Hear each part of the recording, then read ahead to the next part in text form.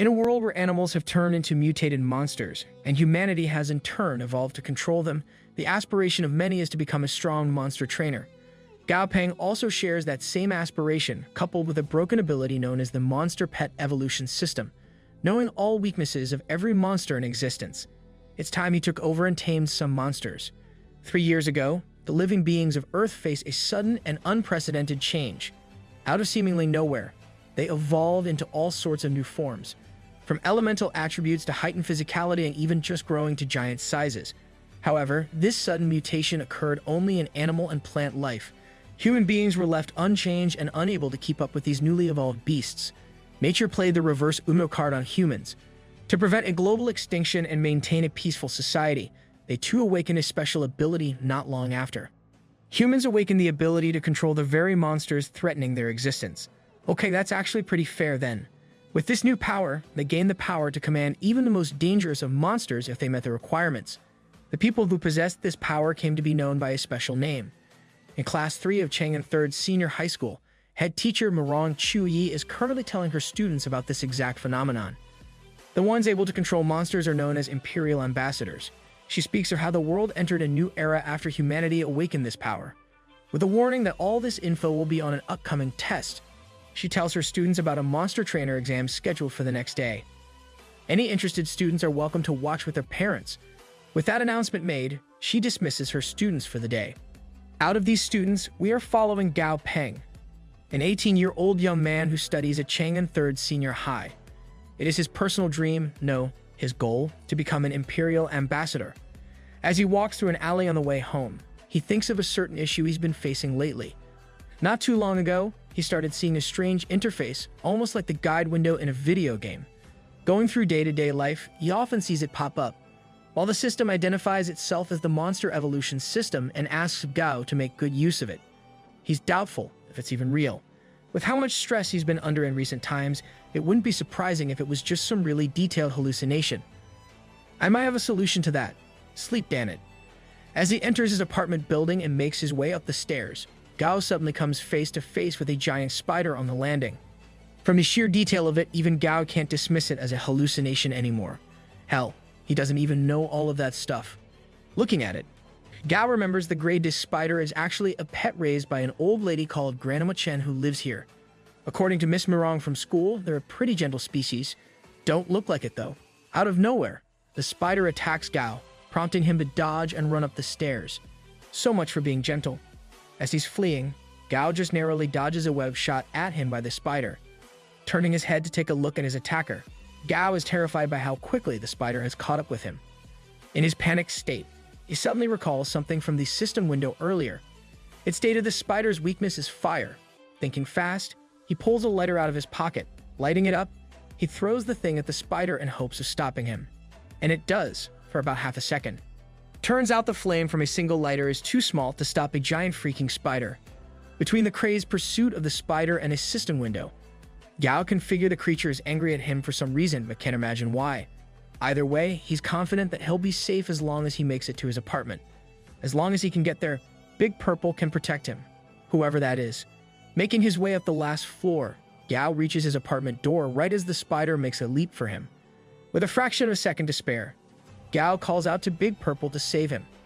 In response to his call, a huge purple tentacle. A huge purple tentacle smacks his apartment door open from the inside and crawls out.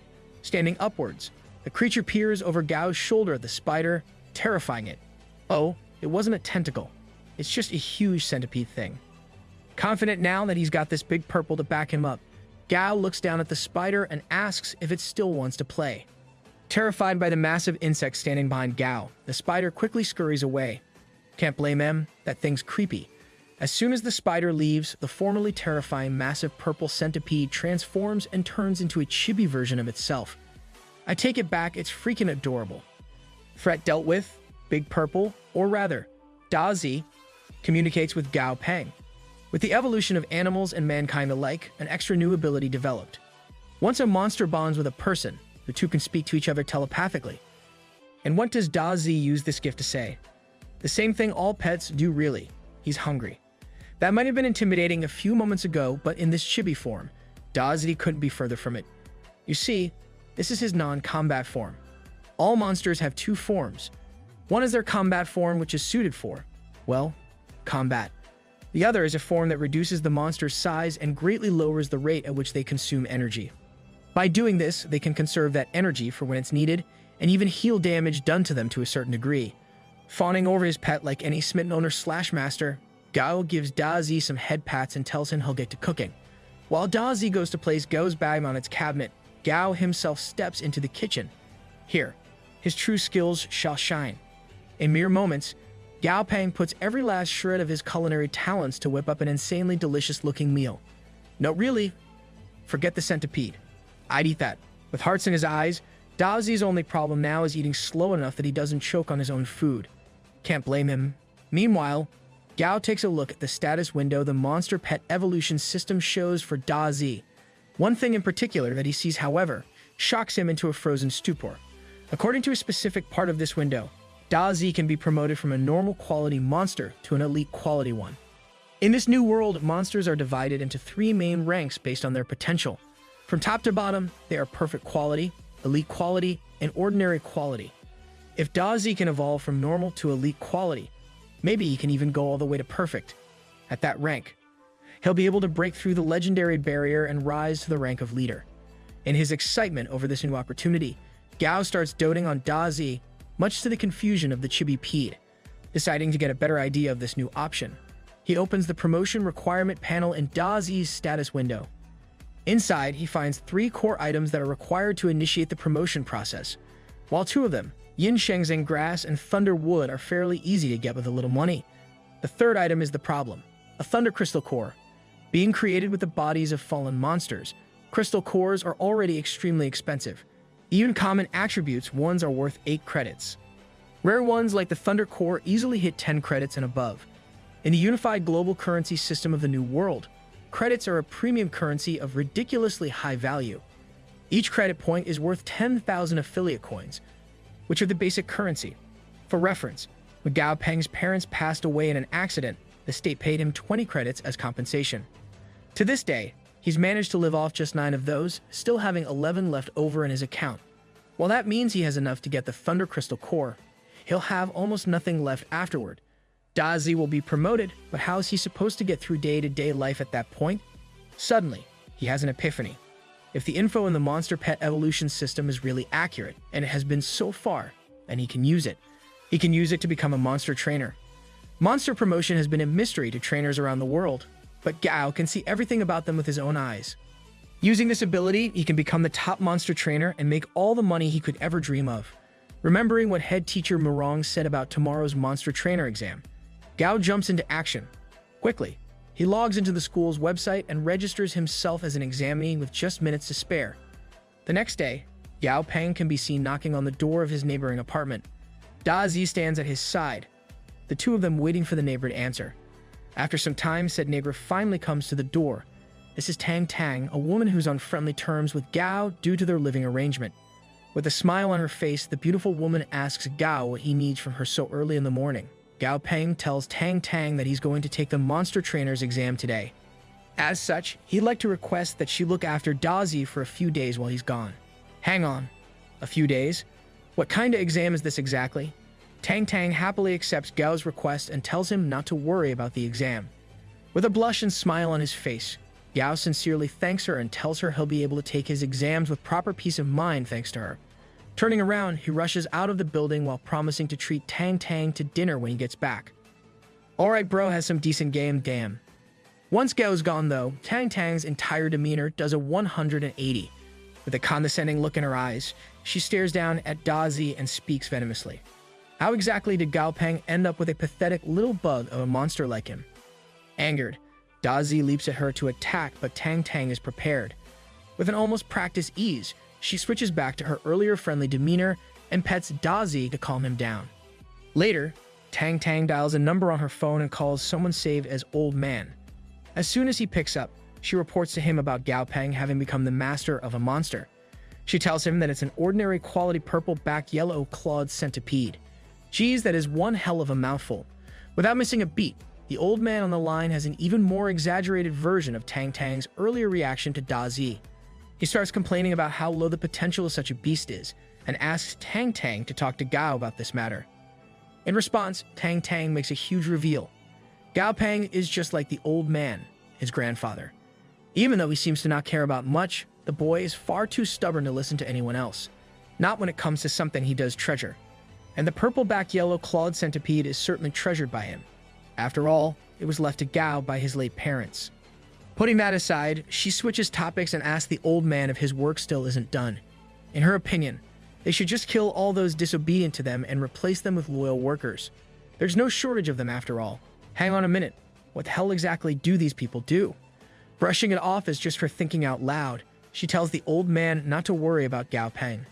As long as she's here, he won't be in any danger. Over in his super fancy office fit for a CEO, an intimidating-looking old man can be seen hanging up his phone. Turning to his assistant, he tells her to relay some orders to the labs. As she leaves, the old man stares at a picture of him and his grandson Gao Peng when he was still just a child. Smiling at it, he makes a promise. In just a year, everything that he has to stay here for will be dealt with. Then, finally, he'll be able to return to his precious grandson. After that, no one will ever be able to hurt him. Over in Chang'an City Monster Division, Gao stands in the midst of thousands, if not tens of thousands of monster trainer hopefuls. It would seem pretty much everyone around is eager to become one. After all, monster trainers are a pretty hot commodity. Suddenly, he hears someone calling out his name. Turning to the voice, he's surprised to see a friend of his, Li Zigong. Along with him are his sister, Li Hongdu, and mother, Zhang Hong. It seems Miss Hong is here to take the exams as well. They ask if Gao is here to watch, only to be shocked by his actual plans. Placing her hand on his shoulder, Miss Hong just tells him it's good for youngsters to be ambitious, as she encourages him to become Chang'an's youngest monster trainer. A sour little man interrupts them.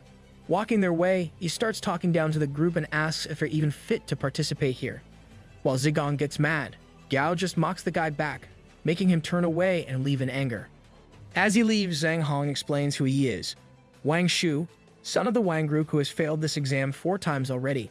Seeing such young examinees probably just made him feel jealous and hurt his ego. Suddenly, the entrance doors ahead start opening. Out steps a suited-up man with an eye patch on his face. This is Feng Shu, the chief examiner of the Chang'an Monster Trainers Division. Inside the building of Chang'an City Trainers Division, the exam to weed out the incapable has begun, as the examinees all take their seats in a large hall. Feng Shu takes his place up front at a dais on stage, speaking into the microphone. He explains the test format to everyone. The exam is divided into 2 stages. One is the written test, while the other is a physical one, meaning a martial arts battle. Here, they'll be taking the written test first. Call me crazy, but how's Gao planning to pass the physical? He's kind of scrawny. Furthermore, Feng Shu explains what the written test will be exactly. On the large screen behind him, 3 videos will be shown one by one. In each video, a monster will be shown for a set amount of time. The task of the examinees is to identify each monster by its physical appearance alone and write down everything they know about it. With that said, the examination shall now begin. As the screen lights up, a large aquatic monster can be seen swimming around in the ocean. Before anyone can really get a proper sense of what it is though, the video ends. Looking at his watch, Feng Shu announces that they have 30 minutes to think of and put down their answer. Naturally, pretty much the entire examination hall devolves into chaos. The examinees are already breaking down how unfairly difficult this seems to be. Annoyed, Feng Shu simply declares that anyone who makes further noise will be expelled from the exam without exception. Luckily, that shuts them all up. Unlike the others though, Wang Shu, the spoiled rich kid from earlier, just has a smile on his face. After all, despite this year's test being the hardest in recent years, he already got the questions in advance. The power of corruption. Freaking disgusting. Turning to his left, Wang Shu is suddenly shocked when he sees Gao Peng, the very boy who mocked him outside. What's more, the boy has a smile on his face and looks more confident than ever. To Gao Peng's eyes, this might just be the easiest test he's ever taken. Thanks to the system plus his own subconscious knowledge boosting its capabilities, he can see everything about the concerned monster, from its name to the things it likes and eats, and even its weakness. One after another, Gao Peng jots down everything he knows about each of the 3 monsters. The storm dolphin first, followed by a mighty gorilla, and finally, a Psyche mantis. Once the exam ends and Feng Shu calls out for the collection of their papers, Gao Peng is fully confident that he's aced it. He better have. Bro had the whole encyclopedia as a heads-up display. An hour later, all the exams have been graded and their marks tallied. Up from his spot on stage, Feng Shu tells them he will now announce the names of the examinees who have passed the first stage. As he calls out name after name, including Zhang Hong and Wang Shu's, Gao is starting to get nervous. Finally, the list of names is finished and Gao still hasn't been called. Seeing this, Wang Shu instantly starts mocking him, happy that the one to offend him has failed. At least, that's what they all assumed. But as Feng Shu speaks once more to ask who Gao Peng is, the tables turn completely. Looking at Gao, Feng smiles at him and congratulates him on getting a perfect score.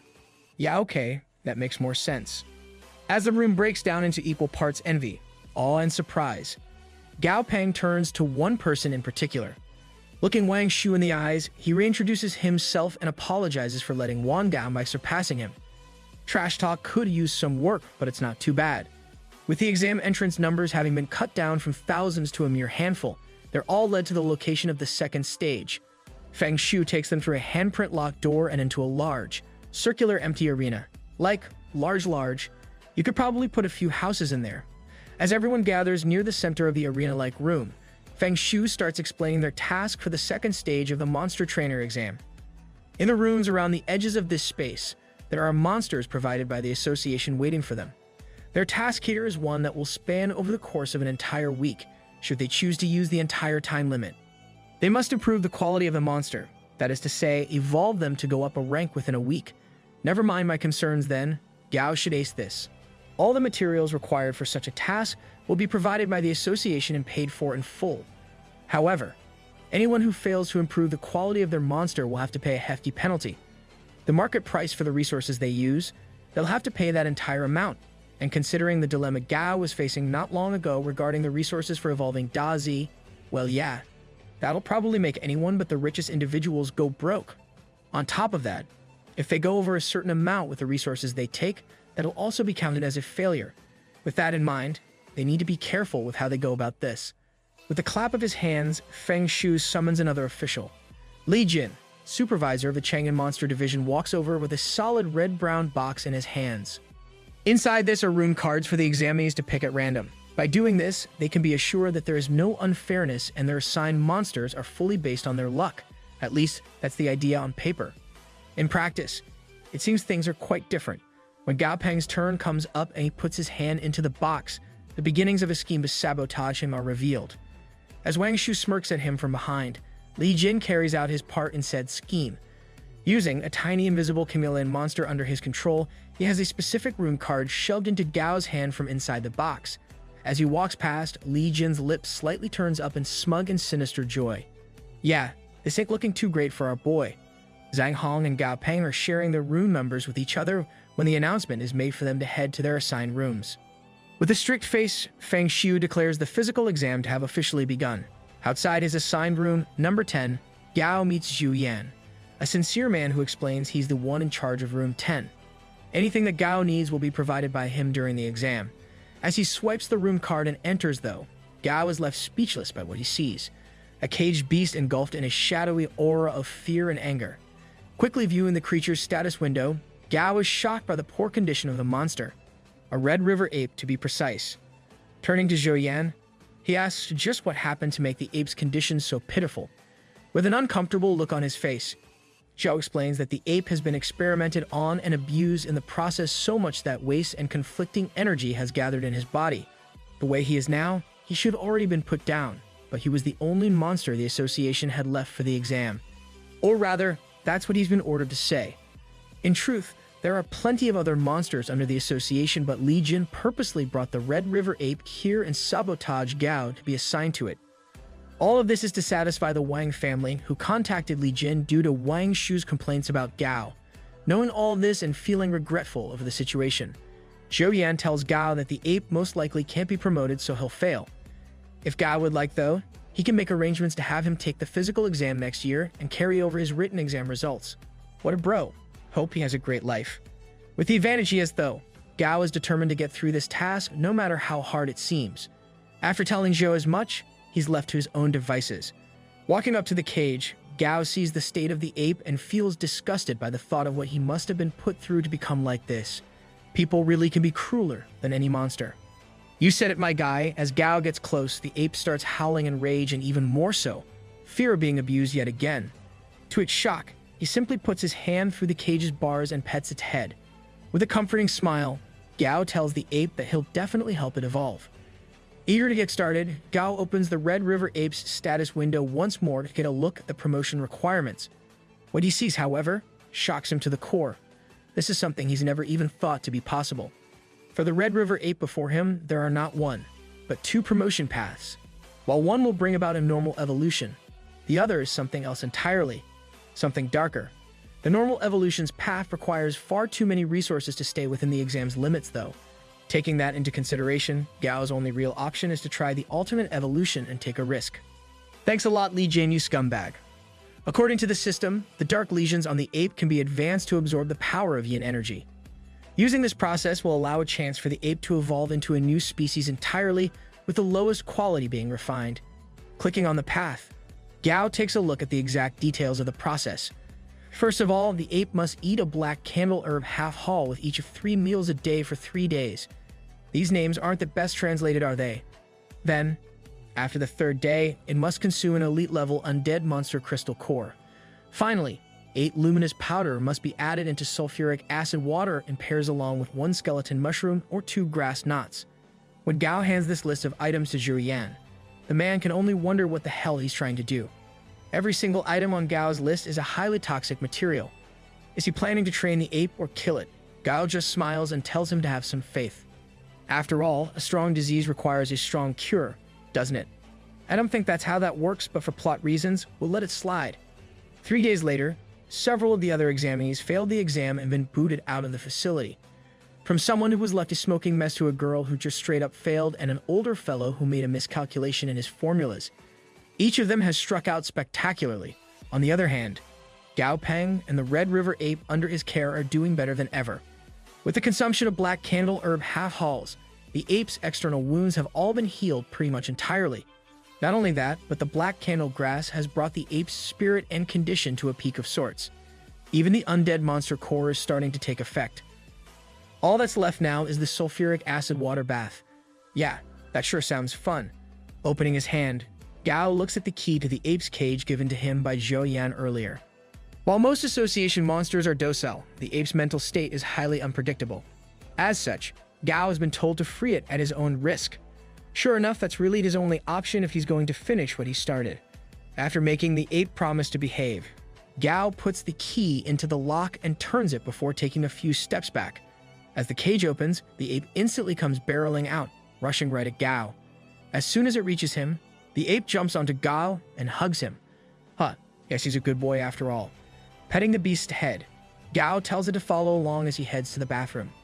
Here, he unveils the toxic vat of sludge he's prepared in the name of a bath.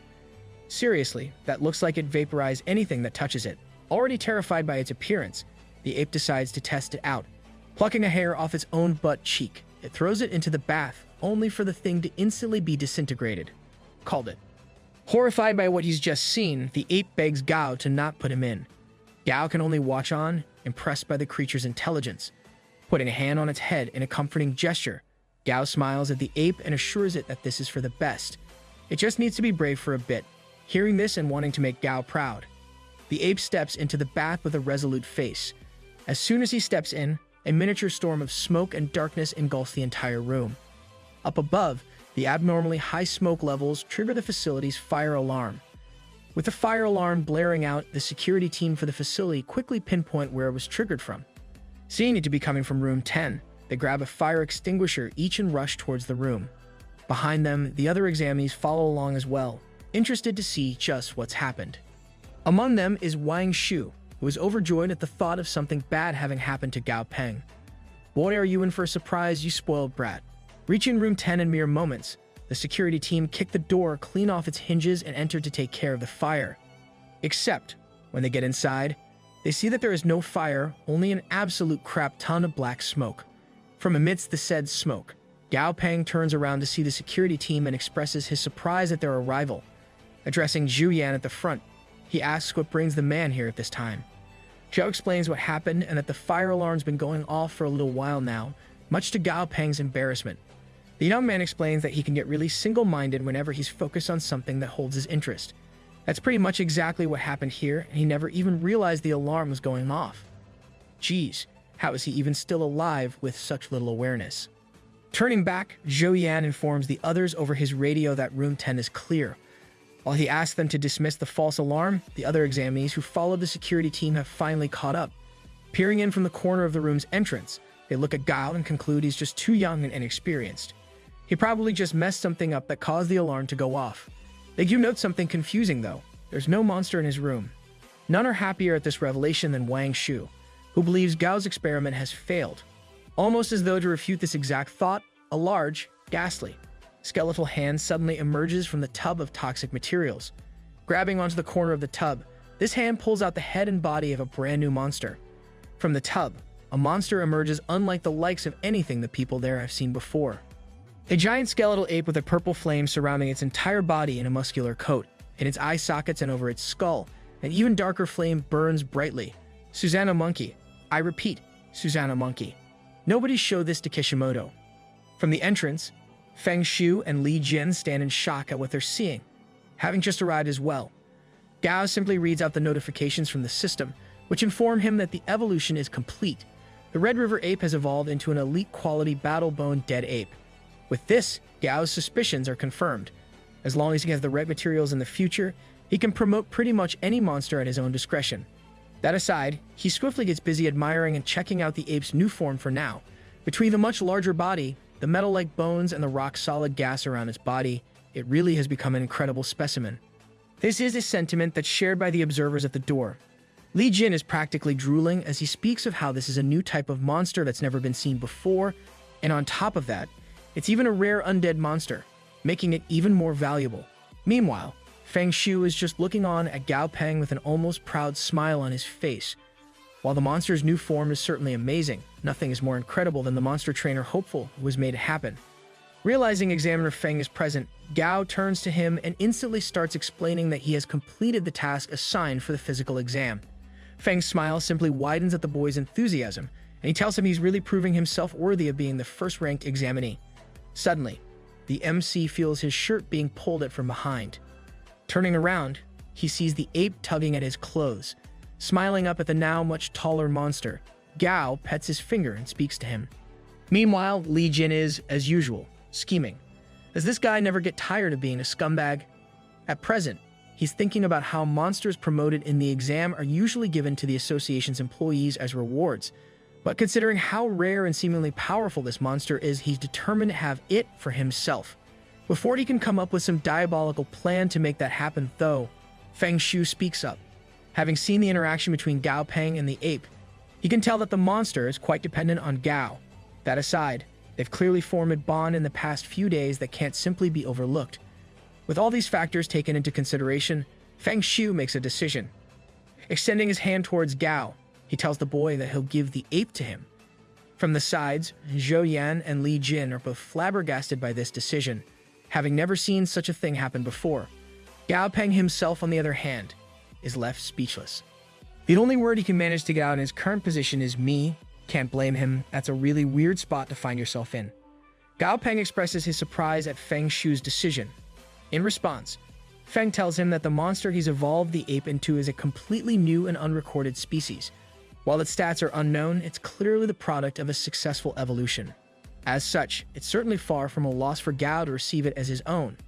Yeah, I don't think that's the part he was surprised by Big Man.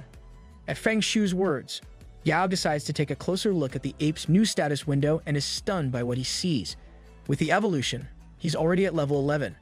But now, being an elite quality monster, as soon as he crosses level 20, the ape can be promoted to an epic class monster. Hell, if he didn't know any better, he'd assume the ape already is an epic class off of appearance alone. Damn right, Susanna Monkey is cool as hell. Coming up to Gao from behind, Zhou Yan grasps his shoulder and tells the boy to accept. The ape seems to want to stay with him anyway, so what's the harm? Of course, a certain couple of individuals are strongly opposed to this idea. Stepping up to Feng Shu, Li Jin speaks out against the offer of giving the ape to Gao Peng. He tries to cite the association's rules to have the monster reserved for an association employee. On top of that, he even admits that the Red River Ape had already been experimented on 6 times prior to this exam. Perhaps one of those is responsible for this promotion. Wang Shu is quick to jump in and throw his own 2 cents into the conversation too. He yells about how the monster should have already been eliminated. So there's no way someone as young as Gao could have brought about its promotion. And there's more on number 2. Taking over from Wang Shu's mini rant, Li Jin tries to build a proper argument, but the spoiled daddy's boy just butts back in. With a furious expression, he yells out that Gao Peng must have cheated. Naturally, Feng Shu just asks them how they even think that could be done in this sort of setting, and for the task set before them. Realizing Wang's blunder, Li Jin tries to salvage their argument by taking a different approach. He claims that the difficulty of the ape's promotion was far beyond the level that the exam is supposed to be at. As such, it's likely that Gao simply knew the required method from some previous experience out of sheer luck. That's a pathetic argument. Feng Shu sees right through it as well, thankfully. Turning his way, he asks Li Jin if he's seriously asking to penalize Gao for showing skills superior to the test they gave him. Instantly backtracking, Li Jin tries to make more excuses, but at this point, Feng Shu isn't interested in listening to his nonsense. Turning to Gao, he simply asks the boy to go ahead and show off his skills as a monster trainer to shut them up. Full of confidence thanks to Feng's support and his own knowledge, Gao proceeds to mock the living hell out of both Li and Wang. He then explains just why the Red River Ape was brought to such a pitiful condition. Their experiments were forcing yin energy onto it when that is the exact weakness of Red River Apes. This is something that neither Li Jin nor Wang Shu knew, so they can't pretend to be superior to him anymore, especially after Gao goes on to describe the insanely innovative method he used to promote the ape. Thoroughly impressed with Gao, Feng Shu walks up to him and tells the boy he'll be granting him an intermediate monster trainer certification rather than beginner. Unfortunately, he'll have to travel to the Yangjing headquarters to get it, since it's a bit beyond his own authority. With this, he turns to Wang Shu and Li Jin to make a shocking declaration. He knew about their backhanded methods and cheating ways all along with Zhu Yan's offer to testify against them. The two have no way out of the hole they've dug themselves into. Wang Shu is banned from taking the exam again for 3 years, and Li Jin is fired altogether with no chance of ever working again. Thank God for that. Was getting real sick of them. So were the others, apparently. The two are escorted out to cheers from all the other examinees who were sick of their ways as well. Meanwhile, Feng Shu asks Gao to join him in his office for a cup of tea. Apart from apologizing for the mess that today's been, he also has a small favor to ask. Following President Feng's instructions, Gao Peng gets his intermediate monster trainer certificate from the Yangjing headquarters with Dumby at his side. Dumby is the name he's given to the undead ape that is now under his care. Thank God, I was running out of ways to refer to him without a name. Kind of a rude name though, gotta say. Stepping out of the building, Gao reads through the certification booklet and sees something interesting. He'll get 30 full points added to his college entrance exams for having one of these. Thanks to the monster trainer exam, he's now managed to not only get an elite quality monster, but also a great profit and perhaps most importantly, an identity token, as he boards the bus that will take him home. Gao has to admit he's quite pleasantly surprised by how efficient the association is. Normally, an organization of their scale is much more inefficient, and you need connections with people like the president to get anything done. As it turns out, Feng Shu wanted to ask Gao Peng to represent Chang'an City in the World Monster Trainers competition. Due to the worryingly low number of competent trainers in Chang'an, they've never had an even remotely noticeable ranking in the competition. Now, however, with the level of potential that Gao has already displayed, Feng Shu is confident that he can make waves in the tournament if he agrees to participate. With it having only been 3 years since the world changed, pretty much everyone is eligible to participate, from the elderly to the middle-aged and even youngsters like him. If he takes part on Chang'an's behalf, their ranking is sure to skyrocket. Unfortunately, Gao is pretty hesitant to accept. After all, he's just become a trainer in the first place. Participating in a global tournament right off the bat, that will put anyone's mirrors into a blender. Luckily, Feng Shu knows just how to get him on board. Either that, or he just got lucky and he mentioned it offhandedly. He tells Gao that even just ranking in the tournament's top 10 will earn a participant a reward of 10,000 credits, far from an insignificant amount. That's all Gao Peng needs to hear, really. Getting out of his seat, he instantly changes gears and tells Feng he'll happily participate. After all, the greater the power, the greater the responsibility. Anyone else hear gunshots? Might want to check on Uncle Ben. Back in the present, Gao is second-guessing his decision. As he ponders whether participating in this tournament is really worth it, a passenger on the bus slowly approaches Dumby, curious about how his bones feel. The man reaches forward to grab one, only for Dumby to wrap him up in a cocoon of strings of some sort. I'm not really sure, to be honest. Turning towards Dumby, Gao pets the undead ape and tells him this is all he can do to support him and Dazi. With how much the two of them need to eat, it's his responsibility to provide for them. Meanwhile, the rest of the passengers can only watch in awe at how casually Gao has calmed down the elite quality monster and freed the guy in the string prison. Later, Gao and Dumby are walking home after getting off at their station. As they're walking, Dumby suddenly shoves Gao off the street and turns to face what he senses as a threat. After getting up and walking back towards the ape, Gao thanks him for worrying about him but assures Dumby that there's no danger. After all, the one he senses is just the other member of their little family, Dazi, except he's different now. Very different. Looking at the centipede, he can only feel horror at the extremely fattened up worm crawling his way. What the hell did Tang Tang do to him? From the direction Dazi just came, Tang Tang appears, walking towards Gao the second she sees him. She tells him that Dazi and her are here to pick him up. In response to his question about Dazi's state, she tells him she's just made him healthy and strong by giving him lots of good food. After all, he was way too skinny before. So, this is what they call a feeder. It's terrifying. Taking a look at Dazi's stat window, Gao's eyes linger over the words extremely overnourished. Yeah, there's no way this can count as healthy. That aside, she asks how Gao's exam went. In response, he gives her a quick rundown of everything that happened. More than anything, Tang Tang is shocked by the fact that he's jumped straight to an intermediate trainer from the start. Smiling warmly at him, she tells him his growth rate has really surprised her. Taking that into consideration, she decides it's time to have a talk with him. Looking him in the eye, she asks Gao if he knows why monster trainers have such a high status. It's because no matter how strong or weak the monsters they use, they're still monstrous. I mean, yeah, isn't that why they're called monsters? The hell is she on about? Skipping over whatever that conversation was, we see Gao Peng back in his apartment. Here, he's sitting to perform the Imperial Monster's secret technique. With this, all damage received by a monster trainer can be transferred to their monster instead. Though the range is limited and the technique can only be activated by the monster's own choice, it's quite a formidable technique regardless. In the first place, a monster's defensive power is far superior to a human's, so activating the move is basically akin to invincibility against normal attacks. And as a monster upgrades and evolves, their defense and vitality only get stronger and stronger. After learning the move with Dazi, it felt as though the two were connected in a way. Almost as though by an invisible thread of sorts. Sitting on his sofa, Gao finally completes the ritual he's performing and the contract is completed.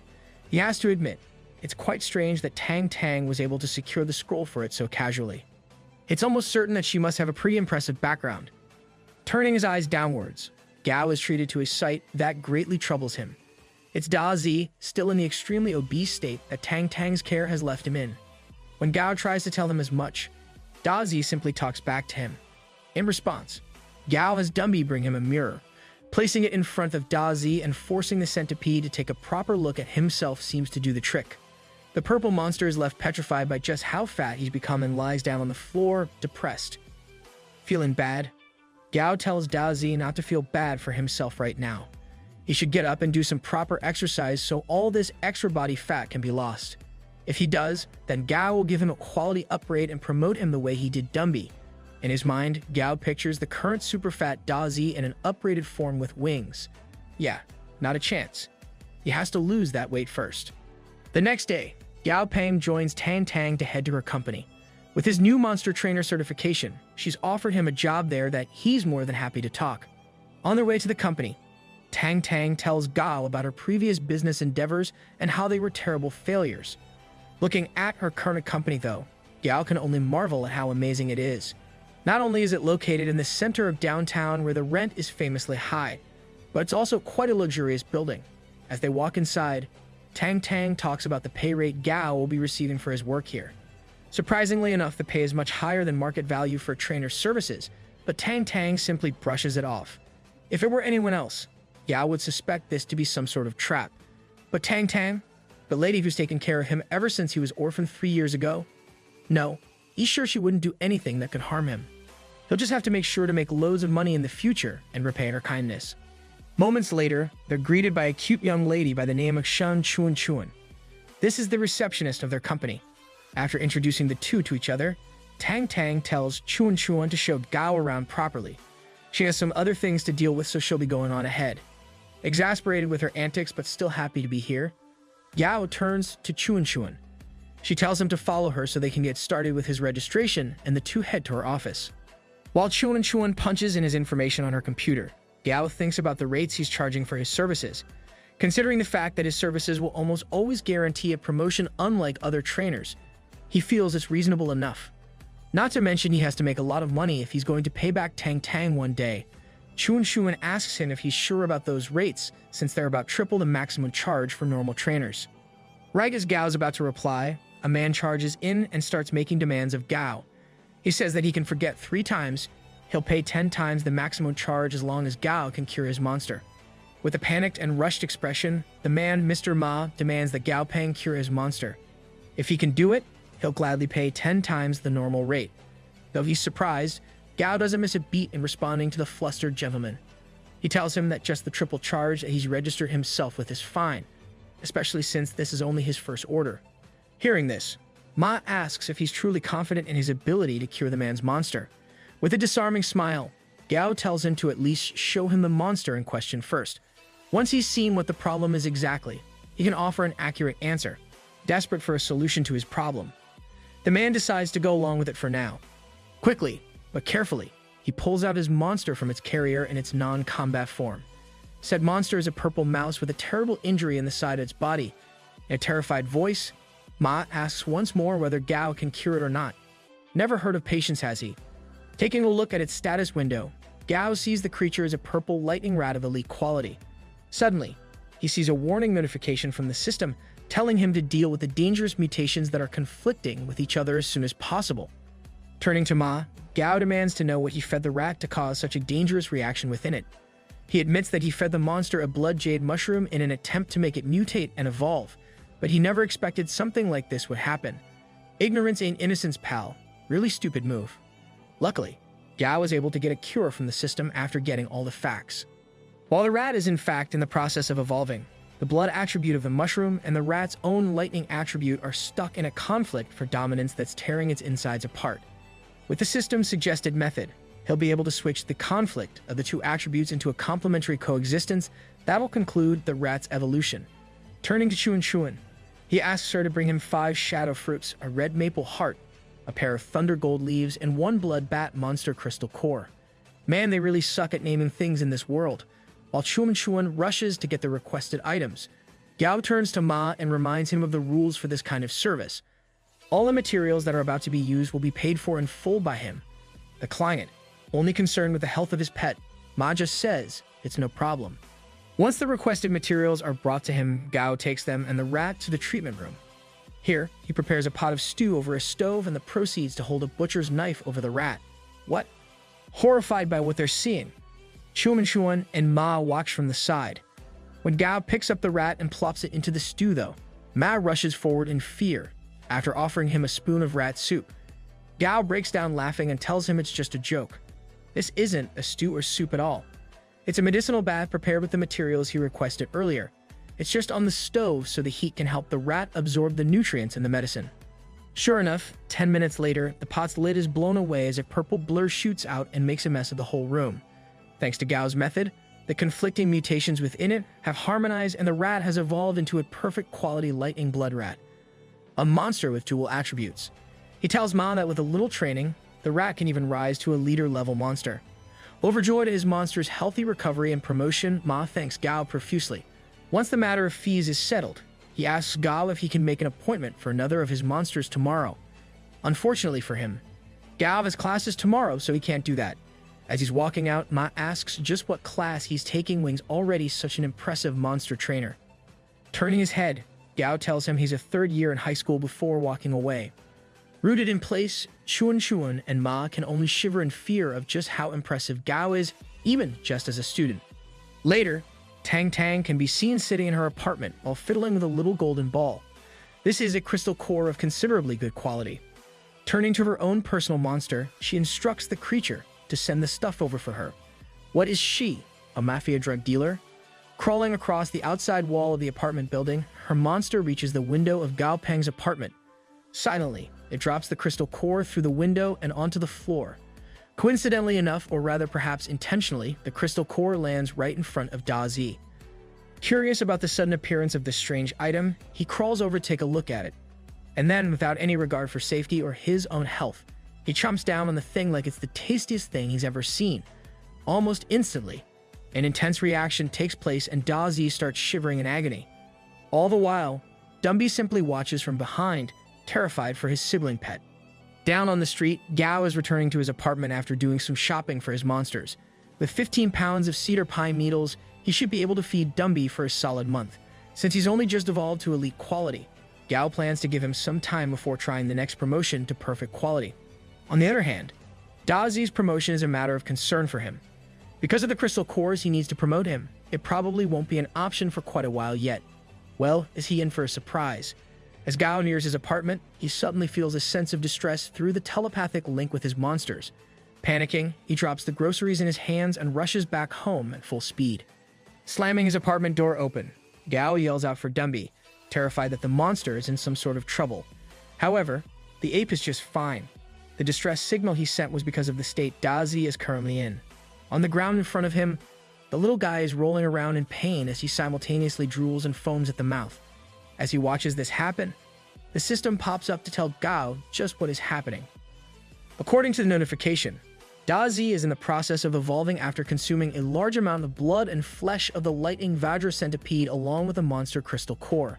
Shocked by this information, Gao Peng can only wonder just where the hell something that expensive would even come from, of course. This must be the work of Tang Tang. Sure enough, the woman appears in his doorway with his dropped groceries in hand, proving that she's been watching him. I can't decide if that's more wholesome or creepy, leaning towards creepy. Turning to face her, Gao Peng asks why in the world she would do this without even so much as asking him first. All she says in response is that he wouldn't have accepted it if she asked in advance. After placing down his groceries and nervously scolding him for being reckless, she scurries backwards and enters her apartment with a rushed goodbye. With her gone, Gao sets his sights on Da Zi. Firmly smacking the centipede's head, he tells him not to just eat whatever he sees in the future. With that, he sets about finding a way to speed up Da Zi's evolution, so he doesn't have to keep suffering like he currently is. Luckily for the centipede, the system provides info on just the thing he needs. After digging through his possessions for a bit, Gao finally finds what he needs, a medium-grade purple poison flower. By grinding this into a medicinal juice and feeding it to Da Zi, the evolution should be completed. Well, that's certainly convenient, almost like the plot demanded it. Sure enough, as soon as Gao blends the flower up and feeds it to Da Zi, he evolves into an elite-quality purple-backed lightning centipede at once. Despite the evolution, though, the now much larger centipede collapses onto the floor, exhausted from the ordeal it's just been through.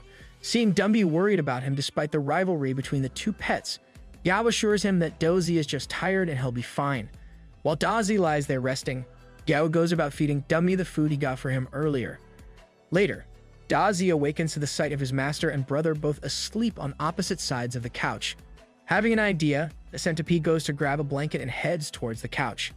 While Tang Tang watches from the window and worries about what's coming his way, Gao finds a blanket draped over him by Da Zi, who wraps himself around his master for cuddles. Didn't think I'd die from cuteness today, but here we are, sayonara folks. Never mind, I'm back. In the principal's office of Chang'an 3rd Senior High, said principal can be seen arguing with a government official over an important matter. Said matter is the recently suggested reform of the school. While the principal is heavily opposed to putting his children in any form of danger, the government official finally lets slip why this must be done. While people their age are considered children in peacetimes, the incoming war will force them to be the main defensive force for the country. Their situation at present is at a turning point. Soon enough, the technologies of humanity will no longer be a threat to the ever-evolving and vicious beasts that have been mutating out in the wilds. Unlike the monsters in cities, their mutations are far more violent and battle-focused in nature. If they wait to reform their system till then, it really will be too late. Meanwhile, in class, Gao Peng finds himself the center of everyone's attention, greatly confusing him. That is until a friend of his reveals that his exploits in the monster trainer exam have been reported in the newspaper. Thanks to that, he's practically a celebrity now. Blushing in embarrassment at the praising words of the students around him, Gao happily takes it all in. Then his friend asks him if he can make a small request, which Gao instantly denies. Damn, either they're really good friends or not at all. Can't be an in-between with an instant reply like that. Right as the friend's about to make a big deal about it, head teacher Murong appears out of thin air behind him. With a smack to his head from her rolled-up paper, she yells out for the students to settle down and listen to her announcement. Reminds me of my old teachers. As everyone settles down, she makes the announcement. From this moment onwards, schools all around the world are undergoing an urgent reform. From here on out, the second year of high school and up will have a new course taught on monsters. On top of that, they'll also be having a special recruitment channel for students to be recruited into the army.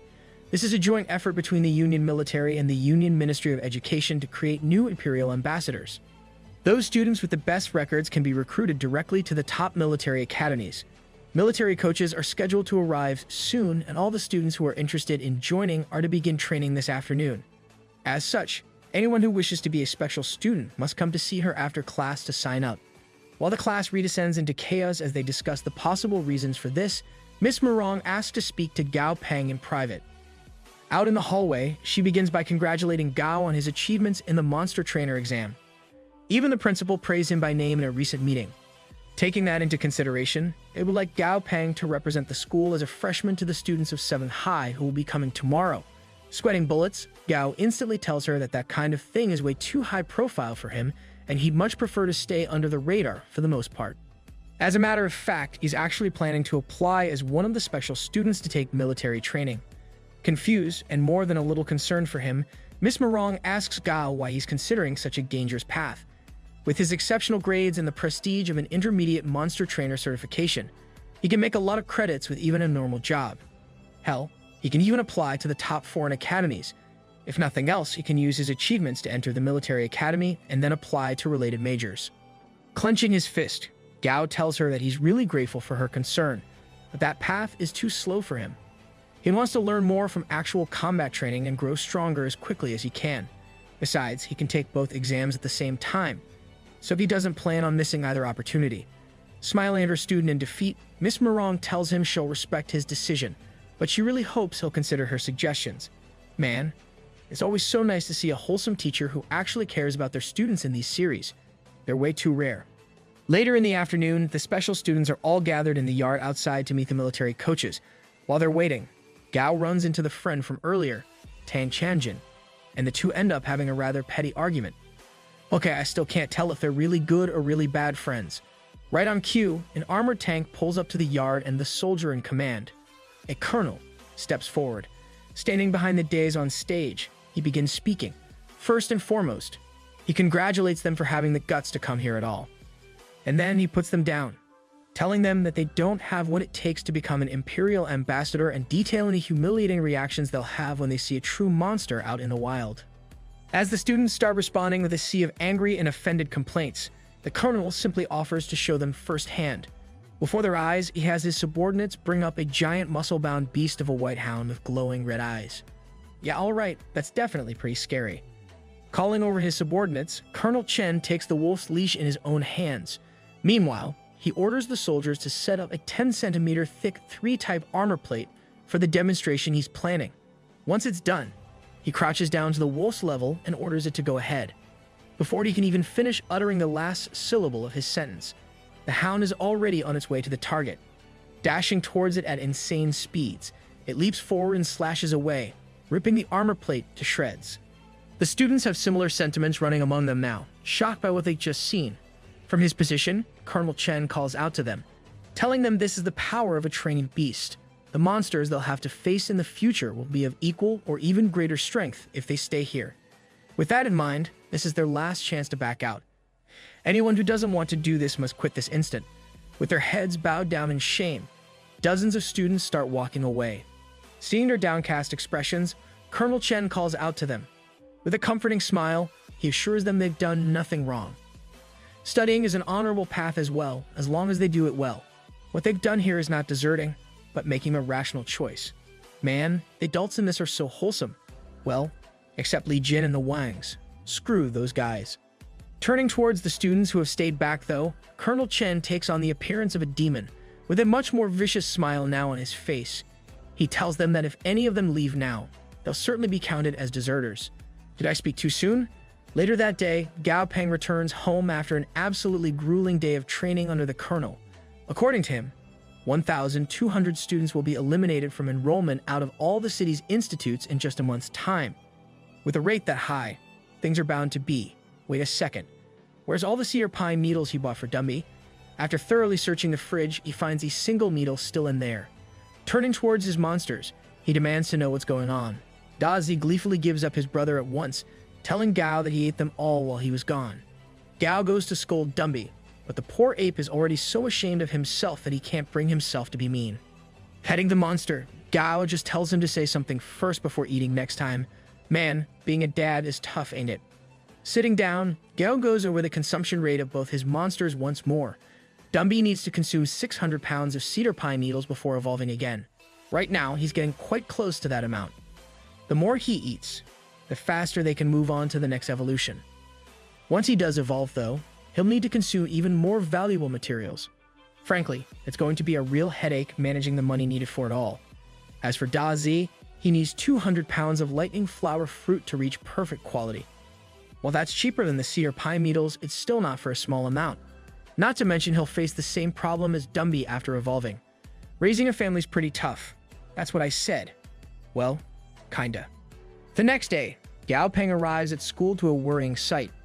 Students are all over the place, just barely able to keep control of the monsters that they brought with them.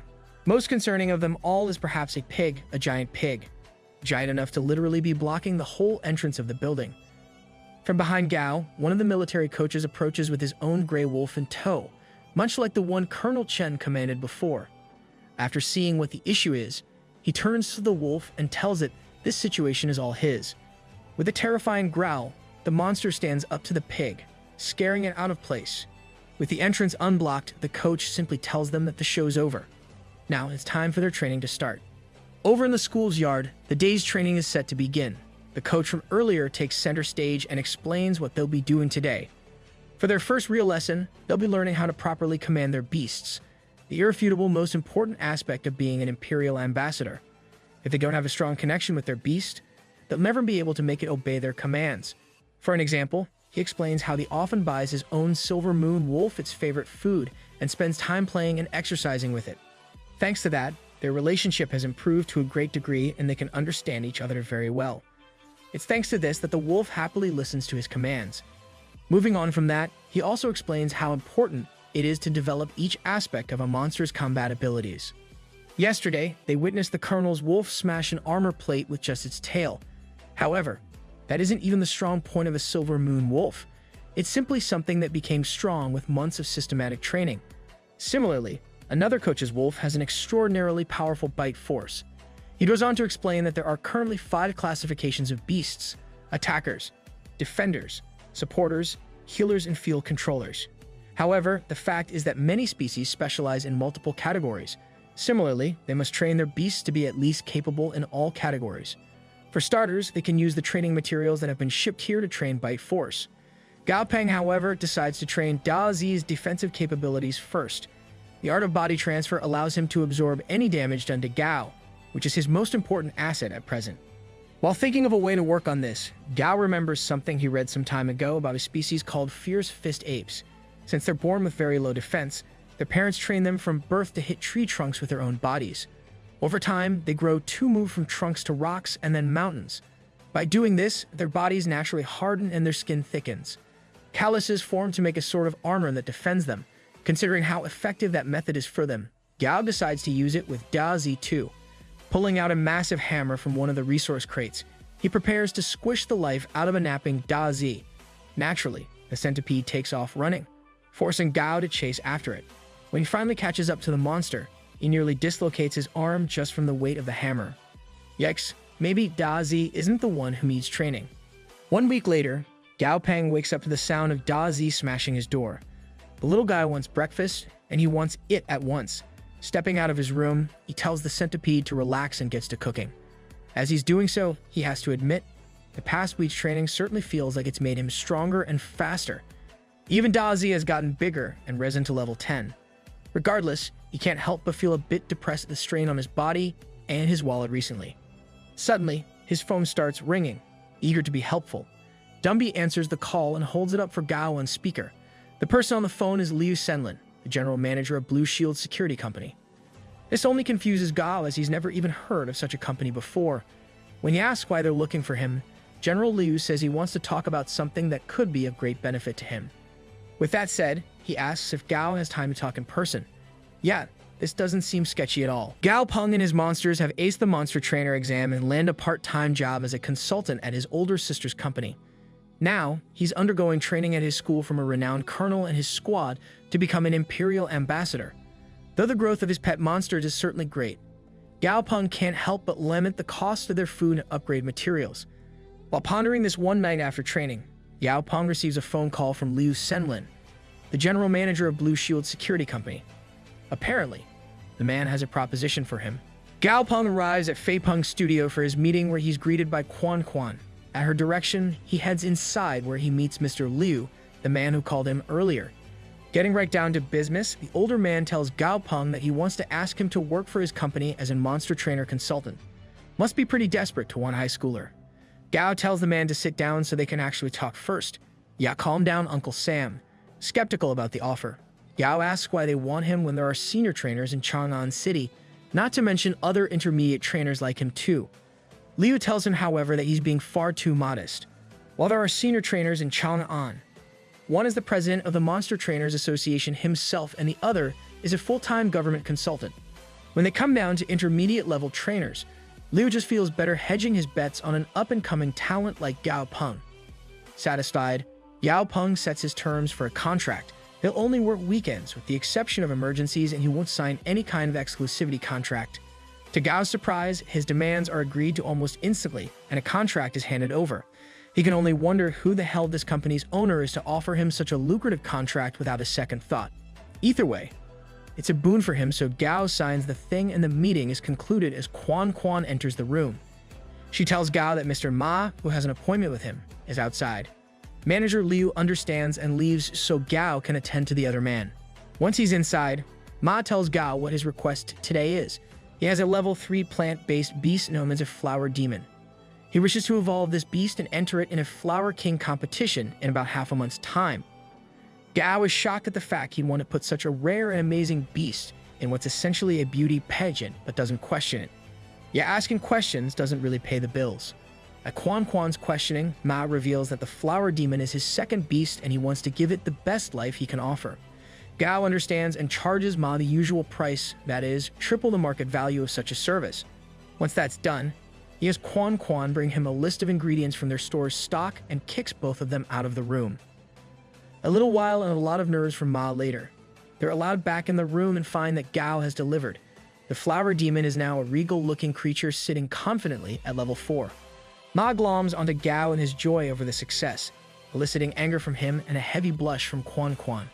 Huh, so she's a perv then. Meanwhile, in an unknown location, a young lady disdainfully listens to her peers and their casual attitude towards life. She, however, has a set goal in mind. She will do whatever she must to find a specific person, Gao Peng.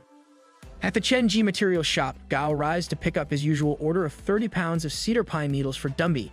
Unfortunately, the store owner informs him that there's a shortage of the material due to an infestation of villainous spiders that appear out of seemingly nowhere in the Black Ember Forest of Chang'an City.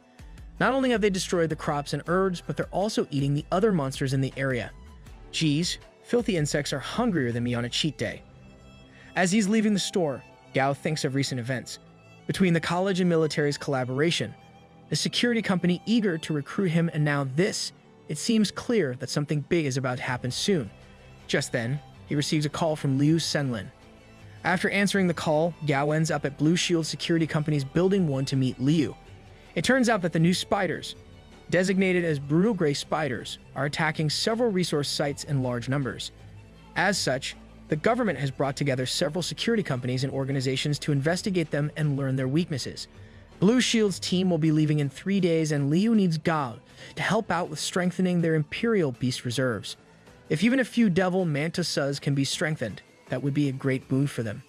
He leads Gao to a floor where about 100 Devil Mantises are kept and asks him to please do his best. While Gao studies the Mantises, Liu and a junior discuss his skill level.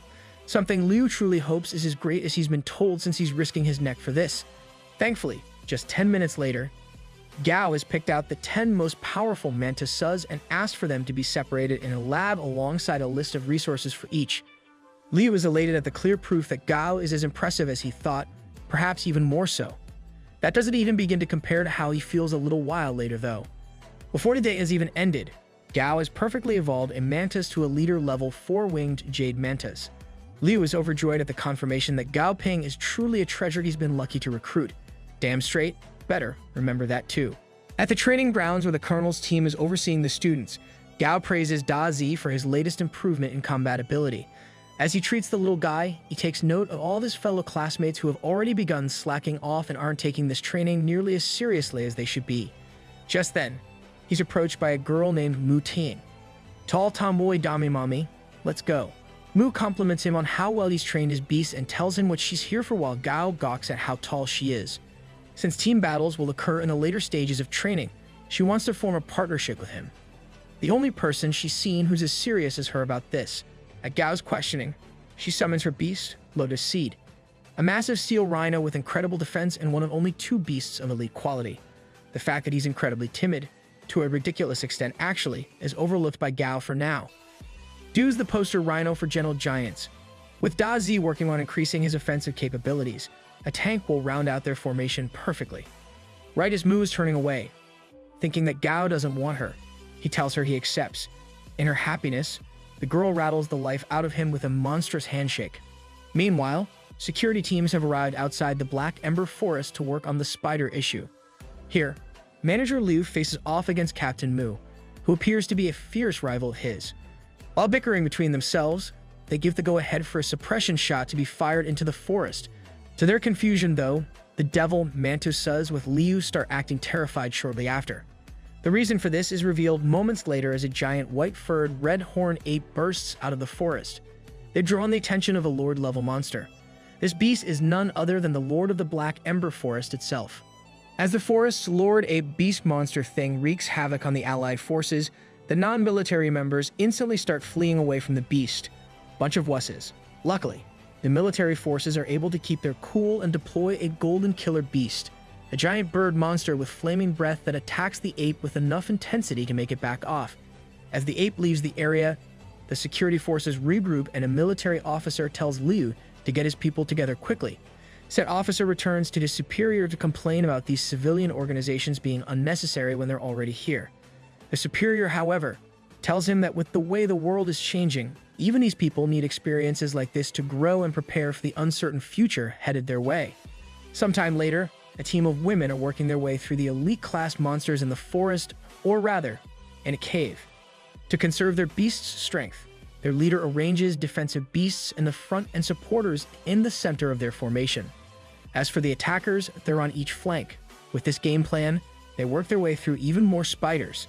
They eventually hear the sounds of fighting from further in the cave and rush towards them. Once they get to the fight, they find themselves on a high-up ledge that gives them an aerial view of the battle.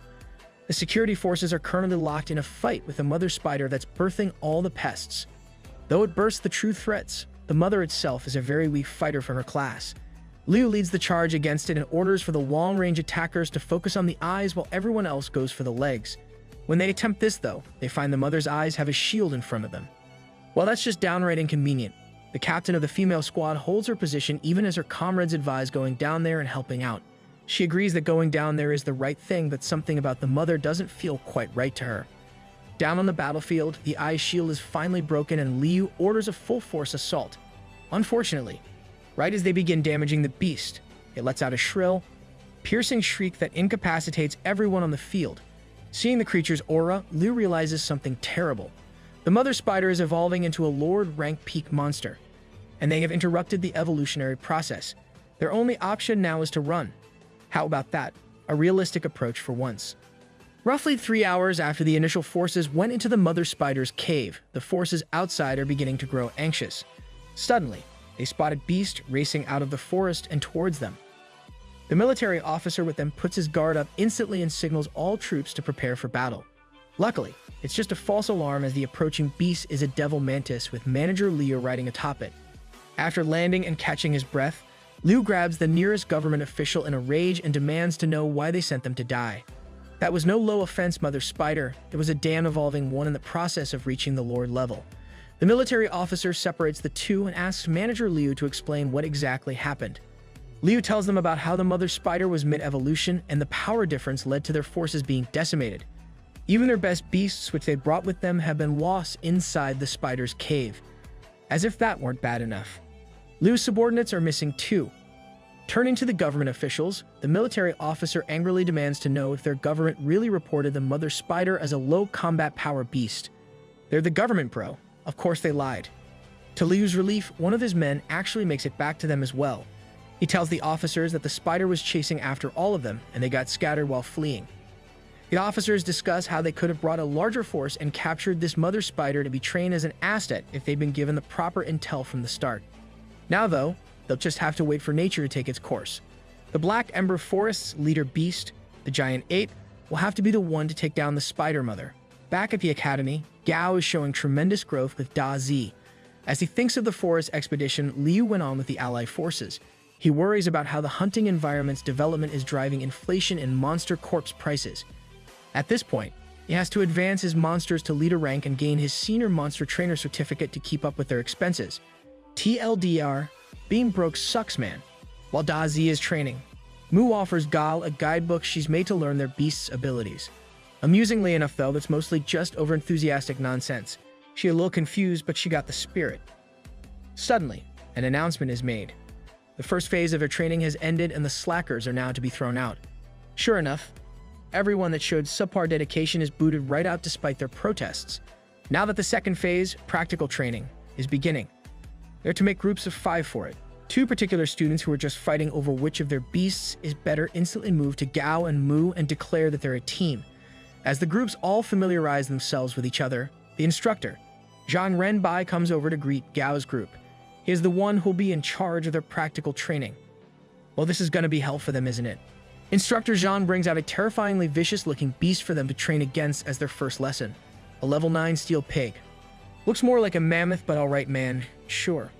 Gao and Mu's new teammates find common ground for the first time in their shared fear of the beast. When they request a different monster, Instructor Zhang offers up an innocent-looking hyena instead. However, Gao Peng knows that this is actually a level 10, elite-quality hairless bloodhound. If provoked, this thing is even more powerful than the pig. Plus, it has poison immunity, so Da Zi will be at a disadvantage. Gao quickly steps forward to avoid their monster actually being switched and says he'll take the pig on first. As soon as the beast's cage is opened, it rushes out with a furious countenance, ready to maul Gao and Da Zi. The two remain calm though, and Gao tells his beast to go forward. As the giant pig attempts to crush the centipede, Da Zi maneuvers himself around its legs and climbs onto its back, where he rips into the swine with a vicious snap of his jaw. After he's thoroughly bitten into the pig's flesh, it manages to throw him off. Now on the ground and in a stunned state, Da Zi is vulnerable. The two new guys show varying levels of concern that Da Zi has lost, but their worrying is unnecessary. Little by little, seemingly invisible damage is stacking up on the pig even as they speak. Da Zi has already taken control of the battle by injecting the pig with his poison. Now, the more violently it tries to attack, the more the poison will spread and mess it up. Yup, definitely main character levels are broken. Before long, the pig collapses, causing the new guys and their beasts' jaws to drop. Instructor Zhang points out that the pig's blue face indicates poisoning. He tells Gao that he's past days training, but advises to not have Da Zi use his poison too much. If he becomes too dependent on it, then he'll end up practically crippled against an enemy with poison immunity. Instructor Zhang also takes note of how Gao is raising his centipede more like a dog than anything. Hey man, dudes could be best friends with damn near anything. Next up is Skinny Sweater Vest Guide. We don't have a name yet, so that's what he'll be. After bickering some more with the fat guide, he sends his yellow-tailed scorpion forth to face the steel pig while it's still poisoned. The scorpion uses poison needle to take the pig down. But unfortunately, this knocks the beast itself out as well. Turns out it took damage from its own poison plus the remainder of Da Zi's inside the pig.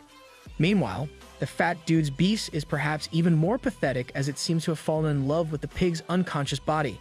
While the fat guy stops his beast, Sweater Vest heals his scorpion, and Gao and Mu have a conversation. Instructor Zhang face palms at the scene. This team is not going to be easy to lead. Dumby is sitting in front of the fridge in the apartment, constantly searching for food inside over and over as if he'll magically appear. Hey, that's what I do in the middle of the night sometimes. Gao Peng would stop him, but the little guy's actions are just too silly and cute to interfere. Just then, he receives a phone call from the number of the Monster Hunting Association. He curiously picks up and figures that it must be Yingxu calling to tell him the cedar pine needles have arrived. When he puts the phone to his ear, he hears an automated message playing to tell him that the task he posted has been completed. The items will now be arriving at the pickup location at their scheduled time. Gao Peng is happy that it's finally here and speeds out of his apartment. He's worried that if this shortage continues, then he'll need to give Dumby an alternative evolutionary route. W. Dad Man. As Peng collects his parcel from a delivery robot, a group of sketchy individuals are watching his every move from the shadows. They have followed the delivery truck of the cedar pine needles all the way from the Monster Hunting Association's warehouse, and they intend to rob the person rich enough to buy so many right now.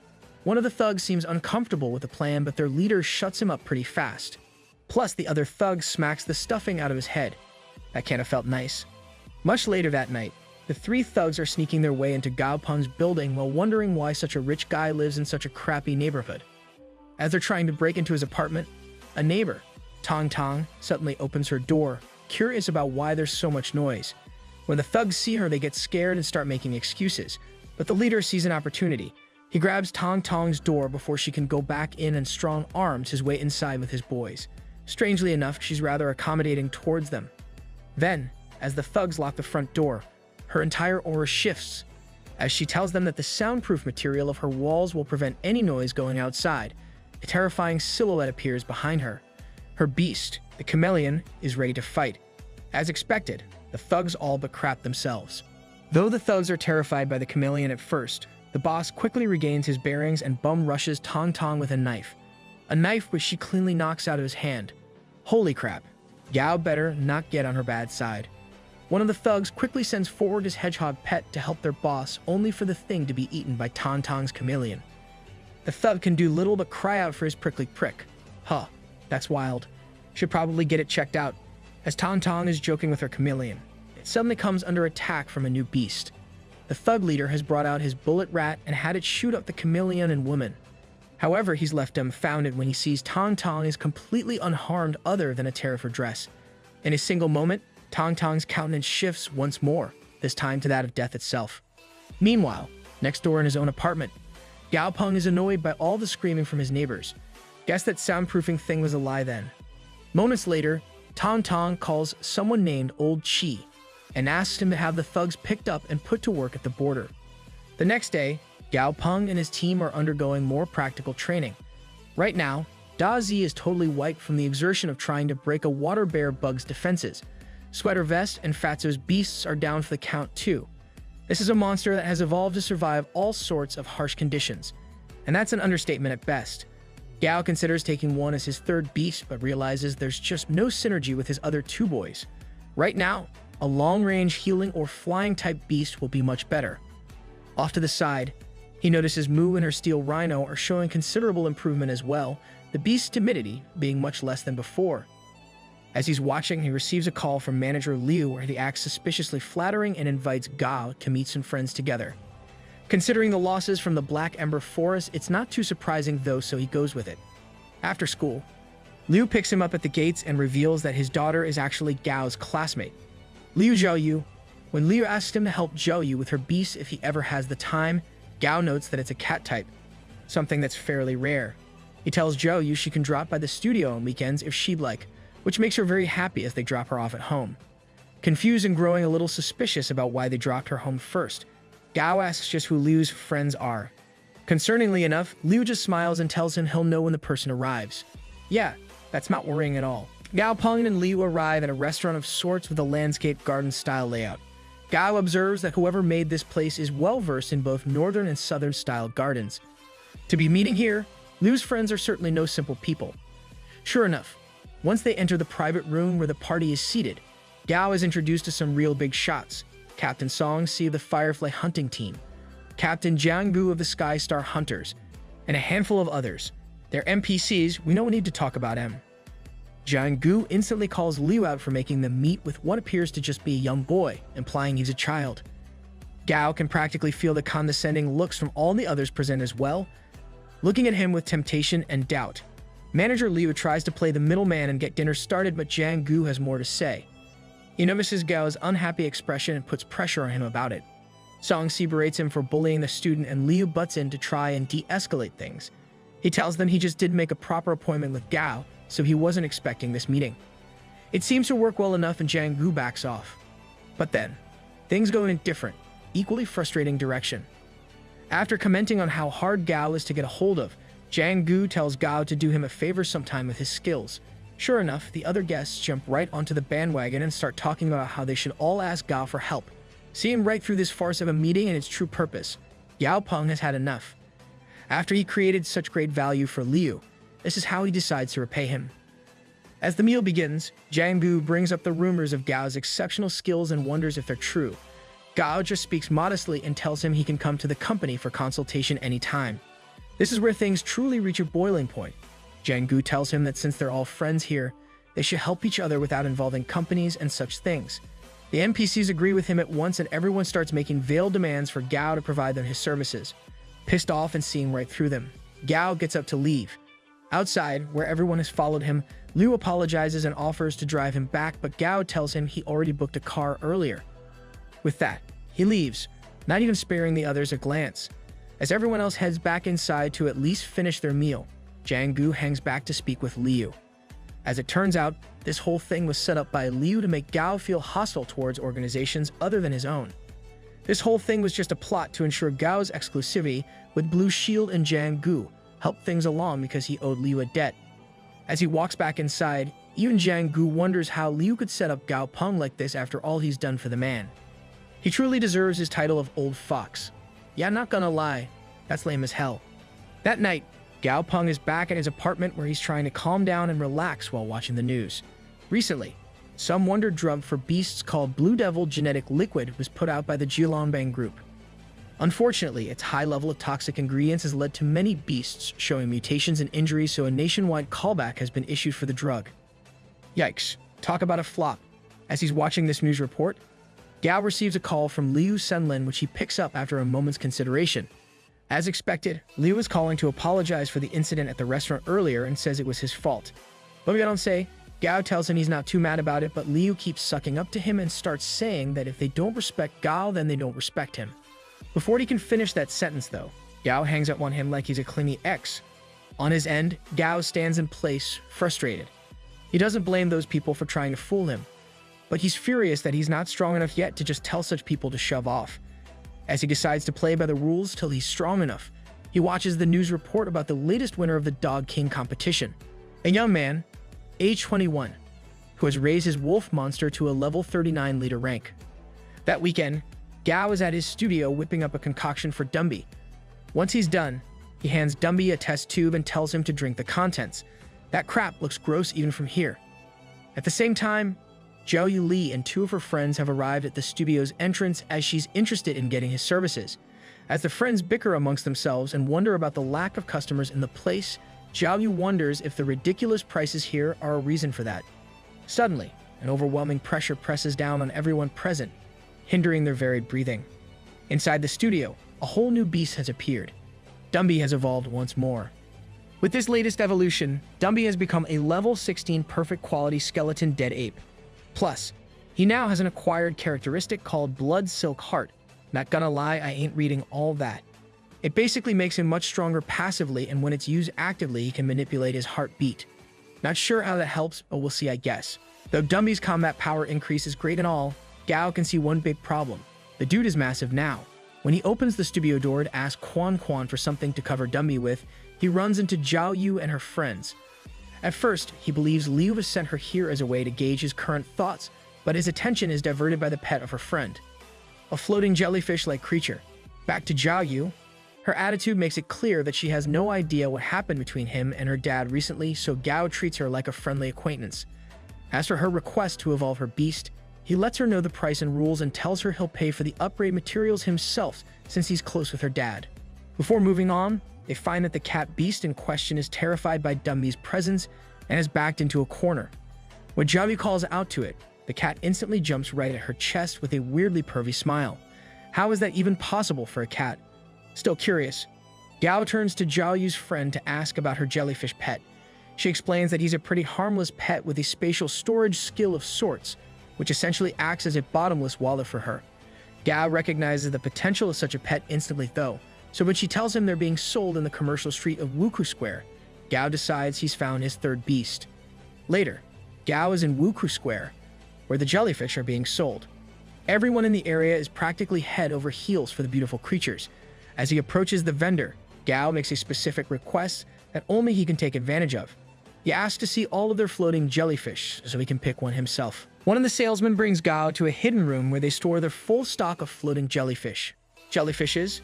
Jellyfishy? I don't know what the plural is. He explains how the floating jellyfish are recorded as having been born of a mutation from the Space Force at the beginning of the Great Catastrophe somewhere deep in the ocean. After that, they were driven to the brink of extinction by predator monsters. It's said that other than their ability to float and open a small pocket dimension, they're the worst space attribute monster to exist. Sure enough, the system's windows show Gao that none of the jellyfish here are anything special, sitting flatly at level 1 all around. That is, except for one particular specimen. The Wobuff, a very active floating jellyfish. Please don't sue us, Pokemon. As soon as Gao shows an interest in the jellyfish, the salesman tries to scam him by stating its price to be 100 credits. Naturally, Gao sees through this and offers 50 credits instead. To his dismay, the salesman agrees to that instantly, which means it's still way more than what you should be paying. Get scammed, son. Now with the Wobuff jellyfish in his possession, Gao observes its full status windows, which show a dual affinity for space and wind along with elite level quality. Gao decides to name the little guy Silly. Who let this idiot cook? After returning home, Gao introduces Silly to Da Zi, who instantly runs to the bedroom and slams the door behind him in jealousy. Not willing to have any of this behavior, Gao lures him back out with promises of his favorite treat and then whoops his cheeks once he comes out. Classic Asian parent move, that one. With Da Zi down for the count, Yao moves on to the next order of business, forming a contract with Silly. As he attempts to form the contract with Silly, Gao finds that the floating jellyfish's mental plane is even smaller than Da Zi's was when they started out. Plus, his mental state is incredibly restless, making Gao feel like he's bullying the little guy. In order to remedy this situation, he decides that for now he's going to spend some time bonding with Silly so that he can grow attached to them and lower his guard. As his first attempt at this, he decides to take Silly to school with him tomorrow. What could go wrong? Am I right? The next day, Mu and the other two stooges are dumbfounded by Gao's appearance. He has shown up to their training wearing Silly as a hat. For the love of God, make him stop cooking. Even the ladies passing by are making fun of his goofy as hell getup. Gao demonstrates Silly's spatial storage ability by pulling a cold water bottle out of him and offers it to Mu. Unfortunately, she's still stuck on just what the hell that is on his head, so she turns it down. After Gao explains what exactly it is, Mu asks him if he's seen the monster for today's training. A purple gold scorpion with an extremely intimidating look about it. Mu asks if he'll still be going first today like he usually does. The other student trainees nearby overhear this and start complaining about how he'll get the bonus points for being the first challenger of the day as usual. One of them does realize, though, that his actions only benefit them as a guide on what to do. Much to their shock, however, Gao says that it's unfair for him to always take the first go, so he'll let someone else have it today. Smooth. As soon as he says this, a young man steps up with his pet beast, a giant chicken with a rainbow tail. Who let this kid out of daycare? He's a child. Gao recognizes the kid's beast as a chicken dragon, the only elite level beast here other than Da Zi, though it's only normal quality and lower level than Da Zi. Gao turns to his centipede boy to have him observe the match, but finds Da Zi busy thirsting over a snack. After whacking the crap out of the little guy to make him pay attention, he watches as Instructor Zhang signals for the match to begin. Almost instantly, the chicken dragon is pierced by the scorpion's tail, but luckily, Zhang tells them this scorpion isn't poisonous, and it only penetrated the muscle. Since the chicken dragon is relatively unharmed, it jumps into action and pecks the life out of the scorpion. While the chicken's master is certainly overjoyed, Gao notices something else. True to Gao's observation, the scorpion recovers from the chicken dragon's attack while it's still right above it and launches forward with its pincers too. Oh my god. The scorpion has crushed the chicken dragon's family eggs. May God rest the souls of all those lost children. Every male in the vicinity immediately grasps at their balls in solidarity with the chicken's pain as it collapses in front of the scorpion. Before it can do any further damage, Instructor Zhang sends in his wolf to stop the beast by way of intimidation. Once the chicken dragon is out of the battle cage, it runs off in shame, leaving its master to chase after it. Meanwhile, Instructor Zhang addresses the people who were complaining about Gao always going first and asks them if they still think he's choosing him over more capable people. Naturally, they all back right off and admit that those with better grades and scores really do make more sense to go first. At Zhang's questioning look, Gao steps in with his goofy jellyfish hat and centipede to take the scorpion on. Da Zi enters the cage and takes a vertical stance to tower over the scorpion as they prepare for the match. Outside, Mu discusses the advantages of both beasts there with Gao. While Gao agrees that the scorpion is dangerous and probably holding back, he has faith in Da Zi and all the training they've done. As the match begins, Da Zi deftly evades all the scorpion's strikes as Mu cheers him on. Also, looks silly's got a crush. Totally unrelated, just thought it looked funny. Finally, the scorpion gets close to landing a pincer attack on Da Zi, but the centipede dodges and body slams it hard enough to send it hurtling down. Following up quickly, Da Zi traps the scorpion in a coil formed by his body. Gao and Silly both have smiles on their faces as they observe the solid victory. After Da Zi's incredible display against the scorpion, Mu is gushing the praise for both the centipede and Gao, who she believes was frozen in place because of his confidence. Gao plays it off and goes along with her assumption to maintain his dignity, but the truth is, he was absolutely terrified to the point his heart rate shot up. From behind him, Instructor Zhang calls out for Gao to call his beast back at once. They don't have many monsters to use for training in the first place after all, and if Da Zi eats this one, Gao will have to pay for reimbursement. Sure enough, Da Zi is currently chomping away at the scorpion's hide. That is one hungry boy. In the background, several students look on in fear at what Da Zi is doing and worry that he's too cruel and undomesticated. Gao just whistles once to call his beast back, and Da Zi comes to him instantly, scaring off the students in his path. Gao uses a handkerchief to wipe the blood off of Da Zi and caringly tells him not to just eat anything since he could get a bad stomach. Plus, he's scaring people. He should stick to insect beasts since they're both nutritious and tasty. At his side, even Silly is doing his part in wiping off Da Zi. Little guy is actually adorable.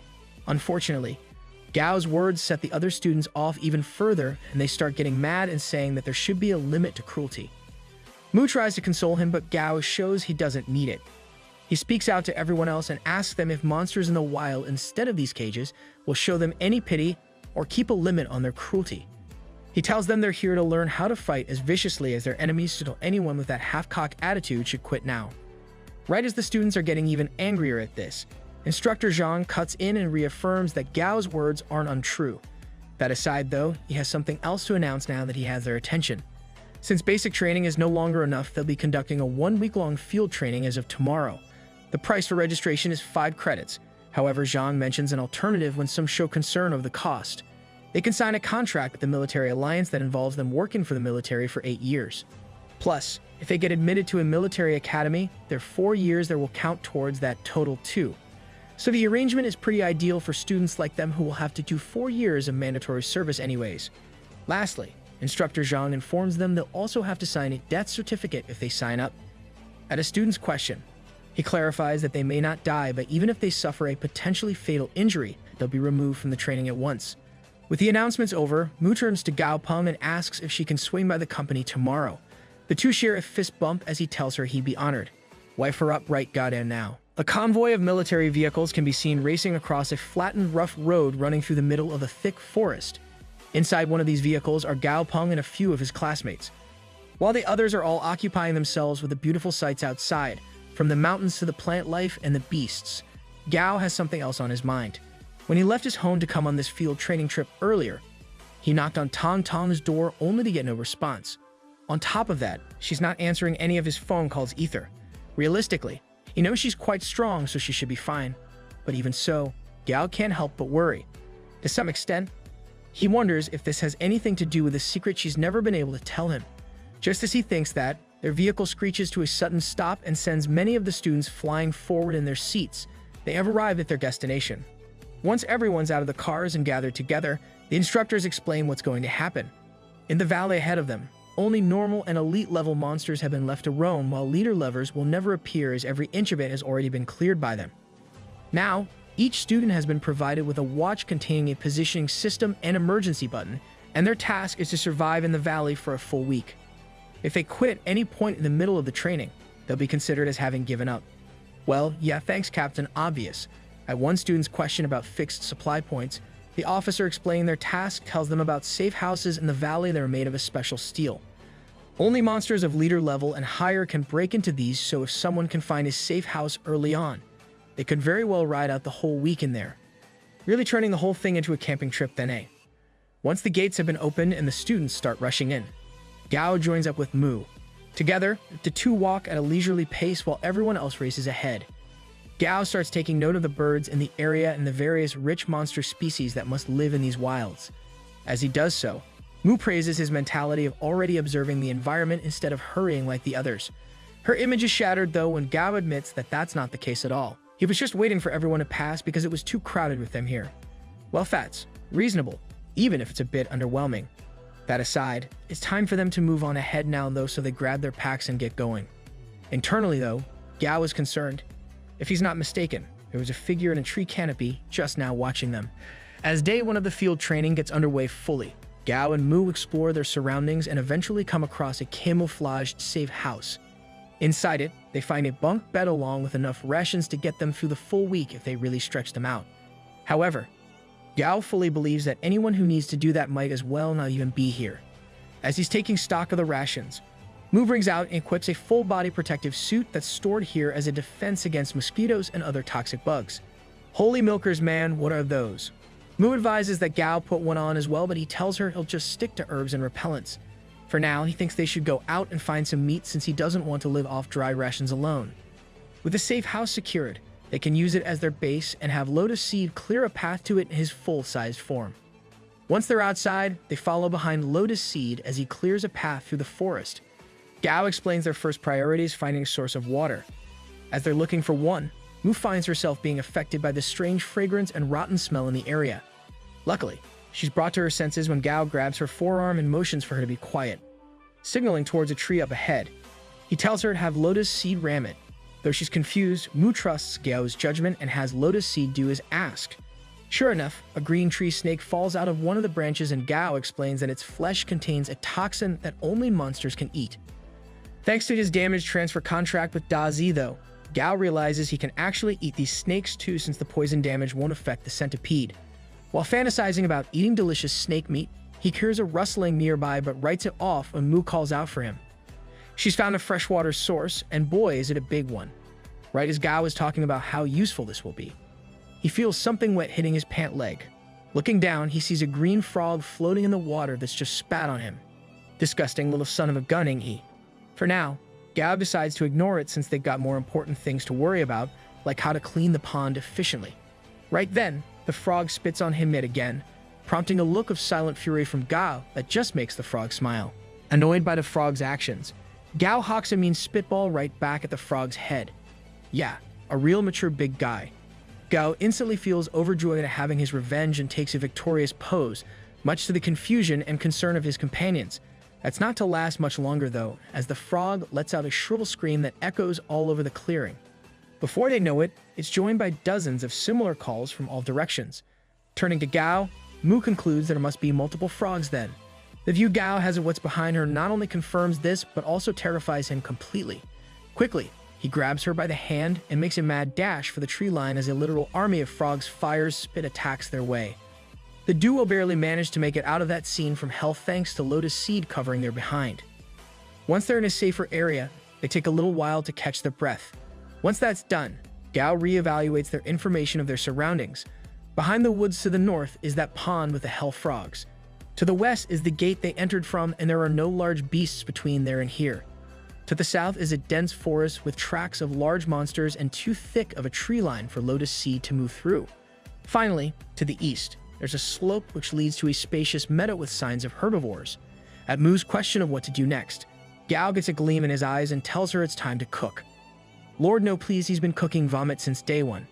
As he goes on a rant about how they should pace themselves and relax, Mu can only wonder what she's gotten herself into. When she says they should find some ingredients then, Gao says there's no need and pulls out the green snake corpse from earlier, causing a deadpan expression from Mu. Next, even more unexpectedly, he pulls out several vials of ingredients, confusing her even more. When Mu asks why the hell he has that stuff, He just says one must always be prepared for wilderness survival. He has to be capping right now. Meanwhile, unknown to the both of them, they along with most of the other students are being watched on hidden CCTV cameras placed all over the valley. The lead officer here has taken a particular interest in Gao and his resourcefulness despite being a student with little training.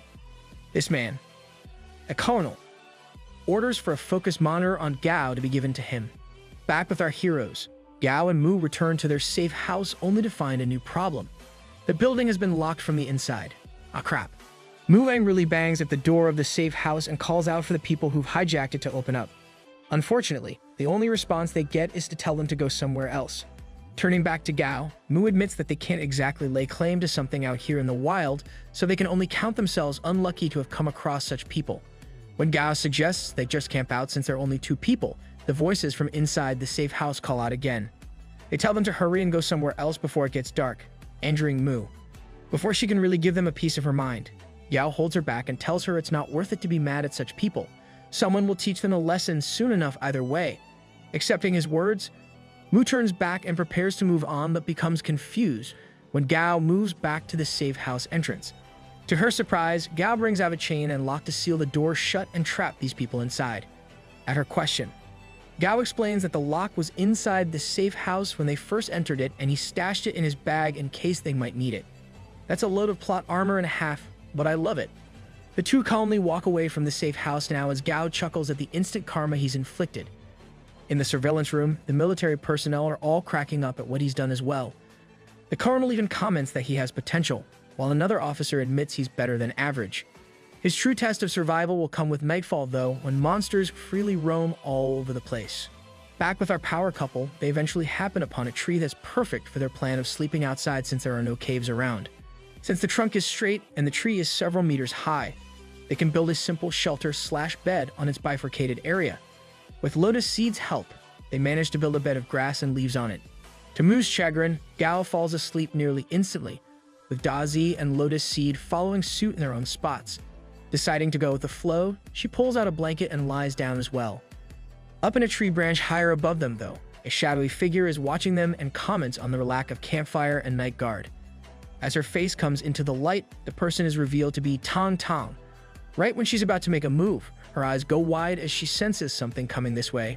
Well, that's pretty vague. Tang Tang watches as a dark shadow panther dashes towards Gao and Mu's position. Considering their skills, though, she's sure they can deal with this. As the shadow panther tears through the trees in its path, Lotus Seed is woken up and starts making noise. Mu wakes up and groggily asks him what's wrong, only to hear Gao yelling at her to jump off the tree. Without a moment's hesitation, she obeys and leaps off onto Lotus Seed. Turning to Gao, who's next to her on the ground, she asks what happened. Gao simply tells her to look forward, where she spots the shadow panther. Worried about its unknown strength and type, she asks if they should try to fight or run. Gao, however, can see all he needs thanks to the system. After viewing the beast's level and grade, he determines that running is the wrong course of action since it will make them vulnerable and provoke the panther. Instead, as the beast leaps at him for a fatal blow of its claws, Gao calls out to Dazi and the centipede jumps in to protect him. Though the panther manages to push past him, Dazi quickly uses his electric abilities to paralyze the panther for a second and viciously bites into the beast.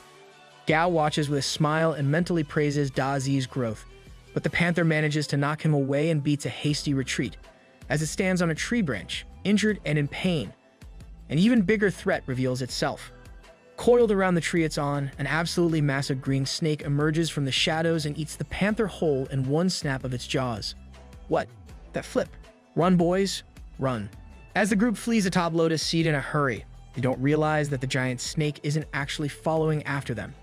From her perch, Tang Tang comments that it's a good thing she didn't have to intervene after all since it would have blown her cover. Over in the surveillance room, the soldiers ask the colonel if they should prepare to eliminate the mutant giant jungle anaconda that's tripped their emergency alert. Unexpectedly, the other leading soldier, the commander, tells them there's no need since the giant jungle anaconda is a gentle-natured beast that won't fight unless provoked. Even then, his actual offensive strength isn't that high. Identifying this can just act as another trial for the students. If they can't even handle it, then they'll be better off quitting now while they still can. The colonel agrees with this assessment, but tells the others to have the Golden Condor team ready and on standby in case they need an emergency rescue at any point. Why was that not already done? The next morning, Gao wakes up Mu from her slumber and tells her that they'll be going back to last night's campsite to take a look around. A short discussion between them reveals Mu's hesitation and fear of the anaconda still being there and their lack of information on it.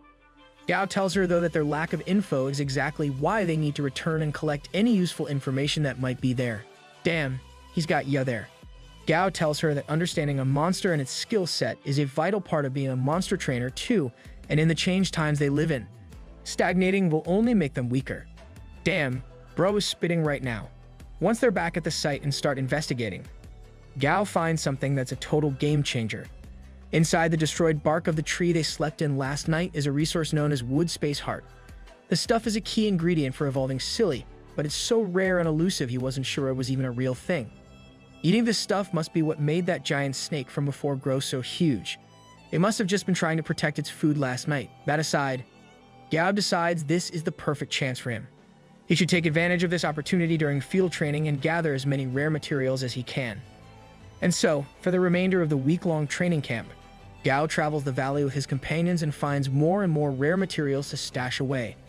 When the 7th day finally arrives, the participants are gathered at the entrance and congratulated on completing the training. The colonel tells them the next training session here in the valley is set for 3 weeks from now, and everyone who attended this one may come to that for free. Right now, they've got a 3-day holiday before they have to return to classes. While everyone celebrates this, Gao pulls out his phone to give Tong good news. To his shock, though, the first thing he sees is a news report about a locust swarm. Well, guess the end times are here. All of Chang'an City is suffering from a downcast mood as reports come in of the battle up in the north between the military and the locust swarm. Thanks to research from Director Feng of the Monster Breeders Association, it's been discovered the locusts are weak to fire, and this has helped massively in the fight against them. However, with the swarm consisting of billions of locusts and each being at least 30 centimeters long, things aren't looking too great. While watching this news report on TV in his apartment, Gao receives a phone call from the man himself, Director Feng. After exchanging the usual pleasantries, Director Feng tells him the military has sent a batch of voracious golden toads to raise their grade. The director would like Gao to come down to the association tomorrow if he has time and help with that in exchange for considerable compensation. Gao catches on instantly and asks if they're planning to use the toads against the locusts, since they're their natural enemies. Director Feng confirms this, and Gao admits that the idea is certainly plausible. When Director Feng mentions the pay being negotiable, Gao asks him to provide a Commander-tier electric-type monster core crystal as his payment and agrees to come in. God, and why are these names always such a mouthful? The next day, Gao arrives at the association and is greeted directly by Director Feng, much to the shock and awe of the staff. Together, they head down to the basement level where the frogs are being kept and researched on. While they're in the elevator, Gao asks if Feng has stayed up all night due to the bags under his eyes. Feng answers that is indeed true thanks to the current situation. Poor dude's really doing his best, ain't he? At basement level 5, the pair emerge into a large space which Feng introduces as the research center. Pointing over towards the workspace, Feng shows Gao some of the voracious golden toads in their possession. Gao observes them as he ponders their ancestry of horned frogs, which provides them terrifying jump abilities and the earth attribute. A nearby worker brings him a couple of skewers loaded with grilled locusts and tells him he can try to feed these to the frogs. Before anyone can stop him, though, Gao pops one of them right into his own mouth and munches on it while reviewing it like he's Gordon freaking Ramsay. The nearest golden toad to Gao starts going mad with anger at seeing its food being eaten by another. Sounds like me when I'm hangry. Gao is quick to reassure the creature he was just taste testing the food and moves the skewer close to the toad. In one vicious pull of its massive tongue, the toad not only eats the locust but also the metal skewer itself. Gao can only marvel at the strength of the creature's tongue and stomach to be able to digest even the skewer. Turning to Feng, he asks which aspect of the toads is required to be improved. Feng answers that it's their defensive ability and their digestion capabilities, though an offensive boost would certainly be welcome as well. He beckons Gao over to a large screen that's showing all the results he's compiled on the toads and their compatibility with certain materials. From what his research shows, the toads have high affinities with both the earth and fire attributes. After hearing out Feng's explanation about the materials he tested with, Gao cross-references it with an evolution path he knows that uses fire orchid veins. He'll just need to modify that formula a bit. From there, he proceeds to cook up, pun intended, an analogy for the toad's evolution that treats them as the main ingredient in a dish and the materials required as seasoning. Using his analogy, Feng has the idea of using red-faced demon chili as a material. He orders his disciple, Zheng, to go bring him a batch of those chilies from their warehouse. Though Zheng doesn't agree with this ridiculous analogy, he's not willing to stoop so low as to actively sabotage the process, so he does as asked. How about that, a douchebag who's actually respectable? That's pretty rare. From there, Feng goes through a complicated process to turn the chilies into an evolution solution and injects a golden toad with it. Seconds later, the toad explodes. From there, they adjust the formula used and retry the experiment several tries, only to blow 2 more toads the hell up. As the researchers begin doubting Gao's ability, the man questioned speaks directly to Feng. Thanks to the system, he's known what to do from the start but couldn't risk exposing that fact. As he proposes adding a second main ingredient, Feng's hesitation shows. Gao, however, tells him to just believe in him one more time. Gao explains that they can use black soft soil as a secondary main ingredient for its property of dampness and yin nature.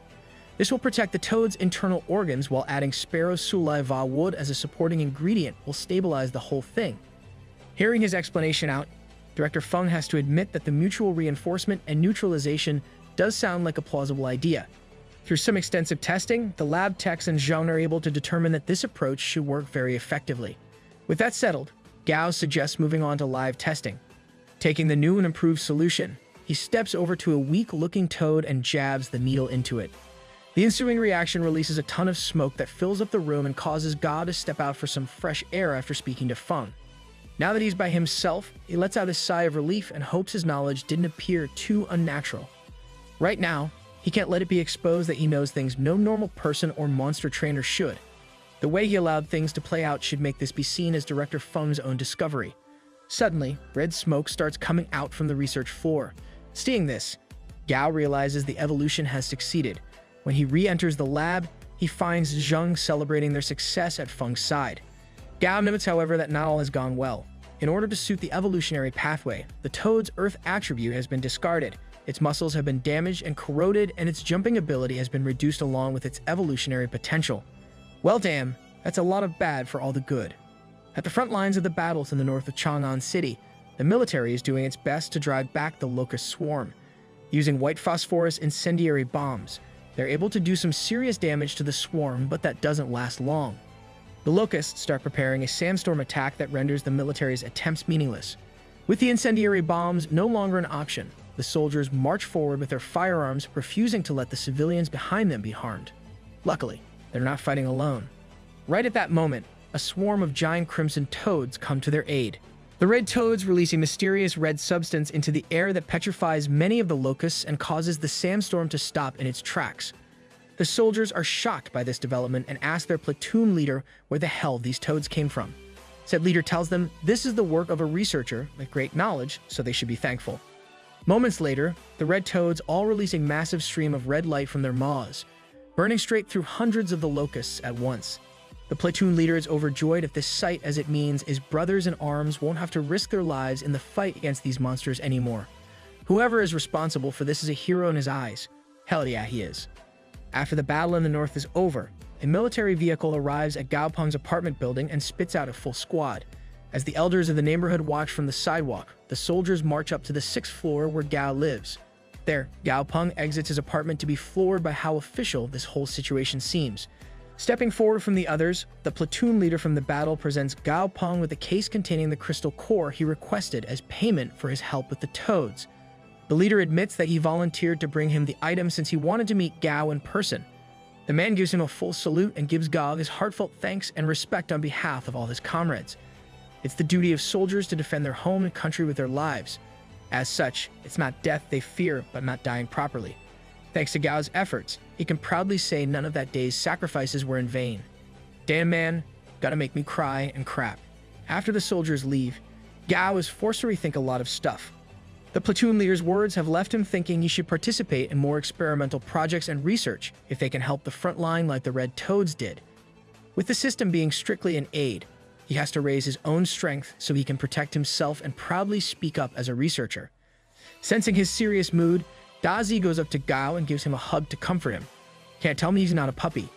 Unfortunately for Dazi, while this definitely cheers Gao up, it also reminds him of his current objective. Using the crystal core he's just received, Gao cooks up a pot of absolutely rancid-looking soup. Shadows overtake his face as he stares down at Dazi and utters a single command. "Drink this. Ado All Might, is that you?" Surprisingly enough, Dazi actually loves the smell of the vile-looking stuff and chugs it down like there's no tomorrow as soon as Gao lets him. Once he's done, the spikes on Dazi's head extend and he's engulfed in a golden light off. Oh wait, he's being electrocuted. Cool beans. Seeing his brother collapse and fried, Dumby tries to help by grabbing some cedar pine needles from the fridge and offering them to Dazi. This obviously doesn't work since those are his treats and the centipede is literally unconscious. Gao Peng reassures Dumby that Dazi will be fine and they just need to leave him alone for a little while. In the meantime, he decides it's time to finally settle his contract with Silly. When he calls for the jellyfish, it floats away with a rebellious expression. Luckily, a simple bribe of juice gets him to come over in a second. Gao can only sweat drop the fact that all three of his pets are total food addicts. Quickly, while Silly is celebrating the procurement of juice, Gao pricks his finger and uses a drop of blood to make contact with Silly and enter his mental plane. While the place is still a bit weak, it's better than before and Silly is actually willing to approach him in here now. Looks like all those gifts of juice didn't go to waste after all. Once Silly is close enough, Gao makes contact with him and promises him the power to stop fearing everything. Unsurprisingly, the little guy yells out in displeasure and says he doesn't want power, just more juice. No words honestly. Gao lets out an exasperated sigh and agrees to give him lots of juice. Just like that, the contract is complete and Silly has become bound to him. The next morning, an old lady named Shuing is woken up by her parrot beast.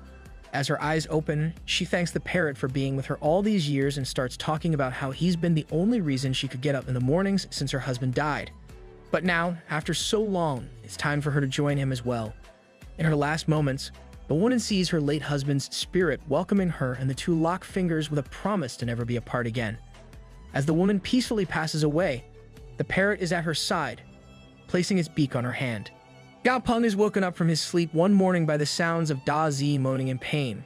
Groggily getting up, he instantly rushes to the centipede's side when he realizes what's happening. As he cradles Dazi in his arms, he realizes the reason for his pain. Dazi's teeth are changing, or rather, growing. Though he can only guess at the reason for this, Gao assures Dazi that he doesn't need to be afraid. This pain is unfortunately just necessary for him to grow up. After setting him down, Gao steps out of his room and calls to Silly. The jellyfish instantly comes over and settles itself on Gao's head in hat form. Standing there, Gao calls up the system and wonders which evolutionary path he should pick for Silly. While going the support route will grant him spatial abilities and healing powers, the attack route will give him some devastating moves. Plus, if he doesn't go the attack route, Gao will always feel a bit disappointed on some level. Unfortunately, the costs of that are far beyond his reach for now, so he settles for evolving Silly as a supporter.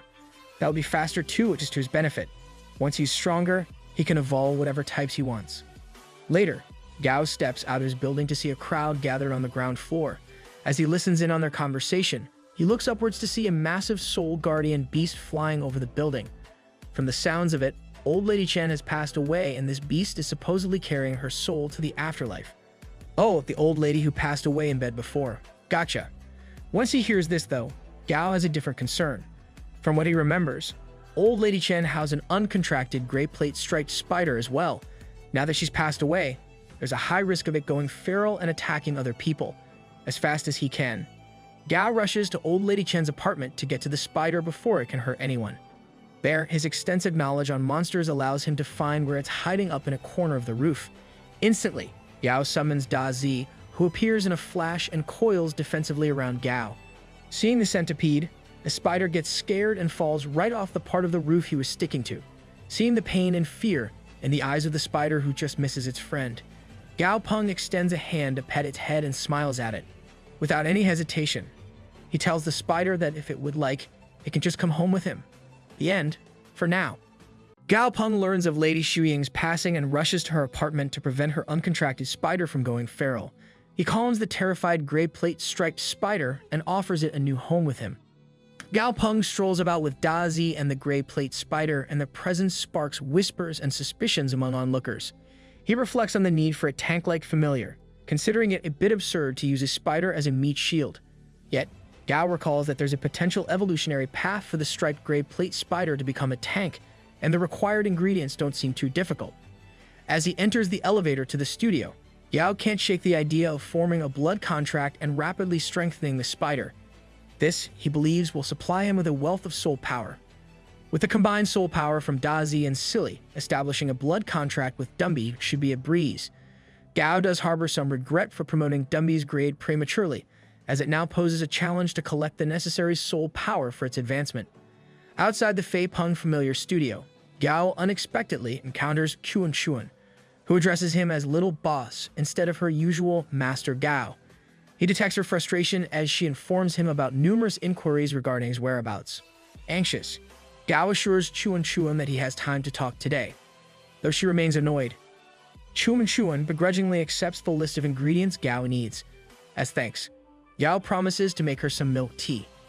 In the laboratory, Gao establishes a blood contract with the gray plate spider, welcoming it into a loving home. He prepares the spider for its evolution, crafting a potion that will transform the striped gray plate spider into a formidable gray armored spider. Drawing inspiration from Silly and Dumby's names, Gao plans to name it Stripey. Gotta love the names. He hands the potion to the spider, and as it bathes in it, Gao winces in pain. Acutely aware that the pain he feels from soul transfer is but a fraction of what Stripey must endure, Gao offers words of encouragement, emphasizing that the pain will make Stripey stronger. Yeah, buddy, no pain, no gain. Suddenly, Chuan Chuan interrupts with news of a potentially rich customer. Gao readies himself to earn some money, now that he has another mouth to feed. As Gao heads to meet this new customer, he is intrigued to sense a commander-tier familiar. Gao Peng asks Chuan Chuan to watch over the spider's evolution while he attends to customers. Gao tells her to pour the test tube's contents into a nearby container when the liquid changes to a lighter color. He then greets the customer, a man named Lu Shi, who praises him. Lu Shi explains that he used to own a small herb garden, which was damaged by gray devil spiders. His garden is still being repaired. Gao guesses that Lu Shi is talking about the City East's herb garden, and the customer is pleasantly surprised that he knows about it. However, Gao doesn't see himself as that well known. Lu Shi reveals that he'd attended a military celebration banquet where Director Chen spoke highly of Gao's role in the magma fire toads research. He believes Gao is worthy as a familiar that Lu wants him to strengthen. To Gao's shock, it turns out the creature is an ebony nighthound. Lu provides more information, explaining that data indicates all dog-type monsters have the potential to evolve into ebony nighthounds, which is an alternative evolutionary path for them. These creatures boast jet black fur, allowing them to blend seamlessly into the night. Moreover, they can absorb various light wavelengths, making them effective nighttime assassins and ideal choices for guarding estates and gardens. Lu also acknowledges Gao's pricing strategy for commander-tier familiars and asks for the cost. Gao considers the available evolutionary paths, eliminating the most complex and resource-intensive ones. He informs Lu Shi that there are 13 options, and the customer eagerly requests the most expensive one, priced at 5,000 Alliance credits, which surprises Lu Shi. Before he can decline, Gao seals the deal. Suddenly, a loud noise erupts from the laboratory, grabbing Gao's attention. Rushing inside, he finds Chuan Chuan in tears, pointing at Stripey. The spider has successfully evolved into a gray armored spider. While Gao is pleased with this transformation, he scolds Stripey for damaging lab equipment and frightening Chuan Chuan. Gao then comforts the creature and instructs it to control its strength. To his bewilderment, the spider starts acting strangely, accidentally striking itself. Gao wonders why all his familiars seem a bit foolish, instructing Stripey to go to his office and remain quiet without touching anything. The familiar starts scuttling sideways, leaving Gao and Chuan Chuan bewildered. He asks her to order a replacement container and put it on his account. Gao also requests Chuan Chuan to gather the materials needed for the Nighthound's upcoming evolution that's scheduled for next week. Additionally, he tells her to arrange for someone to clean the lab. Enough with the orders. My man, let her breathe. As Gao leaves, he reflects on how crowded his home has become and decides it's time to move to a larger space. Gao plans to contact a middleman to help find a new house, preferably on the town's outskirts. Suddenly, he notices Stripey walking in front of him, sideways like a crab. This raises suspicions about whether Gao performed the evolution correctly. He scolds Stripey, reminding the familiar that it's a spider, not a crab. However, Gao sighs with frustration when Stripey simply stares back blankly, not paying any attention to his instructions. Gao Peng visits a property agency and is greeted by an employee named Xiao Liu, with whom he had spoken previously. Gao reminds her that he was promised a house viewing today. Xiao Liu informs him that a car is ready to take him to see a large villa on the city's outskirts, featuring a garden and clean surroundings. She hands Gao a tablet to view photos of the villa, revealing a spacious and well-maintained property. Although the villa currently lacks a basement, the agent suggests that Gao can build one around it. Curious about the location, he inquires and Xiao Liu hesitates for a moment. She eventually mentions that the villa is situated near prosperous driving lake, and the price is only 2,000 credits. Adding to the appeal, Xiao Liu explains that along with the villa, he'll also receive a substantial plot of land as the area isn't closely supervised. However, Gao remains skeptical, noticing unchanged plants in the background and suspecting that the photos were taken before Cataclysm. He becomes suspicious and questions if the agent is hiding something from him.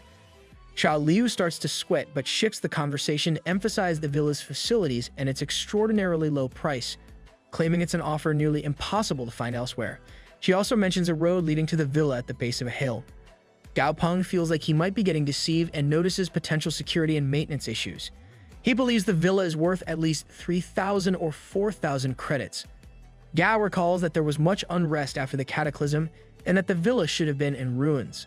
Therefore, he decides that as long as the house is at least 60% newer than the photos, Gao will consider it a satisfactory deal. When it comes to safety, he isn't too worried.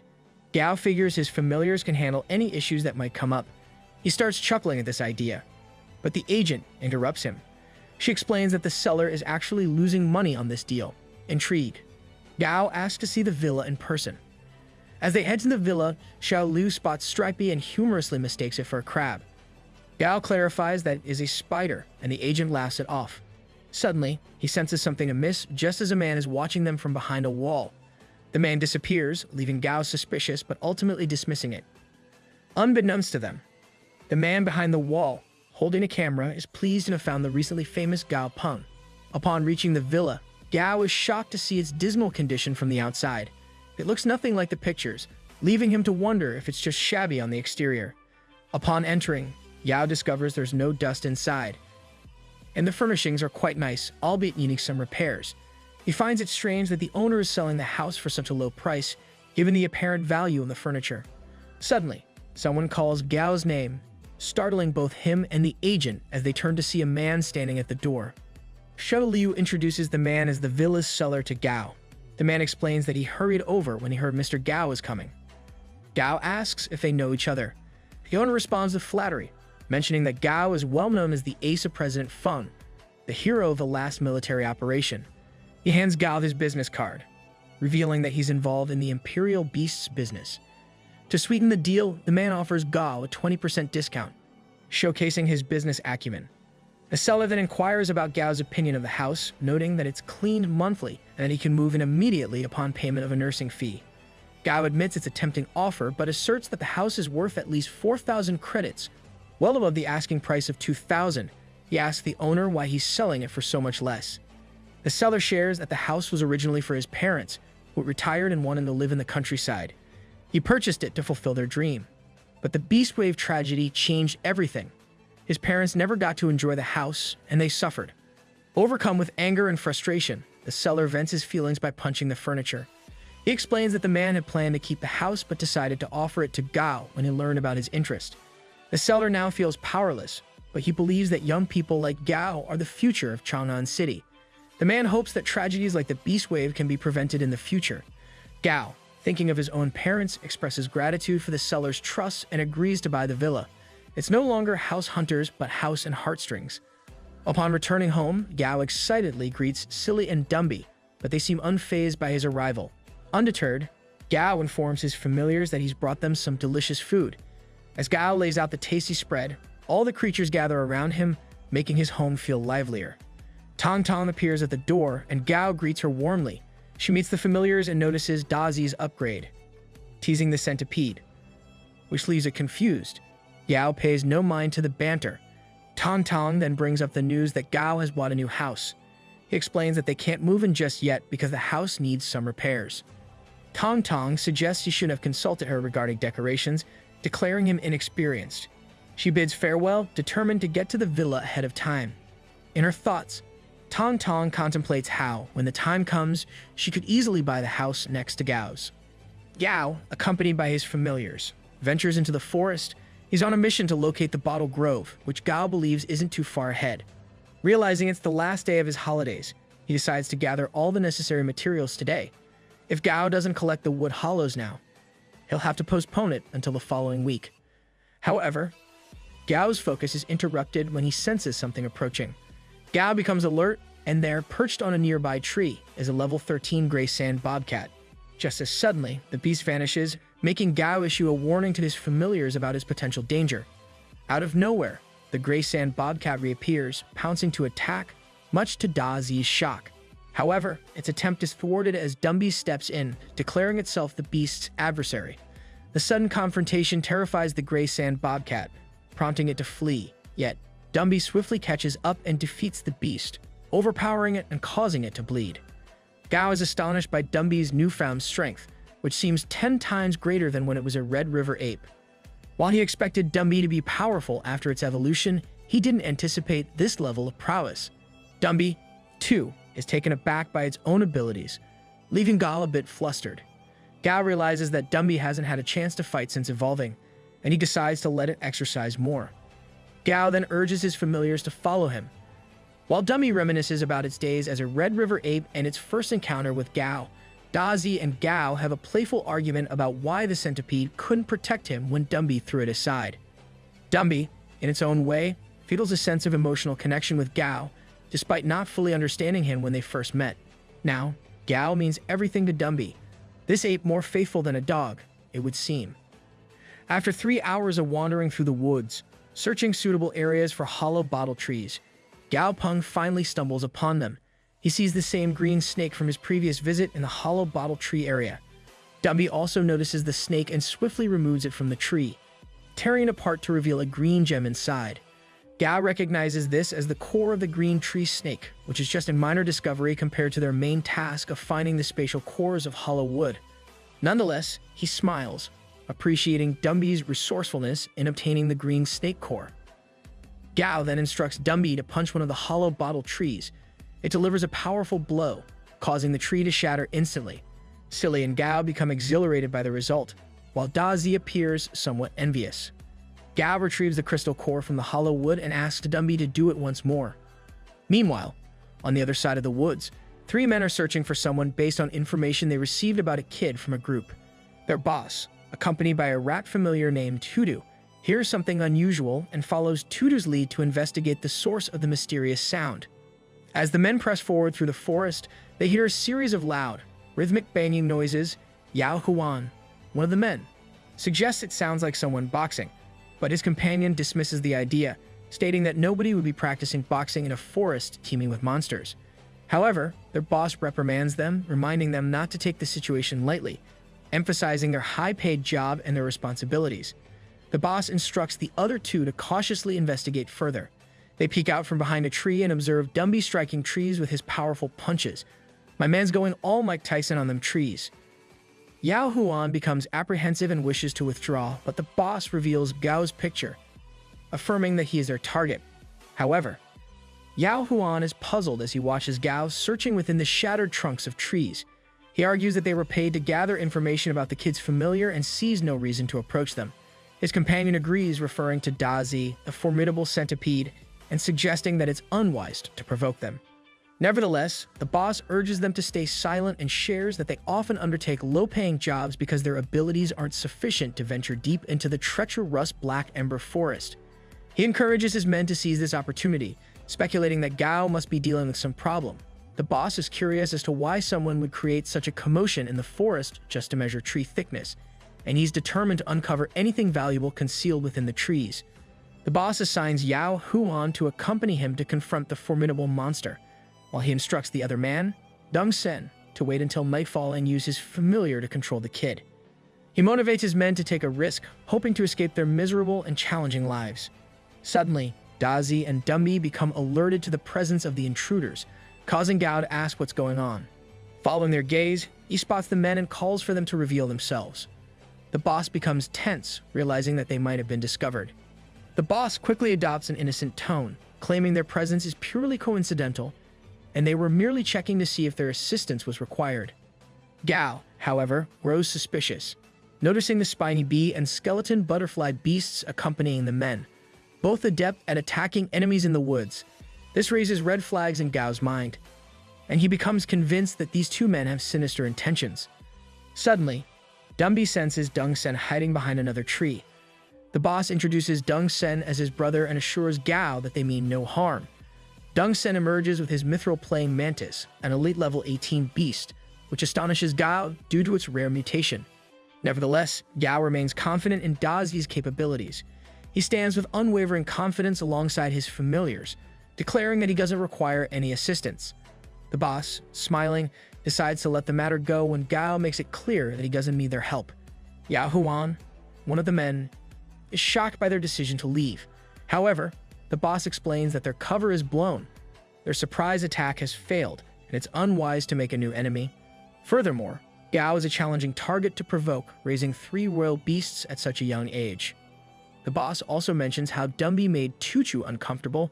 He points out that Tutu's intuition has saved him on numerous occasions. The boss and his men decide to depart with a plan to wait until Gao leaves before returning to search for clues. As the men leave, Gao reflects on the situation, wondering if they would have attacked directly if Dumbi hadn't detected them. He contemplates what he would have done in such a scenario. 2 hours pass, and Gao has successfully gathered a bag full of cores weighing 2 kilograms. He calls Dazi and uses its antlers to ignite a fire.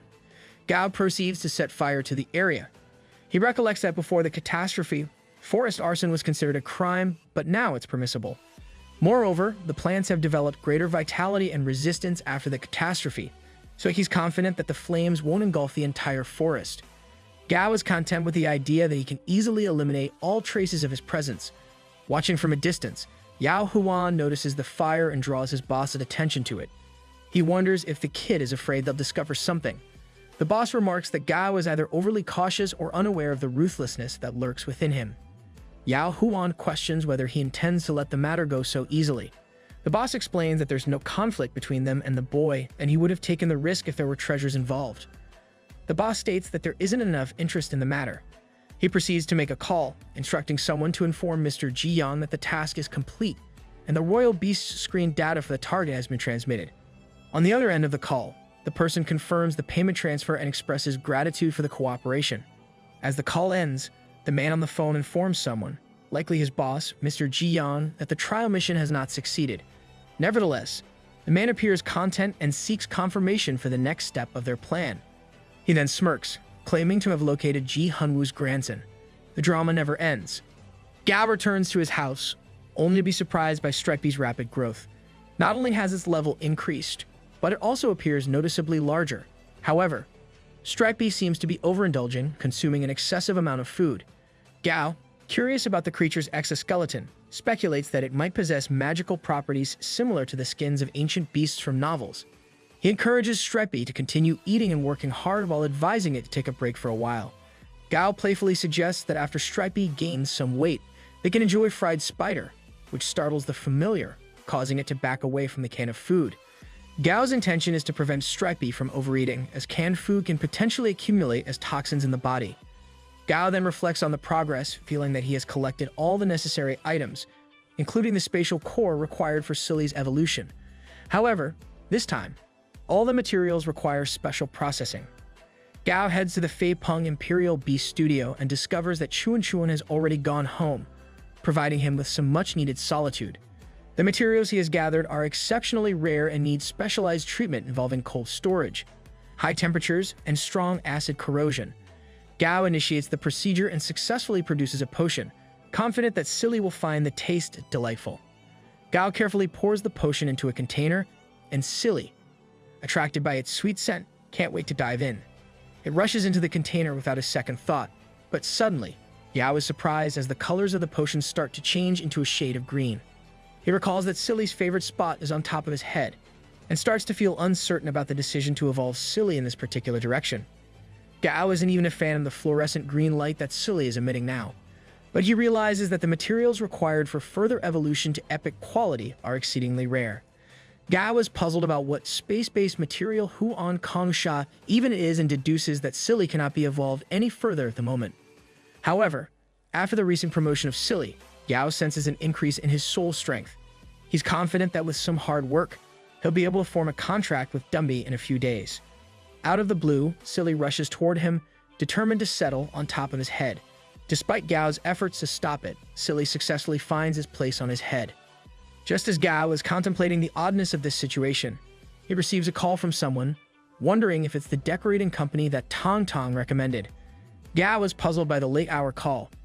It turns out to be a call from Manager Li, who informs him that they're facing difficulties cleaning up the villa and need his assistance.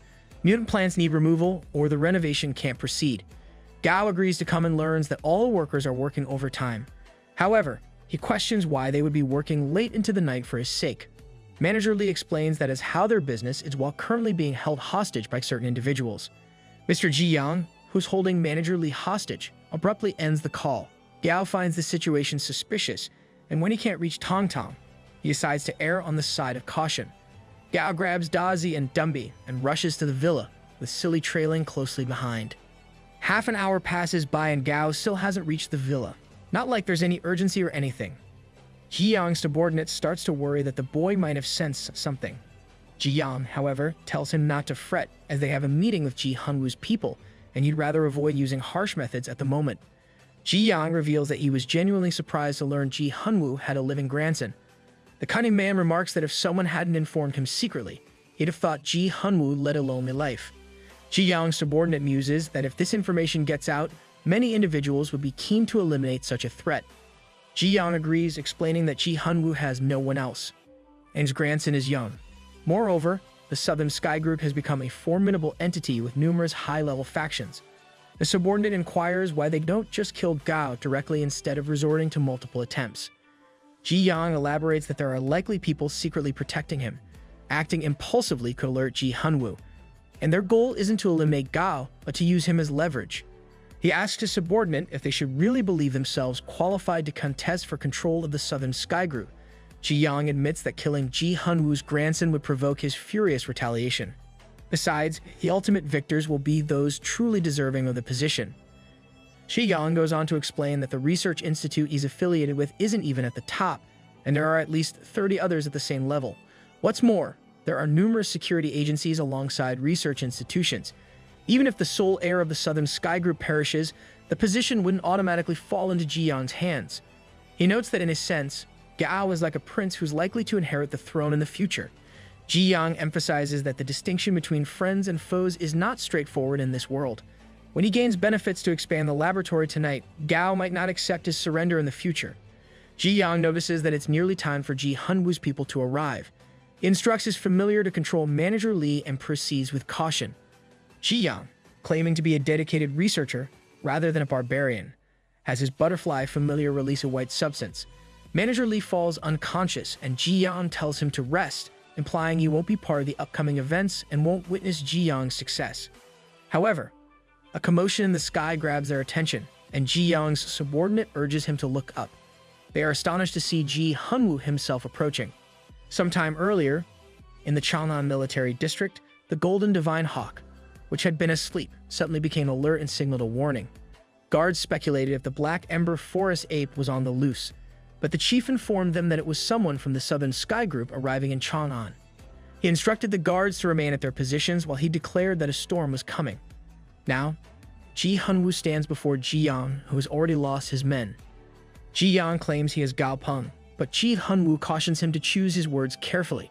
The coward retracts his statement and pleads for an opportunity to explain. Ji Hunwoo asks who revealed information about Gao Peng to him. Ji Yang insists he didn't disclose anything but it set up a program. Unless he deciphers the program in time, it will broadcast news about Gao to all Southern Sky Group employees. Ji Hunwoo refrains from forcing Ji Yang to disclose the informant and gets ready to leave. However, Ji Yang stops him and admits that it was Secretary Liu who divulged the information. Ji Yang states he only sought more funding and never intended to harm Gao. He asserts that with increased resources, Ji Yang can benefit the Southern Sky Group. Ji Hunwoo prepares to depart, offering him a chance to see the fruits of his labor. Ji Yang acknowledges his error and tries to stop Ji Hunwoo, but a scream echoes through the areas surrounding the villa. Ji Hunwoo eliminates Ji Yang, refusing to be threatened by anyone. He instructs his team to investigate Ji Yang Yilong's activities and determine if the program he set up can be neutralized. Ji Hunwoo acknowledges that in a worst-case scenario, he might need to reveal information about Gao Peng earlier than he had planned. Tong Tong arrives and kneels before Ji Hunwoo, addressing him as her teacher. She recalls the chaotic times when Ji Hunwoo returned from overseas, and the group had to find clues on their own so Gao could grow up in peace, despite the shadow of his parents' death. While their group has since stabilized, Ji Hunwoo believes there's no rush to bring Gao back. He thinks that giving Gao the freedom to grow independently will better train his willpower. Ji Hunwoo informs Tong Tong that he needs to go somewhere and leaves the cleanup to her. Later, Gao, accompanied by his familiars, arrives at the villa and notices the absence of Manager Lee and the workers. He observes strange claw marks on the ground. Suddenly, Tong Tong approaches him and comments on his growth. Gao is initially alarmed but quickly realizes it's Tong Tong. He shows little concern, which upsets her. She warns him not to drop his guard easily. However, Gao responds that if he has to be cautious around her, he'd be completely left alone in this world. Gao begins to mention something about being an orphan, but Tong Tong interrupts him. She drops a bombshell, revealing that he's not an orphan because his grandfather is alive. Tong Tong explains that during the cataclysm, Gao's grandfather was stranded on a foreign island with trusted aides. It was challenging to survive on the tropical island without any military presence. Ji Hunwoo had a stroke of luck, surviving the cataclysm by training several familiars on a tropical island. Gao Peng is quite impressed by his grandfather's resourcefulness. Tong Tong reveals that Ji Hunwoo loves Gao deeply and entrusted her with his care. She explains that Ji Hunwoo has his reasons for not visiting. Gao responds naturally. He understands that his grandfather might be testing him, preparing his grandson for future responsibilities, and wants him to grow independently. Gao is confident that his grandfather's intentions are to protect him while allowing him to flourish. Tough love, if you may. Gao expresses curiosity about Ji Hunwoo's familiar, but Tong Tong suggests that he'll learn about it in due time. Meanwhile, Ji Hunwoo stands proudly on his dragon beast familiar, confident that his grandson comprehends his intentions and awaits the right moment. The following day at school, a large crowd gathers on the grounds due to an incident. Two students, one of whom had become a monster trainer cadet, engaged in a violent altercation in the morning. The student attacked with his familiar, nearly killing the other student. The instigator had a history of being bullied for his perceived weakness, with the victim being his primary bully. The students debate the morality of using such extreme violence. Meanwhile, Gao Peng ponders the school's and military's response to the incident and contemplates the potential removal of training grounds from the school premises. Elsewhere, the school's principal confronts the military colonel, loudly asserting that familiars are more dangerous than prohibited sharp tools in schools. He argues that training within school boundaries is unreasonable and unfair to students without familiars. The colonel tries to assure the principal, who eventually calms down and apologizes, citing concerns for students' safety. The military man stands and assures him that he'll convey the message to higher authorities, though he's uncertain of the outcome. As the colonel departs, he mentions that there are no safe places anymore, and such incidents must be dealt with through legal means. The principal is left with a sense of defeat after their conversation. In the Chang'an military region, the colonel briefs the chief instructor about the recent incident at the school. However, the chief instructor points out that similar incidents of familiars attacking humans have been happening worldwide, emphasizing that it's not just their city facing these challenges. He mentions how civilians in Wuxia are assisting the police to maintain peace and stability. The chief instructor assures the colonel that the World Allied government will take action to address these issues. Back at the school, Instructor Zhang addresses the students, reprimanding them for bullying their peers. He announces a new policy starting the next day. Familiars will be prohibited from entering the school and will need to remain with their respective training groups. Gao attempts to remove Silly from his head, but it is resistant. To persuade it, Gao playfully mentions the deliciousness of jellyfish wolfberry soup, causing Silly to dismount and offer Gao a glass of orange juice instead. Instructor Zhang goes on to inform the students about the upcoming college entrance exam, which is just 2 months away. He emphasizes the significance of the next 2 months of training and explains that outstanding performance in the exam can open doors to major organizations. Students with exceptional talents will receive specialized training, surpassing that of regular students. Instructor Zhang shows students the pattern for the college entrance exams sent to various base cities worldwide. The exam will consist of 3 rounds.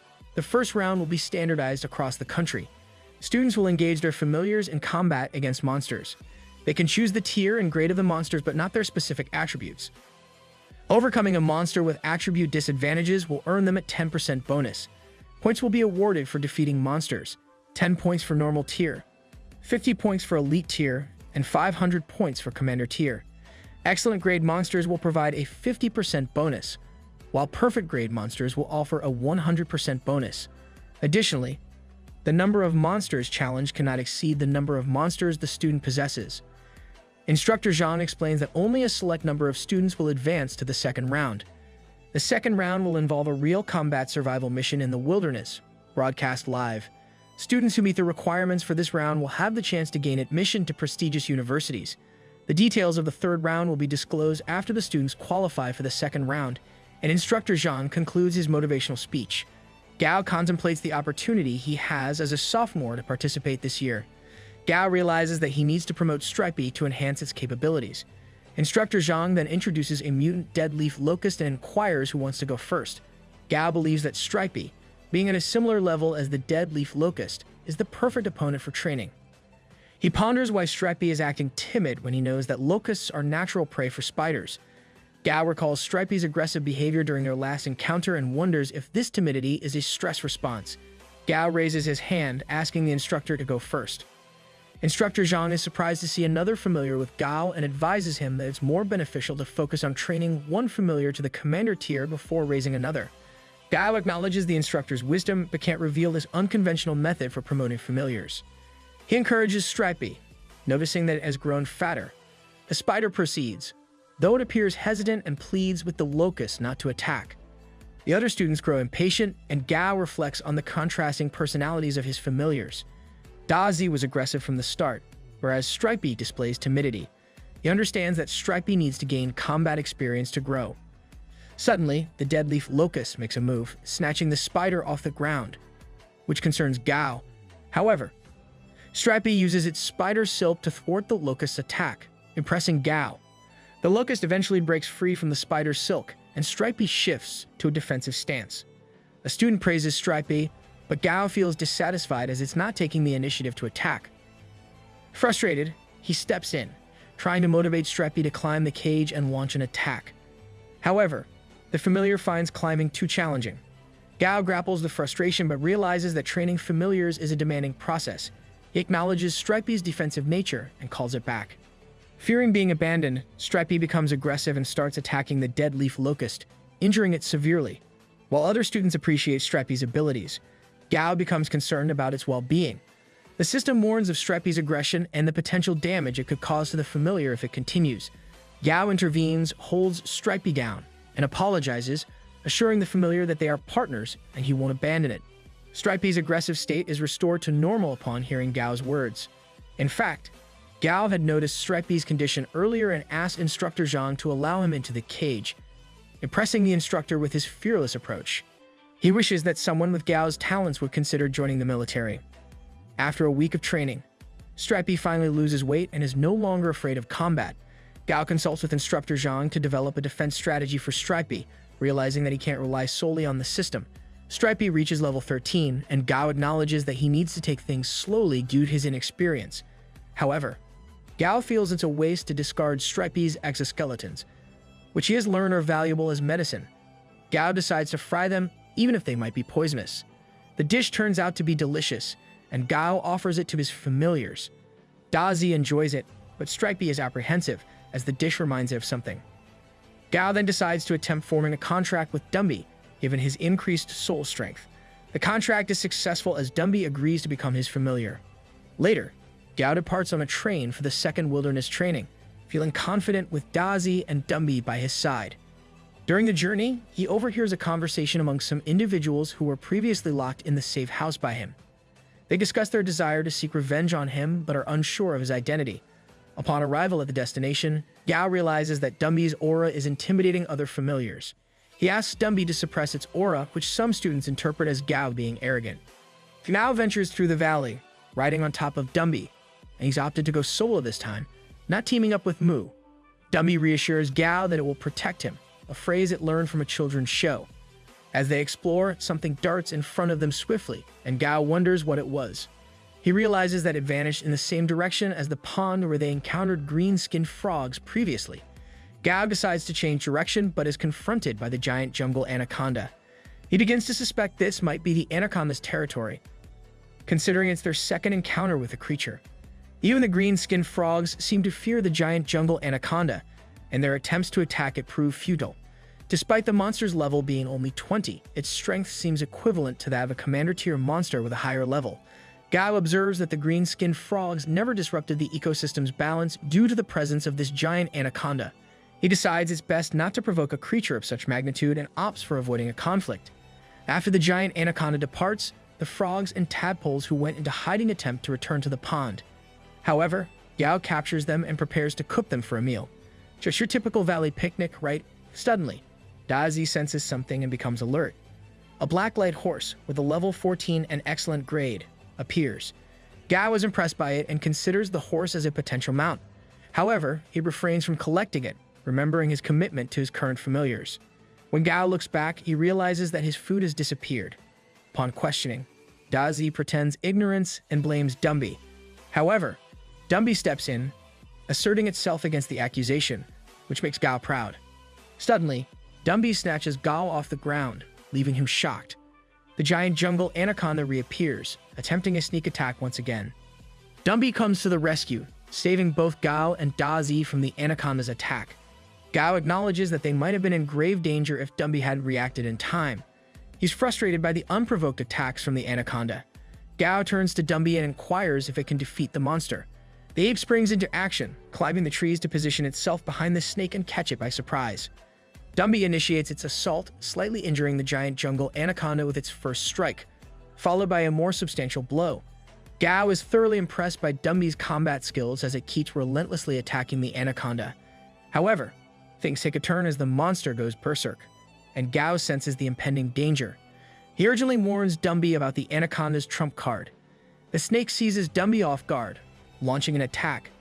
Gao anxiously questions his familiar if it can still stand. All of a sudden, Dumby places its hand over its heart and starts applying pressure. Gao realizes this is the blood thread heart, a supernatural gift awakened after Dumby's advancement to the epic grade. It allows the creature to control the enemy's heart from a distance, which visibly agitates the snake. But before the anaconda can retaliate, Dumby increases the pressure to a point where the snake starts bleeding out. With a final powerful punch, Dumby finishes off the giant jungle anaconda. The military personnel watching this spectacle are left amazed. The chief inquires about Gao's background, but it's encrypted. He's taken aback by the lack of clearance for this information. The chief starts contemplating how to approach Gao, realizing that recruiting him might be a challenging task. He instructs his subordinate to ensure Gao's safety and prevent any accidents from occurring. Gao instructs Dazi to cut open the snake, and the slicing is unexpectedly smooth, resembling the tearing of soap paper, which surprises him. As the snake is dissected, they discover a thick vine within it. Gao now comprehends why the monster appeared to float.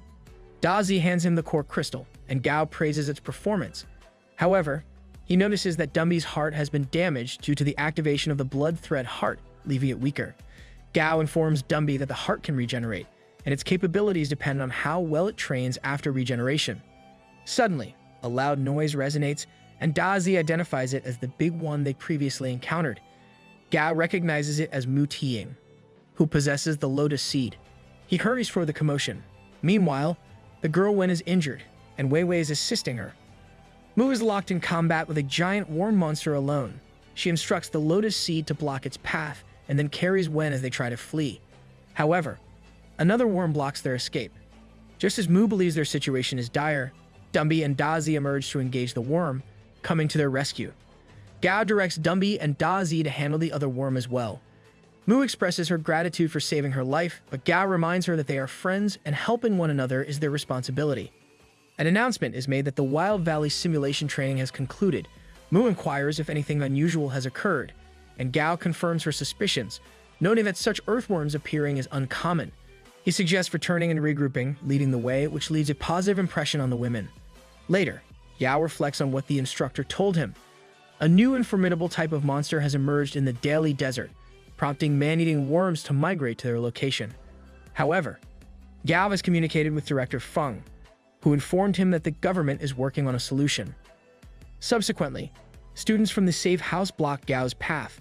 He offers them advice to avoid seeking conflicts. Gao is somewhat disappointed that they've brought 4 low-level monsters to confront him, suspecting that Dazi can handle the situation on its own. Gao assures the centipede that he doesn't underestimate it. However, The leader of the group releases a black raging Kong, equipped with a weapon. Gao is puzzled by the choice to equip the familiar when their bodies are inherently potent weapons. The raging Kong readies for an attack, but Gao confidently calls upon Dumby to teach the little monkey a lesson. Dumby lightly taps Raging Kong on the head, a simple hit that sends it scampering away. Akin to a child being bullied, Raging Kong seeks refuge behind its owner, who scolds it. The boy decides to withdraw for the moment, initially underestimating the strength of Gao's familiar. Before he can even muster an apology, Gao departs from the scene, leaving Kong's owner in a state of embarrassment. His friends attempt to console him, and he instructs them to leave, wiping away Raging Kong's tears. The boy encourages his familiar to train harder, with the determination to challenge Gao Peng in the future. Back at the studio, Gao is now preparing for Stripey's evolution. He's gathered all the necessary materials and instructs Stripey to submerge itself in the container. While the system has provided guidance, Gao must source the materials and perform the operation independently. This time, the process involves boiling the materials in a large pot, with Stripey assisting in the refining process after the grade increase. Meanwhile, a group of thieves attempts to break into the studio, believing it to be unoccupied. Their aim is to steal some experimental materials with significant black market value. They employ a small insect-like creature to breach the bulletproof glass door, causing a loud noise that captures Gao's attention. Every professional thief's tool of choice, naturally. Gao checks the surveillance camera, but it appears the lens has been obstructed. Uncertain of the intruder's intentions, whether they're there to commit theft or harm someone, Gao contacts the police to report the situation. Simultaneously, the thieves search for valuable items and notice light coming from the laboratory. Driven by greed, they enter the lab in hopes of finding valuable materials. Inside, they spot Stripey in its container and prepare to smash it, assuming it to be a valuable item. As the thieves attempt to damage the container, Gao watches them from hiding. He becomes concerned that if they succeed, Stripey's evolution will be disrupted. Gao decides to buy some time and casually appears in front of the thieves, inviting them for tea. One of the two thieves strikes Gao with a hammer, causing him to fall unconscious. Just as the thief begins to boast about his actions, Stripey's transformation into a shield demon armored spider is completed. The thieves have moved on to steal valuable materials when Stripey launches a fierce counterattack. After some time, the police arrive at the scene and are immediately greeted by the scent of blood. They discover the lifeless bodies of the thieves on the floor and interpret it as a gruesome double homicide. Gao approaches the officers, and they instruct him to lower himself and raise his hands. Gao explains that he is the one who had called for help as the victim. The police take him to the station for questioning, and he becomes the subject of an investigation. Gao is pressed with questions about the deaths, which he maintains were acts of self-defense. The interrogator, however, becomes increasingly agitated, particularly regarding Gao's continued actions against the thieves even after their deaths. Gao points out that it was the thieves who initially attacked him, showing his head wound, which is now bandaged. Just as the interrogator's anger escalates, there is a knock on the door. Tong Tong enters the room, accompanied by the police chief. He advocates for Gao, asserting that his actions were in self-defense, and urges the police to release him. And they do. Let him go. That was easy. Once he leaves the police station, Gao questions Tong Tong about whether her grandfather, Ji Hunwoo, knows about the situation. She confirms that he does, and he was very concerned, even suggesting a hospital visit. Gao reveals that most of his injuries were absorbed by Stripey, and that he had caused the head wound himself. Without it, Gao fears he might have been charged with murder. Tong Tong commends Gao's resourcefulness and advises him to get some rest while she handles the aftermath. In the evening, while lying in his bed, Gao is suddenly ambushed by an intruder. He narrowly avoids the assault but is startled to discover that the intruder is one of the thieves from earlier. The thief informs Gao that he has emerged from hell seeking vengeance. The thief continues to attack with a knife, demanding to know why Gao didn't stop Stripey when he was still conscious and capable of handing them over to the police. However, Gao remains undaunted and responds that one must be cruel to survive in this harsh world. Abruptly, the other thief, now headless, assaults him from behind. At that moment, Gao awakens, realizing it was all a nightmare.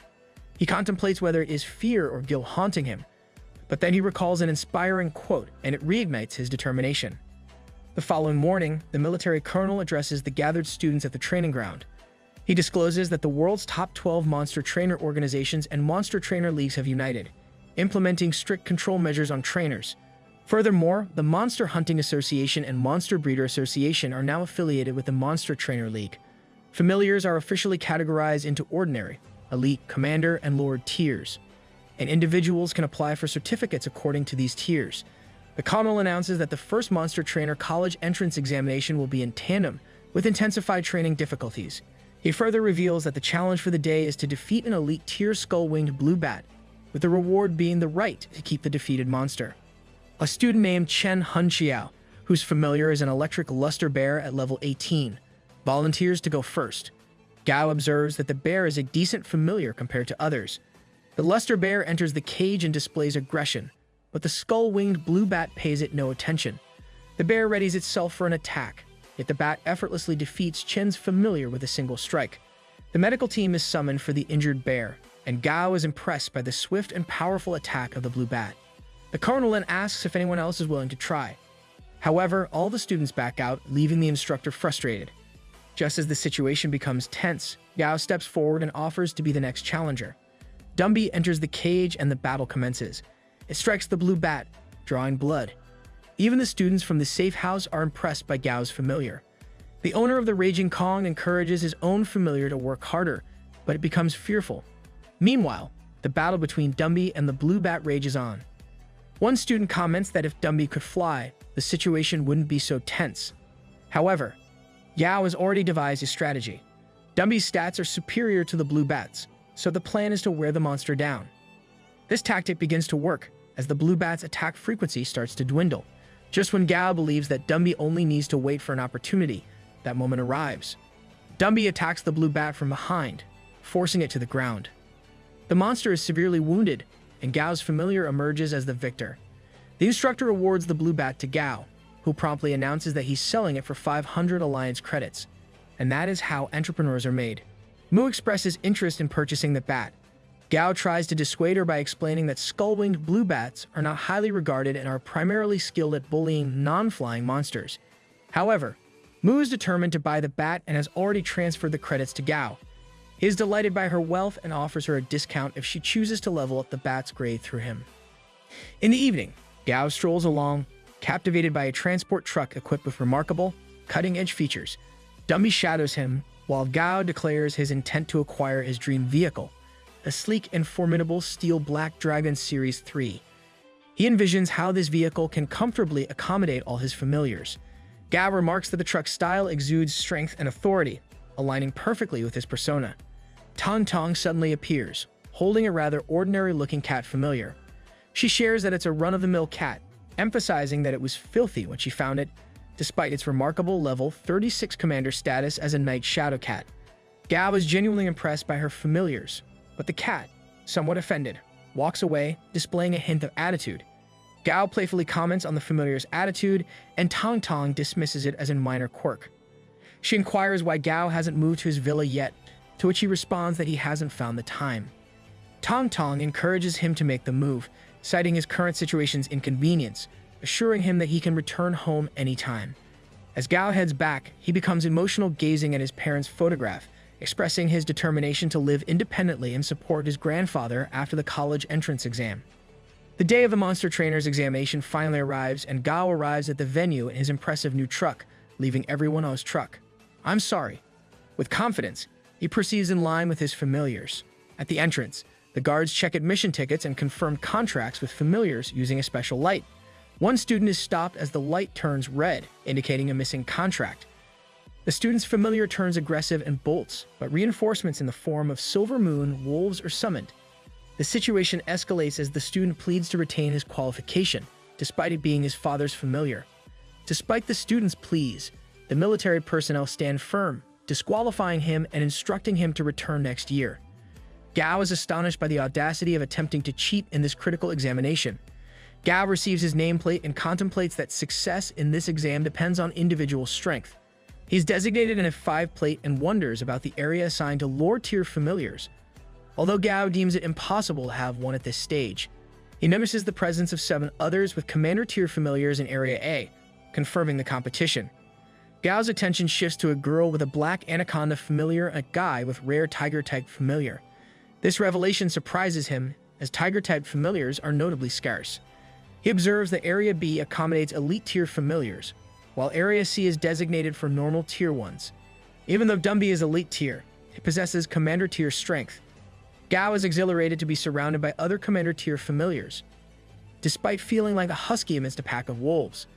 This moment marks his entrance into the top 8 monster trainers of Chang'an City, located in Area A. The military personnel closely watch the 8 most formidable young candidates in the city. Nevertheless, the instructor points out that 2 of them, aged 20 and 21, aren't particularly strong. Colonel retorts, stating that their significance lies in being the sole 8 contestants possessing commander-tier familiars out of a staggering 30,000 trainers. The chief instructor issues a reminder of the cataclysmic signs detected a decade ago, emphasizing that they initially underestimated the severity of the situation. To prevent widespread panic, they've maintained the official narrative that the changes only began 3 years ago. The chief instructor passionately insists that they cannot afford any mishaps during the exam, as these students represent the city's future. The soldiers reassure him that the security personnel are highly trained, and every area of the examination is monitored. Meanwhile, Gao readies himself for his battle, facing off against a level 22 lakeside giant scorpion. He strategizes, directing Dumby to target the monster's vulnerable sides. As Dumby attacks, the scorpion defends itself, showcasing impressive reflexes. Gao quickly realizes the vast difference in their power levels. In a surprising turn of events, Dumby's level suddenly increases to 21, promoting it to the commander tier. Gao is ecstatic, but this development results in both creatures reaching a standoff. In a one-on-one encounter like this, one can't deploy more than one familiar. The lakeside giant scorpion, having close-range water ability, exploits this. Just as Gao ponders his next move, Dumby acquires a new ability. Gao instructs the ape to use its remaining blood threads to strengthen its legs and joints, leading to Dumby gaining the bone-hardened skill. This significantly boosts both its defense and attack capabilities. Gao now believes Dumby's assault will overcome the scorpion's exoskeleton. Although Bone Harden may not be as strong as fire or thunder, it perfectly complements Dumby's fighting style. The ape confidently attacks the scorpion, inflicting substantial damage, while the monster retaliates, leaving Gao stunned. Nevertheless, Dumby maintains the upper hand. Suddenly, Dumby strikes a vital point, securing victory. It lifts him up, expressing gratitude. Gao attributes the success to Dumby's diligent efforts, playfully mentioning Dazi's jealousy due to their hug. The centipede also approaches for a hug, but Gao stops it. His focus shifts to the girl with black anaconda familiar, visibly uninjured. Gao can't help but marvel at their exceptional skills. Meanwhile, the military observers also shift their attention to the girl, offering their praises. Colonel divulges her connection to the Junhang family, though one of the soldiers fumbles her name. The chief instructor intervenes, correcting them by revealing her name as Jun Mo Yi. The military personnel engage in discussions about her unique educational path, noting that she never attended school after her senior year but instead brought tutors to her home. To their amazement, she's a trainee of the New World Allied Government's Black Flag Division. Their admiration for Jun Mo Yi grows, but one soldier mentions Gao, acknowledging his exceptional talents. The colonel proudly discloses that Gao is his student, highlighting that he's Chang'an City's youngest monster breeder and played a vital role during the Dead Leaf Locusts incident. Another soldier recognizes Gao as the one recommended by Director Feng. As the soldiers applaud Gao's accomplishments, the chief instructor observes with satisfaction, commenting on the merits of having such a remarkable grandson. Meanwhile, Jun Mo Yi completes her examination and gains permission to depart early. Before leaving, she takes notice of Gao, who has just triumphed in a match using Dazi, leaving her quite impressed. Gao's third fight is subsequently announced, pitting him against a level 16 Dead Leaf Mantis. He proceeds with Stripey, who holds an elemental advantage with its Earth attribute against the Wood-type Mantis. However, Gao is taken aback when the Mantis begins imitating human behavior, displaying the intellect of a young child. He's confident that this match will increase Stripey's confidence, give him its higher level. The duel commences, with the Mantis showcasing peculiar moves that bewilder Stripey. Gao's unease grows as he notices the spider's expressions. Stripey thinks the Mantis is dancing. Gao informs that it is trying to attack, and the spider becomes sad that the monster isn't playing with it. Suddenly, the Mantis takes flight, leaving Stripey perplexed and mistaking it for a mosquito. Stripey ensnares the Mantis in its silk web, questioning Gao about the opponent's weakness. The Mantis breaks free and assaults Stripey, inflicting harm. This prompts the spider to retaliate fiercely, ultimately winning the match. With this victory, Gao's examination comes to an end, and he's instructed to leave. Outside, a long queue of participants remains impatient, with only Jun Mo Yi having emerged thus far. Just then, the door opens, and Gao makes his grand entrance, striking a pose with his familiars. Later, he returns to his villa, only to find it transformed into a chaotic mess. Upon entering his villa, Gao is nearly stricken with shock as he discovers the chaos within. Alarmed by a noise, he instructs his familiars to apprehend the intruder. Without any prompt, Dumby positions himself protectively in front of Gao, while Dazi apprehends the intruder, asking to eat it. To Gao's surprise, the intruder turns out to be a bird-like monster. Unexpectedly, Tong Tong arrives and sheds light on the situation. She explains that the bird is a housewarming gift from Gao's grandfather, then departs in haste. Gao is taken aback when he notices a villa next to his, realizing that Tong Tong must have had it built in just a few days to provide him with protection. Curiosity piqued, Gao requests Dumby to lift the bird, only to find that it's a red-crowned crane with just one leg, initially appearing unconscious. The bird suddenly springs to life, launching an attack. Gao decides to playfully pretend that he intends to have the crane for dinner, and in response, the bird calms down. Gao soon recognizes it as a flaming red crane of epic grade, brimming with excitement, knowing it will ascend to Lord Tier as it matures. Meanwhile, Dazi and Dumby entertain dreams of consuming the crane, but Gao offers it mealworms to eat, much to Dazi's irritation. Gao names the crane Flamey and attempts to establish a blood contract with it. Originality at its finest. As he delves into the bird's consciousness, Gao gains access to its memories and is saddened to witness Flamey's loss of his mother. The bird asks Gao if he can help it seek revenge. Gao reassures Flamey that by forming a blood contract, the bird's struggles will become his own. The contract successfully takes hold, but Gao finds himself trapped within the bird's consciousness. In a surprising turn, the collective knowledge of his familiars combines, granting Gao a new life-saving ability known as the Elemental Barrier. Gao recalls witnessing someone else use this ability, guessing that it might be a result of Dumby's promotion. In the midst of his thoughts, he encounters mysterious words advising monster trainers to let their familiars handle battles while they remain hidden. Gao begins to contemplate various aspects of monster trainers, blood contracts, and the existence of other trainers in different locations. He soon dismisses these thoughts, focusing on the impossibility of teaching life-saving abilities to others. Gao comprehends the significance of Tong Tong's request to keep the shifting constellations ability a secret, realizing that it would draw undue attention if others discovered his capability to transfer it to someone else. He can't help but ponder whether Tong Tong and his grandfather hold greater influence than he initially thought, leaving him apprehensive about assisting his grandfather. Gao is relaxing at his villa while Flamey trains hard. He detects the deep-rooted hatred within the crane, driven by a desire to avenge its mother. Gao's worries have eased of late, thanks to the limitless credit card granted by his grandfather. His tranquility is interrupted by the realization that the exam results should be out. Gao attempts to log into his account only to discover that his grandfather has already logged in and is checking the results. To Gao's astonishment, he learns that he scored 710 points and secured the top rank in Chang'an City. Simultaneously, Gao receives a call from an unknown number, informing him about the upcoming second round of the examination, scheduled for 15 days. He's provided with the time and venue. Concern grips Gao as he contemplates the newest contract formed with Flamey, preventing him from taking the crane to the exam. Just then, Tong Tong arrives, making Gao suspect that his grandfather may have pre-planned everything. He inquires if Tong Tong can care for Flamey during his absence, and she happily agrees, pledging to ensure the crane's well-being.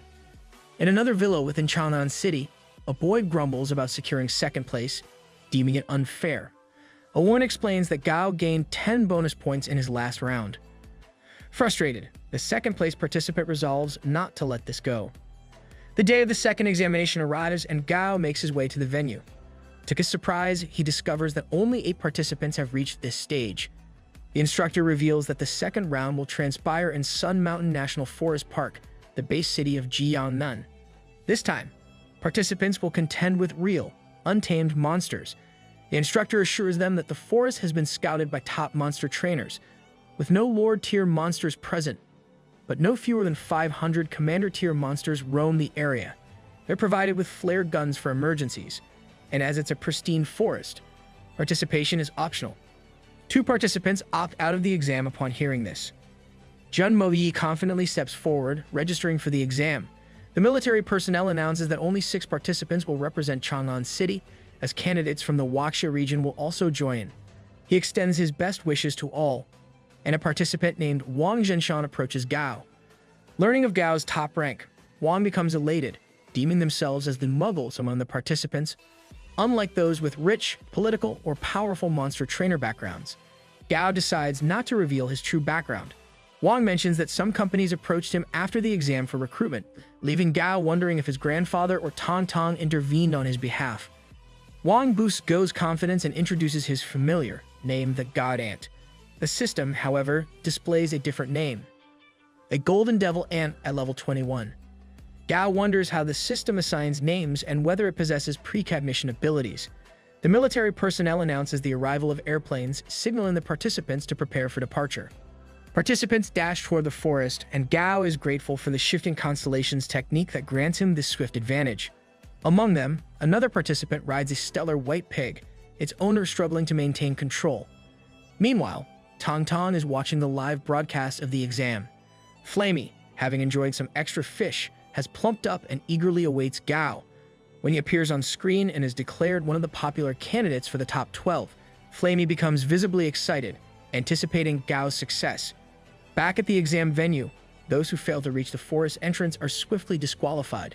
Before they enter Sun Mountain Forest, candidates are provided with backpacks containing food and water. A military official informs the group that out of the 197 candidates, 150 have signed up for the second round, cautioning them about the forest's dangers. On the other hand, the civilians of Jiangnan discuss the candidates, aware of the ongoing event. As the exam begins, Gao marvels at the impressive array of familiars surrounding him. Participants are presented with consent letters, acknowledging the potential risks, including a 10% mortality rate. Gao gazes at the form apprehensively, realizing that in the event of his death, 1,000 alliance credits would be given to his family. This second round introduces a point system, with target pillars set as the objectives. The official then announces that the top 12 candidates from this round will advance to the third round, and those who excel will receive a title. The battles are set to be broadcast live, leaving Gao contemplating the prospect of a prestigious title. The second round kicks off, and candidates are instructed to reach the target destination within 20 minutes. Gao takes off with his familiars, but suddenly, Stripey shoots its silk web towards a tree, surprising him. A special program dedicated to the second exam is underway, featuring guest Duan Wu, a powerhouse from Didu. Most of the candidates have ventured into the heart of the forest, with Jun Moyi currently holding the highest score. The program host seeks comments about Jun Moyi, but Duan Wu provides insights on her familiar, the Black Anaconda, much to the host's irritation. She manages to maintain her composure and proceeds to investigate the lowest-ranking participant. It turns out to be Gao, who is leisurely resting with his familiars. The host comments on his seemingly zen-like calmness, but Duan Wu dismisses it as mere laziness. Meanwhile, in the forest, Gao rouses himself and decides to explore the outer regions, deeming them less dangerous at this point. As he delves deeper into the Sun Mountain Forest, Dumby detects one of the point pillars ensnared by vines. Gao realizes that he can earn points by destroying the pillar, but is unsure about dealing with the seemingly stationary ghost wood vine surrounding it. He knows that the vine is merely feigning stillness. Gao instructs Da Zi to attack, and although the vine initially resists, it eventually succumbs to the heat, shifting its position to encircle Dumby. Gao knows that these vines typically ensnare their prey before lacerating them, but it will struggle to pierce Dumby's tough bones. Gao commands Da Zi to swiftly dispatch the vine, resulting in a surprisingly easy victory. He confidently recognizes the prowess of Dumby and Da Zi. Gao directs Dumby to crush the pillar, earning 150 points and bringing his current score to 199. He then instructs Dumby to search for the valuable monster core. Suddenly, an announcement declares the elimination of a fourth contestant. Gao ponders whether the elimination could be due to reasons beyond a monster encounter. Elsewhere, military personnel recover the lifeless body of a candidate. Gao encounters another candidate with a giant monarch scorpion as his familiar. Surprisingly, they treat each other with respect and avoid any conflict. Meanwhile, on the program, the host discusses the absence of rules prohibiting candidates from fighting among themselves. Duan Wu elaborates, explaining that during such exams, it's not uncommon for participants to resort to actions like killing and looting. The forest lacks any protective rules, making it a place where survival can be quite challenging. On the other hand, Gao continues to explore the depths of the forest and instructs his familiars to remain vigilant for any suspicious movements. They suddenly sense a threat but discover it's a false alarm, caused by a unicorn rabbit. However, the rabbit is swiftly killed by an unseen attacker from a distance. Gao realizes that they are ill-equipped for long-range combat and decides it's best to retreat. He begins running with his familiars, putting some distance between the attacker, but they are still targeted. Dumby steps in to shield Gao from the attacks. Just as he is about to be hit, Dazi also intervenes to protect him. The centipede absorbs a heavy blow even with the elemental barrier active. Gao instructs Stripey to use its silk to temporarily halt the monster's advances. Meanwhile, the military personnel monitoring the situation discuss the need to prevent the dream stick insect from continuing its assault on the trainers. A soldier mentions that White Rose is en route to provide assistance. The captain expresses frustration as one person has already lost their life, and the individuals who believe a real-life experience was best for the candidates are now anxious. One soldier comments on Gao's seemingly cowardice, but the chief counters that it's a strategic decision. Bias much? Meanwhile, the dream stick insect closes in on Gao. He knows the monster's weakness lies in a white spot on its abdomen, but decides that running is the better option. The monster attempts to attack Gao, but Stripey defends him and urges him to escape. Frustrated, Gao informs his familiars of the weak spot and instructs them to attack. Dumby prepares to confront the dream stick insect. Gao is concerned as his familiar appears stuck and unable to launch an attack. However, he soon realizes that Dumby is worried about its companions. Encouraging his familiar, he urges it to attack without concern. In a surprising turn, Dazi becomes angry, vowing not to allow the monster to bully its friends. White Rose arrives to provide assistance but remains airborne on her familiar. Gao instructs Dazi to climb up the monster's abdomen, but the stick insect injures Dazi with its spear-like limb. Dumby becomes furious, severing the monster's limb and attacking with it. However, the monster fights back, knocking Dumby aside. Gao realizes that the monster's combat strength still exceeds their own. He ponders his next move as both Dazi and Dumby are wounded. Gao directs Dazi to target the monster's white spot with electricity, but the attack narrowly misses.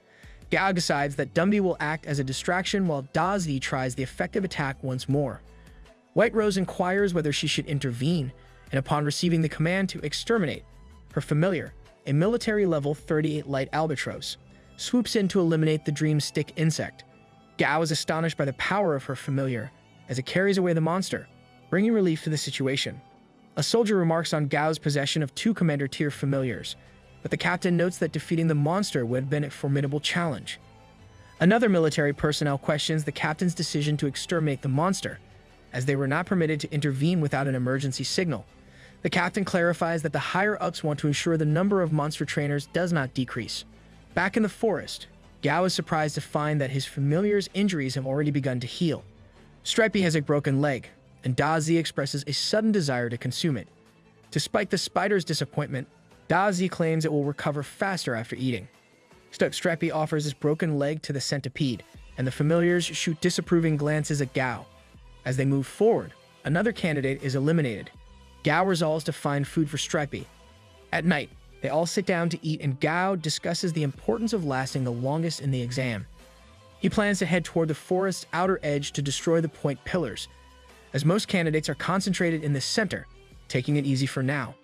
Gao feeds Stripey a roaring wind mountain beast to boost its level, regretting not having had enough time to train it. He notices Stripey's skin is already starting to harden, and the skin shedding process should be completed the next day for leg regeneration. Gao encourages his familiars to rest well and expresses his appreciation for them all.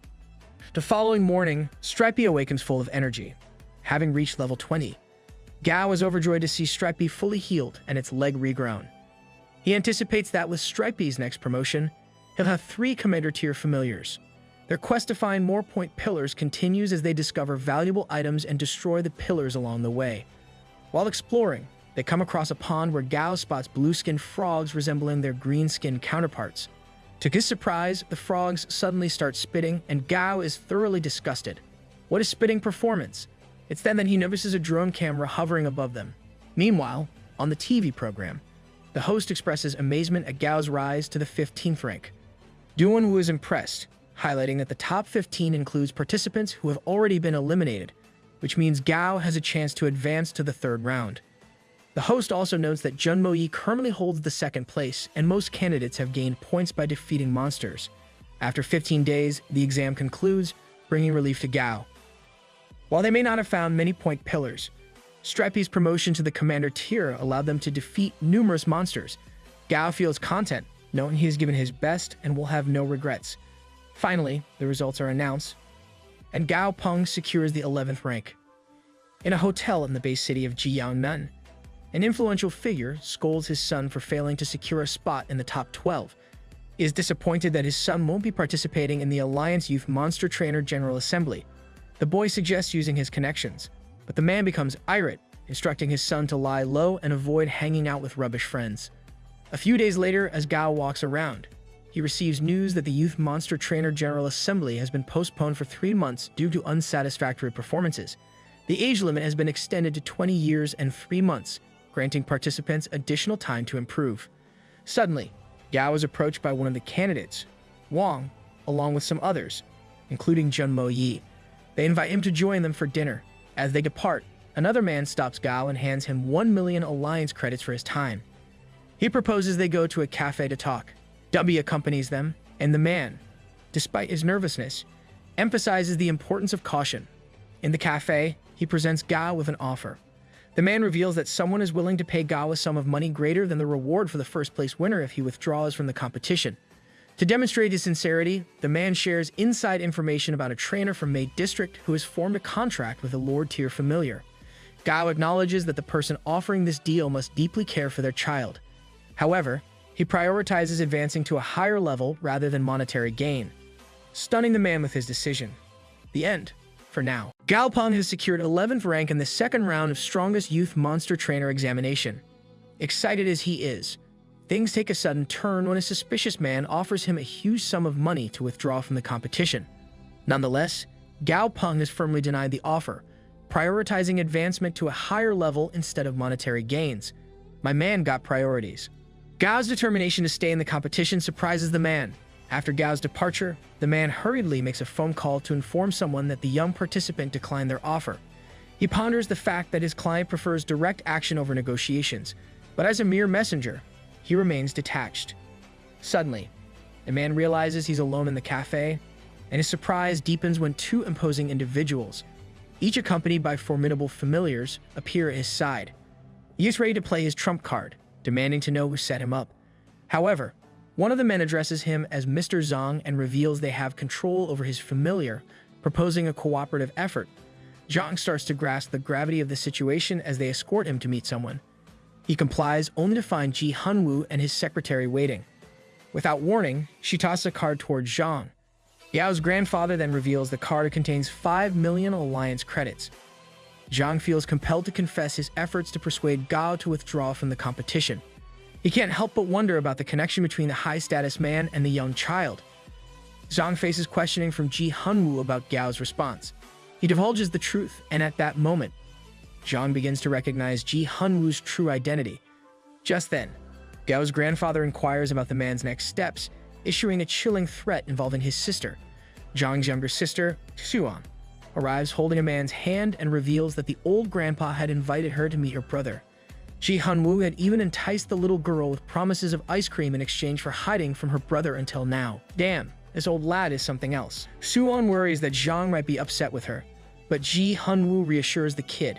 Xuan steps away at his request, and Zhang assures her before she leaves. Once the kid departs, Zhang's frustration boils over, and he begins shouting at Ji Hunwoo, stating that he hasn't achieved anything with Gao. Ji Hunwoo calmly takes his seat and inquires if Zhang is interested in working for him. To the man's surprise, he's not met with harm, and Ji Hunwoo explains that killing people is an inefficient approach, urging Zhang to spill everything. He proceeds to detail everything to Ji Hunwoo, revealing that the mastermind behind the offer to Gao is none other than the mayor of Jinling's base city, Han Yanming. Ji Hunwoo expresses disappointment, as he had anticipated a more significant issue when he learned someone was investigating Gao. His secretary suggests dealing with the mayor, but Ji Hunwoo declines, believing that Gao should handle it himself. However, he catches Zhang off guard by stating that he, too, considers the competition a waste of Gao's time. Ji Hunwoo then reflects on how it has been 4 years since they last met. Meanwhile, back at Gao's home, he ponders the identity of the mastermind behind these schemes. Despite his concerns, Gao decides to set them aside and go to sleep. A sudden knock at his door startles him, and he cautiously inquires about the person's identity. A voice from the other side suggests that it's not good for a young man to oversleep. Gao Peng recognizes the voice and opens the door, revealing his grandfather, who greets him with a smile. Ji Hunwoo embraces Gao Peng, the reunion after years filled with emotion. Gao's grandfather takes a seat and commends his performance in the competition. Yet, Gao humbly admits that he felt lacking, especially since he remained on the periphery. Ji Hunwoo, however, appreciates this strategic choice. He offers his unwavering support, and Gao raises the subject of assisting him with the Southern Sky Group. But Ji Hunwoo shifts the conversation toward the offer to withdraw from the competition.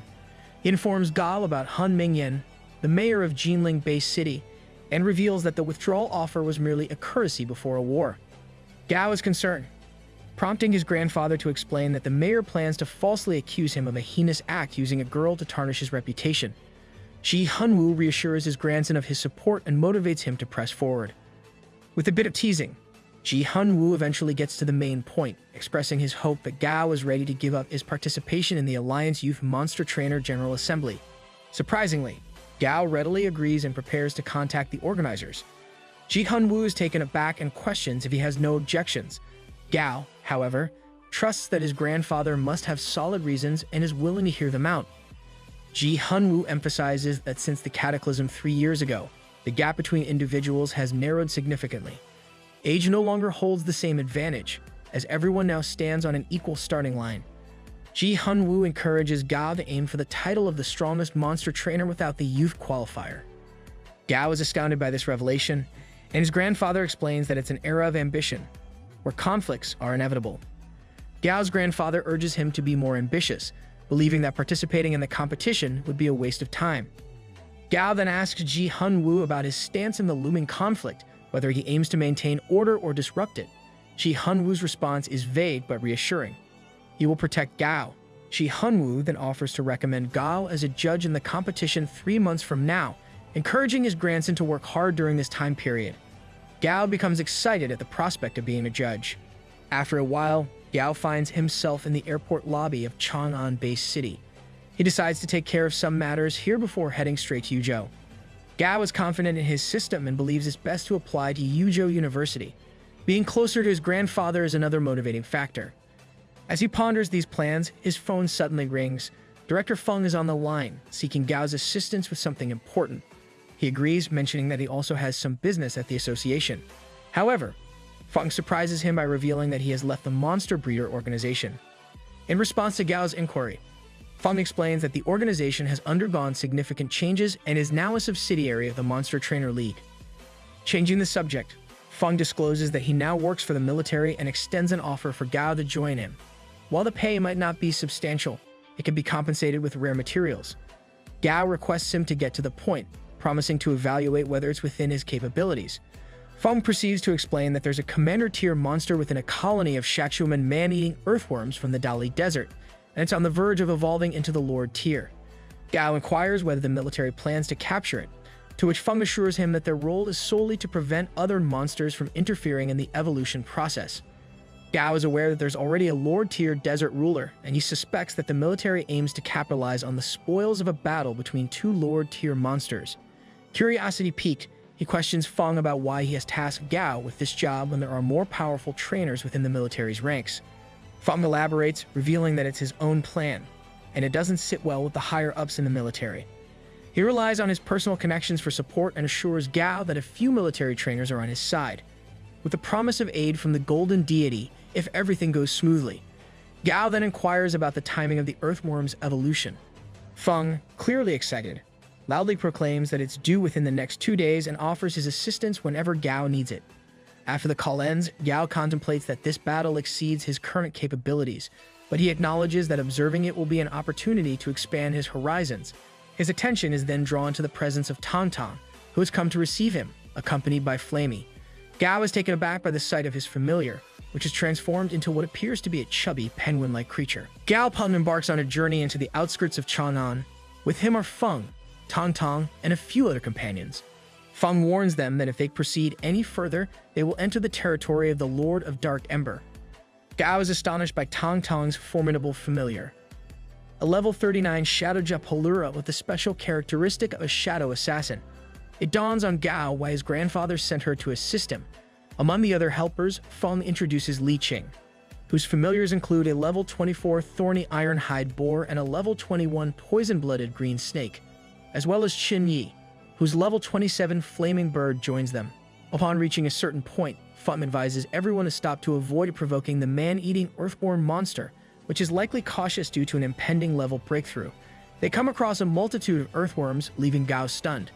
Fung is satisfied, explaining that the man-eating earthworms will naturally protect their leader. Curious, Gao asks if Lord of Dark Ember is the creature's actual name. Fung clarifies that they use this name because the monster rules over the entire Dark Ember forest. For example, if the desert ruler dominated the Daily Desert for an extended period, it would be called the Lord of Daily. Fung cautions everyone to be vigilant, as other monsters might seize this opportunity for sneak attacks. Gao senses something approaching and is surprised to see a massive rooster. Fung casually remarks that chickens feed on earthworms, so the soon-to-be Lord Tier man-eating earthworm must be tempting. As the rooster attacks the earthworms, Fung asks Gao to observe how the chicken easily bypasses the earthworm's defenses. However, the man-eating earthworms suddenly disappear, leaving Gao confused. He questions where the earthworms have gone. Fung explains that they have the ability to burrow underground, and the Commander Tier monster must also be hiding beneath the surface as it undergoes evolution. He commends Gao for his talent but adds that he still has much to learn. Gao, however, is wary of appearing too experienced. The situation takes a dramatic turn as the earthworms manage to catch the rooster's leg. Fung asks Gao to observe how, when the earthworms collaborate, the chicken becomes trapped. Eventually, the rooster falls victim to the earthworms. Gao comments on the chicken's lack of combat, but Fung assures him that this is just the beginning. Tong Tong urges them to remain quiet as a formidable presence approaches, a terrifying level 40.5 violent female spider. Its statistics ring a bell with Gao, and upon a closer look, he recalls that this might be the same monster that Lu Senlin and others battled. Their mission ended in failure, resulting in many casualties, but it led to the female spider's promotion being interrupted, leaving it as a deformed, half-promoted Lord Tier creature. Fung confirms this and explains that the military believed the spider would be slayed by the Lord of Dark Ember by now, which prompts him to suggest they stall for time. Gao is initially shocked by the idea of facing such a formidable foe, even if it's deformed. He questions Fung's decision but begins to reconsider when he observes Tong Tong's calm demeanor. She agrees to take action but conditions her involvement on acquiring the horrifying violent female spider. Fung hesitates, thinking that stopping the spider would be challenging enough. Tong Tong announces her plan for herself and Gao to confront the spider, while the others prevent other monsters from interfering. Fung and his companions are taken aback by this bold move. However, Tong Tong stands firm in her decision and releases her cat familiar, Softy, to test the spider's reactions. At least someone has the balls. The female spider moves in to attack the earthworms but finds itself halted by Softy. Fung admires the cat's sharp claws, but Tong Tong notes that it's insufficient. She remarks that Softy has only managed to cause surface wounds without damaging any vital organs. Tong Tong's Shadow Japalura seizes one of the spider's legs and hurls it to the ground. However, the female spider quickly recovers and attempts to strike Softy, who narrowly escapes. The monster then begins launching a web-based attack. Gao grows increasingly concerned. While the spider can't harm Softy, they struggle to execute effective counterattacks. Gao instructs Dumby to utilize the blood thread heart, which the skeleton begins using on the spider, temporarily suppressing it. However, Gao is alarmed as the effectiveness of the attack dwindles rapidly. Determined to buy time, he resolves to keep stalling. Suddenly, the ground trembles and Gao wonders if it's an earthquake. To his surprise, the recently transformed Lord Tier Shachuman man-eating earthworm emerges from below the ground. It violently assaults the female spider, much to Fung's excitement, marking this successful promotion. Gao can't help but smirk, recognizing that this newcomer is no ordinary spider. It's a level 41 Shachuman man-eating earthworm, a genuine Lord Tier monster. Once again, it readies itself to attack the female spider. However, Fung grows concerned. He desires a confrontation between the Lord Tier earthworm and the desert ruler to reap the rewards. But the earthworm decides to dig and escapes through a tunnel. The spider goes on the offensive at the spot where the earthworm vanished but fails to find any trace. Gao remarks with satisfaction that the spider has lost track of the giant earthworm in its fury, and Fung shares his joy in the mission's success. Li Qing draws their attention to the spider, which has started behaving oddly, going in circles. He speculates that it might have gone mad after its prey escaped. Tong Tong confirms this, explaining that the female spider expended a significant amount of energy, leaving it hungry. The spider gathers the earthworms intentionally, encases them in its web, and consumes them. Gao admits to Tong Tong that he doesn't believe they can capture the spider. However, she reassures him, claiming Gao hasn't seen anything yet. Show off much? Softy and Shadow Japolura prepare to attack the female spider, launching violent assaults together. At first, they inflict light injuries, followed by milder ones. Gao insists that the spider is still formidable, urging them to adopt a more patient strategy. But Tong Tong reassures him, stating that the spider can't escape now. Suddenly, a vulture appears in the sky and lands on the ground. Gao is shocked to see a Lord Halo, a bird-type Lord tier monster known as the Blood-Eye Bearded Vulture, a level 42 creature. Phone raises the alarm about the Lord tier vulture, cautioning everyone that it might be drawn by the earthworms, but is currently fixated on the spider. To their astonishment, the vulture bows down to the spider instead of launching an attack. Tong Tong explains that it is mourning for the fallen monsters, leaving Gao perplexed. She jokes that the vulture might have watched too many movies. Amid the confusion, Li Qing nervously questions whether the vulture is Tong Tong's familiar. She responds casually, noting that women should have means of self-defense. Gao contemplates that, at this point, he wouldn't even be surprised if his grandfather had a dragon as a familiar. Little does he know, the Lord tier vulture then approaches the spider, standing still as it gazes at it. Tong Tong, with some irritation, remarks that the vulture is returning to its old habit, sparking curiosity among everyone. Tong Tong clarifies that the vulture thinks of itself as a scavenger and struggles to consume live prey, so it's in the process of adjusting its mentality. This revelation astonishes Feng and his men. Tong Tong then instructs her familiar not to eat the spider but to wound it severely. Once the vulture comprehends that the spider isn't meant for consumption, it soars into the sky with great speed and returns to attack the monster with full force. The vulture easily overpowers the spider, leaving Feng shocked at how easy it was to subdue a pseudo-lord tier monster. Tong Tong orders her familiar to disable the spider's leg tendons, and the vulture carries out the task. Satisfied that the monster can't escape, she declares her mission accomplished. Gao informs Feng that they intend to take the spider with them, leaving the men astonished and perplexed. Later at Gao Peng's villa, he assesses the heavily injured female spider, rendering it useless. Gao inquires of Tong Tong if she has any interest in the spider, but she declines, deeming it unattractive, and suggests giving it to Ji Hunwoo as a test subject. This response brings a hint of disappointment to Stripey, but Tong Tong reassures the creature that she wasn't referring to it.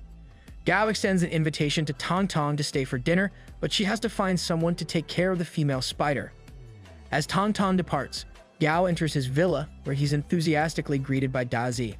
The creature circles around Gao, yearning for pork ribs, which unfortunately aren't available. Dazi then has a clever idea and points at Dumby. Intrigued by the suggestion, Gao starts preparing a large pot of soup. He calls Dumby, who assumes that Gao has something delicious in store for it. Dumby is overjoyed that Gao still remembers it even though it can't eat.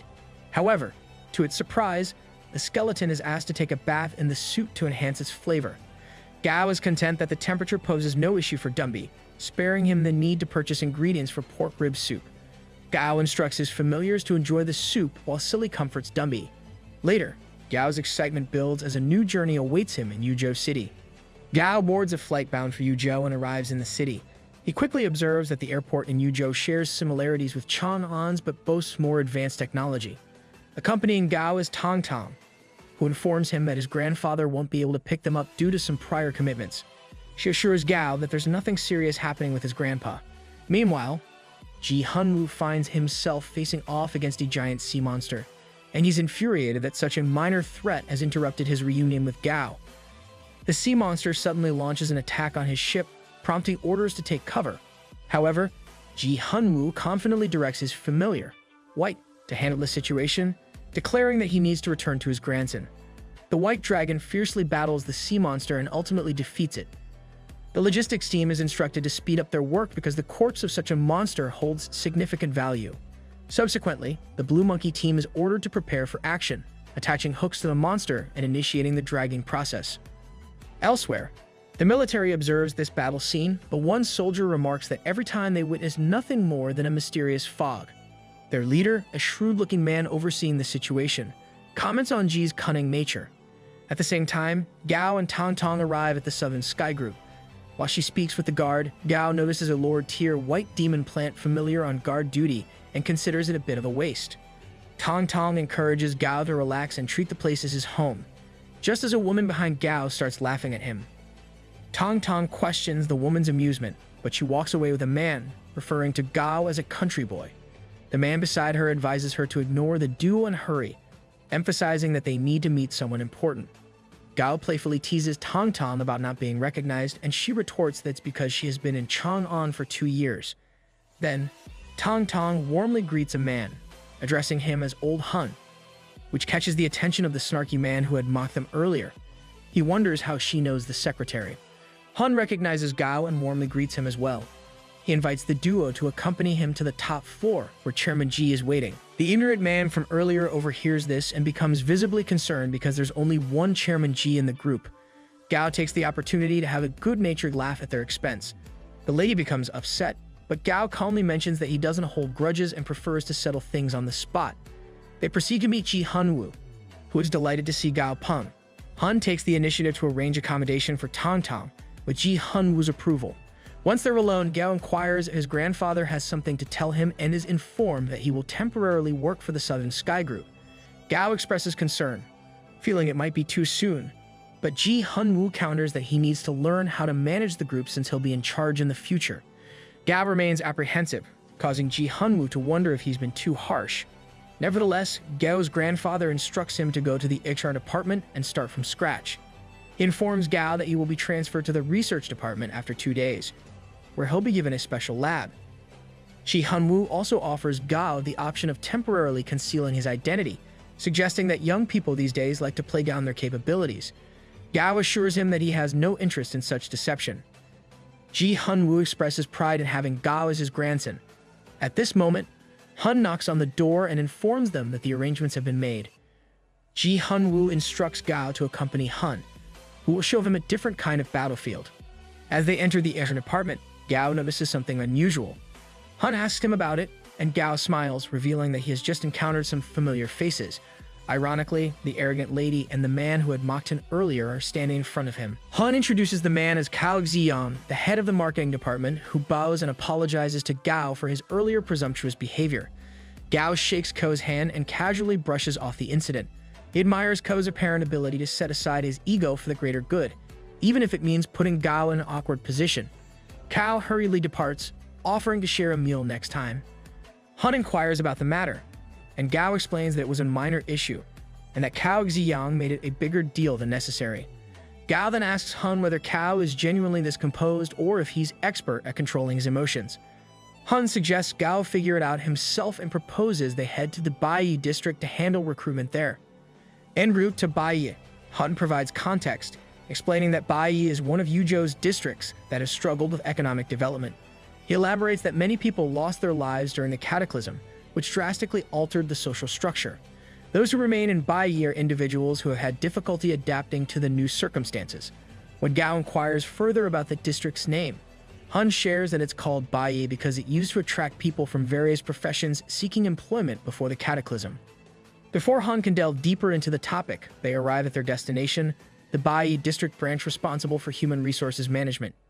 Gao observes some peculiar individuals nearby and inquires about them. Hun explains that they are at the Baiyi district's recruitment hall and playfully refers to them as Baiyi's best, though in reality, they are individuals who have lost hope in their future prospects. Hun then introduces Gao to Section Chief Wang from HR Management Headquarters and Branch Manager Su. Both greet Gao respectfully, addressing him as Young Master and Head Gao. Gao requests that they use his position title as they are all colleagues. Yas as the grandson of the wealthiest and strongest man alive. Hun assures Gao that while the place may seem a bit disorganized, it makes management easier and offers a good opportunity to develop skills. After Hun departs for other tasks, Gao requests Wang to give him a tour. The section chief takes Gao to the branch's warehouse and the training center for familiars. Since Wang continues to address Gao as head or young master, Gao playfully threatens to deduct his salary if he does so again. When the section chief repeats the title, Gao surrenders. He inspects the equipment and inquires if every branch has similar resources. Wang confirms but mentions that they are seldom used. Other departments like security and the Central Security Bureau have more advanced facilities and conduct field training in the forest. Gao intends to inquire about the recruitment of workers, but the section chief reassures him that subordinates will handle everything, leaving Gao with little to worry about. As Wang takes his leave, Gao wonders about the tear stains on one of the equipment pieces. He calls Flamey and contemplates that once it reaches the commander tier, it will solve his problem of not having a flying-type familiar. Gao asks Flamey if it can still fly and instructs it to navigate through some rings. Flamey takes flight, showcasing impressive speed, but accidentally collides with one of the rings. Although Gao is initially disappointed, he encourages Flamey not to give up and keeps motivating it to try again for improved control. Eventually, Flamey successfully flies through the rings without mishaps, and as it lands, it unexpectedly starts breathing fire. Gao is astonished as his flying-type familiar is promoted to level 21. Flamey's promotion creates a dazzling spectacle as it continues to soar surrounded by flames. Flamey has now reached level 21 with a perfect grade. Its fire resistance has significantly improved, and its unique ability allows its feathers to detach from its body and cause fiery explosions. Gao remains somewhat uncertain about this newfound ability, understanding that the explosions don't originate from the feathers themselves and can be quite powerful. However, he's worried about the potential consequences for Flamey, as this ability consumes its feathers. The thought of his bird familiar without feathers horrifies him, but he also playfully teases Flamey before preparing to leave, asking Dumby to accompany him. The skeleton hastily drops the dumbbells he was using in response. Later, under the cover of night, a young boy emerges from a hole in the training ground, accompanied by his rat familiar. He is about to begin his practice when a voice interrupts, inquiring about how long he has been coming to this place. The startled boy turns to find Gao standing there with Dumby. He begins to apologize, but Gao dismisses it and kindly asks him not to enter through the hole again. The boy apologizes for using the equipment and walks away disheartened. Gao reflects on how not everyone in the Bai district has lost hope, and some still yearn for a better life. He stops the boy and offers to help him obtain an identity card for coming there anytime. Gao assures the boy that if anyone questions him in the future, he should mention the name Gao Peng. The next morning, as Gao trains Flamey, Wang arrives with the boy, who now has an identity card. Gao inquires about the boy's name, which he reveals to be Li Junzong. Gao instructs the boy to wash his familiar and commence training. Li Junzong's familiar is a level 4 blood scavenger rat, albeit with a mild injury. Wang explains that the boy is fortunate to have found a monster in the sewers and tamed it, as it would be challenging to survive otherwise. Gao is taken aback by this revelation, and Wang clarifies that many monsters in Bai district reside in the sewers and survive on discarded waste. Gao inquires further about the underground monster situation, wondering if these monsters are allowed to reproduce unchecked. The section chief explains that the monsters used to surface, but some were hunted down by monster trainers, causing them to retreat underground for safety. This revelation raises Gao's concern, but Wang reassures him, mentioning that Yu Zhao has a unique solution to the issue. Chairman Ji has a familiar that resides in the sewers and preys on these underground monsters. Gao finds this contrast to Chang'an City intriguing. Li Junzong returns and shares his story, explaining that while city dwellers are afraid to enter the sewers, he ventured there in search of food. In doing so, the boy encountered the injured blood scavenger rat, which has become his companion and helps him find food. Gao contemplates this information and discusses the ongoing recruitment challenges they face for their factories. He offers Li Junzong the opportunity to work for him, promising a salary, food, shelter, and access to the training center. Li Junzong expresses his heartfelt gratitude. Later, upon returning to his dormitory room, Gao is astonished to discover that Dazi and Stripey have been rapidly promoted. He speculates if his grandfather provided them with rare ingredients, resulting in such swift growth. Gao also notices that Silly has reached level 20 but is restricted by its grade. Gao recalls that Silly gained a wood-type healing attribute after evolving into a wood spirit jellyfish. Curious, he decides to test this ability on a lab rat. However, Gao becomes disappointed as Silly only manages to heal a small portion of the rat's injury after half an hour. Silly appears unconcerned, much to Gao's frustration. Nevertheless, he resolves to increase Silly's level since the materials Gao requested his grandfather to collect are ready. As he contemplates Silly's growth, Gao notices Dumby gazing out of the window and inquires about its state of mind. Dumby expresses a desire to return to its hometown, revealing that it misses its offspring. Dumby's a family man, I see. Gao is taken aback as he was unaware that his familiar had already become a father ape. In response, Gao announces their plan to visit Dumby's hometown the next day. Gao continues his journey by sailing through the Red Sand River in Chuanshu on a ship. Curious about the presence of monsters in the river, he questions a sailor, who assures Gao that their ship is safe due to the king red carp's scales affixed to the bottom, which deter monsters from attacking. The sailor explains that they offer some monsters as tribute in return for the king red carp's protective scales. Gao is intrigued by this practice, reflecting on how it would damage the government's reputation if it were to become public knowledge, revealing its inability to safeguard its citizens. He considers the discrepancy between small-based cities like Shuanshu, which rely on lower-tier familiars or monsters, and larger cities like Yuzhou and Chang'an, where monster trainers are more common. Finally, they reach their destination. As they arrive, Gao consults with Dumbi to see if the place is familiar. It recognizes a location and recollects the time it was captured. Following a trail, Dumbi senses something from a few months ago. Gao offers words of comfort but notices Dumbi suddenly reacting to a sound and dashing off. Gao instructs Strippy to follow, and they find themselves at a waterfall. Dumbi is moved as it spots its family bathing in the water. Gao encourages Dumbi to rejoin its family, reminding the skeleton of its previous role as the tribe's king. However, Dumbi hesitates due to its nature as a non-living being. Gao insists, suggesting they observe from behind trees. As they watch, Dumbi becomes emotional, feeling powerless and unable to protect his offspring. Gao asks Dumbi if it wants to bring its daughter back and assures it a wonderful life. Still, Dumbi declines, valuing its daughter's freedom in the forest, but itself expresses happiness with its current life. Suddenly, the apes are attacked, and Gao realizes that they are facing hunters. Dumbi rushes forward to defend its family. Miss Zhou, 10 minutes prior, hunters are on the hunt for Red River apes, and one of them expressed doubt about their value. Their leader, Li, explained that Miss Zhou of the Zhou family had developed a taste for these apes, tripling their market price. The hunters finally located the apes and took their first shots, believing there were no powerful monsters nearby. However, Li missed his shot initially, and the group was suddenly alerted by a noise. Currently, Li has ordered his familiar to handle the situation while the others hide. Unfortunately, his iron-backed wolf familiar is swiftly defeated and killed by Dumbi, who appears as a formidable gold-type commander-tier monster. That skeleton is the goat. Dumbi initially frightens the apes, but when it embraces its own offspring, the hunters grow fearful, concerned that Dumbi might be aligned with the apes.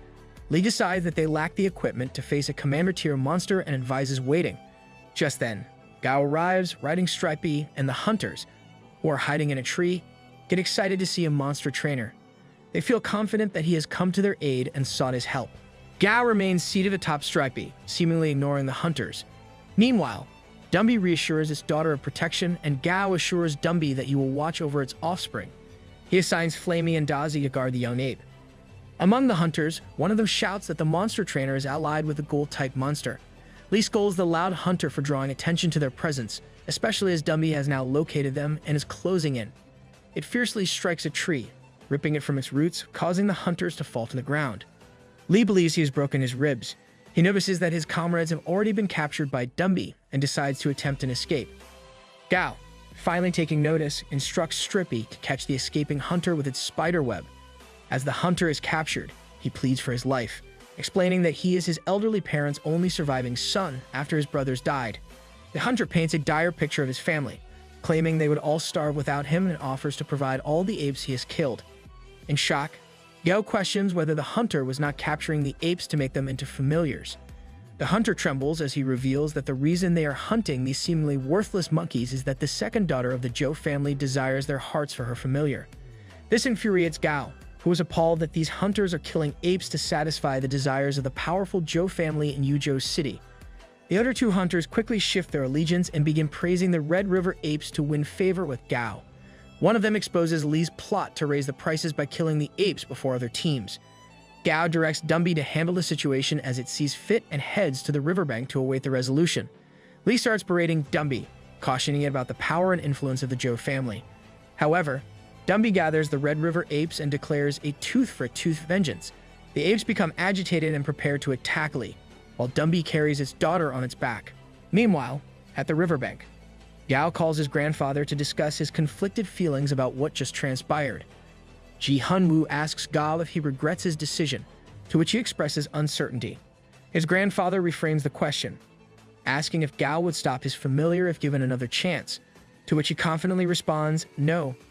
Ji Hunwoo explains that this answer reveals the truth and playfully calls Gao a faker. He advises him to be ruthless in the competitive outside world, emphasizing his desire to see Gao succeed rather than fall victim to others. Who needs philosophical debates when you have family chats like these? Ji Hunwoo also offers to bring the remaining apes to Yuzhou and provide them with land to inhabit. He then ends the call. Gao decides to inspect the red carp. The sailor informs him that it's essential to address the monster as king because it can understand their language. He shows Gao the location where people offer their tributes, explaining that the monster bestows its scales in proportion to each person's offering. Suddenly, a disturbance ripples through the river and the lower-tier dragonblood red sand carp emerges. The gathered individuals prepare to retrieve their tributes. The monster consumes all the offerings and dispenses its scales. A man instructs others to collect the scales according to their sacrifices to avoid injuring the king red carp. Gao is fascinated by witnessing the seasoned lord use its powers and finds its hydrokinesis as mystical as it sounds in fairy tales. He yearns to get a closer look at the monster and wonders about the identity of his grandfather's lord-tier familiar, eagerly wishing to touch it. In South Africa, Lusaka. A dire emergency unfolds as a high-energy spatial reaction agitates the white-bellied space worm, indicative of a probable spatial rift. To investigate this anomaly, a red-spotted falcon and a white-bellied space worm are dispatched. A monster trainer rides atop the falcon, racing to the location, filled with apprehension about the gravity of the situation. Their fears are confirmed as a peculiar monster emerges from the rift, swiftly dispatching the monster trainer. Meanwhile, at Ji Hunwoo's villa on the outskirts of Yuzhou, Yao watches the news report on the spatial rift incident alongside his grandfather. He inquires why such a grave situation seems to bring an air of optimism. Ji Hunwoo casually responds that in today's world, danger exists everywhere. These temporary spatial rifts used to appear during the early stages of the cataclysm, but have been absent for the past 2 years. Consequently, strong individuals view this as an opportunity to acquire new familiars, particularly from other worlds. Ji Hunwoo explains that the allure of new power is exciting and suggests that Gao should appreciate this now. He hands Gao an access card to the villa's laboratory and mentions that most of the materials he needs have been procured. However, Ji Hunwoo advises Gao to seek out the advanced-level monster breeders in the company for guidance. Gao expresses his gratitude, reflecting on the fact that his grandpa remains unaware of his unique system. Ji Hunwoo then advises him to rest in the villa for 2 days. When Gao inquires about seeing his familiars, his grandfather instructs him to locate White by himself. After searching the entire house and failing to find White, Gao eventually heads to the backyard lake. He decides to put the matter aside and indulges in a refreshing bath in the lake. While Gao is enjoying his bath, an unexpected development occurs. He starts floating in the air. Totally normal, everyday occurrence, right? Perplexed and alarmed, Gao calls upon Flamey for assistance. Flamey, however, is trembling with fear as it spots something lurking beneath the water. It hastily flies without looking down. Just as Gao is trying to comprehend the situation, Ji Hunwoo arrives and casually instructs his familiar to be gentle with his little master. Gao is bewildered by his grandfather's words, but before he can react, Flamey arrives and rescues him from the ridiculous situation. As Gao turns around, his eyes widen in astonishment when he sees a white dragon emerging from the sea. This magnificent creature is a level 50 Lord-tier white aquatic dragon with a perfect grade. It possesses 2 passive skills and 3 remarkable evolution paths. Gao can't contain his excitement and exclaims that the white aquatic dragon easily surpasses the dragon blood red sand carp. He admires the dragon's passive skills that enhance its speed, agility, and the power of its claws and scales. Though Gao isn't overwhelmed by its aura, so he decides to touch the dragon. However, the white dragon suddenly glares at him, halting his approach and filling him with fear. Gao backs away and excuses to withdraw, but the dragon intervenes, blocking his path with its claws. It issues a challenging gaze, causing Gao to abandon his plans to touch it. Realizing he has to focus on raising Silly's level along with Dazi and Stripey, Gao retreats to the villa's laboratory. He begins preparing a serum that's tinted red. Gao contemplates whether this serum will change Silly's color, recalling that the previous one had turned it green. As Silly sniffs the serum and then takes a dip in it, Gao notices the fragrance resembling that of a green apple. Silly emerges from the serum with an even brighter green hue, now a dimensional jellyfish with a perfect grade at level 20. Gao tries to console himself, thinking that in low light conditions, the color change won't be apparent. However, his familiars find the situation quite amusing as Silly lands on his head, leaving Gao in a state of mild embarrassment. Gao arrives at the Bai District Branch's training center and is pleasantly surprised to find Li Junzong there, punctual and hardworking. He's content that helping the young boy wasn't in vain. Gao initiates Flamey's training and observes how its flames have grown more potent. However, training a fire-type familiar in the midst of summer feels like a form of self-inflicted torture. Wang, the section chief, joins them and reports that the recruitment process for orphans and single-parent children has commenced as Gao had requested. Gao delegates the task of monitoring their work to Wang, who commends him for providing these children with employment opportunities. Gao, however, reminds him to prioritize character over capability when hiring. Suddenly, he notices a crowd gathering in the area. Wang explains that there was a monster attack at the factory, and the missing workers' families have come seeking information. Gao decides to intervene and heads over to the discussion, where he questions Ji Yang, the security supervisor, about the status of the monster. Su, the manager, informs Gao that the missing workers have been found, albeit with serious injuries and no fatalities. Ji Yang, however, reveals that the monster has retreated into the underground sewage system. Gao inquires about the state of the underground defensive installations and urges immediate repairs if they are damaged. To his shock, Gao learns that there are no defensive measures in place, only an alloy gate for waste discharge. He admonishes Ji Yang, but the security supervisor is disgruntled. Gao decides to take matters into his own hands and asks Ji Yang to guide him to the location. The security supervisor, despite his initial reluctance, complies and takes Gao to the factory yard where the monster disappeared. Gao, familiar with his grandfather's own familiar living in the sewage system, believes that it must have already eliminated any dangerous monsters. However, Ji Yang is determined to handle the situation and assures Gao that his devil mantis familiar can adapt to any environment. Gao explains that he trusts Ji Yang's abilities but emphasizes that even familiars have limitations. He advises Ji Yang to oversee the factory while he investigates. Underground, Gao cautions his familiars that this isn't a game, although he himself remains surprisingly composed. As they progress, Dazi senses something, and they encounter a large cockroach that lunges at Gao. Streppy steps in to block it with its web, and Dazi stuns the cockroach with an electrical shock. Stripey, drawn by the scent, expresses its desire to eat it, and the spider goes for the cockroach. However, it unexpectedly takes flight, only to be set on fire by Flamey, which mistakes it for a disc. Gao is impressed by Flamey's fiery skills. As they approach the alloy gate's passcode machine, Gao guesses that the monsters likely passed through when the gate was opened to discharge waste. He ponders what drove these monsters to go against the flow and the gate. As the alloy gate opens, Gao is met with an unsettling sight, several pairs of eyes locked onto him, leaving him filled with worry. An army of cockroaches surrounds Gao, accompanied by an eerie sound. As the monsters close in on him, he swiftly commands Streppy to engage the attackers, instructs Dazi to watch their rear, and urges Flamey to unleash its fiery might. As his flames engulf the cockroaches, Gao spots a plump cockroach, issuing orders and realizes it must be their leader, responsible for the sound. He orders Streppy to target the leader first, and the spider clears a path through the smaller cockroaches, ultimately killing the larger one. The cockroaches, now leaderless, disperse, and Gao begins to suspect their involvement in the factory incident. Suddenly, he notices that something seems off with Stripey. There's movement in the spider's mouth, and Gao identifies it as a dark daughter parasitic sub-body. He instructs Flamey to remove it, and the bird carefully cleans Stripey's mouth, successfully removing the parasitic sub-body. Gao takes a playful jab at the spider for not maintaining good oral hygiene, while Flamey expresses its disgust by puking.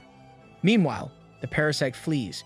Gao informs Dazi that they will use its keen sense of smell to track down the main body of the parasite later. Just as they're about to continue their pursuit, the sewer rumbles, and Dazi senses a formidable presence behind them. However, Flamey says it doesn't have bad intentions. Suddenly, a monster of level 39 appears there but goes away after seeing Gao. He is somewhat relieved, knowing they wouldn't stand a chance against such a powerful monster. Gao speculates that it must belong to his grandfather. He contemplates how laughable it would be if Shi Hunwu discovered his adventure in the sewer. Gao then asks Dazi if it remembers the parasite's scent, explaining that he needs to make amends for the emotional turmoil. They follow the distinct scent and eventually locate the parasitic sub-body. Gao directs Flamey to block its path, while Dazi moves in for an attack. However, an unexpected intervention occurs as a red rat-like monster, carrying the main body of the parasite, materializes out of nowhere and assaults Dazi. Gao promptly orders the centipede to electrocute the rat-like monster. As the electric shock courses through it, the rat discards the parasite and scurries away, leaving Dazi bewildered. Gao deduces that this parasitic relationship resembles a form of symbiosis, and the Dark Daughter can't forcibly control its host. Regardless, Gao is content as he only needs the parasite's abilities, not its thoughts. He approaches the sub-body, asserting that resistance is futile. Gao emerges from the sewer and promptly instructs Wang to arrange for the repair of the ground crack. He hands the parasitic sub-body to Dumby and tells the other familiars to take a break. Dumby is puzzled by the presence of the Black Daughter as it hops onto it. Gao finds it somewhat foolish for the parasite to be seeking blood and flesh on a skeleton. Dumby clenches its bony fist, seemingly ready to eliminate the parasite. Gao intervenes and instructs Wang to place the parasite in a bulletproof glass container. Just then, he receives a call from Ji Hunwoo, who requests his presence. Gao explains that he hasn't completed his task yet, but his grandfather reveals that Gao's personal laboratory is now ready. Excited by the prospect, he agrees to return immediately. Upon Gao's arrival, Ji Hunwoo leads him to a cave concealed behind the lake at his villa. Gao is astounded to find the laboratory and comments on its lavishness, thinking it might be too extravagant. His grandfather then demonstrates that the laboratory's door can be opened simply by touching a beam of light. Gao is taken aback by the high-tech setup, and Ji Hunwoo inquires if he finds it satisfactory. Gao's grandfather offers to build a new laboratory if he isn't satisfied, but Gao assures him that he is very pleased with the current setup. Ji Hunwoo proceeds to introduce Gao to Deng Yimeo and Xu Heming, the only two advanced monster breeders in their company. Xu Heming expresses his frustration at being interrupted during an experiment, prompting Ji Hunwoo to raise this month's experiment budget by 20% to pacify him. Gao is introduced as an intermediate monster breeder, and Deng Yimeo commends his achievement at such a young age. Ji Hunwoo humorously advises against praising Gao too much, lest he become arrogant. He encourages his grandson to seek guidance from the advanced breeders in any experiment. However, Gao has different plans and shares his intention to create evolution regions. He explains that he can produce experimental regions for the evolutionary paths of some familiars Gao has discovered, which can boost the Southern Sky Group's reputation and profitability. Ji Hunwoo lauds his idea, leaving Gao suspicious of his grandfather's sudden praise. He assumes that the advanced breeders must be secretly mocking him, as even they struggle to produce a stable evolution agent. Determined to prove himself, Gao begins the experiment and presents the results to his grandfather and the breeders. He names his reagent Bloody Butcher and discloses its ingredients. Gao selects a common ape-type monster, the Black Raging Kong, as the test subject. Xu questions about the already available matured reagents required for the ape's evolutionary paths. However, Deng states that Gao's reagent could be very successful because the ingredients are easy to obtain. Gao aims to make a lasting impression, emphasizing that the experiment is intense and requires a significant amount of anesthetic. He injects the ape with the reagent using a machine, and an unprecedented reaction unfolds before the amazed breeders. Deng feels he can find useful aspects in the experiment, even if it were to fail. The unconscious ape evolves into a level 10 blood-raging Kong, surprising everyone. Deng acknowledges Gao's exceptional method and confirms that such a monster has never been discovered. He requests Xu to test the evolved monster with a soul crystal obsidian. Deng explains that the crystal can determine a monster's grade below the Lord tier, and the crystal turns blue, indicating an excellent grade. Ji Hunwoo observes some other reagent tubes and becomes concerned about the potential danger if the public learns about Gao's talent. He strictly prohibits the advanced breeders from sharing the experiment's outcome, declaring it a company secret. Ji Hunwoo then asks his grandson to name the evolved monster, and Gao chooses to call it Blood Raging Kong. It's all in the branding. Gao has named the 3 reagents he created Earth Type 1, Petrochemical Type 1, and Royal Reagent. Gao proceeds with the second experiment, already having injected the petrochemical reagent into a giant ant. He explains that it's common for monsters in their early stages to lack long-range attacks, and while it's challenging to change their agility, it's relatively easy to enhance their defenses. The ant evolves into a stone heart ant at level 7, astonishing Xu, who notes that it's also an excellent grade. But Gao isn't done yet. He moves on to the result of the royal reagent. This time, Gao's testing it on a Wolf Mountain Sparrow, evolved from the russet sparrow. The creature is known for its speed, fierceness, and sharp teeth. Gao reveals that the Wolf Mountain Sparrow has evolved into an Emperor Wolf Mountain Sparrow using the royal reagent. However, he points out a defect in this reagent. While it can evolve a monster to the perfect grade, it makes it difficult to be promoted to the Lord tier. This surprises both advanced monster breeders, as they don't even consider this a defect. Ji Hunwoo offers Gao access to the necessary materials and the directive to report directly to him. He instructs the breeders to begin mass production of regions for sale to the public, except for the royal region, which holds more value. As the breeders leave, Shu remarks that Gao isn't far behind him, and Deng takes pride in having a new companion in their work.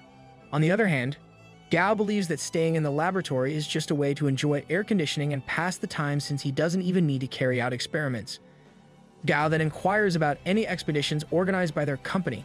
Ji Hunwoo asks if he wants to become a world hunter, and Gao counters by asking if his grandpa doesn't think world hunters are cool.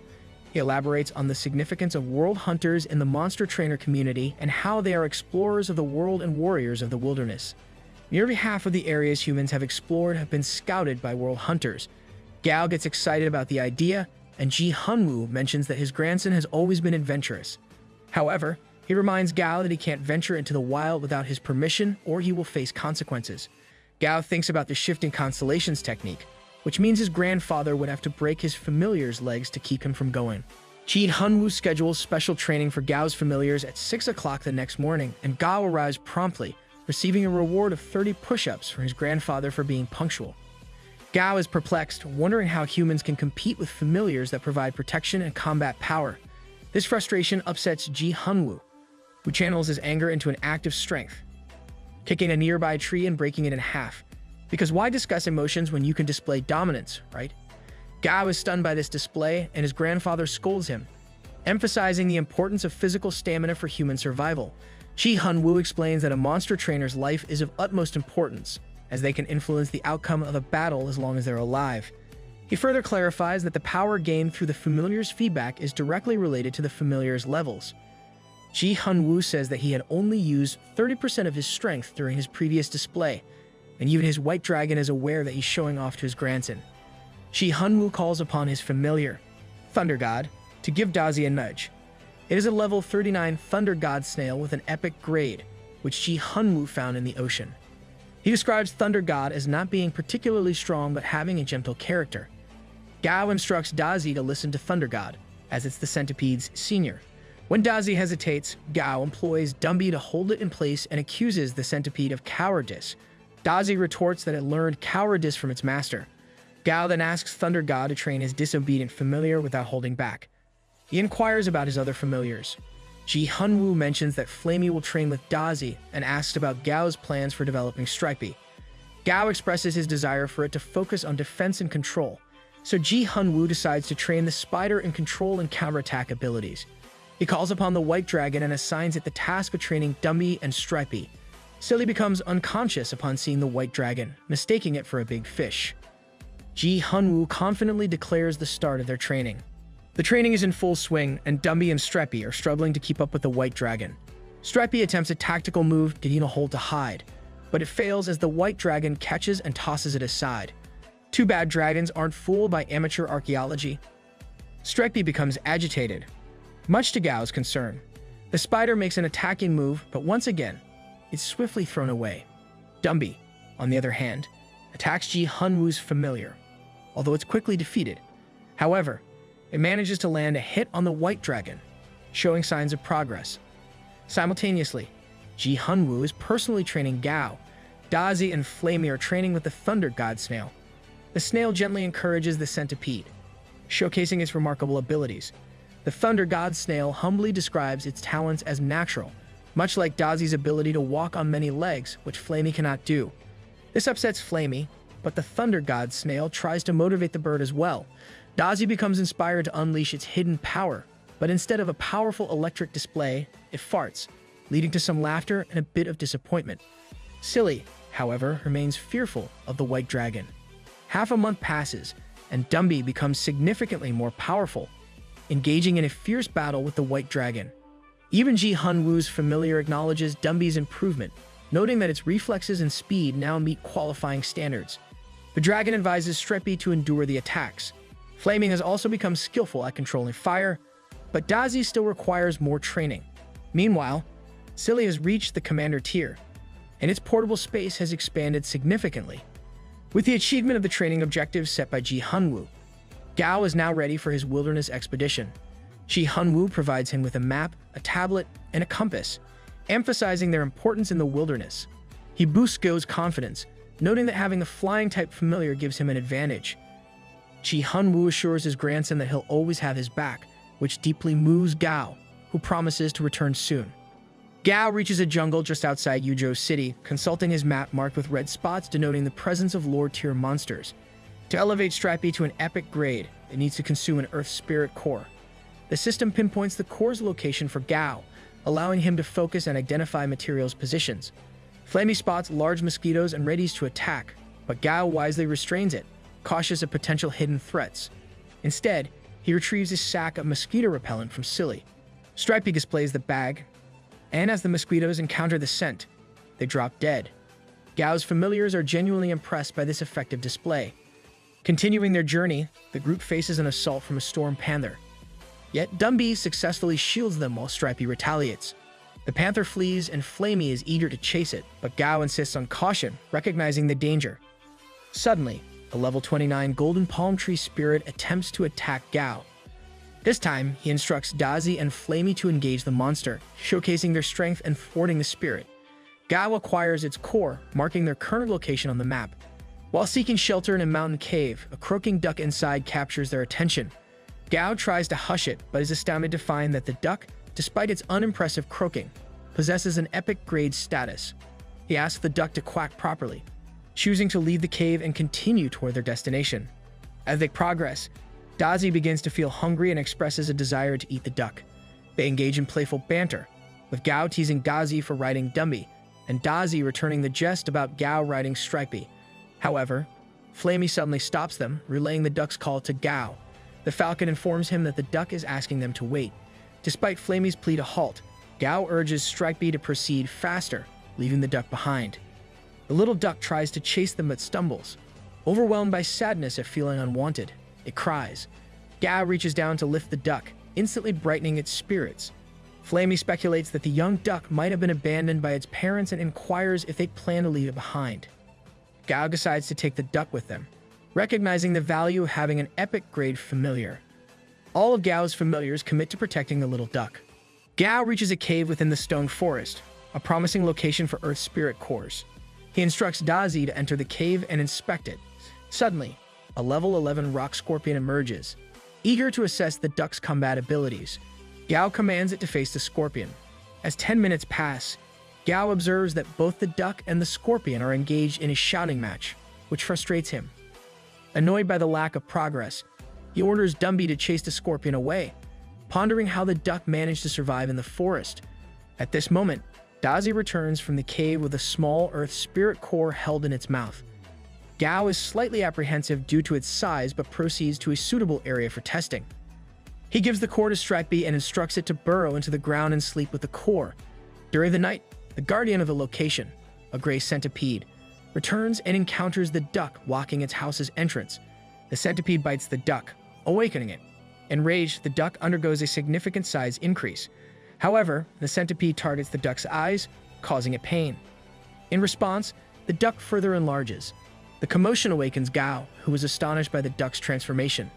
The centipede retreats in fear, leaving Gao in awe of the duck's seemingly divine ability.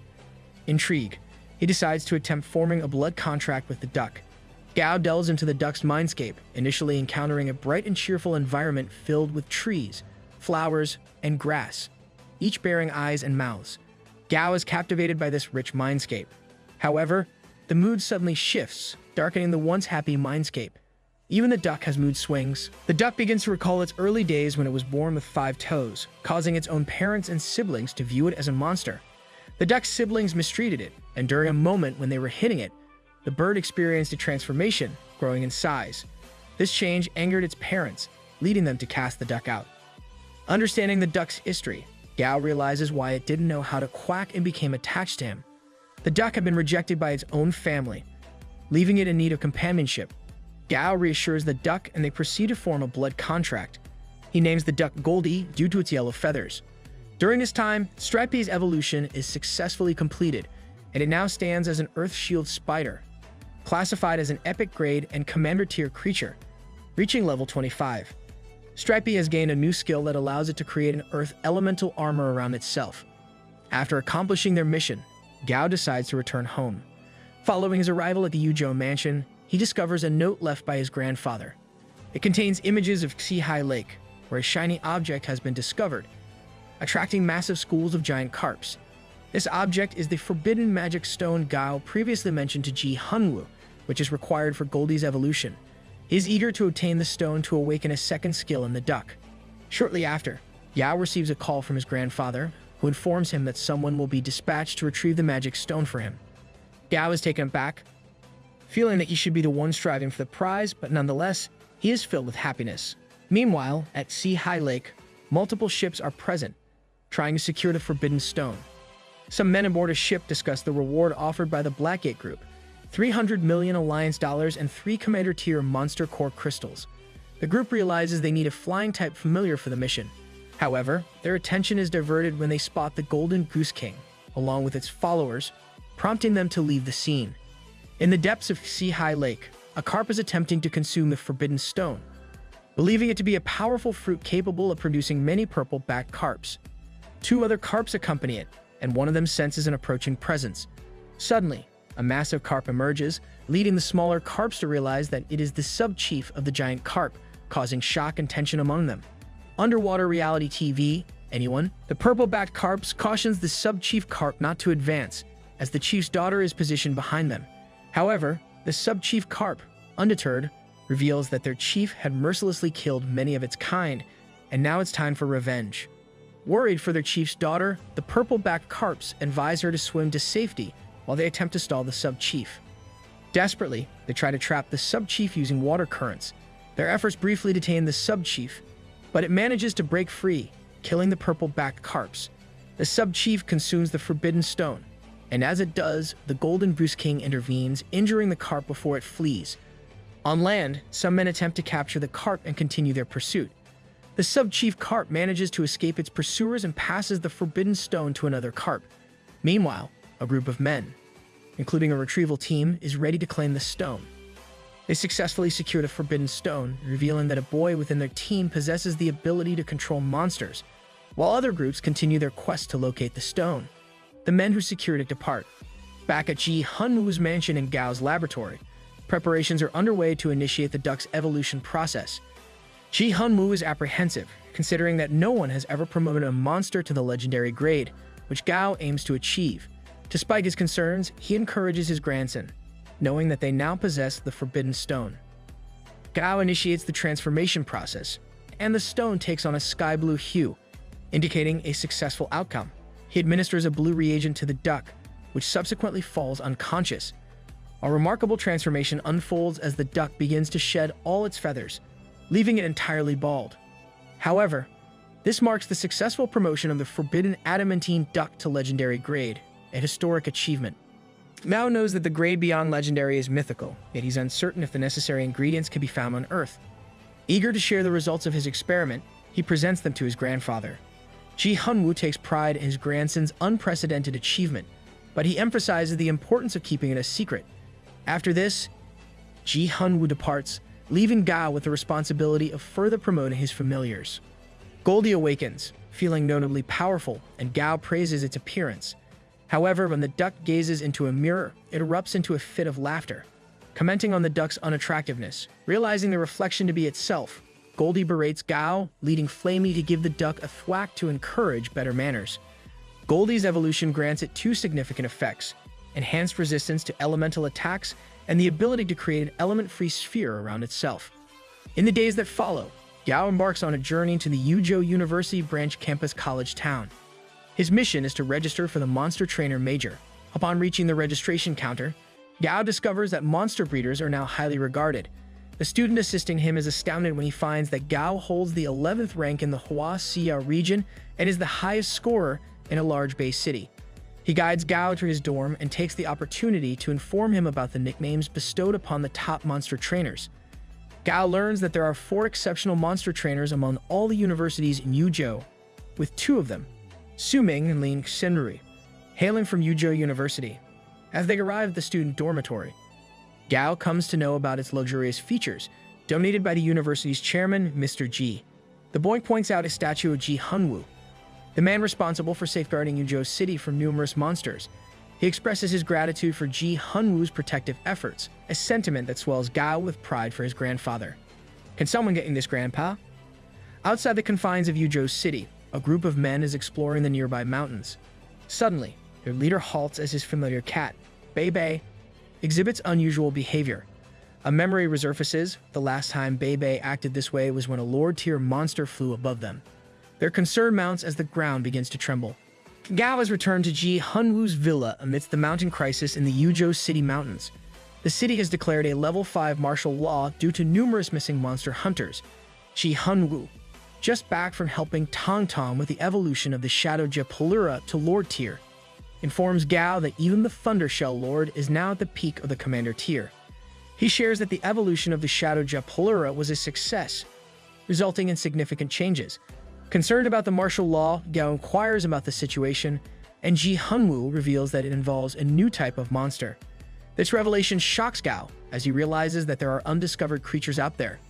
Ji Hunwoo explains that global changes are happening, leading scholars to delve into ancient myths. He shows Gao a photograph of a mountain, revealing it as the monster they've named the Mountain Spirit. These monsters may not be massive or swift, but their surface is deadly. Ji Hunwoo reassures Gao that they can negotiate with these mountain spirit monsters or resort to more forceful measures if necessary. However, Gao is hesitant to be a hero, recognizing the inherent danger. Ji Hunwoo then mentions the delivery of the Wanzai Moon Gold that Gao requested, leaving him feeling somewhat inadequate as he watches his grandfather take charge. Sorry, Gao, Grandpa knows best. Several days later, Gao returns to his university. He overhears fellow students discussing the regions he developed, which their company has already started selling. When its class ends, Gao receives a message from his grandfather containing a picture of a mountain spirit monster, a level 48 Lord-tier creature. Gao becomes increasingly concerned as it becomes apparent that there isn't just one of these mountain spirit monsters. Ji Hunwoo initiates a video call, but the signal quality is poor due to his high altitude. He advises Gao to return home, then abruptly ends the call and proceeds to destroy the mountain spirit monster. The military personnel collect its core and report back to their superior. Observers of the situation express satisfaction that Ji Hunwoo has demonstrated humanity's willingness to negotiate but not to yield. The military commander orders additional forces to show the monsters who is in control. At the Southern Sky open-air testing site, a researcher informs Ji Hunwoo that the results of the sampling from the mountain spirit will be available soon. He reveals that the military has established a temporary peace treaty with the monsters. Ji Hunwoo expresses his belief that once the mountain spirits recognize the potential to cause harm, communication may become impossible. Negotiation may only become possible when the mountain spirits realize that their own kind has fallen. The researcher admires Ji Hunwoo's strong perspective on the situation. Following this conversation, the researcher proudly presents Chairman Ji with the Royal Mountain Wolf Bird Army they have trained. Ji Hunwoo expresses his desire to assess their combat effectiveness. The researcher credits the success of the Royal Regent for making this achievement possible and arranges for the leader of the Royal Mountain Wolf Bird Army to engage in combat with the Commander-tier swine-type monster. The battle begins, and the wolf bird emerges as the clear victor. The researcher continues to sing praises for the creator of the Royal Regent. Ji Hunwoo, in turn, feels a sense of pride in Gao and speculates that his grandson must have begun work on creating other regents. Meanwhile, Gao is preparing for Dumby's evolution. He holds the Wanzai Moon Gold and senses its coolness just by touching it. Gao gives the Moon Gold to Dumby for ingestion. Suddenly, a white bone steel materializes where Dumby stands, and various shadowy figures begin to appear, resembling subjects worshipping their king. Dumby's evolution is a success, transforming it into a level 30 legendary-grade skeleton tyrant. This evolution grants it a summoning ability that requires a corpse and a skill for absorbing the energy of resurrected undead. All hail the skeleton tyrant. Curious about the strength of Dumby's newly enhanced bones, Gao asks Dazi to bite its thigh bone. Regrettably, Dazi's tooth breaks in the process. Overcome with sadness, it cries and runs away, feeling weaker than the other familiars. Gao's familiars have now reached epic and legendary grades, except for Dazi and Silly. While Silly lacks the motivation for growth, Dazi is determined to become stronger. However, Gao is aware that he lacks the necessary materials to promote the centipede. Gao reassures Dazi of its significance and then asks Dumby to demonstrate its summoning ability. He provides Dumby with a dead wolf to resurrect, but the soul that Dumby summons appears to be that of a husky. Gao expresses his intention to search for materials for Dazi's evolution. Ji Hunwoo warns his grandson to be careful, especially given the unpredictable nature of the mountain spirits. He suggests that Gao take Tong Tong with him and proceeds to call her. She arrives swiftly, accompanied by her familiars. Gao observes the transformation of her phantom Japalura into a lower-tier creature, resembling a giant dragon from mythology. Gao, time to step up your familiar game. Goldie is intrigued by Tong Tong's blood-eye bearded vulture. Gao notices that she has become even more beautiful since their last encounter. However, Tong Tong swiftly shifts their focus to their mission and places Gao on her vulture. Shadow Japalura carries Dumby and Silly, while Gao's other familiars are left behind with the assurance that they'll return soon. In just half an hour, they reach their destination near a lake, impressing Gao with Tong Tong's speed. She inquires about the lightning moths found around the lake, and Gao explains that they tend to reside in dark, damp areas, indicating the presence of an electricity source nearby. He regrets not bringing Dazi, who could detect electric elements.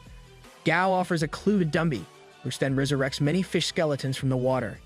Gao instructs it to ask the fish to collect any items from the lake bottom with high spiritual energy. Tong Tong is amazed by this newfound ability but puzzled by Dumby's diverse skill set. Gao clarifies that reaching legendary grade was his primary goal, and Dumby's skills have limitless potential, even capable of causing a zombie apocalypse. Numerous fish return from the depths, bringing various items, including the water spirit stone having a high water element. Gao deduces the presence of a water spirit stone vein at the lake's bottom. He instructs Dumby to let the fish rest, and in doing so, Dumby's level increases to 31.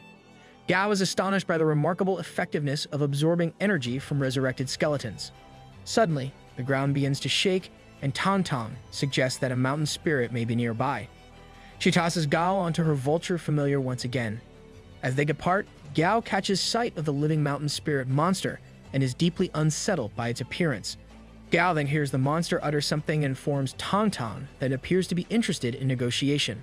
The mountain spirit monster proposes a deal, offering information about the Lightning Bell Pine, which can enable Dazi's evolution into a flying creature. In exchange, the monster requests the blood of some other monsters. Gao follows the location provided by the mountain spirit and discovers a level 32 armadillo hidden in a cavity. He's astounded that armadillos might be a vulnerability for the mountain spirit. Gao acknowledges that they can freely navigate underground and have likely grown more formidable. However, he remains skeptical that armadillos could be the mountain spirit monster's true weakness. Maybe it's tired of the same old monster diet. Tong Tong instructs her vulture familiar to smoke out the armadillo, and it successfully captures the creature, which they present to the mountain spirit monster. After the armadillo is dispatched, Gao asks for the Lightning Bell Pine. However, the monster insists on more armadillos in exchange. Tong Tong, prioritizing the location of the material, learns from the mountain spirit that it is located to the east. Despite their initial reluctance, they agree to hunt more monsters. However, the armadillos go underground. Tong Tong joins Gao on her vulture and instructs Shadow Japalura to complete the task. With more armadillos provided to the monster, it reveals the location of the Lightning Bell Pine, which is located on a cliff to the east, spanning 5 mountains. Tong Tong tasks Shadow Japalura with retrieving the pine, and 10 minutes later, it returns with the Lightning Bell Pine. Satisfied with their trade with the mountain spirit, they begin their journey back. Tong Tong inquires about why a Lord-tier monster would desire Commander-tier creatures. Gao speculates that the mountain spirit was apparently satisfying its hunger, but it is possible that the monster sought to keep armadillos away from something hidden beneath the ground. Tong Tong suggests claiming the hidden item for themselves, but Gao advises against excessive greed, thinking that there will be future opportunities. The end, for now. After a long-awaited reunion with his beloved grandfather, Yao Peng has moved to Yuzhou City.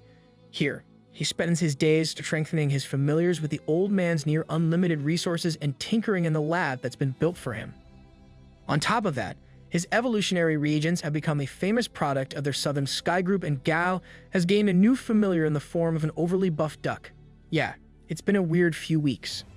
Gao Peng and his grandfather Ji Hunwoo meet up with one of Ji's employees in the industrial area outside Yuzhou City. Here, Gao Peng is shown the facility where they process monster bones to turn them into nutrient-rich bone powder for familiars. Internally, Gao is disappointed by how thoroughly the bones are crushed, since Dumby's revival ability requires 3/4 of the bones to be intact. When Gao Peng moves to ask about this, Ji Hunwoo instantly issues an order for the integrity of all bones to be maintained going forward. W. Gramps. Turning to Dumby, Yao Peng asks him to start coming to this factory every day from now on to spam his revival ability and absorb the power it generates. Grandpa G is bewildered by the fact that Dumby can level up with just that, but accepts it when Gao reassures him. Before leaving the factory, he tells Gao Peng that the ingredients for Dazi's evolution will arrive tomorrow. As the two walk to their helicopter, they discuss Gao Peng's plans to evolve Dazi into a flying familiar. Sorry, we're just gonna gloss over the personal helicopter. How rich is Grandpa? The next day, Gao Peng heads to the laboratory G set up for him with Dazi and the ingredients in tow. For the first step of the process, he has to prepare a solution using a bunch of golden-winged cicadas. Right as he's regretting not requesting an assistant for this task, one shows up. Talk about convenient. Evidently Gramps is psychic too. The lady, Xu Qingji, is the niece of Professor Xu from the company's research facility and is currently a student working here for experience. Deciding to give her a chance, Gao Peng delegates the task of deweining the cicadas. Though she's unfamiliar to him, Gao is sure his grandpa wouldn't send someone here who isn't trustworthy. Funnily enough, the second she's done, he congratulates her on a good job and tells her to beat it. Next, he puts the wings into a pre-prepared solution and adds fruit from the lightning bell pine he recovered with Tong Tong earlier. Once the vat is full of a solution crackling with electricity, he has Dazi hop right in. Outside, Xu Qingji is wishing misfortune upon Gao Peng for his rudeness when a sudden explosion of power occurs. Inside the lab, Dazi emerges from a cloud of smoke, his evolution a complete success. Now a six-winged thunder centipede. He's a fair bit more impressive than before with the potential for his wings to permanently become thunder wings. While the centipede basks in the glory of his new form, Gao Peng's thoughts shift to Dumby and how he must be doing at the factory right now. Over at said factory, Dumby is, as expected, doing what Gao Peng instructed him to. As he keeps reviving and reabsorbing monster corpses, the factory manager instructs security to wipe all records of the day's footage and keep Dumby's activities secret. Once the ghoul monster is finished with his current batch of monsters, he clicks a button that informs the workers to bring him a new batch. Pretty efficient as far as level grinding goes. Meanwhile, at Yuzhou University, Gao Peng is contemplating over Dazi and Dumby's recent growth while walking across campus. Here, he runs into none other than his fellow participant from the Young Monster Trainers competition, Junmo Yi. She tells him that the Students' Association has just found a new monster type and invites him to come take a look. His curiosity piqued, Gao Peng confirms that it won't be a problem since he's not a member of the association. Once she explains that it won't be, Gao is instantly ready to get going. The scene shifts to a buffet restaurant near the university. Here, a meeting is taking place between the association and a haggard-looking man who made the discovery. This man is Li Yu, an alumnus of Yuzhou University. He explains that he's been unable to return to his own home because of what's been going on for about a month now. When the strange sounds first started, he'd assumed it was just his upstairs neighbors bickering and even found amusement in it. However, after a few days of it continuing, he realized something quite concerning. He doesn't have any upstairs neighbors. Him. Alright, I'm not saying he's stupid, but that's pretty stupid. Li Yu went upstairs to the roof to check on the sounds with his earthen golden retriever, but when he got there, he found absolutely nothing. After hearing him out, the association members assure him that with all their familiars, they'll be able to find the source of this trouble even if it is a ghost. Gao, on the other hand, tells Goldie to grab him and run out the second something seems off. Yeah, see, that's a normal response. A little bit later, the group have arrived at Li Yu's apartment building. As they're about to enter, he asks Junmo Yi where her black anaconda familiar is since that's the one he knows of. She explains that the snake is way too big for Yuzhou City's narrow streets right as they start entering the building. As soon as they reach Li Yu's apartment, they instantly know something's off. The whole place is filled with the stench of a rotting corpse. Horrified, Li Yu instantly rushes in and bursts into a back room, calling for his golden retriever. Still standing in the doorway, the association members start discussing the potential danger, though they think the monster responsible must be low level since it's hiding. Gao Peng knows better though and only sighs in exasperation. Just then, the lights go off and Li Yu comes scrambling out of the room, begging to be saved. Looking towards him in confusion, Gao Peng's eyes go wide as he sees a ghostly hand reaching out to Li from the shadows. The members of the Student Association are all terrified by the ghoulish being that steps out of the shadows. A monster called a Green Haunt with a level 1 illusion skill and the ability to feed off fear according to the system. As it uses its illusion skill to create a white fog, The association leader mistakes it for a commander-tier monster and calls out for everyone to run while he holds it off. Thanks to his hysterical reaction, though, the monster transforms into an even more terrifying visage, feeding off all their fear. As everyone else runs for their lives, Gao Peng calmly walks toward it instead with Goldie at his side. At Junmodi's question, he asks her what there is to be scared of. After all, this thing's just a monster, which means it has a weakness and can be beaten. With that, he sends Goldie forth to attack the creature. Seeing this, the association head yells out for him to stop since that thing's a commander tier. Dude, just shut up. You're embarrassing yourself. Ignoring him, Goldie leaps at the monster with a flying kick and activates his Forbidden Domain ability. With this, both the monster and the white fog are blown away and the illusion is dispelled. The real monster, a little goblin-looking fella, is spotted near the window. Before anyone can do anything else, Goldie leaps at the thing and Spartan kicks it straight out the window into its death. Gao is exasperated at this since he wanted to take the thing home and raise it, but there's no way it survived that fall. Suddenly, Junmodi steps up next to him, startling Gao with her totally silent appearance. Meanwhile, she sent her familiar downstairs to apprehend a man who was trying to steal a monster's corpse. Gao decides to go ahead and leave since the police are on their way and they'll confiscate the corpse anyway so he won't be able to study it. As he leaves, he overhears the thief claiming he was just passing by and feels suspicious of his timing. Yeah, that's a little too convenient for Baldy there. Gao and Goldie walk away from the building as he calls for a taxi and ponders on the promising future ahead of Goldie based on tonight's display alone. In just seconds, a car pulls up to pick him up, confusing Gao since that was way too fast. Deciding to check it out, he steps in and instructs the driver to take him to the Southern Sky Group. However, it's not long before Gao realizes this isn't a cab at all, and the driver is trying to take him somewhere else. Wasting no time, he tells Goldie to beat him up. Catch these wings, fool. With a proper smack upside the head, the car is stopped and Gao gets out before demanding to know who sent him. The man claims this is a misunderstanding, to which Gao responds with a blank look. Just then, out of the trunk of the car, a massive white gorilla jumps out and leaps at Gao. The gorilla comes down on Gao's head with an axe handle attack that should completely pulverize his skull. Much to the other man and the gorilla's shock, though, Gao shrugs it off with nothing more than a complaint of how it stings. Gao quickly scans the gorilla and sees it's a level 20 frost corpse monkey. With the undead theme going on, he figures these guys are here to avenge the defeat of the green haunt from earlier. Suddenly, the corpse monkey reaches for Gao's crotch with another attack. Oh nah, he just broke the code. Give him death. Luckily, Goldie leaps in just in time to grab the monkey's arm and force it off with brute force since he's grown to a massive size.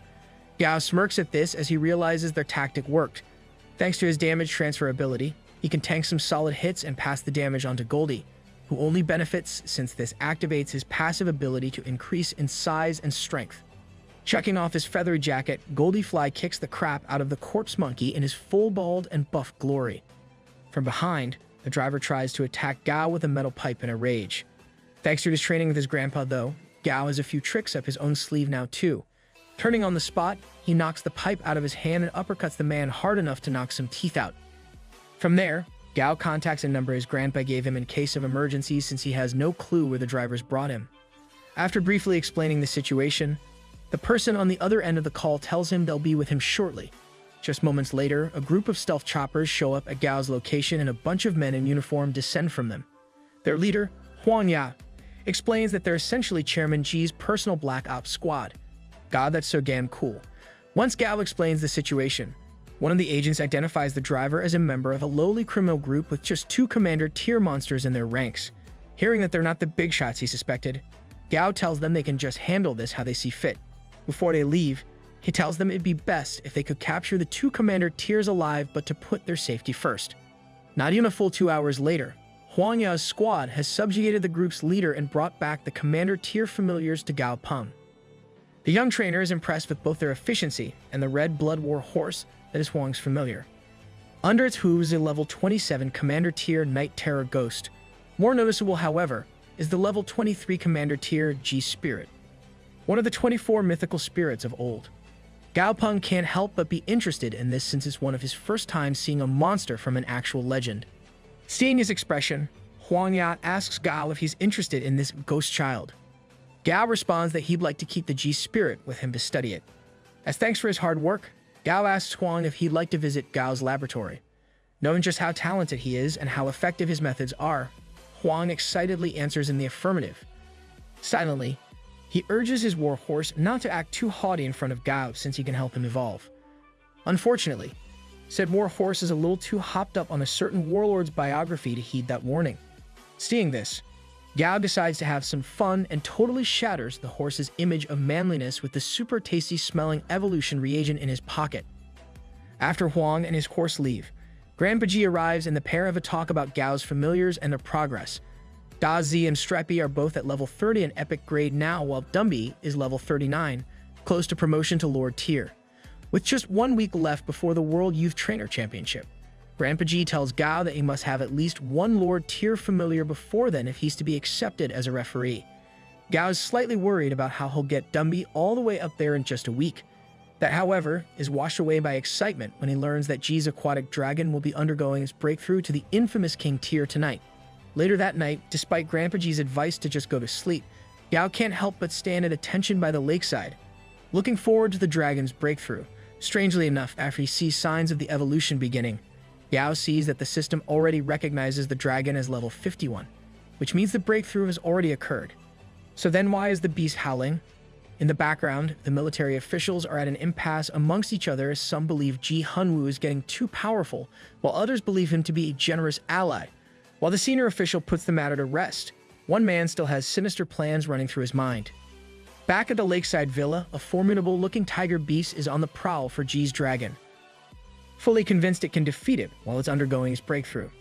As it rushes to the dragon's location, the tiger is suddenly pierced by two massive claws and brought up to the mouth of none other than the white aquatic dragon. Fool just got rick-rolled IRL.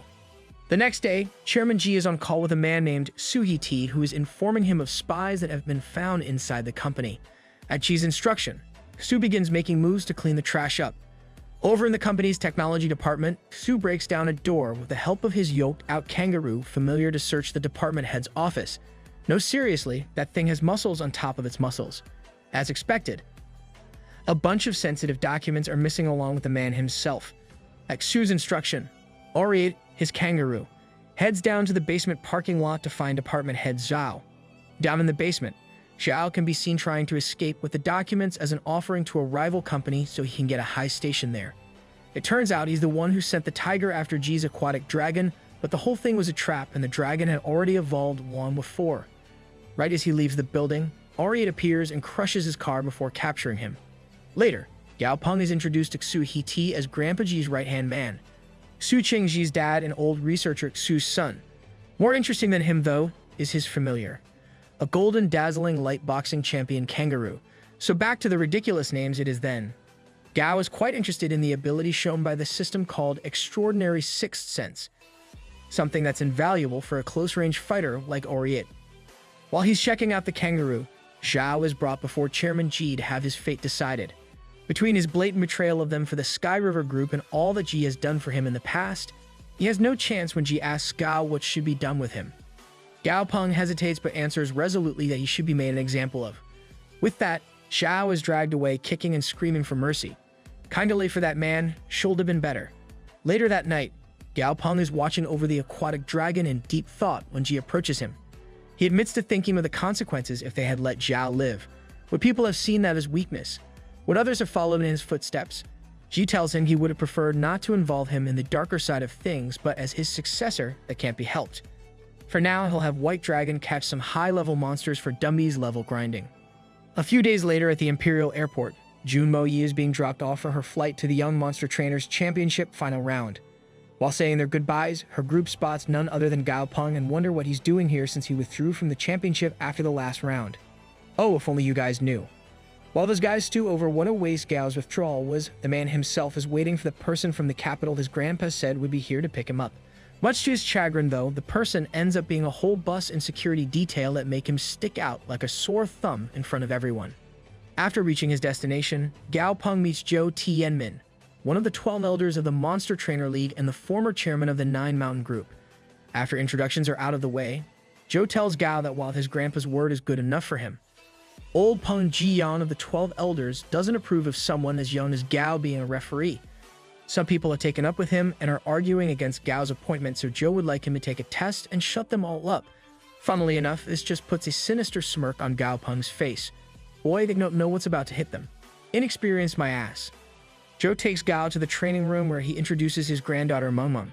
After revealing to her why Gao is here, Meng is shocked that someone so young is to be a referee. Joe tells her that's exactly why the old geezers want him tested. Joe guides Gao to the testing room and tells him that if he even has 2 commander tier familiars, he can manage to settle things. However, after hearing that, Gao realizes he's far above the threshold even Joe believes him to be.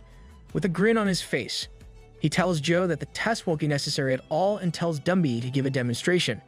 As Dumby takes off the cloak he's always shrouded in, it's revealed that the skeleton tyrant is now a level 41 Lord tier familiar. Both Joes are totally floored. Meng even more so, she only has 1 commander tier familiar after 3 years of being a trainer. On the other hand, her grandfather is practically giddy at the reaction they'll get from the others when they see this. Fast forward a bit, there is now half an hour left before the beginning of the championship and the contestants are taking their places. With the reveal of Gao Peng as a referee for the championship, there's an uproar in the crowd over how something isn't right. Over at the Hun family's estate, one of the contestants' father is outraged that Gao Peng is part of the championship in any capacity since he tried to pay him off. He desperately tries to contact the Monster Trainer Lee and speak to Gao Peng, but is dismissed instantly, infuriating him. Over in the championship arena, Gao Peng is grinning at the hold-up who gave him that fit. Dude's totally dripped out right now. Gao Peng addresses everyone in the stadium and the broadcast and announces that he is indeed a referee and is only 18 years old. Instantly, without any delay, the previous uproar boils over into all-out chaos as people practically call for his head. Unbothered by all of it, Gao simply snaps his fingers and has Dumby reveal himself in his full Lord tier glory. Within a single moment, everyone is silenced and murmurs start back up, but in the opposite vein this time. Everyone is shocked and awed by his capability and decides to back off. With that taken care of, Gao Peng announces the rules of the championship matches and declares the beginning of the first one. As soon as the match begins, Gao can already tell that contestant Han's skeletal rhino will lose. Though it's a ghoul type, it has no special skills yet, so it has no way to damage the swamp monster it's up against. Despite this, contestant Hun keeps yelling at the rhino to fight and win. Eventually, Gao goes up to Hun Lei and advises him to admit defeat now. Hun claims Gao is just jealous since he can't compete, but the referee completely dismisses that notion. Right now, he's only speaking out of concern for the rhino's life since the swamp monster is corroding it to hell and back. Unfortunately, Hun Lei is too wrapped up in his greed and desire to win and forces the rhino to keep fighting. Loyal to its master before all else, the rhino gets up despite being in a miserable condition and puts its last bit of strength into an all-out attack. Gao is shocked by the power behind the attack considering the rhino was only commander tier, but realizes that it sacrificed itself to do that. Even still, the swamp monster is unharmed and Hun Lei's opponent, Lucas, is declared the winner. Laying on the ground, the rhino calls out for its master, but Hun Lei completely ignores it and tells it to die for being useless. Jesus, how much of a scumbag can one guy be? While Gao congratulates Lucas, he shows more concern for the rhino than its own master. Gao reassures him though that he'll take care of it from here. Going up to the rhino, Gao pets its depressed form and praises it for being a good familiar that deserves better. Meanwhile, Union News' front page now features Gao Peng as the hottest topic of the tournament. At least they used a good picture, I guess. After that, the matches breezed by for the most part. Gao Peng is the referee assigned to match number 32 of the day, which is also the last match of this elimination round. Huaxia Region's Yuji is on one side with his level 32 black-scaled tiger. On the other end is the Yingli region's Brandy with his level 30 Wailing Serpent tree. As the match begins, Gao notes that while the Wailing Serpent is a couple of levels lower than the tiger, it is of a higher grade. Despite its flaw of restricted mobility as a plant-type familiar, the Wailing Serpent has a skill that slowly turns the tide in its favor, the corrosive effect of the acidic sap on its vines. While the tiger's been attacking it uncontested, it's been getting doused with more and more of the stuff. Eventually, Yuji is forced to forfeit to protect his familiar. Well, thank hell some of these guys care about their partners. After congratulating Brandy on his win, Gao Peng goes to speak to you. He tells the boy that he has a business proposal for his mother, the leader of the Shadow Blood Monster Hunter Association. Additionally, he tells you that the reason for his loss was his tiger's low grade and offers to evolve it if you approaches him after the tournament. I'm totally sure there won't be any strings attached there. Later in the referee waiting room, a conversation with the other refs for the championship teaches Gao about the downright cruel practices in the Southeast Asian region. After all the major Southeast Asian countries were combined into one region, children orphaned by the cataclysm were placed in government training camps and given their own familiars when they turned 18. Then, they would be pitted against each other in a free-for-all deathmatch where only the strongest would survive. That's why any young trainers from that region are especially capable. Despite the cruelty of this practice, Gao can't help but feel that it would be a good idea to create training camps of their own. Just without the brutality and the deathmatch parts. Kids like Li Junzong would surely benefit greatly from such a thing and gain a chance to survive in the dangerous place their world has become. Moving on from that, Gao gives Dazi a figurative kick in the butt back home where he's been slacking off and relaxing ever since Gao left. Thanks to some cameras, he's been watching him and takes the chance now to get him back into the swing of his training routine. Once the break ends, Gao Peng moves to referee his latest match. Right before he leaves, one of the other refs gives him a somewhat ominous warning. He claims that if any more contestants from the Huaxia region are to lose under his watch, there could be more than a little trouble. Yeah, that's not a blatant threat at all. Outside, Gao Peng referees the third match of the second round. On one side is Muan of Korea with his silverback gorilla and swamp monster. On the other is Gangmu of Africa with what Gao recognizes as a giant tarsier and a rainforest scorpion. He's a little confused about the tarsier, which has incredible psychic abilities, since they're native to the southeast region and would die if removed from their habitat normally. Right as he's thinking about this, he notices Gangmu referring to it as mom and realizes what's going on. This is a product of a special training method where a young child is paired with a tarsier that's lost its child. This way, the tarsier becomes attached to the child as if it's their own and is willing to sign a blood contract. Look, I'm no expert, but every bit of that sounds messed up as hell. As soon as the match begins, Muan sends his swamp monster forward, only for it to get crushed by the rainforest scorpion. When Muan tries to have his gorilla strike at the opening that's been made, Gangmu's tarsier uses mind control to freeze it. Then, in a particularly sick and twisted move, Gangmu tells his mom that the gorilla is evil and gets her to kill it. Before Muan can even process the loss of his companion, Gangmu tries to make the tarsier attack him as well.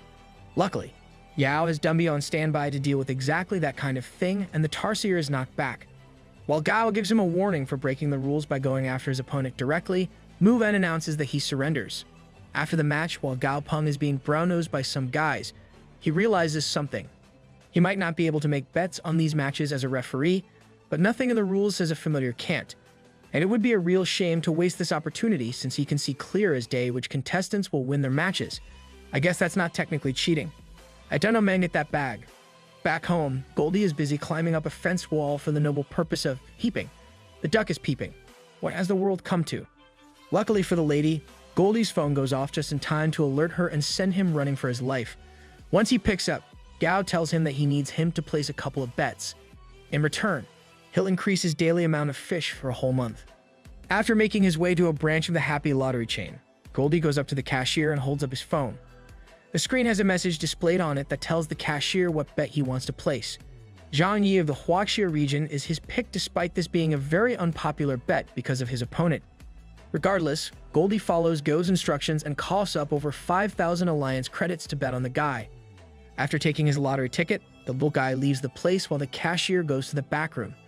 Right as he's cracking a joke to his coworkers about some sap who bet on Zhang Yi, the TV they're watching announces the victory of Zhang Yi in his match. Later that day, Gao returns to his mountain villa where he's greeted by an overly excitable Goldie. The bald duck starts spouting praises of Gao for getting him a winning bet, but simultaneously refuses to share any of the winnings. What the hell's up with that? Greedy SOB. On top of that, Goldie then demands more inside information from Gao. The trainer tries to make him understand that today's bet was just for fun and to get him some lunch money, but gambling is a terrible habit to get addicted to. As you can see from his face, Goldie is not impressed.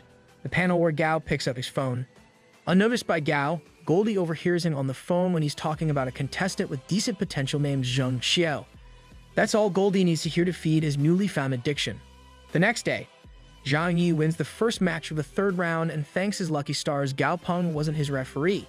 The rumors of Gao being biased against contestants from Huaxia are running rampant as of late. To Zhang Yi's horror, his current referee does in fact hand over the reins to Gao for his next match. Seeing Zhang's fear, Gao can only wonder how people can buy such a ridiculous rumor. Putting that aside, He takes a look at the matchups for today. A British contestant named Daisy with her Sea Dragon familiar catches his eye. Based on the schedule, Gao's suspects shall be facing Zhang Yi's Skyfire Hound eventually. Though the environment may not favor it, the Sea Dragon will still have the size and attribute advantage, so there's no telling if Zhang Yi will be able to win or not. Shortly after, the rankings for the most part have been set. Gao Leshi in 11th place, Long Bingyu in 7th, and Jun Moyi in 5th are a few. The final match of the day will be between Zhang Yi and Daisy for the number 1 spot as Gao predicted. Before the match, Gao decides to check up on Goldie and sees that he's slacking off on training just like Da Zi, when he tries to offer an incentive of extra lunch money if he does his sets properly. Goldie starts bragging about how he placed an all-in bet that'll make him rich. That is, a bet on Zheng Xiao. Unfortunately for him, Gao informs the bald duck that Zheng Xiao lost this morning, so Goldie's money is all down the drain. Let that be a lesson, kids. Quit while you're ahead. Oh, and don't gamble, I guess. I dunno. Gao Peng does his best to console Goldie by promising him 300,000 alliance credits and raises if he gains 7 levels in a month. Goldie, however, has a different goal in mind. All he wants is to know who beat Zheng Xiao and made him lose the bet to teach him a lesson. Gao puts a stop to that at once, though, and tells Goldie that Zheng Xiao's opponent beat him fair and square. As he's consoling Goldie again, one of the other referees comes up to Gao and asks him if he really isn't going to referee the final match. Gao tells him there's no way he's going to take that risk. People are slandering him enough for his supposed unfairness. If Zhang Yi loses while he's refereeing, it'll only give those people even more fuel. Man, even in a fictional world, cancel culture can't be beaten. Out on the field, the long-awaited final of the World Youth Monster Trainer Championship is beginning. Zhang Yi is present with his 3 familiars, a golden-back wild boar, the Skyfire Hound, and the Blackthorn Opium Poppy. From his spot at a spectating table, Gao notes that the Blackthorn Poppy has a pretty interesting skill.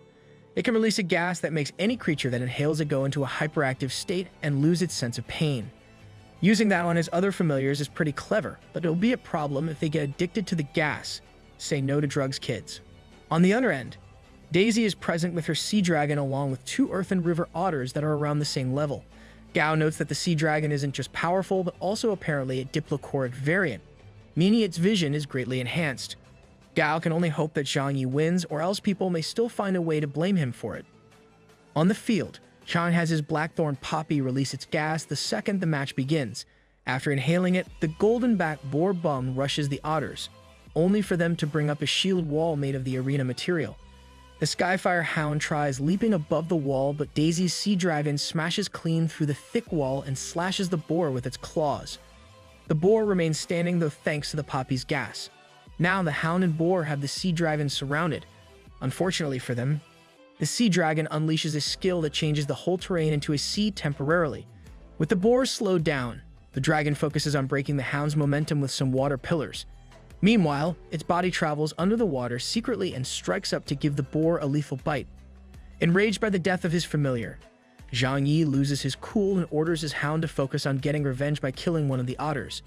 The Sea Dragon is having none of that, though, and one swift move cuts down the Hound. As Zhang Yi surrenders and the stadium erupts in cheers for Daisy, some sketchy individuals have a murmured conversation. Rather than reporting that Zhang Yi lost, they're going to put out news about Gao Peng. Throw the blame for this on him. But he wasn't even the referee for this match. How the hell does that make sense? From his place at the spectator table, Gao watches the media slandering him out of nowhere in real time. To his confusion, Goldie shows up in front of him all of a sudden. This gives him an idea that could fix his whole problem, though. During the award ceremony where Daisy is being announced the winner of the World Youth Trainer Championship, Gao Peng shows up with Goldie in tow. Up at the judges' table, the chief referee tells the chairman that the Southern Sky Group has sent an unusual request.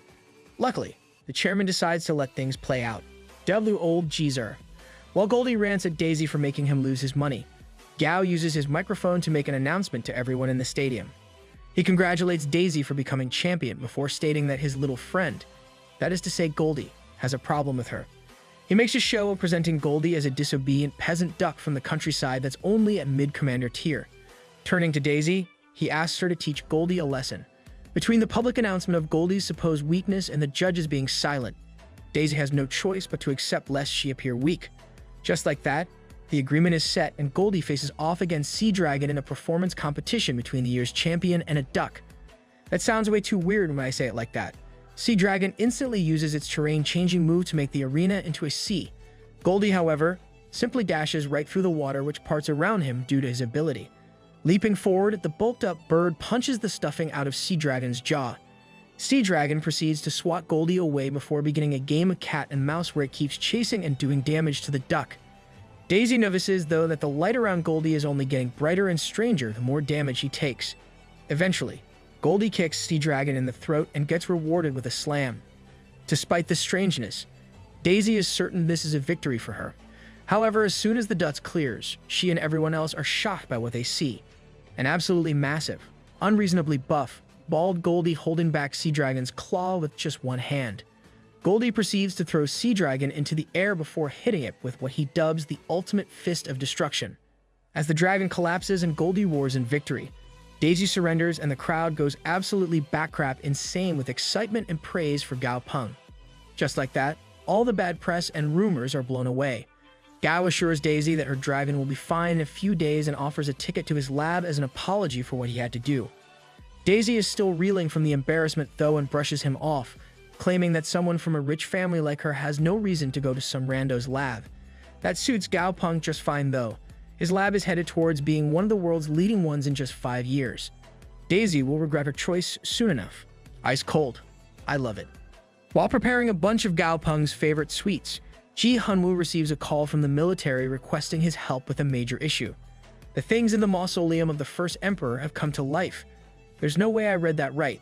It's a horror story now? A few moments ago. In the suburbs of the Lingtong district to the northeast of Chang'an City, the army is watching over the tomb of China's first emperor, which has a strange glow covering it. All of a sudden, the whole place begins shaking with tremors and the ground starts collapsing in on itself. From inside the opening in the ground, an army of terracotta begin climbing out, somehow having been brought to life.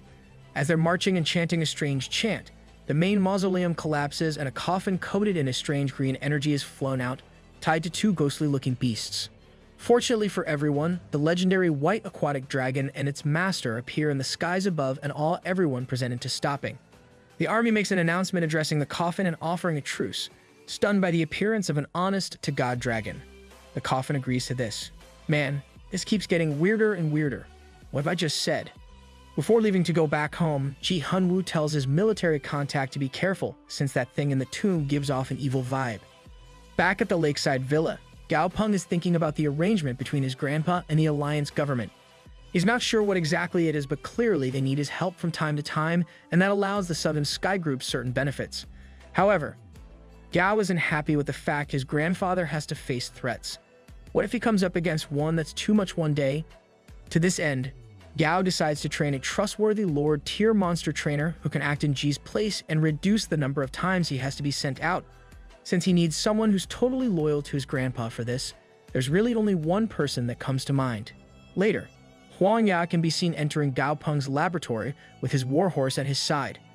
As he reports to Gao Peng, his warhorse instantly goes to get pet by him. Smile in place, Gao Peng wastes no time and instantly asks Huang Ya if he wants a Lord-tier familiar. Well, that escalated quickly. Gao tells Huang Ya that he can give him a Lord-tier familiar. When he instantly answers that he would like that, Gao starts giving him a short speech about what'll then be expected of him as Southern Sky Group's new hero and how, with great power, comes great responsibility. I see someone's been binging Spider-Man content.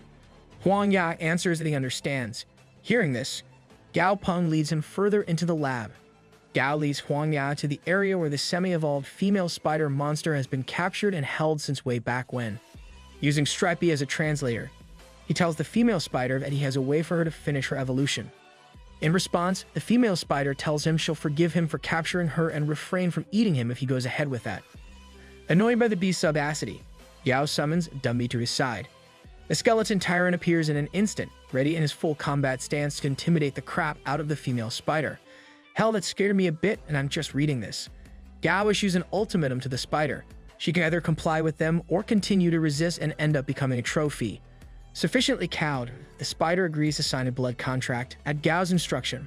Huang Ya moves to form the contract but finds that there's still resistance from the spider.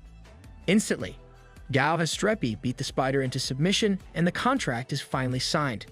I'm not sure how I feel about that one. Little scummy for my taste. After the contract is signed and Gao has administered the evolutionary agent, the female spider begins the process of evolving by becoming wrapped in earth. Since this will take some time, Gao steps away and tells Huang that he's free to stay with the spider if he wishes. Meanwhile, a trio of strange individuals are up to no good in the mountains on the outskirts of Yuzhou City. These three are there in search of the mountain spirits mentioned in their Bible. When the third, most fanatical of the group, steps into the conversation, they decide it's time to have a talk with the mountain spirit. Back in Gao's lab, the evolution has finally concluded. Having seen this from his security feed, Gao goes back to where Huang is and asks how it is. Looking at the system pop-up, Gao sees it's now called a horrifying murderous female spider. Holy balls, why did they make her hot? Anyways, as Huang Ya practically sparkles with joy over having a Lord-tier familiar, Gao smiles and tells him to train well. If he wants, he should take it on a walk around the city to show off. Afterwards, Gao is wrapped up in the lab when he receives a phone call from Su Qingji. She tells him about a friend from the monster trainer department who wants to meet him. According to Qingji, she's known as one of the 4 stars of Yuzhou. Gao instantly recognizes the title and asks if the person is Lin Xinru, surprising Qingji. Xinru is a world hunter who travels into uncharted mountains and explores unknown wastelands on a daily basis. Gao agrees to meet her with thoughts of recruiting her to the Southern Sky Group on his mind. About 20 minutes later, Qingji and Xinru are waiting for Gao downtown when what looks to be a meteor comes shooting down from the sky. Luckily, it's not quite the dangerous space rocket seemed like. Gao, Peng, and Flamey have just crash-landed because the bird lost its balance midair. How does that even happen? Flamey apologizes repeatedly, while Gao decides to keep quiet about the truth to avoid an earful. He's pretty sure the reason for Flamey being off is that he's used Dumby's new soul chain ability on himself and Flamey to strengthen them. Quickly, Gao Peng heads inside the cafe they agree to meet at and greets the 2 ladies. As soon as they sit down, Gao gets right to the point and asks Xinru what she wants. The woman asks him if he knows about the Platinum Hands. This is a notorious extremist group based in Jinsha and made up of fanatic followers of the Holy Luo Tian, regularly using tactics like human shields and suicide bombing. They have little to no regard for innocent lives. Xinru tells Gao that some members were recently spotted near the mountain spirits outside Yuzhou, considering that each mountain spirit has the strength of a Lord tier, and there are a ton of them present at the moment. They can't afford the Platinum Hands agitating them. The fallout from such a thing would most likely end up steamrolling all of Yuzhou City. Though he's concerned by this, Gao Peng's question still stands. What does she want with him specifically? Xinru admits that while she wants the Platinum Hands gone from here, she'd rather not face them herself. As such, she hopes that the Southern Sky Group will take up the mantle of protector of Yuzhou. Hearing this, Gao mentally berates himself for being suspicious that she wanted to get her familiars upgraded. Without wasting any time, he tells her that the Southern Sky Group accepts her request. Additionally, he'd like to advise her to join the group herself. With their lab already being at the world level, he'll give her the chance to promote all her familiars for free if she joins. Weary but interested, Xinru asks what she needs to offer in return. Gao admits that her being one of only 3 world hunters in Yuzhou makes her a valuable asset. As such, he's fine with signing a temporary contract first and seeing where things go from there. After concluding the meeting, Gao decides to go check out the Platinum Hands to gauge their power level. He calls Huang and asks him to bring Dumby, Stripey, Flamey, and Goldie to meet him at the North Road exit. Dazi goes ballistic over being left behind, but Gao gives him the cold hard truth that he's not as strong as the others since he keeps slacking off on his training. As he is, he'll only be in danger if he comes with them. Yikes, that's harsh. Pretty fair though.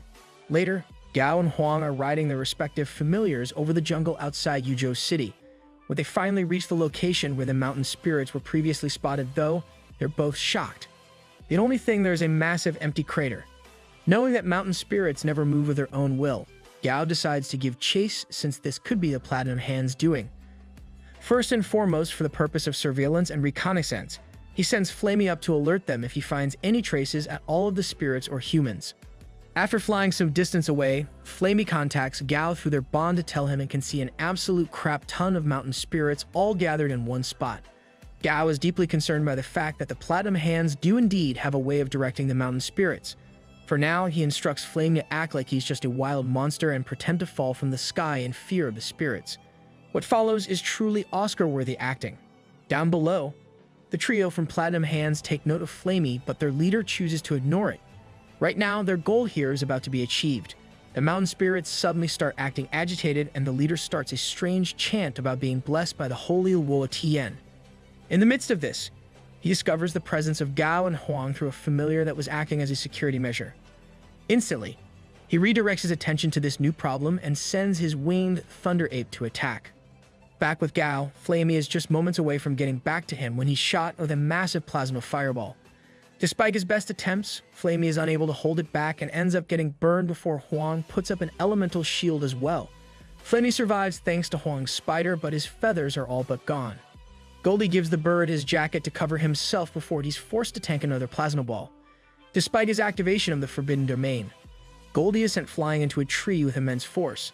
Before Gao can do anything but check on Goldie, a new beast appears. A level 44 wood peacock that's a healing and support type. The Platinum Hands member commanding it introduces himself as the Order's greatest bishop, Bishop Garou, and claims he'll send them to St. Luo Tian. Duty's up. We get it already, you're a cultist. Standing beside him, Huang tells Gao that he'll have his warhorse contact Chairman Ji through their contract bonds, since this situation seems like a bit too much for them. Enraged over the loss of his feathers, Flamey attacks Garou, but his Thunder Ape swats the fireballs away like nothing. And now, equally enraged, Garou sends the Thunder Ape forth to kill them all. From the other side, Gao and Huang send Dumby and the horrifying murderous female spider to meet this charge. Dumby and the spider try to double-team the ape, but the wood peacock refuses to allow that. Through its continuous use of vines and manipulating the nearby greenery, it holds Dumby back from joining the fight. Worse still, Gao can't get to Garou either since he's hiding behind the peacock. Suddenly, Gao has the idea to take away the peacock's environmental advantage by burning down the forest. He instructs Flamey to set the whole place ablaze, but Garou simply has his peacock flame the burning trees at Huang, though he's able to shield at the last second. Huang is injured and sent to the ground. With both their familiars occupied, Garou reveals that he's not alone. The rest of his cultist comrades reveal themselves and their several familiars, pushing the two into a corner. Over in the Southern Sky Group's conference room, Chairman Ji is in the middle of a meeting when Huang's warhorse bursts in and goes right for him. As soon as Ji recognizes the horse as Huang's, he realizes something is wrong, remembering that he's out with Gao today. Back at the spot of the battle, if it can even be called one, Gao and Huang are pinned with nowhere to go. Huang tells Gao to escape when he gets the chance and just lay these people's heads on his grave so he can rest without regrets. Alright, that was the hardest bar I've heard in a while. Gao Peng assures him it won't come to that though. Right as he says this, his secret weapon comes onto the scene. Goldie in all his buffed up, gigantfied glory is here to save the day. Thanks to the fire from Flamey earlier, he was able to drag Goldie away under the chaos and activate his passive. Now, as the cultists send their familiars to attack him, Gao points out how they're insulting Goldie for his baldness. Triggered to the maximum, the buff duck beats the crap out of several familiars. Unfortunately, he is eventually trapped when some spider familiars shoot their silk at him. With no more defenses open to them, a glass mantis is sent forth to kill Gao and Huang. At the last moment though, Gao grins and thinks this is just in time before shoving Huang out of the way. Huang can only scream in despair as Gao takes the full brunt of the attack in his place. Luckily, this was just part of Gao's plan to buff up Goldie even more. He himself has escaped with no damage while Goldie's grown bigger than ever. Garou is regretting his decision to not bring more familiars now when everyone's focus is drawn to something else. The mountain spirits are putting on a massive and ominous display of some sort. Garou starts ranting about how the mountain spirit king is about to be born and will help them conquer the world. Turning to it, Gao is met with the sight of the spirits merging together to form one massive mountain spirit king that's halfway through the evolution process. This was their plan all along, a whole new tier. Garou commands the mountain spirit king to trap them all, only to flop spectacularly. Turns out he can't control the beast for crap and it traps everyone in the area instead. As the beast's walls engulf them all, darkness overtakes the area. Moments later, Gao lights up a bunch of glow sticks and helps Huang up from the ground. Studying the walls around them, he concludes that they're completely sealed inside the mountain spirit king itself. He takes stock of his surroundings. The Platinum Hands are arguing with each other and a single hole in the wall keeps radiating heat. For now, all they have to do is hold out until Grandpa G gets here. Speaking of the devil, he's currently at the exit of Yuzhou City that Gao and Huang used. Though there's no way to fully pinpoint their location, the old man is fueled by righteous fury at the thought of his grandson being harmed and he takes off a top white aquatic dragon to find him. Grandpas in fiction are always so damn cool, man. Back with Gao and the others, the Platinum Hands keep failing to make even a dent in the walls despite the best efforts of their familiars. Gao tells Flamey to keep pecking at Goldie slightly just in case they need him to be buffed up at any time. Just then, Guru approaches him and offers a truce until they can get out of here. He explains that the hole in the wall leads straight to the Spirit Mountain King's core and they can buy more time by offering a sacrifice. That is to say, the beast needs insane amounts of energy to fuel its evolution right now. If they send in a sacrifice for the core to consume, it'll stop emitting heat until it finishes its meal. Though Gao is confused as to where they'll even get a sacrifice at first, he quickly comes to the horrific revelation that Garu's talking about their familiars. The insane fanatic even sends one of his own in without a second thought before demanding that Gao do the same. Naturally, the young man refuses to ever do such a thing to his family. Unfortunately, Stripey has other plans. Without giving Gao a chance to stop him, he races into the hole and tells Gao that he'll do whatever's needed to help his master. One of the cultists mocks Gao for what she believes is hypocrisy, prompting an unseen rage in Gao. Turning on his heel, he slams a fist right in the woman's face before threatening to rip her apart if she spouts such nonsense again. Instantly switching gears, he races into the hole after Stripey with Goldie at his side, determined to save the spider.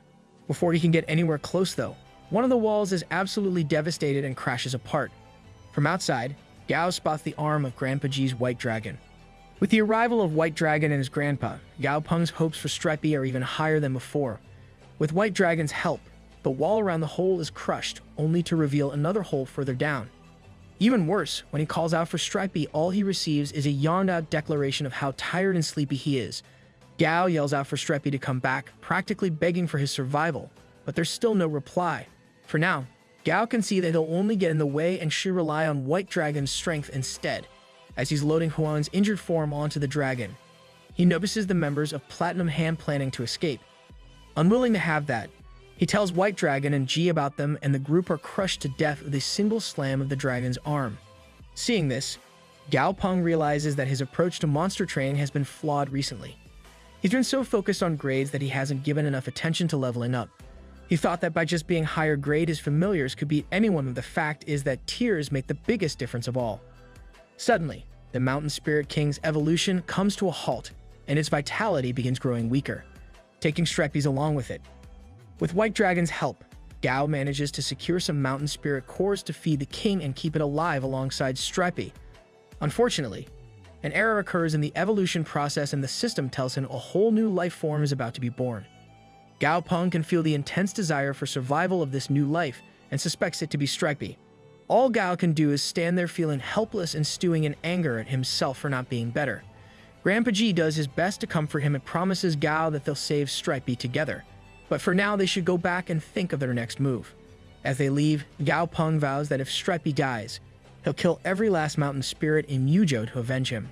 About half a month later, Yao can be seen observing his familiars as they train themselves to the brink. Ever since losing Stripey, they've thrown themselves into the pursuit of strength harder than ever. None are more determined than Da Zi, who's the first to start and the last to stop every day. As for Stripey himself, Gao knows he's alive thanks to their blood contract, but the team assigned to scan the Mountain Spirit King's body has been unable to locate him so far. Right as he's thinking about this, Gao suddenly feels a well of power rising within him. Out of nowhere, he's been granted immense power and extraordinary senses. Even stranger, he suddenly hears Stripey's voice calling out to him. Elated to finally hear from him, Gao deduces Stripey must have absorbed the Mountain Spirit King instead of the other way around, which explains the sudden power boost. Based on Stripey's words, Gao is pretty sure he knows where he is. Turning to his other familiars, he tells them they're going to get Stripey back. Additionally, he decides to test out his new abilities and challenges Da Zi to a race. The centipede cockily accepts, only for what happens next to leave it shocked and confused. Gao Peng, with Silly still clinging to his back, dashes off with enough speed to leave the grass beneath his feet ripped to shreds. After arriving at their intended location, Gao and his familiars are treated to the sight of an absolutely colossal beast that dwarfs anything else they've ever seen. Even the Mountain Spirit King that trapped them pales in comparison to this thing. And as fate would have it, this is what has become of Stripey, who is now a level 51, King Tier, Epic Grade, Disaster Mountain Spider. The rise in Stripey's power is absolutely ridiculous in how large it is, but thanks to his new size, he can't really travel around with them anymore. Regardless, Gao is just happy to have him back safe and sound. In an absolutely crushing moment, Stripey expresses his desire to hold his master like he used to but knows he can't anymore. Just rip my heart out, why don't ya? Rather than what he said though, Gao is more focused on the fact that he just said it, with his own voice instead of telepathy. After getting over his shock, Gao comforts Stripey and tells him that from now on, he is the ruler of the mountains, something Stripey takes quite well too based on the bellowing declaration he then makes. Probably woke up all of Yujo with that one. Back in Grandpa G's office, the two men talk about Stripey and how news about him can't really be stopped from getting out. Even so, it's not like anyone can really do anything about it. G goes on to speak about how the strong will always prey on the weak. Back when he first returned after the cataclysm, the Seven Sky Group was in shambles and he was ambushed by all sorts of assassination attempts within his first 24 hours. But the very next day, he took White Dragon and executed every one of those responsible in a bloodbath. Point being that Gao needs to be prepared for the same, and judging by how much he's grown up, she believes he doesn't even need the old man anymore. Right as Gao's teasing his grandpa about how dramatic that is, Huang comes in to tell him they've secured the two familiar corpses he wanted. Before Gao goes to join him, Grandpa G takes a sudden swing at him, only for Gao to put his full force into successfully defending himself. She just praises him for getting stronger and tells him to go on, all the while hiding the pain in his arm. He can only be happy though. With this, he can finally let go of his worries. Gao Peng has the strength to protect himself. That night, Huang shows Gao the remains of the winged thunder ape and the wood peacock that Garu used. Gao summons Dumby and has him use his ability on both familiars, only to find that it won't work on the peacock. Gao theorizes that Dumby can only revive familiars below his level since the peacock is one level above him. This theory is proven when the thunder ape that's below his level is revived without any trouble.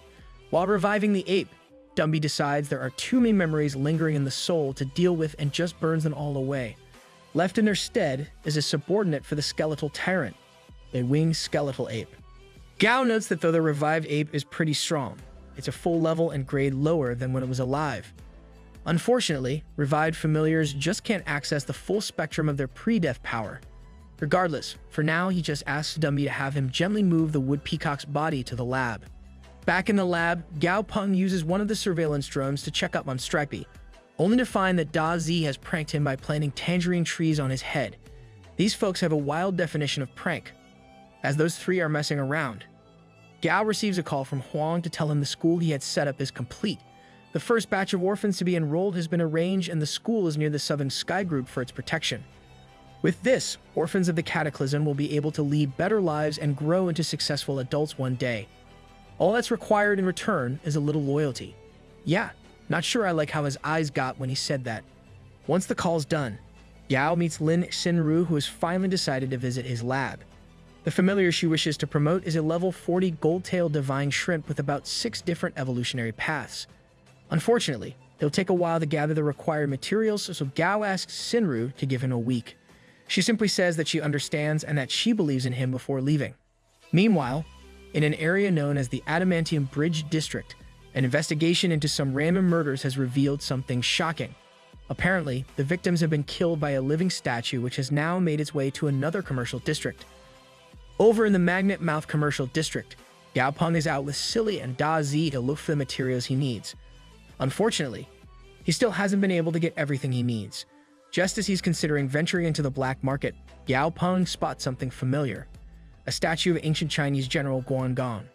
As he's wondering why it's suddenly here, a cistern window appears and identifies it as a Lord Tier Level 41 animated bronze statue. The hell?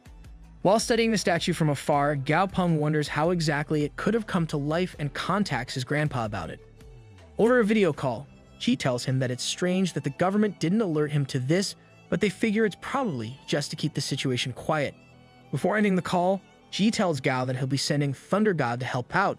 While waiting in place, Gao can't help but draw a connection between this and those terracotta that came to life at the first Emperor's mausoleum. He can only hope it's not actually connected. Just then, a secret government unit that Gao recognizes as the Black Flags shows up to the scene. Along with them are about 50 obsidian hounds of Commander Tier. Together, they attempt fighting the statue but quickly find that they can't hold a candle to a Lord Tier monster. In just moments, the statue devastates so many of the hounds that the chief is forced to make his team stand down. Just then, the earth beneath them starts quaking and makes them all stumble a bit. From the ground, Thunder God makes his appearance as he drills his way to the surface and greets Gao Peng. The monster trainer in question goes up to the Black Flags, who level their weapons at him and demand identification. When Gao gives his name and says that Thunder God is his grandpa's familiar, the chief is able to work out exactly who he is and implores him to help stop the statue. Without waiting for anything further, Thunder God gets to work and shoots enough attacks to force the statue into running away. That's not going to work though, as Thunder God captures and paralyzes it in electrical bindings with ease, as electricity is its weakness.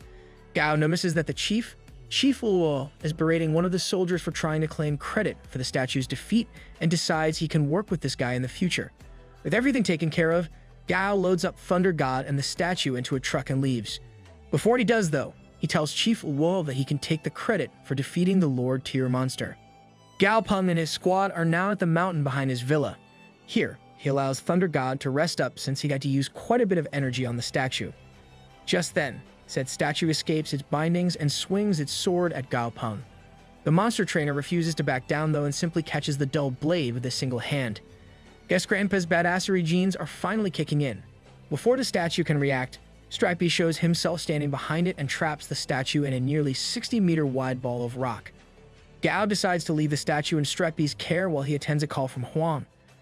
The man tells him about how the recent development of statues coming to life appears to be a problem all over the world instead of a local thing. Gao realizes the Allied government is slowly losing its prestige and control thanks to how quickly the world is evolving. Regardless, he refuses to back down. If the world wants to keep evolving, then he'll just have to do the same with his familiars. After ending the call, Gao Peng decides to test out the weakness listed in the statue's status window, Power of Impurity. None of Gao's tests yield any results though. From bird doo-doo to dog blood, nothing affects the statue. Gao has to wonder if he'll need some kind of undiscovered material for this. Turning to Stripey, he asks him to talk to the statue when he's bored and try to get some info. In the meantime, he has some stuff to attend to. Over the course of just a few minutes, Stripey bombards the statue with so much excited chattering that it gives in and admits it killed its victims because they were hooligans causing trouble. How about that? Stripey knows the talk no jutsu. At a later point in time, Gao Peng and his familiars ride Stripey all the way to the forest outside Yuzhou, only to regret that choice. Thanks to Stripey's new body, he exudes black smoke that's ridiculously hot whenever he moves now. Back to the matter at hand though, Gao Peng has had an idea. Taking into consideration the rapid pace of mutations and evolutionary developments lately, it stands to reason that the amount of undiscovered monsters and treasure should be quite high in the mountains too. Normally, hunter teams can't travel far enough to explore the deeper parts of the wilderness since there are no safe resting places out there. However, if Gao can get the mountain spirits to cooperate, it'll be possible to use them as moving outposts of sorts and go as far into the wilderness as desired. And all Gao Peng needs to do is charge a boatload of money as the provider of this service, and he'll end up making a gargantuan profit. About a month later, Gao can be seen riding atop Stripey as he pursues his quest of recruiting mountain spirits. So far, he's managed to get 10 of them on board and even created outposts with 4 of them. On top of that, Flamey, Goldie, and Da Zi are all just a level or 2 away from becoming Lord Tier. Things are really looking up for Gao Peng. What could possibly go wrong now? Crap, I jinxed it, didn't I? Suddenly, Gao Peng senses something coming from the side. As he turns to check it out, he sees a swarm of mutated bees heading straight his way. Yeah, my bad. Based on the information given by the system, these are lion blade bees with poison stingers so potent that a single sting can completely immobilize its victim. Fortunately, Gao has just the counter for a swarm. Stripey's new skill after becoming what he is now, Disaster Cloud. In a single, massive eruption, the entire swarm is hit with an explosion of lava, killing all of them in one go. Gao flies down to the ground with Flamey to start gathering their cork crystals, only to find Flamey loves eating the bees. I mean, I'm more of a chicken guy, but to each their own, I guess. While Flamey enjoys some more bees, Gao has Dumby revive some of them. He quickly learns, though, that the lack of skeletal structure in them prevents Dumby from reviving them. Instead, he revives all the beings that have been buried in the soil here. Sensing something in the bushes, Dumby sends the ghouls forth to catch whatever it is. This turns out to be a mouse, which Gao instantly tells his familiars to capture upon seeing its status window. Flamey guides its path with a quick burst of fire, and Dumby traces its path to catch the little guy in his fist. Gao rechecks the system and confirms that the mouse isn't anything special itself, but its rare mystic attribute makes it worth keeping. After handing it over to Stripey for now, Gao has Dumby's ghouls gather all the bees in the area into one spot. Then he has Flamey burn the bodies away, leaving just their core crystals behind. Finally, he has Dumby's ghouls carry the crystals onto Stripey's back. Despite their low levels, the sheer amount of core crystals here should net him an easy 10,000 Alliance credits. The end, for now. Since the last time, Gao Peng has successfully refereed the Youth Trainer Championship, beaten some heinous allegations, evolved Dumby to Lord Tier, defeated a cult called the Platinum Hands, and in a strange turn of events, Stripey has evolved into a Lord Tier Rock Mountain. Also, statues across the world are gaining sentience, and he has to work on defeating them. And to top it all off, Gao is working on an agreement with Yujo's mountain spirits to use them as outposts for world hunters. Yeah, the Southern Sky Group's heir just cannot catch a break, it seems. After getting back from his latest outing to recruit some mountain spirits, Gao Peng is confused to find a whole new pond at the Villa Lakeside. All of a sudden, a large crocodile monster leaps out of the water, shocking both Gao and his familiars. As he calms Flamey down, Grandpa G shows up and explains the crocodile is his newest familiar. Really, old man? Ya didn't already have enough. Being a level 46 Lord Tier monster with a Berserker Blood ability, the croc excites Gao Peng greatly. Grandpa G points out that his familiars are pretty great too, and asks about Flamey being close to evolving. Gao tells him that's indeed the case, and they're just looking for a place to evolve him right now. That aside, they found a whopping total of 168 mountain spirits and have managed to get all of their cooperation for their endeavor. Well, that was convenient. Gao asks his grandpa to advise him on where to go from this point. The old man tells him his most valuable asset in this case is Stripey, as nobody will threaten him with him by Gao's side. Additionally, the hunters who will use these outposts will be the ones to bring them the most value, so they need to be gathered. Taking his grandpa's words into consideration, Gao Peng decides to form a union with the mountain spirits as their flagship offering. Union members will get a 50% discount and a 10% discount on company products. Other than that, they'll share a portion of profits with the Yujo government as well to smooth their operation and foster goodwill. Gao Peng even considers a year-end bonus for union members based on their performances. Once this initial venture takes off fully, he plans to go for global expansion. Who knows, maybe he'll even find a rare creature in one of the more mysterious locations of the world. Finally, he settles on a name, the Explorers Union. Sometime later, Gao Peng in his lab outfit grabs Da Zi out of nowhere and dumps him in a vat of clear liquid with electricity running through it. He tells Da Zi this is a special formula created just for him and to be a good boy and evolve in there. Then, he moves to study the money-grubbing mouse he grabbed in his latest outing for its mythic attribute. Its lack of evolutionary pathways makes Gao question how much potential it really has, though. After convincing it to sign a blood contract and plopping it into some evolution stew, the mouse turns into an ugly little treasure-sniffing rodent. Now there are two more pathways, one to strengthen its treasure-sniffing ability, and one to make it capable of consuming treasures to activate other skills. Naturally, Gao Peng picks the option that'll make him richer and picks the former. All he's missing is some king-tier blood. Next thing he knows, Gao Peng is getting some of that from G's White Dragon when he gets a call from Director Feng. The older man explains how the Shatu Oman man-eating earthworm lord ended up partnering with the desert ruler instead of fighting to the death like they wanted. Feng tells him they want Gao to stall the desert ruler while the golden deity descends to deal with the Shatu Oman earthworm. Once they've handled that, they'll all take down the desert ruler together. Gao agrees to this plan on the outside, but within him is a raging fire of fury. You can see right through this shallow attempt to use him as bait to draw out his grandpa and get his help as well. This will not stand. Oh boy, they're really in for it now. Gao Peng decides to apply some pressure to find out what the story is here and ends up learning something interesting. One of the heads of the military region has a grandson who was killed by the desert ruler not long ago. Gao Peng can tell he must have died of his own greed, since Lord-tier monsters generally stay away from humans unless provoked. The military head, however, is claiming the man was killed in the line of duty and is launching this whole operation to avenge him. They really just put anyone into power, don't they? Gao is just thinking about how he would have even helped if not for the fact they're using him to get to his grandpa when Whitey taps him. The blood bucket is ready. Sometime later, Da Zi has gone up to Lord Tier. The mouse has been promoted to perfect grade, and Flamey is on the verge of evolving. As he and G discuss the statue he beat being used as a guard for his school, the skies darken and start thundering. It's time for Flamey to evolve. Out of the egg he's been in, a great flaming beast emerges, finally looking as majestic as its name implies. I dunno, man. Kinda just looks like an ostrich on fire. To Gao Peng's surprise, his grandfather advises taking up the military's request, if only to look around and assess the situation himself. Realizing there must be something more there if he is suggesting this, Gao agrees. After arriving in Chang'an City, Gao tries to get a travel agency to take him to the Dali Desert but learns that it's currently off limits. Apparently, people have been dying there a lot recently. Since this complicates matters, Gao backs off. Instead, he spots a broker of sorts and goes to speak to him. Yeah, I'm pretty sure that's just a money-hungry smuggler. After entering a private room, Gao tells the man he needs to go to the Dali Desert today and shows him a bag full of cash. Shoot, for that much, I'll do it, man. Standing atop a rocky cliff, Gao watches as the military operation in the desert is launched. Well, alright, guess that smuggler dude pulled through. With the recent evacuation of civilians, it's clear they can't hold this off any longer. Sure enough, right as he thinks that, the desert ruler makes its appearance. Hot damn, that thing looks menacing. The king's sandworm is draped across its shoulders. The very next moment, the ruler lets its Lord Aura loose, transforming even the nearby forest into sand, to be able to expand its territory even further for environmental damage. Gao can't help but be impressed. From there, things don't look great for the military.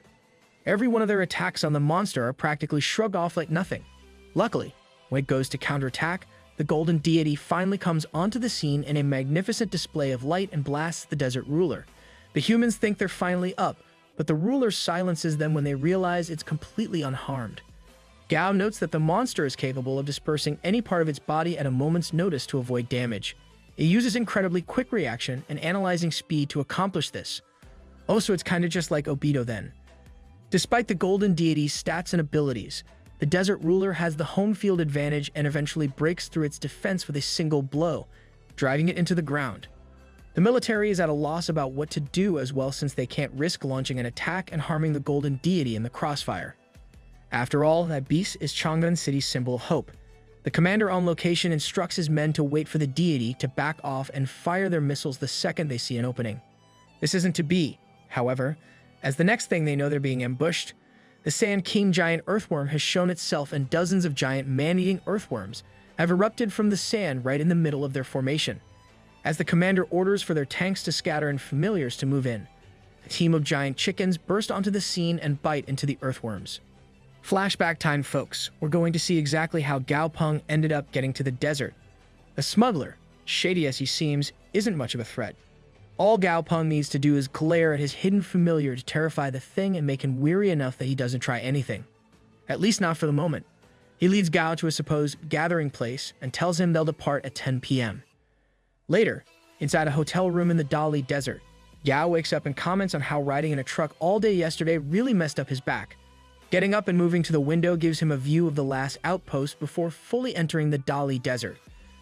A lot of specialty materials are sold here, as seen in the stalls all over the place. What the hell is an exploding cactus?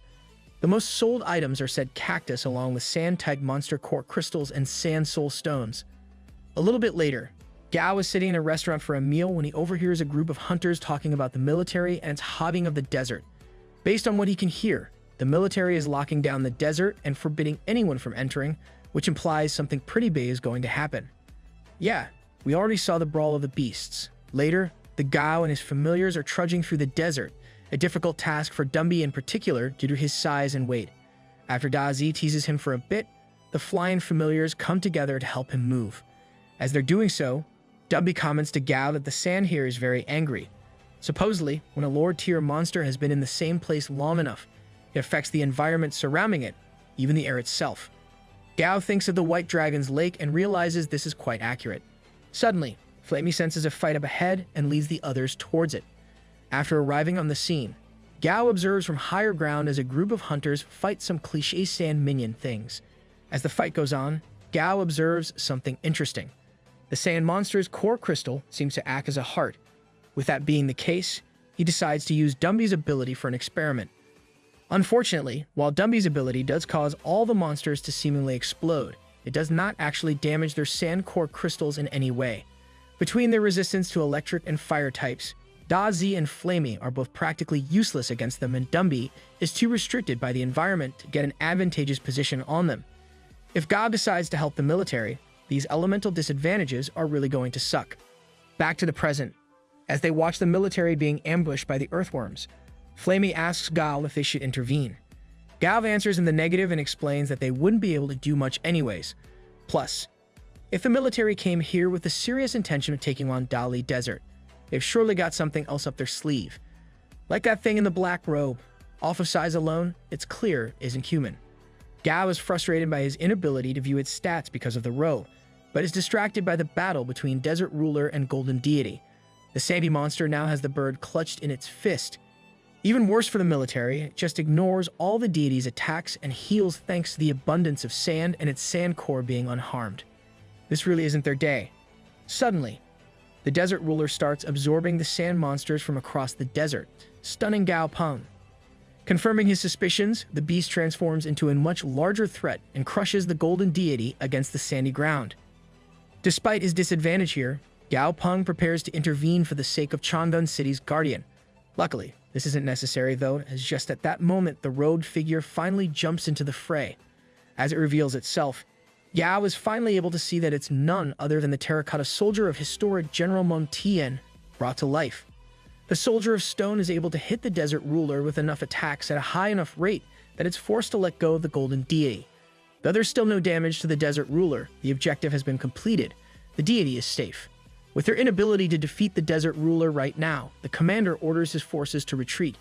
As they're doing that, the commander receives a video call from the general who sent them here. The commander tries to explain the situation, but the spiteful old coot on the other side cares only for revenge. He tells the commander that all he cares about is sending that monster to hell, regardless of what the cost may be. Yikes, that's not very general-like now, is it? Though he's deeply troubled by this and hates to do it, the commander accepts this and obeys the general's orders. At a distance, Yao is talking to his familiars about how they should head out as well since the military is retreating. They'll just have to wait till they have a Lord-tier Ice-type familiar on their side since that's the weakness of the sand monsters. Suddenly, he feels a chill down his spine and all of his familiars move to defend him from an unseen threat. Moments later, a streak of red flies across the sky and impacts the middle of the desert. As it makes contact with the sand, an enormous mushroom cloud rises from the point of contact, showing Gao Peng that it's a nuclear bomb. Luckily, Gao Peng and his familiars were at a decent distance and the damage transfer ability caused the radiation and blast wave to be transferred evenly to his familiars instead of him. With their high physical stats and immunity to radiation, they're all pretty much unharmed. Probably can't say the same for whatever that damn nuke hit though. Turning to the site of the explosion, Gao Peng decides to go check on the state of the Desert Ruler. Gao Peng arrives with his familiars in the depths of the Dali Desert. A nuclear bomb wouldn't normally kill a Lord-tier monster unless they were hit point blank, so he's not sure if the Desert Ruler survived or not. The sand nearby has been heated to the point of becoming glass crystals. Suddenly, the little treasure-sniffing rodent alerts Gao Peng to some nearby treasure. Holy crap, when did the little guy get so adorable? Gao Peng just turns an annoyed expression on the little guy though, citing that he made them dig for treasure for hours the other day, only to end up finding a normal grade core crystal. The rat insists that it's not a false alarm this time though, and Gao agrees to give him another chance. After digging for quite some time, Gao Peng and Dumby are standing in what's practically a crater. Gao is starting to doubt the mouse's ability, but just then, Dumby's shovel hits something solid. At Gao's instruction, he pulls the object out, which turns out to be some strange bone that hurts Dumby's hand. That in itself is strange, since not even a nuclear explosion was able to hurt him that much. Even stranger, however, is the fact that Gao's stat-reading ability, or rather the system, is unable to recognize the true nature or name of the bone. This must mean his ability can be improved further. Gao praises the little mouse and gets the idea to have Dumby assimilate the bone into himself. When he does this, though, the bone causes a reaction that forces Dumby to drop it and back off. A concerned Gao rushes to him, but he's suddenly hit with a vision of a giant monster in a starry sky. Something he can't even fully fathom. I have no clue what that thing is, but it looks sick. As soon as he's free from that, Gao asks Dumby if he feels any pain. Luckily he doesn't, but a pattern has now appeared on his arm. The very same pattern that's on that strange bone.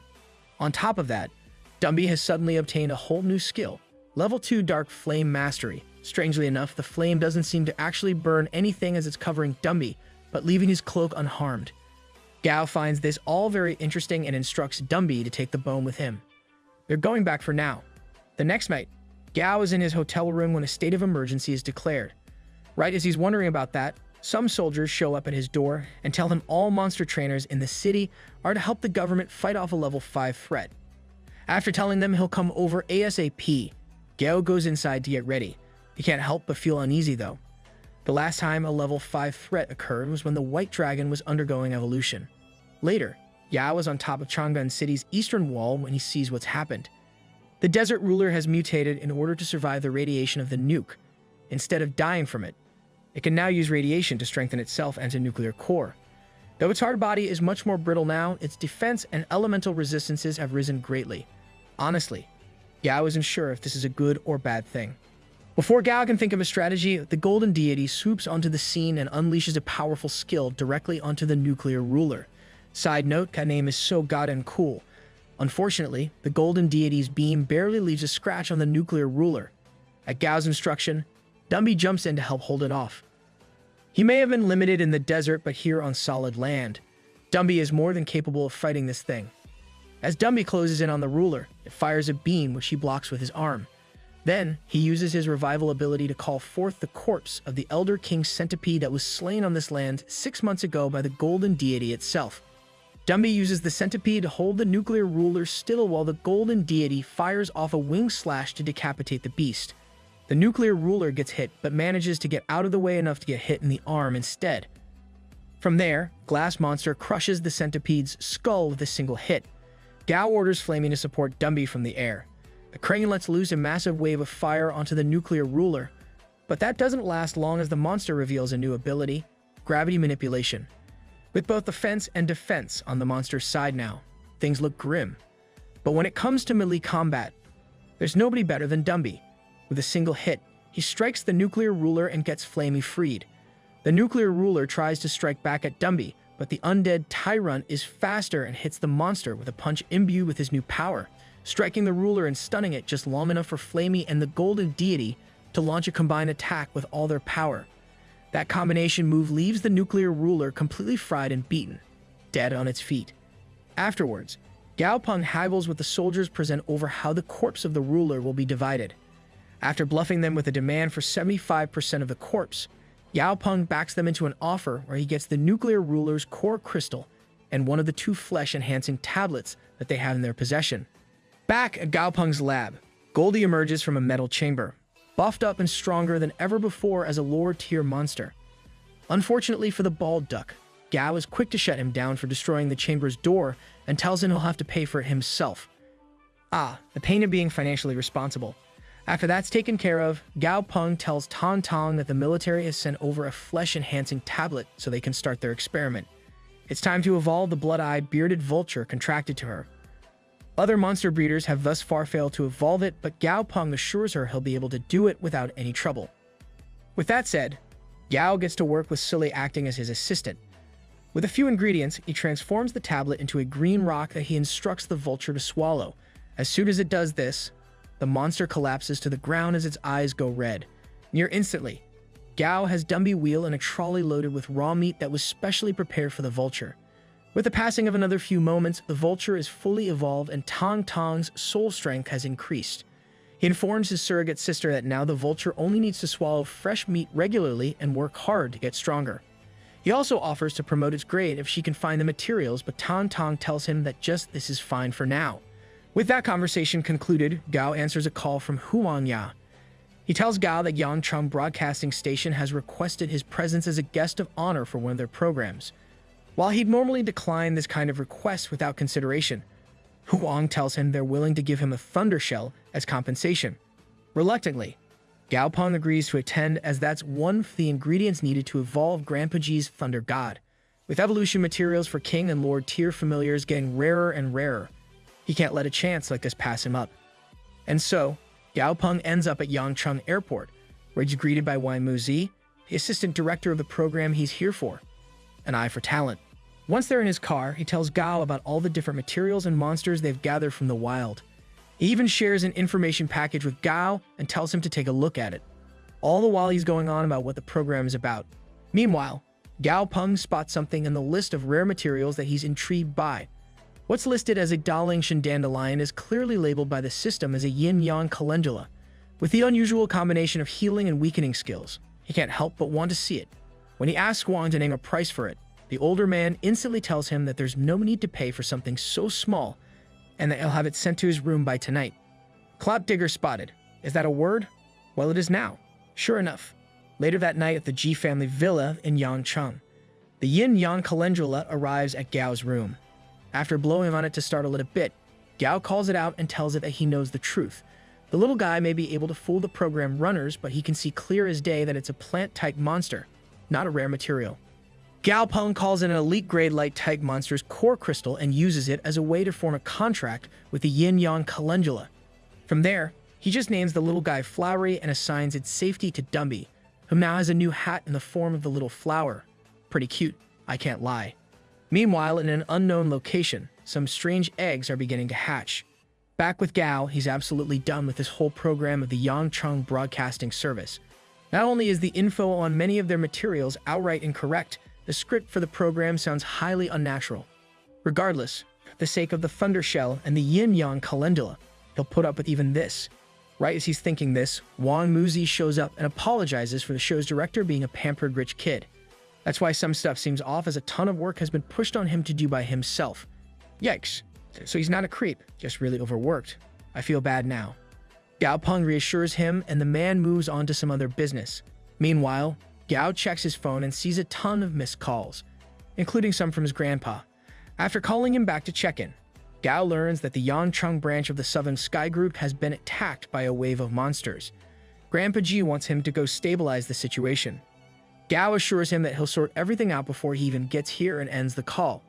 Taking a few things into consideration, Gao works out that the strongest monsters in this attack must only be Lord Tyr. Only, he says. With that being the case, the only reason why the military wouldn't be helping right now is if they've already got their hands full with other attacks. Over at the Southern Sky Group's Yangcheng branch, the place has been overrun by what appear to be mutated Kappa monsters. The electric fence is keeping them out of the inner area for now, but that doesn't last long. Before the defenders of the place know it, the Kappas have advanced and are now attacking them directly. One of their familiars, a three-tailed fox, is even brutalized quite badly. Deciding to run with their tails between their legs, the men leave as fast as they can. One of the Kappas moves to attack them, but is hit with a sudden force that blows his head off. That right, there was a Goldie's signature punch. Gao Peng and his familiars are finally on the scene. Standing atop Flamey's back in the air, Gao Peng addresses the fleeing men and tells them he won't accept them as employees of the Southern Sky if word gets out of their cowardice. He admits that they're not all at fault, and he of course doesn't expect them to risk their lives. However, they should at least put an effort that matches the compensation they receive. And that's not even to mention the geographical advantage. Base, hundreds of elite, and dozens of commander tiers. Weapons and gadgets are supplied with. Can they not even fight off such a basic monster horde even with all that? Are they stupid? Damn bro, he's destroying them right now. Gao tells Dumby and Dazi to head on over to the other gates while he and Goldie take care of things here. Goldie goes on to pulverize every single Kappa in sight, only growing stronger the one time he gets bitten. Gao even calls his grandpa mid-battle and tells him to not bother coming over. Meanwhile, at the west gate, Dazi uses Thunder Wings to paralyze the entire attacking group of monsters in one go. Luckily, the men stationed there seem more competent and take full advantage of this opportunity. Back at the east gate, Goldie has thoroughly crushed all his enemies, causing some of the squad members to look on in jealousy. Gao considers putting some people from the security department into the familiar combat squad and let the real professionals handle genuine battles. It doesn't help that this whole attack is rather suspicious. It's not natural for monsters to go out of their way and enter a city to attack specific locations. Putting that aside for now, he rounds up the men who actually did well in the battle and gives a speech. He commends those who fought well and offers a second chance to those who didn't. All they have to do is catch the rest of the Kappas alive, each of them being worth 1 point. Though the losers are very dismissive at first, some comments from another squad member get them fired up enough to go for it. This relieves Gao, as he doesn't mind giving another chance to people who at least bother to make amends. For those who refuse to change, though, he can only wonder who's going to be playing bad cop. Who? Ominous. I love it.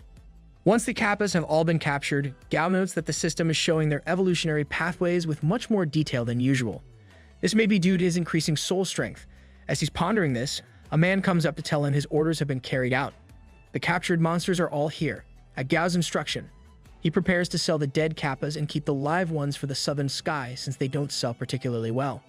Next are the 6-legged antler turtles from the gate Dazi went to. since their antlers seem to regenerate and can be used for various purposes. Gao instructs the man to have them raised and their antlers harvested regularly. Finally, the rewards have been sent to those who actively participated in the monster wave, while those who didn't have been penalized. 4 men in particular have been fired and their familiars confiscated. Serves them right, bunch of spineless losers. Unlike those specific troublemakers, the rest of the men who fooled will only have their pay docked for 3 months. Additionally, those who lost their lives in the battle will have their families taken care of by the Southern Sky Group. With all those matters dealt with, Gao Peng mounts Flamey and takes off towards Nanny Village. It's time to find out where these monsters came from to begin with. Once he gets there, the sight of indiscriminate destruction reminds Gao of when the cataclysm occurred 4 years ago. Sensing something in the rubble, he sends Dazi after it. The centipede returns to him with a level 8 land Kama shrimp. Well, that's more than a little underwhelming.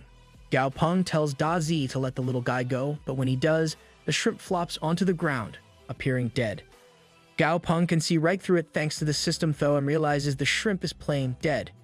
Intrigued, he pretends to leave it there and head off somewhere else, only to have Flamey mark it with his scent. Now they can track it and see just what's going on. There's no way a monster that weak survived the destruction of this village by itself. Gao flies atop the sea with Flamey where they track the shrimp to when the scent suddenly disappears.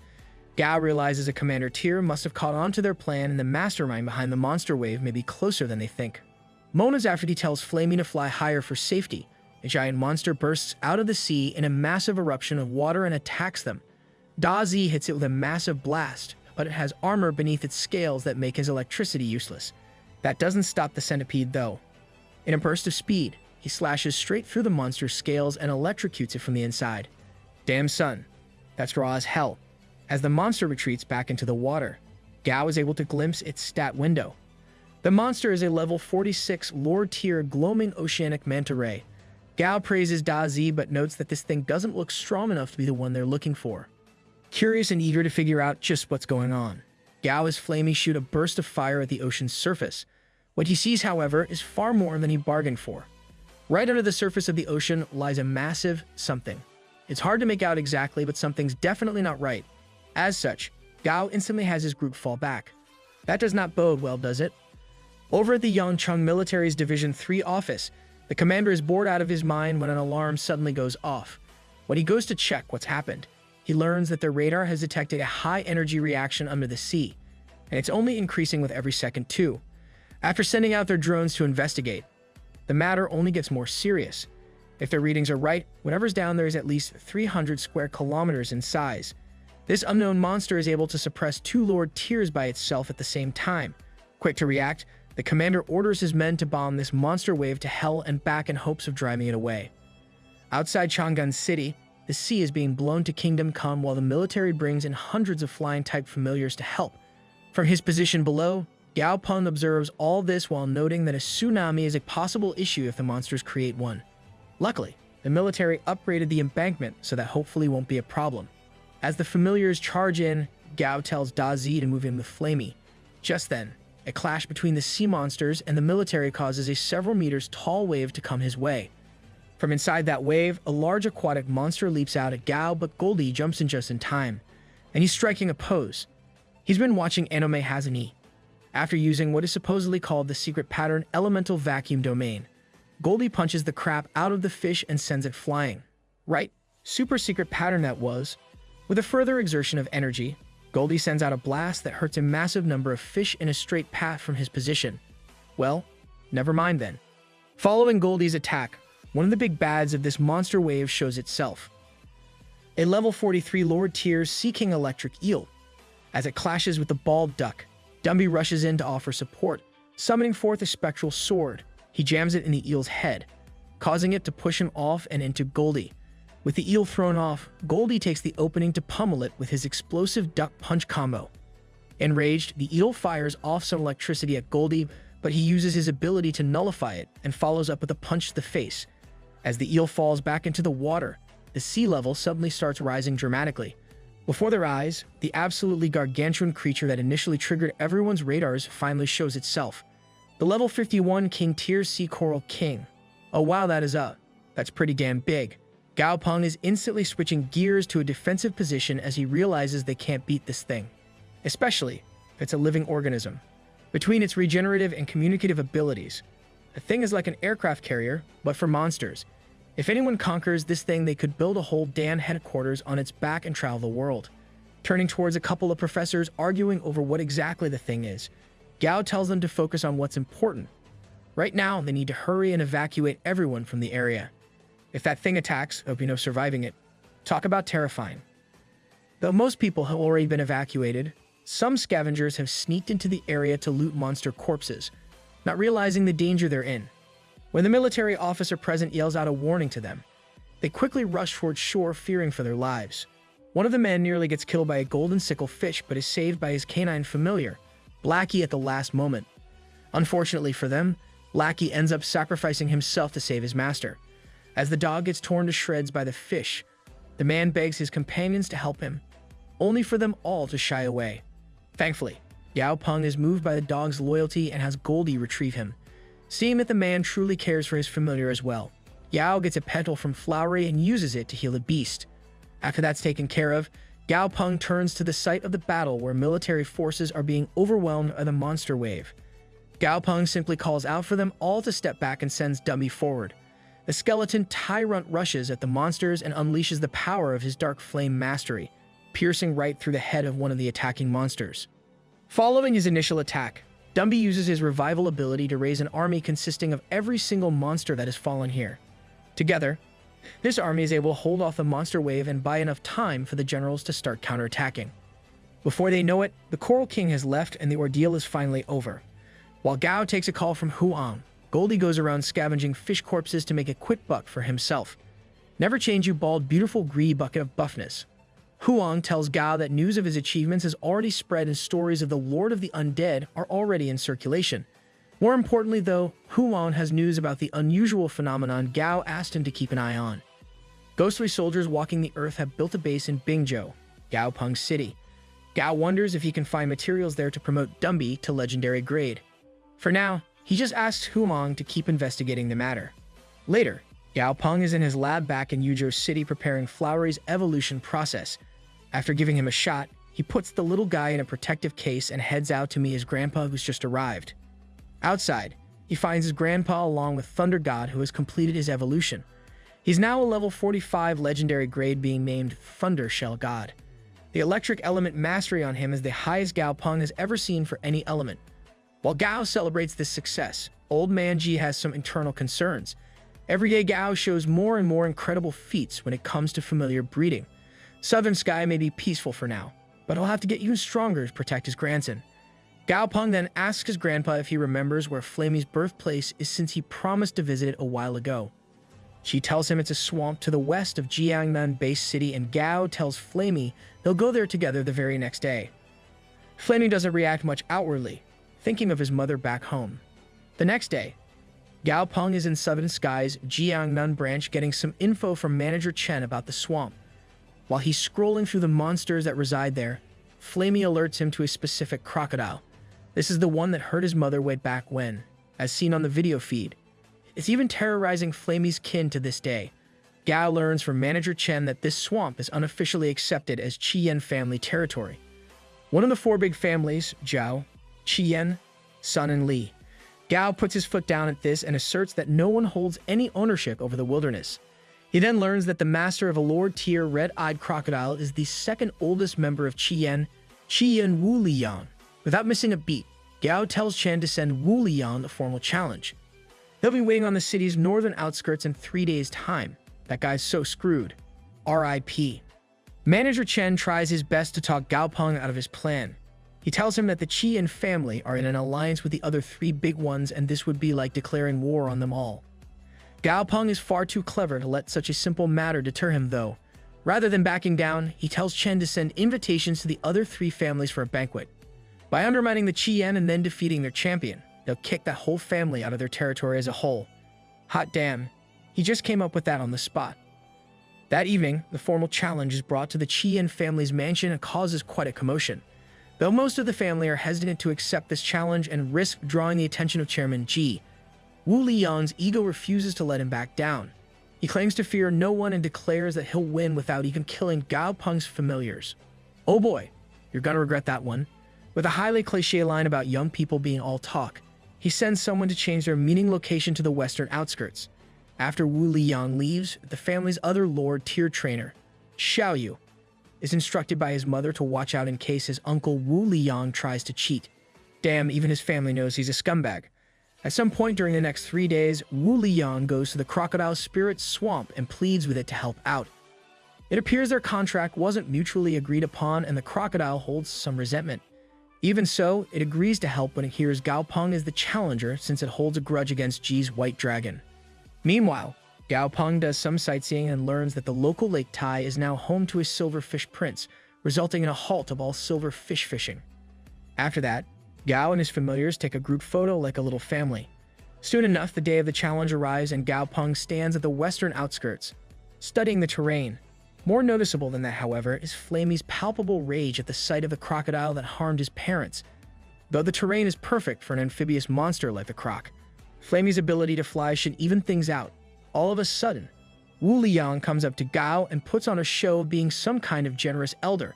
He offers to settle this on good terms without a battle, but Gao Peng makes it clear this isn't an option. Today's fight is between the crane that lost its parents and the one who took them. Gao Peng will not be interfering in the fight to begin with. Everyone present is absolutely shocked by this, not believing that the clearly young crane will even be able to do much. In response to this, Gao Peng just smirks and tells Flamey to show them all what he's got. As soon as the match begins, the crocodile sucks Flamey in with an AoE attack and tries to squat him with its tail. Flamey dodges this with ease by firing a burst of flames to propel himself back. After reading the croc's stat window, Gao calls out to warn Flamey that it has a wind attribute. Wu Liyang tries to offer the croc some guidance as well, but ignores him in favor of raging at the crane blindly. Flamey rains fire down on him continuously, causing the crocodile to enter the water nearby and erect an elemental shield. No shield can stand up to the long-burning blaze of Flamey's fury, however. The crane rains down such an immense amount of scorching hot fire that it evaporates the croc's shield and burns it severely. When Flamey moves to follow up on the attack, the croc manages to hit him with a wind roar attack. This doesn't stop the crane for long though, and he reassures Gao he won't get hit again. Seeing its own death flashing before its eyes at this point, the croc decides to go after Gao. Even Wu Liyang is taken aback by this and screams for his familiar not to attack Gao. Maybe he's not so bad after all. From the shadows, Xiao Yu prepares to jump in, but this proves to be unnecessary. Dumby is at Gao's side and blows the crocodile away with a single superpowered kick. Though the crocodile tries to run away after this, Flamey has already won the challenge. Surprisingly enough, Wu Liyang accepts his loss gracefully, showing his nephew that he didn't mean to be here at all. Thanks to the events of the day, though, he worries that there may no longer be a crocodile king in Jiangnan City. Later that day, Manager Chen reports to Gao that the Qian family is surrendering the crocodile spirit swamp to the southern sky. This includes all the familiars within it, which means Flamey's kin as well. On top of that, they're even paying a compensation amount. Gao Peng stops Chen here though and tells him to return that and pay them accordingly to the market price of what they're giving up. This whole thing was a personal matter between Flamey and the crocodile. There's no need to crush a whole family that's already being cooperative. Additionally, the other 3 families have accepted his partnership agreement, so a local division of their company will establish a branch of the Explorers Union here. Finally, as per Gao's request, personnel will be sent to ensure good living conditions for the flaming red cranes at regular intervals. With everything settled, Gao asks Flamey if he really doesn't want to visit his remaining kin personally. The crane confirms that he's happy to have gotten his revenge and to just know that his kin will live well and perhaps even evolve one day. Out of nowhere, a level 46 perfect grade mystical mirror diviner turtle speeds through the water to Gao Peng's location and grants him a material called an ambergris jade, a ball made of condensation from various dragon species. With that, the turtle leaves. Alright, that was random as hell. What the heck? Confused beyond all belief, Gao Peng figures the jade may have something to do with White Dragon and asks Manager Chen to send it back to him in Yuzhou. In the meantime, Gao has to go on a trip to Chongping Village next. The life of a master trainer never slows down, it seems. Outside Chongping Village in Gao Peng Base City stands a team consisting of Xu Hedi, Lin Xinru, and Su Qingji. The 3 hunters are here on a mission given to them by Gao Peng to retrieve a general's bone and 1,000-year heart of darkness. All 3 of them use ghoul powder to mask their presence and enter the village's surrounding forest without being attacked. While it masks their scent, It doesn't completely make them invisible, though. When Hetty gets too close to a ghoul, it attempts to attack him before Oriate crushes it back into the ground. Kangaroos got moves. As they venture deeper into the forest, the team are met by thousands of ghost soldiers and a strange, gut-looking man. Said man tells them General Zhao wishes to see them and leads the three away. Qingji recognizes that this General Zhou must be the spirit of Zhou Ku, who fought in the Battle of Chongping long ago. The three go along with the man to a shack of sorts, where the general sits on a throne surrounded by ghost soldiers. Things appear to be relatively calm, though, as the general tells them he'll allow them to take what they want if they do something for him in return. Xinru steps forward to tell him what they want. For the general's bone, Zhao tells him he's willing to give up one of his own, but only one. Cool, didn't know he was chill like that. When it comes to the 1,000-year Heart of Darkness, though, he tells them he's never heard of it. Stepping further towards him, Xinru tells him that the 1,000-year Heart of Darkness is his heart. Before anyone can react, she sends her glass mantis forward to attack Jia with enough force to send him through a wall. Instantly, the ghost soldiers surround them. Luckily, Qingji's familiar is able to emit holy light and suppress them for the time being. Looking back at the spot where Zhou was sent flying, Xinru notes that he's absorbing yin energy. She calls for Oriate to kill him now while he's still weakened, and the kangaroo leaps into action. Unfortunately for them, Zhao has already recovered. He strikes out with his blade of stone, slashing clean through one of Oriate's arms. As Zhao exits the hole in the wall made by his body, he fires another energy blast at Oriate before rallying his ghost soldiers. With a terrifying war cry, he has them all move with the sole intent of killing the team. Suhedi sees that the yin energy being gathered by Zhao is forming a blood cloud. If they get caught in that, they'll end up dying of exhaustion while fighting these undead. Hetty has his hairball familiar release a fog of black smoke to cover their retreat. His what now? They really just turn anything into a familiar, don't they? Together, the three escape atop their flying familiar, desperate to get away in time. Suddenly, the sky above them undergoes yet another change. The lightning that's striking down from above is driving away the blood clouds. This is the work of none other than White Dragon. Chairman Ji has arrived. From there, things are pretty easy for the Southern Sky members. Old Man Ji easily bats away General Zhou's attacks and sends him hurtling towards the ground with White Dragon's power. Laying there, defeated and weakened, Zhou can only curse Ji Hunwu. The man in question just tells White Dragon to be gentle with the general and not kill him since his parts are needed. Later, we see Ji unceremoniously dropping Zhou's unconscious body like a sack of potatoes in front of Gao Peng. Back at the lakeside outside their villa, he tells Gao that he didn't know how to extract the bone and heart he needed, so he just brought the whole general. He also brought the dark flames that Lin Xinru collected for him. Gao Peng is astounded internally at how easily he's just gotten yet another material. With this, he only needs one more thing to promote Dumby to legendary grade. Also, he teases White Dragon about that jade thing from before and gets drenched. Before leaving, Ji tells Gao Peng one last thing. There's a spatial rift that's appeared in Baiya district recently. At his level, it shouldn't be much of a threat, so it'll be a good experience for Gao. Not long after that, Gao Peng arrives at the building that holds said spatial rift. Surrounded by a black fog, it's advised to enter at noon when the fog is weakest and visibility is high. Inside are swarms of level 20 black jacket geckos. Since there shouldn't be any Lord tier monsters inside, Gao Peng sends Goldie in alone to check things out. Sure enough, just a few moments later, Goldie has dealt with every single gecko inside the fog. And he's pretending to be a monk now. Somebody take away his internet. With all the monsters cleared out, Yao prepares to enter with the Southern Sky Group forces at his command. Inside, he finds a spatial rift which, interestingly enough, is listed as an item by the system. Gao is considering taking it back with him and setting up a couple of rifts to use as back doors when something suddenly comes out of it. A yellow jacket devil octopus, known for its tendency to mind control its enemies before devouring them to fulfill its sick desires. Gao is frantically trying to figure out what these jacket colors stand for. Perhaps they indicate attributes. Black could be shadow while yellow is mind. He doesn't get far with that train of thought though, as Goldie suddenly punches the crap out of the octopus for copying his look. Never change, Goldie. Never change. Upon asking his forces, Gao learns they've so far been unable to explore the other side of the spatial rift. Gao turns to Dumby and asks him to summon the Sea King Eel skeleton and have it check out the rift for them. Once that's done, Dumby conveys that there are only a handful of black jacket geckos on the other side and nothing stronger. He goes in to confirm himself first and then calls out to Gao, telling him it's safe. With that confirmed, Gao, Flamey, Goldie and Dazi head into the rift. That sounds way cooler than it looks. On the other side of the rift, Gao observes that there's nearly no black fog and the walls around them look like a maze. While his forces focus on measuring data and collecting samples, he himself observes the other world as a whole. Suddenly, a giant level 49 Blood Jacket Labyrinth Watcher appears with a weapon in hand. Gao takes this as a sign that this black fog world must have its own civilization. When Flamey tries to take to the skies and attack, he's stopped by an invisible wall in the air. With no other option seeming smart, Gao orders everyone to retreat at once. At Gao's command, Dazi holds off the Watcher, getting some help from Dumby, who devastates the Watcher's me. Once almost everyone else is out and the Watcher is knocked down, Gao asks Dumby to act as a translator between them. The following conversation results in the reveal of not one, not two, not even three, but 7 more Lord Tier Labyrinth Watchers. As if that wasn't bad enough, they have a super recovery skill, as seen by the first Watcher's me healing before their eyes. Luckily, the Watchers aren't hostile. With Dumby acting as translator, they manage to hammer out an agreement where they'll let Gao go home and return at a later date to awaken their master.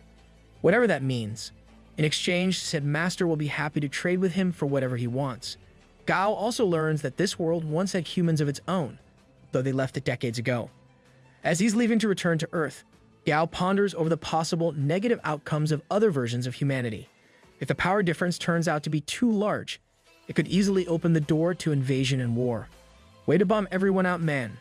Back at Gao's lab, the Yin-Yang Calendula has reached level 31 thanks to the use of some ridiculously expensive frozen crystal soil. All he's missing to promote Dumby now is the essence of the undying heart, but the search in Chongping turned out to be pointless. The amount of resentment from the 400,000 soldiers who died there simply corrupted it too much.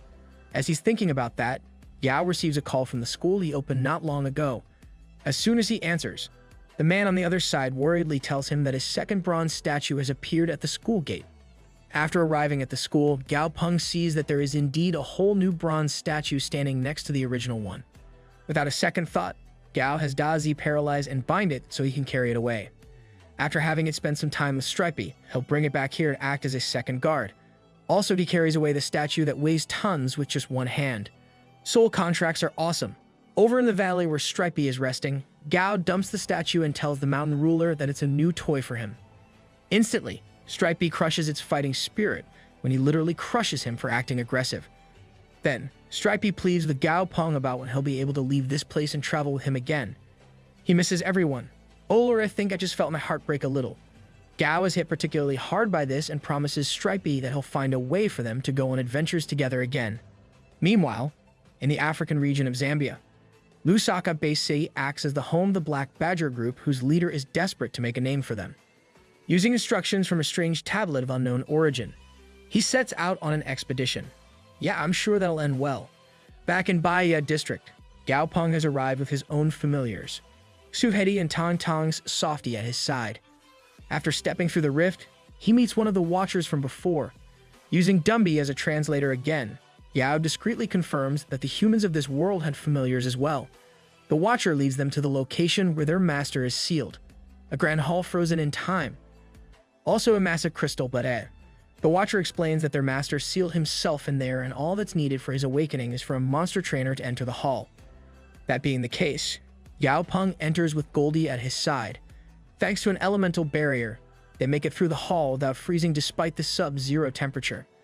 As they close in on the center of the hall though, Gao Peng is frozen by what he sees waiting ahead. Right in front of him, preserved inside a solid block of ice, is the corpse of the Blood Hunter. And just a little ways away, resting atop a throne is a sleeping level 11 desolate Frost Lion. From what little info he has, Gao can deduce that the dead Blood Hunter must be the master the Watchers spoke of, and this little Frost Lion is its murderer. Gao questions why they would ask him to awaken their master if they knew that he was already dead. Right as he realizes this is actually a trap, Flamey's voice calls out to him through their connection and confirms this suspicion. He and the others are being attacked by several monsters. Gao turns to return to their side at once, only stopping for a moment when he notices the Frost Lion has awoken. Though it seems to be showing off, Gao has no time and chooses to ignore it. He and Goldie rush to the hall's entrance where they meet Suhedi. He explains that the Watchers attacked them right after Gao entered the hall, and they were only able to survive because Dumby summoned the Sea King Eel skeleton to seal them inside and block the exit. Flamey in particular is quite hurt due to being hit with a surprise attack. An infuriated Goldie rushes outside, determined to avenge his friends despite Gao yelling for him to not be rash. As if he didn't already have enough on his plate, Gao turns to see that the Frost Lion has followed him all the way here. Through their connection, he suddenly feels Goldie being beaten down by the Watchers and yells out in concern. The Frost Lion keeps trying to get his attention throughout this, annoying Gao. Quickly, he decides to make a contract with the thing so he can understand what it's saying without all this nonsense. I mean, you skipped a few steps, but I guess that works. With the contract signed, Gao senses that the Frost Lion's true, enormous, power is locked away until it swallows an ice-type treasure to restore itself. Of course, the lion itself incessantly brags about this fact, so Gao decides to just brush off his brags and demands a solution to their current situation. In response, the lion tells him they have to run. Oh no goddamn shit, Sherlock. The lion quickly elaborates that he's the one who owns this labyrinth, and he knows some paths that only small monsters like himself and humans can get through. Unwilling to leave any of his familiars behind, Gao tells Hetty to retreat with the lion for now while he saves his family. Using the strength granted to him by his contract with Stripey, Gao blows open one of the walls with a kick. From there, he has Dazi and Dumby use a combination attack to throw off the Watchers while Silly heals Goldie. The Watchers aren't out for long though and come back to attack with even more anger. Unfortunately for them, Goldie's all healed up, and with how much damage they did to him, he instantly grows to a size that matches their own. Angrier than ever, he kicks one of the Watchers away before grabbing its weapon. It's his turn now. Now that he's in his buffed up state, Goldie beats the stuffing out of the Watchers with a barrage of punches. Only 3 of them are able to escape, with the rest reduced to corpses at his feet. Since someone has to stay here to guard the corpses, Gao tells Su Hetty to head back home and bring more forces to retrieve them. Gao and his familiars will stay here to stand guard. With Treasure-Sniffing Mouse as his guide and Dumby as his guard, Hetty heads back to where they came from. During their time alone here, Gao probes the Frost Lion for info and learns some interesting things. For one, a familiar's skills can be developed further after awakening them. Second, their world is only in its infancy of evolution, since the cataclysm was a mere 4 years ago. The best treasures and minerals are yet to appear there, and with Gao as one of the strongest, if not the strongest monster trainer around, he'll be able to gather damn near all of them. Man, this is one greedy mouse. I mean, lion. Can't blame me for that. Moving on from that topic, Gao asks the lion if there are any methods for shrinking a monster's body size and shows him an image of Strippy. The lion tells him that one way is to just get a body modification skill, though there's no guaranteed way to obtain it. Another is to form a contract with a space-type monster and use it to transport Stripey in a pocket dimension, but it'd have to be a massive pocket dimension. Yeah, Silly's useless then. Finally, there's a fruit called a guy's fruit that grows in the Black Phoenix Mountain. This fruit allows a monster to shrink down to 1,000th of their usual size, but the second they go into combat mode, its effect wears off. On top of that, the mountain is inhabited by a black-feathered sparrow, a beast that even the lion wouldn't go head-to-head with at his peak. And the plus is 5,000 kilometers away from here. Despite all the dangers and difficulties, Gao decides he has to make this trip since he made a promise to Stripey. Just then, Hetty returns and tells him that the company has received news of their situation. The logistics team will be here pretty soon. When they arrive, they bring some ice-type fruits with them for the Frost Lion. When it tries to act stuck up and look down on them though, Gao just has Silly store them away without another word. It's time now to explore more of the labyrinth. Meanwhile, in another part of the fog world, that group from Zambia arrives at the labyrinth wall thinking that they're the first to find it. Unfortunately for them, the first thing they make contact with is one of the Watchers Goldie beat into fleeing, and it is not feeling merciful. Luckily for them, Yao Peng was passing by that exact part of the labyrinth in his exploration. He sends Goldie forth to rescue the humans and their familiars, which he does with extreme aggression towards the Watcher. Yeah, that's pretty fair. They're buttheads. Gao learns that these humans are from the same world as him, which means there's a spatial rift leading into this world from Lusaka as well. Since the cataclysm caused the world to grow larger and distances between countries to greatly increase, this is a perfect opportunity to establish trade routes that take advantage of the fog world. Ever the businessman, make it rain Gao Peng. Luckily, the men are very receptive to working with Gao Peng since he just saved their lives. As soon as they get home, Gao is planning to have the Explorer Union come develop this area. He's going to become rich all over again. For now though, it's time to go to the Black Phoenix Mountain. About 3 days later, Gao and his familiars have arrived near the mountain. Since the Frost Lion doesn't know the precise location of the fruit, Gao finds a local golden striped tortoise and shakes it down for info. Once it tells them the fruit is on the eastern side of the mountain range about 5 mountains away from their location, Gao hops onto its shell and asks it to take them there. Once they're at the correct mountain, the tortoise refuses to go any further since the mountain is full of scary monsters. Gao has Flammy fly above the mountain to look for anything unusual in the area. Up above the mountain, Flammy senses a lower tier monster's aura and finds himself under attack by a bug monster of some sort that starts growing to a huge size. More importantly though, the fruit Gao is looking for is right there in the trees. Flammy quickly rushes back to where Gao is while calling out that he found the fruit. Unfortunately, the excitement from that is overshadowed by the giant level 49 white steel-bladed beast chasing after him. Seeing the beast coming at them, Gao instantly orders Dazi to hit Goldie with lightning to start stacking his passive. The bladed beast manages to get a hit on Flammy that grounds him. So Goldie tells Dumby and Silly to go save him. Goldie will handle this guy himself. What ensues from that point on is nothing short of insanity. Goldie goes after the bladed beast over and over and over again, getting injured worse and worse every time. However, Goldie pulls a little trick where he contracts his muscles just enough to avoid any blood flow, giving the illusion that he's completely unharmed. Eventually, Goldie absorbs so much damage that he's as big as a mountain himself. At that point, it's just a matter of getting the right timing down to grab the bladed beast and crush it in a single fist. With the battle concluded, Gao allows Flowery to go ahead and heal Goldie. Thanks to all the damage he took, that uses up all of Flowery's petals, leaving it feeling ugly. Luckily for Flowery, Dumby's there to make it feel better. Can't lie, that might be the most wholesome thing that's happened so far. After everything that they've been through, Gao is disappointed to find there are only about 4 guys' fruits right now. Instead of settling for just those, he decides to go ahead and rip the whole tree out of the ground to take back with him. And if he's doing that anyways, well, he might as well take the bladed beast's pulverized self back with him too, right? Yeah, the beast in question doesn't like that idea one bit. After returning to the human world, Gao takes the bladed beast to the valley where Stripey is to show him the kind of growth he too could have. Reaching Stripey's level might be unrealistic, but under Gao Peng's leadership, he could easily reach the size of Dumby at least. Though he's reluctant at first, the bladed beast accepts to form a contract with Gao under one condition. If he fails to make him bigger, he won't obey any of his orders regardless of whether or not they have a contract. After settling that, Gao Peng shares the guy's fruit with Stripey, reassuring him that this will allow them to go on adventures together as long as he doesn't get into fights on his own. Stripey's pretty damn big even after the fruit shrinks him, but it's a much more manageable level of big than before. While his familiars bond with the latest addition to their merry band, Gao greets his grandpa. His grandpa, who comes bearing gifts for Goldie at that. A pair of axes that were resized from the ones that were taken off the Labyrinth Watcher's corpses. Great, more fuel for his overly dramatic flair. Moving to more serious matters, Gao Peng discusses his plans for trade with the Lusaka region thanks to the info they gained in the Fog World. Furthermore, Gao plans to travel to Street Jellum City now since that's where the essence of the Undying Heart will most likely be. Since it's the last thing needed to promote Dumby, he'll be much more at ease after getting it. And it certainly doesn't hurt that the path there takes them through the Jinsha region where the headquarters of the Platinum Hands is. Oh, he's going for blood, isn't he?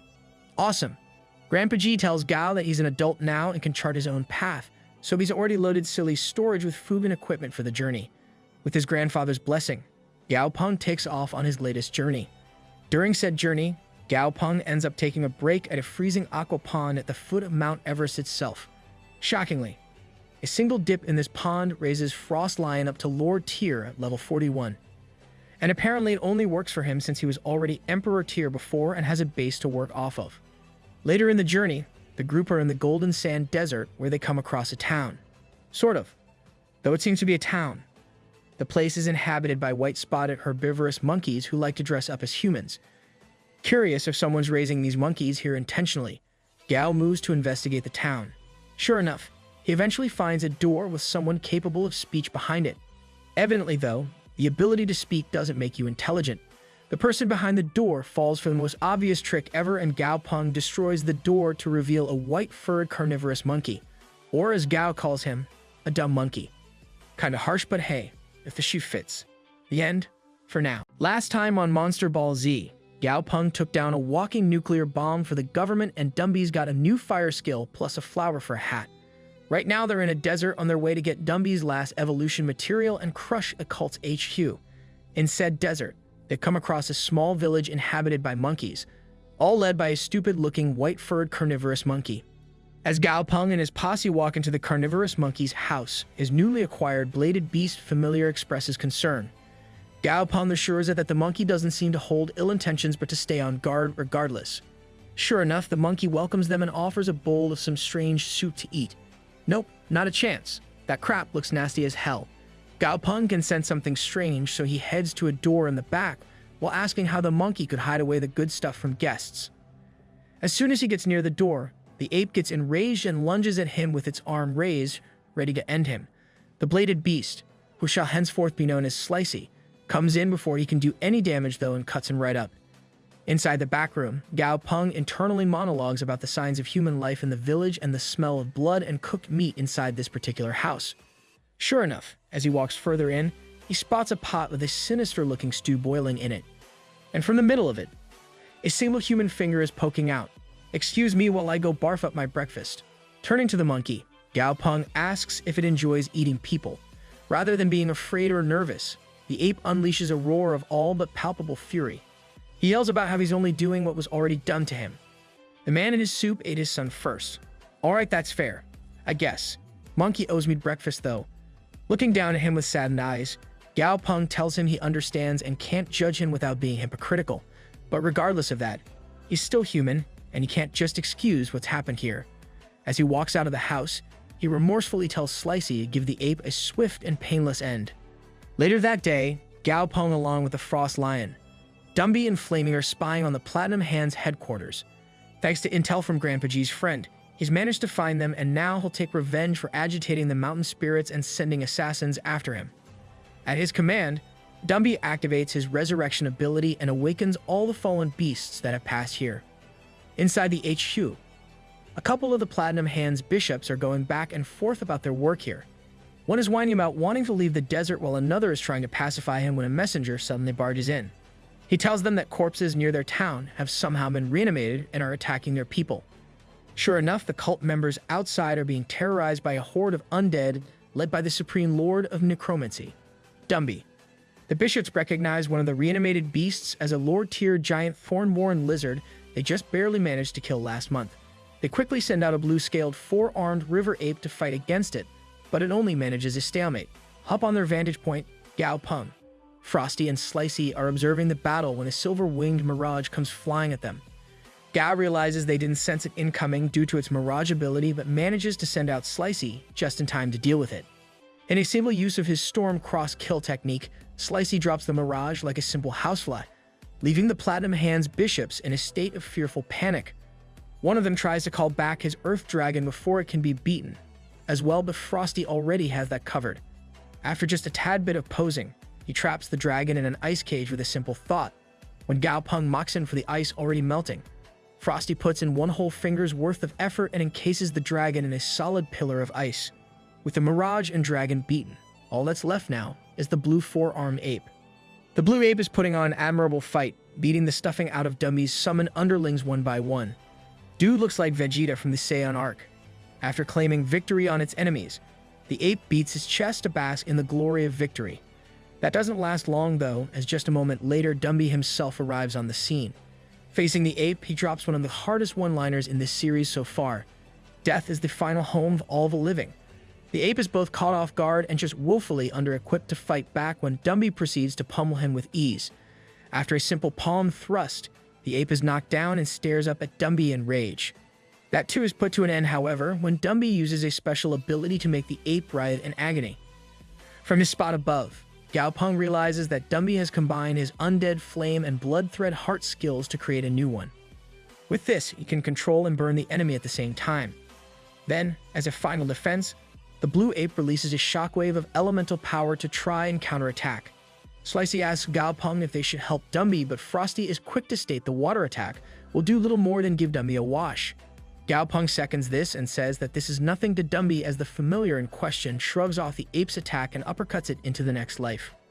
With their work here nearing completion, Gao Peng asks Flamey to keep an eye on the base from up above and make sure nobody escapes. Inside, the Yellow Bishop tells his comrades that it's time to flee using one of their tunnels. When he turns around, though, he finds the Blue and Red Bishops pointing guns at him. Huh, I forgot those are even a thing. What with all the stupidly overpowered familiars and all? The two bishops tell Yellow that with their familiars both dead or injured, they have no way of defending themselves if he plans to double-cross them. The only way they're leaving here is if he sends out his own Lord Tier familiar as well to buy time for them. With that, a sinister smile worms its way onto Yellow's face, and he calls forth a flying carpet. I think. Kinda looks like Doctor Strange's cape too. Pick a lane, Bishop dude. Using this thing as a weapon, he straight up decapitates Blue and attempts the same on Red.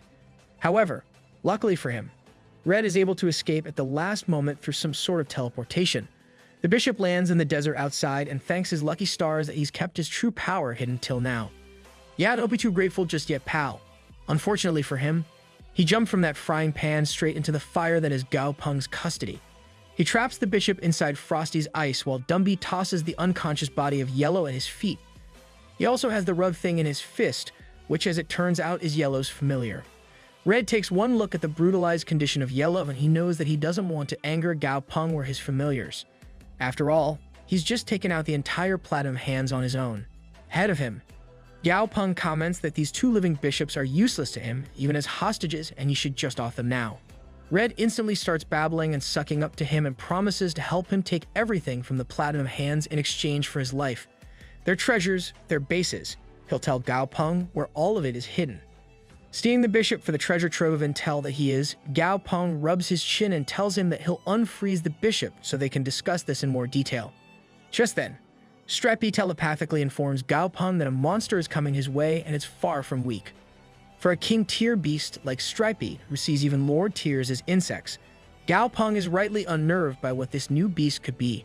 Sure enough, a few short moments later, the monster is upon them and is one massive fish, a level 52 king tier desert pillar monster of perfect grade. The Red Bishop recognizes the beast and warns Gao Peng to be careful. That king tier monster is so powerful that the Platinum Hand were only able to set up base here after getting its blessing. As he watches Gao Peng prepare to face the desert pillar, Red thinks about how if he just puts up enough of the pitiful act, this young man should spare him out of the compassion of a naive youth. Right as he's thinking this, Gao Peng asks him where the Platinum Hand's treasures are hidden. The bishop tries to stall for the moment and asks for some time to try and remember the locations. In response, Gao Peng asks if he knows how to subdue the desert pillar then. All that Red can think about is how unstoppable Gao Peng will be if he gets another king tier familiar, and so he tries to tell him he doesn't know. Contrary to his belief about Gao Peng being the naive youngster, Gao Peng tells him he's of no use if he's not going to share any info and has Dumby crush him into cookie powder. All I had to do was snitch, man. Now you're deader than my will to live. With the bishop taken care of, Gao Peng offers up the frozen and beaten familiars to Streppy as a snack. Just then, the figurative elephant in the ruin finally pipes up. The desert pillar bellows at Gao Peng for ignoring him and gives him a warning that he has aroused the beast's interest. Yo, that sounds sus as hell. Evidently, Gao Peng feels the same way because he freaks out at the monster's choice of words and calls him crazy. Even more offended by the disrespect, the desert pillar tells him he's the crazy one and that he's not welcome here, so he has to leave. All that power, and the best comeback he's got is "know you."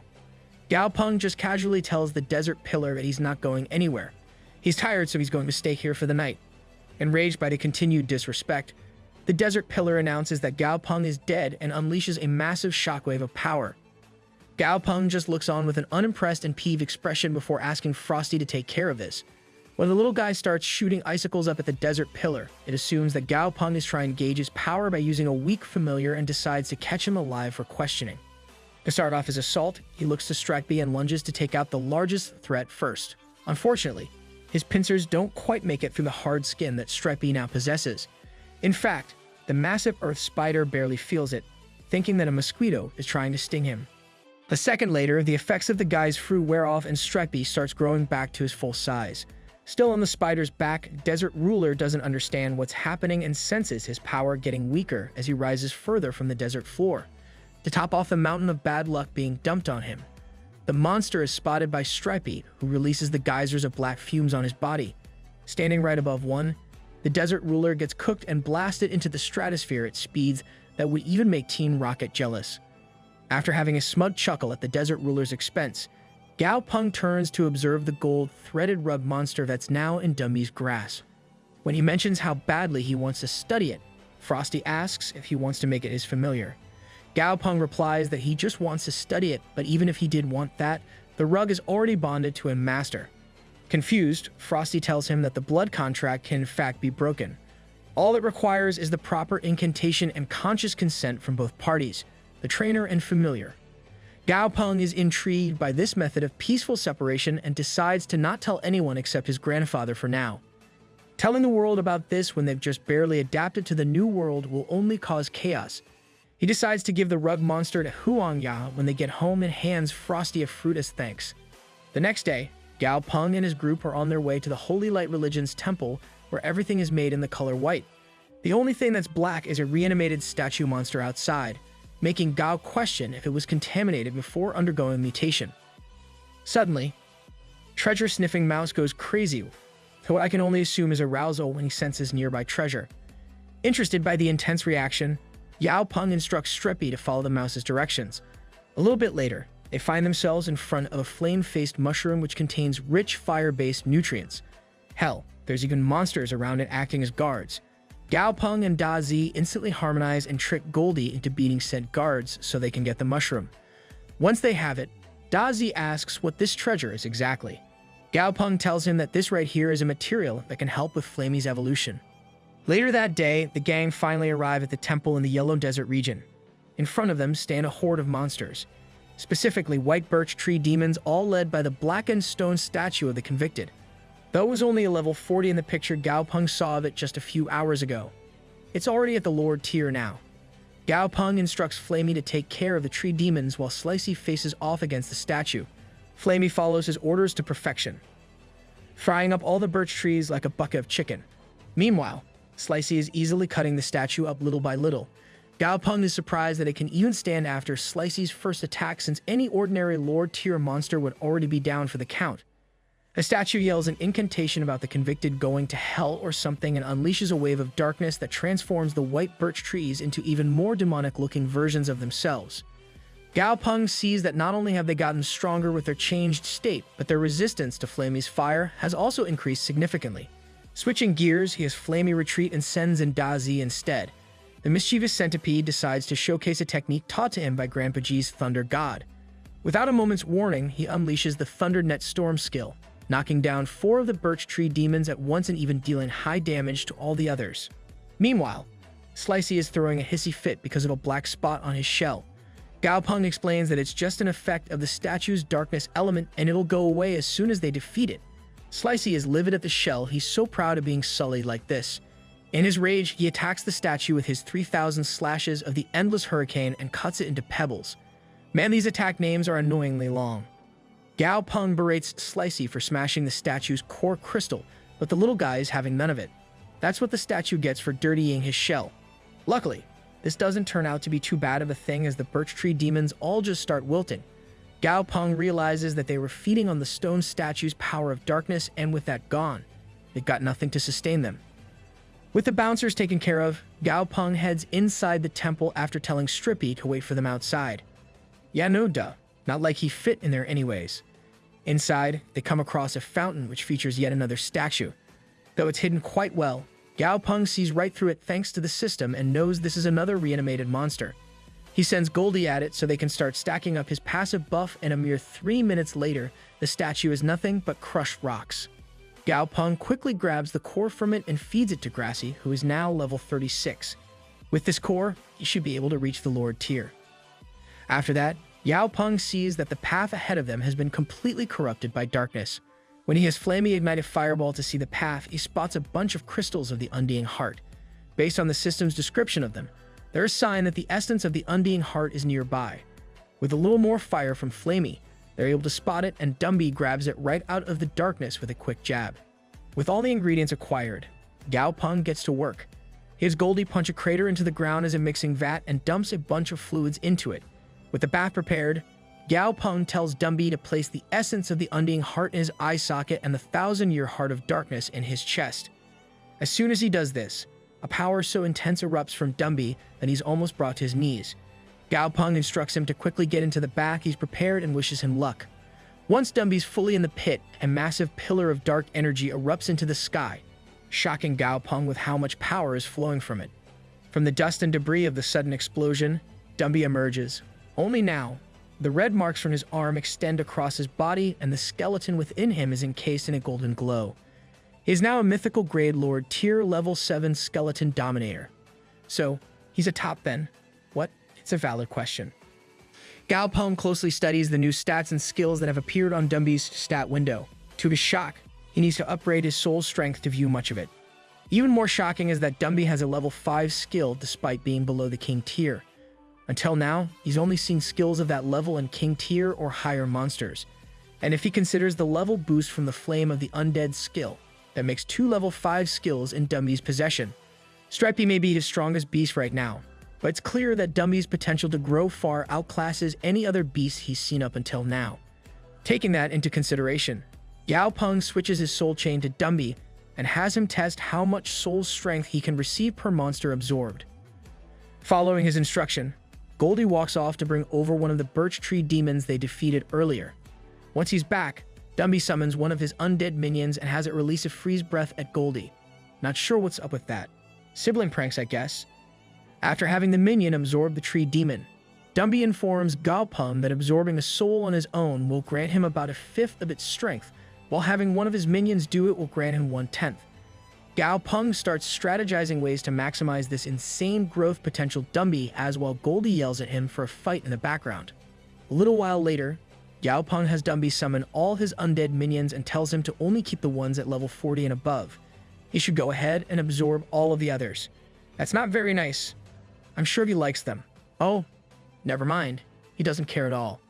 Dumby instantly absorbs all the minions below level 40, and just like that, he shoots up to level 50. Gao Peng is blown away by the insane leveling speed that practically feels like a cheat code. Right now, Earth isn't suitable for someone like Dumby to grow according to his potential.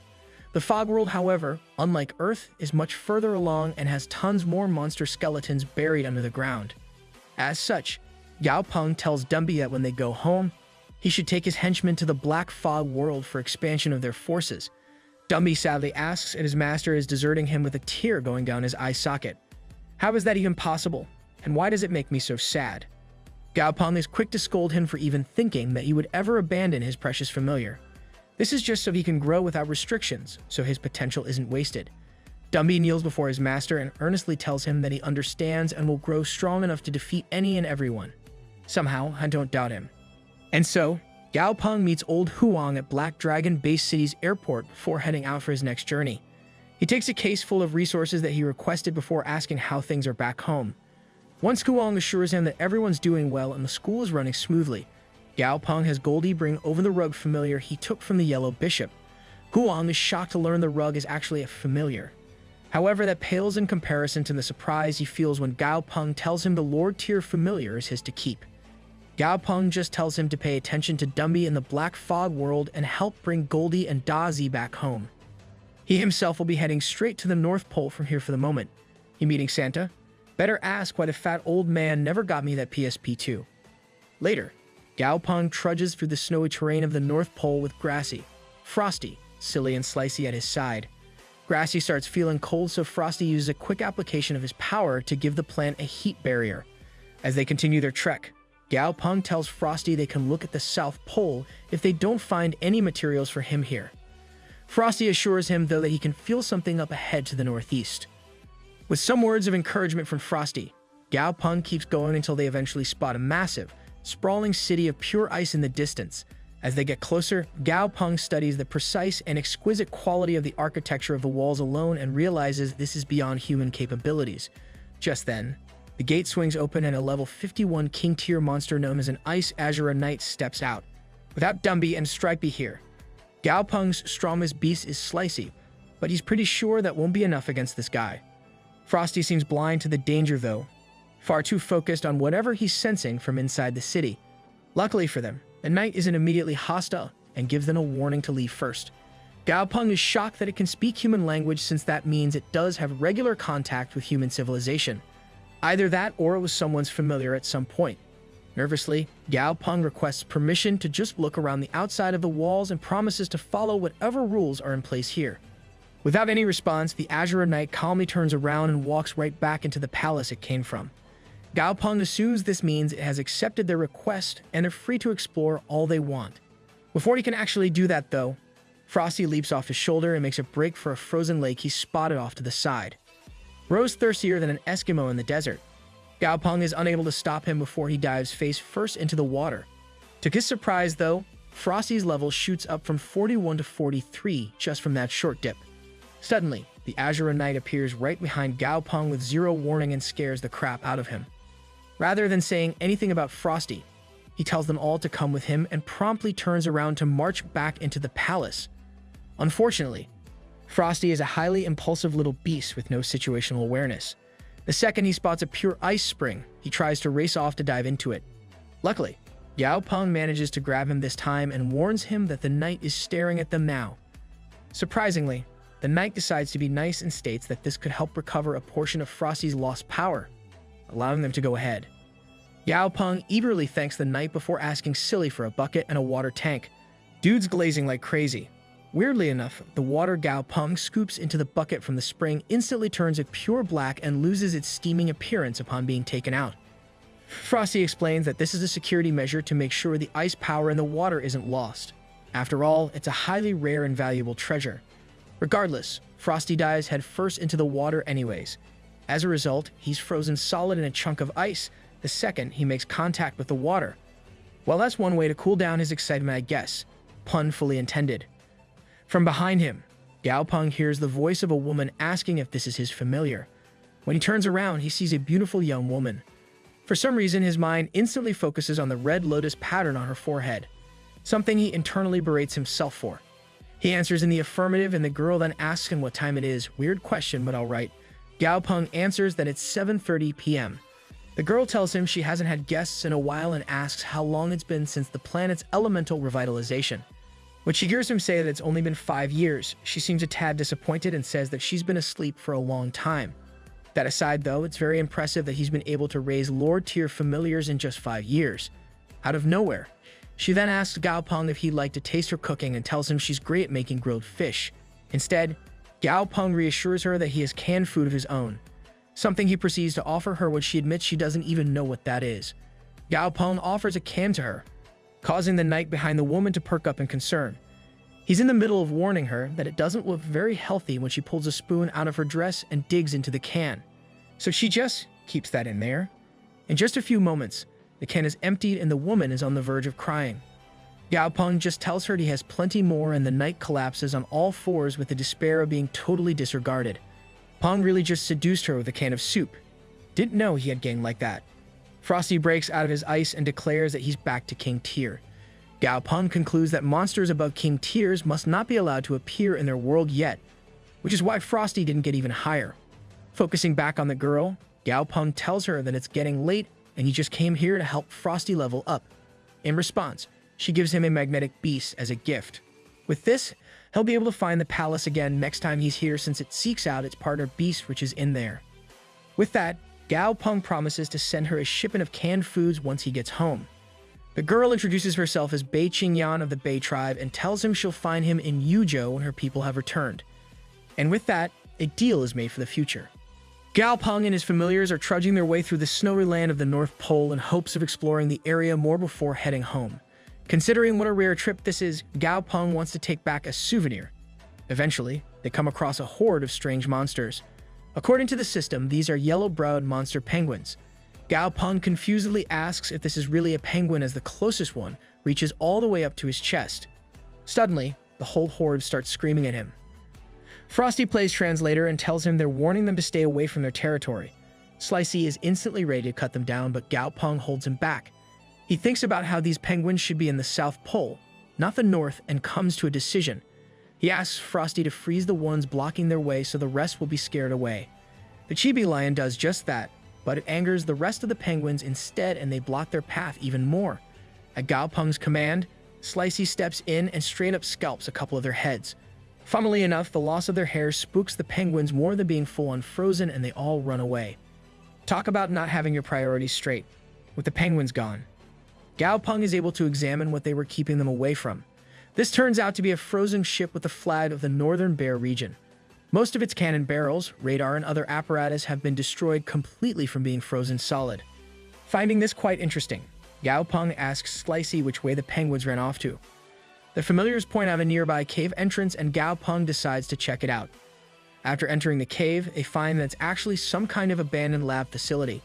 Most likely the penguins from earlier were captured and experimented on here. The lab was likely abandoned because of an accident or monster attack. He enters an inner room further in and finds no signs of human corpses, so either there were no casualties or the survivors took the bodies with them. Or the monster ate them. Yeah, not a very comforting idea. Right as he says this, the monster they've been speculating about shows itself. A level 45 yellow-browed emperor monster penguin with a mutant title. Frosty translates its angered squawking and explains that it thinks they're the ones who killed its family and captured it for experimentation. Also, it wants to eat them. Gao Peng frantically runs away from the hungry beast and tries to reach the exit since this place isn't ideal for a fight. Unfortunately, the penguin seals off the exit with a wave of ice. With no other options left, Frosty jumps off Gao Peng's shoulder and tells him that he can't be a freeloader forever. With a quick and explosive release of his power, the lion turns from a chibi into a terrifying beast with a mane of frozen crystals. He leaps at the Emperor Penguin with a frost attack, but it breaks out pretty easily.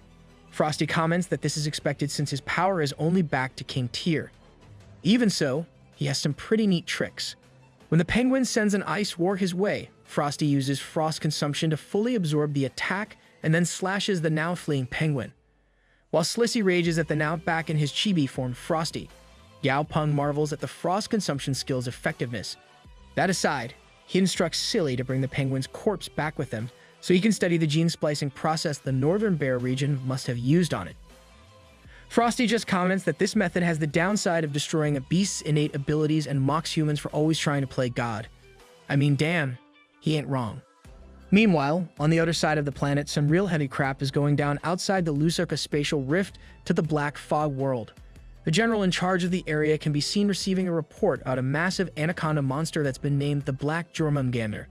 The beast is actually above King Tier and incredibly powerful.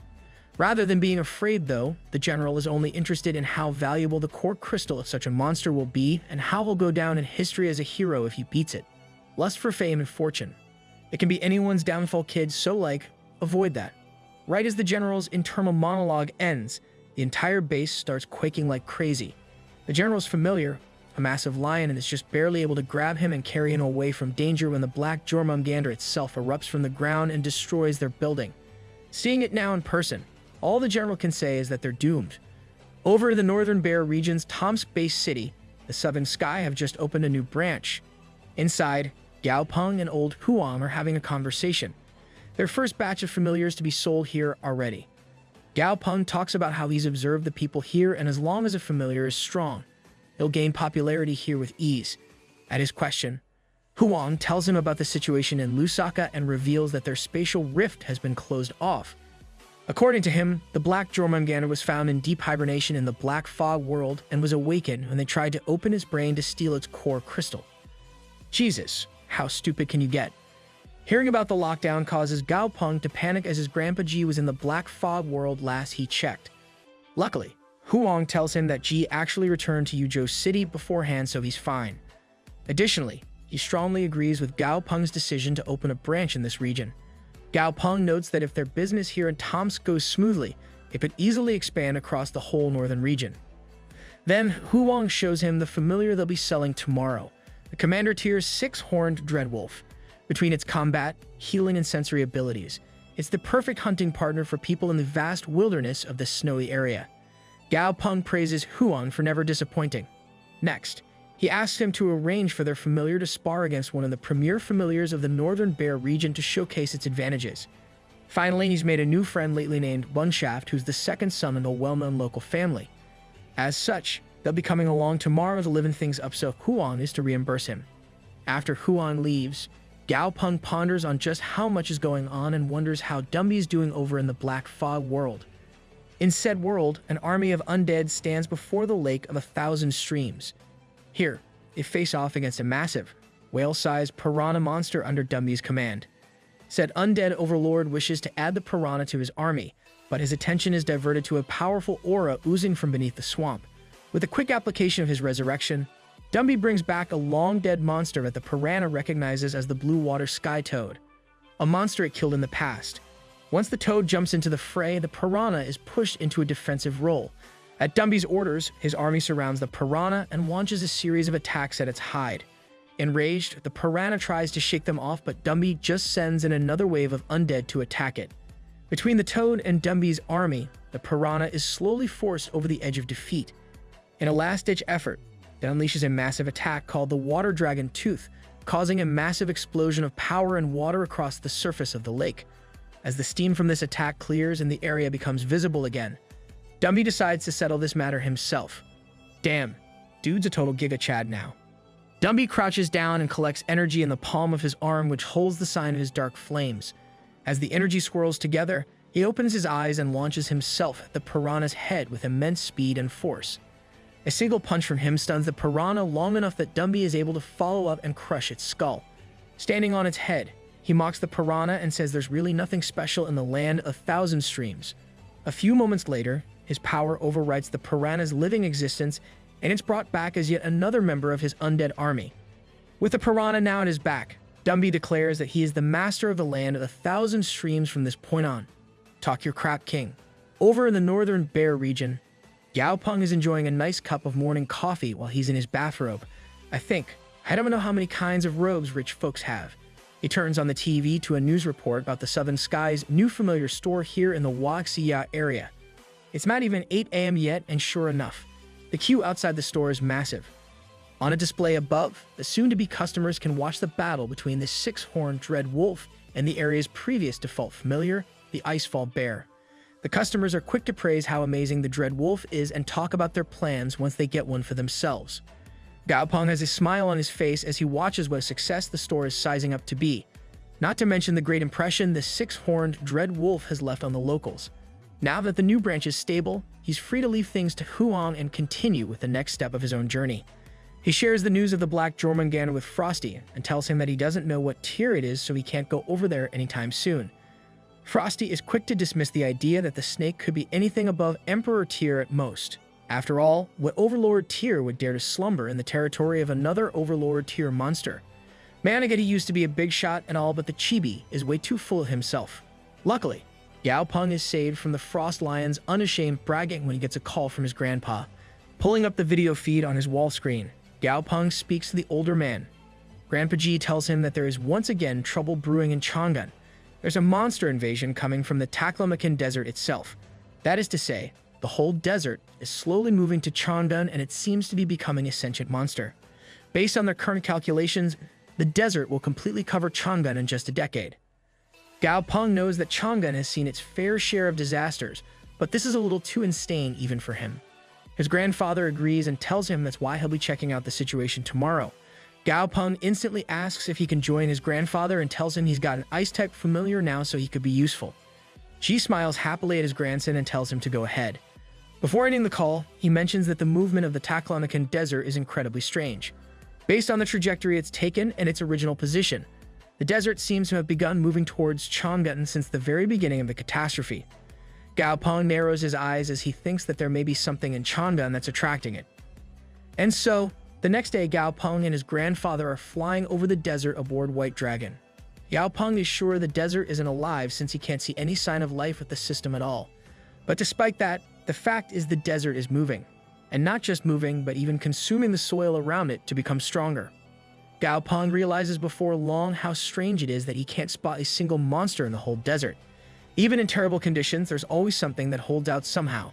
Just then, the treasure-sniffing mouse jolts awake and tries to jump straight off their ride. Gao Peng grabs him before he can fall and wonders what the hell that was about. Just then, a massive amount of beams come crashing down from the sky into the desert sand. Suddenly, White Dragon declares that he's found it, whatever it is. With the destruction from White Dragon's beams, a bunch of strange white tentacles poking out of the sand are exposed.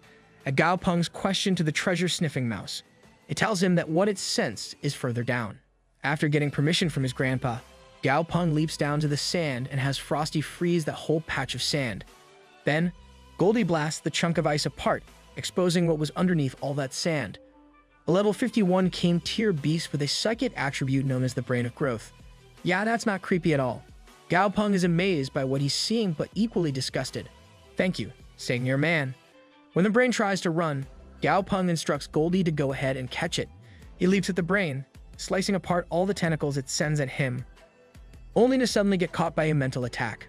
A moment later, Goldie is stuck in his own personal nightmare experience. One where he's being abandoned by Gao Peng for being too expensive to raise. In the illusion, Goldie starts wondering if it's all his fault and feels guilty for everything bad he's ever done to Gao Peng. In the outside world, Gao Peng feels a bit queasy, but otherwise is able to resist the mental attack thanks to Dumby's soul fire. When he raises his eyes, he spots Goldie, Da Zi, and the mouse all in varying states of sleep-talking and begging his forgiveness for the stuff they've done. Frosty refers to the whole experience as enjoying the show. He not wrong. Frosty offers to catch the brain monster and return them back to normal, but Gao Peng grabs and stops him instead. He's going to use this opportunity to the fullest and learn all the bad stuff they've done behind his back. Later, Grandpa G comes down to the desert floor to see what Gao Peng has done. Sure enough, the brain monster is captured and being held between some ice pillars. G is amazed by how the brain is completely exposed to the elements but somehow shows no signs of damage or dehydration. Gao Peng explains that the brain was using its power to move the desert and offers it to his grandfather to form a contract with. When the old man declines, explaining that he doesn't have the soul power to form a contract with another king tier beast, Gao Peng decides to take it for himself. After all, it's not every day you get your hands on a psychic-type monster after all. Suddenly, Gao Peng starts hearing voices speaking to him from over his shoulders. The first is that of a little boy, and Gao Peng instantly realizes the brain is speaking to him telepathically, so he asks the question burning in his mind. Why is he making the desert move towards Chang'an? Seeing no reason to lie, the brain reveals its original appearance before the Great Catastrophe and explains the situation. He is Wang Zhang. When the cataclysm hit 5 years ago, he was hiking through the desert, which then experienced a massive sandstorm. The day was changed into this thing. His daughter's birthday was only a week away. Ever since then, he's been trying to return to his daughter in Chang'an City and sing her a birthday song. Goldie is brought to tears by the man's story while Gao Peng keeps his composure. Wang Zhang explains that his current state of existence stops him from leaving the desert since he technically is the desert. Regardless of his plight, Gao Peng can only offer him two real options: surrender and become Gao Peng's familiar, or get fed to Da Zi, who's looking very hungry right about now. The brain shifts its mental image to that of a woman and slyly asks Gao Peng what it would gain from him if it agrees. Just then, Goldie's sadness leaves him in favor of anger, and he smacks the cells out of the brain. How dare it try to start negotiations in the current situation?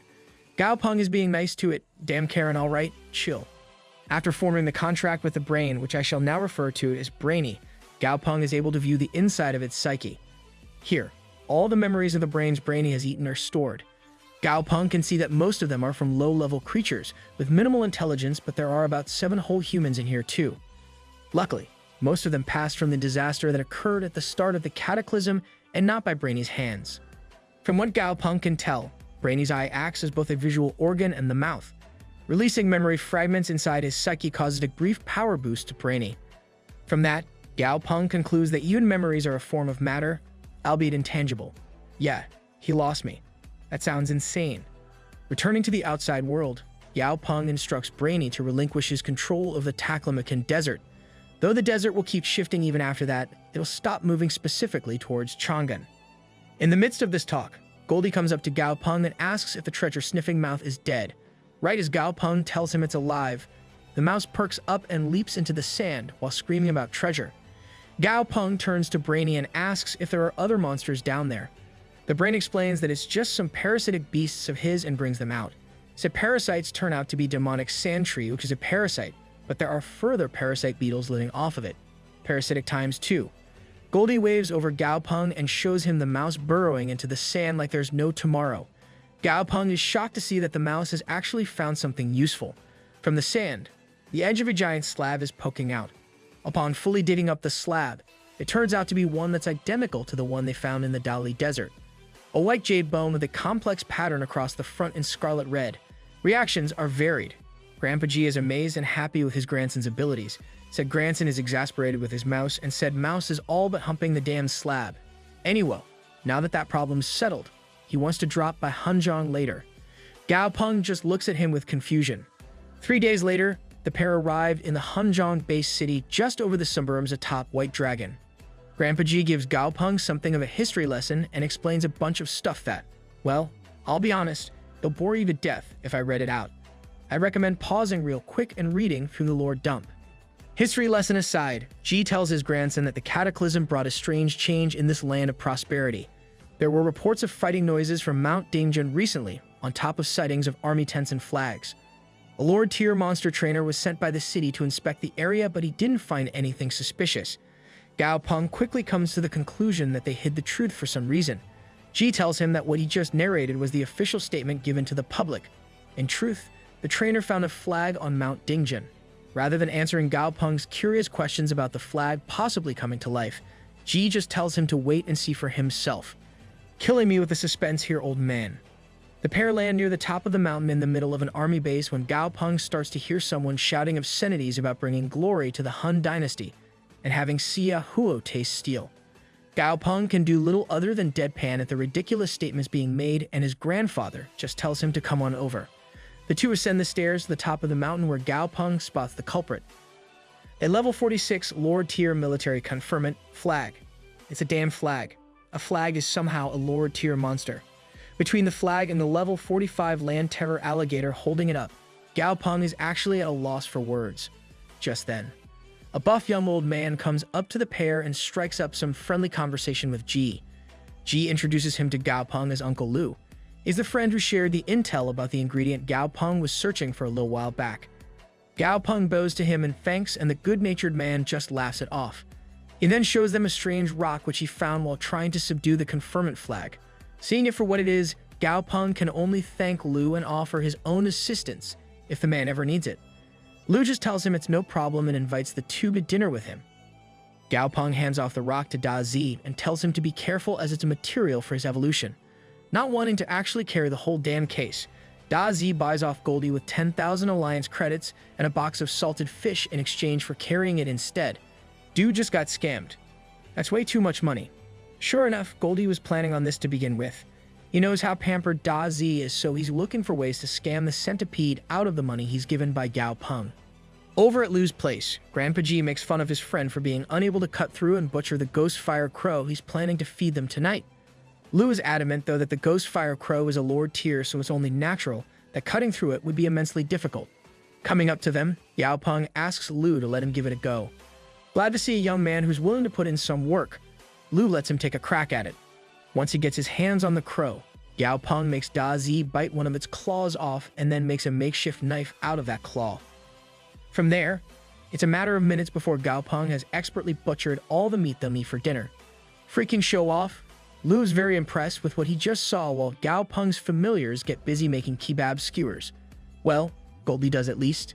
Internally, Lu is amazed by Gao Peng's strength, since it's no small feat to cut through Ghostfire Crow flesh even with its own claw. Suddenly, a group of people barge in, causing him to ask who they are. They explain that they're from Hanzhong-based city. Before they can say anything further, Lu tells Ji and Gao that they should go ahead and eat first while he deals with whatever this is. Outside, Lu is told by the lead girl that a plague has spread throughout the city and caused a state of quarantine. Confused, Lu asks what he can do about that since he's far from a doctor. That's a pretty valid and even responsible point to make. The girl is insistent that he can calm things down, though. She claims that infected monsters are acting aggressively and Lu can deal with them since he's an elite trainer. Before he can reply, Ji and Gao walk out as well and ask what's going on. Lu uses the chance to remind Ji that he barely got his two familiars through sheer dumb luck, so calling him an elite trainer is more than a slight exaggeration. He doesn't want to ignore the trouble in Hanzhong, but he just doesn't have the skill set to be of any real help. Once he hears this, Gao Peng's mind is already made up and he asks his grandpa to come on and take a look at what they can do. Later, the trio are now in a hospital in Hanzhong. Here, they're shown the files of 3 different patients who have been exposed to the virus 3 different amounts of time. The woman who was infected just 3 days ago is mostly fine, but she's rapidly losing intelligence. Next, a man who was infected 2 weeks ago looks like a straight-up zombie from COD or a thug from Arkham Asylum. Finally, there's the patient who has been exposed to the virus for a month. Somehow, he's not infectious, so it's somewhat safe to get closer and examine him. Gao Peng requests a chance to do just that and is escorted down to the ward where he's kept.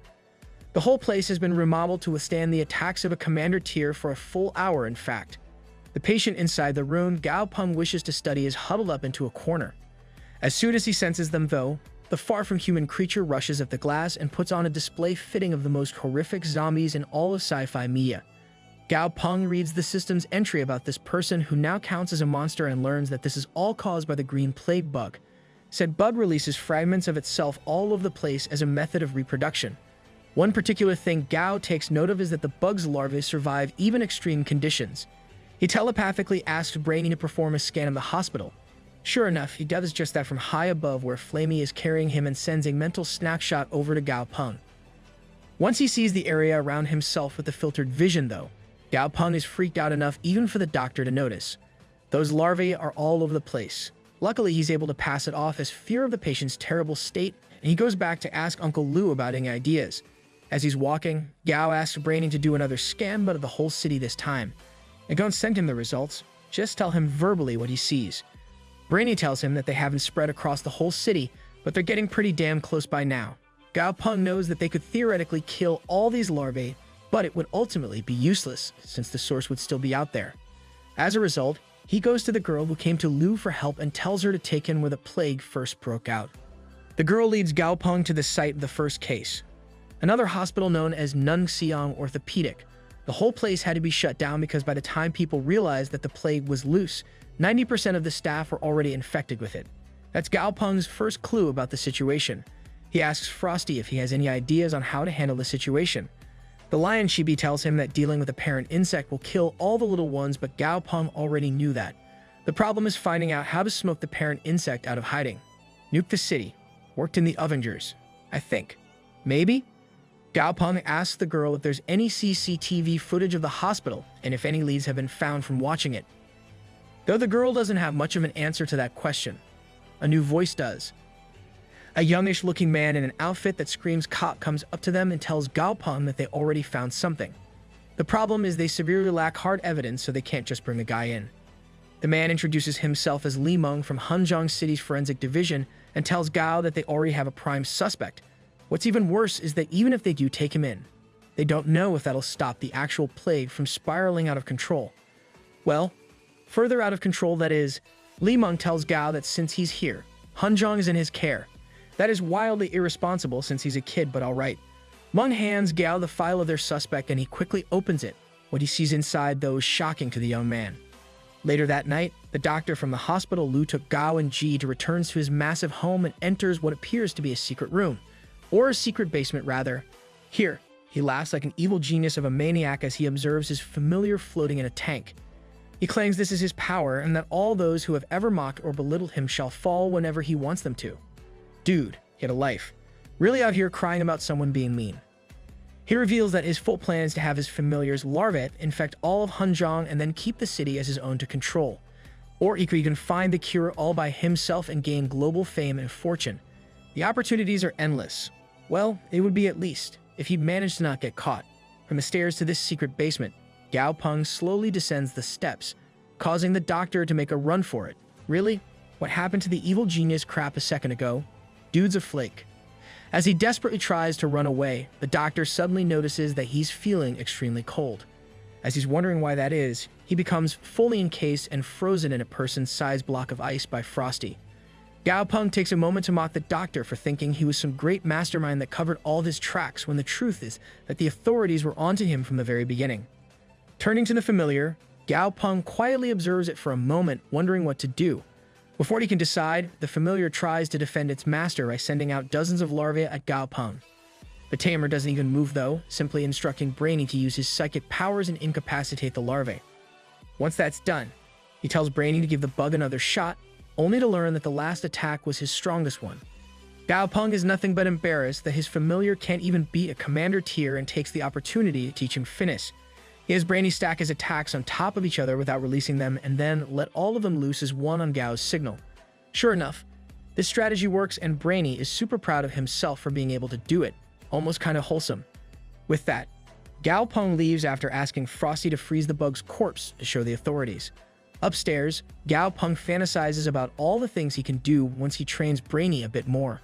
He could even brainwash monsters from a young age and cut out the need for a blood contract altogether. For now, though, it's time to have Brainy get rid of the leftover Larga in the city. And before that, he has to dress the brain up, something which makes the brain very excited. In Suntel City of the Lohun district, a robed man on a dragon burns the place down and announces that the city is now declared independent. They belong to the World Allied Government, but all internal affairs shall now be handled internally as well. Outside interference is hereby forbidden. At the same time, similar situations play out in Truda City of the South Egypt district, Ueda City of the Nihon district, and many more. Over with our two main men. Grandpa G is lamenting the upcoming end of their current peaceful days. Gao Peng just smiles and asks him if this isn't normal. Mankind couldn't even come together to fight the cataclysm 5 years ago, so why would they now? What he's interested in right now is that all the regions except their Waxia are currently in pandemonium. She explains that it's because these people aren't sure about the southern skies standing in the matter. With the rise of monster trainer as a profession, pre-existing wealth and status have become meaningless in the face of powerful familiars. Anyone with luck and some effort can become a trainer, and then these people are responsible for defending their whole cities. This then breeds dissatisfaction because they're not compensated accordingly to the risk they take. At that point, it's easy to stir up a rebellion and organize a loose group to act together. However, these rebels are few in number and nowhere near powerful enough to stand up to the modern-day equivalent of the imperial court. Gao Peng just smiles at this and hints at that court being none other than his grandfather himself. The old man is naturally embarrassed by the extreme praise, so Gao Peng swings the talk away from that aspect. Another important thing to consider is that these rebels seem very unorganized. Their actions are hardly coordinated outside of the loosest sense. Some of them even went as far killing the 12 elders, while others just challenged them to a fair duel or left them alone. G responds that they're thugs looking for glory and nothing more. The 12 elders is just an empty title anyways. Hell, it was even offered to him at one point, but he couldn't be bothered to take it. Right as he says this, Huang enters the room and calls for their attention. He tells them that the situation outside is only getting worse. 5 regions have declared independence, and all 5 have been blacklisted and imposed sanctions on by the world government. Today, the number has risen to 7 regions, and one of the 12 elders has been found dead. This elder, Bojin Duo's familiar, was sliced open and killed as well. The trainer who did this, Hua Lun, is a 22-year-old with extreme arrogance and a king-tier familiar known as the Dark Azura. The group watched some video footage of a monster, allowing Gao to get a read on it with the system. The thing seems to be a dark-type close combatant like White Dragon. Huang tells Ji about how this Hua Lun kid was spouting off about his familiar being even better than Ji and Gao's. Ji just brushes him off as an ignorant kid talking smack when he's drunk though, and Gao agrees. They aren't interested in messing with a kid just because he's a bit of a brag. More importantly, Gao asked about the clue Huang has found regarding the concentration stone. Huang responds that it's been confirmed that someone saw the stone turn into a flying beast at night and then turn back into a stone at the foot of the Goddess Peak in the morning. What is this? Mag at the museum? His mind made up, Gao Peng talks his grandpa into visiting Goddess Peak tomorrow since it's the first day of the Lunar New Year. Plus, it'll be a good day to have Dazi evolve quicker. In the background, the centipede in question brags about how he's about to get stronger than all of his brother familiars. Out in the middle of a massive lake, a little girl on a boat points out a strange fisherman to her older sister. Said sister scolds her for being rude to strangers and warns her about getting in trouble. Suddenly, a giant beast they know as the White Crocodile King bursts from the water and starts rushing their way. The girl is terrified and asks why this is happening since they already gave it the yearly offering. Her sister tells her it's not coming at them though. It seems to be going towards that strange fisherman. Concerned for the stranger, the little girl yells out for the fisherman to run, but this is no ordinary fisherman. As the crocodile gets close, the rocks that Gao Peng is sitting on start moving and he rises into the air, revealing Stripey in his full glory. The crocodile is absolutely terrified and turns tail to get the hell out of there, but Stripey is able to hit it at Gao Peng's command. Just like that, the being this place's people gave offerings has been wiped out. Later, Gao Peng studies his map and figures that they should be closing in on Goddess Peak pretty soon now. Nearby, he hears the sound of pages being flipped and decides to check it out. He sees what is known as Feifeng Peak, where the Great Yu once stopped a flood with the help of a mystical book. As a joke, Gao Peng asks if a book is going to fly out of the mountain. Ridiculously enough, it does. Gao notices that the book is flying towards Goddess Peak and decides to follow it. Once Stripey's taken some guy's fruit, the group climb up the mountain together. Up at the peak, Gao Peng sees a dragon up in the distant sky. On focusing more, though, he sees a pair of scissors and a system pop up identifying them as the concentration stone. Overjoyed at finding it, Gao Peng follows after the stone with his familiars in tow. Eventually, they stumble upon an undocumented valley that looks completely different from the outside world. Strangely enough, Gao Peng spots a woman dancing in the valley. When he questions her presence there, he's able to see the woman's actually just a stone and he was seeing an illusion. Stepping forward, Gao Peng decides to explore the area with Stripey. Before they can actually do that, though, a level 50 Holy Spring Spirit shows up and yells at them to die. Gao Peng tries to talk, but the thing is hellbent on a fight. Gao Peng knows he doesn't have another option, but things are quickly stacking against him when a legendary grade monster shows up as well. This is the Dragon Decapitation chapter. Water. Yeah, I don't get it either. Just roll with it. One by one, several projections are created that copy existing familiars like Stripey. Luckily, they're all under level 50, so you should be able to handle them. When Gao Peng tries to warn the monsters against fighting him, they coat him in the water barrier skill to slow him down and launch an attack. Unfortunately for them, this skill is useless on him and Stripey. Without even flinching, he takes the attack and orders Stripey to take down their enemies, but to do it without killing them. The end. For now. Sounds weird to say, but Gao Peng and his pets are battling some rocks. Luckily, his pets are way too strong to lose to some nobody rocks. Hence, within the next few moments, he's beaten them all. One of them, the Holy Lake Spirit, reverts to the form of a little blue teacup. That has to be embarrassing. Gao Peng is surprised by the system window above the cup saying that this monster can be fused. Right as he's pondering the meaning of this, he notices another of the monsters trying to run. As it takes to the sky, it flashes him with an illusion and stuns Gao, but Stripey hits it with Disaster Cloud before it can get away. Falling to the ground, the rock known as the Goddess Stone is now ash black and smells of smoke. In its remains, Gao Peng finds yet another system notification saying that this monster can be fused. What is this? A fusion monster bargain sale? Another monster tries to escape underground with its Earth attribute. Unfortunately for it, Stripey is an Earth type 2, and a far superior one at that. Mere moments later, the monsters are trapped and bound in crystal-like projections. Stripey summoned from the ground. By the time Gao Peng is done in the area, he snagged 2 whole concentration stones, though one of them is noticeably smaller than the other. And that's not even to mention the 3 fusion monsters. He's basically kidnapped. With all his goals met and more, Gao Peng departs from the Wu Gorge to head home atop Stripey. On their way home via a highway along Wu Gorge River, one of the concentration stones begins behaving strangely. All of a sudden, Gao Peng is blindsided by a couple of kids flying out of nowhere with oranges for hats. According to the system, these are orange tree monsters at Commander Tier. As they call him Master and offer oranges, Gao Peng realizes they must be the result of the orange trees that were planted on Stripey's head. Unfortunately, one of the concentration stones was used up to evolve them into this humanoid form. Deciding to roll with it, Gao Peng names the kids Nunju and Beizi and tells them to introduce themselves as orange-delivering children in public. Ah yes, because that totally explains their presence with him. Yep, totally. Further along on their way home, Gao Peng gets to have an impromptu reunion with Chunhan Chiyao, an old friend from high school. After asking his Uncle Li to give in a little bit, Chun comes to chat with Gao Peng. After buttering the crap out of Gao and catching up on what they've been up to since school, Nunju suddenly offers Chun an orange. Gao Peng just tells him to go along with it, causing Chun to laugh at how he's the same guy as ever. Towards the end of their talk, Chun reveals that he's on his way to the Golden Buddhist Mountain for an extermination job involving mutated monsters. According to rumors from the Explorers Union, there's a rare mutant monster that's highly aggressive towards humans.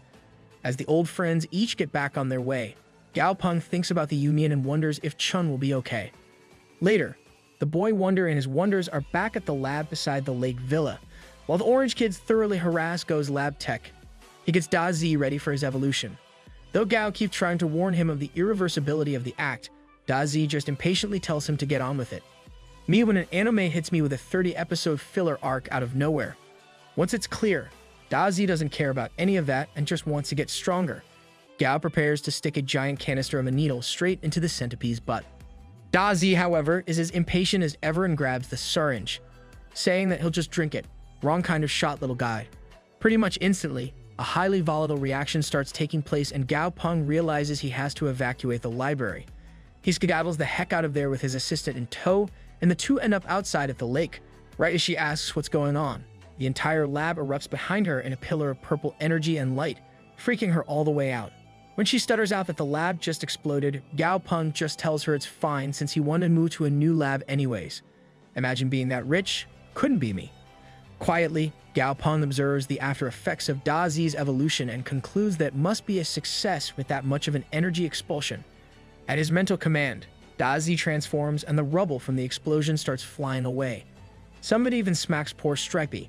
As Da Zi fully changes form, yet another pillar of pure power explodes up from the now ruined laboratory. In the distance, Grandpa G's white dragon senses the presence of another dragon. Sure enough, what emerges from the ruins is Da Zi in the form of a dark golden centipede dragon. As he reads through the virtual essay that is now Da Zi's skill list, Gao Peng deadpans at one of them sounding suspiciously like an insulting pun. Don't ask what, it doesn't translate to English too well. Everything else is an afterthought to the little man himself though, whose main concern is why in the hell he only has 4 claws now. Gao Peng just tells him that's normal since he's not a pure centipede anymore. You know, like he warned you about beforehand. Anywho, with this task taken care of, Gao Peng can now turn his focus to the 3 fusion monsters he's got locked up in the dungeon. Fusing them will definitely require materials, but it might not be too hard since they seem friendly towards each other. Suddenly, Gao Peng receives a video call from his old friend, Chun Hun Xiao. The man's bloodied and beaten up visage yells in despair and asks for Gao Peng's help. The last thing he's able to tell Gao is that he's at the Golden Buddhist Mountains sunrise draw right now. Gao Peng narrows his eyes in frustration and thinks about how he knew something could go wrong. Seconds later, Gao Peng is aboard Da Zi and heading to Chun's location without wasting a moment. Once he gets there, he spots survivors from up in the air, only to realize they're not quite what he thinks. The system displays them as a decomposing deer pack, turned into these disgusting creatures due to pollution. Gao Peng notes that they may look scary, but not a single one of them is even Commander Tier. They can't be the ones who took down Chun's party, since those guys had 7 Commander Tiers. Right as he asks Da Zi to bring them closer, a hand bursts out of the greenery to their side and tries to grab the centipede dragon. In response, the newly evolved monster pulls a Pikachu and blasts the hand with a crap ton of electricity. Gao Peng looks down towards the direction the hand came from and spots a bunch of masked men with the strange monster. He wonders if these are the ones who attack the elders of the other regions. More importantly, the monster with them is a Lord Tier Level 49 Infernal Incinerator. As if that wasn't bad enough, right above them is a Lord Tier Level 47 Three-Eyed Crow General. And on top of that, there's a Lord Tier Level 46 Giant Radioactive Spider on the ground below them. You'd think that'd be enough, right? Nope, there's another. A Lord Tier Level 48 Phytophagus Symbiotic Moss. Gao Peng can instantly tell that a lot of effort has been put into preparing these monsters to besiege him. Then, the Three-Eyed Crow General blasts Gao Peng and his familiars with a curse that causes him a minor headache. Luckily, his link causes the damage to go straight to Strepi, who tanks it. With that, Gao Peng is completely fine and free to react now. His familiars are no exception either. Frosty's barely weakened by 1%, Slicey by 5, and Da Zi by 3. Cue sarcastic applause. Down below, the hooded idiots have no clue that the curse has been completely negged, and they have their monsters unleash an all-out attack as one. Unfortunately for them, the multi-pronged surprise attack is completely worthless when Da Zi activates Lightning World Purgatory. With this, both the attack and their spirits are crushed since that was their strongest attack. As Da Zi extends to his full vertical height and stares down at them with contempt, the lead rogue can only ask what the hell this monster is. As one of the rogues shields them with some sort of power, he comments that even Terra no Masakato's familiars don't pack that much firepower. Hoot now! Up above them, Yao Peng takes note of the shielded idiots and asks them if they're from Mihan and if there are more of them. If not, they all die here. Instantly, the lead rogue scoffs and calls him an arrogant brat. Bro, he just bodied your strongest dudes. What are you on? The idiot rogue goes on to order his incinerator to kill Da Zi and Gao Peng. My brother in Christ, you literally tried that already. Gao Peng just casually turns to good old Slicey and tells him to wipe them all out. The bug boy obeys and leaps down to the ground before cutting through several robes in a single swift movement. The idiot rogue tells his comrades that that's an assassin-type familiar and they have to retreat. Unfortunately for them, Gao Peng's done playing games and gets off Da Zi's back so he can go all out. With them no longer in the way, Da Zi is free to follow Gao Peng's orders to give their enemies a quick death. That right there is colder than Frosty's blasts. Da Zi instantly pierces the Crow General with one of his claws when it gets in range. He then tanks an attack from the incinerator before swatting away with his tail. Finally, the giant crab shows up and for some reason it can fly. The incinerator gets on top of it and the two monsters dash at Dazi together, power of friendship style. Unfortunately for them, that's a completely brain-dead tactic allowing Dazi to impale the crab thanks to its limited movement. The incinerator leaps upwards and actually gets a hit on Dazi when it comes down, but that just pisses off the centipede dragon. With fury in his eyes and heart, Dazi uses one of his new skills to light the incinerator's own heart ablaze. In a massive explosion, the monster is wiped out, nothing but a single hand surviving the boom. Down below, Gao Peng practically preems with pride at his familiar's capabilities. As Slicey reports the status of the fallen monsters, Gao Peng tells him to go catch the two robes who escaped. Afterwards, Gao Peng moves to speak to Chun Hun Chiao, whom now has a sling around his injured arm. The man tries to apologize to Gao, but he's quick to reassure Hun Chiao. After all, those dudes were after him in the first place and Hun Chiao just got caught in the middle. Gao should apologize if anything. Just then, Hun Chiao's dad shows up and clasps his son's shoulder while talking about how this is just a minor setback, which they have to get back up from like any other challenge. Putting on a more serious face, the older man sincerely thanks Gao Peng for saving them and reassures him that none of this is his fault. If anything, they should have been strong enough to protect their familiars, so it's on them. After hearing him speak passionately about survival of the fittest and his drive, Gao Peng can only admire the older Chun's tenacity. Just then, a little worm-like creature erupts from the ground near them and surprises Chun. Apparently, this is a familiar he forced into a contract years ago, so he had fully expected it to run away and hate him instead of coming back. Having seen enough, Gao Peng asks Chun what his future plans are and if he'd be willing to join the Southern Sky Group.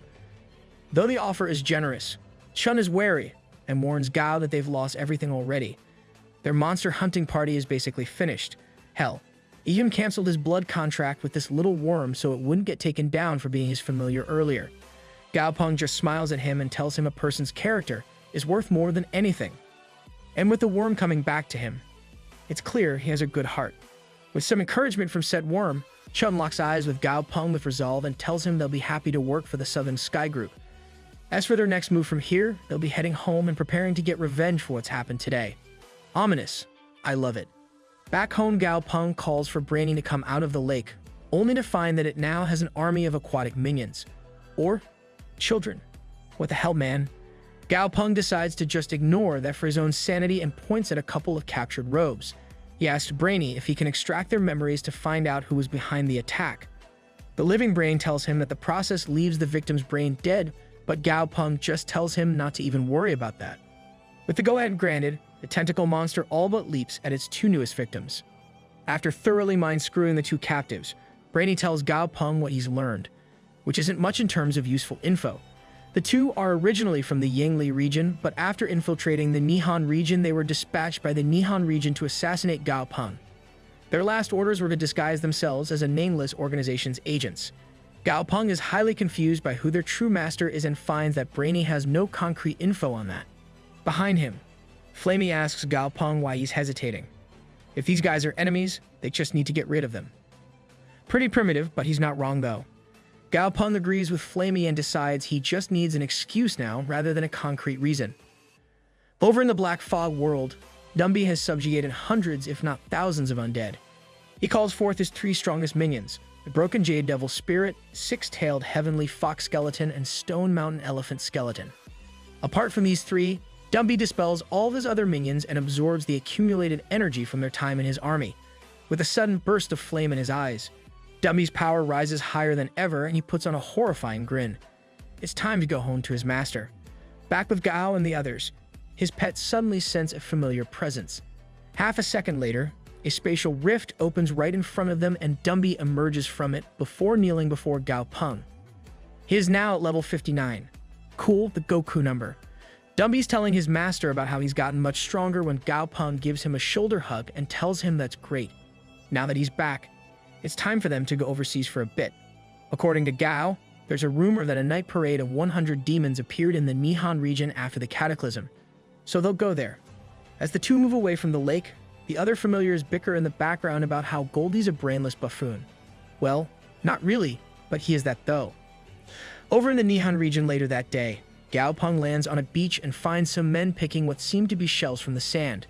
When he questions them about it, they tell him that they're harvesting what are known as white meat conchas. According to them, they scrape the meat off their bodies when it becomes visible and then use it for sashimi. Curious and more than a little suspicious about this claim, Yao Peng checks out the status window for these conchas. According to the system, their blood and flesh holds a number of addictive toxins that alter brain chemistry, something that even eventually causes paralysis. With his suspicions about the conchas being something more sinister confirmed, Gao Peng tries to warn the men to eat less of it. Unfortunately, they're already so addicted that there's no saving them or the other people that consume it. When they try to offer some to him, he just tells them to keep their catch and tell him where exactly he is. The man answers that this is Tiesing Island, telling Gao Peng that he's still quite far from the capital. He recalls that Tarano Masakato from the capital spoke against him being a referee last time they had an encounter. Now it's finally time to get some payback on the old coot. Over in the capital, a shroud of darkness has suddenly enveloped one of the many skyscrapers. Inside his chambers, the old man himself is warned by one of his familiars that a strong presence is incoming from the west. The man moves to the window and sees a swarm of flying undead coming their way. He tells his familiar, Haisha, to go deal with them. The shadowy beast heads outside to do just that, but first it tells the civilians in the area to run away. With them gone, it takes on a humanoid form and flies into the swarm. Masakato isn't allowed to relax just yet though, as he receives a video call from an underling who informs him there's a new spatial rift at Shikoku. The almighty cherry tree there is being attacked by a mysterious monster trainer that came through said rift. Masakato is still in shock from this news when Gao Peng and Flamey come onto the scene outside. Despite Dummy's undead army having trouble with the shadowy Haisha, Frosty steps up to Flamey's head and lets loose a massive ice storm. It's not quite entirely effective at first, but the second Frosty really puts his back into it, it's over. Haisha is encased in a massive block of ice, Avatar style, and falls to the ground. From his spot on a nearby roof, Masakato and his men are stunned by how fast that ended. Suddenly, Yao Peng's attention is diverted to a massive explosion of energy from off in the distance. Next to him, Frosty informs him that a very powerful familiar has just died and not very far from them at that. Gao Peng instantly deduces that it must be the Nihon region's guardian, the Cherry Sky Tree. He's highly concerned by this as the tree is a level 54 monster of more than epic grade with extreme regenerative abilities. Who in the world could have killed it? He decides to put that aside for now and focus on the task at hand. He flies down to the roof Masakato is standing on and speaks to him in the native Nihon language. He tells the old man that he's here due to an assassination attempt on him from people of the Japanese region. He has a video recording of their interrogation and he'd like to clear things up so there's no ill will between their regions.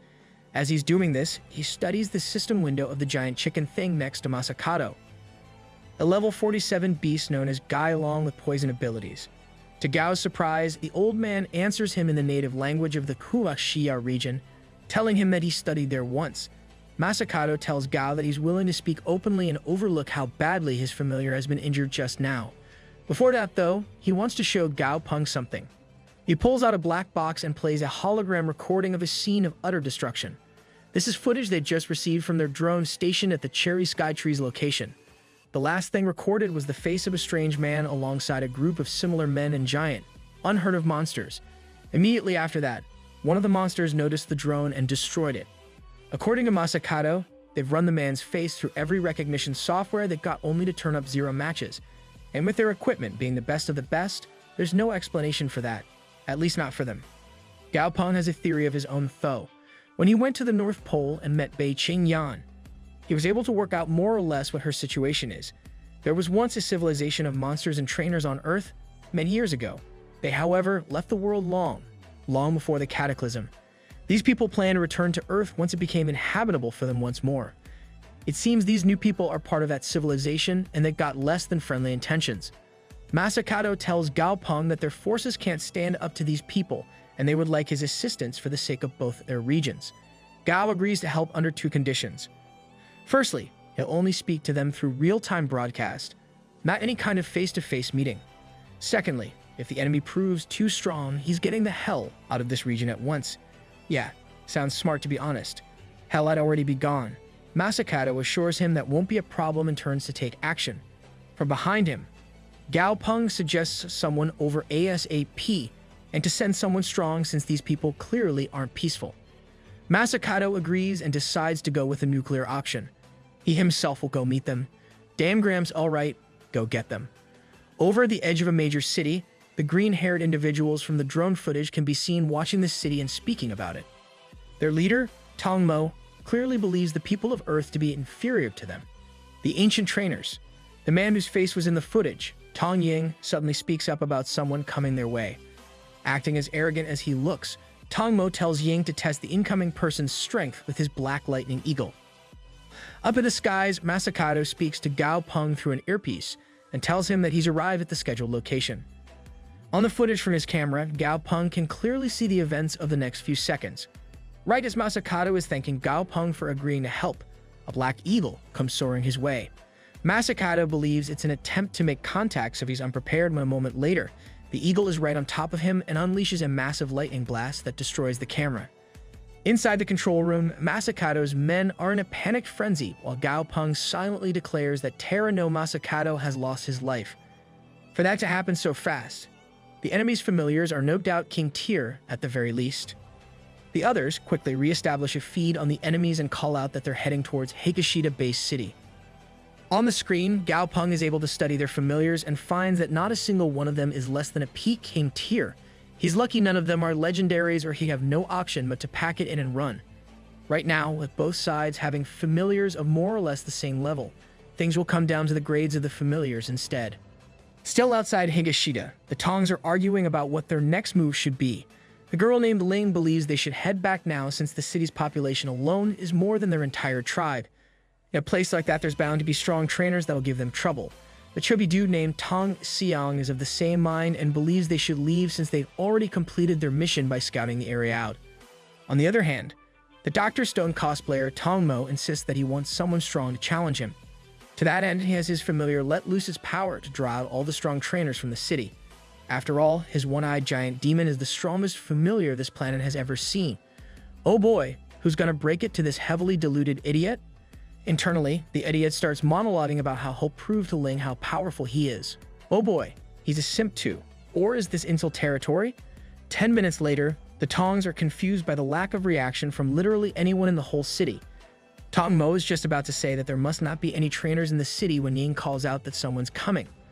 Up in the sky above them, Gao Peng is seated inside a military helicopter piloted by one of Masakato's men. As soon as they're in range, Tong Ying's lightning eagle dashes their way ready to attack.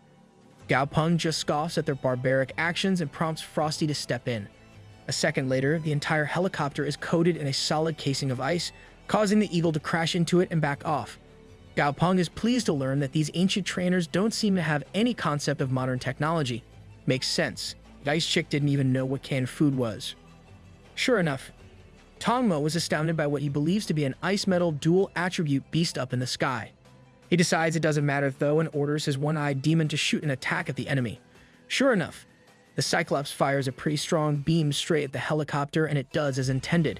The vehicle is wrecked and going into a free fall. Gao Peng tells the pilot to eject and not worry about him, thus saving his life. Meanwhile, he himself levitates down via ice platforms created by Frosty in an incredibly majestic display. This doubles down as a quick attack that freezes Tong Mo's demon in a massive iceberg. Tong Xiang commands his own familiar, a six-tusked Brahmin elephant, to use its psychic powers to wake up the demon. Meanwhile, Tong Ying sends his eagle to attack Gao Peng and his familiar while they're still in the air as he believes they'll be handicapped up there. Unfortunately for the green-haired dunce squad, Gao Peng is just that guy. As soon as the eagle's in range, he summons Dumby and has him take over. On the ground, the Tongs are stunned by Gao Peng having two familiars. From what they know, only a holy individual is capable of having more than even one familiar. Oh wow, they're in for a rude awakening once they see the rest of the squad. Up on the mid-air battlefield, Dumby uses his skill, Heart of the Yin Soul Dominator. With this, Tong Yang's eagle is crushed and collapses to the earth while the trainer himself does the same with blood spilling from his mouth. The man calls out to Tong Xiang and tells him to run now while he still can. Taking the advice, Tubby calls out to Tong Ling and prepares to get them the hell out of there atop his elephant. Unfortunately, Dumby is on top of them half a moment later and ready to take them all the way down. Panicking, Tong Xiang commands his elephant to drive the enemy back and then run without engaging it. How the hell does that work? He either drives him back or he doesn't engage him. Unfortunately for Tong Xiang and his elephant, Dumby's on a whole other level. He grabs the elephant with just one hand and sucks the soul right out of it. I should call her. Anyways, with the elephant out of commission just like that, Dumby makes quick work of Tong Xiang and his comrades as well, standing over their fallen bodies. Gao Peng tells Dumby to tie them up before he wakes them back up. He wants to get to the bottom of what the hell's going on here. Frosty then brings his attention to Tong Mo and his demon who are still encased in the ice. Gao Peng comments that they don't really need any more hostages and casually tells Frosty to shatter them. They'll be surprised by the cruel answer. Frosty does as ass and kills them both with a snap of his fingers. Later, the remaining Tongs awaken and Tubby takes command of his team. He tries to speak to Gao Peng, constantly saying stuff that sounds pleading, but he can't understand a word. Luckily, Frosty is knowledgeable enough to play the role of translator. Gao Peng learns that these guys are from the Song Tong tribe and are the children of the high priest and the vice captain of their hunting squad. As if that wasn't already bad enough. It turns out the guy he just ordered to be killed was the son of their patriarch. Oh balls, that can't be good. Gao Peng instantly realizes how bad this situation is and starts analyzing what his next move should be. With each consecutive sentence, Gao Peng's thoughts become darker and darker till he decides that his only option is to kill these guys as well and delay the retaliation from their tribe. At his command, Dumby steps forward, intimidating them all. Tong Ying faces him without fear, telling him the men of the Tong tribe do not fear their end. Gao barely reacts and tells Dumby to go ahead and fulfill his wishes then. Right as he's beginning to suck the soul out of Ying, Frosty chucks an ice chip at Gao Peng's face, causing him to stop. He tells the trainer that his emotions are out of whack. When Gao expresses his confusion, Dumby turns around to explain. Because of the negative feedback from all the souls he resurrected and absorbed back in the fog world, a large chunk of negative emotions were absorbed too. He was able to filter them out for the most part, but when he came back and transferred Gao Peng's share of power to him, he was loaded with all the negativity all at once. Frosty assures him it'll fade after a while, but for now, he needs to keep a tight leash on himself. Gao Peng quickly recomposes himself and tells Xian that everything he just did was a prank and he's willing to return them to their tribe. All they have to do is make sure the elders provide him with one of a list of materials. Said list includes True Dragon Fruit, Great Destruction Origin Stone, Light of 0 Degree, Body of the War God, and Flame of the Sky. Tong Xiang's response is simultaneously the most relatable and silly one possible in such a situation. I can't blame him. Who the hell calls a threat of death a prank? A little bit later, the group head back to the site of the Cherry Sky Tree with the Tong hostages in tow. Though the tree isn't a combat monster, Gao Peng considers the possible benefits of it being able to neutralize his negative emotions. With his mind made up, he lands in front of it and asks Dumby to resurrect the tree. Behind him, Tong Xiang continues to be amazed by the abilities at Gao Peng's disposal and prays that the tribe elders don't try to pick a fight with him. Unfortunately for Gao Peng, the tree revives in a mutated state that does the exact opposite of what he was hoping for. The thing's a hell tree now and has a violent aura that it can use as an aura monster. On the bright side, that should buff Dumby's undead army pretty well at least. Hell, it might even be useful for debuffing enemies. A full month later, Gao Peng stands before his familiars in his lab attire. Thanks to his trip to the west, Flamey has finally evolved into a legendary grade level 49 beast known as a Subblood by Fong. What's even more of a drastic change, however, is the evolution that Slicey has undergone. Gone is the bright white coat it once had. He is now a level 50 epic grade beast known as a black armored blood-bladed beast, or as I like to call them, Darth Bug. Gao watches as Slicey suddenly rushes towards the trees and comments that he'll have to praise him later for being so eager to train. Unfortunately, it turns out he was just measuring his height, so yeah. All that happens beyond that is a little sibling squabble between Slicey and Da Zi. Gao deciding his treasure-sniffing mouse doesn't really need much beyond survival skills and some wholesome rodent snoring. With everything else more or less taken care of the moment, Gao Peng decides it's finally time to pay a visit to those fusion monsters he's had locked up this whole time. Soon, Gao Peng arrives at the back of the mountain at the entrance of a confinement room made specially by Stripey. He opens up the door with a cheerful attitude, expecting the three monsters to still be bound. Instead, he very nearly gets a face full of concrete fist before Da Zi tackles him out of the way. On the other side of the mountain, even Goldie and the others hear the deafening impact and tremors from the fist. Back with Gao Peng, he shakily stares at the wall behind him, which is now a pile of rubble thanks to the punch he just barely avoided. The creature that emerges from the confinement chamber isn't anywhere close to what he expected either. The monsters have fused on their own and are now legendary grade King Tier level 56 dragon slaying goddess. Yes, I know it's a mouthful. Most titles in this series are. Gao Peng is blown away by the monster's physique and pure power, as well as the dragon slaying water chapter on its left arm. That must be the main fusion core of this monster. Da Zi steps in front of Gao Peng to defend his master and dashes forward, not realizing that Gao Peng is calling for him to stop. Because of this, Da Zi is fully defenseless against the goddess's use of anti-dragon sealing. Using the chapter on its arm, the goddess seals away Da Zi's power completely. Gao Peng notes that this is because of the Dragon Slayer mark, and any dragon-type monster will be at a severe disadvantage against it. Luckily, the others show up before things can escalate further. Flamey and Goldie double-team the goddess with a roar attack and a kick respectively. To Goldie's shock though, his attack doesn't leave so much as a scratch on the goddess. Then, it moves to punch him with a level of speed Goldie is unable to react to in time. Gao Peng observes and realizes that though he's got a sufficient grade, Goldie's level is too far below the goddess to challenge her. Much to his relief though, Dumby shows up just in time to save the buff duck and clashes fists with the goddess. Gao Peng tells Goldie to back down and let Dumby handle this, making the duck worry about the big guy. Gao Peng assures him that Flamey's there for support too, so it'll be fine. Right as he says that, Flamey lets loose a torrent of green flames at the goddess, only for those two to do absolutely nothing. Seeing that the flames don't do enough damage for a knockout gives Goldie an idea. He yells at Flamey to hit him with a burst of those flames so he can stack up his passive. Flamey's more than ready to do that since he just mispronounced the bird's name and lets loose a whole geyser of fire at the duck. While that goose is getting cooked, Dumby and the goddess are in the midst of what I can only describe as one JoJo ass fight. And to be fair, Dumby's doing quite well in terms of doing damage. The goddess, however, decides to be cheap and creates a boatload of illusory clones to confuse him.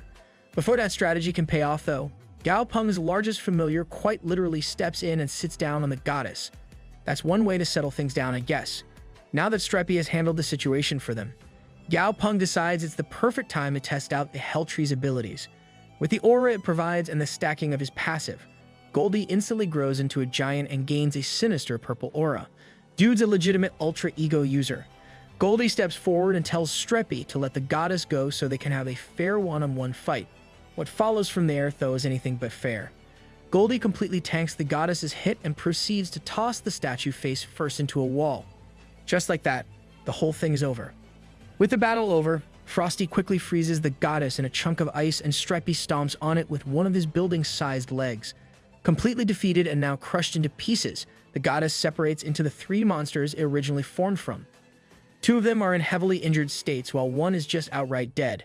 Gao Peng speaks to them and tells them this is on them for deciding to fuse and cause trouble even after he gave them a safe place to recover for a whole month.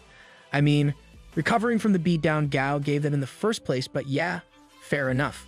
That aside though, Gao Peng can't help but be amazed by the Dragon Slaying chapter's ability. With how thoroughly it debuffed the Da Zi, it's no simple suppression ability. The thing possesses something more like a whole domain that weakens entire groups of enemies. And at higher levels, it can even ban the use of elemental powers altogether. Since Ji and Gao have three dragon-type familiars between them, Gao Peng ponders destroying this monster if he can't tame it himself. Meanwhile, Wu Gorge Base City is under siege from an extremely sinister being. Dozens upon dozens of corpses are strewn across the beach, completely drained of their vitality. The being responsible for this is none other than a hold-up. What the hell is that hair? Am I looking at an emo dragon right now? Despite its ridiculous appearance, this monster is powerful enough to drive the whole city to the furthest extent of absolute chaos. Back at his own home, Gao Peng receives a sudden distress call asking for assistance over at Wu Gorge City. All they tell him is that there's been a massive flood caused by what appears to be a black dragon. Thousands of lives are on the line every second that he's not there. Gao Peng tells them he'll be there soon and instantly flies off in the direction of Wu Gorge City. Once they get there, Gao Peng is treated to the sight of dead bodies floating in the river. Up ahead, the legendary grade level 59 Black Flood Dragon responsible for it all is feasting on some new victims. Gao Peng laments his failure to tame the dragon slaying chapter since it would have been perfect here. In the time he does this, the dragon heals what little injuries it's taken so far by consuming human souls. Gao Peng sees this and hurriedly orders Dumby to go stop it. The undead king dashes forward and does just that, clashing with the dragon in the air. As the two monsters start going back and forth, Frosty warns Gao Peng that Dumby may not be able to win here. As such, he's going to go help. Before he goes, Gao Peng asks him to be careful since its attacks can harm his soul. When Frosty takes to the air on a platform of ice, the dragon spots him and shoots off a beam of energy. Frosty ducks under it just in time and counters with an ice blast of his own, blowing the dragon back. With one side of its face frozen solid, the dragon rises upwards in a rage and prepares to change the whole terrain. Luckily, Frosty is able to freeze the water around them before the dragon can use it. Back on board Da Zi, Gao Peng tries to think of a strategy. With Dumby being unsuited to single combat and all of his other pets at a much lower level than the dragon, Gao isn't sure what to do here. All of his pets have some kind of disadvantage or the other to this thing. Gao Peng has never been a pinch quite like this before. Meanwhile, the dragon has grown sick of the constant attacks from its two opponents. As such, the second it realizes that Gao Peng is their master and he's open, the dragon launches itself at the human with its jaw wide open. Right before it can reach him, Frosty comes flying into the way and slashes the dragon as hard as he can with his ice claws.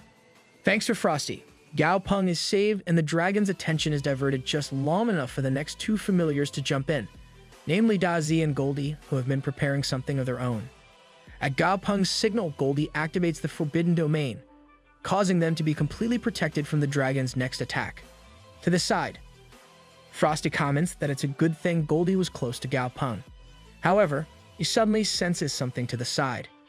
Out of a cloud of steam and smoke, the black dragon suddenly slithers out at max speed and slashes Frosty across the body with the full force of its claws. Despite being its true target, Frosty is able to stay lucid enough to chomp down on the dragon's hide, determined to do just as much damage. This only makes the dragon more smug as it's now able to chomp down on Frosty in turn and dig his teeth deep into the lion's body. Ayo, pause. This better not be a euphemism of some sort. What the dragon doesn't realize is that Frosty is gearing up to use his ultimate move.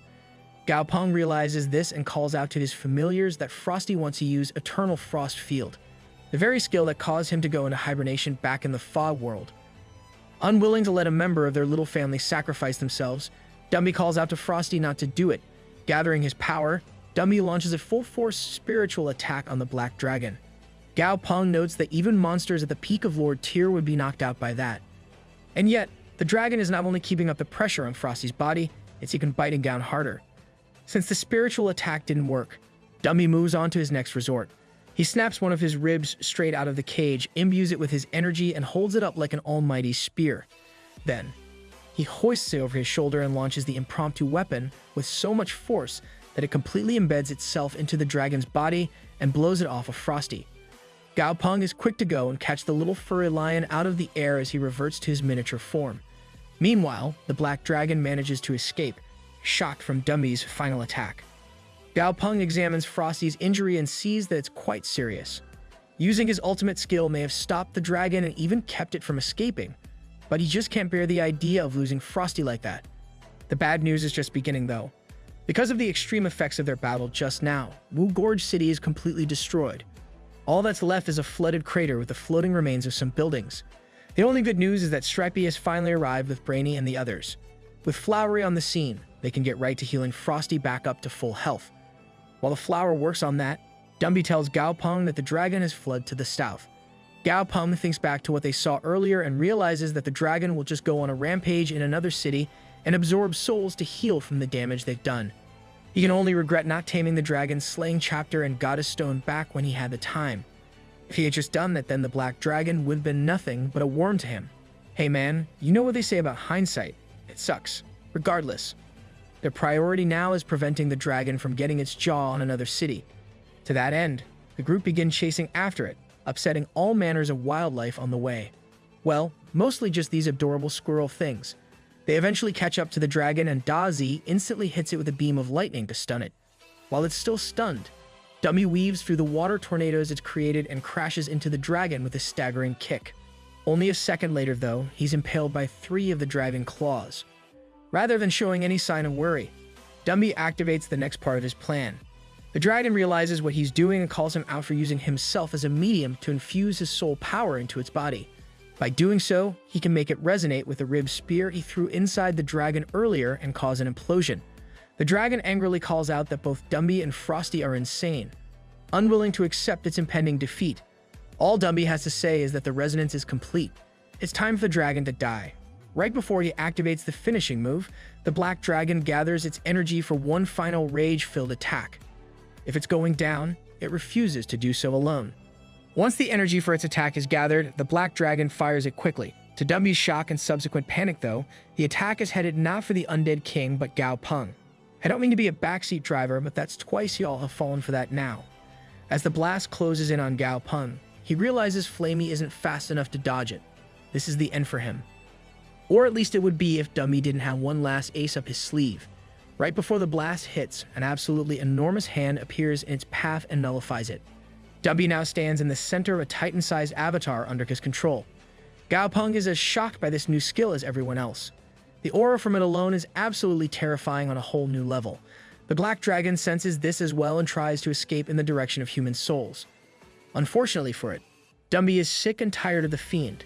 With one earth-shattering impact from his avatar's fist, the dragon's head is crushed and its life ended. Gao Peng barely has time to marvel at that before Dumby's energy runs out and he free falls towards the ground as his avatar dissipates. Gao Peng rushes to the location of Dumby's crash and worriedly asks if he's okay.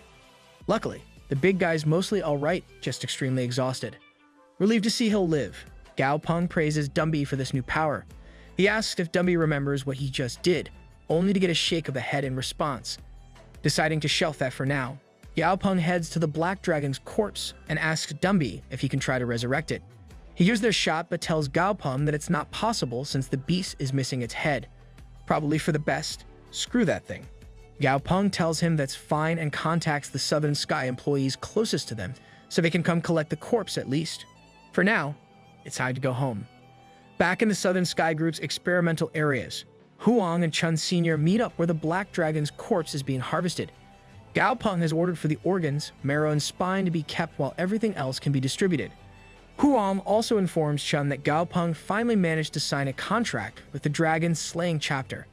The second he mentioned he killed the evil black dragon, it practically jumped him. They can only wish it happened sooner so Wu Gorge City could have been saved. Meanwhile, Gao Peng is on a video call with the mayor about that exact topic. Thanks to news of Wu Gorge City's utter annihilation with not a single civilian making it out, the world is panicking. Great Britain, Jiangnan City, Jinling City, and Wudu City have all pulled out of the World Alliance to declare independence and form their own alliances. The Allied world government is losing authority and power fast, causing the mayor to fear that the world will soon descend into the post-cataclysm chaos once more. Sheesh. Talk about bringing the mood down. With the call concluded, Gao Peng is left to stew over his own thoughts about the impending chaos. Just then, a group of archaeology experts are escorted to Gao Peng as per his request at an earlier date. When they demand to see the literature he supposedly has, Gao Peng tells him they're mistaken. He doesn't have any ancient language scripts or anything, but he does have two people from an ancient tribe who have served as valuable research subjects. See those drop jaws? That's how people react when they see sorry. Never mind. This is supposed to be a family-friendly channel. Later, Gao Peng is studying the video footage he has on all the King tier monsters that have emerged recently and caused chaos. Each of them have one thing in common: trainers that can't be recognized by modern systems. The 4 new trainers that have appeared overnight with King tier familiars are all but certain to be the ancient trainers who have returned. Between the widespread panic they're causing and their sheer power, it's highly concerning to think where things are going to go from here. Just then, Huang pops up on his screen and tells Gao that his grandpa's back, and he's brought some guests with him. Gao Peng rushes outside to meet Ji and spots a bunch of familiars following behind his white dragon. He wonders if these are the so-called guests. Up on top of said familiars, a couple of men in ancient clothing observe the land below them and refer to it as their ancestral land. One of them is talking about how the locals aren't very impressive and won't be able to catch up to their level when he suddenly spots something to the side that makes him crap himself. Stripey, in all his titanic glory, towers over them even up in the sky. Old man Ji just laughs good-naturedly at the reaction and offhandedly mentions that this is his grandson's cute and obedient familiar, Stripey. As soon as Ji and the others land, Gao Peng greets him with his familiars behind him. As the two catch up, the ancients that came with Ji mutter amongst themselves about how unfair it is that they can have multiple familiars. Meanwhile, they can only have a contract with one familiar at a time and it can't even be changed until the familiar dies. The only one not stuck in self-pity is the guy who noticed Stripey before. He's of the mind that their ancestors wanted them to return here, so they have learned to tame multiple familiars too. Over with the locals, Ji tells Gao about the ancient tribe and says they've been acting like psychopaths, following him around as if he's the master of a pack of dogs. Kinda harsh, but yeah, they seem like it. Gao Peng tells his grandpa about how he already met other ancients and currently has 2 of them in captivity, while their language is deciphered by some experts. Ji tells Gao Peng that he'll help deal with any other messes, so he should just focus on learning their language for now. Gao Peng goes on to tell Ji that he plans to head to the Black Fog world once he's learned the ancients' language. Since they have a tendency to send their youngest and strongest to try to conquer Earth, he has to be at his best. And the level limit placed on Earth for their own protection is something that's severely holding him back from growing as much as he needs to. In the Fog world, he can bypass that and become as powerful as possible. Right now, his goal is to dominate the whole Black Fog world. Ji can only chuckle with joy and pride at his grandson's passion. He tells Gao Peng to go explore to his heart's content. The old man will handle everything back here so he can be at ease. Right after he says this, Flamey suddenly comes barreling towards them from the sky and calls out to Gao Peng in distress. Dazi is missing. Confused and worried in equal parts, Gao Peng asks what the heck happened and how he could have disappeared just like that. Flamey tells him that while he was out training in the woods, he entered a spatial rift and that rift suddenly disappeared today. Grandpa Ji knows how worried Gao Peng must be, so he tells his grandson to go handle this matter and he'll take care of their ancient guests. Not too long after that, Flamey brings Gao Peng to the site of Dazi's disappearance. He studies the area here and finds traces of electric powers all over the place. More notable are the traces of the space element Frosty Consents. According to him, there was a very unstable spatial rift in this spot. Gao Peng has an idea and tries to call out to Dazi through their blood contract, only to receive no response. Flamey is racked with guilt and apologizes for not keeping a closer watch on Dazi, but Gao Peng assures him it's not his fault. Besides, he may not be able to reach him right now, but he can sense that Dazi is safe and healthy wherever he may be. For now, they should head to the Black Fog world as planned and see if they can find him there. A few weeks later, the group are in the Black Fog world. Gao Peng has made a staggering 27 attempts to contact Dazi, only to receive no reply every single time. Luckily, the blood contract aura still hasn't changed, so he is safe at least. For now, Gao Peng decides to focus on Dumby's promotion so they can be strong enough to search for Dazi in other worlds as well. Once Gao Peng gives him the go-ahead, Dumby begins his breakthrough to the next tier. The outpouring of power from this instantly attracts a level 64 Black Flame Rock Python to their location. As the beast closes in on their location, Dumby completes his breakthrough to the Emperor tier and attacks the Python with a new skill. Bone Prison, White Lotus. With this, the python is ensnared in a cocoon of peels and then crushed into a mangled mess of bones and flesh. As he absorbs the energy from the corpse, Dumby rises to level 61. Goldie instantly asks his big brother to teach him that new move while Flamey calls him out on his fake politeness and the duck shoots back. They really do fight like a family. Pretty wholesome. Over on Gao Peng's shoulder, Frosty asks the trainer which direction they should go next. Gao Peng thinks about it and lists their options. The north has an Emperor tier monster they can't beat yet, and the east has an ocean they can't fight efficiently on right now. That leaves the south as their most viable option. After having Silly put away the snake corpse, they head on down. Towards the south, the group find a new labyrinth with a small hole in the door.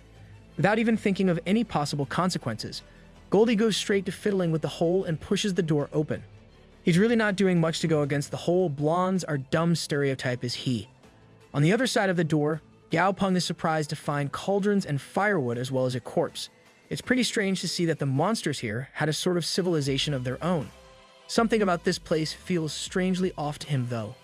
As the group walk further into the labyrinth, Gao Peng notes that it has the same restriction against flying abilities as all the others. Right as he's wondering if the same person or group of people built all of them, a horde of monsters comes crashing their way. In front of them stand dozens upon dozens of level 38 red-skinned sanguine pig demons. I'm just gonna call them rage pigs. The one thing Gao Peng takes note of in their system window is a mention of some kind of labyrinth god. While he thinks about that, Dumby easily takes down the majority of the Foot Soldier piggies with his soul steel power. The higher level pigs try to run away, only for their king to show up and take them out himself in anger.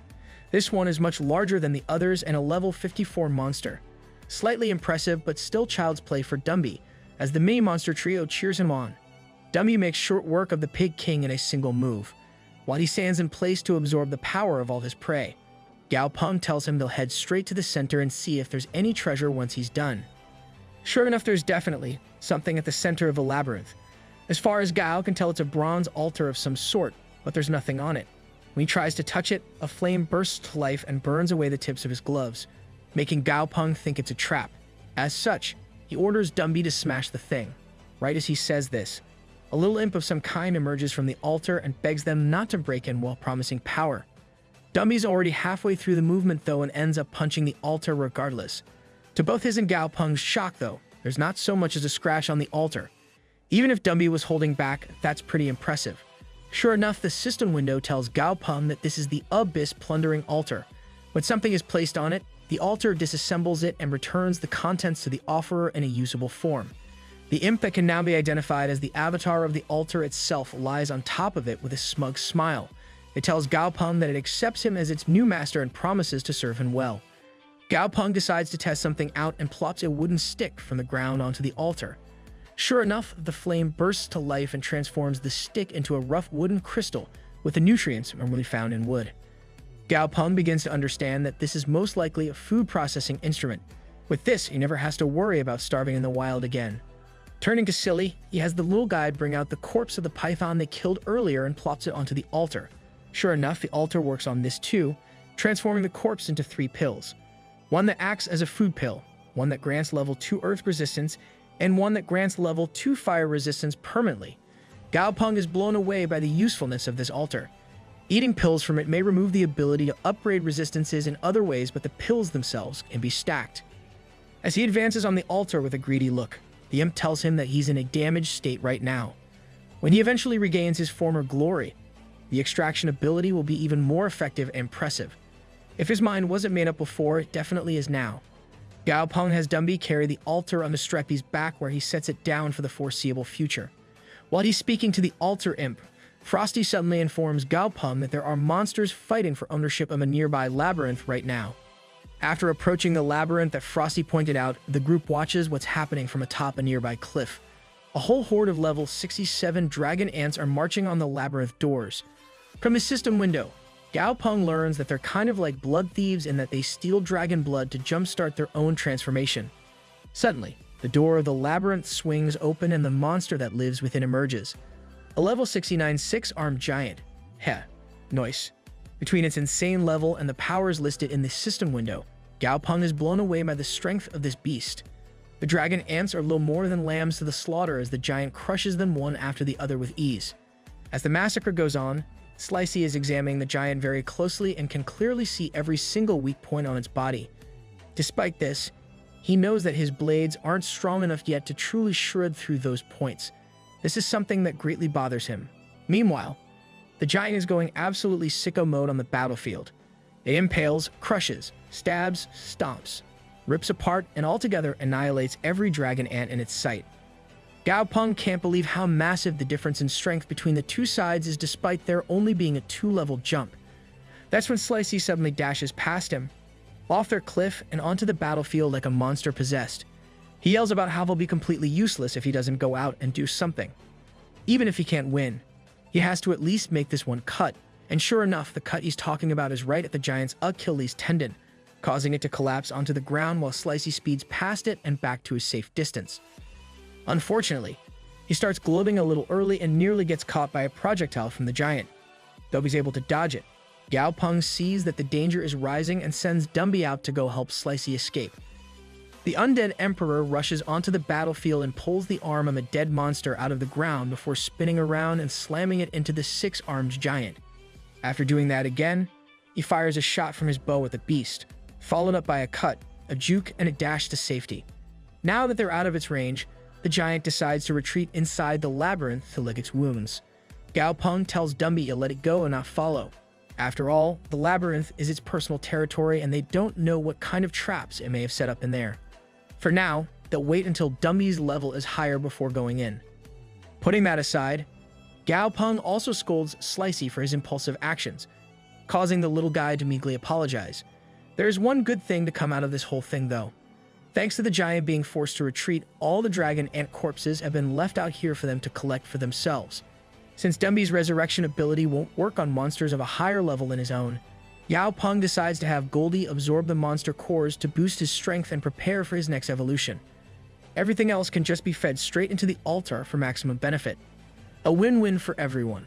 Well, everyone except the altar. Poor thing's so overfed it might explode. While Gao Peng is having fun with his brand spanking new Hack's altar, life goes on back home in Yuzhou City. While observing the work done by the Southern Sky Group, the White Dragon Tribe's Yin has a disgruntled attitude about him, hugging him from behind. Another tribe member asks him if Chi Hunwu is truly the High Priest. Based on the portrait of the High Priest in their temple back home, there's virtually no doubt about it. Yin is upset by this, though. He claims that even if he is the reincarnation of their priest, his familiar is just an ordinary white dragon, which is the lowest grade among the white dragon's bloodline. Not to mention it's only a king tier. In this world where might makes right, how is such a person possibly to be of help to him? Somebody's a little full of themselves today, aren't they? Suddenly, another member of the tribe comes running up to them and tells Yin that members of the Inferno tribe have entered the city. Yin offers some good old exposition for all you folks at home and explains that the Inferno tribe is ranked second of the 7 major tribes, right under their own White Dragon tribe. You can only assume that they're here for him. Even though he isn't exactly the tribe head's favorite, Yin is still his son after all. Still confused, Yin tells the messenger to inform the others so they can go meet the Inferno tribe members face to face. When they arrive at the spot where the other tribe's members are, Yin recognizes the leader as young Master Yi Zhou. He demands to know what they're doing here, to which Yi Zhou assures him he's not here for the White Dragon heir. He's just come to find the champion of the ancestral land, Chi Hunwu, engage his power level. Yin simply demands to know what he's thinking by openly challenging before the White Dragon tribe when he knows what his familiar is. Rather than trying to fight Yin on this, Yi Zhou seems to have some kind of realization and backs off at once. He just sheepishly apologizes for intruding and says goodbye, greatly irking Yin with his attitude. That was way more chill than I expected that interaction to be. Fun dude. Back in the fog world, Gao Peng is now in possession of several pills from the processing of all the dragon ants. A flesh essence pill, a soul essence pill, a gigantificated body pill, a wind element master pill, and a thin blood of the dragon of destruction pill. The first one he takes real note of is the gigantification pill. According to the system window, this pill increases the user's body size by 8 times. Upon doing the math real quick, Gao Peng realizes this should roughly double the total length, width, and height of any of his monsters. Naturally, he decides to offer this to the one monster in his little family that desires a height boost more than anything else. He barely manages to even explain what the pill does though, let alone offer it to him, because the second Slicey hears about it, he steals it out of Gao Peng's hand and chows down. A few moments later, Slicey is overjoyed to find that he's grown way taller than before, only for Goldie to instantly dampen his mood by stepping up and saying he's still pretty small in general though. While they fight, Gao Peng realizes Slicey's original size was so small that it's only natural. Next up is the Wind Mastery Pill. This one he hands straight away to Silly since he's the only wind using familiar he's got. Picky as ever though, the floating jellyfish pulls out a juicer from his pocket dimension, blends up the pill into a smoothie and dumps it into a sippy cup before drinking it. Moments later, he's capable of producing massive gusts of wind which he uses to mess up Gao Peng's hair. Yeah, totally valid use. Not a waste at all.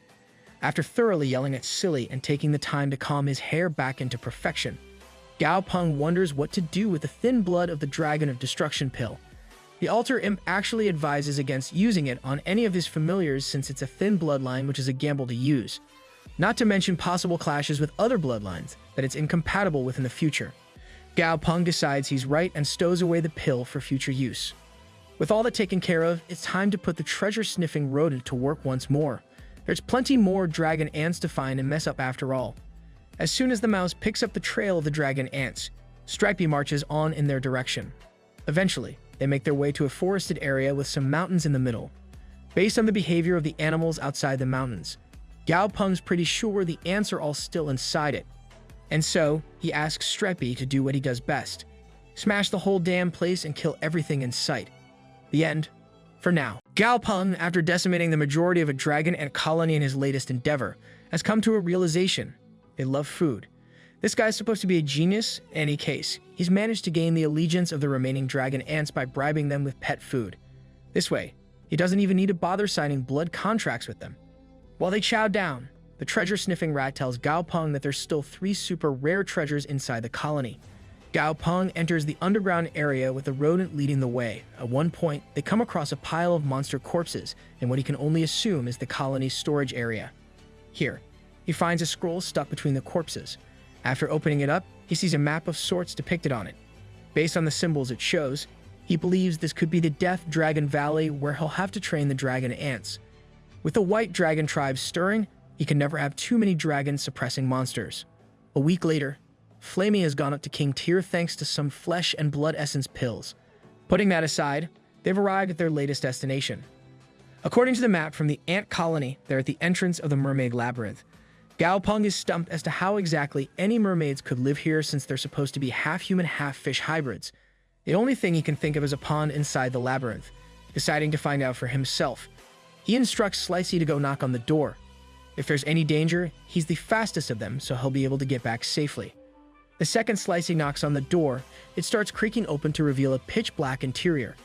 Gao Peng suddenly feels something dark from within and yells at Slicey to run, which the little guy does at once, from inside the dust kicked up from the gate sliding open. 2 bright yellow orbs shine with an otherworldly gleam. Across from them, Gao Peng watches as his rodent and dragon ants start turning to stone. He quickly puts 2 and 2 together and realizes what kind of monster is actually here right as a cistern window pops up to confirm it. The creature emerging from the gate right now is a level 62 Emperor tier earthen Medusa, the creature of myth who can petrify anyone with a single look in her eyes and... Oh mama, that is not the kind of monster I was expecting. Luckily for Gao Peng, his connection to Streppy gives him protection against her earth attribute power and allows him to see how hot she is without consequence. Wait, no. I mean, oh screw it. It is what it is. Luckily, it seems the Medusa isn't hostile as she instantly apologizes and shows a peaceful demeanor. She pulls out some of her snake-like hair and hands it to Gao, telling him to place it on the petrified beasts. As soon as he does this, they're all cured and free to skedaddle the heck away. When the Medusa comments on how Gao Peng is very special for being immune to her power, he shoots his shot and asks if she'd like to join him on his journey. He quickly throws in a mention of possibly meeting other Medusas too if she says yes. Internally, he's all but salivating at the prospect of such a powerful ally even if they don't sign a contract. Unfortunately, the snake woman instantly shoots him down and says she has no interest in being around other people. Gao Peng decides to take it in stride though and heads off with his party while promising to come visit her again in the future. After they've left, she goes inside her labyrinth where a whole host of monsters sit in petrified states. She stands before a single stone bird perched on a branch and sinks into her memories of the past. Back when she was just a little child, a violent monster invaded the labyrinth and made her use her powers to protect the place. Unfortunately, all but one of the birds she enjoyed her time around ran away in fear because of this. She quickly cured the single one that got petrified, only for it to accidentally meet her eyes and get petrified again.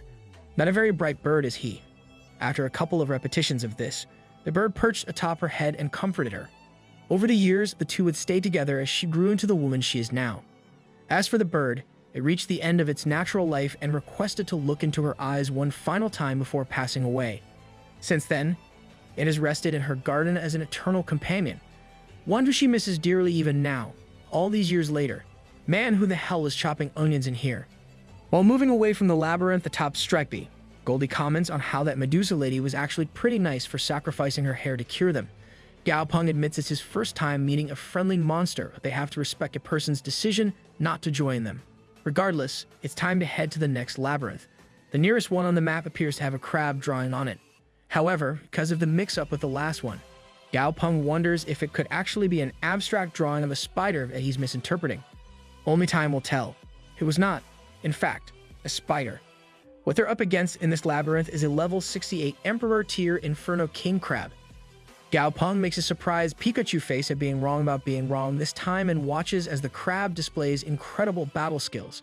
Using its claw, it's able to stabilize itself and use its body like a fort. Streppy quickly blocks the attacks and Gao Peng lays out their strategy for dealing with this thing. Dumby and Streppy will stay back while the others all practice their team combat.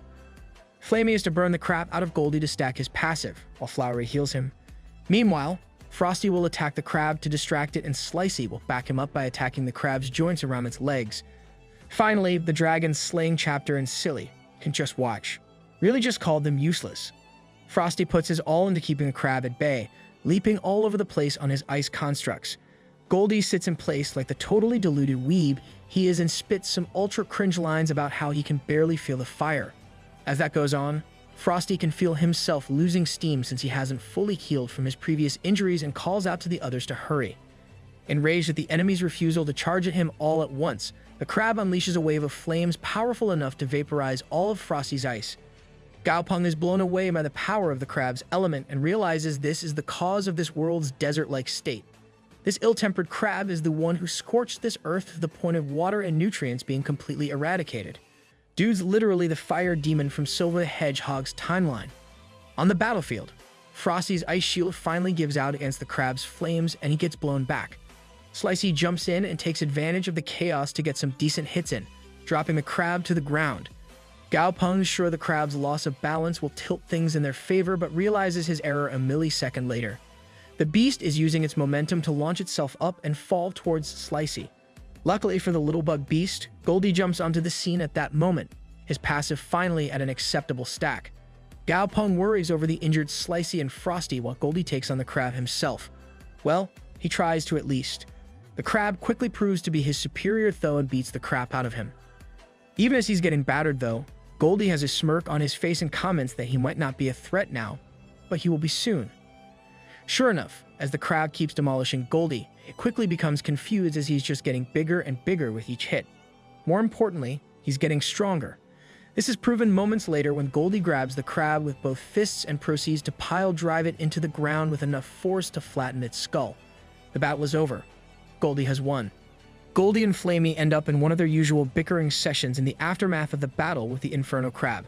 Meanwhile, Gaopeng tells the altar imp to break down said crab's corpse and see if any useful pills can be obtained from it. Sure enough, the imp manages to push out not just 2 or 3 but 6 whole pills. It turns out that the stronger a monster's emotional state and obsession is before being beaten, the more items the altar can turn it into. Gaopeng is immensely grateful after hearing this for the crab's ridiculously short temper. The pills he's gotten from this are a soul essence pill, a meat essence pill, a level 3 strength amplification pill, a level 3 flame resistance pill, and a level 3 flame control pill. Lots of fire stuff. If only he had a fire monster to give them too. A flamey one even. Finally, the 6th pill is one he's never seen before. A flame devourer fruit that's limited to fire-type monsters. Gaopeng chucks it over for Flame to eat without so much as a second thought, and the giant bird collapses in an intense seizure. Goldie panics at his brother's familiar state, but Gaopeng assures him he's fine. This is just the process for awakening a new talent. And so, the group gets to packing up while they wait for Flamey to wake up. Not too long afterwards, the former ostrich awakens, causing Goldie to call out for Gaopeng. He quickly rushes over and opens up Flamey's status window to check what's happened. He's still a level 51 King tier by Fang, but now he also has the Flame Devourer skill, previously belonging to the Inferno Crab. Gaopeng breathes a sigh of relief on seeing the pill worked, but he sees something else that piques his curiosity. The system says that Flamey now walks the path of usurping power. Flamey sees his concerned expression and fearfully asks Gaopeng if something is wrong with him. He realizes his interest has been misinterpreted and reassures Flamey that he's totally fine. It just seems like his new ability has undergone a minor mutation of some sort. Nothing bad though. Flamey admits that despite the increase in his skills, there's actually a voice in the back of his head now that's telling him to follow the path of usurping power. Goldie, being the ever-annoying little sibling that he is, starts mocking Flamey for trying to sound cool. Holy crap pot, meat kettle. Talk about having no self-awareness. As the bird chases Goldie around with flames, Gaopeng turns to Frosty to ask if he knows what this path thing is. The chibi lion tells him that all he knows is it's a life-or-death battle of some kind. That's when the altar imp decides to speak up and tell them it knows what the path is. According to the imp, it's a battle of sorts for a supreme position. Personally, the imp doesn't really get the appeal of such a position, maybe since it can't die anyways, as the imp keeps talking smack about monsters who wish to have the title of strongest. Flamey and Goldie both take offense to his words. The bird kicks the crap out of his altar, getting an angry response. As he's walking away, Goldie takes his turn kicking the altar's proverbial ass and angers the imp even more. Elsewhere in an unknown dimension, Da Zi awakens from his slumber to see an empty expanse as far as the eye can see. The only thing breaking the monotony of the realms is strange. giant tree with even stranger-looking fruit. Being the glutton that he is though, Dazi doesn't care how it looks and instantly rushes towards the tasty-smelling stuff. Once he's done eating his heart out and collapses into a food coma, several voices speak out from the void, as they argue over Dazi's presence here.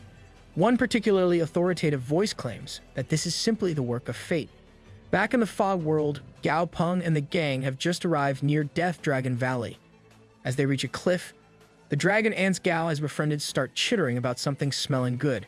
Just then, a massive crash and roar occurs at the base of the cliff, startling everyone. The ants rush to Gao Peng and inform him that a dragon's about to die down there. Without wasting a moment, Gao Peng tells Flamey, Dumby, Slicey, and the dragon's slaying chapter named White Paper to come with him along with 7 dragon ants. Everyone else is to stay on the cliff as backup because Gao is a little apprehensive at the power that was held in that last roar. As soon as the group lands at the base of the cliff, Slicey takes out a local monster, scaring away all of the others in the area. With the area clear, Gao Peng is ready to look for the dragon. The only problem is his stomach suddenly swells up to the point he looks 7 months pregnant. Wait, what? Gao Peng quickly excuses himself and heads off to his side road, saying he needs a bathroom break before the others can see the state of his belly. Once he's by himself, he starts losing his cool and decides that if he suddenly gives birth to something here, he'll just have to lie and say he found it by coincidence. How is that your main concern right now? Get help. Right as he's panicking about becoming a laughing stock, a blue portal suddenly appears over his stomach and he's hit with an influx of both power and information. The skill he received from Dumby's promotion has just awakened within him. With this, his soul strength has increased massively as well. In his current state, he might as well sign a blood contract with the 7 dragon ants he brought down and test out his new space-time skill. After signing the contract with a lined-up group of dragon ants, Gao Peng tells them they'll be able to eat all they want while they're by his side. Then, he uses his new skill without warning to vanish one of the ants and freak out its siblings. While they panic, Gao Peng examines his pocket dimension inventory, where he has a total of 100 storage slots. The familiars stored here are in a sort of stasis, so they won't suffer from being inside, but they won't grow at all while inside either. As he brings the dragon ant back out to join its siblings, Gao Peng decides to test the limits of this new skill and tells Flamey to fly him up to the top of the cliff. Goldie asks him if he's already done, to which he replies that he's just here for an experiment.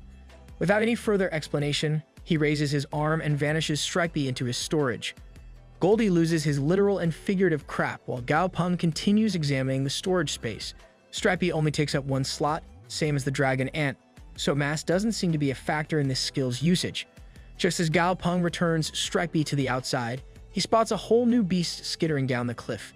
It's a level 71 Overlord tier dragon ant with an iron dragon tail mutation. Gao Peng realizes it must be going for the dragon corpse and quickly rushes after it while telling Slicey, Dumby, and Flamey to follow him. At the bottom of the cliff, Gao Peng has a very close call when the dragon ant nearly spots him. Luckily, he manages to hide and mask his presence by vanishing all his familiars into the storage.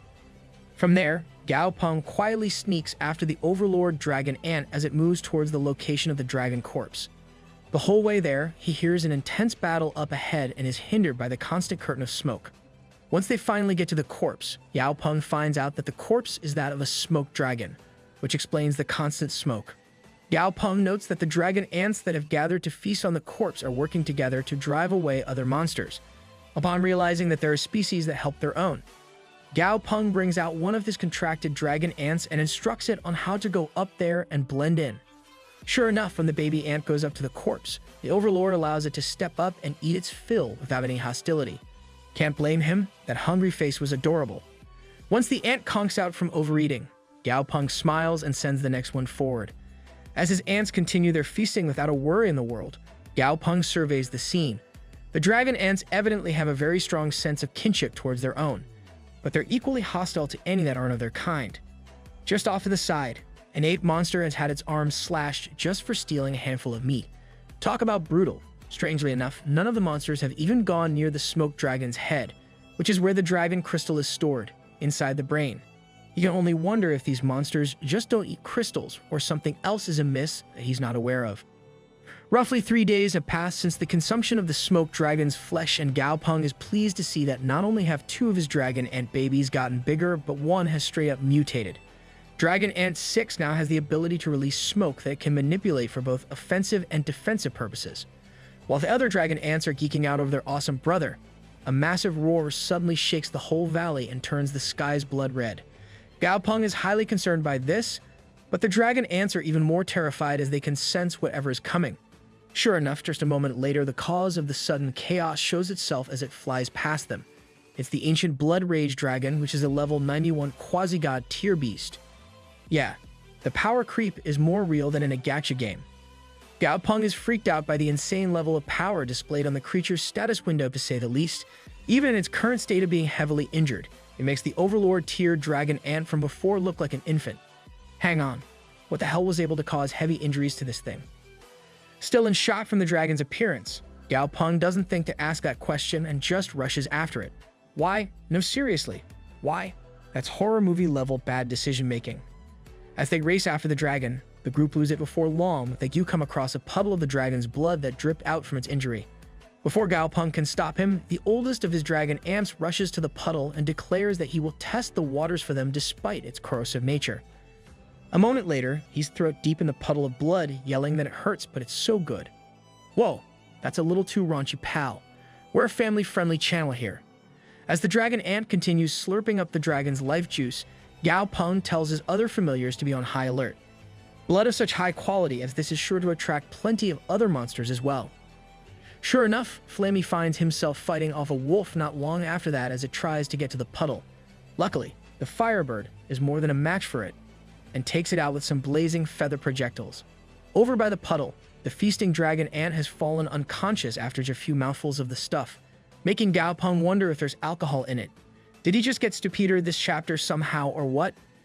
Gaopeng figures that more monsters will show up for the blood sooner than later. They may not be small fry like that wolf. He tells Dumby to grab the dragon ant so they can get out of here. Why not just use that storage skill? He really is being dumb right now for some reason. Meanwhile, the ancient Blood Rage quasi-god level 91 Ultra Instinct Supersonic Saiyan 5 God Demon Dragon has reached its destination in the valley's depths. What? The names are already stupid. Why shouldn't I make them stupider? Here, the dragon calls out to another beast named Deep Meditation and tells him to come out. See, stupid names. Right on cue, a skeletal dragon possessing a blue flame claws its way out of the ground and starts bantering with the ancient dragon, as it claims he's here to die and let his corpse nourish the valley's monsters. Naturally, the Blood Rage dragon rages at him for his insinuation and tells him he's just here to get healed. Over in the distance, Gaopeng notices a black fog overtaking the environment, confusing him at the sudden change. What's even more worrying is that just breathing in the fog seems to be fatal based on the reaction of the small monster on the wall. Back with the bickering dragons, the skeletal one is now ranting at the Blood Rage dragon for disrespecting the rules of the valley, which state a dragon may only enter when it's dying. The Blood Rage dragon, on the other hand, couldn't give a crap about that and just demands that the skeleton heal him since they've known each other for over 10,000 years. Holy crap, they're old. After a bit more insulting back and forth between the two, the Blood Rage dragon agrees to donate some flesh in return for being healed. Once he's healed, though, he provides what amounts to a single grain of rice worth of his flesh, annoying the skeleton. When it starts taunting him and using a nickname about his stinginess, the Blood Rage dragon gives in and coughs up some blood-red chunks before leaving. Over at Gaopeng's location, the chunk of red rolls to a stop in front of Dumby, and the dragon ant in his grasp comically rolls onto the ground to chomp into it. Gaopeng can only stare at the system window that identifies it as a fragment of the Blood Rage dragon's heart in shock at how lucky it gotten. This whole chapter is so stupid. And so, with the consumption of the Ultra Super Mega Uber God Rage dragon's blood and a chunk of his heart, the eldest dragon ant baby has turned into the eldest dragon ant baby, but with a rage dragon skin. That's right, we've got microtransactions in here now. Gaopeng, for one, is elated with this evolution.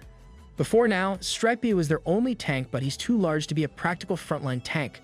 With DA No. 1's new abilities, the hole in their formation is filled now. Just then, some sort of white projectile comes crashing towards Gaopeng from above. No, not that kind. Panicking, he quickly sucks up all but one of the dragon ants into his storage and makes a break for it. As he's running away, he has Smoky Ant release the smoke from his new ability to cover their retreat. After taking cover further up, Gaopeng works out that the cave they're in is more than 30 meters deep with a downward twisting path. Unless their pursuer comes in, they won't be able to spot Gao Peng at all, especially with the dragon's smoke in play. Right as he's thinking this, an incredible commotion begins outside that shakes the very foundation of the cave, startling Gao Peng. 10 minutes later, things have finally settled down and Gao Peng wonders if more monsters aren't going to show up. After deliberating in his head for a bit, he decides to go out and check out the situation. What he finds, though, is far from what he expected. All that's there is the mangled body of a great white dragon, bloodied and mutilated from its battle. Believing it to be dead, Gao Peng approaches the dragon's body in hopes of checking the state of its core crystal. Right at that moment, the dragon's eye shoots open and it stares down at him with a level of authority that terrifies him. As Gao Peng backs off in fear, the dragon suddenly speaks up and says to come forth and eat him. Well, that's rude. At least take him out to dinner first. Naturally, Gao Peng is utterly shocked by the dragon's words. He can only wonder if this is a joke or the dragon genuinely hit its head and became stupid. As he takes a closer look, though, he realizes that definitely isn't the case. This monster is completely and utterly serious. Deciding to humor the dragon, Gao Peng tells the dragon ant still with him to go forward and get closer to the white dragon. When the little ant stays behind his legs in fear, the dragon takes matters into its own hands. Quite literally, it rips its own eyes straight out of the socket and holds it out to the dragon ant, telling him to eat it. All he asks is that he avenge the dragon in the future by killing some demons if he has the chance.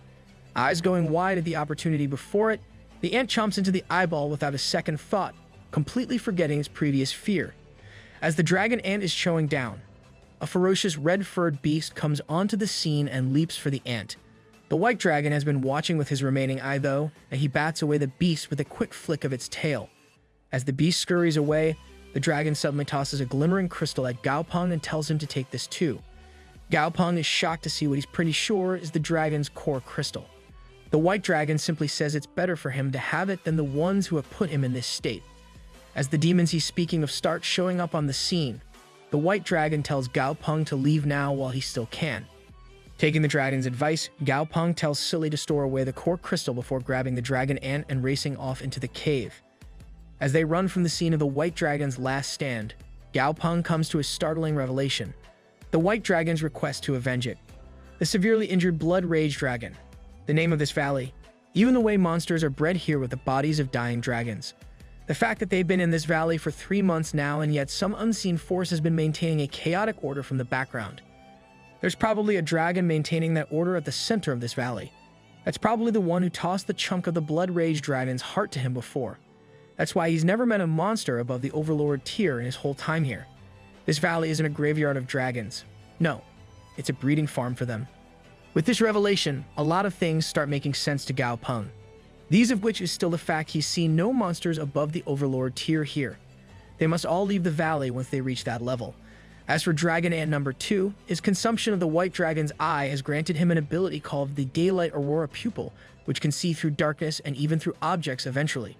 Gao Peng is amused by the fact that the little guy is still enjoying his meal without a worry while he's freaking out about the valley's truth. As for the new ability, it's not really useful in terms of offense, but it'll have plenty of uses outside of combat. That aside, it's about time they leave the valley. Before he does that, though, Gao Peng has to figure out what to do with the rest of the Dragon Ant kids, since he doesn't want to keep that many of them around. Suddenly, he has a eureka moment and sets his plan into motion.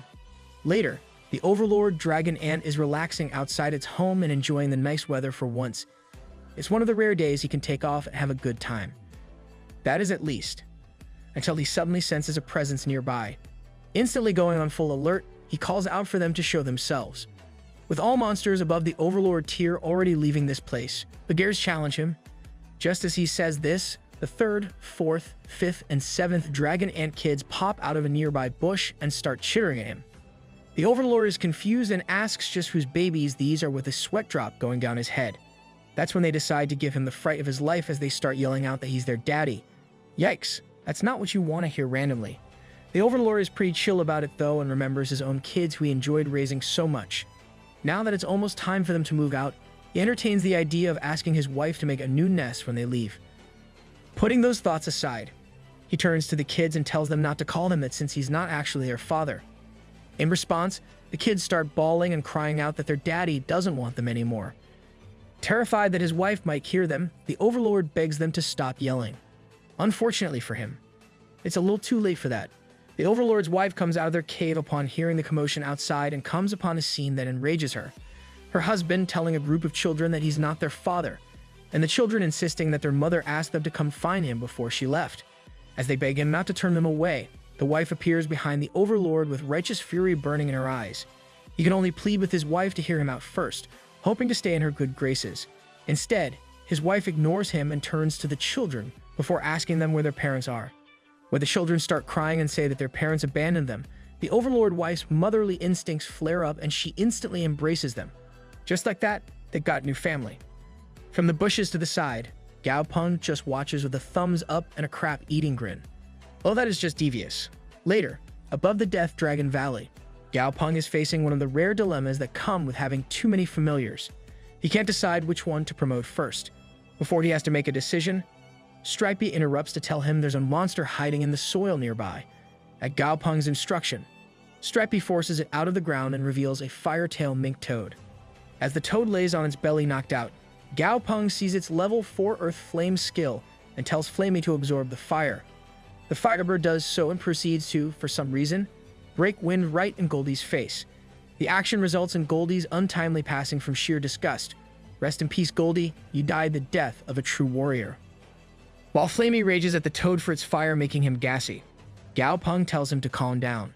The way Flamey's fire absorption skill works can be totally abused in combination with this toad. They can literally use it as a power bank of sorts and have Flamey constantly absorb its fire. And hey, if it ever runs out, they'll just butcher and eat the thing. Yeah, that's not messed up at all. While all that's going on, Dazi's living his best life over in the unknown void where he's just floating around, relaxing and eating. Man, I've never been so jealous of a literal centipede. While he's floating around, Dazi suddenly has the realization that he hasn't seen any food spawn in quite a while. Just then, a spatial rift opens up right in front of him. The second he gets close, Dazi recognizes the smell coming from it as that of Earth, and he tries to dash through it. Unfortunately, the limit on Earth doesn't allow a monster as high level as him to enter. On the sidelines, the voices in the void's darkness discuss this matter and argue over what to do with Dazi lest his own growth here outpaces the growth of his world itself. One of them suggests sending him to another world, but that's shot down as being against the rules. When Dazi starts crying about never being able to see Gao Peng again, one of the voices speaks up. It says that the rules may be rigid, but they are not. And just like that, another rift opens up next to Dazi. Dazi hesitantly pokes a single stinger through the new rift and is surprised to see it go through without any trouble.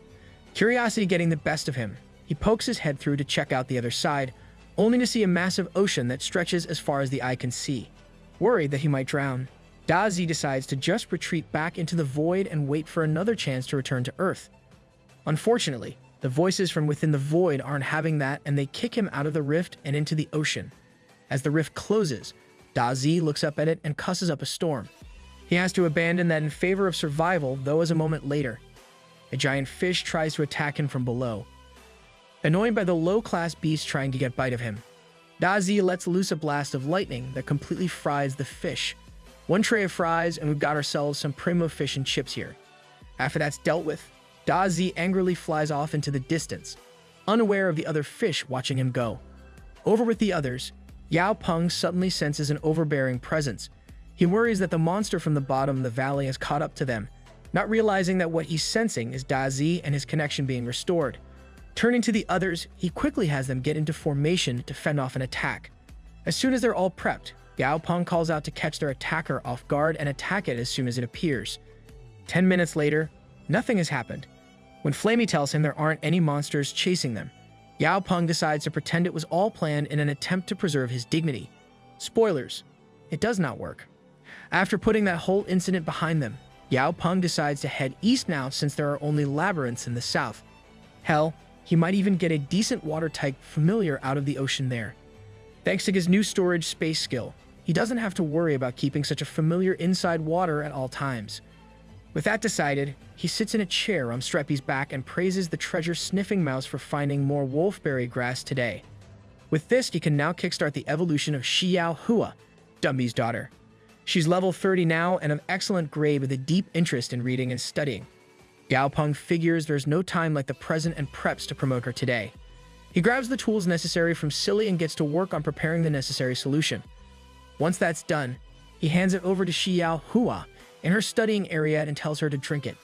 As soon as she does, the gorilla collapses to the ground and starts writhing in pain. Gao Peng has to hold Dumby back so he doesn't interrupt and tells the monster that he can't protect her forever. Luckily, the process doesn't last much longer and Xiao Hua comes out of it with a brand new pair of wings. With this evolutionary pathway, Xiao Hua now has the longest lifespan of all the other monsters of her same level. Since she's got no combat potential, this is the best choice for her. Suddenly, Gao Peng feels the same intense sensation from before and starts wondering if he's going crazy.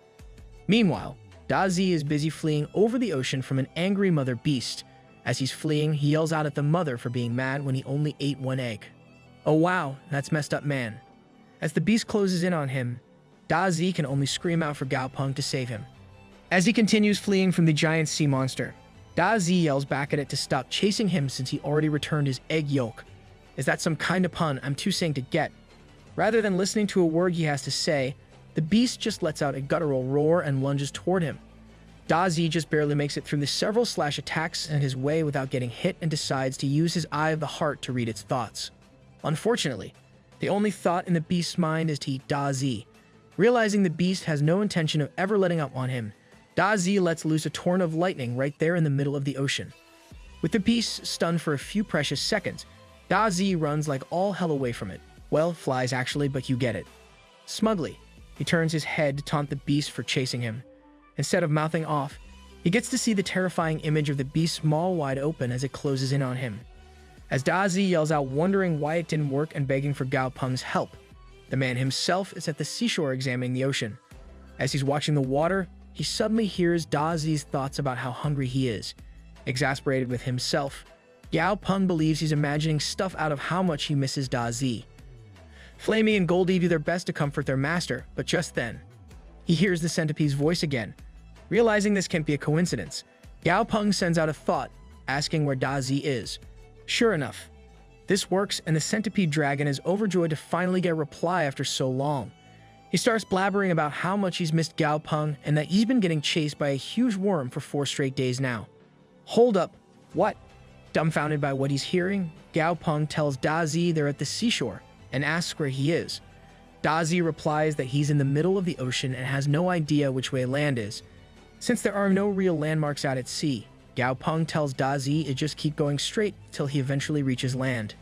Additionally, he asks what type the monster chasing him is and learns it's a gigantic water-type silver worm. Gao Peng advises him to hurry towards land as the monster will be weaker outside water and might not even follow him onto shore. With the mental call over for now, Gao Peng instructs his familiars to split up and fan out to find Da Zi faster. Just half an hour later, good old Dragon Ant number 2 is able to spot Da Zi in the distance with his overpowered eyes. Gao Peng has Flamey shoot a fireball into the sky so Da Zi can see which way they are and come towards them. Sure enough, this works and the centipede is soon clearly visible to them all. Gao Peng is relieved to see him safe and sound and figures the worm must have stopped chasing him since there's more of them out here. Before reaching them though, Da Zi turns around and fires a massive storm of electricity down at the worm as a final screw you. Gao Peng can only watch the proceedings and realize the worm would have left Da Zi alone days ago if he stopped egging it on.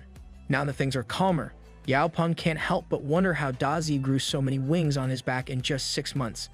Da Zi, for his part, just starts groaning about how long he's been without food and demands that Silly provide him with several boxes of mealworms. What no one else but Stripey spots in time is that the worm is back. The mountainous behemoth of a spider quickly gets in the way and shields the others from the worm's incoming attack. What's most shocking about the whole situation to Gao Peng is that Stripey actually takes notable damage from this single attack. Gao Peng is deeply concerned by the destructive potential of this thing and tells Stripey to suppress it before it uses its surroundings to its advantage. Stripey leaps into the water and onto the worm, but it just escapes and brings forth a super dense concentration of the water element to shoot at Stripey. Gao Peng watches in horror as Stripey takes more damage now than he ever has in all of his time since evolving combined.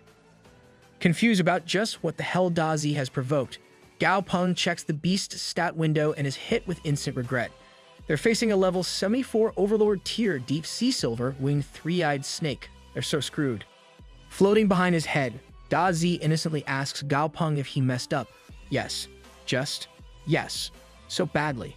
Gao Peng just stares at him with frustration before realizing he must have leveled up since his appearance has changed. Upon viewing his status window, Gao Peng's eyes practically pop out of their sockets in complete shock.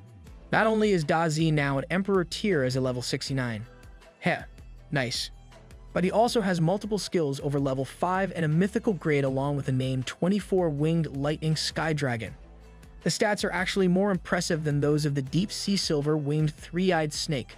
Gao Peng angrily grabs Da Zi and tells him to get out there to help Stripey fight that damn worm. He's forced to bonk Da Zi straight in the head and insists that he's stronger now when the centipede tries to weasel out of it.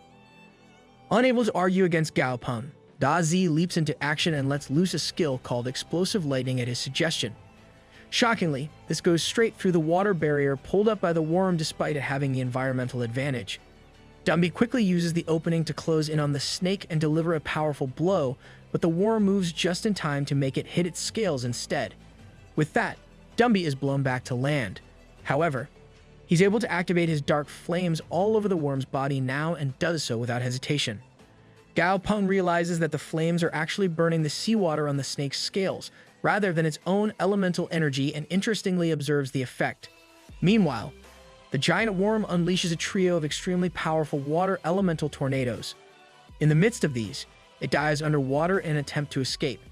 Gao Peng sees this and orders Dumby, Da Zi, and Stripey to go stop it while promising that he can handle the tornadoes. Sure enough, Gao Peng does have a plan to handle the tornadoes, and that plan is named Goldie.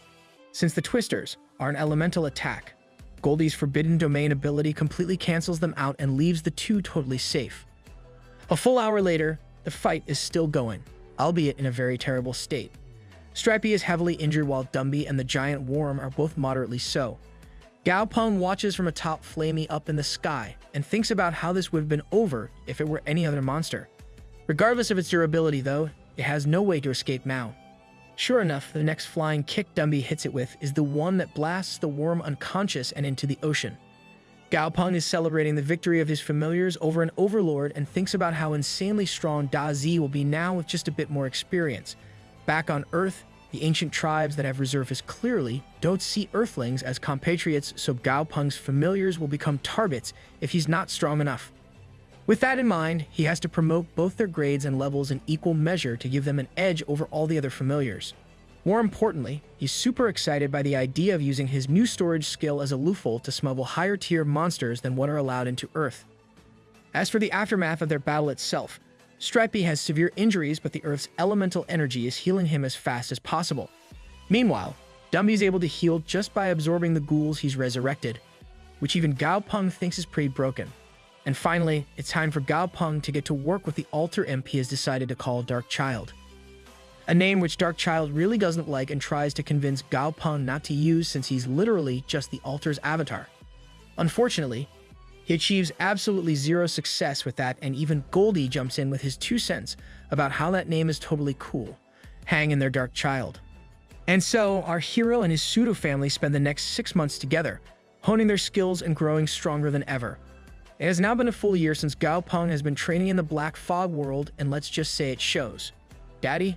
Sorry. Daddy? Sorry, ahem. A little ways ahead of him, Goldie breaks through the surface of the water and drags a massive fish up with him for their dinner. Gao Peng just fondly berates him for being so eager to test out his skills when they already have food. Deciding to be nice, he tells Goldie to clean and slice the fish so they can have it tonight. While the buff duck does that, it's time for us to get an exposition dump. Gao Peng's familiars have been able to grow at an incredible rate over these past 6 months thanks to Dark Child and his power-up pills. He still doesn't have a water-type familiar, and his current soul power is only enough to sign a contract with an Emperor tier monster on top of all his existing contracts. Gao Peng knows he'll have to head pretty deep into the sea to meet a high-grade Emperor tier monster, since even King tiers are pretty rare here on the surface. To that end, he tells the others that they'll be exploring the deep sea after dinner. Later, Gao Peng is flying over the ocean atop Da Zi, while Flamey follows alongside them. Eventually, they come across a strange island with a very shallow water level and little to no plants. Plus, the only inhabitants seem to be level 45 Qingbai wind birds. Between the safe environment and convenient location of the thing, Gao Peng decides they'll use this island as a resting spot for a few nights. The following night, Gao Peng and Goldie silently spy on one of the wind birds as it wakes and goes towards a cave. Goldie reports that the bird entered the cave at night and exited in the morning looking incredibly tired. Huh, sounds like a booty call to me. Goldie, however, thinks that the cave is a treasure hideout of some kind, whatever that's supposed to be. The pair of equally goofy numbskulls sneak into the cave on their tiptoes to avoid detection. Once they're inside, Gao Peng senses something strange and asks Goldie if he's seen anything suspicious. When the duck answers in the negative, Gao Peng decides whatever is in the dark is highly well hidden to fool even him. Rather than in the dark, the danger turns out to be right under their noses. One of the floating bubbles bursts and releases a mutated seaweed monster. As it rushes towards Gao Peng, Goldie jumps into the way and takes the attack instead. Unfortunately for him, the seaweed is far too flexible for Goldie to be able to break it. It wraps around him instead, holding him hostage while Gao Peng is powerless to save him. Well, almost. He's already prepared countermeasures for such a situation, though. Countermeasures in the form of Flamey and his burning breath that Goldie's grown to be used to.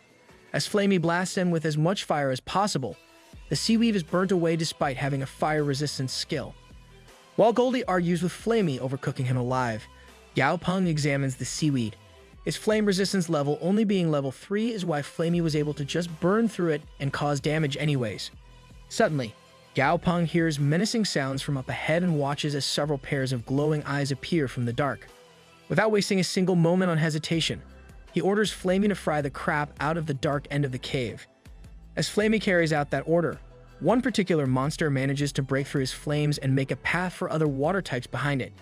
Goldie is ready to jump back into the fight though and unleashes a barrage of furious jabs, hooks, kicks, and more, resulting in a dead crab and a blocked-off cave. At his request, Flamey then uses his fire to barbecue the ever-living crap out of their prey.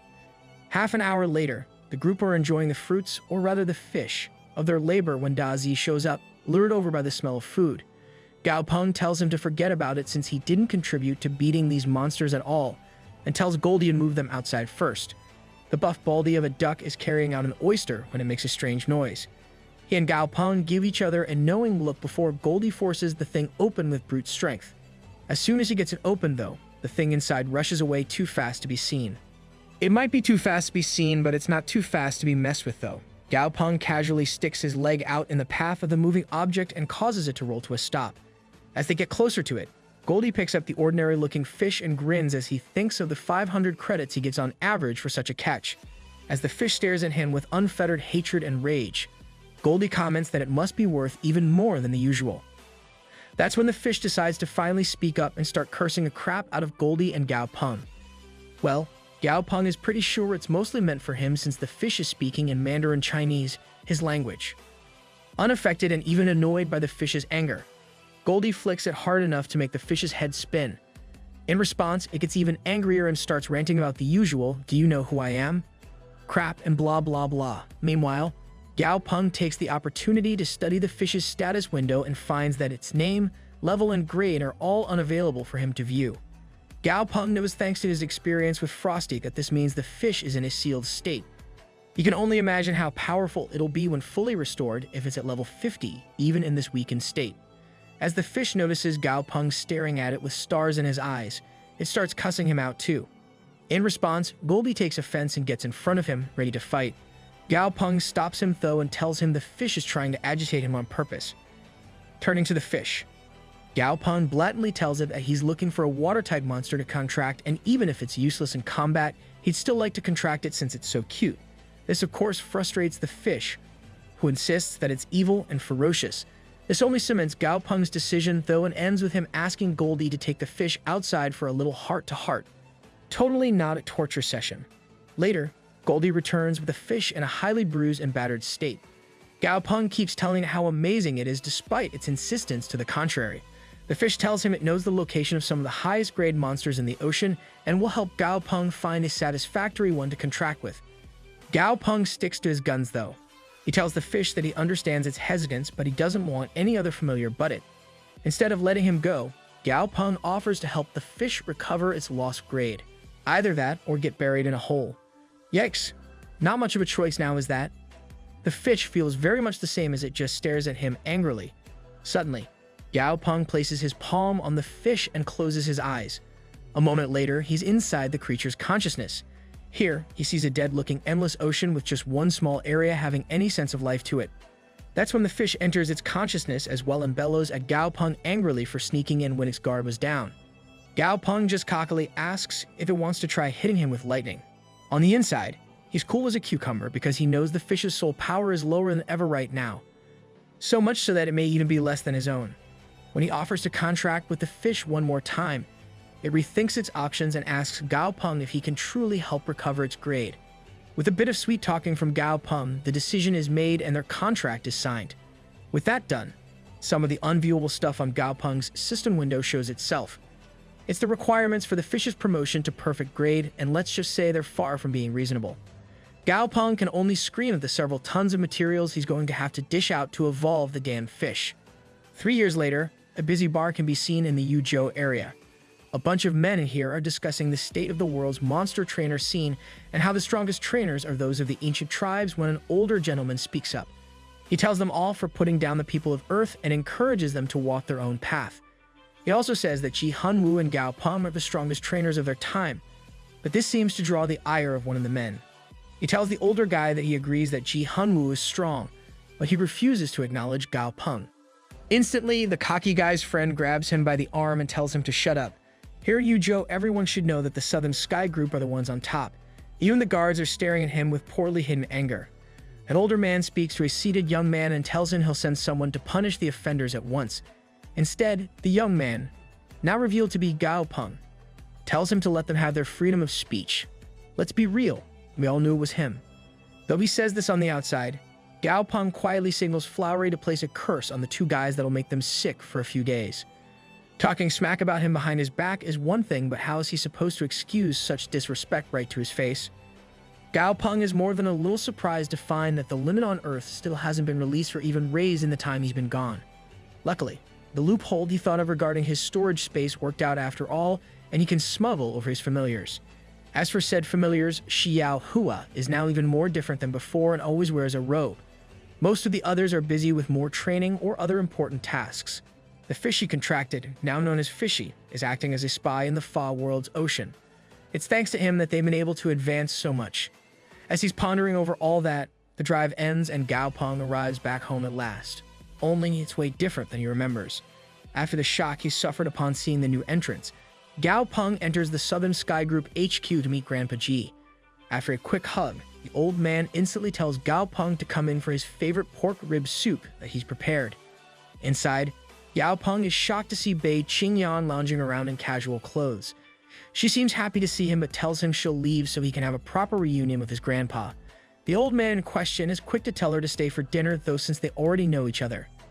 At dinner, Grandpa G barely stays for a few minutes before scurrying away with a mischievous smile. Everyone needs a wingman like Grandpa G. With him gone, the dinner table is a bit awkward, so Gao Peng tries to strike up some conversation.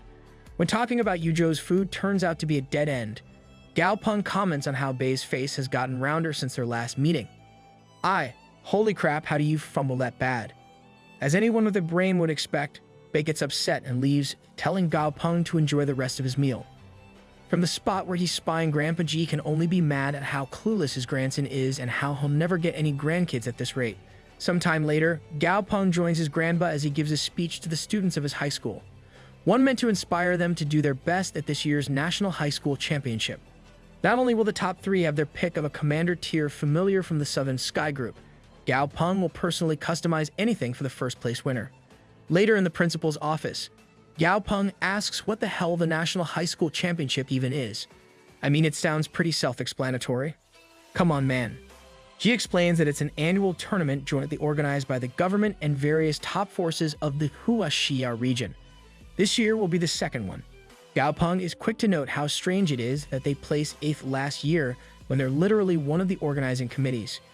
She explains that the Huaxia Junwu High School that took first place last year and several others just have very deep connections to the military and other influential forces.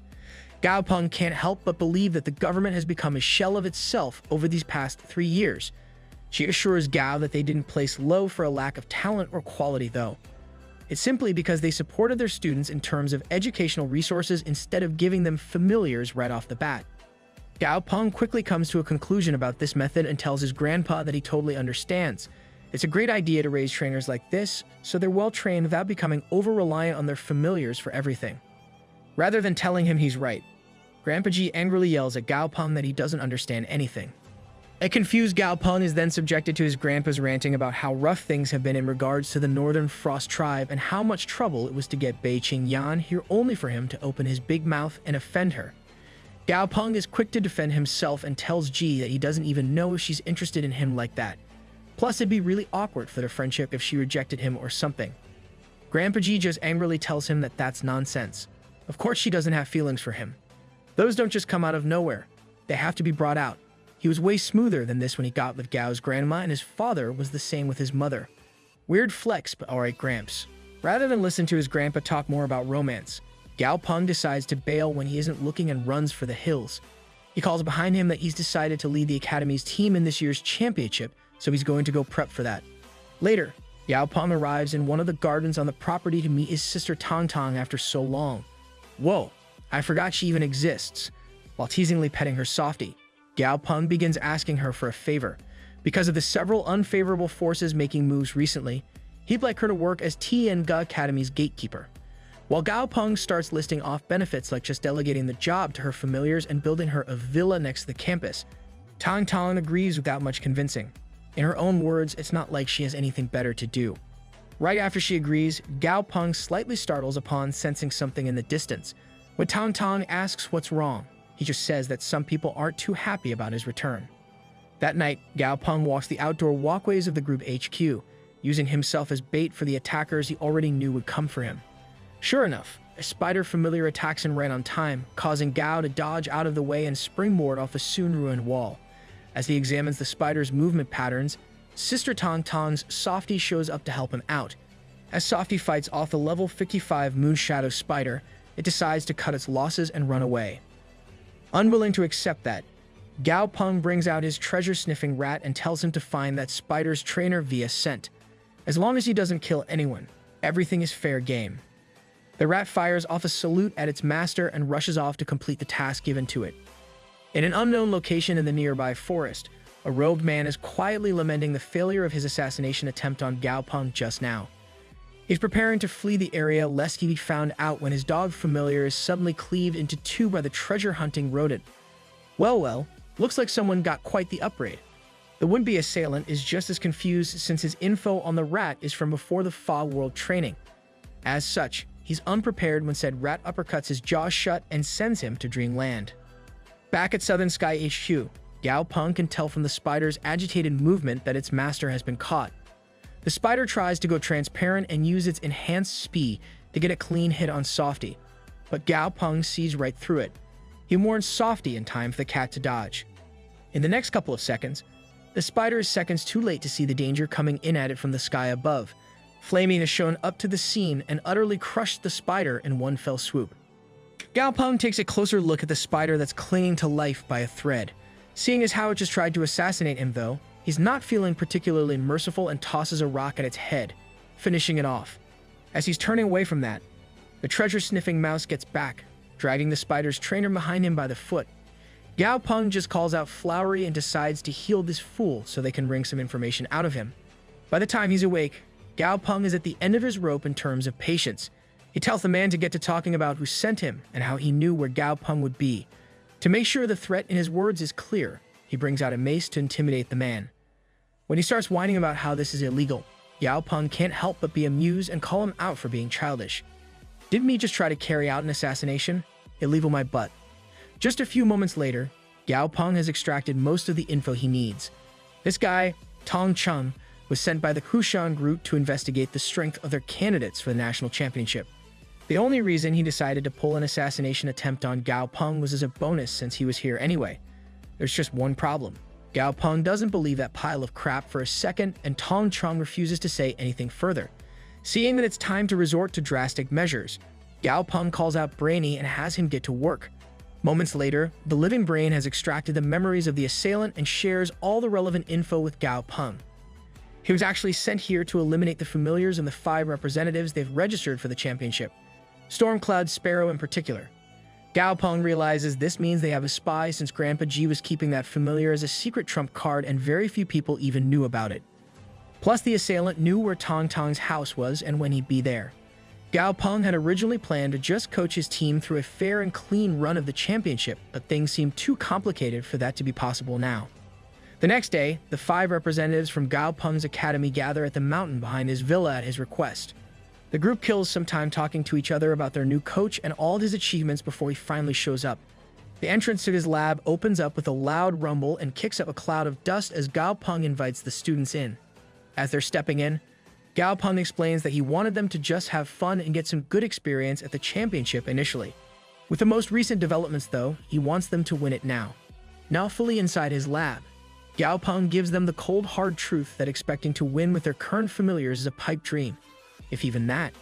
In order to help them accept this, he'll be having them spar with just one of the subordinate parasitic beasts that lives on one of his familiars. While the boys are a bit apprehensive about it, torn between how unimpressive it sounds and the fact that there's an obvious catch, Cao Huan steps forward to accept without hesitation. Gao Peng can see why she was chosen to be the trainer for Stormcloud's Sparrow. With that, he snaps his finger and calls out Beiji, one of the mutated orange trees from on top of Stripey. Now an adult, Beiji is easily near 3 meters tall and very intimidating.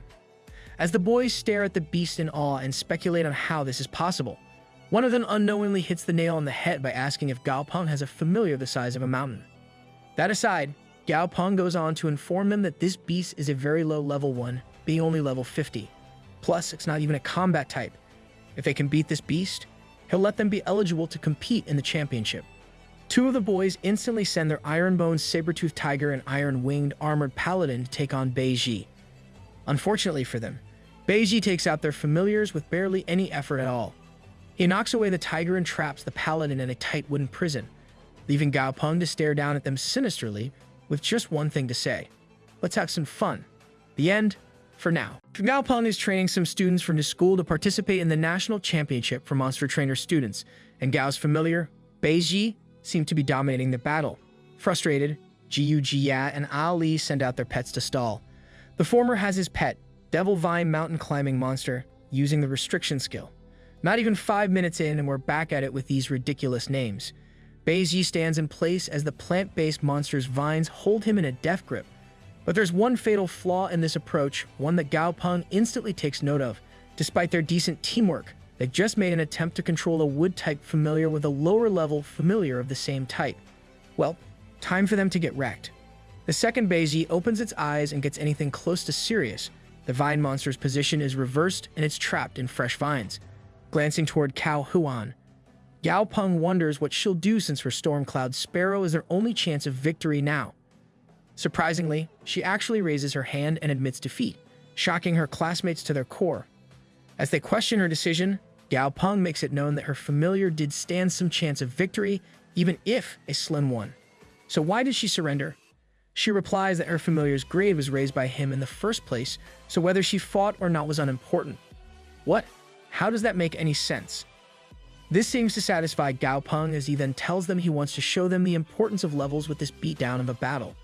For the next 6 days, he intends to shove such intense training down their throats that they're all the trainers of Lord-tier familiars at the very least. Naturally, the students are gobsmacked by this claim and yell out their shock. Gao Peng doesn't give them a single extra moment to think though as he pulls out a whole shelf of goodies and tells them he's prepared a small gift. Instantly, one of their tiger familiars starts wagging its tail with love in its eyes over the materials. As the tiger's trainer tells it to chill the hell out, Gao Peng explains that these are all king-tier monster core crystals, meant for their familiars to consume. Once more, the students are left speechless by Gao Peng's statement. Gao Peng simply narrows his eyes and tells them that he has everything from precious treasures to evolution materials and power-ups. Half a month later, we see Gao Peng at Modu Airport. Gao Peng is just walking through the place with his academy's representatives when 2 of the Tongs he crushed way back when spotting him. The man, Tong Xiang, is fixated on his desire for revenge on Gao Peng for what he did to them. His friend, Tong Ling, tries to talk some sense into him, reminding him that Gao Peng is far beyond their level. When Xiang insists on this being their chance for vengeance since his familiars aren't here, she just walks away and tells him to keep her out of it. Smart move, honestly. As for Gao Peng himself, the man is busy reuniting with the man he knows as Uncle He. who has gone from being mayor to the president of the Freedom Alliance in these past years. The man remains humble despite his position, though, and talks to Gao Peng like an old friend. While speaking of grabbing some lunch together next time, he leans in and whispers a warning to Gao Peng about several groups in Mo-do who want to end his life. Gao Peng just thanks him and casually tells him that his student's safety is in the president's hands. While he's walking away, he wonders if his confidence is from an ace up his sleeve or just incredibly good control of his emotions. Both are good. At Mo-do Stadium, the startup announcements are being made for the beginning of this latest college championship. The first students entering the field are the representatives of the previous year's winner, Hua Wu High School. As they enter to uproarious applause from the crowd, Gao Peng speaks to his students. He reminds them this is what it means to be a champion, and this is how their juniors will be treated next year if they win. While the others are waiting nervously for their turn with this on their minds, the little stout guy has a different concern. If they bring glory and honor to their school by winning the championship, can they be excused from the exams next month? You know what? I respect the hustle. Not everyone is quite as positive, though, as a girl from another high school instantly starts belittling Stouts, pointing out that his academy only placed 8th last year. Stouts is visibly upset by this and goes to yell back at her, but the girl barely even bats an eye, just asking where a loser like him got such confidence. Geez, really leaning into the douchey villain trope. As her group walks away, Gao Peng stops Stout from doing anything further and tells him that they must be from Luoyang High School based on their uniform. The best thing to do is just wait and crush them in the next round. Meanwhile, the announcer for the championship has been revealing the drawings for each match. The current drawing, the third one, turns out to be Luoyang High versus Gao Peng's Tianga Academy. Talk about convenience. Inside Luoyang High's waiting room, one of the main players laments their bad luck in their first match drawing. After all, just last year, Tianga's leader could have caused them to not even get placement if his familiar wasn't mauled by Jinan College in the preliminaries. The rude chick from before is quick to speak up, though, and tells everyone that Li Junzong, their leader from last year, isn't even here this time. They can totally crush Tianga's team. Meanwhile, the atmosphere is pretty similar in Tianga's waiting room, if a little more excited thanks to Stouts and Kaki's enthusiasm. Yeah, I'm just gonna keep going with these nicknames. Cao Huan acts as the voice of reason, though, and tells the boys to calm down and study the next match between Hua Wu and Qingmu, since Hua Wu is their true biggest threat. She gets to keep her name, she's respectable. Gao Peng watches from the door with pride at Cao Huan's unintentional leadership qualities and the team's newfound confidence as a whole. Suddenly, an upset occurs on the TV tuning into the match being broadcast. They're shocked to see that Hua Wu has only sent out 2 representatives for this match. Kaki is super peeved by this as it's disrespectful to their opponents, but obviously they can't hear him through a TV. Gao Peng, on the other hand, is busy studying the stat window of the 2 familiars with the Hua Wu kids. Known as the Light and Dark Wolf of Jiyuli Wilderness, he's pretty sure they're not even from Earth at all. This has the Hushan Group and the Hua Xia region's military department written all over it. As the match begins, Gao Peng watches on to see the twin wolves dashing forward at insane speeds and releasing elemental light from their mouths. Their opponent tries to get his raging giant hammer ape to put up a decent defense, but it ends up being completely ripped through in a matter of moments. Before anyone can even think to react, the wolves have torn 3 of their opponent familiars to bloody shreds. As the crowd goes wild with cheers, Gao Peng just slowly claps like a cartoon villain. He's just glad there will be an actual challenge for his own students here, something they are not enthused by at all.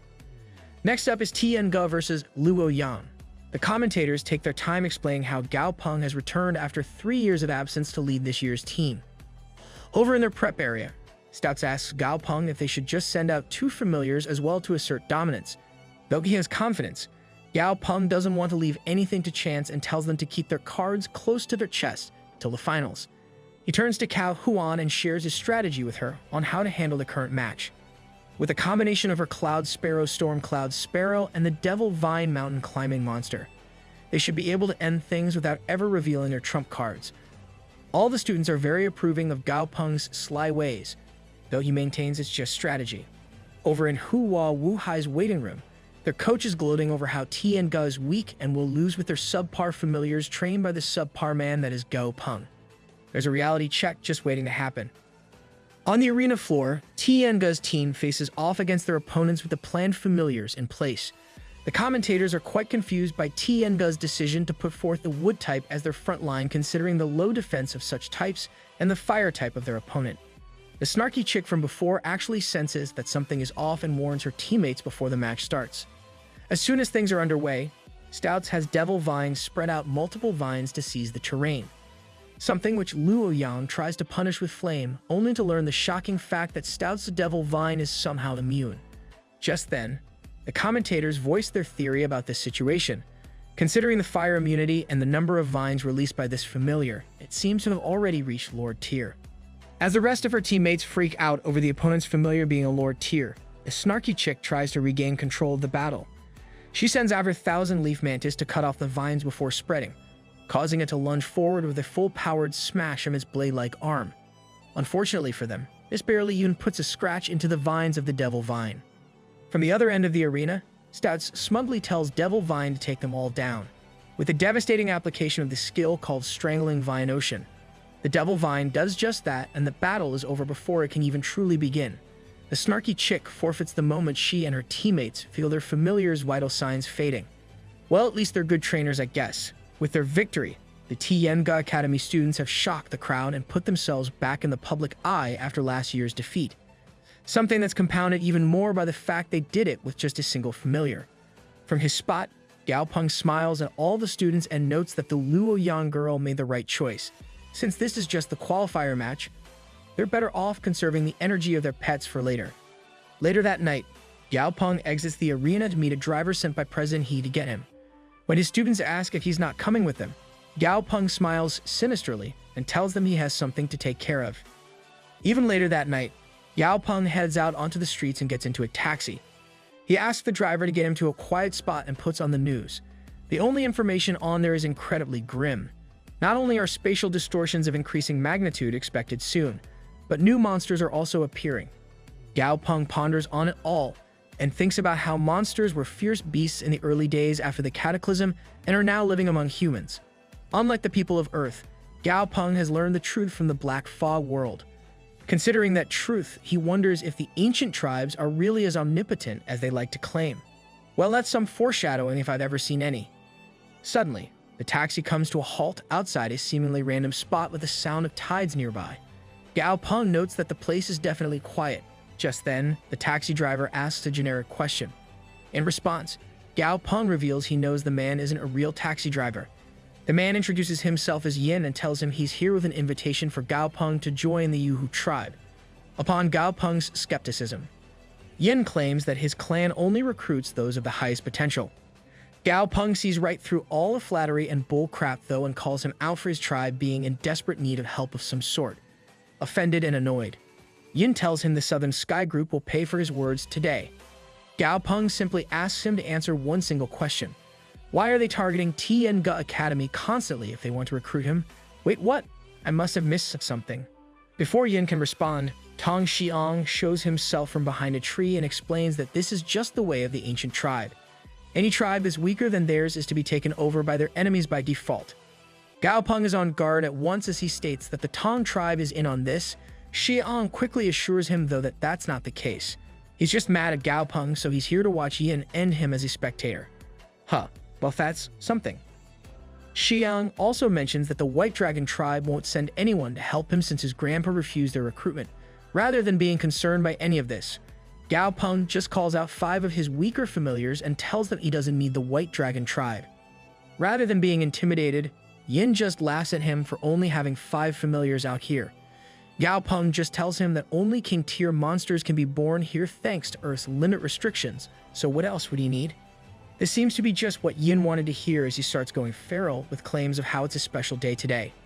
Sure enough, just moments after he says that Gao Peng senses an overwhelmingly strong spatial turmoil, he instantly realizes what this means. The monster level limits of Earth are about to increase. Yin hops up to a tree branch above his position and starts bragging about how Gao Peng probably hasn't seen an Emperor tier familiar before. Oh boy, is he in for a surprise and a half. With that said, he summons his familiar, a barbarian Emperor Mountain Breaker.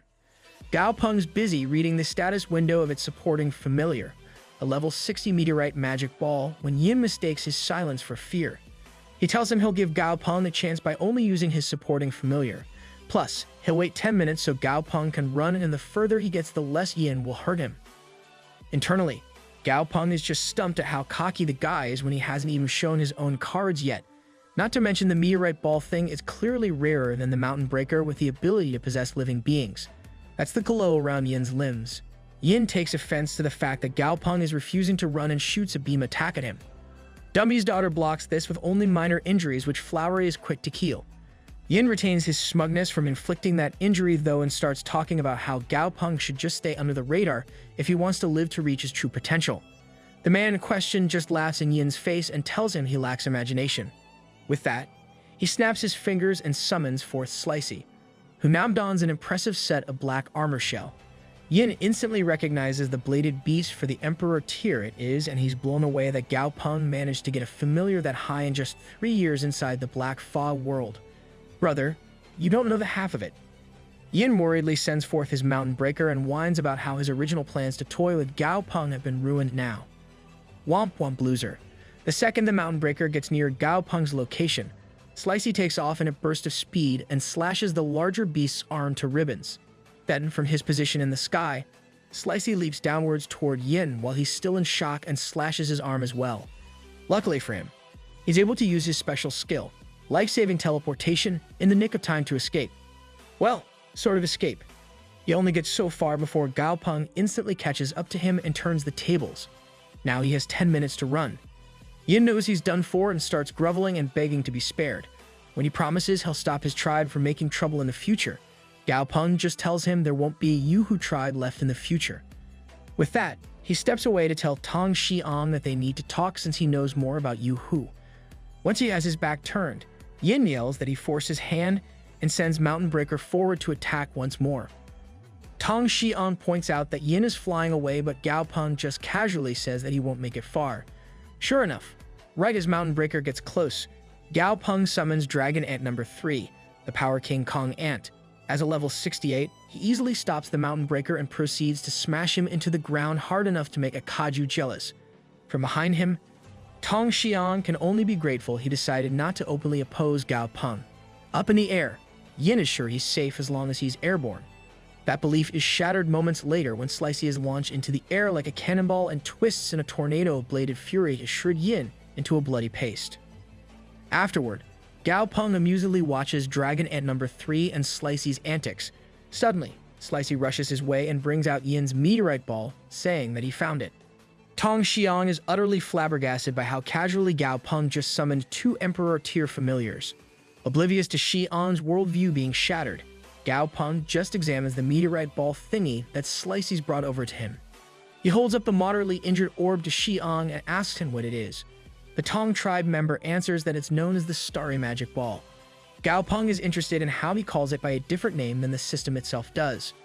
Tong Xiang goes on to elaborate on how the ball is a familiar and not an object. They, the ancient tribe members, are only capable of signing 1 familiar contract at a time. Training the Starry Magic Ball allows them to access the skill of another familiar because of its possession ability. Realizing how valuable it is to the people of the ancient tribes, Gao Peng slyly asks Xiang if he would like to have it.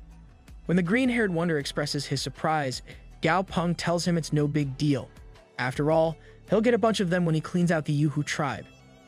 Xiang instantly gets on his case for that statement and rants about how the Yuhu has 2 Overlord tier familiars, hundreds of Emperor tiers, and thousands of King tiers. Unbothered, Gao Peng just asks him where the tribe is located. The man simply does not give a damn. Xiang answers that it's in the Ji Yuli wilderness in a spatial rift 20 kilometers away from Qingzhou base city. While he offers to send the exact location later, he's internally hoping that Gao Peng and Yuhu will take each other out. Just like that, Gao Peng casually tosses the meteorite ball over to Xiang like a cheap toy and loops his arm around the shorter man's shoulder. They'll be going back together after all. Xiang instantly realizes he'll be screwed if the tons of cameras on the route spot him with Gao Peng. If anything happens to piss off the Yuhu, his own tribe will get in trouble with them too then. Gao Peng goes on to ask him where his Song Tong tribe is located as well. Naturally, Xiang backs away and tells him he already told him what he wanted. Just what does he want with his tribe now? Gao Peng claims they're good friends now, so he just wants to pay his hometown a visit when he gets the chance. Yeah, that was totally super convincing. Not weird at all.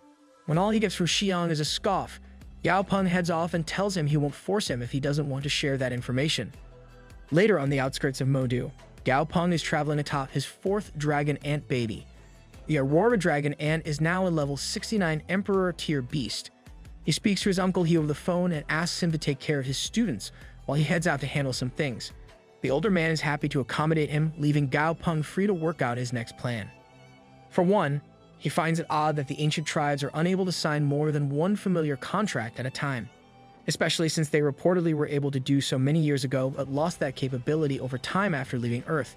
He can only assume they were cursed somehow, or there's something special about Earth's environment. Whatever the case may be, that's one of the main reasons Who wants to recruit talented monster trainers from Earth itself. They hope to expand and alter their own tribe's genetic composition by crossbreeding. For anyone who doesn't get it, they want to do the nasty with their folks. Soon enough, Gao Peng arrives near the spatial rift Tong Xiang told him about. Here he gets off the Aurora dragon ant and lands in front of a squad of guards, who demand that he go back where he came from. Of course, Gao Peng does no such thing and instead asks why soldiers from the Hua Xia region like them are acting as the Yuhu tribe's lackeys. This visibly cuts quite deep for the head guard, but he continues trying to get Gao Peng to leave. Just then, a new voice screams out like an angry baby throwing a tantrum. Gao Peng turns towards the source of it to see someone from the tribe itself along with his familiar. The guards refer to him as Master Yin Shi. The man speaks of some gene modification plan set by their elders that's using local women and threatens to have them all pay with their lives if it gets messed up. Gao Peng ponders the man's words and his familiar's stats before sending fourth baby out to take them down.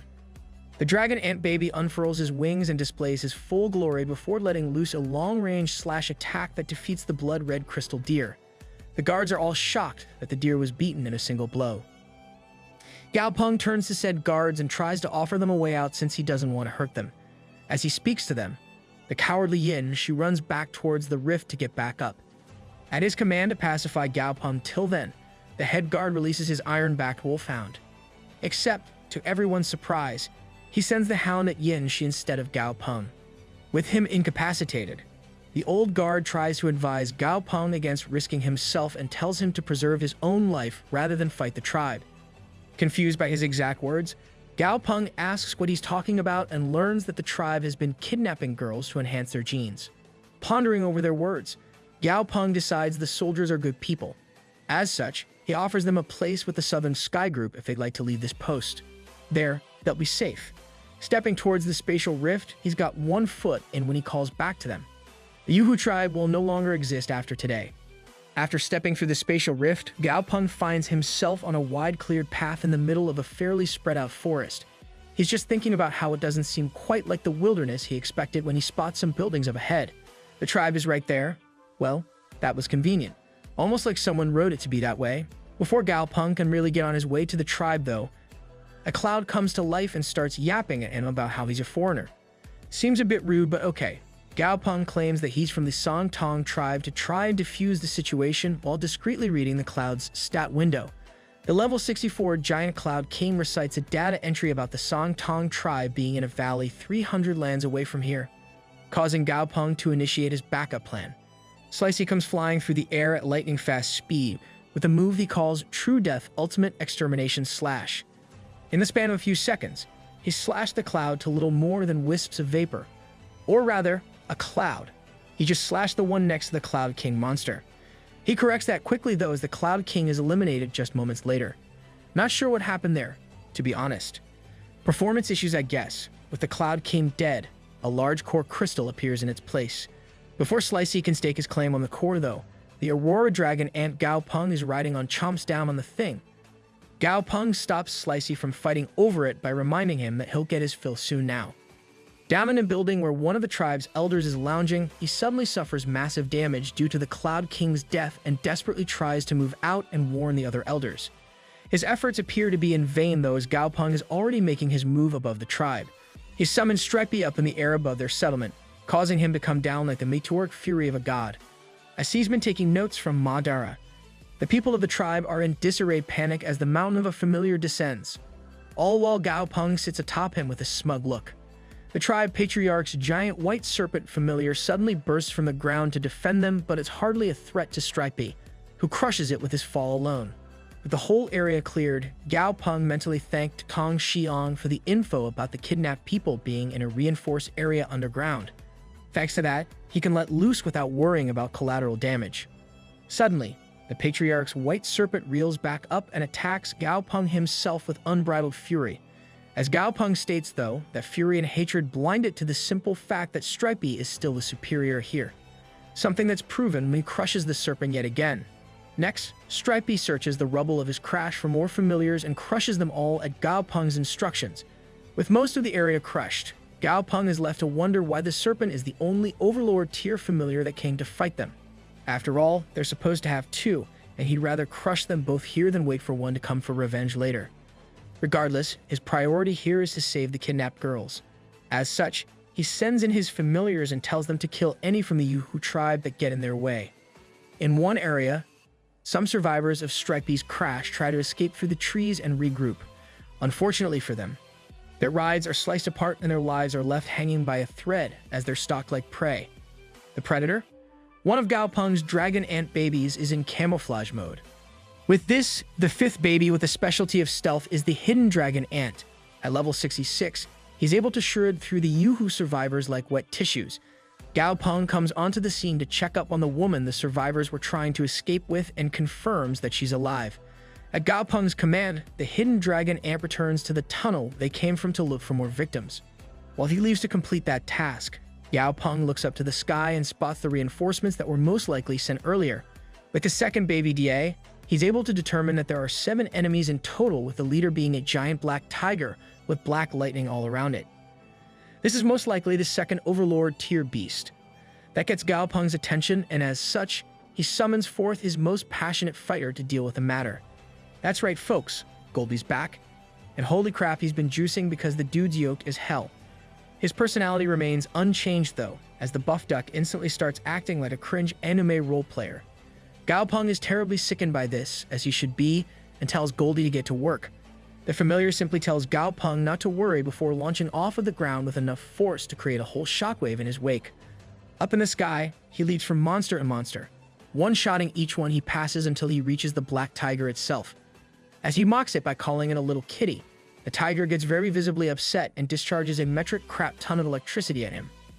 Rather than being hurt by the attack, Goldie takes it in stride and launches himself at the tiger, hitting it with severely damaging punches while tanking more hits. As his barrage of attacks continues, Goldie eventually hits the tiger away with a kick and stands in place with a dual-handed bird flip at the tiger. Said tiger is overwhelmed with shock at how easily the esteemed veteran overlord of the Yuhu tribe has been humiliated. It's already coughing up blood when Goldie decides to brutalize it further with a devastating blow to the back of the head. The tiger tries to react and launch an attack on Goldie to defend itself, but as usual, his passive skill allows him to just tank all the damage. Probably doesn't help that the tiger's got 2 feet in the grave. With his strength increased once more, Goldie pounds the tiger harder than your mom and leaves it a crippled mess. Gao Peng watches this with a small grin, knowing that Goldie's higher grade allows him to beat the tiger despite being lower leveled. With that taken care of, he takes off to go check in with Stripey. The giant mountain ruler is currently crushing the white serpent under his mass, though the snake is still struggling somehow. Gao Peng tells Stripey to go ahead and show the snake what he's got. As soon as he's got the approval, Stripey digs into the ground under him and positions himself to become what's essentially an organic oven. By expending the heat his body is capable of producing directly into the ground below him, he's cooking the serpent like a tray of lasagna. Gao Peng reminisces about how they discovered this technique for cooking monster meat just half a year ago in the Black Fog world. Knowing the perfect person to call for this next part, Gao Peng summons Da Zi. With how powerful he is now, his lightning bolts dwarf those of the lightning tiger Goldie just destroyed. The centipede dragon with the superior lightning control and grade is called forth, only to immediately start looking for whatever smells so good. Dude's always on the prowl for some good grub. I get it. Impatient as all hell, Da Zi tells Stripey to move his fat booty so he can speed up the cooking process. As soon as Stripey gets off the serpent and allows it some breathing room, it thinks that someone has arrived to rescue it from this hell. The serpent's in the middle of a real long-winded internal monologue about never giving up hope when Da Zi rains down a lightning bolt more intense than anything he's seen so far. So much for getting rescued. On the side of the Yuhu spatial rift that's on Earth, several transportation trucks arrive at once. One man emerges from them, seeming to be the head of the caravan, and tells the head soldier that they've brought the latest batch of girls to send into the rift. The lead soldier has different plans, though. Between his own disgust with what he's allowing to happen, Gao Peng's promise to end the Yuhu tribe today, and just his own morality winning out, he tells the truck guy to send the girls back to wherever they were kidnapped from. The truck driver insists that they'll all be killed by Yu, who, if that happens, but the lead soldier tells him he'll cover it with a story about how monsters attack the transport caravan. The truck driver is just about to argue back even more when one of the other soldiers announces that someone's coming out of the spatial rift.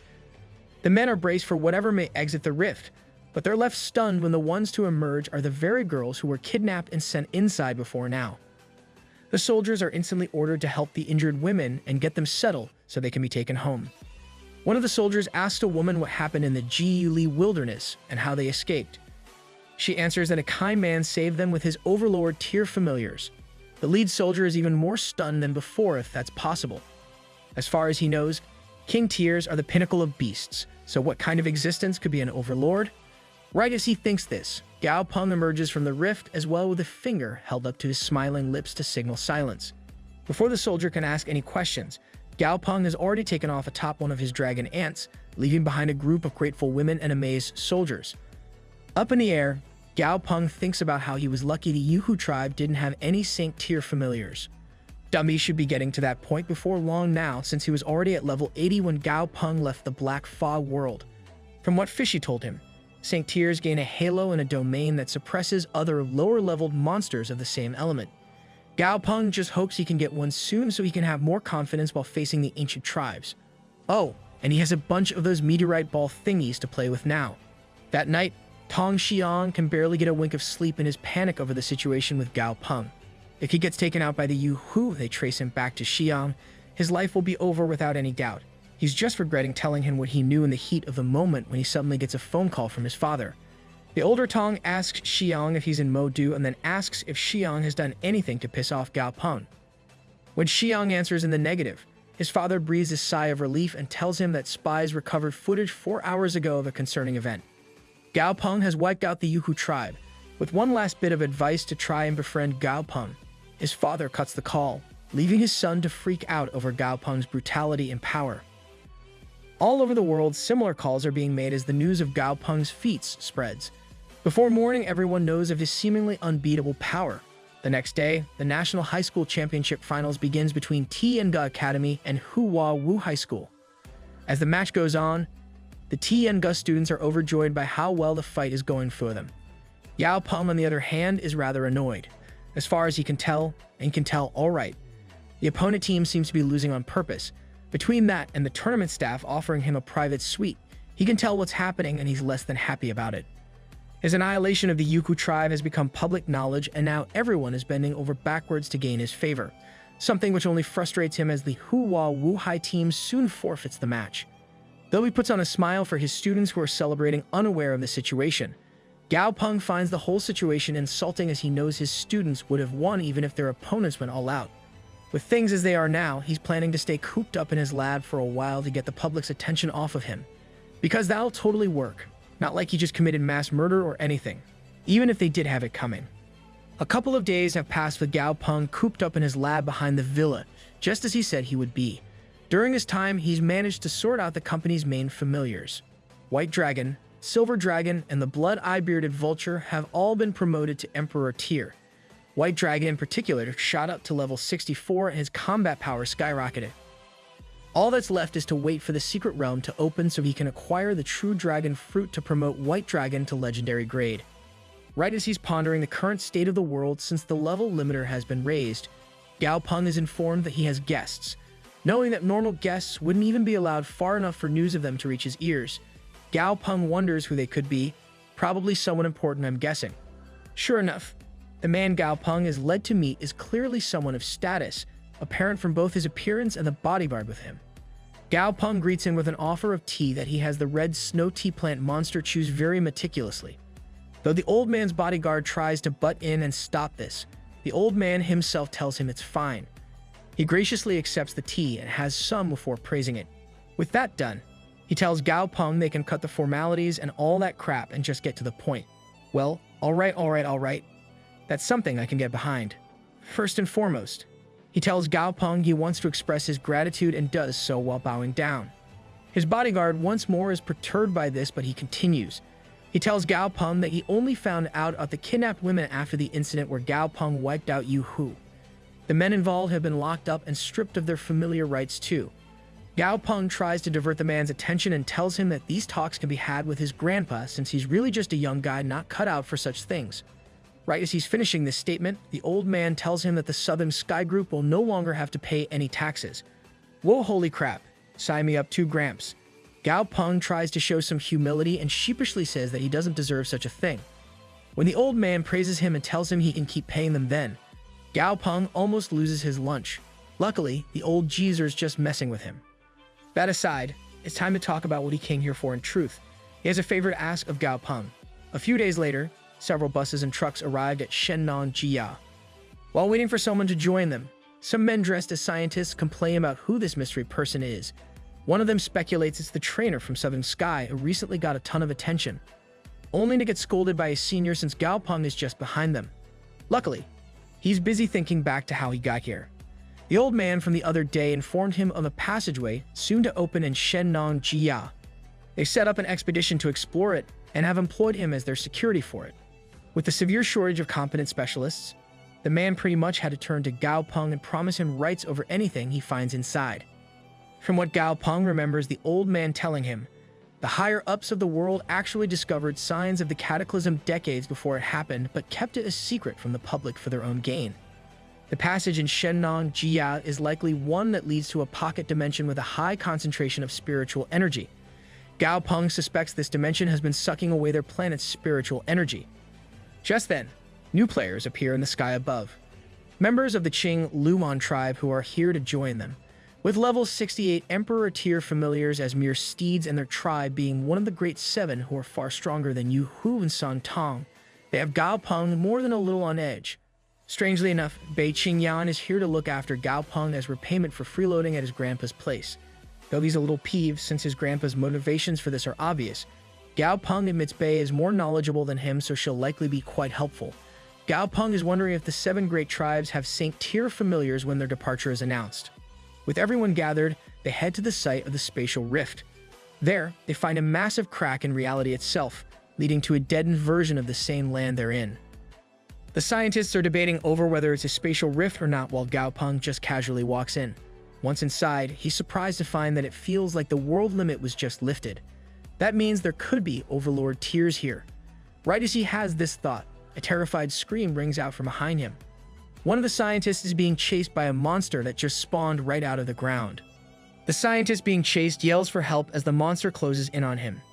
Just as it's about to catch him, one of the security forces sends in his familiar, an Ice Bear King. It crushes the monster with ease, saving the scientist's life, but they're not quite out of the woods yet. Just when they're relaxing over it being a low-level monster, dozens more start emerging from the ground beneath them, clawing their way out of the soil like the souls of the damned themselves. The scientists and monster trainers are on the verge of freaking out, but the leader of the security force manages to rally them with a reassurance that they're individually weak monsters. While the monster trainers defend the scientists, Gao Peng is standing by one of the dead-looking trees in the area and closely studying it. Bully Peng just missed the part where that's his problem. The monsters spawning right now are commander tier at most, but these trees are far more concerning to him because the system has no response to them. Despite that, they give off a strange chill he can't quite shake. Gao Peng summons Flamey to help with an experiment and Holy Yakitori. What happened to him? Why is he so fat?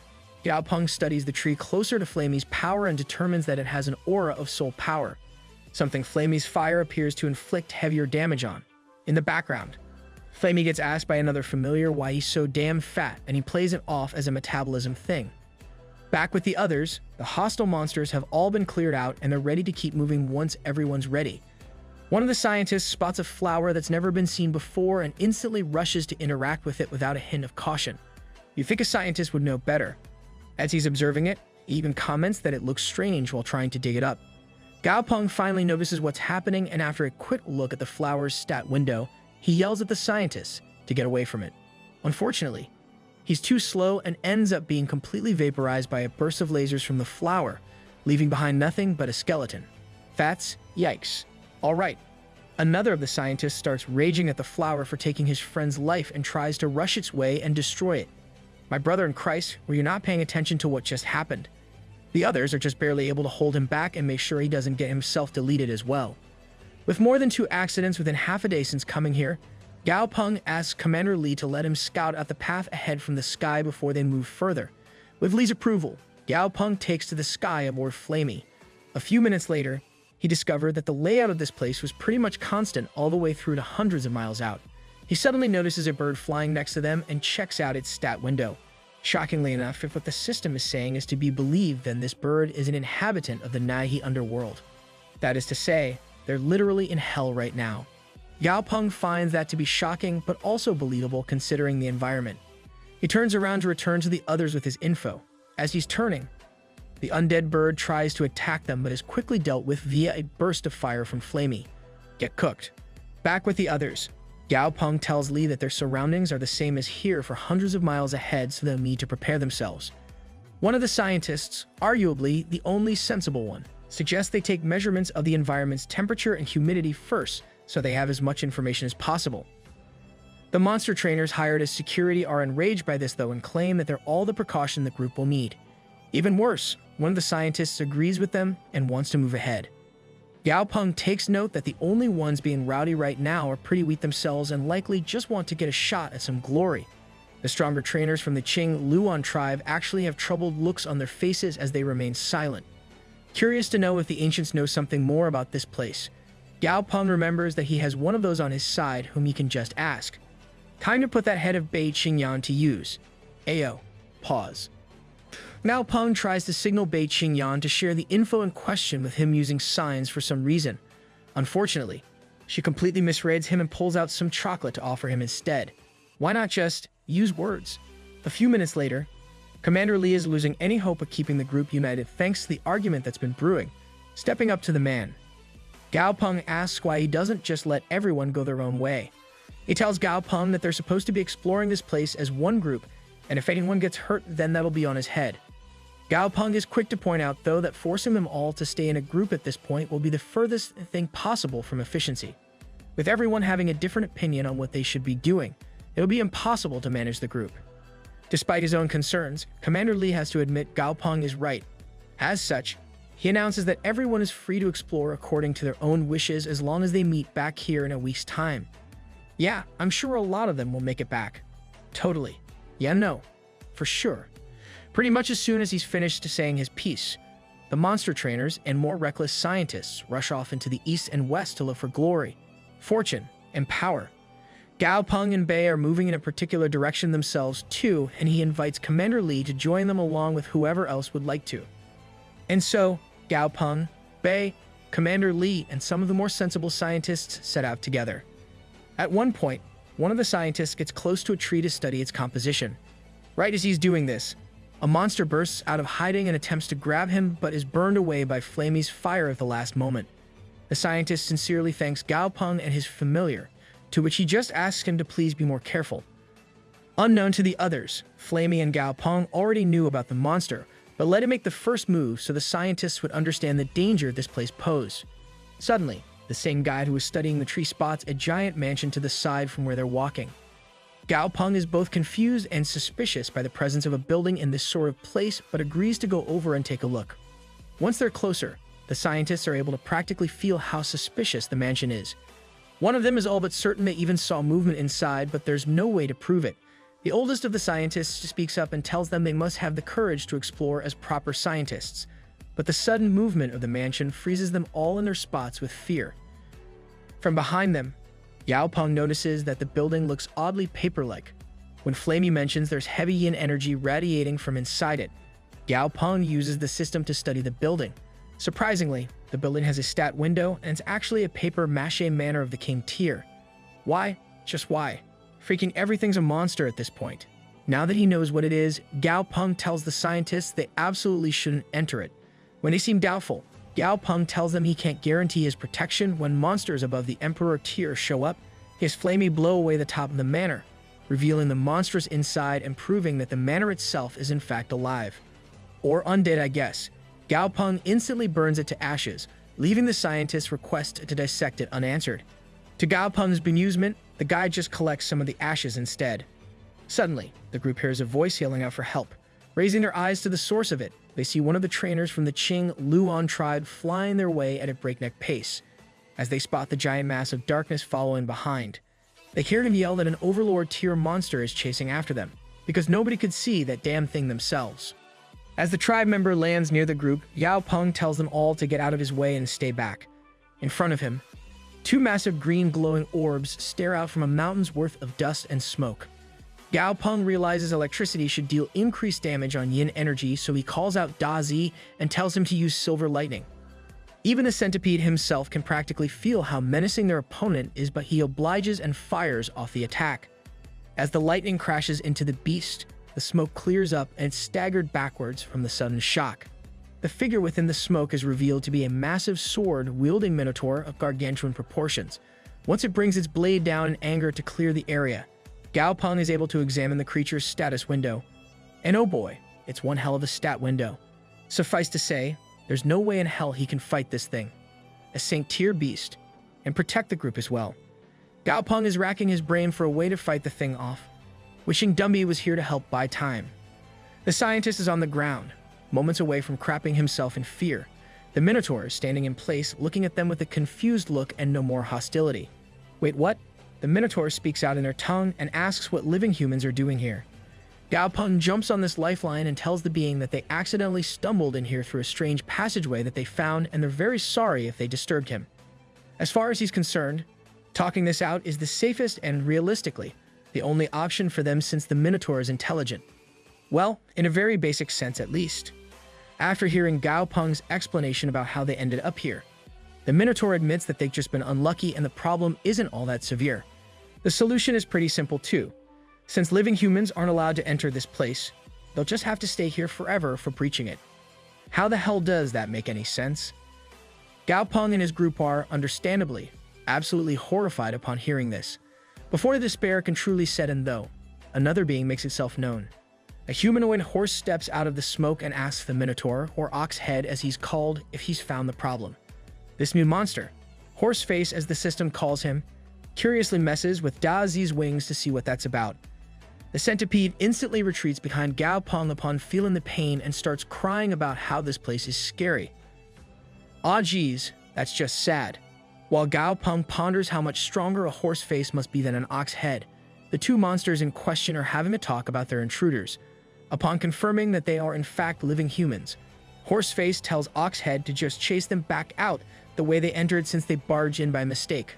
Oh nice, I didn't know he was chill like that.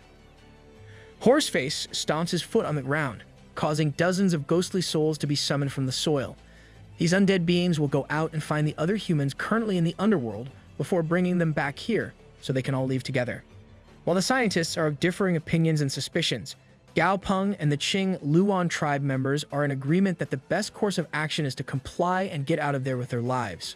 About half an hour later, the undead souls return with all the other scientists and monster trainers tightly held in their ghostly grip. Once the terrified humans are deposited next to the rest of them, Horseface tells Oxhead it's time to send them the hell back. And so the expedition comes to a close and the Minotaur leads the humans back to the entrance they came from. As always though, there are a couple of troublemakers who think they're smarter than everyone else. One older dude tries to talk a scientist into slipping away quietly and exploring this place while these giants are busy with the others. Horseface is quick to make it known that he can hear everything though, as he announces a warm welcome for anyone who wishes to remain in hell. Gao Peng just looks back at them with distaste and comments that the ignorant truly are the most fearless. Damn, didn't have to cook them like that. A few days later, Gao Peng and Grandpa G are finally spending some relaxing time together. While G fishes for some catch, Gao Peng explains everything that happened in the pocket dimension.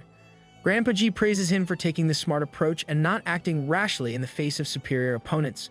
That aside, he's curious if Gao Peng is going to head back to the Black Fog world tomorrow. Gao Peng confirms that that's the case and his preparations have already been made, but he's hesitant to go since he's barely spent any time with G in forever. That's so again wholesome. W grandson. G is quick to assure him though that he doesn't need to worry about things like that. He should just focus on exploring the increasingly vast world they find themselves in. That statement reminds Gao Peng about something he intended to ask Bei about. Luckily, she sat right next to them munching on some KEC. Definitely not KFC. He asks if she can explain what she mentioned before in more detail. When she asks what he'd like to know, Grandpa G jumps in and asks about GUT and Shigi. It's something he's been very interested in ever since Gao Peng mentioned it. Bei explains that what they've seen on Earth is a fraction of the universe. Tons of other worlds are hidden on the other side. Other side of what? She explains that this world itself used to be called GUT and Shidi. The sky was yang, the earth yin, and the Huan Kuan hell was the legendary Shidi. GUT yen is a vast world equivalent to what they call a continent. Her northern ice tribe resided in the Frost Archipelago in GUT yen, which was independent of Shidi back in the day. The only way to travel between them was a special tunnel, which she never actually saw. Until their recent trip, she'd only ever heard of Shidi in stories from her seniors. She goes on to talk about super strong monster communities in GUT and older than her tribe itself, and how the worlds the ancient tribes fled to are separate from GUT and Shidi. They're known as the Sea of Planes of Existence. That's about all she knows. Gao Peng has just one more question. Why did the ancient tribes leave Earth so long ago? Bei tells him the only ones who left were the old and weak. Her father remained behind along with many seniors in the tribe and went to fight in the war with their familiars. Hold up, war? What war? Gao Peng has that reaction too, only for Ji to scold him for bringing up bad memories for Bei. Well, come on, it was just getting good. As Ji catches a fish and Bai goes to marvel at it, Gao Peng is left to think about all he's heard. All signs point to the fact that the ancients were forced into exile by some outside force. As much as he wants to spend time with his grandpa right now, Gao Peng believes it's his duty to prepare for danger to protect their peace. In the Black Fog world, Fishy emerges from the sea in front of a lone island adorned with massive bones. He informs Dumby that he's found a clue to his lost treasure, and is about to ask him for help with getting it back when Dumby notices a new presence. Their master has returned. Sure enough, Da Zi can be seen in the sky above. Without wasting a second, Dumby snitches on Fishy and tells Gao Peng about the treasure he just mentioned. Gao Peng is more than a little peeved by how the fish was trying to retrieve something like that behind his back and snarks at Fishy for it. The familiar in question instantly leaps out of the water and flies up to Gao Peng before claiming that he only just remembered it right now and doesn't even have it yet. Grossed out by the fish's attempt to be cute, Gao Peng tells it to explain what the treasure is. Fishy tells him it's actually a weapon, which confuses Gao Peng since he didn't think monsters would use those. Frosty explains that they normally don't since their bodies are stronger than most weapons, but there are certain ones that are in fact used. Gao Peng is reminded of the weapons wielded by Oxhead and Horseface and realizes he's right.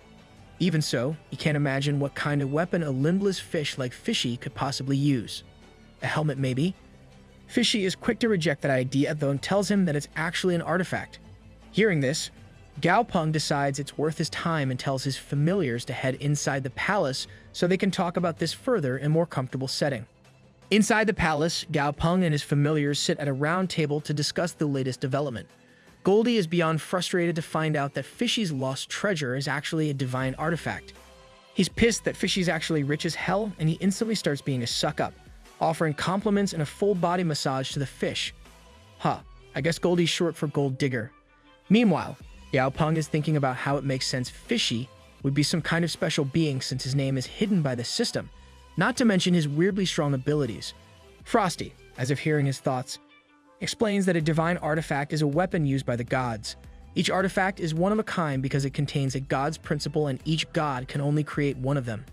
This makes Gao Peng wonder if Fishy is actually some kind of god, but he discards that thought just for how tiny he is. Getting to the point, he states that Fishy was asking for Dumby's help to get the artifact despite being level 79 himself. So with that in mind, is the monster holding his treasure a Saint-tier monster?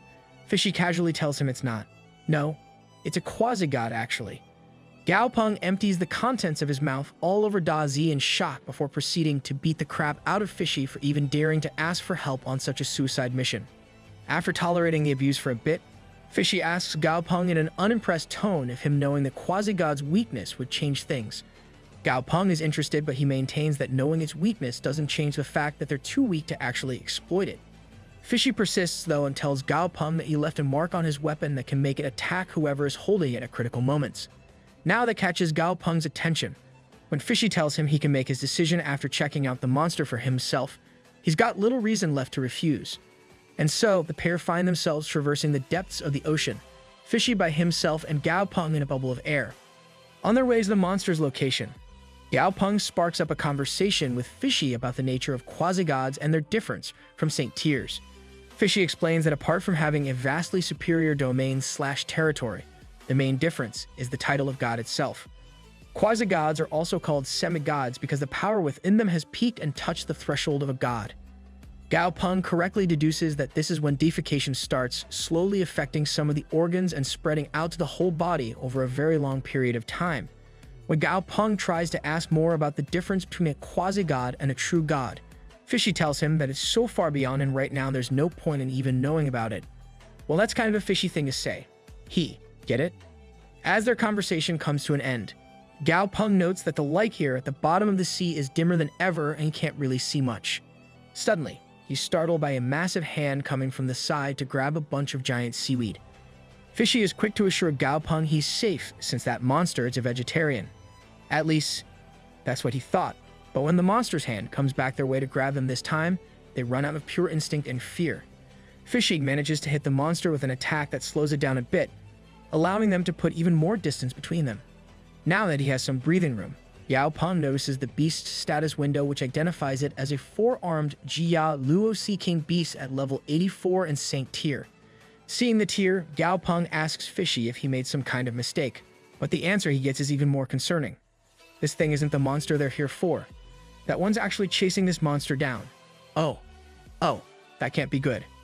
Sure enough, a humanoid creature with some sort of container on its shoulder walks up to the Sea King beast from behind. Once it's close, the creature blows a large chunk of the Sea King's body apart with a single jab of its finger. Even more shocking, though, is when this creature lifts the container on its shoulder and tosses it at the Sea King. Within moments, the thing expands to thousands of times its original size and is about to trap the two of them inside it along with the Sea King. It is only Gao Peng's instant reaction and Fishy's skills that allow them to escape with their lives intact in the nick of time. As the humanoid quasi-god collects the container and steps away from the area, Gao Peng asks Fishy if he's absolutely sure that's the one. He confirms that he could sense the aura of his divine artifact on it, so it definitely has it and must be trying to refine it right now. With a jolt, Fishy suddenly grows angry and realizes the monster is capturing other powerful ones to perform a ritual to contaminate his artifact's sacredness and make it his own by force. As he rages at this fact, Gao Peng tells him they should just leave. Regardless of how unfortunate it is, they just can't do anything in this scenario. For now, rather than complaining, Gao Peng suggests eating another 2 monster crystal cores to make himself stronger and come back later. As he says that, he finally gets to see this monster's stat window. Known as the Marine Lurker, it's a level 91 with a ton of poison effects and skills. Gao Peng suggests finding a white starlight tusk elephant's tusk as it can counter the Marine Lurker's water prison. Fishy admits that that would nullify like 70% of the Marine Lurker's power, but unfortunately, he's never heard of such a thing. With that not being an option, Gao Peng tries to think up some other strategies. After a couple of moments of thought, he tells Fishy they can use a borrowed sword approach of sorts. That is to say, getting someone else to do the fighting for them. Gao Peng asks Fishy if he knows any other quasi-gods they can make use of to that end. To his continued shock, Fishy says he knows 3 of them.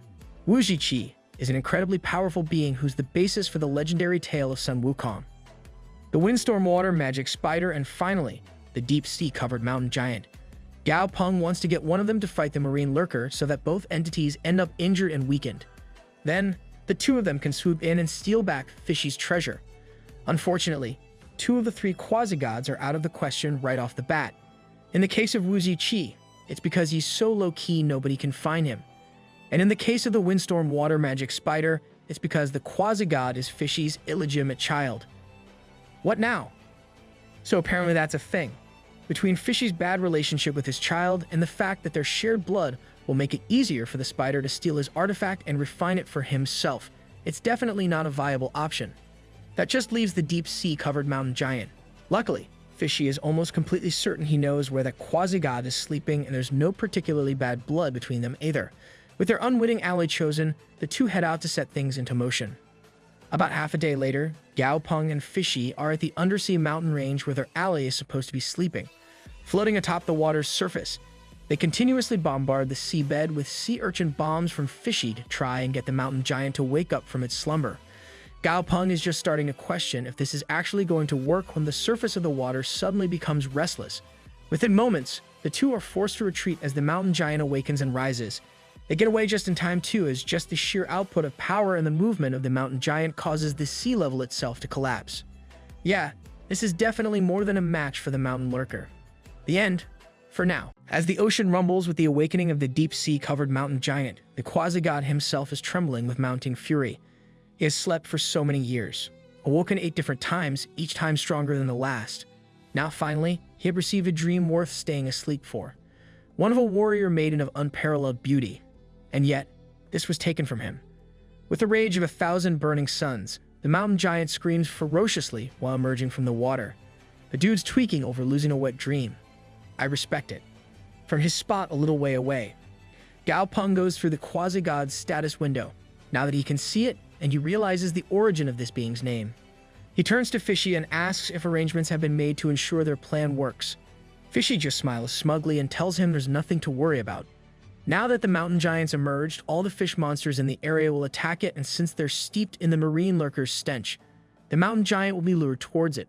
So the marine lurker's downfall is going to be body odor, take a shower, or something, man.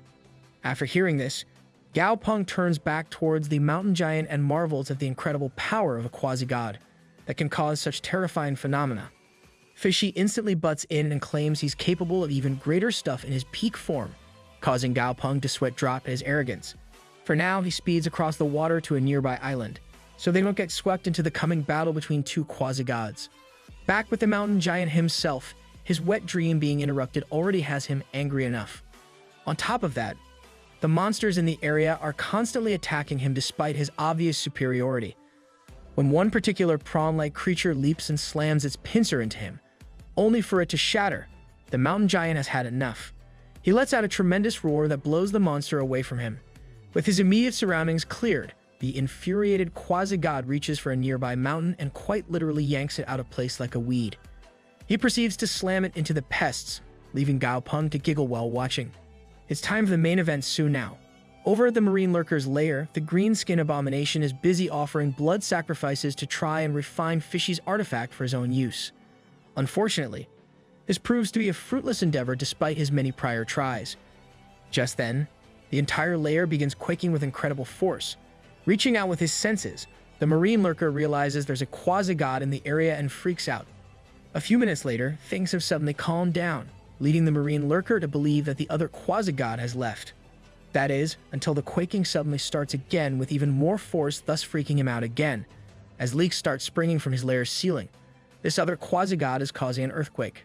Having had enough, the marine lurker unleashes some of his power and heads out into the open waters. He must focus on refining the artifact right now, so it's best to just avoid conflict altogether. However, the second he's outside, the marine lurker is met with the sight of an entire mountain being hurled his way. After being forced to dodge out of the way and flying into the open air above the water, the marine lurker comes face to face with the mountain giant. Instantly, his confusion is apparent as he didn't even know a quasi-god apart from the other two existed. While the marine lurker steels his resolve to fight this being, the mountain giant's burning rage transforms into a cold fury. He stares at the marine lurker coolly for a moment before shrieking an insult at him. With his fist raised up, the mountain giant slams it downwards to send an incredible blow at the marine lurker. Eyes wide, instincts screaming and fear mounting, the marine lurker decides to cut loose and take this seriously. With a gathering of dark green energy, the humanoid beast suddenly releases a giant green glob that shoots forth at the mountain giant. Fearing the effect of this attack, the mountain giant takes a step back and angrily watches the poisonous miasma ooze around him, burning his body. The marine lurker is emboldened by this as he internally brags about how even a quasi-god wouldn't dare take his poison head-on. In the aftermath of the poisonous attack, the mountain giant is left with a badly corroded torso. However, this doesn't last long. Just a moment later, he unhinges his jaw and water from all around him is pulled into his body with incredible speed. Damn, ain't no gag reflex on there. The marine lurker is left in shock as he watches the mountain giant's injuries heal at a rapid pace with the absorption of the water. If he can heal by absorbing water, this aquatic location practically guarantees he'll never be beaten. Dashing all over the place to avoid the mountain giant's water attacks, the marine lurker decides the best course of action at this point will be to just retreat. The mountain giant is having none of that though. With a simple but incredibly powerful clench of his fist, he pulls the ocean itself inwards to him, bringing the marine lurker with it. Realizing that speed alone won't get him out of this, the lurker prepares to use his spatial ability to get out of there. When he does this, though, he feels a powerful resistance that makes it feel like he's walking through mud. Right as he's worrying over this, the mountain giant's fist comes crashing down on him from above with no mercy. Over from the shore, Gao Peng and Fishy are watching the battle with awe. Well, Gao Peng is at least. The fish is too arrogant to care. As he gazes through his binoculars at the battle, Gao Peng likens the matchup to a crazed soldier versus a flickering poison magician. The former is far more powerful, but the latter is much trickier. As he speaks to Gao Peng about his comparison, Fishy suddenly senses something and tells him the lurker is about to use his divine artifact. Gao Peng watches on, not needing the binoculars anymore, to see what's happening. A massive blue pillar of light rises from the ocean into the sky above, causing an explosion of the water in its place. Once the light subsides, Gao Peng is treated to the insane sight of the entire area's water having evaporated away. Perhaps even more shocking for him is when the surrounding water takes a whole 10 seconds to crash in and refill the emptied space. Next to him, Fishy just smugly grins and asks him how cool his divine artifact is. Too amazed by what he's seen, Gao Peng just grins back and tells him to hurry so they can go get the spoils. Underwater, once more encased in an air bubble courtesy of Fishy, Gao Peng looks for the source of the explosion. They eventually come across the heavily brutalized body of the mountain giant, but are confused to see the marine lurker is nowhere to be found. Fishy hastily tells him they should get to searching, since this whole outing will be pointless if it gets too far and escapes. Unbothered by that possibility, Gao Peng summons forth Dumby and makes a request of him. He wants the undead ruler to switch to his Yin Soul Dominator state and use soul power to search for the marine lurker. Dumby complies at once and sends out his energy probes with a swing of his arm. He then leads Gao Peng and Fishy to an area with strong elemental energy fluctuations where the lurker is likely to be. Gao Peng is just telling them to spread out and search when Dumby tells him to get behind him and shoots a beam at what appears to be the lurker's arm. Sure enough, the green monster is right there and flees the second it realizes it's been spotted. Even in this situation, it's confident that it can escape and get revenge on them all later. That mindset doesn't last much longer, and neither does he. The divine artifact suddenly surges with blue energy from his pocket, and a whole new being is brought into the ocean. Only visible as a massive pair of razor-sharp jaws, it chomps down on the marine lurker's body where he stands, instantly destroying all but the monster's bandaged feet.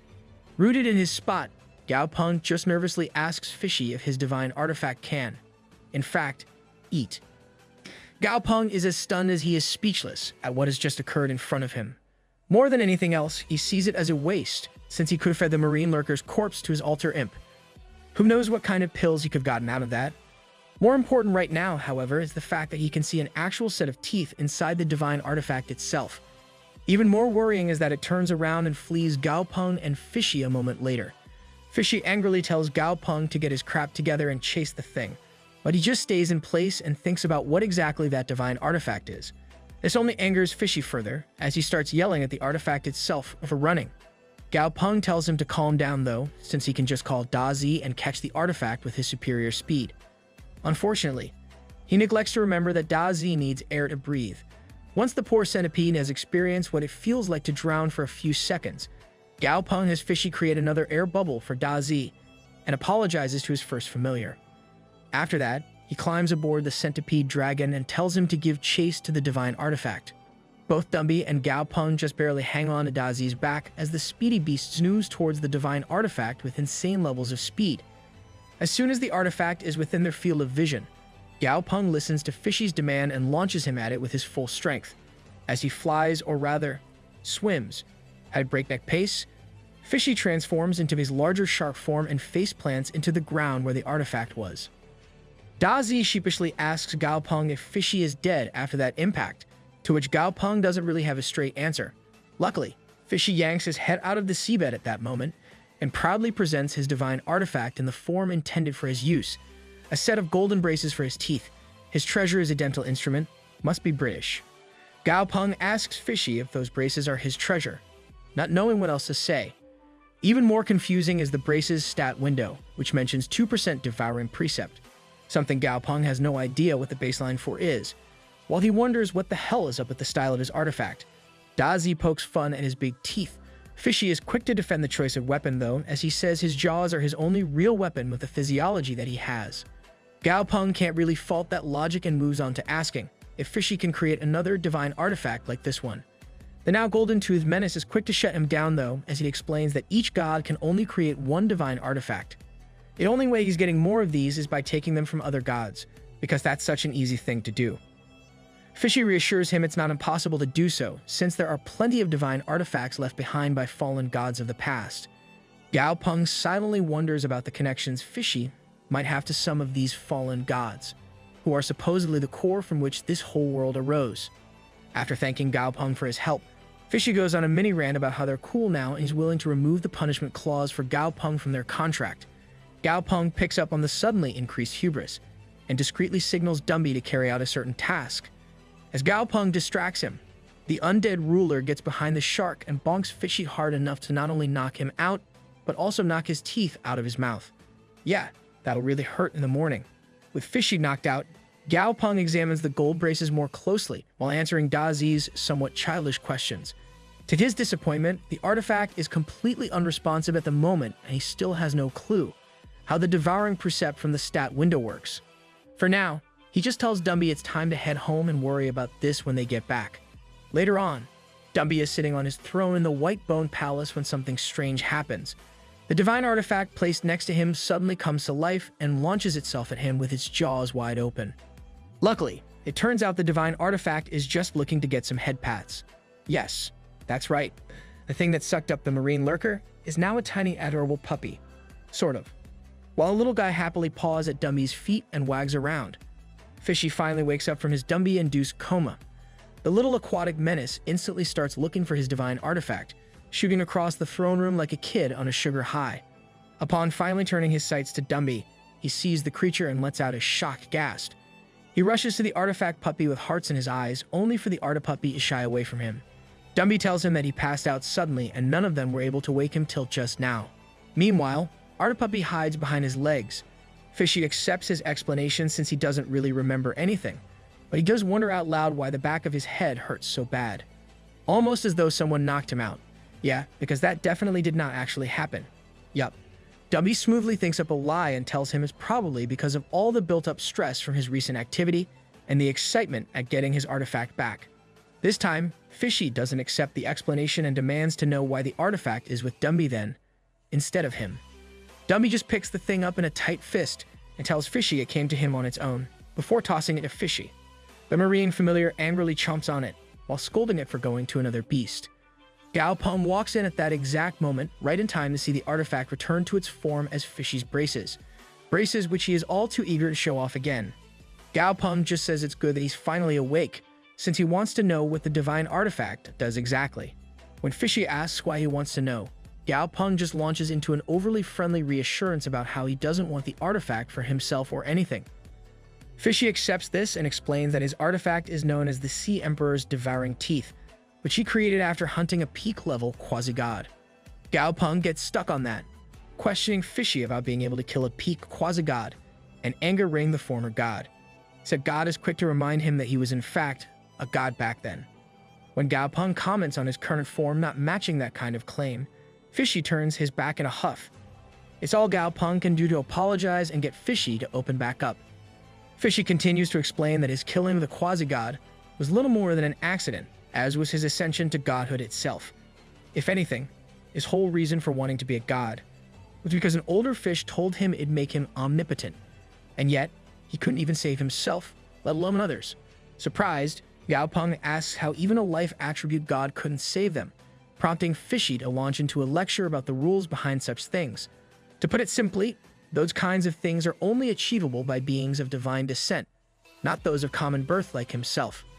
In an attempt to steer things to a lighter topic, Gao Peng slyly asks Fishy what the story is behind him and the Stormwater Spider's mom.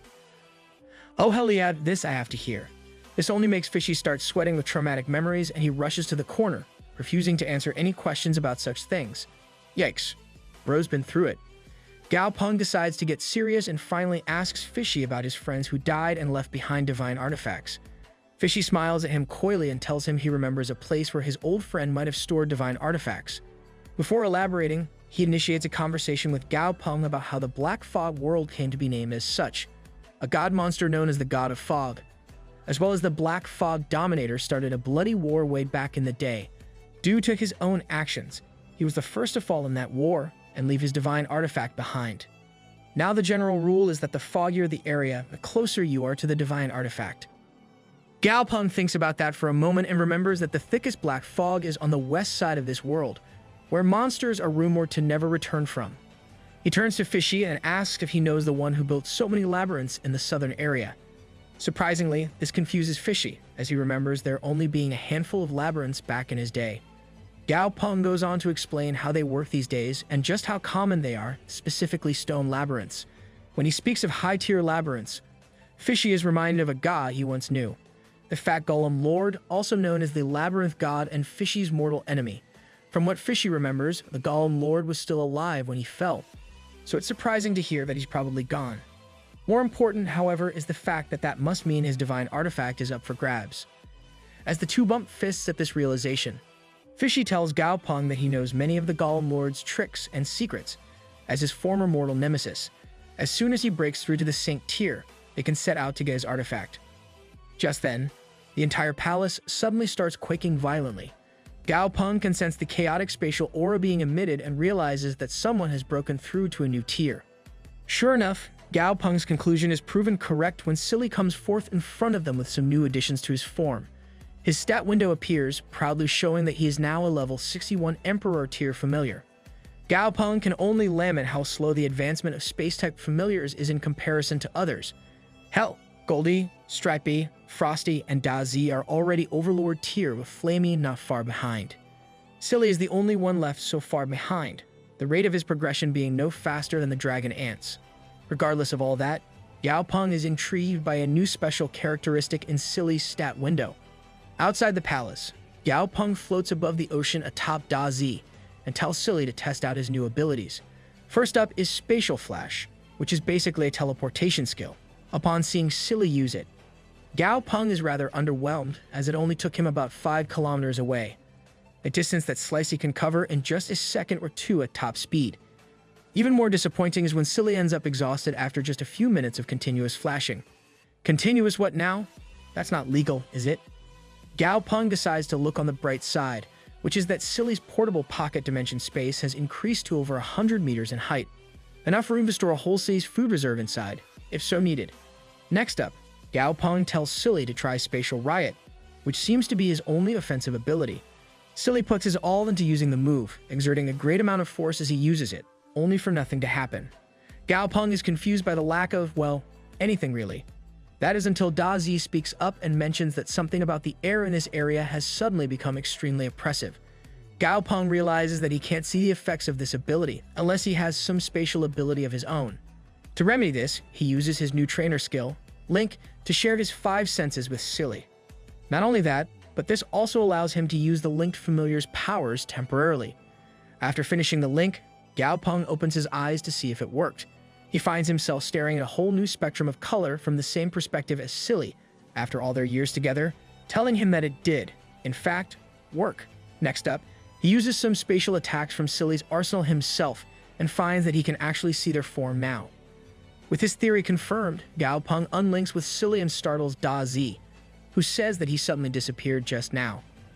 Gao Peng ponders over the potential danger of Silly's powers triggering a chain reaction and the possible benefits of having had this power sooner. That's neither here nor there though. With his job here done, he turns to return to the palace with his familiars in tow. Down in the ocean, a strange blue light shines from underwater, pulsing with power. Moments later, a geyser of water shoots up, followed by Fishy himself emerging with a whole new, more intimidating than ever, form. He is now a level 81 Sync tier, Ocean Tyrant. He swims towards the palace with obvious glee, doing all kinds of strokes in joy.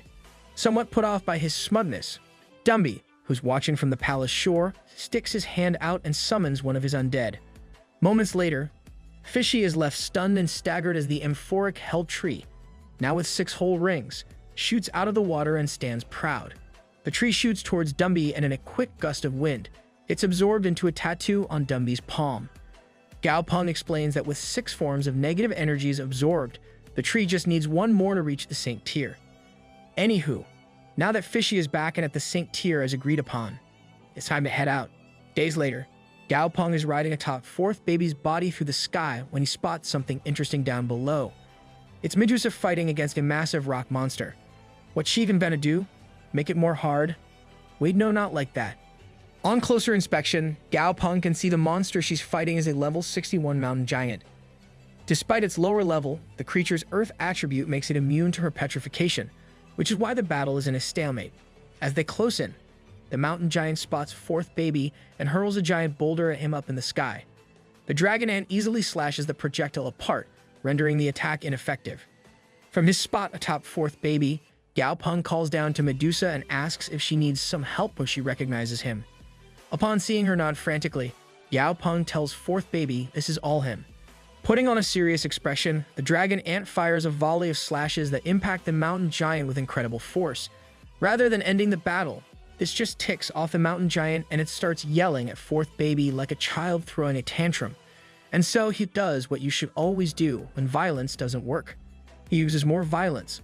With the mountain giants defeated, Medusa finally breathes a sigh of relief as Gao Peng approaches her. He compliments her and explains that he's been overseas since they haven't seen each other for 3 years now. Internally, he's hoping to keep a friendly relationship with her since she's pretty much the only non-hostile labyrinth lore he's met. Even so, he's taken the precaution of summoning Stripey in secret and linking with him so he's immune to her petrification. In direct contrast to his caution and paranoia, Medusa invites him into her labyrinth to rest as thanks for helping her out. Gao Peng accepts this invitation while mentally celebrating, getting a chance to further his goals. As Medusa opens the labyrinth doors, he silently summons Fishy and tells him to see if he can sense anything inside it. Sure enough, Fishy senses something almost immediately upon sniffing the air inside the place, as he shoots off Gao Peng's shoulder and openly yells about the elephant's smell being here. Gao Peng freaks out over their cover being blown. I mean, I'm pretty sure she wouldn't mind, but alright. Seeing Medusa's surprise, Gao Peng tells her to just ignore Fishy, before getting into a strange tug-of-war match with Fishy acting as the rope and the wall as his opponent. While Medusa laughs at the spectacle, Gao Peng privately tells Fishy the smell is stronger deeper inside the labyrinth. He tries to apologize for his and Fishy's behavior, but she brushes him off by calling it a welcome change of pace.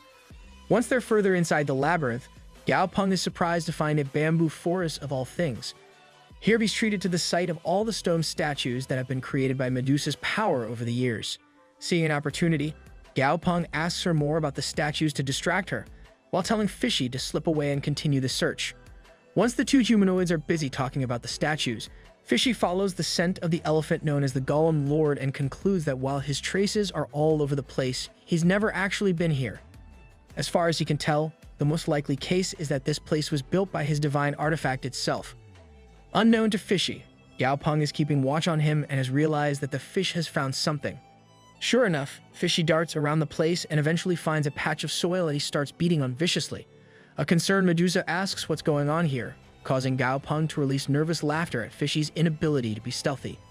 As the fish calls him over, Gao Peng apologizes to Medusa, only to learn that she's planning to move out of here soon anyway. Instantly, he offers for her to join him and his group, but she turns him down, just as fast since she doesn't want to become a familiar. That's respectable.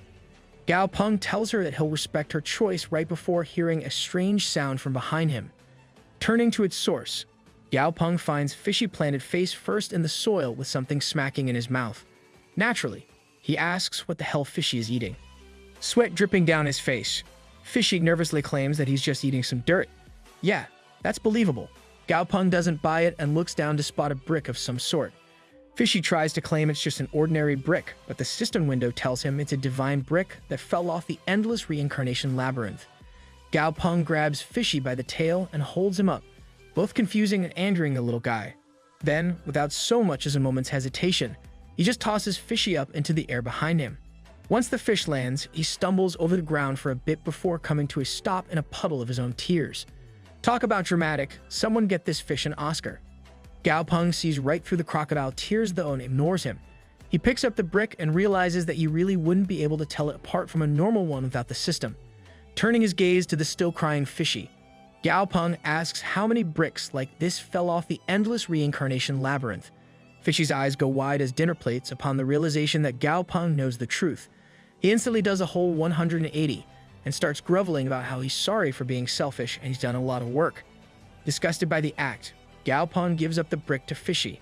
As it turns out, the fish is actually using the brick as a whetstone of sorts. His stomach can't even properly digest the thing. He's just chomping on it to strengthen his Sea Emperor's devouring teeth by buffing and sharpening them.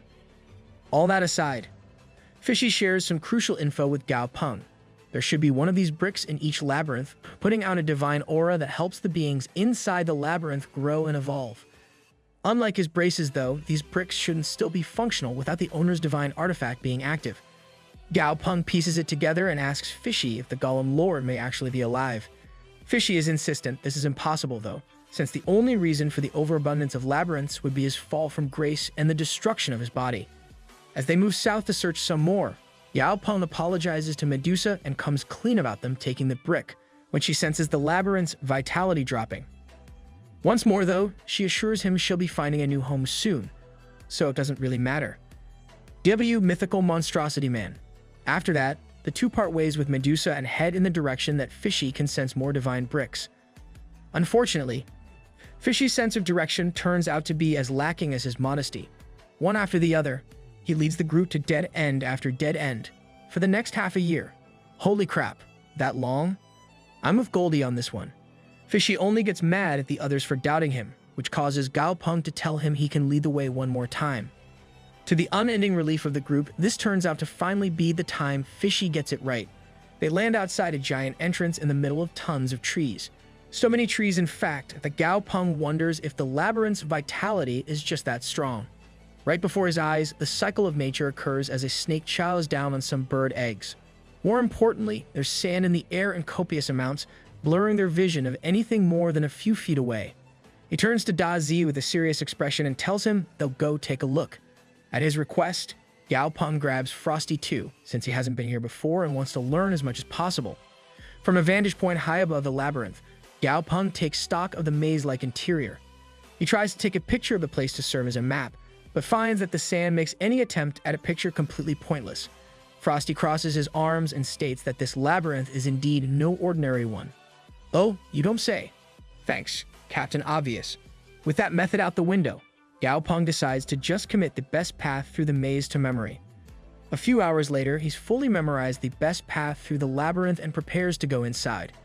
Standing at the entrance, he's just giving his familiars the rundown on what path to follow when he realizes something very concerning. His memory of the labyrinth's path has been wiped from his mind. The more Gao Peng thinks about it, the more freaked out he is. He can remember the rough maze layout, but the second he tries to focus, it all just turns into a big blur. Next to him, Da Zi and Frosty are experiencing the same thing, and are just as freaked out as him. Fishy, on the other hand, is smug as ever as he explains that this is a countermeasure against any who aren't the god to create this labyrinth. Besides, even if they did remember the layout, the labyrinth keeps changing once they enter it.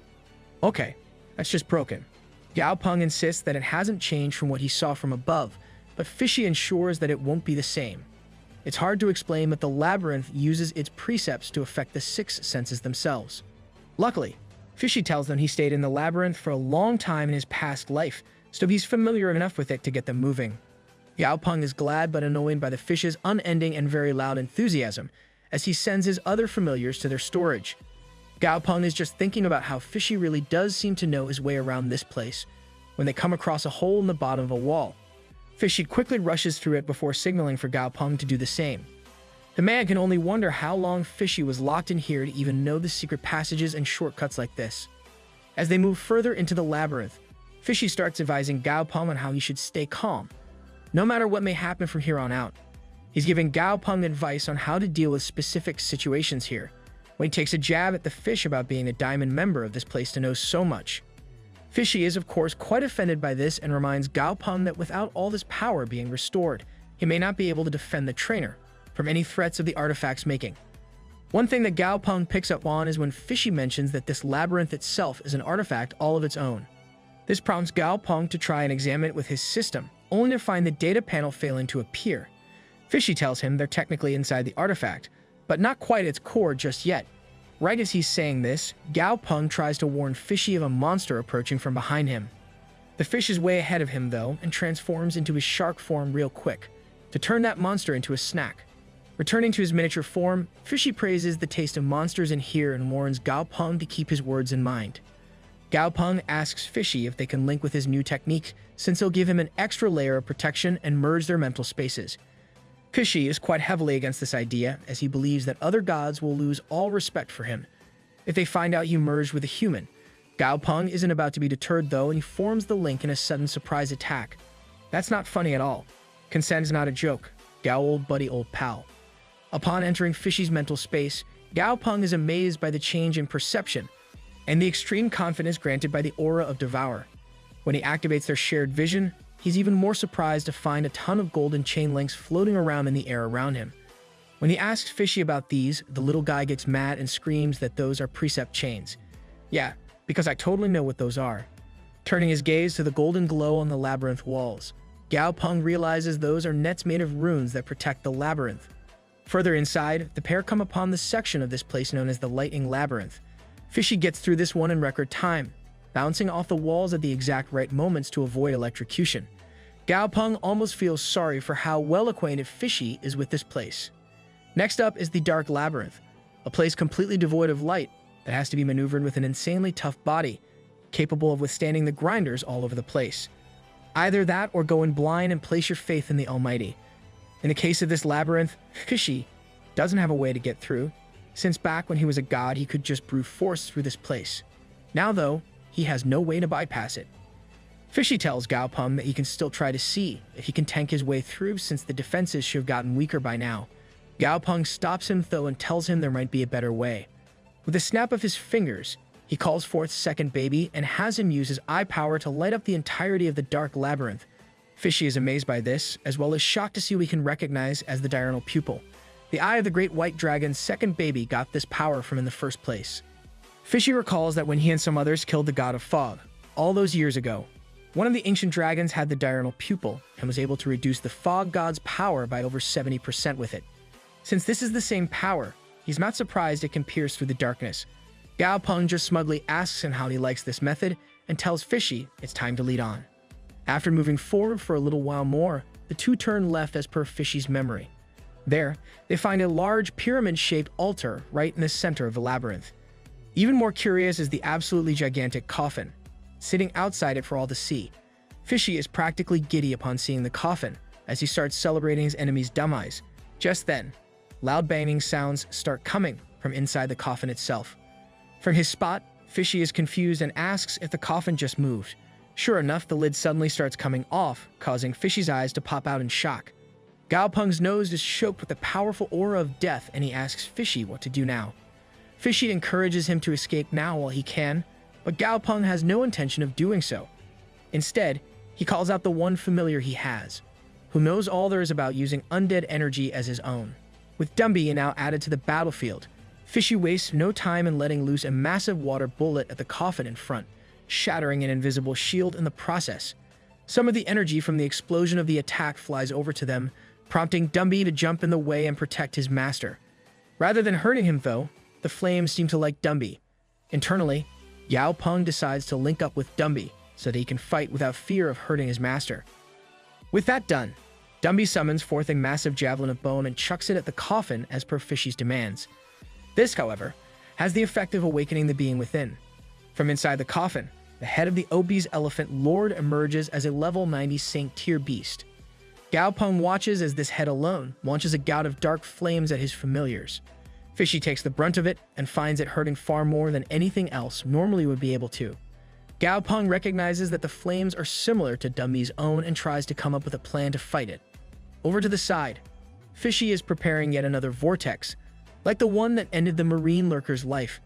At Fishy's yelled command, Dumby makes a move as well to try and distract the Golem Lord's head. He closes in and launches an earth-shattering kick into the body of the Golem Lord's head, revealing something to Gao Peng. The black flames do bonus damage against creatures that have obtained divinity. As the battle, or rather, the stalling continues, Gao Peng realizes they're in for a world of hurt if they stay here in enemy territory. He turns to Fishy and asks how much longer it'll take to charge up his attack. Fishy replies that it's nearly done, and he needs just a little more time. Over with the others, Dumby brings down a tsunami of his black flames onto the Golem Lord's head, before activating Bone Restriction Death Prison. With the Elephant Lord momentarily held in place, Gao Peng screams for Fishy to launch his attack now while they have the chance. Fishy just yells back and insists that this can't be rushed at all if he wants it done right. Unfortunately, the damage is already done. As Fishy gets to the final stage of charging his attack, his heart suddenly gives out under all the strain and he starts hacking up blood. That can't be good at all. Panicked over the health of his familiar, Gao Peng enters the mental space he shares with Fishy to ask what's wrong. The little guy admits that he bit off a little more than he can chew, with the usage of his divine artifact at such a low level. But even so, with blood dripping down his jaw, he's determined to make the most of what he can. For every drop of blood he's coughed up, he's going to get it back from the Golem Lord's head. In the outside world, Fishy unleashes the power of his divine artifact, and a pillar of golden light shoots out of his jaws, an apparition of his full shark form's teeth going with it. As the Sea Emperor's devouring reaches the Golem Lord's head, a miniature golden version of the labyrinth appears right in front of the Elephant Lord. This miniature version's golden glow slowly recedes over the next moments, and the actual labyrinth around them starts crumbling, as well to mirror it. Gao Peng realizes that the golden version is the labyrinth's true form or core. As the clash between Fishy and the Elephant Lord continues, Fishy's attack just barely wins out, but is knocked off its original course. Instead of taking out the Elephant Lord, it just opens up a gash at the top of his skull. This only enrages the monster as he unleashes a ferocious roar, claiming that they're all going to die here. Gao Peng and his allies remain unintimidated though, his main concern simply being the heat from the burning of the divine blood. Good thing he linked with Dumby, or that would have vaporized him. Even as the Elephant Lord begins breaking down, its power is still immense and it's prepared to end them all. Gao Peng warns Dumby about the beast's tusks as he goes to clash with it once more. Dumby just tells his master not to worry and moves into position. Then, he calls forth the apparition of the demon god and becomes covered in the massive spectral avatar form that he used once so long ago. With this, he clashes blows with the Elephant Lord, almost as an equal.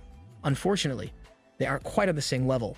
Gao Peng can sense the difference between their levels and the toll it's having on Dumby. Even now, his soul power is depleting at a rapid rate, and his apparition is on the verge of destruction. Just as the battle seems lost, Fishy comes flying in from nowhere and yells not to forget him. As he closes in, the Elephant Lord tries to fire a devouring attack at Fishy, only for the little guy with an indomitable will to dodge it at the last second. He goes on to land on the gash in the Elephant Lord's skull and takes a look at the barrier, keeping it closed and preventing exposure to the outside world. Fishy has no intention of leaving it that way and flips around to crush the barrier to bits with a smash of his tail. With a window opened up in the barrier, Fishy quickly slips in and travels through the Elephant Lord's skull. As he moves through it, he gets to see disjointed images from the Elephant Lord's memories of his life, all scattered about in a strange manner. Fishy realizes the memories are so scattered because his godhood must have been shattered already, and that means that this head itself is just a residual consciousness born from the corpse. It's not even entirely real. Finally closing in on the core of the being, he's inside. Fishy is surprised to find a strange cloud of whiteness there. Not only that, several worm-like projections are coming out of its surface, seemingly begging for mercy. Fishy's all out of that stuff though. He decides he doesn't care what this thing is, he's just here to eat and crush stuff. And he's a lot of stuff to crush. Wait, what?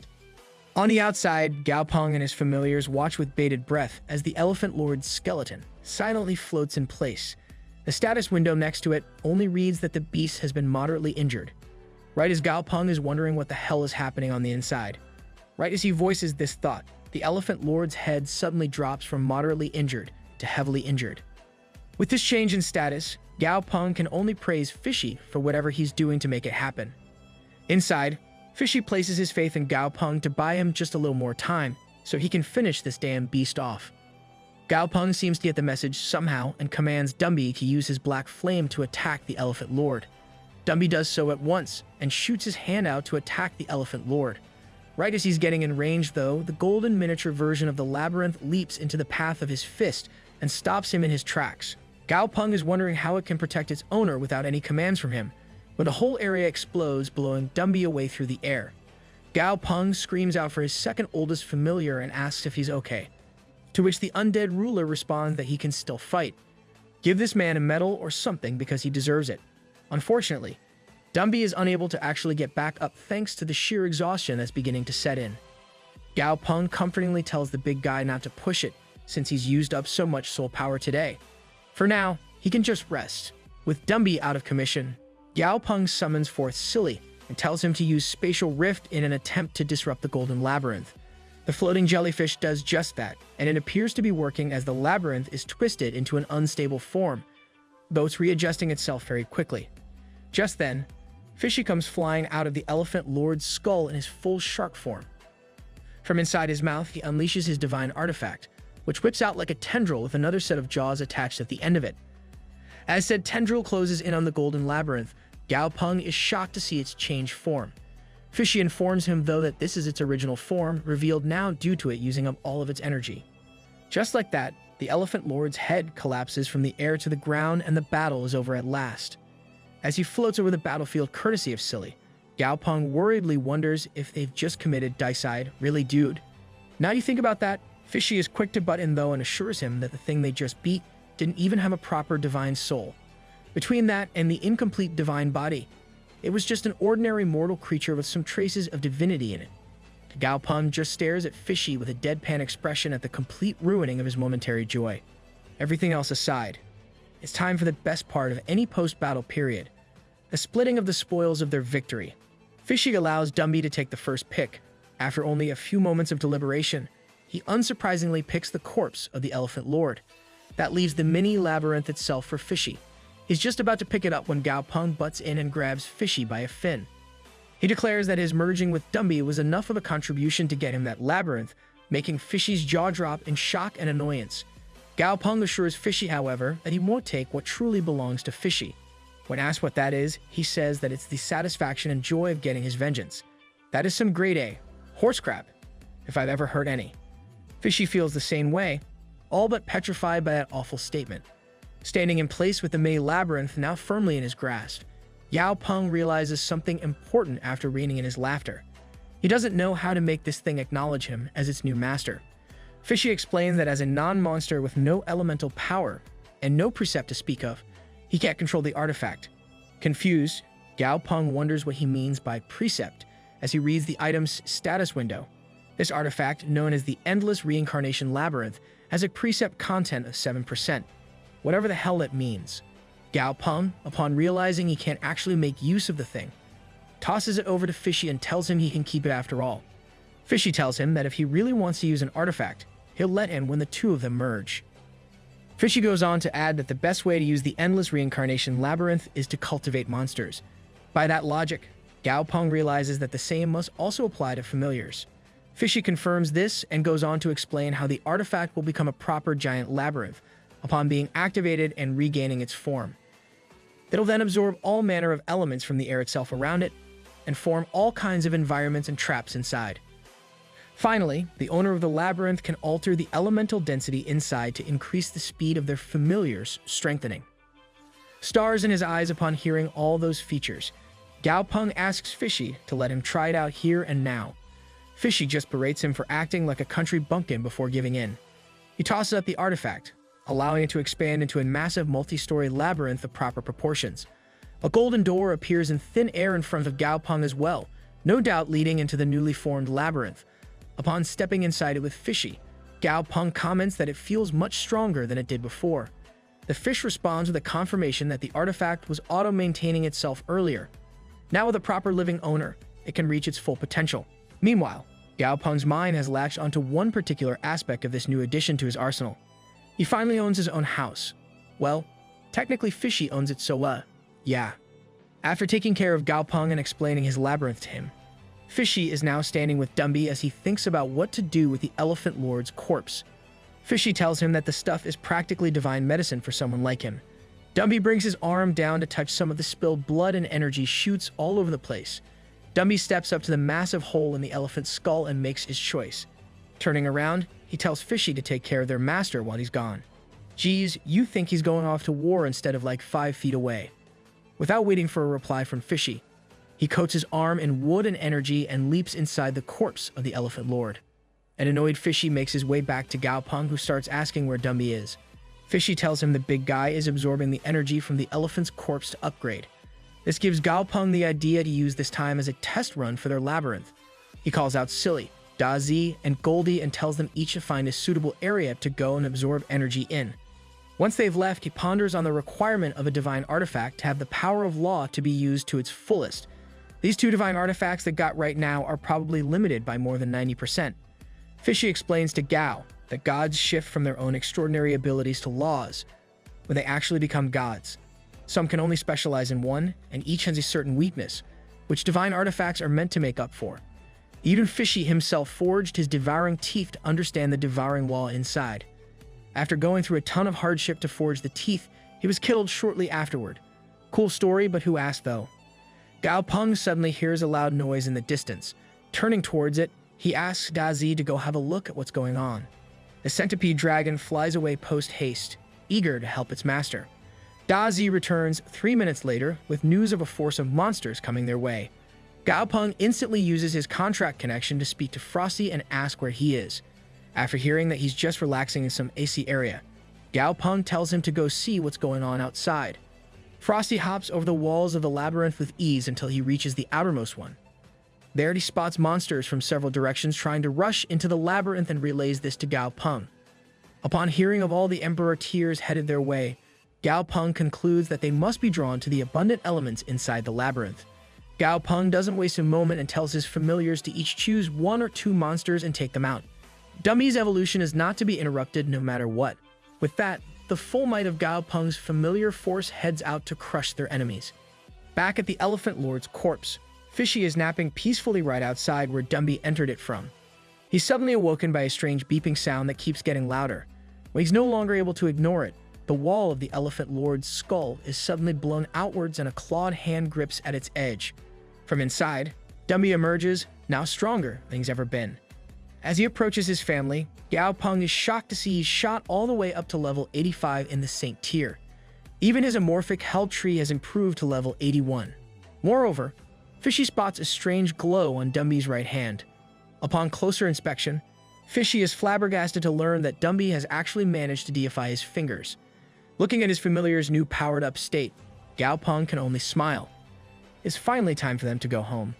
Moving away from Gao Peng's adventures in the Black Fog world, we take a look at how the normal folks aligned with him have been doing in recent times. In the desolate labyrinth of the Black Fog world, Shu Qingji has become the Explorer Union's Black Fog world person in charge. She supervises the Southern Sky Company's branch here in the desolate labyrinth, while other communes are left for others. As for Grandpa G, he's become the mayor of Yuzhou City after crushing all of his opposition after the previous mayor's 8-year term ended. As of present, it's been a year since anyone has even seen Gao Peng, causing her to wonder how he's doing. The employee interrupts her reminiscing with a report of some monsters from the Black Phoenix Mountain being spotted running towards the land of 1,000 streams just 3 days ago. Shu ponders on this and thinks about how the Black Phoenix Mountain is 5 times the size of that land and the desolate plains combined. As such, plenty of Emperor Tears inhabit it, with rumors of an Overlord Tier even being present. Shu tells the employee to send out more drones and increase the branch's security just to be safe. Outside the desolate labyrinth, a single guard on watch duty is dozing off with some drool dripping down his mouth. Suddenly, he's woken by the sound of what seems like explosions in the distance. When he looks up towards them, he spots what he can only identify as a massive bear. More importantly, an Emperor Tier monster. Back in the settlement, the alarms start blaring with a warning of a level 7 alert due to an Emperor Tier monster. The whole place is in utter disarray as employees run around like headless chickens in fear, while the security in charge tries to keep his composure. Once the Emperor Tier bear monster is in sight, he calls out for his men to prepare. A moment later, the bear plunges its fist into the ground beneath it and yanks out a massive chunk of earth, showing just how much strength is packed into its muscles. The bear eats this boulder right at the settlement. Luckily, the Southern Sky Group is no slouch when it comes down to it. At the security chief's command, their force familiars ready their fire. At just the right moment, he gives the order for their attacks to be let loose, and they all go flying in a colorful tapestry of deadly beams. The boulder is destroyed and the debris is cleared by side teams. Unfortunately, this enrages their target, causing it to start coming their way with even more violent intentions than before. Is that even possible? I don't think that's even possible. Luckily for the humans on the scene, there's one man who's ready and more than up to the challenge of taking down this beast. He steps up to the gates and tells the security chief that he's done well, but to open the gate and leave the rest to him. Not really seeing another option at this point, the chief accepts this and does as the man says. A couple of minutes or so later, the gates are pushed open just enough to let two figures exit amidst the cloud of dust surrounding it.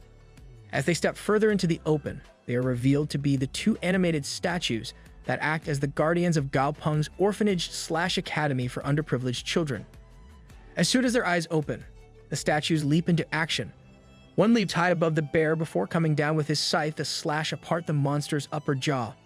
The next attacks his front with two swords fashioned for nothing less than killing, making their way into the bear's flesh. Just like that, the Emperor-tier beast that had the entire settlement freaking out is slain. The man responsible steps away from the scene, with the two statues in tow. This is their master, the disciple of Southern Sky's mysterious heir himself, the rising star of the company, and captain of Southern Sky's second trainer squad, Li Junzong, who, the orphan kid Gaopeng helped way back in the day. In the Black Phoenix mountain range, a giant white bird can be seen flying into a cave, where a much larger still bird rests. This bird is known as Lord Jiuyu. The conversation that follows between the two birds reveals Lord Jiuyu's hatred for humans, because they have continuously poached and slain monsters in its territory since their arrival 2 years ago. Enraged to hear what happened to the Emperor-tier bear it sent out as a scout, Jiuyu decides the time has come to take things into its own hands, or wings, I guess. Jiuyu takes flight and leaves its nest, gliding towards the desolate labyrinth at top speed. At the said location, Gaopeng has arrived and is being treated to a meal on the top floor of Southern Sky's hotel. While munching on some meat acquired from an overlord tier, Gaopeng praises Li Junzong for how much he's improved over the years. He encourages the young man to do his best and to continue doing what he's been doing. Junzong is quick to thank Gaopeng for all his training though, as he believes that's what got him so far. Those lessons instilled in his mind have been what made sure he knew what to do when he was in a sticky situation. Oh my lord, inner room already. That aside, he asks Gaopeng if there's anything important here that requires Gao's personal attention. The heir answers that he's really only here to see how the place has been developing.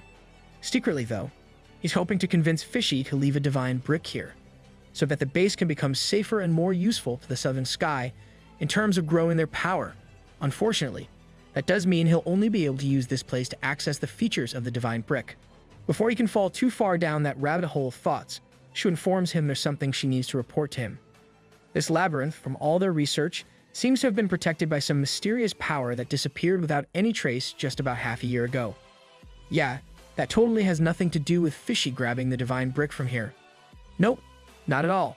Nervously, Gaopeng tells her he'll follow up on that. Out of nowhere, an alarm starts blaring, startling both Li Junzong and Shu. Downstairs in the streets, people are confused as they think that the alarm should be blaring again, after the monster was killed just yesterday. Some are even suggesting going to the walls to check out what's going on. That all ends though, as they quickly come to realize just how many times the alarm has already blared, and more importantly, what it means. An overlord tier monster is coming their way. If the chaos from the previous day was bad, this is absolutely catastrophic, with people pushing each other all over the place to get the hell away from their impending doom. Upstairs, Li Junzong receives a text confirming that a bird-type overlord tier monster has come their way from the Black Phoenix mountain range. To Shu's concern, Gaopeng just continues eating, even if he has spit up considerably at this news. Upon realizing the terror in Shu's voice, he sets down his fork and asks her why there's so much fuss over a mere overlord. He gently dabs his mouth with a napkin, while telling Shu she can't be alarmed at every little thing as a base leader. With a snap of his fingers, he calls forth Frosty and speaks to him about the current situation.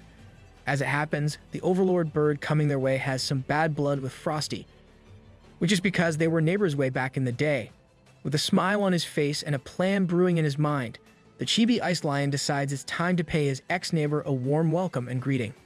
The overlord tier bird touches down outside the desolate labyrinth, while pondering over how this was once the desolate lion's territory. Now, however, it's become a human commune. Out loud, it wonders if that little kitty has become someone else's meal already. As luck would have it, Frosty comes onto the scene just in time to hear that comment and instantly gets annoyed. And so, he flies up into the sky with a flashy showing of his power and dresses the bird. Unfortunately, said bird has no interest in exchanging words, it instantly comes to the conclusion that Frosty has become the human's lapdog and accuses him of soiling the dignity of all monsters. That throws Frosty for such a loop that he almost doesn't respond in time when the bird fires a torrent of literal fire at him. He's able to collect himself, though, and can only scoff at the short-as-ever temper of his former neighbor. With a smile on his face, Frosty forms a massive shield of ice in front of him that covers not only his body, but also the settlement from any damage. The bird is shocked that he was able to block them all, and wonders when exactly he reached the Overlord tier. Oh boy, I'm almost tired of saying this, but are you in for a surprise? Despite Frosty's clear upgrade in power, the bird remains arrogant and thinks about how it'll eat his brains. Gross. Just then, Frosty unleashes an ice attack large enough to be considered practically a glacier in itself. The bird escapes in time but ends up taking a direct blow to the skull anyway, when Frosty descends from the sky above in his enlarged, true lion form. As his true self, Frosty fires a series of ice projectiles toward the bird, freezing it solid in a giant block of ice. The bird is on the verge of breaking out by sheer force, but Frosty just leaps onto the ice and fortifies it with enough cold to freeze the cracks back shut. With the situation diffused, Gao Peng steps out of the main gates alongside Shu, Li Junzong, and several of the security force members. Gao Peng casually pulls an "I told you so" in regards to the food he could have eaten more calmly and come to deal with this later. Getting closer, he studies the trapped bird's stat window and finds that it's a level 77 Overlord tier Nethermost Peacock. As he studies its full abilities, Shu and Li behind him are awestruck by their hero, completely ignoring that the one to do all the work was actually Frosty. Yikes, that's gotta sting. Standing on top of his icy creation in his chibi form, Frosty notes that something about the movement inside it doesn't feel right. Just as he says that, the whole thing starts cracking apart, and the Nethermost Peacock is able to escape.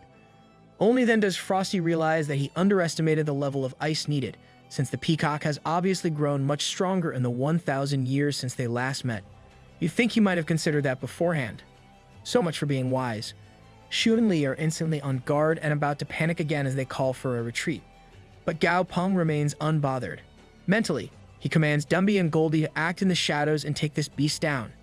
Sure enough, Dumby's hold over the undead shows itself a moment later, as the Nethermost Peacock is trapped in a terrifying illusion induced by dark energy. All around it, the only thing it can see are terrifying visages cackling down at it like menacing demons. The bird starts flying in an erratic pattern around the same area, desperately shooting fire at the apparitions to no avail. Down below, Gao Peng amusedly notes that Goldie won't even need to step in after all. Dumby alone is clearly enough for this. Moments later, the Nethermost Peacock collapses from exhaustion, falling straight out of the sky and into the ground nearby. Walking up to it, Gao Peng puts on a confident half-smile and asks the bird if it understands the situation that it's in right now. The end, for now. Gao Peng has utterly defeated the ruler of the Black Phoenix mountain range. Said ruler itself is currently displaying a level of insolence, highly unfitting of its current situation at Gao Peng's mercy. Menacingly casual smile in place as usual, Gao Peng tells Dumby to go ahead. As soon as he hears this command, the undead ruler activates his power over the giant bird and causes it intense pain. It instantly surrenders upon suffering this, prompting Goldie to shoot out a kick at its perceived weakness. It hasn't even had a chance to fight yet, damn it. Even Frosty joins in to crap on the bird, taunting it for still being lower level than him after so many years. Infuriated by this treatment, the feathered chub ball bellows that they should just kill it if that's their plan, since it won't tolerate this humiliation. I mean, what are you gonna do about it, really? Frosty has no reservations about doing exactly that and forms an exceptionally sharp shard of ice to finish the job quickly and cleanly. Right at the last moment, though, the big bird wannabe remembers its children back at the mountain, chirping for its return. How was that not your first concern? Parent. Not wanting to leave those chicks to survive on their own, the tubby peacock hastily calls out that it still has influence in the Black Phoenix mountain range as its ruler.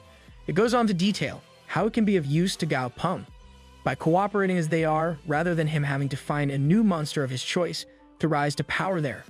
Privately, Gao Peng is somewhat impressed by how smart the bird is to try such an approach. Being who he is, though, he decides to smugly smirk at the bird and tell it that it can work as a stove in his restaurant's kitchen, being a fire type and all. The peacock is naturally beyond offended by this proposal and expresses as much, only for Gao Peng to call Dumby on it yet again. The peacock knows it's no match for Dumby, who's already at St. Tier and backs down for the sake of its children. Alright, maybe I spoke too soon. Kinda a decent parent. With this surrender, it tells Gao Peng of the 3 children, so the appropriate steps can be taken. Interested in the idea of raising these children himself, Gao Peng tells Dumbi to go with the peacock to retrieve them. Damn, our guy's a straight-up kidnapper now apparently. As Dumbi flies away with the peacock angrily clutched by its feet, Xu Qingji asks him, why not just get rid of the peacock and take its kids? Jesus, chill lady. Gao Peng just comments that stuff like that may be easier with lower-level monsters, but intelligent ones are best treated as equals. Only by doing that and slowly chipping away at their pride can they most efficiently make use of them. She doesn't really get it, but that doesn't stop her from glazing the heck out of Gao Peng. Later, the 3 peacock chicks have been brought over, and Gao Peng scares the crap out of them. While moving to assign each chick with Xu Qingji, Gao Peng hears the mother peacock comforting the kids and telling them to be obedient, which almost makes him feel like the bad guy. Almost, but not quite though. Guilt's for poozers. One of them is made a quality assurance officer in the restaurant kitchen, where it eats up any parasites and other organisms stuck in monster meat. Something the mother finds underwhelming, but also can't complain, since it's safe and honest work. Another signs a blood contract with Xu Qingji, and the last was taken by Gao Peng to his grandfather. Now, with all the chicks handled, Gao Peng sends old Huang to collect the peacock ruler, who tells the chef he'll be taking her off his hands. As the peacock sees old Huang, it gives him the stink eye with a downtrodden aura and mentally comments that it's time for her to be dealt with. While preparing herself for what she believes to be her final moments, the peacock overlord feels relief in the knowledge that her children will at least live long and safe lives. Strangely enough, she feels disappointed that none of them were able to become the humans familiar, most likely thinking of Gao Peng. Didn't she hate him like half a chapter ago? As a tear goes down her face and the peacock wonders why this is the last thing on her mind, she hears a sentence that leaves her in shock. Old Huang has just said that she's free to go. The peacock loudly exclaims in confusion over what this means, to which Huang just repeats his words. He also mentions that some people will come over to the volcano later to look for the peacock and hammer out the details of their alliance. For the sake of convenience, the peacock shall henceforth be known as Pak. Yeah, Pak works. Right before Pak can leave, old Huang also pulls out a communicator disc and relays a message from Gao Peng. Said message just being him yelling at Pak to leave already and stop eating his food stock up. The moment Dumbi removes the restriction he had placed on the bird, Pak takes to the skies with immense speed befitting an overlord tier. While passing by Dumbi, she only asks that he tell Gao Peng to be kind to her children. Later, Gao Peng thanks Huang for all his help over a video call and tells him he's free to go about his own duties now. As for himself, it's time to finally make use of the golden labyrinth brick thing he got from the Golem Lord.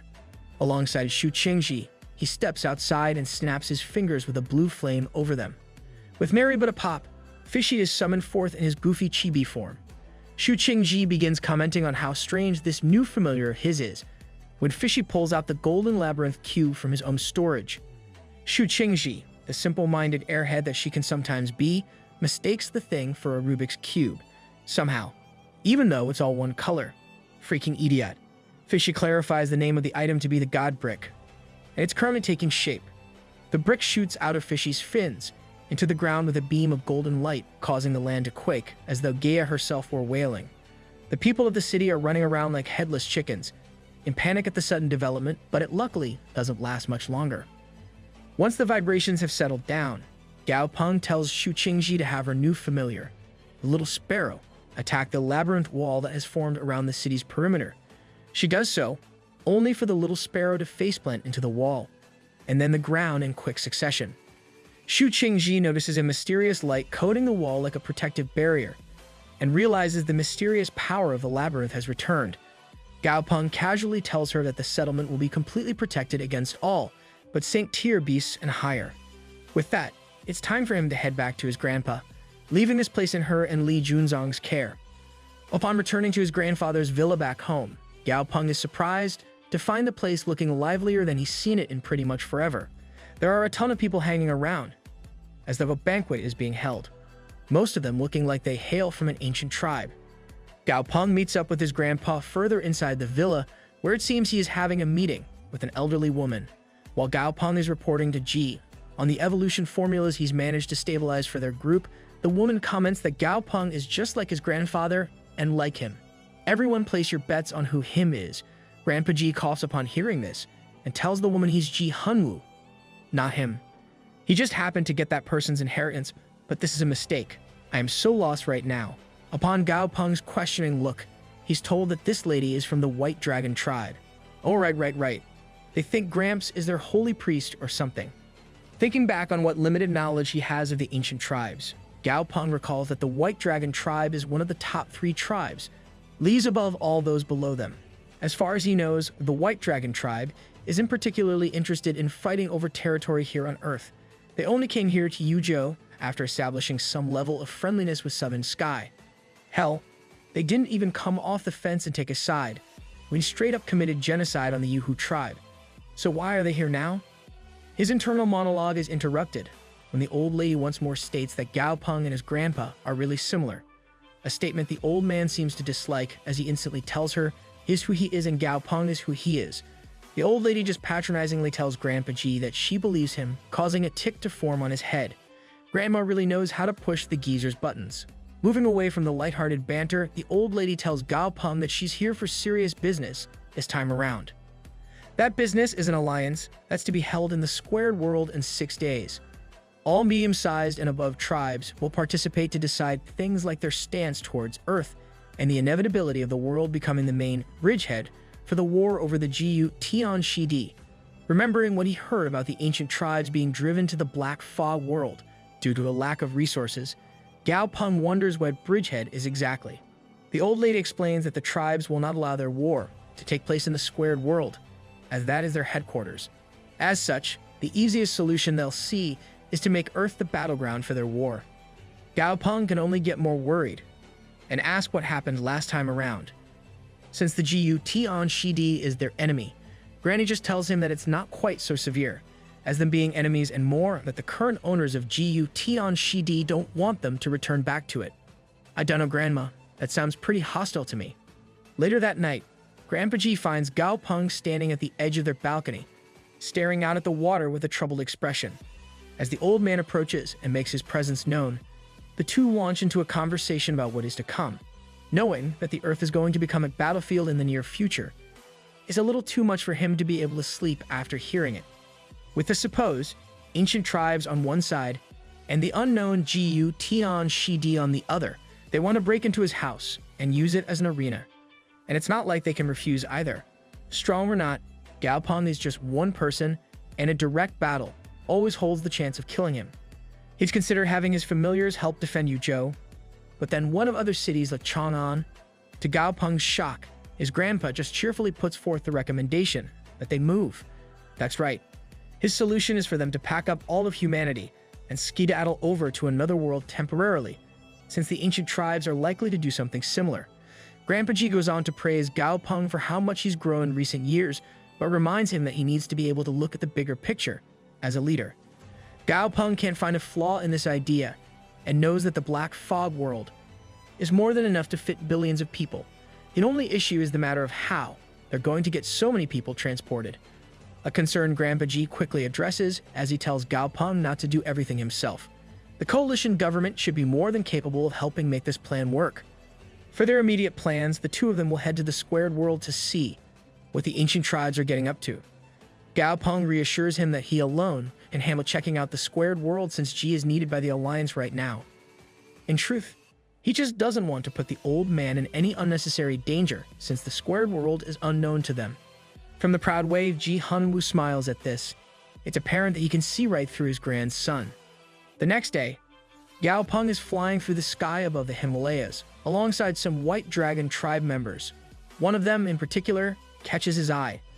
A 20-year-old girl with a level 69 pure-blooded White Dragon for a familiar. Something quite impressive for one of her age. Hey there, Pot. This is Kettle. After passing through the spatial rift, Gao Peng finds himself in what is known as the Dragon Archipelago. Crystal clear water, as far as the eye can see, an abundance of nature, and tons of dragon monsters, a place truly fitting its name. Upon landing and getting off of Dazi's back, Gao Peng meets the elderly lady from back at the villa. She tells him the history of this place and how things work, along with the minor fact that she's the tribe's current high priest. After that, she calls forth a strange almost dinosaur-like monster, and tells Gao Peng that this is the royal beast of their tribe. Several of its kind act as their protectors here. She emphasizes that these beasts can mobilize instantly in the case of a threat, while giving Gao Peng some of the most bombastic side-eyes he's ever seen. Realizing that she's referring to his criminal actions against the Yuhu tribe, Gao Peng at least has the decency to look embarrassed, and assures her that he wouldn't do anything like that here. Yeah, alright buddy, we'll see about that. Before they head towards a more populated area, the priestess Granny takes a few minutes to give Gao Peng some information. For one, many people here are hostile towards the residents of Earth, which Gao Peng correctly guesses is due to their sacred bodies. Granny tells him that one reason for that is simply the rarity of his sacred body, but there's another. With spirit energy pooling around her open palm, Granny calls forth her familiar, a level 86 wicked green dragon. Gao Peng is already in awe of the majestic beast, but is in for another surprise when a level 89 Earthbreaker dragon ape then bursts out of the trees to take its place at Granny's side. It takes a moment for it to register for Gao Peng, but he's totally floored when it does. This old lady possesses a sacred body as well. Being who he is, Gao Peng instantly draws the correct conclusion that all high priestesses and priests are possessors of the sacred body. Or rather, only those who possess the sacred body are eligible for being selected as the tribe's high priestess. When Gao Peng pieces it all together fairly quickly on his own, Granny is rather impressed. She comments that the decline of their tribes may not be due to the lack of sacred bodies, but because they're too stuck in their old ways to advance. I mean, yeah, you literally call yourselves ancient tribes. Why not founding or great or something? Granny goes on to explain that though all of Earth's inhabitants possess sacred bodies, very few of them are actually powerful enough to cause fear in the tribes. To put it in the old analogy machine, the people of Earth are like a child walking the streets in the middle of the night, while openly carrying a bar of gold. Gao Peng considers doing something to make the first move, but Granny assures him that he needn't worry about it too much right now. Earth isn't even being targeted specifically just yet. The focus of this meeting is actually also going to be on how to deal with the aliens behind the GU Tian Shidi. Based on their calculations, the barrier protecting Earth won't last much longer, and when it dissipates, the planet will completely merge with the GU Tian Shidi. While Gao Peng nervously sweats in response to this knowledge, Granny turns to leave and tells him to make friends with the powerful youths he'll undoubtedly meet in the squared world. Hearing this puts a pep right back in his step as Gao Peng dons an ominous smile and comments that he loves making friends. Oh boy, somebody's about to have a really bad day. Over in the local sea, a group of young men are having what appears to be a sea racing competition, and being completely dominated by their leader of sorts, Brother Du. The younger kids are enthusiastically telling him how he'll wipe the floor with his competition at the tribal gathering in 5 days. After all, he's only 26 and already has an Overlord tier familiar. Hold up, what competition? Ain't this supposed to be a meeting? Dumma kids. Yu seems to be pretty humble though, as he tells the kids that there are plenty of incredible people out there who he's nothing in comparison to. One of the younger guys agrees with this statement and starts telling the others about a man he saw in the ancestral land, who was an Overlord trainer at only 20 years old. Wonder who that is. Despite his earlier show of humility, this seems to bother Du quite a bit. Just then, the others notice someone on the High Priestess's island, just across from where they are. The guy who spotted him suspects that this is the exact person that they were just talking about. Over on the shore, Gao Peng feels the eyes on him and instantly gets the sense that this isn't about to be a friendly encounter. Sure enough, one of the older White Tribe guys starts commenting on how being an Overlord tier with a sacred body on top of it would require him to have several familiars at that level. Another of the older kids calls out that the High Priestess is a senile old bat and probably lied about this guy's level. With that in mind, he makes his way for the shore, while calling out that he'll test this guy himself.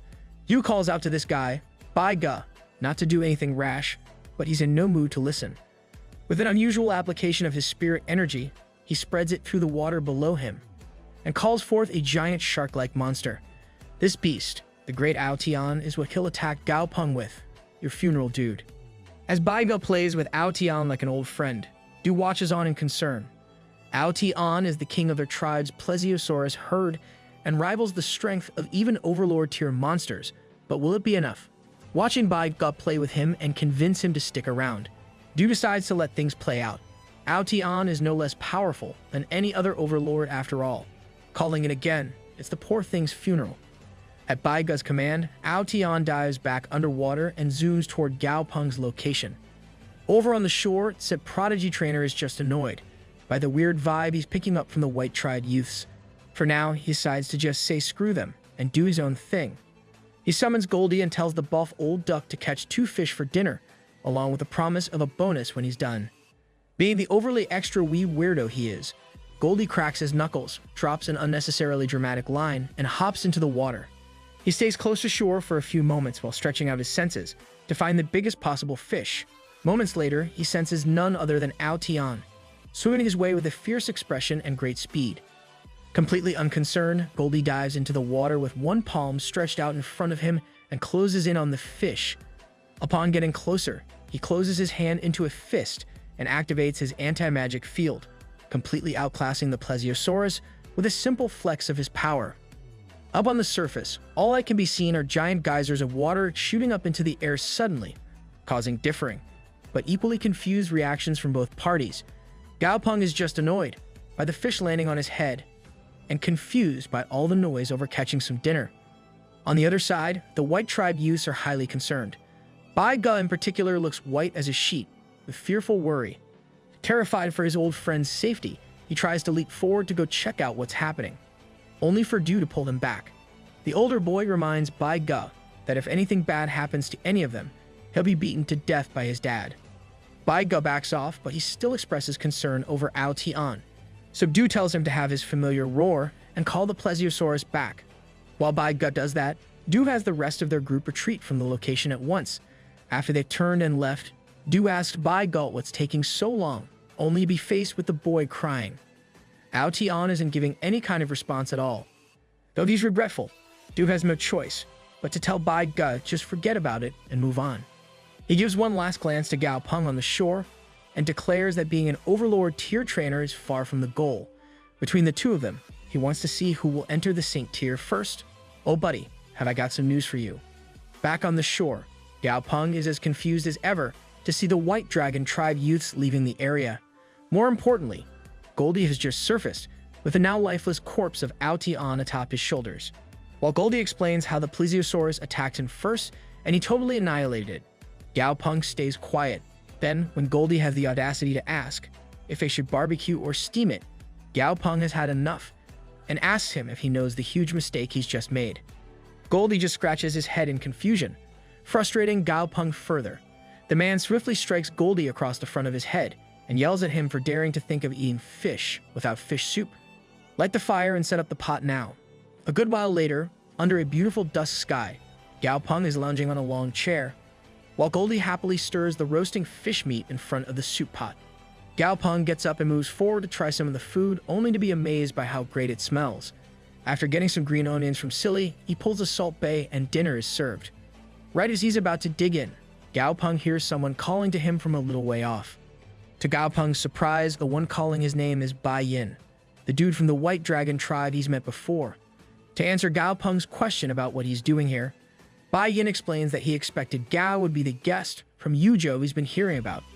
He's just here to greet Gao Peng personally and waited a while, so he could recover from jet lag. Or Da-Z lag would be more appropriate, I guess. Gao Peng enthusiastically shakes the crap out of Bai Yin's hand, exclaiming that they're good friends. Without allowing so much as a moment to hesitate, Gao Peng shoves a bowl of fish soup into Bai Yin's hands and tells him to take a few sips of the stuff. He even scoops up some from the pot and shows how perfect the heat on the stuff is to tempt him. A single look at the pot is enough to make Bai Yin give in as well, since the meat is clearly from a beast above the Emperor tier. Just where did Gao Peng get this? Oh man, you don't want to know. You really don't. Gao Peng suddenly grabs the bowl right out of Bai Yin's hands and plops a new one between them, telling him to drink this fresh one. Between the temptation and just wanting to pacify Gao Peng, Bai Yin gives in and drinks some of the soup. Within the blink of an eye, his whole tune changes as he marvels at how good this stuff tastes. He's in the middle of praising Gao Peng's cooking skills when he serves up another bowl and insists that Bai Yin eat some meat too. Deciding to forget whatever concerns he may have, Bai Yin chows down, the flavor of the food winning over his own instincts. Right as he's swallowing the latest load, Gao Peng smugly asks him if he's heard of the plesiosaurus. Naturally, Bai Yin expels the contents of his mouth rather violently upon this reveal, while Gao Peng just continues playing the fool as he gets a tissue for the barf. While he's turned away, Gao Peng twists his head around like something straight out of a horror movie and asks Bai Yin if plesiosaurs would actively attack humans. When Bai Yin confirms they don't do that, Gao Peng goes back to his usual, slightly less terrifying grin and comments on how the White Dragon tribe raises a lot of them. Bai Yin again confirms that they're gentle by nature and have been raised by their tribe for many ages.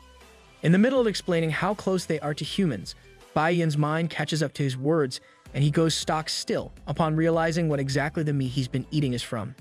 He turns to Gao Peng with barely controlled horror, only for him to claim that this plesiosaurus attacked his familiar first. Bai Yin sighs, collects himself, and proceeds to swallow another whole bowl, like his life depends on it. That tasty, huh? After polishing the bowl off, he starts getting mad at Gao Peng for purposely pulling him into this, against his knowledge. Gao Peng is quick to brush that aside, and slyly asks if it tastes good though. To his frustration, Bai Yin can only snatch the latest meat skewer from Gao Peng and eat it in one go while yelling that it's delicious. Well, now I'm just hungry. Before they know it, the two have started a contest to see who can eat more upon Gao Peng's suggestion. In the background, Goldie wonders if his cooking may have gotten too good, especially when there's no meat left over for him. That night, as the two acquaintances lounge at the seashore, Bai Yin curiously asks Gao Peng what happened with him and Bai Du's group. Gao Peng honestly answers that he doesn't even know who that is. Bai Yin accepts this and comments that despite being an overlord tier, Du must be far inferior to Gao Peng's power. Even so, his dad's a high-ranking chief hunter in the tribe, with a familiar on the verge of breaking through to Saint tier. Between him and some families that have alliances with him through marriages, they're a considerable force. Now, normally Gao Peng doesn't pay any mind to such people, but he's pretty curious about where Bai Yin is going with this. As it turns out, he just wants to assure Gao Peng he'll have Bai's support if they cause trouble for him. That aside, he also asks if Gao Peng will come to the tribal trade fair tomorrow, to which Gao Peng surprisingly asks if non-tribe members are even allowed. Bai Yin tells him it's a monthly event, and people come from all over the place, so he'd be happy to take Gao with him. Taking the opportunity to mess with his friend once again, Gao Peng smiles at him like an excited lover and says he'll totally go with him. The next day, Gao Peng and Bai Yin are about to head out for the tribal trade fair and meet up with Priestess Granny before they do. She tells Gao Peng to go ahead and enjoy, but to make sure Bai Yin doesn't get him into any trouble. In the background, said tribe members appalled by the idea that he would be the one starting trouble out of the two of them. With their goodbyes said, the two fly off atop matching beasts provided by the tribe. On their way to the fair, Bai Yin tells Gao Peng that it occurs on the first of every month and involves selling monster corpses, cubs, and materials collected over the month. Upon hearing that he can sell stuff too, Gao Peng considers a quick scheme.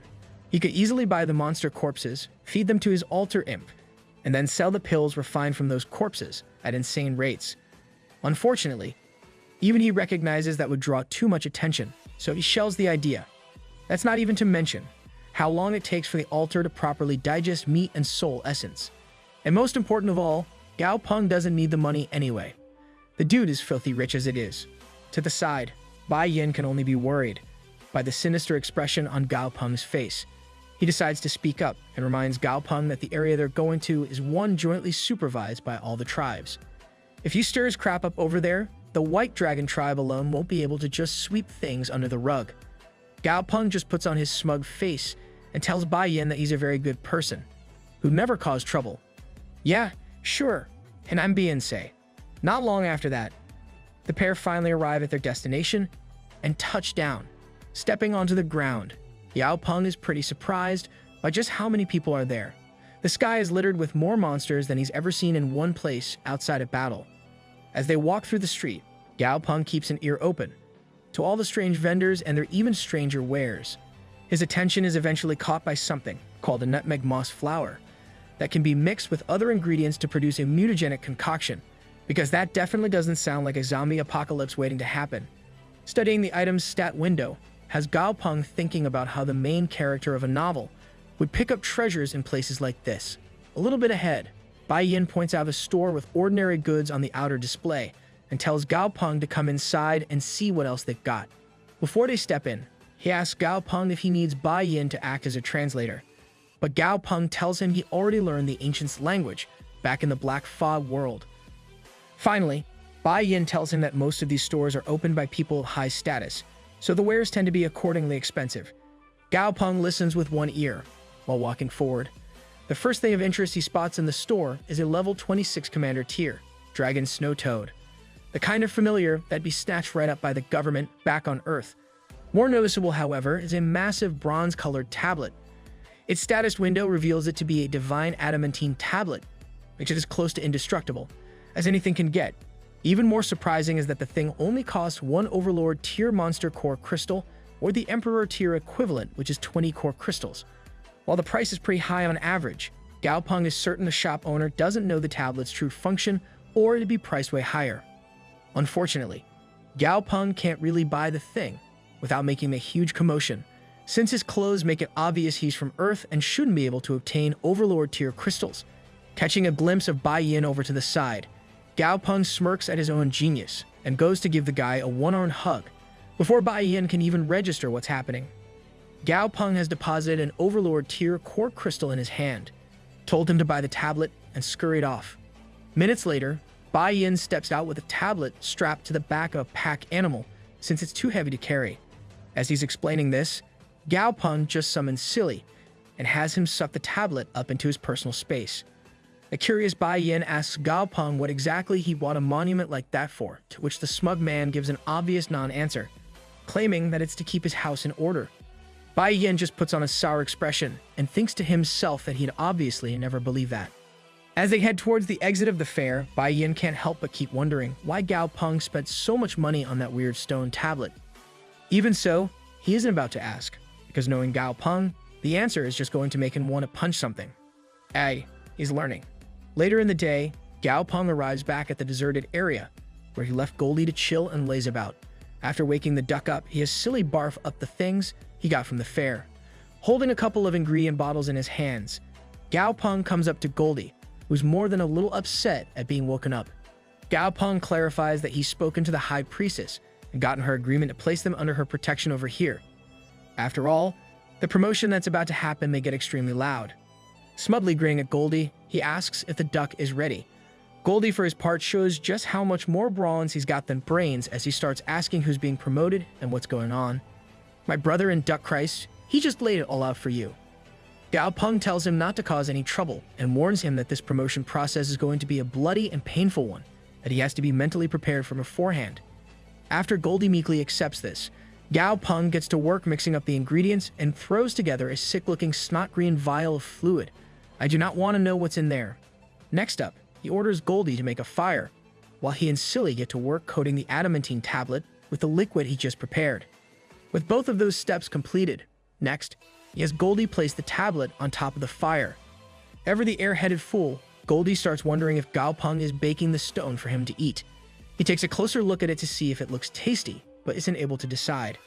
From behind him, Gao Peng soon calls out that the setup is almost complete. Next up, he summons Slicey and pulls out a Sharpie. Goldie is beyond confused as Gao Peng starts plotting a very precise line on the middle of his abs with it. That confusion gives way to horror instantly when Gao Peng turns to Slicey and tells him to cut Goldie open along the line he's just drawn. Goldie's barely able to get half a word out before the deed is done and he's been cut open. From there, Gao Peng and Silly move at the pace of lightning to ensure Goldie's safety. They stuff the adamantine tablet inside Goldie's belly and then stitch up the wound as fast as possible. The aftermath of the procedure is a heavily pregnant-looking Goldie, the first ever victim of what shall now be dubbed the reverse C-section. Gao Peng takes off his mask and tells Goldie that he should go ahead and take a nap when he feels sleepy in a little while and make sure not to put pressure on his wound. Lying in place, Goldie laments how badly his reputation will be ruined if Flamey ever finds out about this crap. Still smug over the procedure succeeding, Gao Peng just pats his head and promises not to call out Flamey. Over on a nearby cliff, Priestess Granny and her Earthbreaker ape have been watching everything, and are both as confused as each other by what they've just seen. Just then, the old woman senses the presence of a dragon nearby and reminds the Earthbreaker to make sure nobody disturbs Goldie's promotion. Later that night, Gao Peng is woken up by the sound of Goldie crying out in pain. He rushes to his familiar at once, As his stat window appears, Gao Peng sees that his name has been changed to the Forbidden Adamantine Duck, and his status is slightly injured. Gao Peng attempts to comfort the duck, only for Goldie to wail in agony as he turns his face skywards, and beams of golden light shoot out of his eyes. The illumination caused by the golden energy leaking out of Goldie quickly expands to other parts of his body as well. Soon enough, he's standing in the middle of a raging inferno of power, as the very ground around him is ripped into the air from the pressure. Over on the cliff, where Granny Priestess is watching from, something equally interesting can be observed. A great dragon, large enough that its head alone dwarfs the Earthbreaker ape, has arrived, thinking that said ape was the one undergoing his evolution right now. The ape is quick to admit that he's far from reaching his limit to break through to the Saint tier. Over with Goldie, the evolution is exacting an increasingly heavy toll upon his body, but the process seems to be reaching its climax as the adamantine tablet synchronizes with the duck. Gao Peng stands in place with his eyes locked onto his familiar, silently sending encouragement his way. Just then, Silly comes up behind him and tries to warn Gao Peng of something. The young man turns to the direction he's pointing in, only to see a giant horde of hellish-looking monsters flying their way, attracted by the energy Goldie is letting out right now. For the first time in a while, Gao Peng discards his mask of the carefree fool and stares forward with resolve sharp enough to cut a diamond. He doesn't give a damn, even if he has to expose his trump card here. Protecting Goldie is the top priority right now. Luckily for him, he doesn't actually end up having to do anything, as another being's energy signature suddenly lets itself be felt across the shore. Suddenly, a massive water column large enough to be seen from the other side of the mountain appears in the middle of the monster horde and disperses them. Just like that, the horde is cowed into submission and turns back, leaving Gao Peng and his familiars in peace. As he wonders if the High Priestess is responsible for that, the woman in question is praising the great dragon from before for a job well done. Dude's gotta be the softest dragon I've ever seen. Finally, the evolution process is complete, and Goldie rises up in his new form. The status window pops up seconds later and shows that he is now what is known as a divine adamantine bestial duck, and at the mythical grade no less. And he's a level 80 overlord tier, so he's just a stone's throw away from being Saint tier. Upon going through all of the skills listed in the window, Gao Peng is beyond ecstatic. Not only are Goldie's defenses heavily enhanced, but he's also got a resistance to mental attacks like charm control. All that's left now is to stabilize his body and calm him down from his roided out state. Up on the cliff, the great dragon comments that it would be great if the soul strength could also be increased, since the aura he's sensing is of mythical quality. Right below his head, the Earthbreaker ape is vibrating with anticipation, as he wishes to fight Goldie once he breaks through to Saint tier. Unnoticed by them is the severe look on Granny Priestess's face. As she closely observes Gao Peng, she states that there are talents in every generation, but to do what he has done so easily and quickly goes far beyond just talent and luck. For now, it's time for them to head home, but tonight, she fears that many won't be able to sleep. The next day, Goldie has reverted to the form he had long ago, or rather, according to his explanation, he's manipulated the power of the elements to give himself a fur cloak over his body. As he's bragging about it to Gao Peng, the human deflates his ego with a single question. Why hasn't he grown any feathers on his head then? That dome looks weird as hell. Yikes, talk about being blunt. Goldie is nearly brought to tears, as he admits that he still can't transform his head, no matter what. Gao Peng takes some pity on the crying duck and tells him that it suits him, but he'll ask Southern Sky to send in some wigs for him to try later. This perks him right up, and the two launch into conversation over what kind of wig he'll pick. So they miss it when Granny Priestess shows up behind them. A gentle call from her alerts Gao Peng, who turns and thanks her sincerely for her help last night. She assures him that it's nothing, and it's only natural in the White Dragon tribe to help their friends. She goes on to explain that the commotion from last night was enough to even get the clan leader's attention, enough that he sent her here to invite Gao Peng to see him. What's more, she thanks him for showing her a mythical familiar and making her happy and hands him a token as a gift. As he accepts it, the old lady explains that this bronze medal represents the dignity of the High Priestess and is a sign that he is to be left in peace. Turning around before he can respond, she spits some bars about beautiful trees and not wanting him to die young. Gao Peng is honestly moved by her kindness and asks for one last thing before she leaves. He would like to know her name. The old woman smiles back at him and tells him it's Bai Ya, or Yazi in full.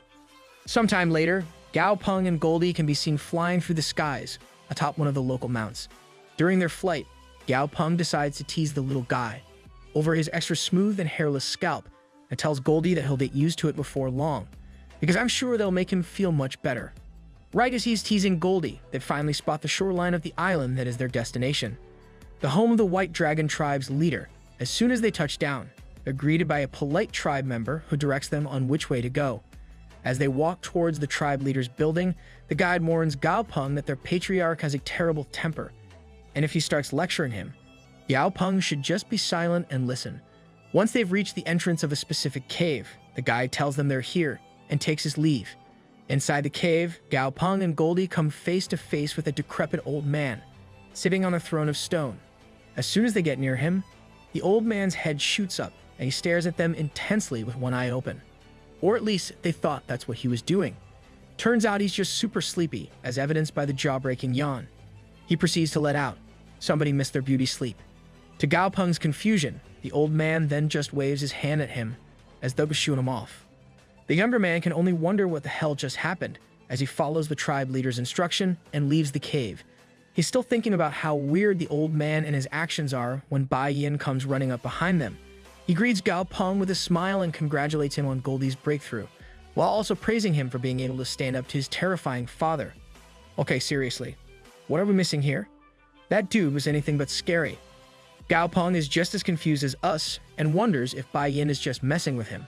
Putting that aside, he brings out the bronze medal given to him by Bai Ya and asks Bai Yin if he should use it to pick something up from their warehouse, as he was told he could.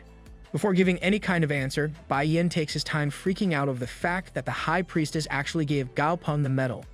Later, on their way to the warehouse Gao Peng mentioned, Bai Yin explains that the medal is actually an identity token of the High Priestess that represents friendship with the tribe. Very select few have ever received it. As he wraps up his explanation, they arrive at their destination, and Bai Yin tells Gao Peng that only he can go further than this. All he has to do is show the supervisor inside his medal. Unfortunately for Gao Peng, he can't seem to find this supervisor anywhere, nor can he see anything close to resembling a warehouse.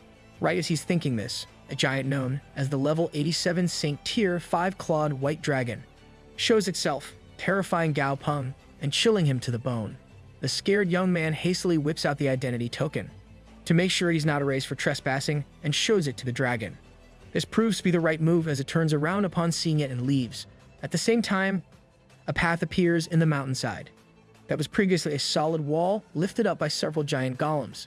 Inside the cave-like area he finds in the mountain, Gao Peng is pleasantly surprised to find cases upon cases of rare materials and treasures. Of these, the most noteworthy is the true dragon fruit, the ultimate Saint Tier object, capable of improving any dragon monster's blood purity if it's below legendary quality. Though there are dozens of other highly valuable treasures, very few of them have any use for Gao Peng. Fishy is already up to legendary grade after being eternal grade in his original life. Dumby, Dazi, and Goldie are already mythical grade, and the rest are all legendary grade, except Slicey and the dragon ants, who are epic grade. We got more grades than a middle school in this thing. With all that in mind, the only real choice here is to grab the true dragon fruit so Grandpa G's White Dragon can be promoted to legendary grade. A few days later, Bai Yin arrives at the house Gao Peng is staying in to tell him the supplies sent by his grandfather have arrived along with a letter. Gao Peng thanks him, only for Bai Yin to then inform him that he spotted Bai Du and Bai Ge coming this way with their dad. Gao Peng admits that he pretty much forgot all about them, but assures Bai Yin that he'll play nice. After all, this is the High Priestess's island, not his home. It's that exact sentence that the father of Du and Gus steps in on and exclaims that it is correct. This is the White Dragon tribe, not his personal playground. The group consisting of Gao Peng, Bai Yin, Bai Du, Bai Ge, and the latter two's father steps outside for their conversation. Bai Yin is the first to break the silence and politely asks the older man what he's doing here. The old man goes on a rude rant about how he wishes to see the High Priestess and how he's heard of some supposed genius from the ancestral land who outclassed his two boys. He has to have a look at this person as well. Gotta be the least subtle passive-aggressive dude I've ever seen. Has some class, man. Gao Peng silently notes the man's harsh tone, while Bai Yin tries to talk him down by reminding them he's a guest of the tribe, and on the High Priestess's own land no less. Rather than being cowed, the old man just gets angrier and tells Bai Yin that his father is the tribe leader, not him. He goes on a tirade about how the elders of their tribe fought and suffered for their world together, no matter who they were or their status. And yet things seem to have changed now. Before he can actually badmouth anyone, Bai Yin becomes more forceful and loudly berates the man for being so crude. He tells the man off for sullying their tribe's reputation by being rude to a guest, and tells him that elders like him should be leading by example in such a regard. Gao Peng just takes it all in, and is silently impressed with how firm Bai Yin is capable of being when needed. Even the old man acknowledges his resolve, and admits that he might have underestimated the boy before now. With Bai Yin's words in mind, the man turns to Bai Ge and tells him to ask for their clan leader's son and the high priestess's guest. This way, there can be no complaint that he's abusing his own seniority. Man, talk about widening the crap out of even the tiniest loophole. He angrily speaks of how their tribe has put forth so much work and resources into raising their partnered animals, and yet this guest just casually killed one of them. Upon hearing this, Bai Ge begins sweating nervously at the idea of the truth being revealed to his father. When his father angrily tells him to get on with it and stop hesitating, Bai Du steps in as well. He asks his father to just come back later, when the high priestess is home. Rather than letting things simmer down on their own, Yao Peng decides to finally speak up and throw a can of gasoline right into the fire. He asks if they're talking about that plesiosaurus he hunted a few days ago, and with the smuggest grin possible, tells them that it tasted delicious. Next to him, Bai Yin can only grind his own palm into his face at the unnecessary escalation. As intended, this pisses off the boy's dad so much that he summons forth one of his own familiars, while asking if this fool was really chosen by the high priestess. Bai Yin yells at him for daring to take violent action on the high priestess's territory, while Gao Peng watches in silent anticipation. Even he didn't expect the old man to be this impulsive. It's not like your idiocy really helped with that either, though. He does note that Bai Yin has constantly tried to protect him, despite them openly using each other up until now. The man has passed Gao Peng's test. Bai Yin turns to Bai Du to try and make him explain the full story of what happened on the beach that day, but this only angers his father even more. At his command, his familiar starts charging up a large orb of energized water, only for it to suddenly be smacked into the sea. Half a moment later, a crater forms in the ground between them all, and the high priestess emerges from the dust and debris. The old man's tune changes almost instantly, and he starts being polite, but she's already seen enough. The priestess tells him she was trying to let him handle his family matters privately by not meeting with him, but that's off the table now. She tells him that his own resentment has made him blind to the guilt of his son, and expresses her disappointment in Bai Du for not being truthful from the start. Finally, she turns to Gao Peng and tells him the blame may not lie with him, but she will not let her tribe be threatened. Gao Peng smiles at her disarmingly and assures her that he will return her kindness to him in full. Next, she praises Bai Yin for doing a good job here, and tells him they'll go to the ancient tribe's meeting, with his second brother this time. With that, she tells everyone to split up and tells them she doesn't want to see anything like this at the tribe's meeting itself. Later that night, Gao Peng opens the envelope sent by his grandfather and finds a data card inside.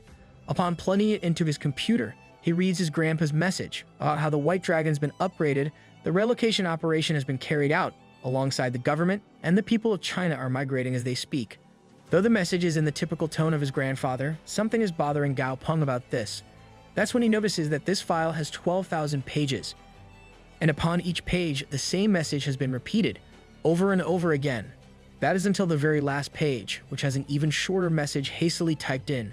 Be careful what you say and what you do. The day of the ancient tribes meeting arrives before long, and all the attending parties arrive in the Blue River Plain, one by one. Gao Peng is being led around by Bai Yin, whose older brother tells him he's free to wander, as long as he doesn't cause any trouble. Gao Peng's a little confused as to why they're splitting up, but Bai Yin just frantically pushes him away, while spouting excuses like how the talks will take forever, and they'll just be bored. They don't want him pissing off the wrong people, do they? Once there's some distance away, Bai Yin explains that the tribe living on this plain is the Blue River Clan. They possess an overlord tier, legendary grade 8 armed, roaring abominable snowman, as their guardian familiar. Good lord, and I thought we were done with the insane names 20 chapters ago. When both his guides stare at him with peeved expressions, Gao Peng realizes they still think he'll do something impulsive and muck stuff up. Are they wrong though? Bai Yin confides in Gao Peng that he believes his father plans to step down soon, after spending 700 years as the clan leader. Gao Peng doesn't know whether to be shocked or horrified by the idea of spending that long in power. More concerning to him than any of this, however, is that each of the three top tribes has their own quasi-gods.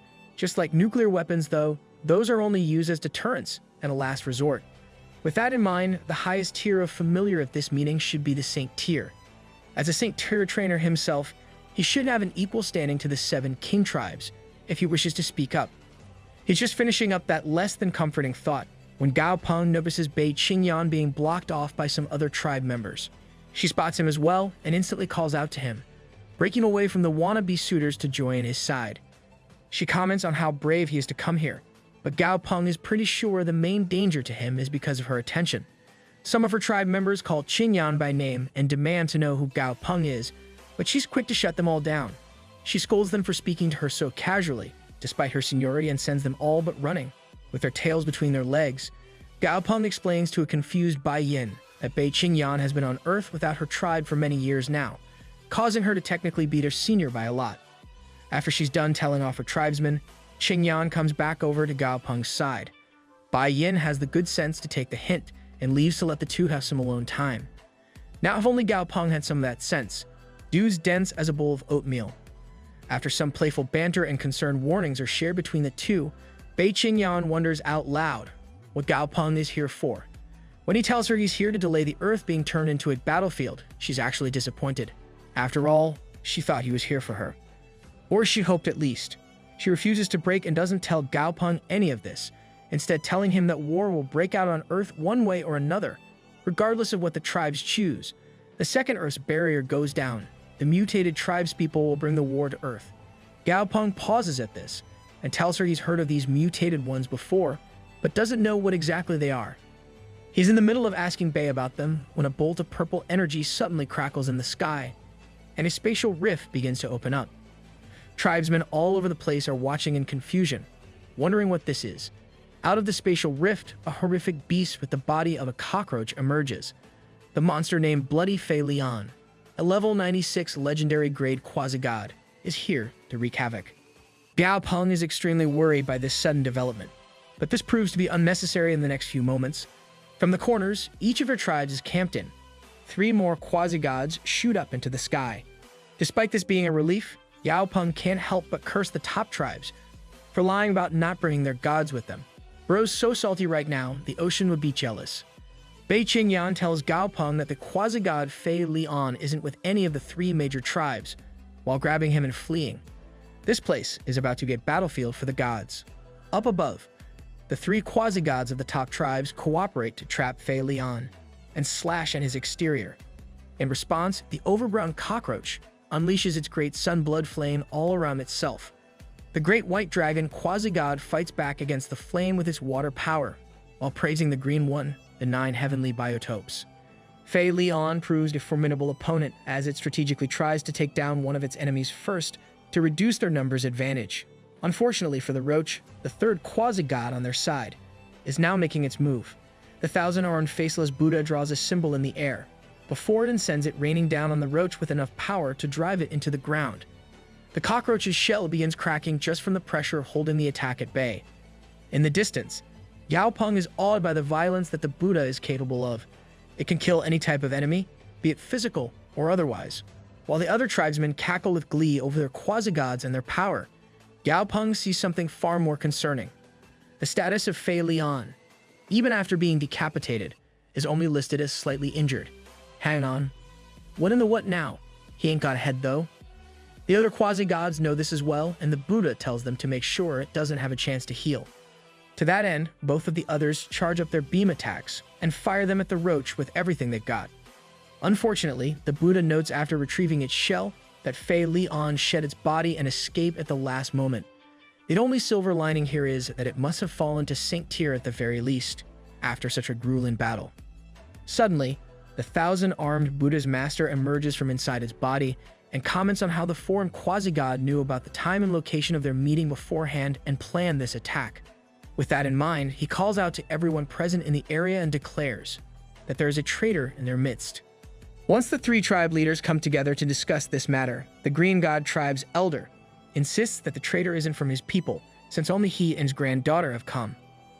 The White Dragon tribe's leader is equally steadfast in defending his people, since they're all direct descendants. The Buddha's master asks Old White Dragon about the earthling that recently came to his tribe, but the old man remains confident that Gao Peng is anything but a traitor. When the Buddha's master says that he believes them both, Old White Dragon tells them to just let the Green God tribe handle this investigation, since they're the best at it. The Buddha's master just says that this will be troublesome for the Green God tribe, before declaring that the traitor will be killed without mercy as soon as they are discovered. Seems fair, hang on, no trial. All right, I guess. The next day, the tribe leaders are standing on a high stage, with all their tribesmen gathered before them. Bai Yin points out the purpose of this gathering to Gao Peng. The level 85 Sanct-Tier beast is known as the Black-Scaled Shi Yaji. Gao Peng recognizes this as a beast also known as Runfa Beast, holding the ability to distinguish between good and evil. However, the fairness of the Shi Yaji is influenced by the creatures it has lived amongst, so Gao Peng is a tad skeptical. After the Shi Yaji makes some insulting comments about humans being stinky, the Buddha's master steps forward and explains how this will work. Everyone will come up in turns and state their innocence in front of the Shi Yaji. If it deems them truthful, they may carry on. And if it deems them as traitors, well, he's already said what he plans to do. Gao Peng turns to Bai Yin and asks just who this old fellow is to command such respect. Bai Yin explains that he's Mofu of the Black Tortoise tribe and a quasi-god monster trainer. Bai Yin then asks where the pretty ancestor he was with has gone, referring to Bei Qingyan. Gao Peng just tells him she had to stand with her own tribesmen to avoid any problems. Over the next few hours, all the tribesmen go up one by one, and each of them is deemed innocent, albeit with copious amounts of insults about their stench. Perhaps even more insulting is when it says Gao Peng has a somewhat nice fragrance, but it's still coated in stink. Finally, by the end of it all, 3 men have been singled out by Shi Yaji as liars. They frantically yell that this must be a mistake, and that they never betrayed their tribe, but Mofo is having none of that, with one sentence from him. Shi Yaji unhinges its jaw and swallows the traitors like limp biscuits. In the crowd, Gao Peng is analyzing everything that's happened, and can't help but be suspicious. The timing of this is far too convenient, for an enemy to appear on the exact day of the tribe's meeting, be defeated, and bring unity between the tribes in the process. It doesn't help that this derails his own plans as well. Up on the stage, Mofo gives a long-winded speech about their history as ones who were driven from their ancestral land for their people's survival, about how the barrier on the ancestral land is bound to lift any day now, and how they must return there to fight against Jiyu Tian. When the time comes, their 3 great tribes will join forces with the 7 Kings tribe to form the Assembly of Tribe Elders. Then, at the time of war, each tribe must send at least half their men to participate in the war. As Mofu goes on about the rewards they will plunder, Gao Peng grows more and more suspicious. Without the events of the day, he's certain the clans wouldn't have become so united so fast, and this call for glory in battle would have gone unanswered. As the entire crowd starts chanting a war cry alongside Mofo, Gao Peng is convinced that there's no chance of buying time for more people to be moved to the Black Fa world. They'll just have to speed up the process. Sometime later, the tribe elders meet in an unknown cave and speak about their plans from there. The consensus seems to be that while the youth don't care much about Earth, their more senior tribesmen are hesitant to let their original home become a war zone. Mofo is quick to take charge, though, and tells them that bringing Earth into the battlefield will give them much-needed strategic depth, not to mention a means to consume the living forces and resources of the foreign tribes and preserve their own to the greatest extent. I won't lie, I don't like this guy very much. Bai Yin meets up with his father after the meeting of tribe elders in some grassy plains. Here, his dad tells him to chill out and just call him dad instead of treating him as the clan leader. Bai Yin is clearly pleased by this. No, really, look at that goofy-ass smile. Bless him. When he asks how the meeting went, his dad tells him it's just like any other. Just a bunch of pretentious idiots who want to eat more before wiping what's already on their faces. Now this guy I like. When Bai Yin brings up Fei Lian, Earth, and Gao Peng, his father is open with him. He explains that he shared his concerns with the other 2 leaders in the top 3, and they all agree that the timing is coincidental enough to be suspicious. As far as they can determine right now, though, it wasn't planned or directed by anyone. As far as Earth is concerned, it's pretty much certain that it'll be drawn into the war to help them preserve their own resources and forces. But if he doesn't like it, it's really just their best? No. Their only option right now. Bai Yin's dad tells him to go speak to his Earthling friend and see if they can work something out. If Earth can be given even a little extra prep time or join their plan to resist Gution directly, they can gain some initiative in the coming war. I mean, I guess he's trying to help at least. Better than most. A little bit later, Bai Yin finishes explaining the situation to Gao Peng. Gao Peng just tells him he understands, and it's best for his people to not get involved in this matter at all. Bai Yin adamantly tells Gao Peng that running away won't solve their problems. He truly believes the best option for the Earthlings is to join their side in this war. Gao Peng can see his intentions are pure, so he gives him a friendly goodbye and an assurance that if he ever needs it, Gao Peng will help in a personal capacity. Later on, at the outer wall of the desolate labyrinth in the Black Fog world, Gao Peng is surprised to see just how quickly the place is growing. Grandpa G walks up to him from behind him and tells him that this is only the first of 100 planned cities in the near future, each of them as big as Yuzhou in the past. God damn, that's a lot. Since there's no way to destroy the inside of the labyrinth, they've decided to build around that. Gao Peng exclaims that this is more of a super metropolis than anything, with almost all of China already having moved here. Grandpa G just smiles at the young man and confirms that the migration is nearly complete, thanks to the government's support. Seeing the positive state of affairs here significantly lightens Gao Peng's mood, though he's sobered right back up when Grandpa G asks what the meeting's outcome was. His grandpa seems pretty accepting of what he's heard when Gao Peng is done explaining. In his years dealing with the ancient tribes, he's come to learn just how difficult they are to deal with. Gao Peng takes one look around at all the humans that have come together to ensure their survival and makes a decision. He will never let anyone destroy their home again. Even if they have quasi-gods, he'll just wait a minute. Gao Peng suddenly has a startling realization and takes off in a mad rush. As he leaves, he calls back to his grandpa that he must hold back anyone who comes from the tribes to recruit them until he returns. When Grandpa G asks where he's going, Gao Peng just yells back that he's going to find a trump card for their side. More than anything else, she is very salty that he didn't get to hear if anything happened between Gao Peng and Bei Qingyan. Yeah, I wouldn't hold my breath on that Gramps. The dude's clueless. Up in the air, Gao Peng thinks about how he nearly forgot that they have a quasi-god on their side as well. On the way to his intended destination atop Da Zi, he suddenly spots a strange trail of light flowing in the sky. Upon getting closer to it, he summons Fishy and tells him to take a look at it. The little guy is upset over being woken up at first, but instantly shoots awake upon seeing the glowing stream of light. Those things floating in there are solar tadpoles. Gao Peng asks if those are quasi-gods, to which Fishy explains that they're a different part of the divine system. Fishy warns Gao Peng to not even think of attacking them without a flame law familiar. Instead of deterring him, this brings a massive, terrifyingly evil smile onto Gao Peng's face as he closes in on Fishy. The end. For now. Up in the skies, Gao Peng has come across a swarm of divine tadpoles, or something like that. They're weird. To get a closer look at them, he uses the unification skill with Fishy and leaps into his body, much to the fish's frustration. When Gao Peng tells him to just shut up and go check out the tadpoles, he does so.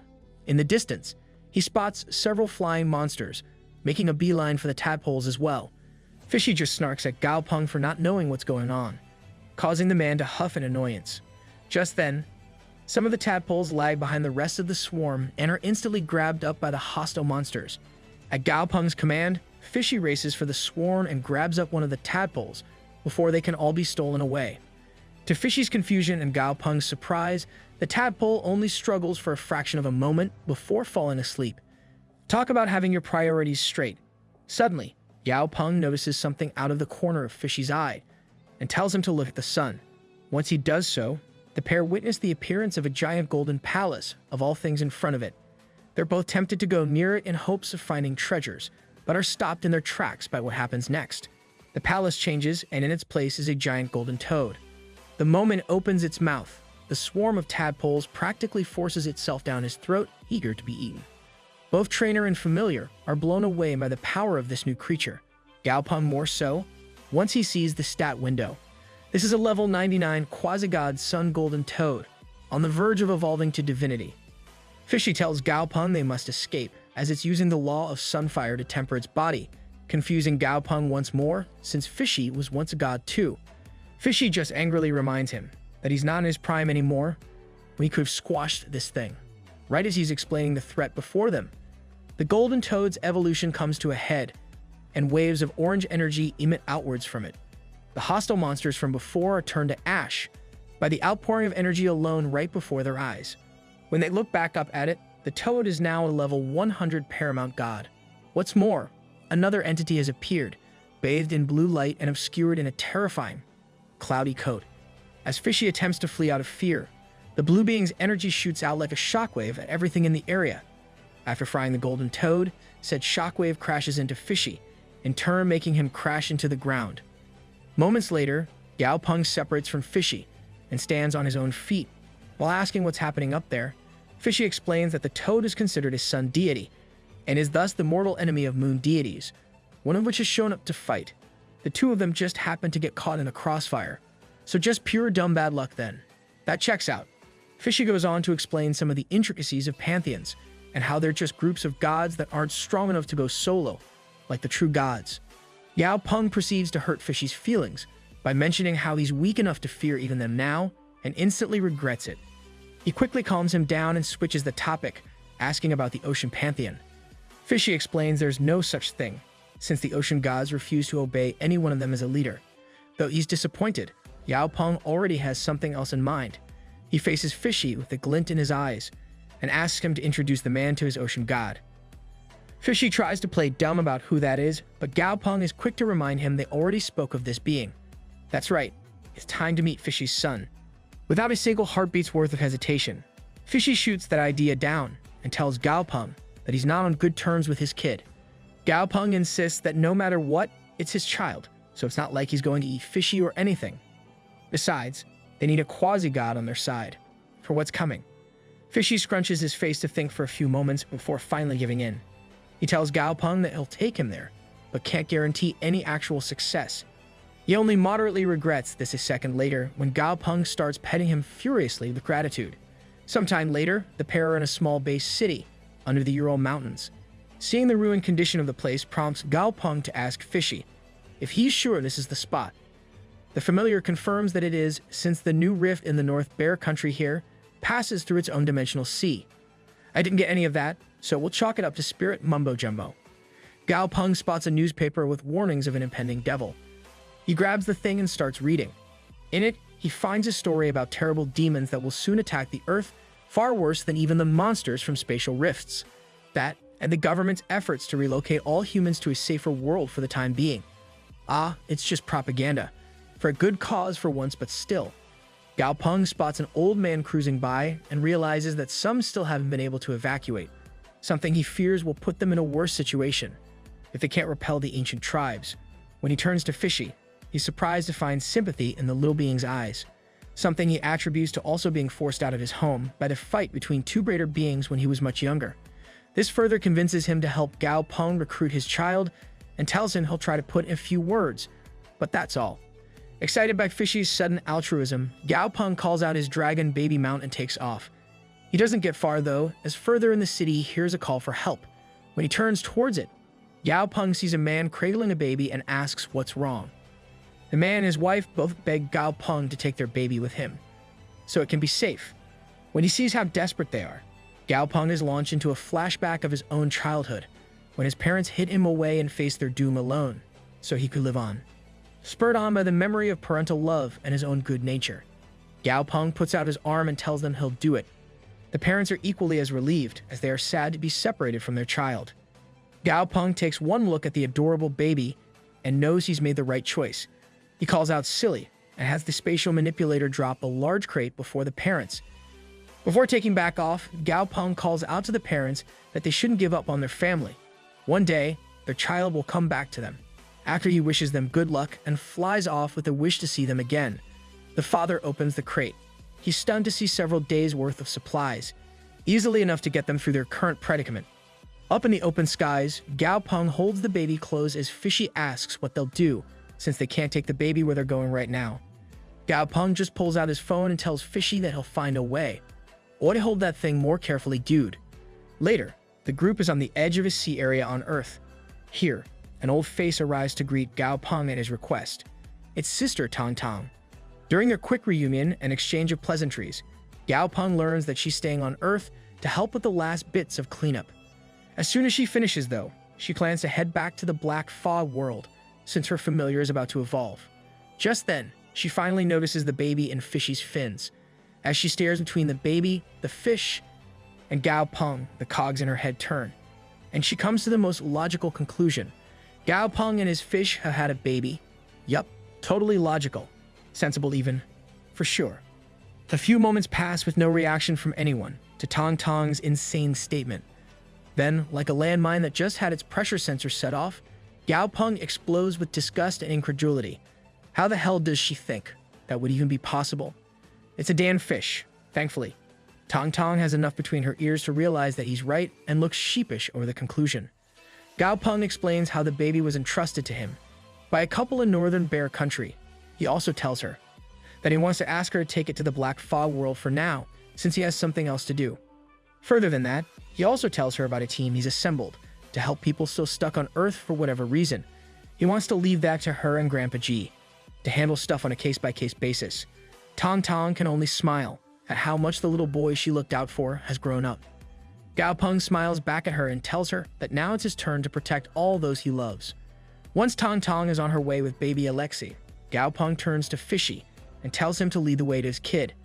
Fishy displays his unwillingness yet again and requests that they just head back to the Black Fog world, but Gao Peng is having none of that after how far they've come. When Gao Peng asks where this is coming from, Fishy explains that he had a massive falling out with his child's mother and even kicked the kid out of their pantheon.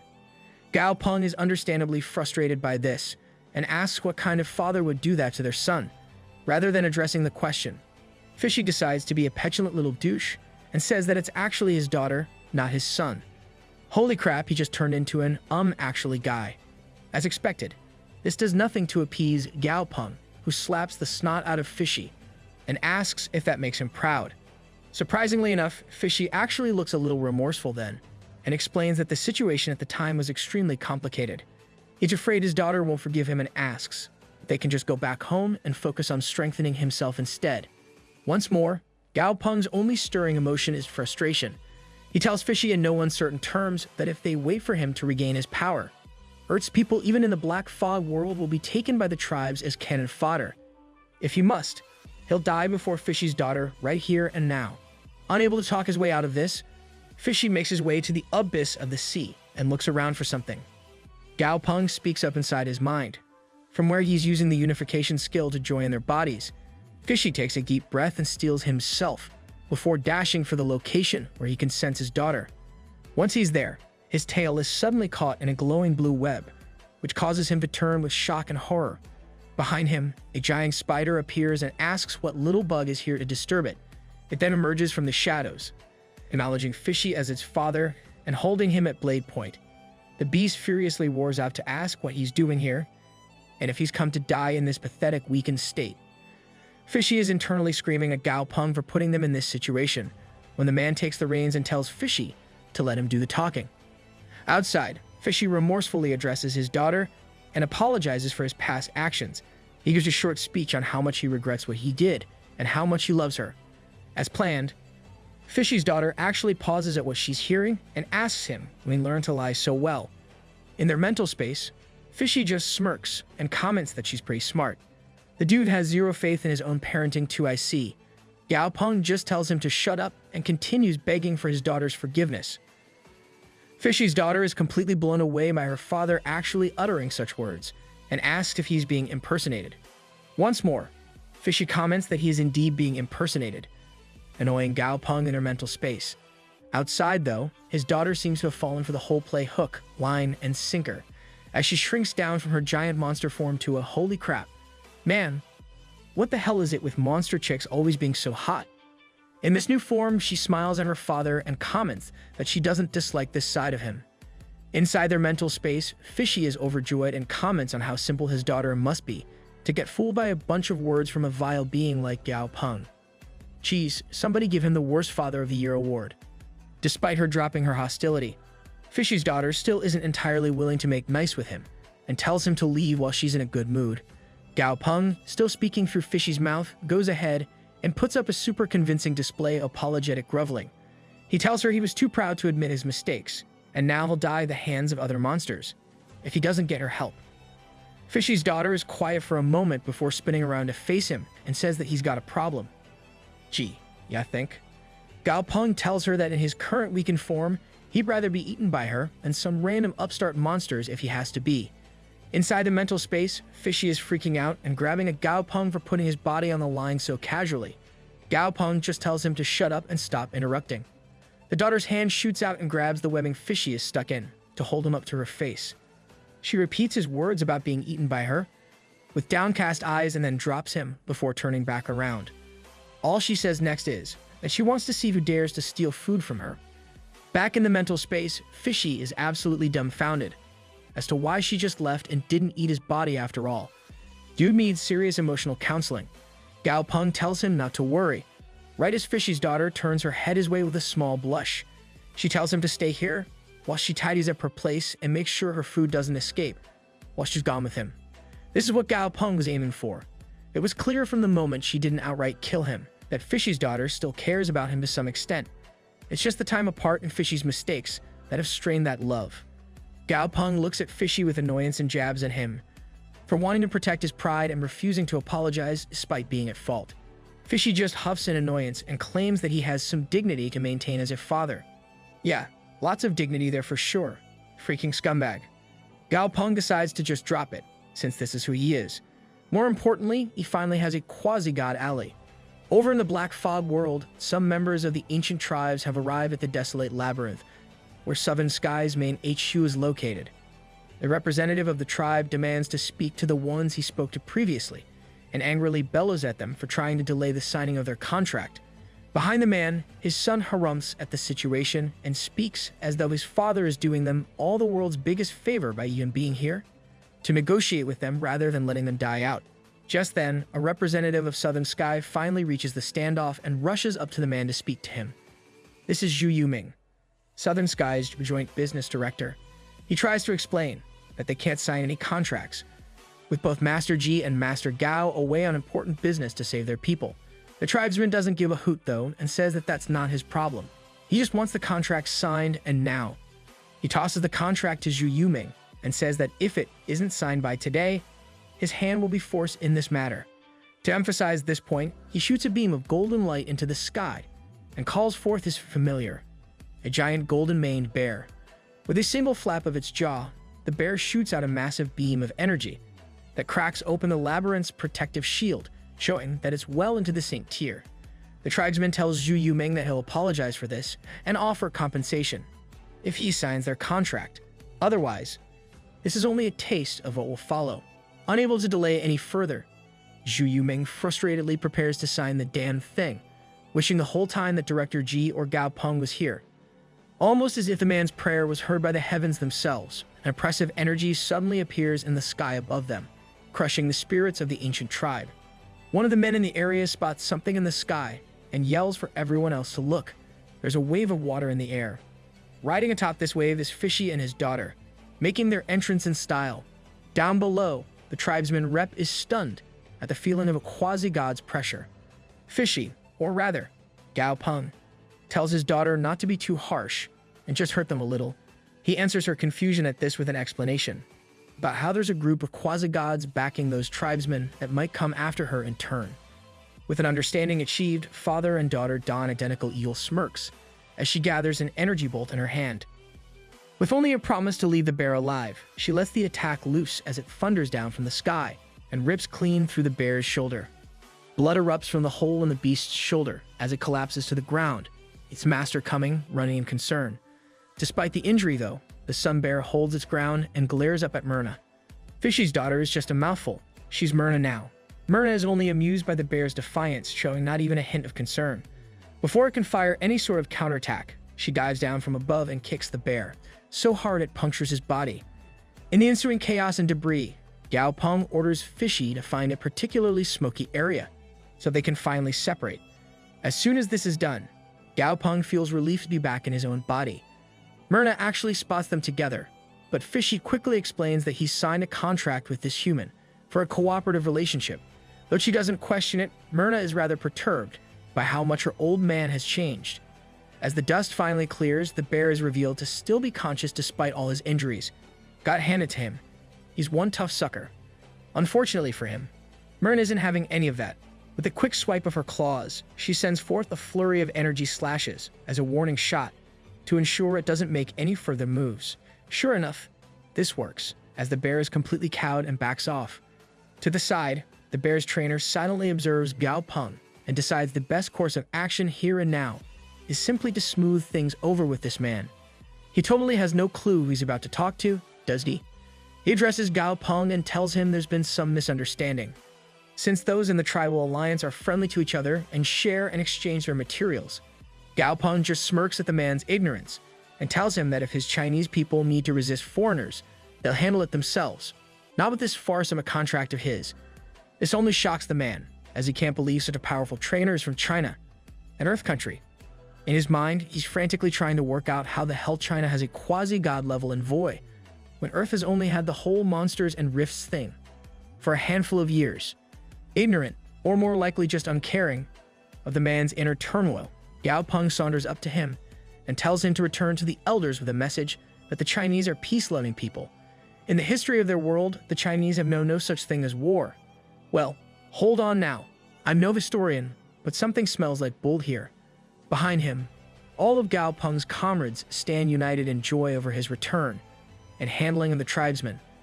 Lady Shu even has Grandpa Ji on a video call and tells him he doesn't need to come after all, since Gao Peng handled it. Wherever he is, Grandpa Ji speaks to her while riding his dragon. He's sure Gao Peng must have gone through a lot to recruit a quasi-god in such little time, and ponders on how freakishly high his growth rate is. This confirms for him that he can leave things in Gao Peng's hands, while he focuses on helping with the formation of the rescue teams on Earth. Not that he didn't already trust the young man, of course. Meanwhile, one particular guy is still stunned by Gao Peng's claim about China's history being bloodless. Thank you. Glad someone else is on that too. Back to the matter at hand. The opposing tribesman declares that he is that Gao Peng fellow. Man, this guy is slow.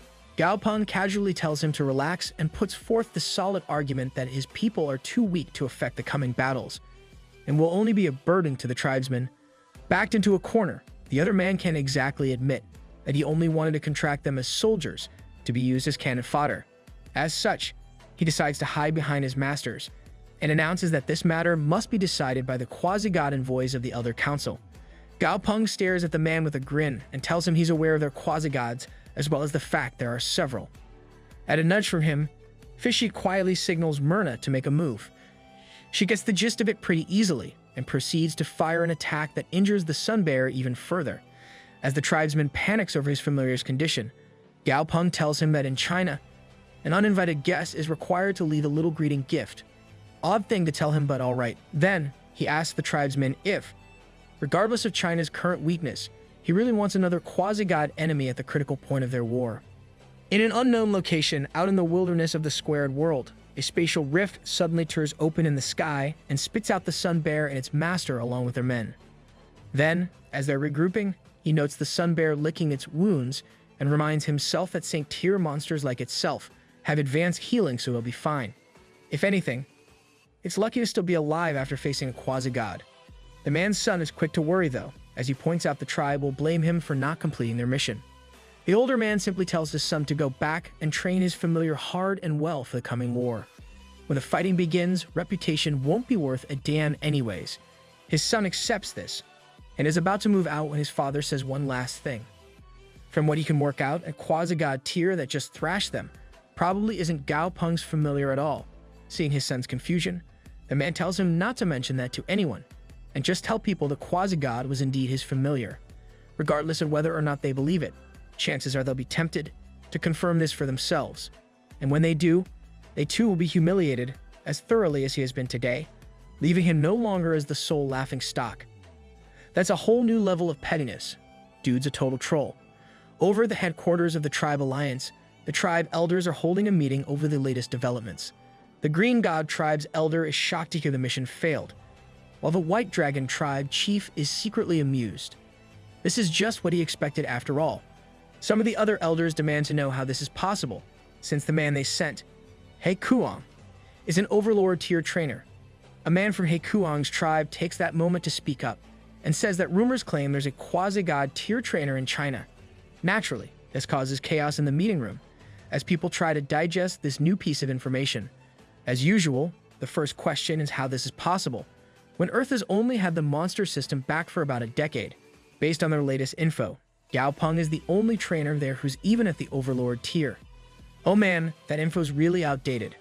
The Green God Tribe's elder goes on to speak about how a quasi-god trainer is a sign of more than just what it looks like. To have such a familiar means one must hold the potential to establish a top tribe with their knowledge of familiars. If this is all true, the Chinese tribe may well become one of the top tribes before long.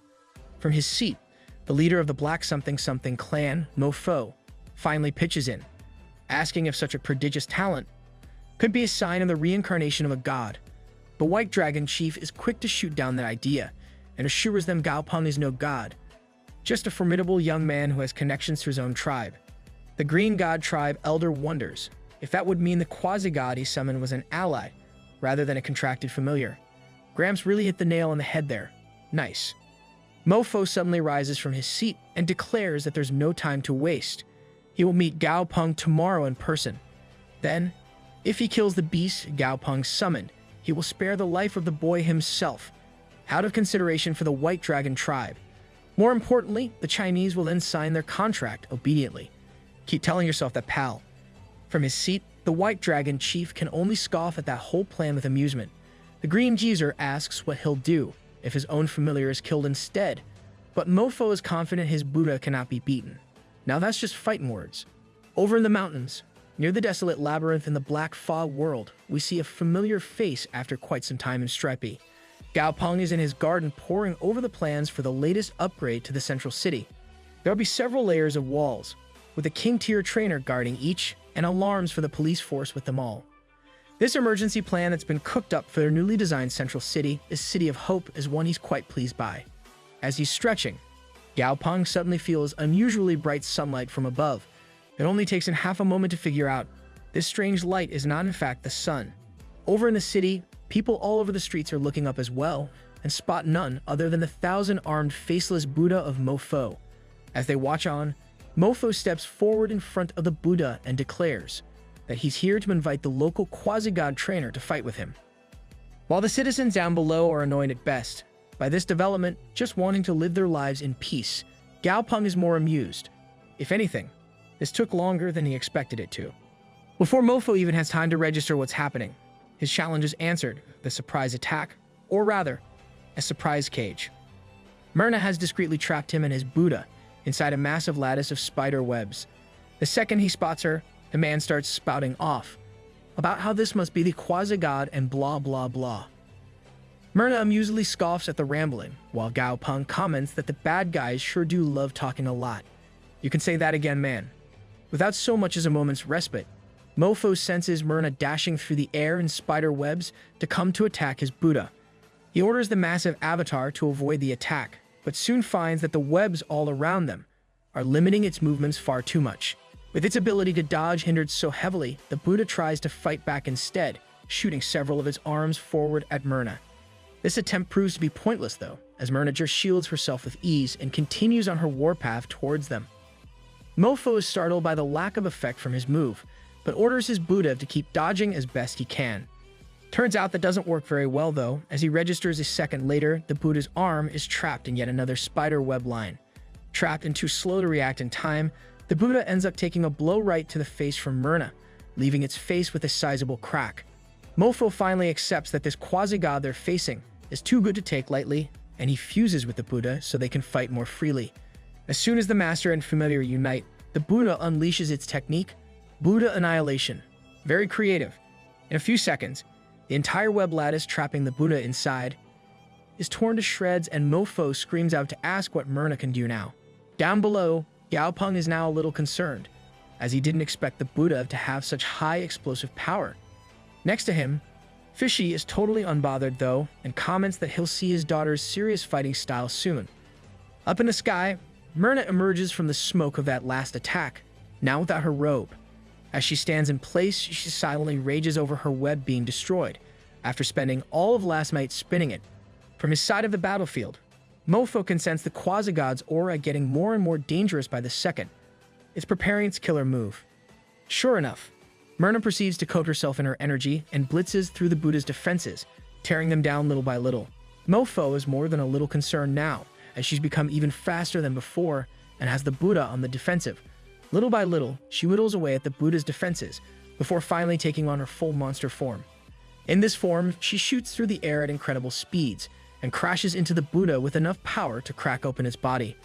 Mofo shouts from his spot that he didn't expect this quasi-god to be so powerful. He declares that there's no sense in wasting combat power here when the war is so close, and orders the Buddha to flee. Dude got his crap rocked so hard he just split. Down below, Gao Peng praises the speed of Myrna and backhandedly insults Fishy by saying, "She definitely didn't get that from him." Though he's angry, Fishy doesn't hesitate to admit that her mother is definitely the faster one between the two of them, so he's not wrong. Gao Peng is just annoyed by Fishy's behavior. A few days ago, he wanted nothing to do with his form of family, but now that he has a chance to feed his own ego, he's beyond eager to talk them up. That aside, Gao Peng is happy to have his theory confirmed. Despite its strength, the 1,000-armed faceless Buddha's attributes fall considerably short of their windstorm water magic spiders. Gao Peng studies her status window with pride, noting that she's a high-level violent assassin of sorts. The stat window in question displays her level 97 quasi-god tier, as well as her several overpowered skills. Right now, she's utilizing the one called Invisible Net to replace the trap Mofo and his Buddha triggered earlier. Staring up at her, Gao Peng finds himself in a state of utter confusion. Why is she bothering to weave the web again when their opponent has already escaped? Fishy puts on a smug face, as he so often does, and tells Gao Peng that he wouldn't understand the actions of a true quasi-god like his daughter. To her, the fight is never truly over. He starts flying up towards Myrna and praises her work, but then starts trying to tell her how to use her water element better, because he's totally earned the right to act like a dad, not like he banished her from home for centuries or anything. Naturally, Myrna is more than a little frustrated by his words and abandons the web she's weaving to leave the area. Her parting words are simply that this old man is really annoying. With that, Fishy is left to Lim and his daughter, entering what humans refer to as the rebellious phase. Gao Peng doesn't miss the opportunity to take a jab at him either. All that aside though, Gao Peng is confused as to why he still feels so hot if the faceless Buddha has already left. Turns out that's from Stripey blushing up a storm, since he's developed a crush on Myrna. Can't even blame him. Big fella's got good taste. Back on Earth, the allied tribes are at the top of Kunlun Mountain, with the White Dragon tribe's chief in the lead. Upon sensing his men shivering from both the cold and their own fear, he calls back to them not to be nervous. Everything will go according to their plan. Yikes. Famous last words, Gramps. Just then, a massive rift opens up in the sky above them. The chief calls out to his men that the clam god has awakened and to ready themselves for battle. Right as he finishes calling this out, an ominous-looking purple eyeball coated in red energy emerges from the rift. In another moment, it spreads a feeling of despair as insanely powerful monsters from across dimensions are shown to them somehow. Bai Yin is in the middle of asking his father something, when the chief cuts him off and says this is because of the seal on Earth lifting further. Suddenly, he senses something troubling up ahead. The spatial rift a little ways up from them is significantly larger than what they were expecting. There's no way they can carry out their intended mission in a rift this large. With that in mind, the chief orders his White Dragon to take their men and get the hell out of there. Once that's done and their people have been secured, Bai Yin asks his father what their next move is, since their preparations have been wasted. The chief tells him this isn't necessarily true, since they have arrangements in other places on Earth too. Suddenly, one of the tribesmen calls out to look at something in the distance. To everyone's surprise, the thing he's pointing towards is the storm that was expelled from the spatial rift, and it's getting smaller. Then, as it all but vanishes, what appears to be a gargantuan severed finger is shot out of the rift and floats in place ahead of it. The chief orders his eldest son, Bai Mong, to have his men go take a look at this strange development. Bai Mong does just that and rides his own White Dragon right underneath the severed finger. As soon as he gets there, some strange pores on the finger's cut surface burst and spew orange liquid. Then, from the open surface, fumes are sent out to infect the familiars nearby. As soon as one of the tribesmen's dragons breathes in these fumes, it starts going berserk. Its eyes go red. Veins start popping all over the place, and giant red growths appear all over its body. As the young man panics over losing control of his familiar, the dragon turns its gaze on him. Then, much to all their shock, it clamps its jaws down on its own rider. It's only at the last moment that the berserk dragon is subdued by a water-type familiar and the young man is saved by Bai Mong. The chief's eldest son quickly calls out to the rest of his men to warn them about the fumes and their effects.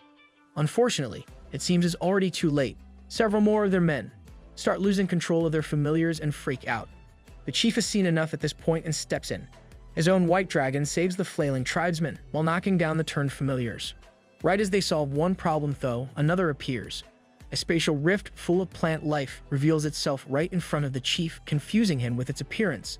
Seconds later, the trees within reveal their true nature as evil-looking eyes open along their bark.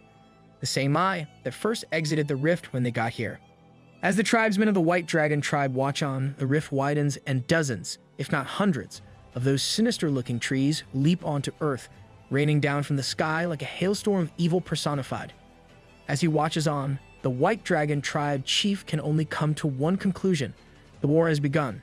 A few days later, some men can be seen observing a crater somewhere in the wilderness of Earth. This is the leader of the Poison Marsh tribe, Ziyuan, and his tribesmen. When Ziyuan asks about the situation in the Kunlun Mountains, one of his men reports that they've been unable to find the severed finger that was mentioned by the White Dragon tribe. Strangely enough, there are tons of needle sunflower trees along the way, though. As he takes this in, Ziyuan wonders if the White Dragon tribe has lied to him and secretly taken away the severed finger. He's quick to dismiss that suspicion, though, as he knows Bai Long, the White tribe leader, wouldn't do something so antagonistic right at the start of the war. How about that? An old dude with some actual sense. Even so, the tribe's relation to Gao Peng, who is rumored to be a descendant of their tribe's Earth branch, gives him pause. After thinking things over for a bit, Ziyuan decides to forget about it. Right now, he tells his men to focus on their mission, to clear out low-tier monsters and collect more corpses. While the rest of the men get to work, Ziyuan asks a young tribesman named Zihai if he sensed the aura of an overlord or synced in the area. Hai tells him there are some energy strands lingering here, but they're blurry at best, with one of them moving towards the mountains. Suddenly, he startles and informs Yuan that the energy signature on the other side of the mountains is moving towards them, and fast. Ziyuan sees the ground below them shifting and states that this fluctuation is of the overlord tier. Silently, he pulls a tiny snake out of his robes and tells it it's time to go. The snake leaps at the ground and burrows its way inside the earth itself. There, it finds one of the roots that are stirring up the ground above. The snake instantly unhinges its jaw and bites into this root, injecting its venom deep into the organic matter. That's what she said. Up above, Zihai is stunned to see the roots, or rather vines, freeze in the air out of nowhere. A moment later, the lot of them shatter into dozens of pieces and collapse onto the ground.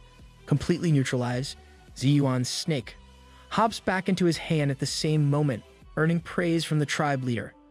Over in the distance, another fluctuation occurs, this time much more potent and visible. This time it's a Saint-tier monster with the wood element again, meaning his snake is in luck. As Yuan tosses the creature in the direction of the fluctuation, the snake suddenly scalds up into a much larger and more intimidating creature. Said creature leaps into the green light. That is the source of this latest fluctuation. The mountains themselves quake and tremble from the aftermath of whatever battle is taking place there, causing Zihai to fear for his life. As he senses the level of danger he's been put in, without a second thought, he can only wish he hadn't been born, the illegitimate son of a dead father. Thanks to that, Ziyuan barely even views him as his actual grandson and has little regard for him. In his panicked retreat from the site of the battle, one particularly strong tremor knocks Hai onto the ground and forward a little. Here, he raises his head to see something strange. It's a single severed finger, wagging around in the mud in front of him. What happens next is even more terrifying for the young man. The finger seems to have a mind of its own and launches itself at his head before sinking into the flesh. Zihai is freaking out about the finger entering his body. Pause. When Yuan shows up and tells him they're done here. Still freaked out, Zihai tries to tell his grandfather what just happened, but makes a yet even more terrifying discovery. He cannot speak, at least not about anything regarding the finger. When next he opens his mouth, it's to tell Ziyuan that he understands and will be heading back now. As he treks towards the rest of the tribesmen, Zihai realizes that he cannot tell anyone about this incident. Later on, we see the residents of Zihai inside the temporary settlement of the Poison Marsh tribe in the Squared World. Here, the young man can be observed letting out deranged laughter while staring at his hand. That and the fully purple, almost corrupted-looking familiar standing in front of him. Internally, Zihai is positively giddy to see that it has worked. His middle finger has superpowers now. Could have sworn I've had that dream before too. Though he has no clue how this happened or what the finger that entered him was, he does know that his middle finger can now infect and strengthen monsters.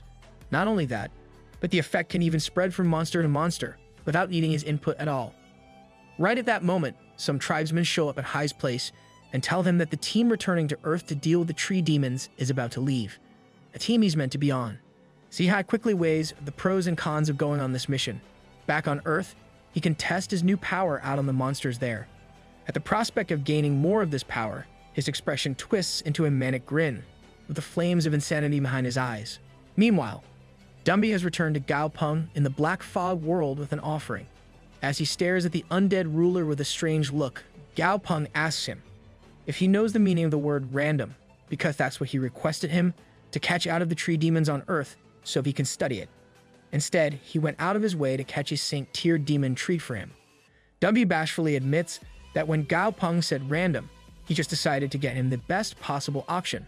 Rather than realizing that he has over-delivered, Dumby apologizes for having a limited ability and promises to catch an even more advanced one. Once he reaches the quasi-god tier, dude's the biggest glazer I've ever seen.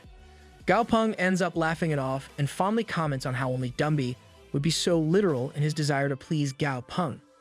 During this, he notices Dumby's stat window and asks the undead monster just how fierce the fighting on Earth is right now, for his level to have risen again. Dumby tells him there are just a lot of corpses and just as many souls to be devoured there right now. Gaopeng thinks about how, ever since breaking through to Saint-Tier, Dumby's level has been very slow to rise, and yet, with just this latest mission to Earth, he shot up straight to level 83. Luckily, he doesn't really need to worry, since Mermet and Fishy are both back on Earth as well. With Earth having become little more than one massive corpse-riddled battlefield, Gaopeng decides to use it as an opportunity for Dumby to become stronger. And so, he tells the big guy to let him inform the White Dragon tribe, and then head to Earth to support all of his tribal friends. After all, while he can't consider letting China form an alliance with the tribes, focused on its own development as it is, he can always offer his own personal assistance. Behind him, Dumby praises his master for being so true to justice, because that's totally his main reason for doing this. Yup. Putting all that aside for now, Gaopeng studies the demon tree Dumby has brought him and finds that it's ordinary quality despite its level. That explains how Dumby could take it down so easily despite their similar levels. Between the sheer gap in their quality, Dumby's resistance to its corrosive field, and his own breath of death being stronger, the tree never stood a chance. Held the way that it is, he has doubts that even Da Zi might be able to beat it, despite being a whole tier lower. Regardless though, he's sure that the same monster will yield great value, through the ever-handy refinement altar in his possession. At his command, the altar imp now known as Heiwa pops into the world, and tells Gaopeng this is a great chance to improve his plant-type familiar through a certain procedure. Seeing his confusion, Heiwa clarifies that he's not talking about the formless hell tree, but good old flowery. Once Heiwa is done whispering, a whole bunch of info straight into Gaopeng's ear. The young man summons Flowery and prepares to have him evolve. With a dash of motivation from Fishy, Flowery begins to absorb the essence of the demon tree. Gaopeng thinks about how Heiwa mentioned a not insignificant chance of this method failing. That's just how these things go. Without some risk, there wouldn't be such a thing as legends and myths. While that continues on in the background, Gaopeng receives a video call from Lady Shu, who tells him the White Dragon tribe has agreed to accept his help in a private capacity. This is all possible thanks to Mofo, coming to fight him in his own personal capacity, rather than as a representative of the alliance of tribes. Between that and the fact that he lost the fight, there's no animosity between their groups right now. With everything else taken care of for the moment, Gaopeng remembers Brainy has been staying on Earth. He pulls out a recorder to assign some new tasks and hands it over to Dumby, so he can deliver it to Brainy when he goes to Earth. As Dumby takes off, Gaopeng calls out to him to avoid joining the war and focus on helping the souls of the deceased transcend. What a deceptively nice way of saying eat them all up. Back on Earth, what was once the proud city of Yuzhou is now little more than a collection of dusty ruins.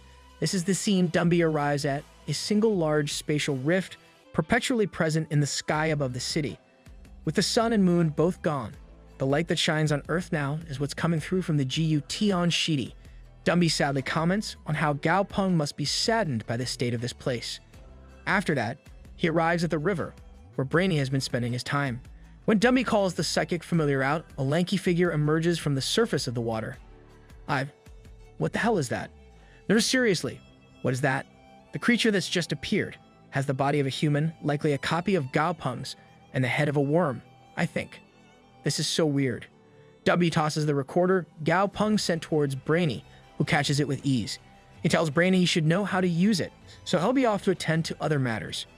Just like that, he's gone. Standing in place, Brainy examines the recorder and wonders if Gao Peng is planning to send him back to the Black Fog world. As it turns out, that's not his intention at all. The recorded message informs Brainy that he still has to stay on Earth a while longer because of his ability, and Gao Peng is sorry about that. More to the point, he believes he's finished capturing the Yangtze River and will be setting his sights on the Pacific Ocean next. What in the who now? What happened to any and all semblance of sense here? The message goes on to tell Brainy he doesn't have to do this at once. It's just a task to be completed sometime in the future. Oh, Brainy's the one conquering the water masses. Okay, that makes sense then.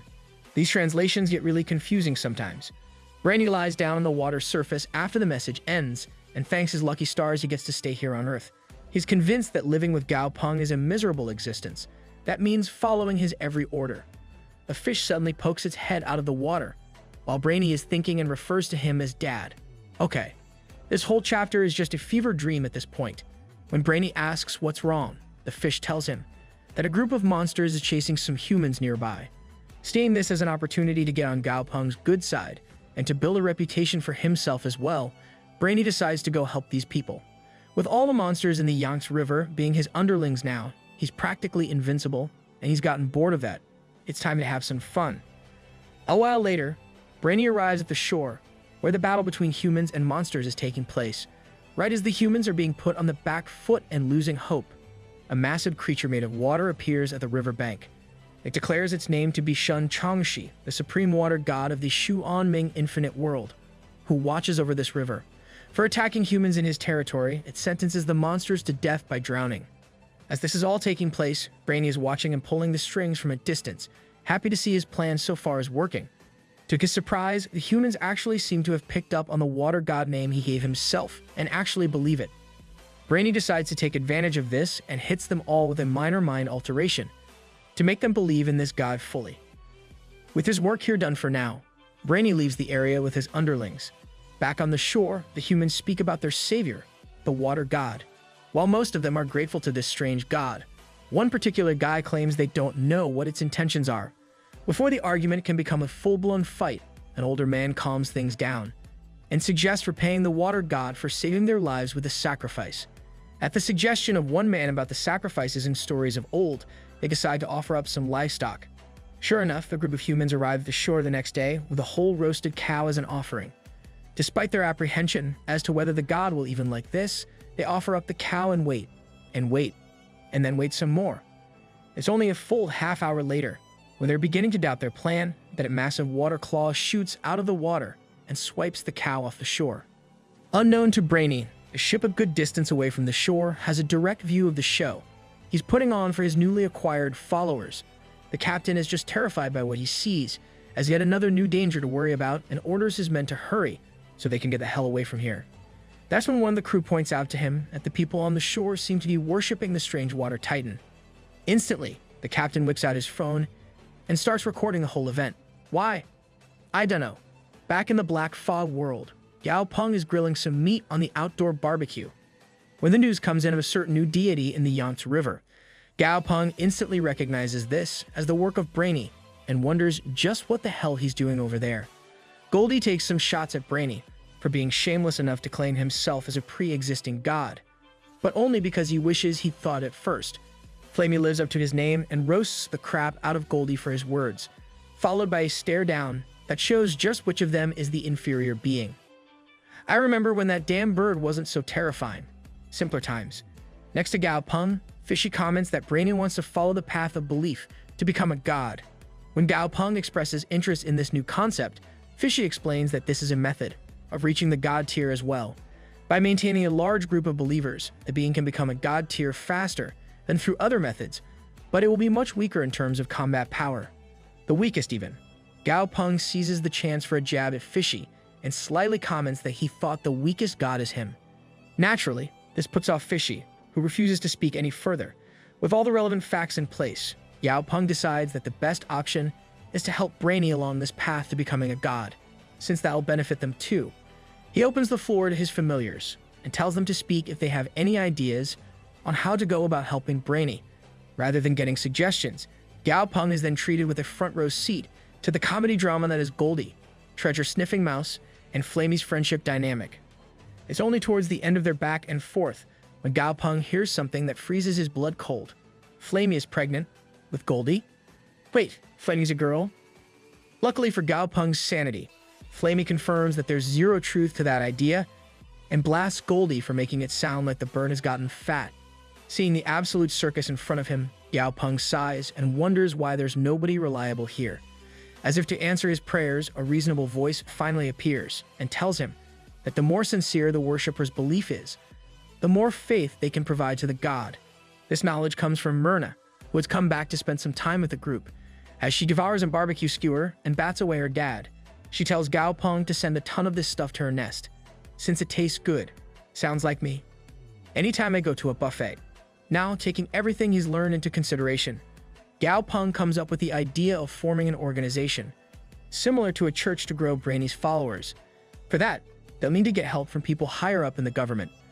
A little while later, Gao Peng and Grandpa G have a face-to-face meeting to discuss this idea. As they discuss the viability of growing the following of Brainy as a god, they conclude that cooperating with the right officials is the best way to go. Grandpa G tells Gao Peng that he can leave the matter to him, since he's already cooperating with the Chinese government. With that talk concluded, Gao Peng chokes on some of his grandpa's tea before telling him that he needs to head out again now. He's finally found a suitable place to train his dragon ants and wishes to get to it as soon as possible. Grandpa G just smiles at him and tells him to go ahead. Even though he has faith in Gao Peng's strength, he tells his grandson to be careful anyway, as any loving grandparent would. At a later time, Gao Peng arrives at a remote mountain range in the Black Fog world, completely frozen over with ice. This right here is the place. Once they've arrived at the mountain range, Gao Peng gets straight to starting the dragon ants training, without a moment's pause. He sends Elder Baby forward to challenge and suppress a snow demon lion up ahead. As the two beasts clash, the younger dragon ants cheer on their older brother, amazed by his power and skill. Unfortunately, this just distracts Elder Baby, who's already on the defensive at this point because of the lion's superior strength. One of the dragon ants instantly comes charging his way upon hearing this, completely ignoring, when his older brother calls out for him to stop. Next thing they know, both Elder Baby and his opponent have been sent blasting off into the air, Team Rocket style, because the younger dragon ant launched them unknowingly. When they finally land in the distance, the lion is injured, and Elder Baby's bloody berserker passive is triggered. In this state, he manages to rip right through the lion with his claws. The lion isn't one to back down either though, and so, in its trapped state, it bites into Elder Baby's shell with enough force to puncture it completely. Back at his original spot, Gao Peng wonders if Elder Baby just isn't strong enough to win, even with his passive skill popped. As such, he orders Second Baby to use his diurnal pupil skill on the lion, while being careful not to hit Elder Baby. Second Baby does just that and blasts the lion, but this only causes it to bite into Elder Baby even harder, hurting a scream out of him. In the following moments, a new fighter makes his way onto the scene. Under the camouflage of light itself, this monster not only gets the lion off of Elder Baby, but also makes quick work of it, with a series of damning slashes via its blades. The younger dragon ants rush towards Elder Baby, where he's collapsed, and beg him not to die, something he wasn't going to do anyway, but that's pretty nice. Gao Peng even admits that while the victory wasn't ideal, Elder Baby did finally manage to hunt down a level 75 demon lion of perfect quality. Finally, he examines the seventh baby, a psychic dragon ant named the Heart Ant. As he lists the things that are wrong with the baby, he tearfully apologizes for disappointing him. Say sorry to that baby right the frick now. Despite their flaws though, Gao Peng has to admit, if only to himself, that he's missed this feeling. The feeling of going out to strengthen his familiars as a team. With a nostalgic smile on his face, he tells the dragon ants it's time to go find their next target.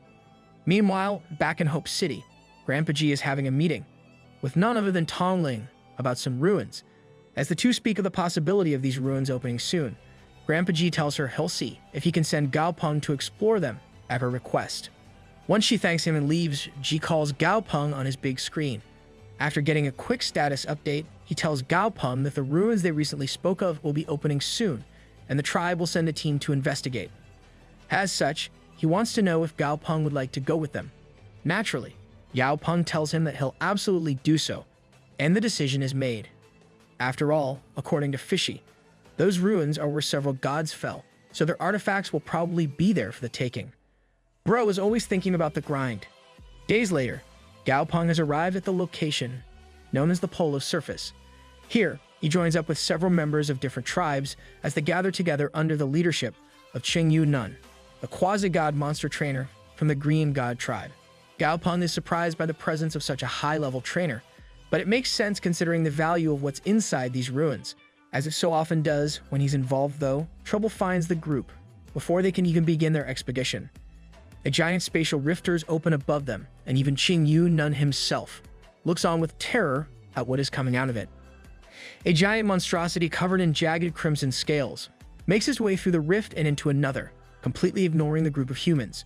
Qingyu Nun warns them to be completely still and just wait for this creature to leave, as it's a destructive beast. One of the gathered tribesmen fearfully asks what a destructive beast is. To this, Qingyu Nun explains that they are a special category of large monsters. They live in the cracks of space itself, where there's nothing but a vacuum.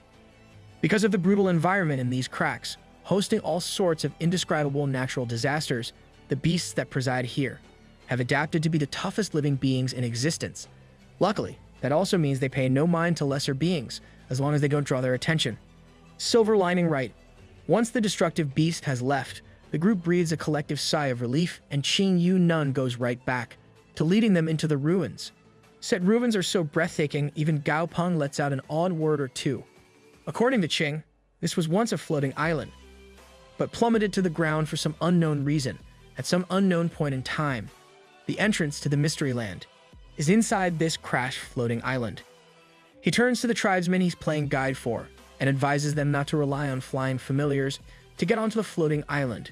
With no surety on how the law of floating functions here, they could be putting themselves in a situation that spells their own doom. With that warning, Qing tells the group that the Mystery Land doesn't allow the presence of quasi-gods and higher, so he won't accompany them inside. On a plus side, this means anything they find inside is entirely theirs to keep. Well, damn, that's pretty freaking generous. Just like that, the tribesmen race to the cliffside of the fallen island and start climbing. Gao Peng stays where he is and notes how strange it is that these people started climbing the ideal paths with zero hesitation right after getting here. Hearing his name being called, Gao Peng turns to see Tong Ling. After greeting each other, she gets right to the point. She's heard how strong he's gotten and wants to work together. His assistance in getting her a specific item in exchange for a map charted by her tribe, which holds crucial details about the ruins. With this, he won't have to waste time exploring the areas with lower-level loot and can go straight to the big stuff. Gao Peng takes a few moments to consider what she said. From what he understands, if the Tong tribe were strong enough to chart a map of this place, then the others should have similar items too. With that in mind, he turns towards the other tribesmen and tells Tong Ling that he's in. When she moves to hand him her map, he tells her to wait. He has a plan. Oh, this is not going to be good for everyone else, is it? As it turns out, this plan of his is to demand the maps of every other tribe as well. Naturally, none of them are very happy about his incredibly rude demands and try to cow him by reminding him. None is just outside. Gao Peng just becomes more amused and tells them to stop calling him a thief, since he'll just take a look and then return their maps. Infuriated, one of the tribesmen calls forth his familiar and sends it right at Gao Peng. This, unfortunately for him, was not the right move. With a single word from Gao Peng, Da Zi shows himself and electrocutes the enemy familiar so badly that it goes completely unconscious. Seeing what has happened, the other tribesmen close in and band together against Gao Peng. Because why wouldn't that work? Not like he just nagged one of your guys as easily as breathing. The next familiar called out to fight Gao Peng is a level 83 Yak King with a grade too low for Gao Peng to care. Next is a level 84 bird familiar named Da Feng. This one's slightly more of a threat, but Gao Peng remains more amused than anything. Shrugging his shoulders, he asks the others if there are any more familiars they'd like to send, so they don't regret it later. The tribesmen are infuriated by what they see as arrogance and Da Feng is ordered to attack. In just a few moments, the entire area around Gao Peng and Da Zi has become pitch black, trapping them in a dome of darkness. Gao Peng remains calm and unites with Da Zi, just to be safe, before making his next move. From inside Da Zi, he studies this dark technique and learns that it functions by erasing light altogether. Da Feng attacks Da Zi's body in the dark, leaving him defenseless without any way to sense him. As the other side monologues about how he should surrender, Gao Peng considers calling Dumbi and having him overpower this technique with his soul power alone. Instead, he decides to try out a new move he's been itching to use for a while now. He calls out Second Baby and activates the skill, known as sense sharing. With this, the diurnal pupils are shared from the dragon ant to Gao Peng, and then in turn to Da Zi. Now that he's fully capable of seeing this place, Gao Peng tells Da Zi to pretend like nothing's changed. And so he continues flailing about seemingly blindly, just barely dodging when Da Feng attacks, so it seems like instinct. Then, when Da Feng is just in reach with his guard down, Da Zi activates Silver Thunder Wrath. The storm of lightning rages across the dark backdrop, reaching Da Feng too fast for the bird to dodge. Just like that, the thunder from Da Zi's attack fries the bird like a bucket of KFC and brings down the dome of darkness. Once they're out, Gao Peng has Da Zi fly a bit higher than the rest, so he can observe the other familiars. The yak appears to be releasing some kind of fumes. From what Gao Peng knows, this is the ultimate musk, a drug that mutates and becomes highly toxic when the concentration exceeds a certain amount. That combined with the main attacking eight-tailed thunder beast spells doom for these fools, and they don't even realize what they're walking into. And so, Gao Peng does the smart thing and takes advantage of his enemy's idiocy. With a single burst of lightning from Da Zi all over the area, the yak is fried to a crisp. With some of their strongest familiars taken down like flies, the tribesmen have no choice but to comply when Gao Peng once more asks to take a look at their maps. One by one, each of them hands over their maps as requested by Gao Peng, so we can cross-reference the differences in them all. Even so, none of them are happy about having to listen to him. Gao Peng just takes the maps with a smile and assures them he'll give them back right away, as he pulls a sleek black rectangle from his pocket.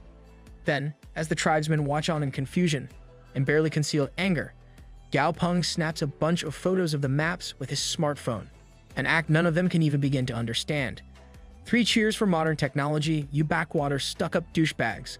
The end, for now. After watching Gao Peng hustle the absolute crap out of the other tribe members, Tong Ling comments on how she recognizes the device he used to take pictures of their maps and lists all its uses, because I'm sure Gao Peng doesn't already know them all. The man himself turns to the tribesmen and tells them he'll introduce them to something as a gift, since this is their first meeting. He goes on to explain the Southern Sky Group's wealth and offers to have base stations installed in their tribes for free, after which they can utilize mobile phones. But of course, this goes entirely over the head of most of the guys, so Gao Peng dumbs it down and tells them phones are very useful and can't be used without a base. The tribesmen are still confused after this, in response to which Gao Peng once again tells them he'll install base stations for free if they buy phones. At that point, he just gives up for the moment and declares that their priority now is to explore the secret realm they're in. Later on, Gao Peng and Tong Ling are walking through the realm's forest when she speaks up. The girl asks Gao Peng if his grandpa will really agree to install base stations for free. To her surprise, this just brings an amused smile onto Gao Peng's face as he tells her the money required is just a drop in the ocean for them. And that's not even to mention the opportunity of crippling their enemies with internet addiction and invading their digital privacy. Dude's truly the cartooniest of cartoon villains when he wants to be. Out of nowhere, Fishy mentally bops Gao Peng and tells him to present himself respectfully in a potential dragon god realm. This reprimand makes Gao Peng wonder if this place truly is the realm of the dragon god. Even so, it's unlikely he'll get anything to evolve Da Zi with here. On the other hand, the dragon ants are not out of the question. All of a sudden, Tong Ling points in a specific direction and tells him that's where her great-grandfather found the bud of a water mulberry centuries ago. She's here to get it, since it should finally have bloomed by now. Gao Peng asks how she's confident it hasn't already been eaten, to which she replies that her great-grandpa killed its original guardian and left behind 2 psychedelic trees to protect it for him. She explains that it might be difficult to locate the trees, which is why she wanted to team up with him for protection and better chances of success. After Gao Peng promises her that he'll fulfill his end of the deal, it doesn't take long for them to find two out-of-place trees. Gao Peng comments that this seems to be the place, but Tong Ling tells him to hang on. She pulls out a jar and tosses a bug from inside it at one of the trees. As the bug feeds on the tree's fruit, a strange apparition appears, along with a radiant flower. Tong Ling has acquired what she came for, and thanks Gao Peng. Wait, what? What just happened? Gao Peng walks off while waving her off and just tells her that they're even now, since she helped him get the maps. Later on, he can be seen walking on his own and studying the larger map he's put together, using all the tribe's individual ones. While he's excited to see he has a complete map of the secret realm, Fishy is absolutely blown away. Based on the shape of the map, they're inside the divine realm right now. With Fishy freaking out, Gao Peng realizes just how rare of an opportunity this is. They're practically in the backyard of the gods themselves. Without delay, Fishy tells Gao Peng that he knows where the treasure room of this realm is and that it's the most lucrative spot for them to raid. Gao Peng deadpans at the fish and tells him it'll take them a full 10 days according to his map, and he's not even sure it's actually a treasure room. As he falls into a pit of despair because of that and various other reasons, it's now Fishy's turn to deadpan at him. Obviously, he knows some shortcuts for this place, and they'll be taking those. Gao Peng's mood does a complete 180 as he grabs Fishy and starts praising him, while they move onwards. 3 days later, the pair have arrived at a golden wall of power. Fishy tells him this is the spot before calling out his divine treasure to bite through said wall. Just like that, they got a way in. Fishy tells Gao Peng to put him away, so only one of them has to do the actual traveling from here. Just when he thought the trainer is about to do that, Gao Peng instead uses fusion and hops right into Fishy's body, pissing the monster off immensely. Later, the two have spent some time exploring their destination, and Gao Peng is certain by now that it's no treasure room. Fishy insists, however, that this is just the divine realm's design, and they need to keep going. Right after he tells Gao Peng this, the man spots something strange out of the corner of his eye. Inside the lava boiling below them, there are crystals called earth fire melting crystals. Not only do these provide a valuable resource for Stripey, but they also confirm Gao Peng's suspicion that this room is a volcano. That isn't terrifying at all. They're only floating a few feet away from a fiery death. What's so scary about that? Out of nowhere, Gao Peng goes ahead and summons forth Stripey in his full humongous glory, causing him to splash into the lava and crush some unknown body below him. I'm sure it wasn't anything important, right? Stripey sits in the lava pool without a worry in the world, chowing down on the earth fire-melting crystals like a gourmet meal. Unbeknownst to him, Gao Peng has spotted a small army of flame giants closely observing them from the cliffside. Fishy tells Gao Peng to take a look at Stripey's butt if he wants to know why they're here. As it turns out, Stripey's sudden appearance and landing was right on top of the flame giant's leader and left him in a critically wounded state, leaving his men to desire vengeance. Unwilling to let Stripey's meal be disrupted, Gao Peng orders Fishy to deal with these mindless hot piles of rock. Well, they had to be racially motivated. With a quick demand towards Gao Peng to talk him up to his daughter later, Fishy pulls out their divine artifact and releases a wave of power oppressive enough to scare all of the fire giants right off. So much for that vengeance shtick. Turning to Stripey, Gao Peng asks him how long it'll take to digest those crystals he's eating. When the titanic spider tells them it'll be about 3 months, Fishy says that's ridiculous, since their priority is to explore more of this realm. Gao Peng's unfazed and just tells Stripey to swallow everything up and digest it slowly over time, while they move on. After that, Gao Peng shoots across the realm, once more fused with Fishy to go at incredible speeds. They eventually reach what looks to be a palace or temple perhaps, and walk up to the entrance. It's here that Gao Peng spots some carvings that tell a story of the past. Fishy explains that the records are the epic of the gods. Every recorded story on these walls is a story of the great achievements of the gods and tells how they became prosperous. In that moment, a sinister toothy grin grows on his face, and he explains that the stories can reveal what kind of god they depict and what kind of treasure they possessed when they were alive. Gao Peng proposes the idea of reading the whole wall of records from left to right, but Fishy tells him to just summon that little mouse of his, since it's more efficient. I mean, yeah, why wasn't that the first idea? Pretty obvious. Gao Peng releases a sigh and summons the treasure hunting mouse with a snap of his fingers. The very second the mouse is summoned, he falls utterly in love with the aura of the place, deeply enriched with the feeling of treasure as it is. In a particularly goofy moment, his heart practically bursts out of his chest and leads the mouse towards a particular treasure. As they watch the mouse race off, Fishy smugly comments that they're going to hit it big this time. To his unprepared shock and annoyance, Yao Peng proceeds to grab him like a burrito and flies off after the mouse atop Da Zi. Inside the building, the mouse is running around like a maniac, pulled by the presence of various treasures, until he eventually feels something extra special. Instantly, he races off like a whirlwind in the direction of this specific treasure, and kicks down a door like it's nothing. Rather than a conventional treasure though, what they find inside is an ugly little troll-like creature, munching on a bunch of fruit. Gao Peng is quick on the uptake though, and quickly realizes that it's actually true dragon fruit. And not only is the troll eating a bowl of it, but there's also more of them, stashed away. More than the White Dragon tribe has in their entire treasure room. To everyone's surprise, the troll suddenly bulks up and starts roaring out in rage as it roars at them. Beyond the surprise though, nobody is impressed. Gao Peng and Da Zi judgingly stare down at it, as the former asks why there's an elf here. The troll walks up to the group and goes on a rant about how they've disturbed the great dragon elf king, Lord Samo. When the little guy dashes forward at Gao Peng, the man doesn't even flinch and just calls Da Zi. Half a moment later, old Samo is flattened and left on the ground, fully beaten.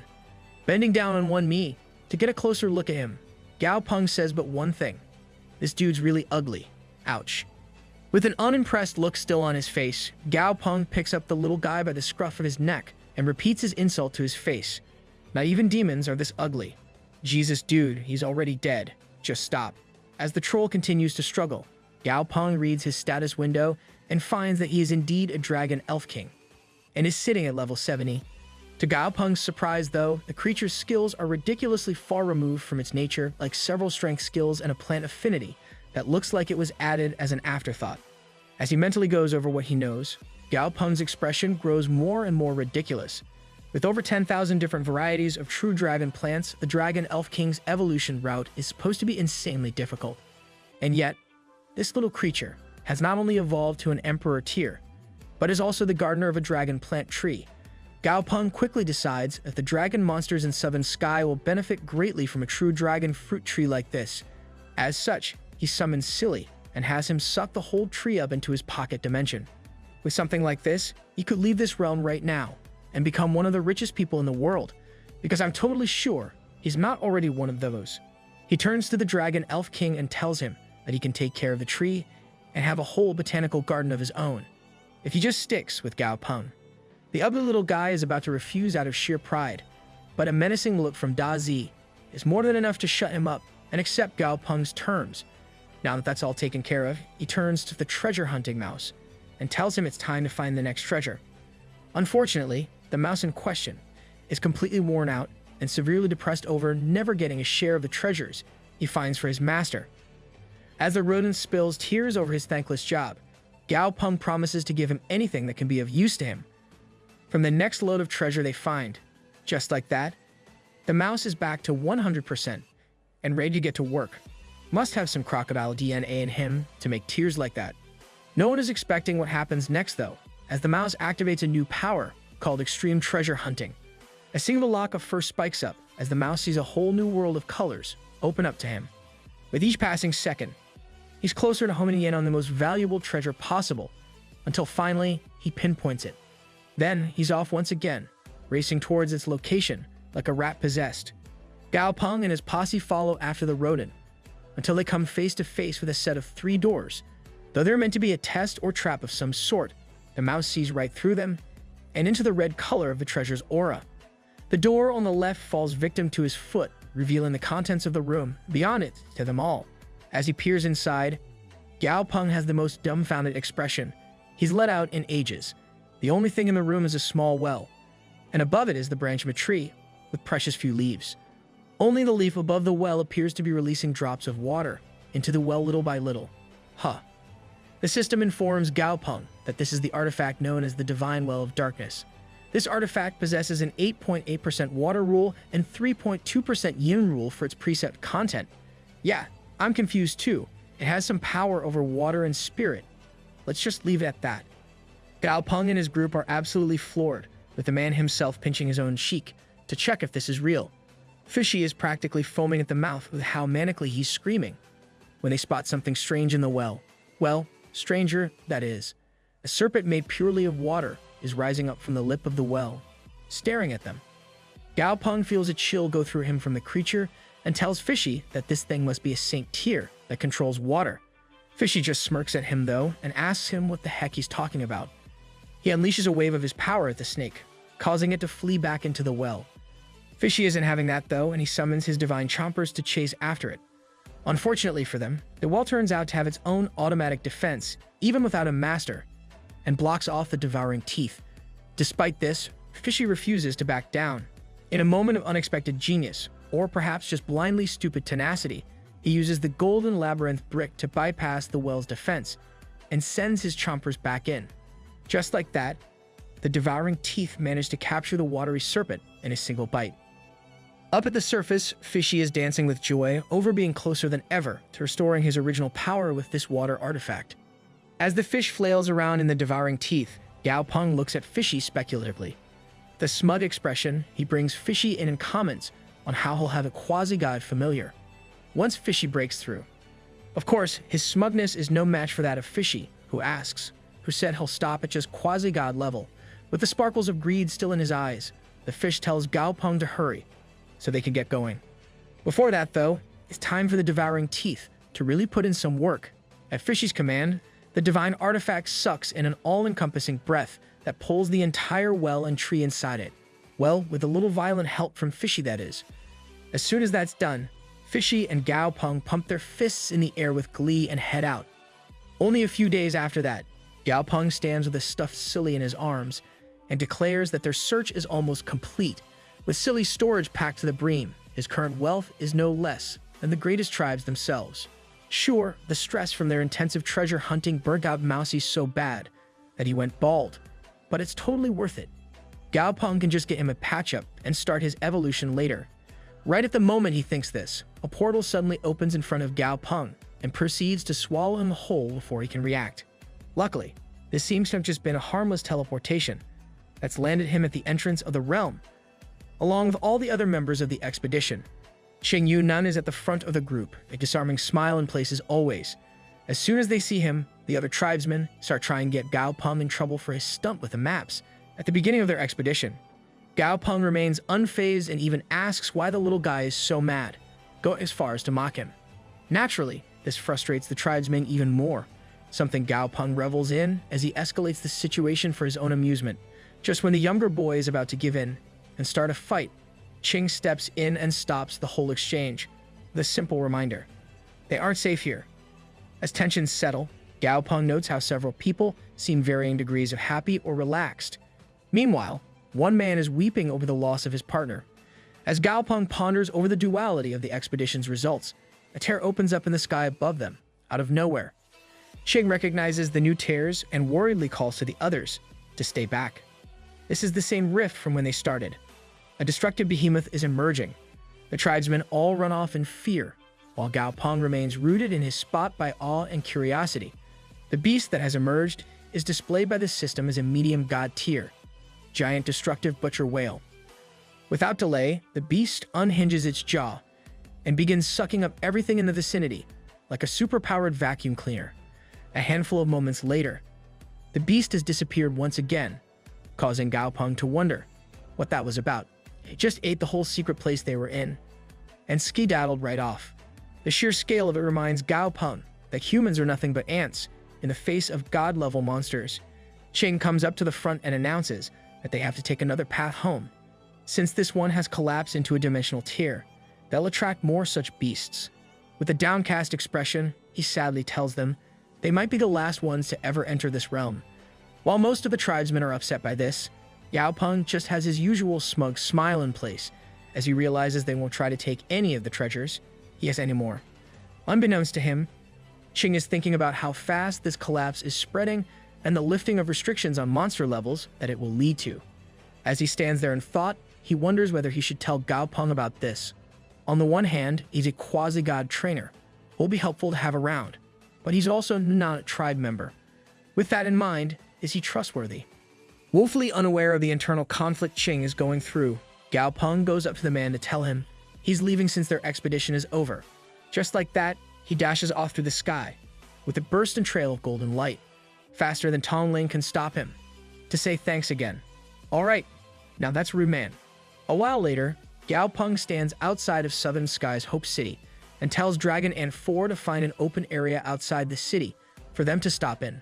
Once he's there, he brings Streppy out from his pocket dimension and deposits him in the spot. He tells Streppy this is where he can work on digesting all those crystals he swallowed, and also requests a workbench for himself. While Fishy waddles off, talking about researching a new artifact, Gao Peng has Silly deposit the true dragon fruit tree. They got over here as well. Next, he brings out the ugly little troll that is the tree's gardener and explains that he wishes to use the true dragon fruit as the main ingredient in a new potion of his. In exchange for the gardener caring for the tree, Gao Peng will bring him all the dragon plants he finds from here on out. With their deal established, Gao Peng gets to work on this new potion. While Gao Peng works on refining his new concoction, Trolley, that's his name now, gets tempted by the true dragon fruit's succulent appearance and moves to grab one. To his immense shock and annoyance, Dazi pops in out of nowhere to smack the crap out of his hand and tell him not to touch Gao Peng's things. When the little beefcake yells that this is his tree, Dazi just looks down at him like an ant asking to be crushed. Though he's quaking with fear now, Trolley still tries to insist that he's the one in charge of the tree. Luckily for him, Gao Peng speaks up right at that moment, and the focus is shifted to his completed evolution potions, 7 different types for 7 different dragon ant babies. Off to the side, Mousy lays on his back, dismayed about how he's once more been used like a tool and forgotten without any reward. Geez, someone make a familiar union for this poor guy to join. Sweat drop running down the back of his head, Gao Peng tells him to quit moaning and shows him an evolution potion, specifically made for him as well. This has the mouse shooting right up in equal parts shock and excitement, while Gao Peng says that he told him he'd reward him. Tears of happiness stream down the rodent's eyes at finally being seen, and he gulps down the potion, like it's the elixir of life itself. And then he dies. Wait, no. What? The mouse falls on his back, eyes red and lazy, while he foams at the mouth.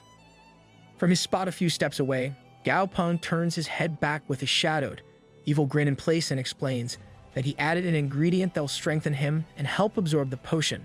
It's just really painful too, as a lesson not to hide stuff like that overpowered mode he revealed back in the Divine Realm. Off to the other side, Trolley trembles in fear at how cruel Gao Peng is to his own familiar. Yeah, I'm with the juicer on this. Dude acts like a whole villain. It's a few days later when the little rodent finally completes his evolution and recovers from the catatonic state. He now sits at a respectable level 70 in the Emperor tier with the title of Treasure Rat. Gao Peng notices a particularly interesting skill in his stat window called Treasure Storing. To test it out, he tells the rat to swallow one of the true dragon fruits without actually eating it. Sure enough, as soon as he does, a system window shows that the fruit is in his treasure storage and the rat's treasure hunting speed has increased for it. This pleases Gao Peng, as he's hit 2 birds with 1 stone. He not only no longer has to worry about hiding treasure, he can even use it to get more of it faster with this skill. Instantly, he tells Silly to spit out some of the treasures he's holding for the rat to swallow, killing yet another bird with the same stone. Now Silly has more free storage space. As soon as he swallows the rest of these treasures, the rat has become faster than ever before, bouncing all over the place at incredible speeds with a grin. To everyone's surprise, a massive eruption of fire and lava suddenly takes place not too far away. As Gao Peng wonders if that's from Stripey, the Spider Titan himself emerges from the smoke with a whole new look. The giant has finally broken through to the Sync tier. As he watches the evolved beast from atop Dazi's back, Gao Peng comments that only the 7 dragon ants are left now, so it's time to go check on them. Once they reach the spot where Gao Peng set up a barrier for them to undergo evolution inside though, Gao Peng is surprised and confused to see the whole thing obscured by a thick cloud of smoke. Though his naked eye can only see a bunch of lights inside the smoke, the system's eyes cannot be hidden from. To Gao Peng's shock, the system says that the monsters in there are currently undergoing fusion. The dancing kind or the earring kind? What? It's an honest question. Seeing as how he's the oldest of them, Gao Peng turns to Fishy to ask what the hell is up with this, but finds that the former god is in an unstable state himself, floating within the waters of the divine well they retrieved. But then, the dragon ants float up into the air in a circular arrangement, confusing Gao Peng more than ever. With his eyes wide and sweat dripping down his face, Gao Peng can only worriedly ask if they're going to be okay. See, he does care, he's just a douche at times. Up in the air where the dragon ants are floating, a massive explosion of power suddenly engulfs them all. Down below, Gao Peng starts, panicking at the idea of them being hurt. Da Zi is quick to calm him down though, as his first familiar reassures him that they'll be fine. Gao Peng can only smile in thanks to his oldest friend, and pets Da Zi's head like old times. Right in the middle of this, yet another explosion of power booms out, blowing the cap right off Gao Peng's head with a shockwave. As the smoke clears, a whole new being emerges from within, looking like a true warrior knight with the same color scheme as most of the dragon ants. It walks forward toward the shocked Gao Peng and kneels down on one knee before him. Then it speaks, greeting Gao Peng and telling him that it is simply Dragon Ant. Gao Peng quickly opens the being's status window and sees that it's a level 80 Overlord tier mythical beast, named the 100 Faces Dragon Ant. As Gao Peng tells him to stand, he mentally notes that this beast is just one level away from Sync tier. And then, as he realizes the value of this being's special ability, his expression shifts back to his trademark. Part evil, part smug, part insane grin. Though this guy's own abilities are pretty useless, he has the power to choose any of the 7 Dragon Ant's powers and utilize them in battle, even mixing multiple of them at a time. So it's like that one episode where Enemo totally screws up Ben's Omnitrix. What? I'm a visual learner. Over to the side, Fishy finally awakens and comes out of the divine well, only to be flabbergasted by this whole new being standing before him. When both the Dragon Ant and Da Zi offer no answer, he asks again just who this guy is. Rather than responding, Da Zi just turns to Dragon Ant and asks if he wants to spar with Fishy. Without a second thought, the Dragon Ant turns to Fishy while charging up a crap ton of energy. Still confused and completely out of the loop, Fishy grabs his head in fear as he screams out questions about what the hell is going on. But then, as soon as he sees the newcomer, using a familiar technique to produce smoke, something snaps into place in Fishy's mind and he asks if this person is Dragon Ant 6. So close but not quite. Without giving him another moment to think, Dragon Ant shoots his arms out like tentacles, only if the stretchy part was made of smoke. Fishy easily smacks the hands away with a grin and comments that the 6 baby has changed quite a bit. In that exact moment, Dragon Ant switches to the diurnal pupil ability and shoots a beam of ocular energy at Fishy, forcing him to dodge. With the switch in power, Fishy is right back to being confused, since that's the second baby's power. Finally, he grows tired of this charade and turns on Dragon Ant with a furious expression, demanding an answer. When none comes, Fishy lashes out with a massive attack, which smacks Dragon Ant right across the face and drops him to the ground. Ouch, that'll hurt in the morning. At Da Zi's concerned expression, Fishy checks Dragon Ant's vitals and assures that he's alive. He asks one final time just who this is, when Gao Peng finally steps in and explains how the Dragon Ants all fused upon realizing that he just slumped one of their own.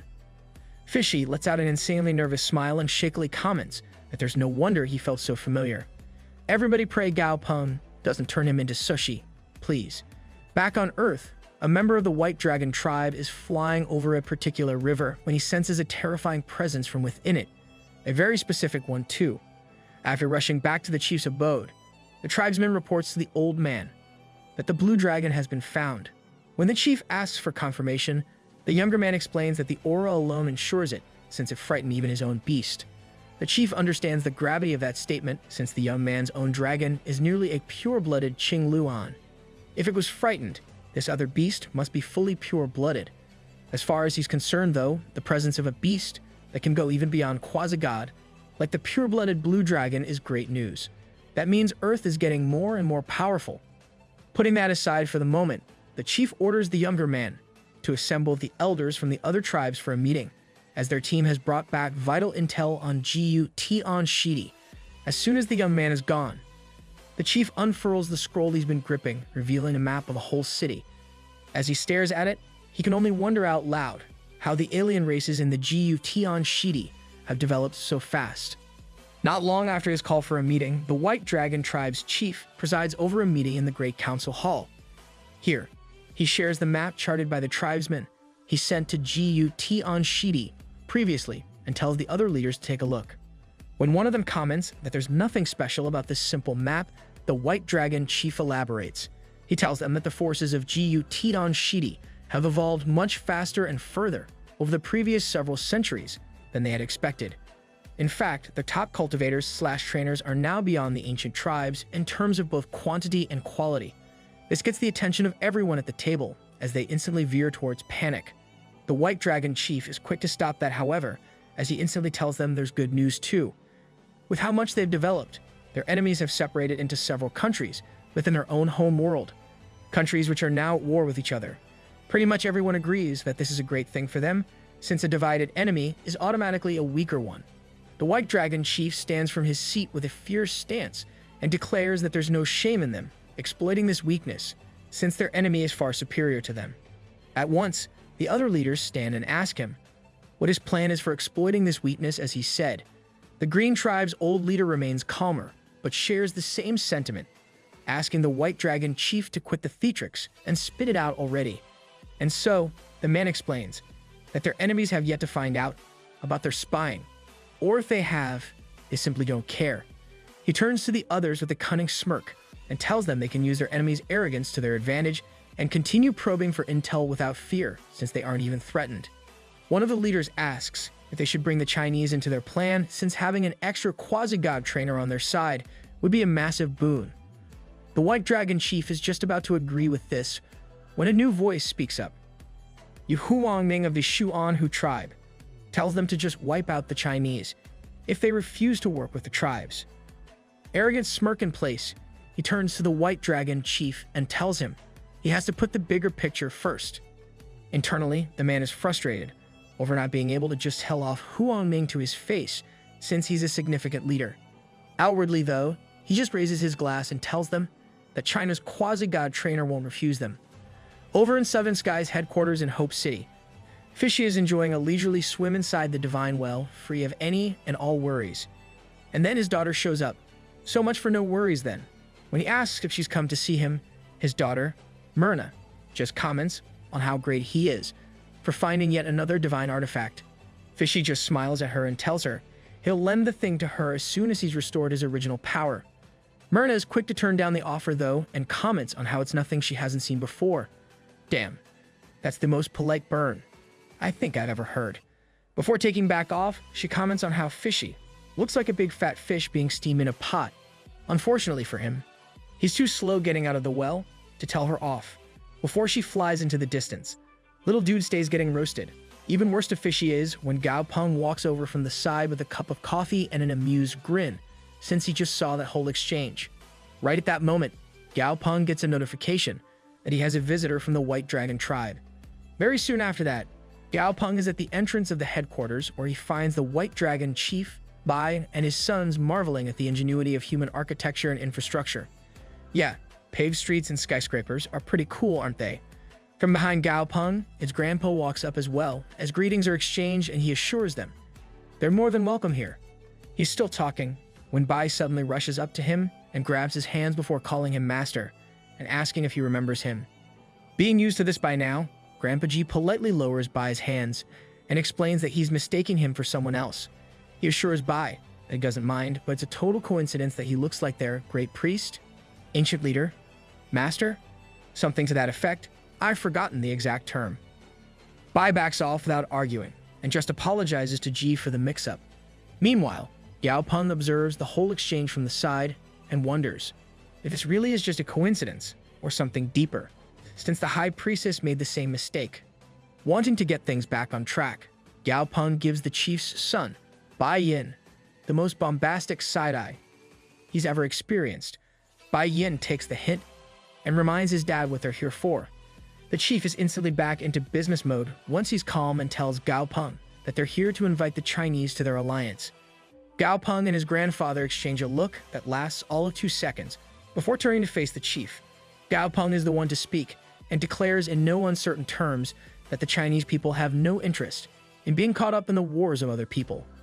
The chief's eyebrows twitch in both surprise and concern at the instant rejection, and he tells Gao Peng not to make a hasty decision without at least sitting and talking about it.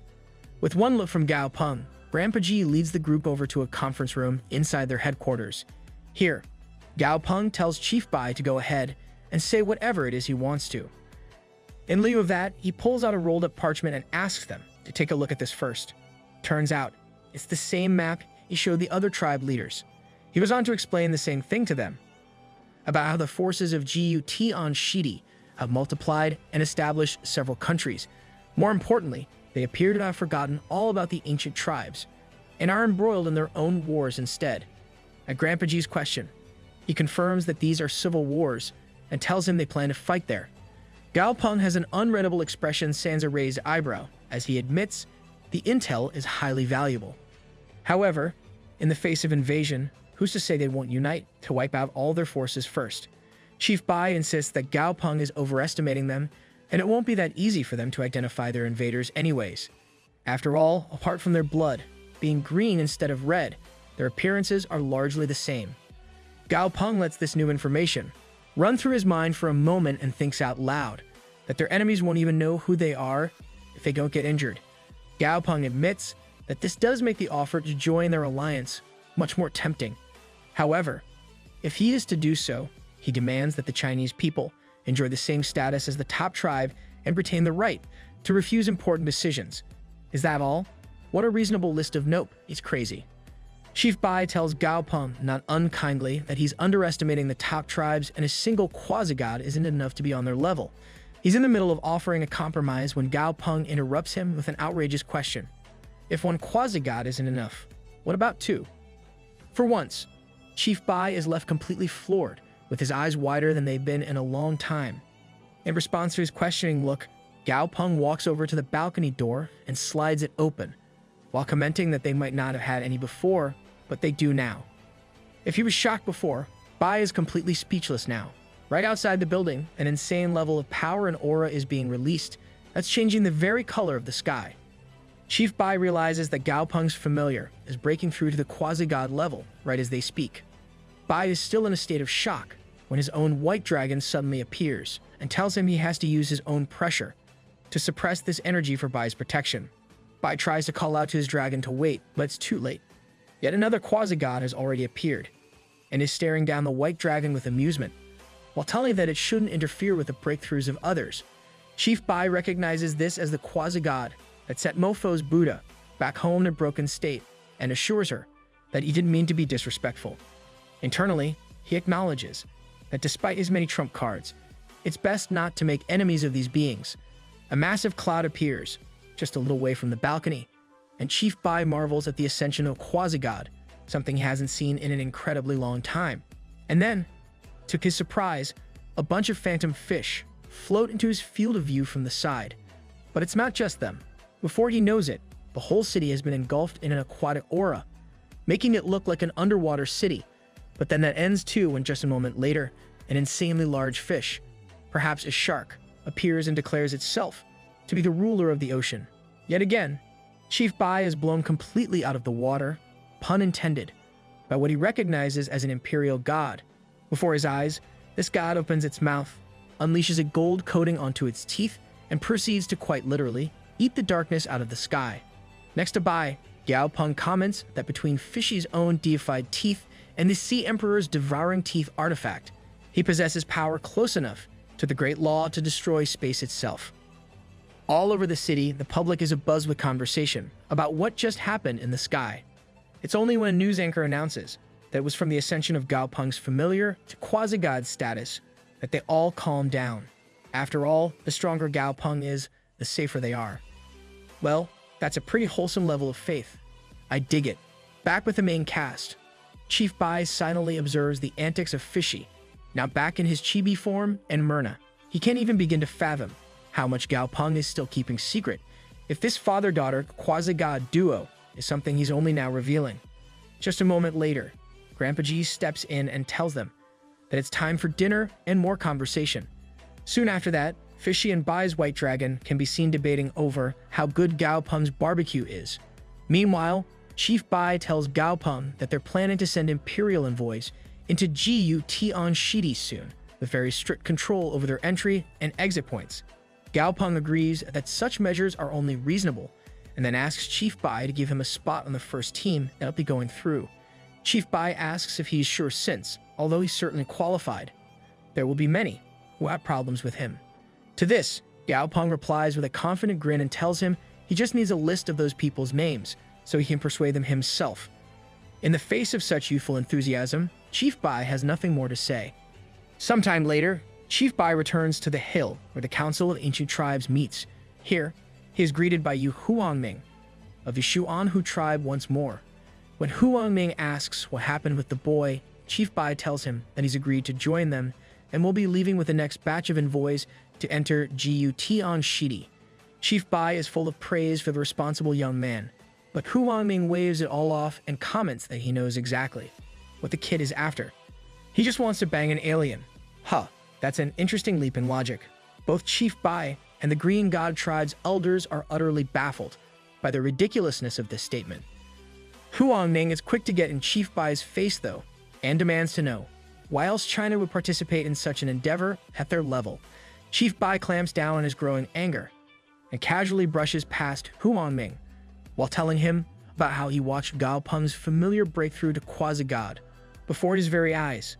All Bai is left to say is a warning for Huangming not to make trouble unreasonably, even though he's clearly been sunned, or perhaps because of it. Huangming grows outraged and yells after Chief Bai for the tone he's taken. Who cares if the kid has two quasi-gods? All of them have at least that many. Unfortunately for him, the tribesmen gathered all around them are of a more reasonable nature and understand that going up against even a single quasi-god is a whole different ballgame. Being the oversensitive and self-important prick that he is, though, Huangming takes offense to this and calls out that all those cooperating with Gao Peng are no different than those seeking the skin of a tiger. Yeah, I'm pretty sure these proverbs make more sense in Chinese. Let's just move on. The Green God Tribe's elder finally speaks up to Huangming and spouts off some more Chinese proverb terms in Gao Peng's defense before Chief Bai takes back over and declares that Gao Peng is not their enemy. Besides, China has the same roots as their own people, so it's only natural for them to unite. With everyone around him turning against him, Huangming is left shaking with fury. Even a narcissist can have a moment of intelligence now and then, though, which is what happens here as Huangming decides to just back off and leave. With him gone, Chief Bai turns to the gathered tribesmen and tells them it's time to decide on the candidates for the vanguard. Before long, the day of the infiltration had finally arrived. Gao Peng stands before Chief Bai as several tribesmen gather around in the prairie of the Black Fog world. Chief Bai tells Gao Peng about how to enter the Jiyu Tianshidi from here, and informs him that his tribesmen have made him a batch of clothes to fit in better with the foreigners there. Finally, at the last moment, he tells Gao Peng that the scouts he's going through with are going to be put under his direct command. Though Gao Peng is visibly shocked by this, Chief Bai assures him that they're all good young folks who won't make trouble for him. Plus, as long as he forges a good relationship with them, his own people's future will be secured, thanks to their connections and heritages. And now, with all the official stuff over, he moves over and asks Gao Peng if Huangming has come to see him in recent times. As it turns out, not only has the weird old man done exactly that and openly insulted Gao Peng, but he also proceeded to take full advantage of his hospitality, ate a bunch of free food, and stank up the whole Dan headquarters with his constant farts. The man is a goddamn living biochemical weapon. Okay, this has to be a translation error, because no way this dude is that gross and still a whole tribe leader.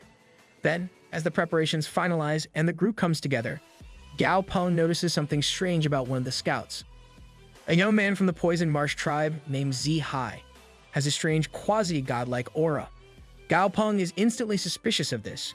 After all, the only way he's gotten so far is thanks to the system. For someone his own age to be near the same level without that hack, he must either be an insanely talented prodigy or have some kind of dark secret. Before Gao Peng can think more about that, Chief Bai comes over with a bottle of what he calls fragrant ink pills.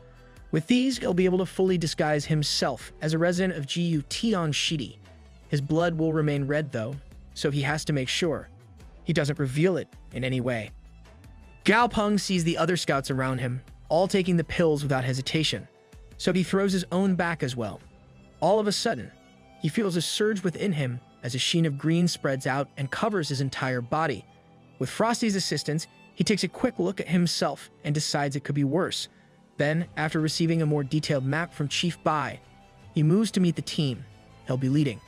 It consists of Bai Haishuan of the White Dragon Tribe, Yu Zijin of the Black Tortoise Tribe, Yan Han of the Fire Flame Tribe, Lei Hu from the Wood Thunder Tribe, Qing Qing from the Green God Tribe, and Bei Huangmi of the Northern Ice Tribe, who also happens to be the only one of them below Overlord tier, sitting right at Emperor.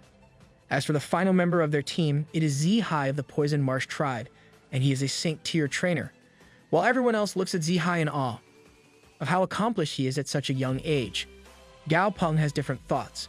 To be a Saint tier trainer at such a young age would have required an insane amount of precious materials. Gao Peng will need to keep a close eye on this one in particular. After heading into the Jiyu Tianshidi, Gao Peng takes stock of their location and destination, according to the map. Of the two closest kingdoms, Mingyu and Murong, they decide to head for the closer one.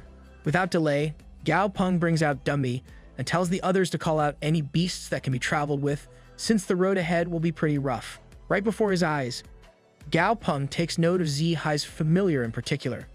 A quick look at the creature's status window reveals exactly why Gao Peng was getting an off feeling from Zihai this whole time. Zihai's secret is something involving the severed finger of the plague god. From now, though, he maintains his composure and acts like nothing has happened for the sake of their mission. He tells the team their first stop will be the Mingyue Kingdom, while clamping down his curiosity. Just like that, the group arrive at the border of the Mingyue Kingdom only a few days later. During their trek here, they've all changed into the local outfits that were provided to them before leaving home.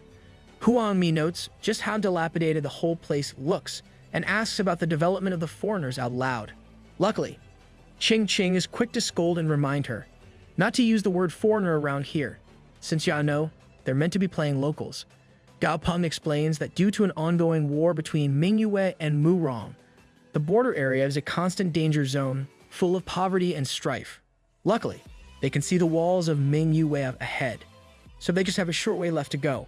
Upon their arrival at the walls, though, they're treated to the sight of dozens upon dozens of refugees in terrible conditions lying against the walls. They note that the guard at the city gate seemed to hardly be awake, but his beast is sticking to its post at attention. Before anyone can stop him, Lei Hu loudly exclaims something about just how green the guard is. Haishuan is quick to scold him, just like Qing Qing did to Huang Mi, but is interrupted by a carriage that suddenly comes barreling their way. Even more ridiculous than its sudden appearance is the bird perched atop it, which is yelling profanity at any and all in its way. Gao Peng tells his team that they should get out of there, but by that point, the Raimon-drawn carriage is already at the wall, accompanied by dozens of men. In direct contrast to the rough, orc-like men guarding it, the voice that speaks from the carriage is a soft one. The driver, Zhuang, answers the voice's question about where they are right now. As soon as he does, a hand shoots out and opens the carriage to reveal that the young master of this group is actually a very young girl. Watching from a distance, Gao Peng wonders what a rich lady like her is doing in such an abandoned and poverty-stricken place. That question is answered just a moment later, when she instructs her guards to start distributing food among all the starving refugees. Despite her heart being in the right place, Gao Peng comments on how this kid doesn't understand the law of places like this. Before he can think of their next step, Gao Peng notices that the driver, Zhuang, has noticed something off about their group and is telling his men that they might be spies. Well, so much for this being an undercover mission. Luckily for them, it appears that Zhuang thinks they're spies from Murong, rather than the ancient tribes. He's in the middle of ordering his men to take positions, when Gao Peng and his team realize what's happening. Huang Mi is on the verge of a nervous breakdown, while Yu Zijin starts tossing blame around. Gao Peng, on the other hand, remains calm and tells his team to act accordingly, without panicking. To be fair to them, that's way easier said than done. Unnoticed by any of the guards, moving to intercept Gao Peng's group, something is going awfully wrong in the line of refugees getting food. One of them suddenly smirks maliciously under his hood. Before anyone can even comprehend what's happening, he bursts into a mass of wood, energy, and vines that completely fry the nearby guard, as well as skewering the bird on the carriage.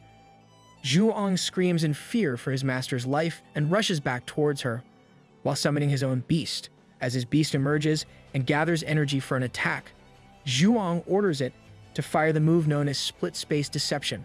Over in his spot, Gao Peng silently observes that the energy wave from that attack is easily Saint level. His team has barely been here a week, and they've already managed to run into 2 Saint tier trainers out of nowhere. With the tree monster split in half, Zhuang returns to his master to see if she's alright. In the distance, Yao Peng tells Hai Shuan that this isn't over yet. Sure enough, the remains of the tree monster start growing and spreading across the entire wall of Mingyue.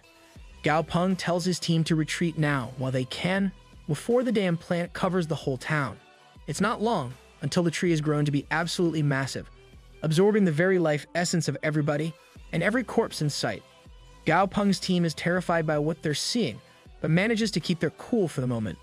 Down on the field, Zhuang tells his master to get back in the carriage and let him handle this.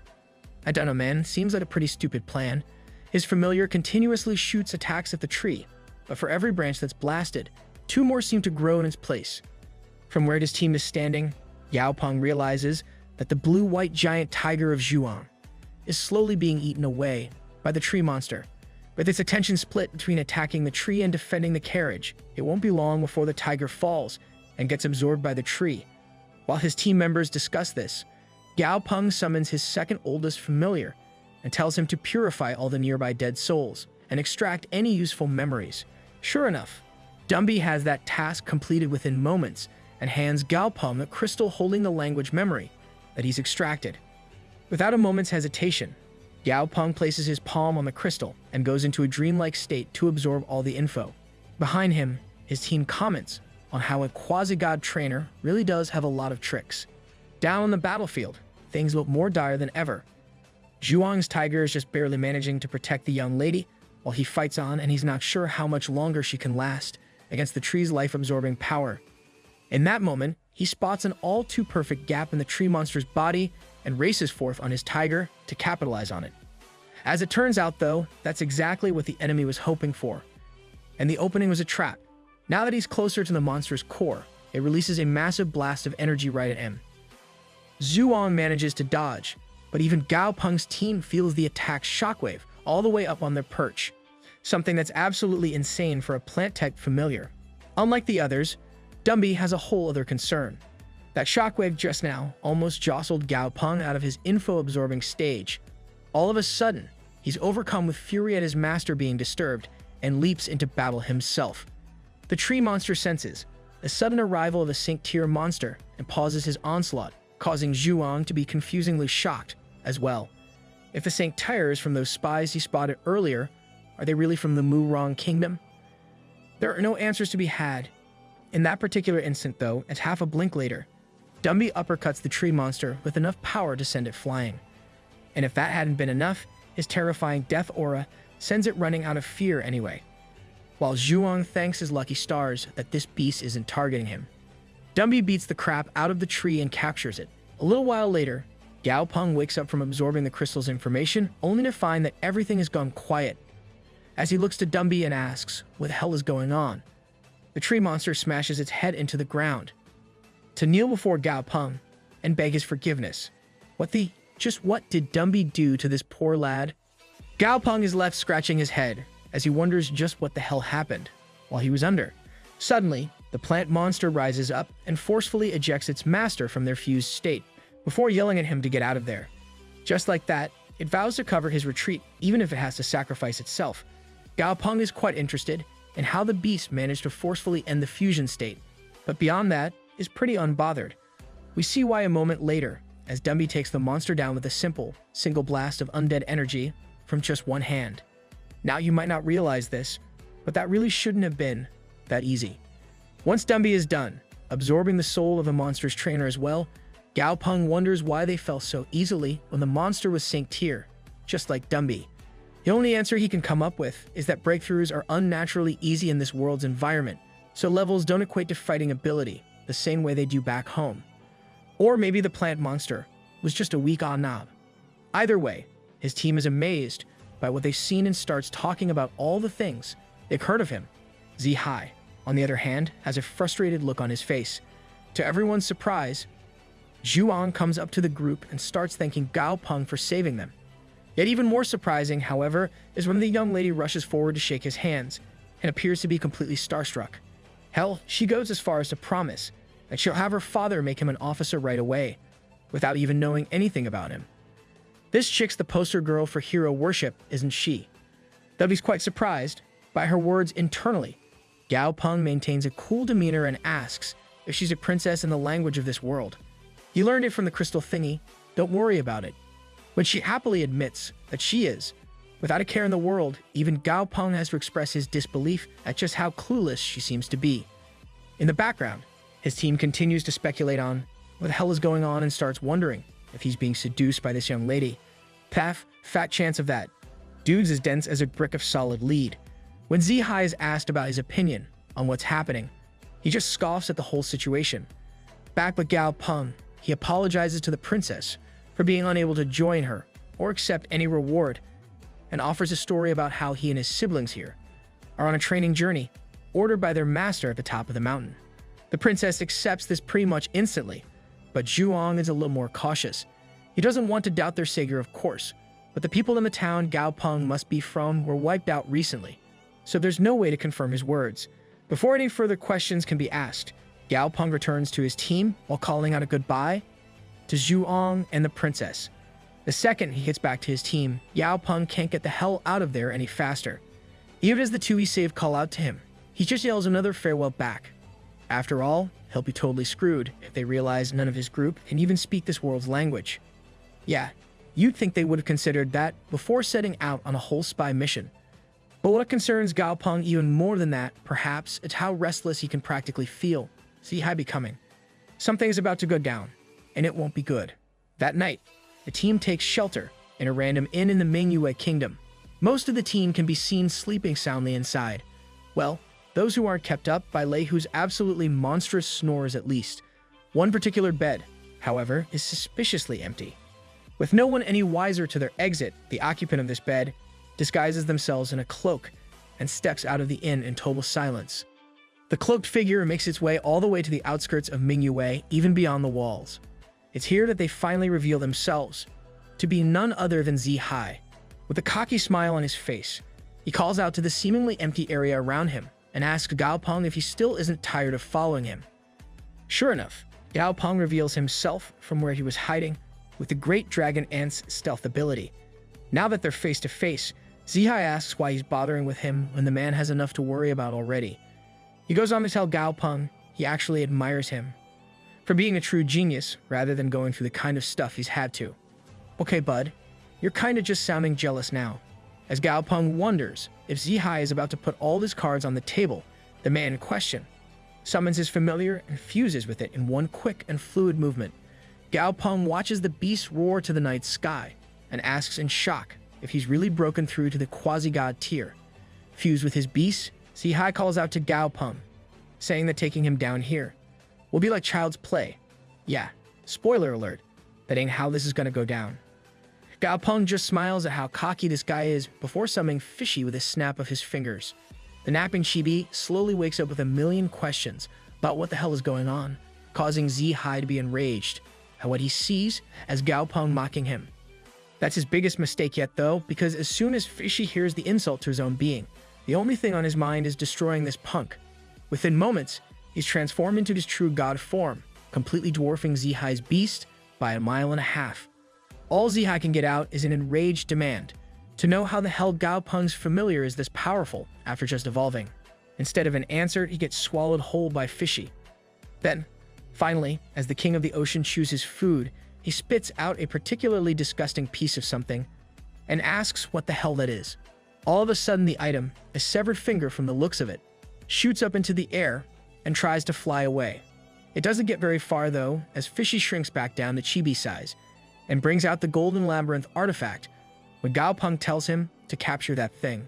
As it turns out, the labyrinth doubles as a capture device and traps the finger within itself.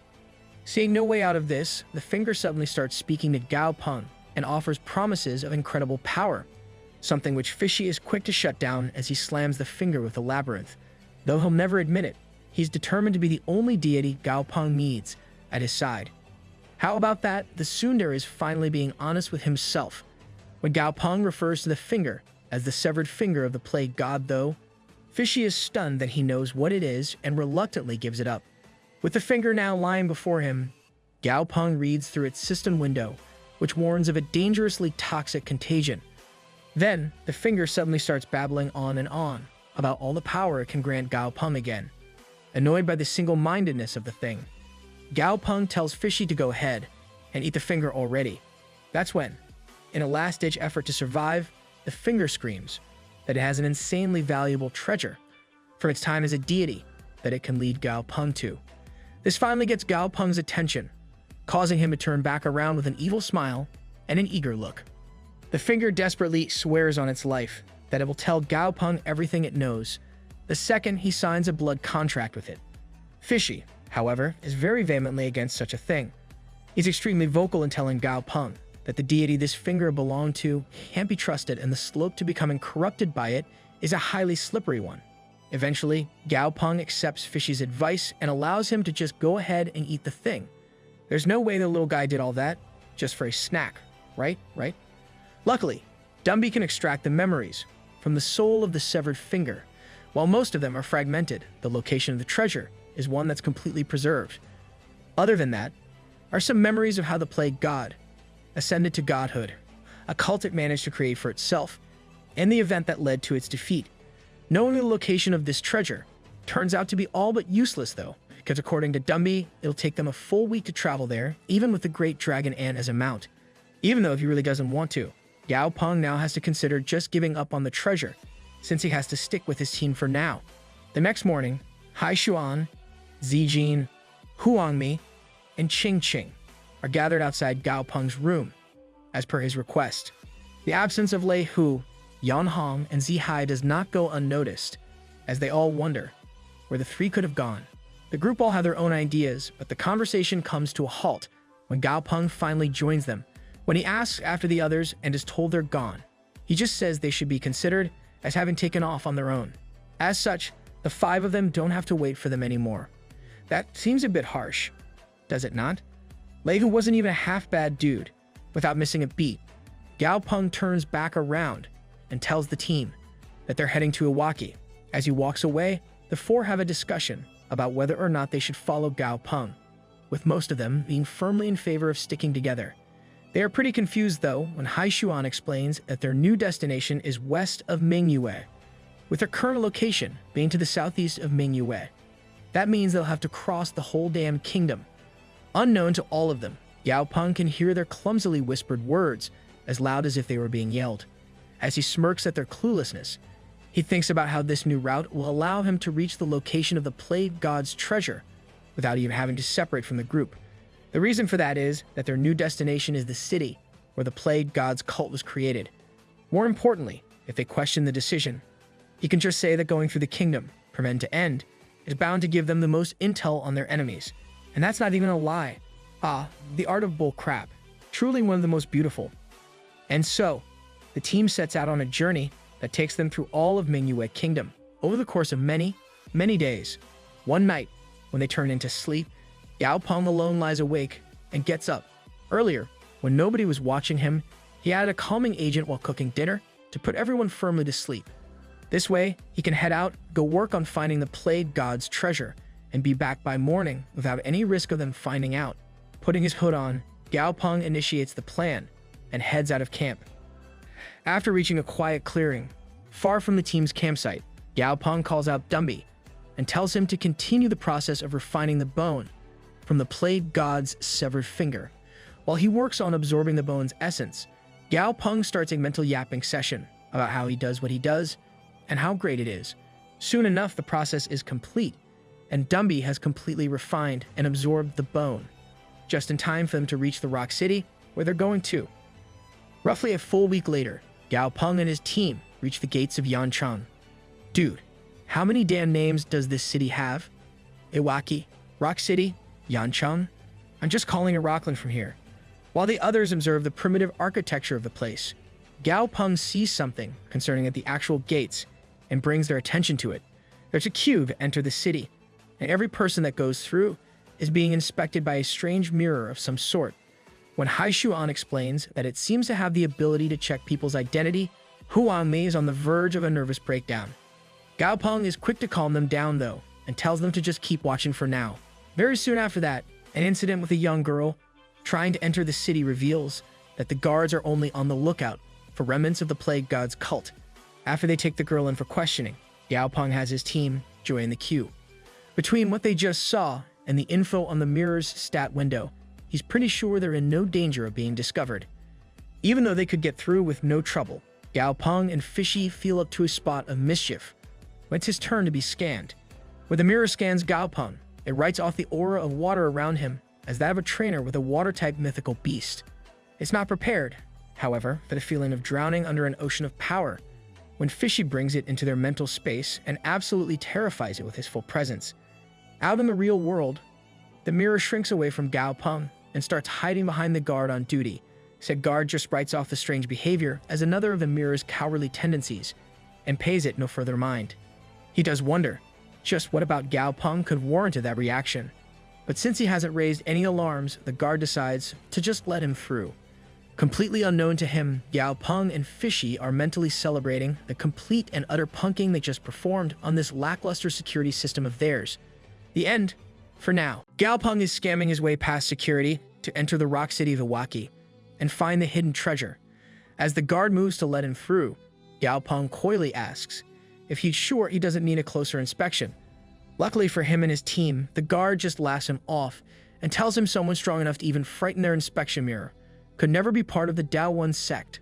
I'm no genius, but I'm guessing that's the plague god's cult they're on the lookout for.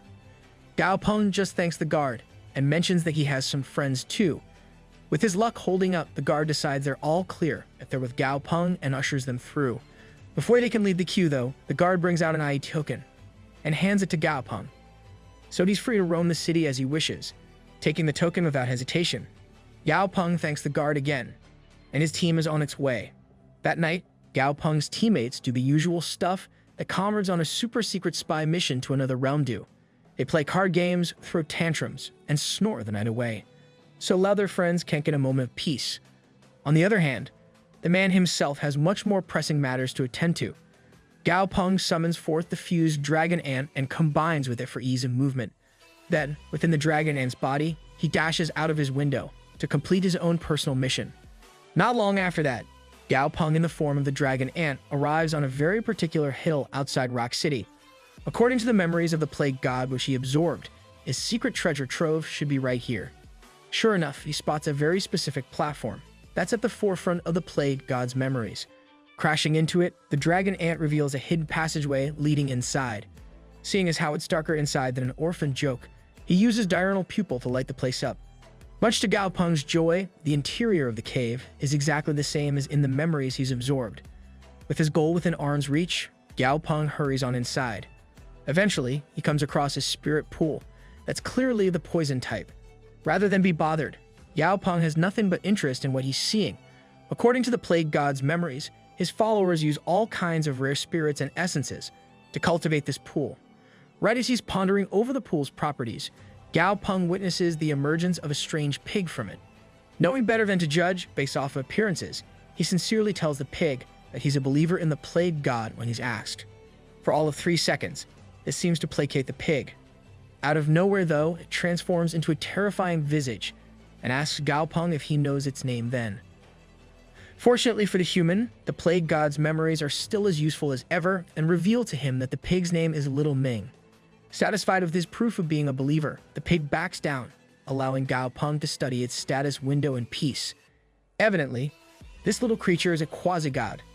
As the pig points him in the direction of the treasure trove, and he moves on, Gao Peng thanks his lucky stars for the info from the plague god. Before long, Gao Peng has arrived at his destination. Bringing up his hands, he pushes open the large stone doors before him to reveal the hidden and long-lost treasures of the plague god. And he's met with an empty cave of a hall, devoid of anything even remotely resembling treasure or a divine artifact. Once he's done yelling and throwing a mini temper tantrum about the situation, Gao Peng separates from Dragon Ant and thinks deeper. With how ingrained the memory of this place's location was in the plague god's mind, there has to be something pretty important here. That's when he notices a whole boatload of ordinary-looking earthen jars in a corner. Gao Peng studies the iron blocks placed on each jar to keep them sealed and wonders just what the hell is inside, since he's never seen a treasure stored like this. Right at that moment, Fishy suddenly summons himself and starts practically screaming about the smell of God's tint. I guess old age finally caught up to his brain. As he starts hopping from jar to jar and giddily examining them, Gao Peng confusedly asks Fishy just what the hell this new term means. Based on how overjoyed the fish seems, he has to ask if there's actually some hidden treasure in the jars too. Fishy responds to Gao Peng's confused questions with a toothy grin and tells him that God's tint is something the plague god prepared himself. All he says after that is that this is a really good thing for gods. Without any further explanation, he then proceeds to leap into one of the jars headfirst and drown himself. In the background, Gao Peng can only watch with a sheepish expression and wonder why someone as greedy as Fishy would share such a thing. I mean, come on. Even he isn't that greedy, I think. Maybe. Probably. Sensing that something's off, Gao Peng uses the system to view the details of this substance. According to the window, God's tint is an elixir, made through countless complex procedures and precious materials. As he notes that the description is vague and doesn't mention the actual ingredients, Gao Peng realizes that this substance is beyond his current upper limit, making it highly useful. Instantly, he summons all his familiars that can fit in the cave and puts them to work. He has Goldie open the jars, while telling him that Fishy is sharing some great treasure with them. Which isn't technically a lie, I suppose. Just like Gao Peng himself, Goldie is stumped that Fishy would put aside his greed and share anything. As he opens the seal on the jar, while mumbling about that, Gao Peng rushes closer to get a good look inside. As he's examining the strange liquid within and stirring it with a spoon provided by Silly, Gao Peng comes face to face with a mummified corpse, floating up out of it. Naturally, his first reaction is to spout off a number of swears, as his heart races 1,000 miles a minute. Seeing his state, Fishy takes pity on the human and explains that that's just a monster corpse used to create God's tint. Once he's calmed down, thanks to Fishy's explanation, Gao Peng tells Flamey to go ahead and consume the substance in that jar. As any sane being would be, Flamey is quite reluctant to do so after seeing what's inside. However, a little bit of taunting from Goldie is more than enough to spur the bird on and slurp up the godly goo. Surprisingly enough, Flamey finds the stuff pretty tasty, and mere moments after that, Flamey erupts in a sudden inferno as he becomes overloaded with energy. And burning Goldie was definitely not intentional. No sir. Not wasting any time, Gao Peng has Frosty go ahead and cool down both the familiars in question with a quick application of AC air. As he observes the effect of his power, Frosty tells Gao Peng that even he can feel his elemental control and power has risen several levels from absorbing that tint stuff. Upon hearing this, Fishy explains that this particular batch of God's tint looks to be made from a beast of perfect quality or higher. That makes it even rarer than normal. This makes Gao Peng realize just how special the treasure he's found. After all, even epic tier familiars are a luxury in the ancient tribes, and they're rarer still on Earth. For them to be used in a medicine of sorts of all things would drive the tribe elders insane. More than that though, this explains to Gao Peng just why the plague god brings about the murderous disaster that it does. Right as he comes to this realization, Fishy reveals that tons of spiritual materials, living and otherwise, are added to each god's tint every other year. With 81 gods' tints here, the fish states that the plague god's resources have been spent on this for a century. Shifting his mood to his usual flippant one, Fishy tells the others to dig in for now, Goldie in particular. As they do just that, Fishy thinks to himself about how he'd have loved to keep all this stuff for himself, since the others don't even realize its value. Even so, however, he owes his restoration to Gao Peng, and as such, he'll do what he can to help his comrades. Well damn, I guess he does have a heart. Sometime later, all of Gao Peng's summoned familiars are lying in exhaustion, after eating themselves sick. In the meantime, poor Goldie's depressed, over still not growing any hair even with this power-up. Feels bad man. And so, with their business here concluded, Gao Peng stores away the rest of the jars inside Silly's storage space and pulls out a box of low-level monster cores. Just in case anyone else shows up here looking for the supposed treasure, he's leaving this behind, so they don't realize he's taken the real treasure already. Without wasting another second, he fuses back into Dragon Ant's body and heads out the way he entered. On his way out, the pig from before calls out and asks if he's leaving already, ever the one to put his foot in his own mouth. Gao Peng says that he has to return and report to the Lord. All he receives in response to this is a sudden burst of aura from the pig and a worrying statement. It already knew from the start that he was dead. From where he's resting within Dragon Ant's body, Gao Peng turns to the pig and wonders what it means. He can only hope this won't end in a fight, since an angered quasi-god in its own element in a closed space like this is just a nightmare waiting to be unleashed. Right as he's preparing for the worst, though, the pig says that it would already have eaten him if it wanted to, and addresses him directly rather than Dragon Ant. Woo, busted. With that reveal, the pig tells Gao Peng that his knowing its name clearly signifies a close relationship with the master. Yeah, sure pal, that's totally it. Gao Peng simply observes quietly and laughs along with the pig known as Little Ming. It's while he's doing this that the supposed pig finally reveals more of itself than just its head. And if its changes in mood have been surprising, its change in physicality is a complete shock. The head of the pig is mounted upon the body of a snake. Coming closer to Dragon Ant, it makes the strange request for Gao Peng to separate from his familiar and pinch the pig's ears, like its old master used to in the past. Though he's more than a little hesitant, even Gao Peng's will is no match for an adorable little animal begging to be petted. And so, he diffuses with Dragon Ant and gives the little guy exactly what he wants.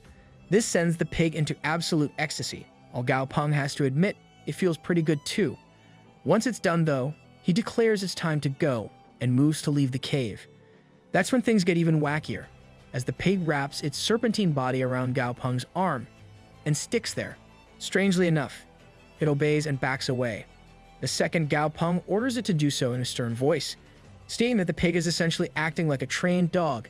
Gao Peng tests his theory with a series of commands. Sure enough, the pig-snake hybrid is exactly what he thought, a trained pet eager for a new master. After thoroughly petting the pig some more, Gao Peng is slightly unnerved by its declaration that he's a good person. Seeing its sincerity though, Gao Peng offers to let the pig come with him as its new master. A genuine offer, but one that's shot down instantly, with the reasoning that the pig's old master warned it about people and monsters being extremely dangerous. As Gao Peng wonders if the pig realizes its own power, it then proceeds to try and bargain with him, offering ways he could live comfortably here with it instead of leaving. Naturally, this isn't really acceptable for Gao Peng. As such, he takes one more shot at convincing the pig that he can protect it, even in the outside world. Right at the moment he starts trying that though, Dragon Ant begins to exude an immense aura and collapses to one knee. Gao Peng worriedly asks, what the hell is going on? To which Fishy pops in and explains that Dragon Ant is breaking through to Saint Tier, thanks to the god's tink he ate. Internally, Gao Peng is blown away by how fast that stuff worked. More importantly, though, he has to maintain his cover, and Dragon Ant's breakthrough will draw far too much attention. He asks the familiar if it can hold this back for a little while, but Dragon Ant is already quivering from the exertion of stalling it, even the little bit that he is. Seeing no other option, Gao Peng gets on top of Dragon Ant and tells him to hurry on out of there, so they can at least hide. As they leave, the snake pig is left behind, and pitifully asks if they're leaving it alone. Right as it's dejectedly turning around, a hand reaches out for him from the sky. Gao Peng has stuck around just long enough to grab the little guy and take him along for the ride. As he smiles down at the pig, he asks once more if it would like to join him. This time, the answer comes much easier to the little guy. And just like that, Gao Peng's little family has gained yet another strange new member. Meanwhile, chaos has overtaken operations at a military camp outside of Yancheng City. In one particular tent, a soldier reports to his superior about how the Dewan sex remnants in their holding have broken and revealed the identity of their high priest. The moment the general learns who exactly this priest is, he's livid, as the man is someone he's personally done favors for. At his command, the troops move out to put the fortress on lockdown and capture the leader of the Plague God's followers. Seems like the general's taken that one rather personally, eh? In the skies just beyond the walls of Rock City, a flying familiar patrols, while a massive barrier is erected around the city limits as a trap of sorts. Down within the city itself, an employee in an inn comments on how things are really getting out of hand. As fate would have it, this particular man's establishment is where our main man's team has spent their night. The rest of the team is wondering just where the hell Gao Peng is in the midst of all this, when, lo and behold, the man himself, shows up out of nowhere. Altogether, the team members unite to deliver the mother of all frustrated glares in Gao Peng's direction. As he wonders what the hell's up with them, Yao Peng runs through a mental checklist. After finally evolving Dragon Ant, all he's done is catch some sleep for the first night in a while. Within the time that he's slept, however, it seems he's missed quite a lot. Right as he's thinking that, an announcement blares to life on the city's audio system, advising all civilians to stay off the streets and indoors to avoid being caught in the crossfire of what's to come. Little by little, the civilians within the inn itself become restless and start questioning just what the hell is going on. Luckily enough, the innkeeper breaks through all the confusion with a warm tone and kind face. He assures everyone that they've got nothing to worry about and that the general is only going after the Del One sect. They've only been asked to stay inside as a precautionary method to avoid collateral damage, and will be completely fine provided they stay in their rooms. One of Gao Peng's men comes up to him during the innkeeper's speech and asks the summoner what their game plan is. To this, he simply says they'll do as the innkeeper says and mind their own business, while enjoying the meals and hospitality provided to them. Dude's taking being unproblematic to a whole new level. Just then, another announcement blares over the audio system, declaring that the notorious criminal named Yin Xiangqi shall face justice for siding with the Del One sect. Outside the inn and up in the sky, a battle like no other is underway, shaking the very foundation of the buildings below.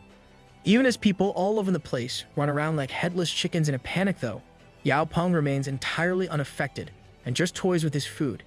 His teammate from the White Dragon tribe simply observes with a nervous expression and reminds himself of all the stories of how Gao Peng never goes into a battle unprepared.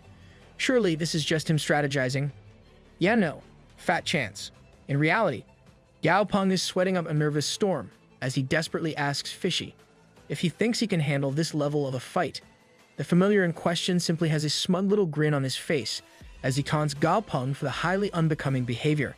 He does, however, follow that up with a statement about how a quasi-god like himself, with access to 3 whole divine artifacts, will have no trouble with this kind of squabble. With his fears assuaged, Gao Peng once again takes on a pompous expression and starts looking at his underlings with pity. Meanwhile, things outside are taking a turn for the worse, more and more, little by little.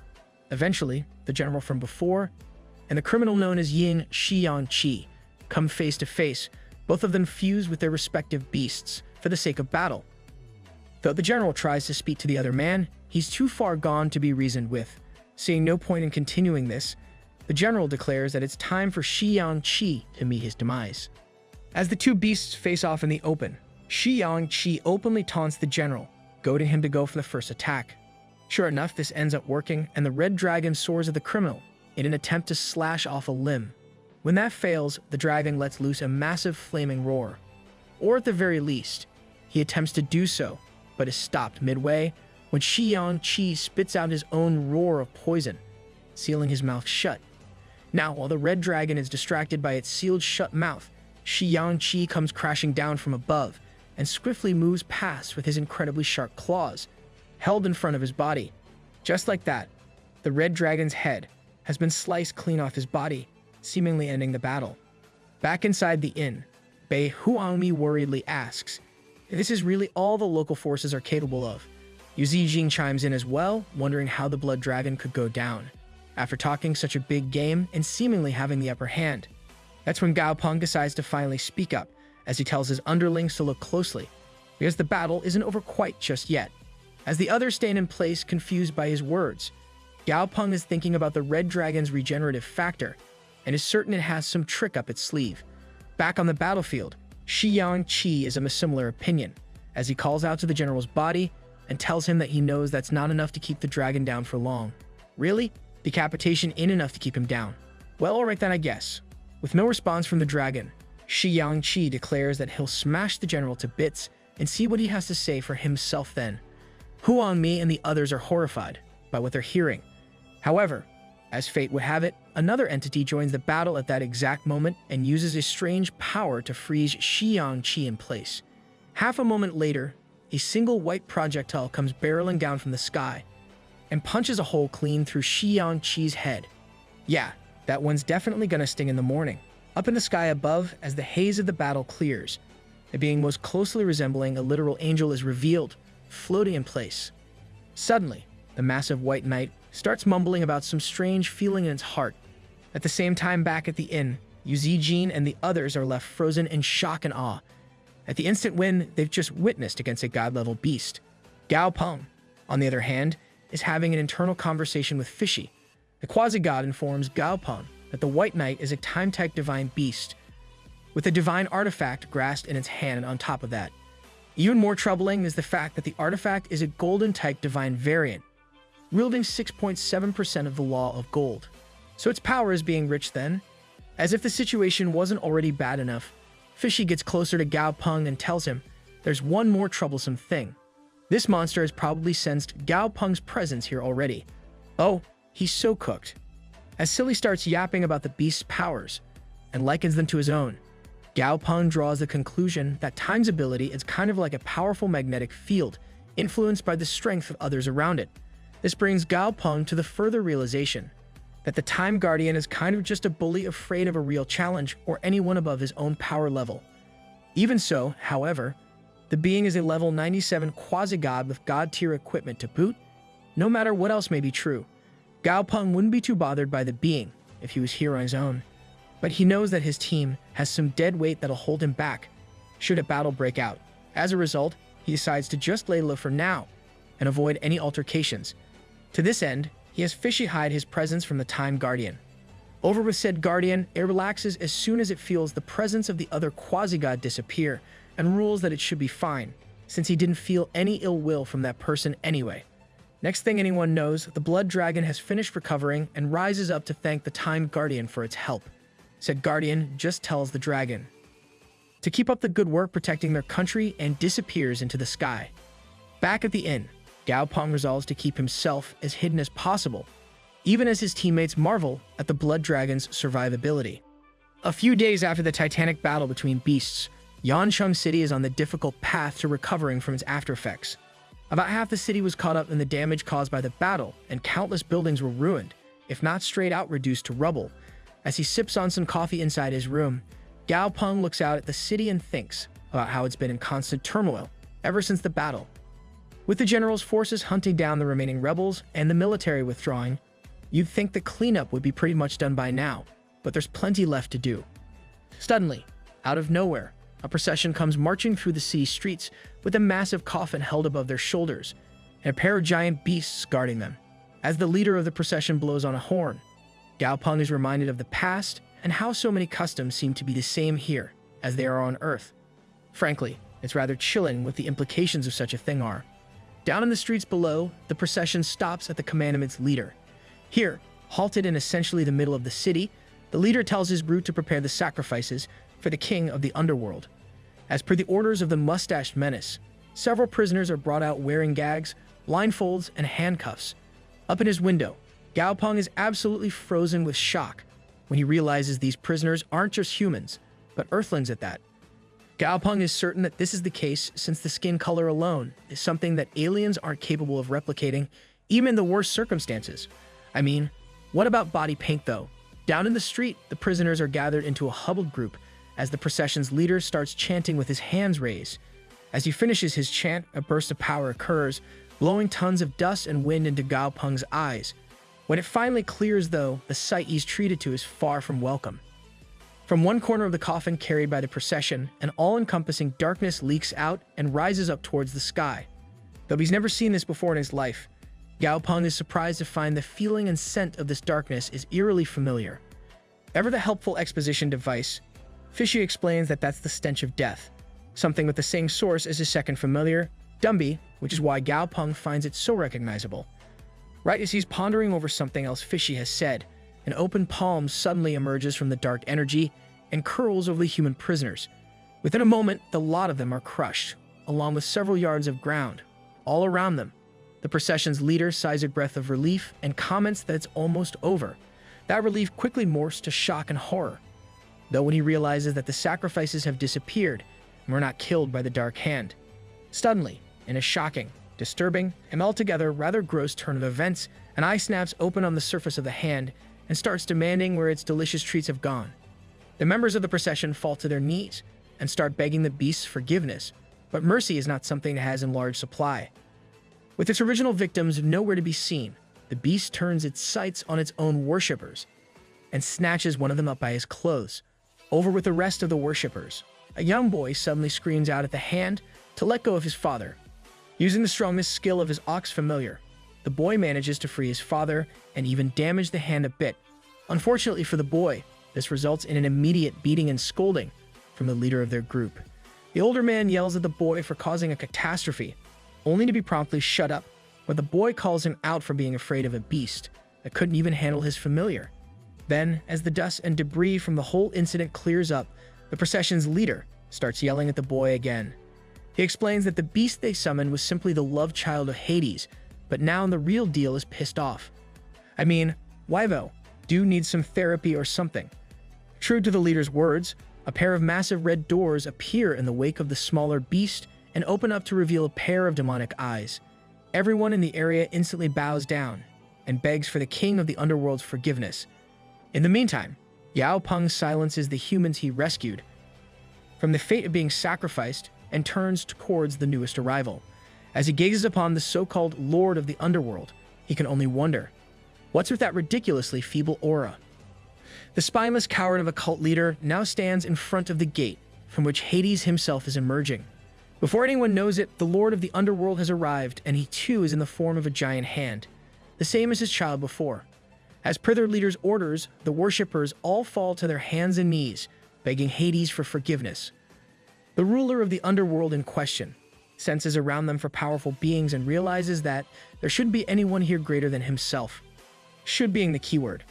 Right as Hades is about to let loose on his own worshippers, he suddenly finds himself and the others transported to a barren wasteland out of nowhere. Before Hades can truly express his full anger and take it out on the humans though, the dark purple fist grabs the ruler and proceeds to absolutely crush him, terrifying the creature of darkness. The group's leader is as confused as anyone else, when just moments later, the gate Hades emerged from his crushed to tiny pieces, and Dumby appears before him in his full glory. That lasts for all of half a second, before the undead ruler disappears as well, leaving the worshippers to wonder just what the hell they just experienced. As for Gao Peng himself, he's still at his room's window, more disappointed than ever by just how little of a challenge the whole thing was. Getting over his annoyance, Gao Peng turns to face the real reason he intervened, the humans he rescued from being sacrificed. At the last moment, when he asks where they come from, one of the humans explains that he's from the Fiery Suit tribe without hesitation. Another of the men is quick to berate him for giving up information like that to their enemy, seeing as how Gao Peng is still in his disguised form. The savior in question is already lost in his own thoughts though, seeing as how he doesn't know of any Fiery Suit tribe, and these people having a different dialect than the ancient tribes, he can only assume that they're indigenous to Gu Tian Shidi and have common ancestry with the ancient tribes. Turning back to them, Yao Peng asks how they'll go on from here with no spirit beasts or identification. As it becomes clear that the humans have no real plan for any of that, an elderly man approaches Gao Peng from the back of the group. He is by far the most open of the humans and transparently asks Gao Peng what he would suggest. As he lays praise upon praise on Gao Peng, the young man comes to a decision. If they lead him to their tribe, he'll guarantee their safe passage and arrival there. As expected, the younger men from before are highly offended by this suggestion, still not trusting Gao Peng with such information. The elder, on the other hand, appears to have complete faith and agrees to his terms. I know it works out in this case, but you're way too gullible, Gramps. For now, Yao Peng tells the humans to rest and recover before meeting him tomorrow to start their journey. A handful of hours later, the group of humans meet up with Gao Peng and his team in a small grove outside city limits. After figuring out their destination on a map with the old man's help, Gao Peng announces that they're heading to Manhua Kingdom. All the geezer has to do is keep his people in line, and Gao Peng will provide all the transportation and resources. Later that night, while everyone else is heading into their tents to rest after making camp, Yao Peng stands guard, there, unknown to anyone else. Dragon Ant comes up to Gao Peng in his camouflage state and reports on the conversations of the humans. As he suspected, they've been talking behind his back and hiding something important. The only bit of useful info that Dragon Ant was able to secure was that their kin lives in the south. Before Dragon Ant can elaborate on this any further though, Fishy bursts out into the world with a warning for Gao Peng. There are 3 powerful beings heading this way fast, and all of them are demigods. Kigalpong is instantly on high alert and calls out to the rest of the group to do the exact same. His teammates struggle to get into formation, since they still don't know the local language, but nothing blows them away quite like what happens next. From the tree line up ahead, two figures emerge. These are none other than the beaten and bloody forms of Lei Hu and Yan Hong, the two who left their team in search of personal glory, which clearly worked out just great for them. Yu Zijin is quick to talk smack about them, but Bai Hai Xuan has more important concerns. Based on their appearances, the two have clearly been tortured for info, and knowing them, it will be no surprise if they've already spilled everything they know. Exactly as Hai Xuan suspected, one of the two wayward former members of their team suddenly screams out to seemingly no one that these are the people. Yu Zijin barely has time to yell at him before a much larger figure emerges from the forest and stomps down on Yan Hong's back, forcing him into the mud. The figure that does this is a large, centaur-like being with blue armor, yelling at Gao Peng's team for daring to stir up trouble in his kingdom. In the background, the old man from before works out that the ones who rescued them are actually red bloods like them too somehow, with their options severely limited thanks to all the dead weight. Hai Xuan turns to Gao Peng and asks what they can do now. For his part, Gao Peng is no less concerned, but keeps it under wraps, while he can handle the water-based demigod centaur and the spider shadow lurking in the tree line. The true threat is the Time Guardian floating above them, and his divine artifact.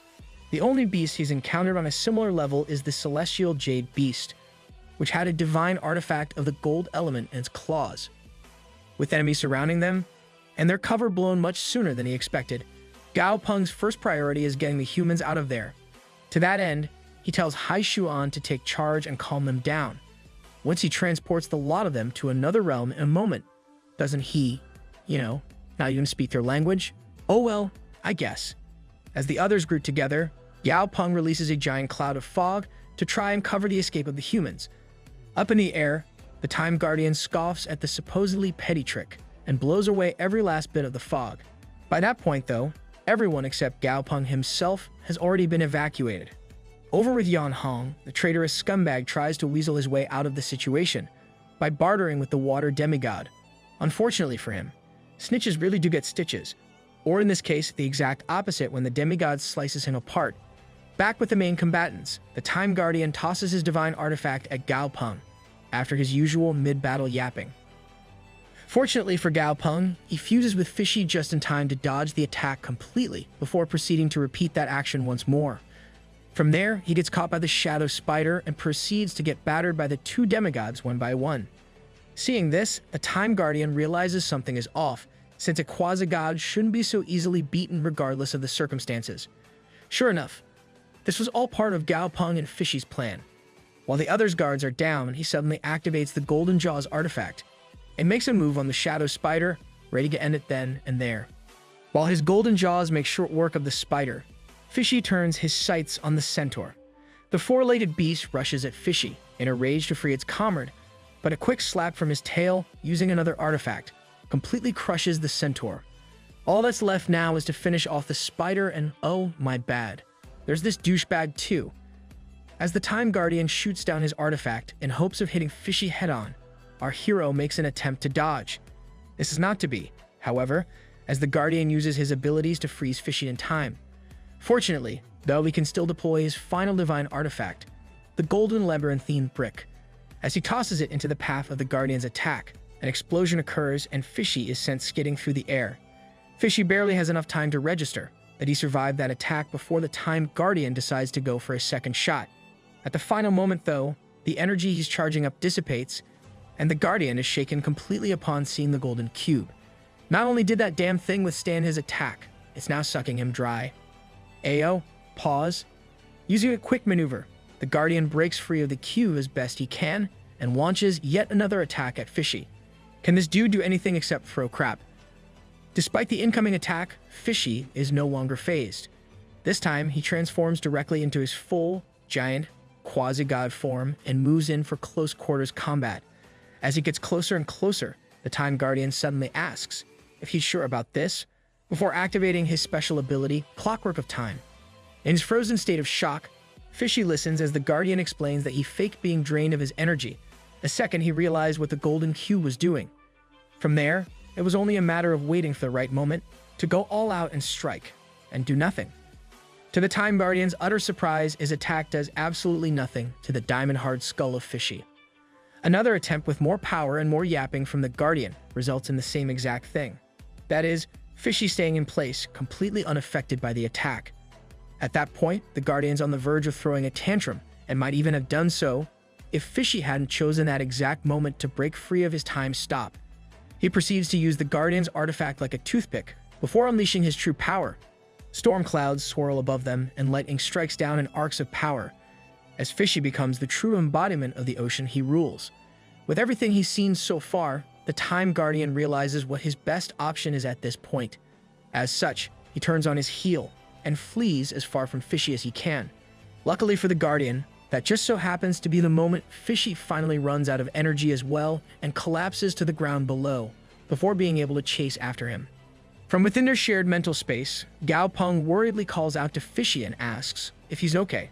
Though he's clearly exhausted and worn out on top of his injuries, Fishy puts on a brave face and tells Gao Peng that he's fine, thanks to Gao Peng's lessons on being resourceful in battle.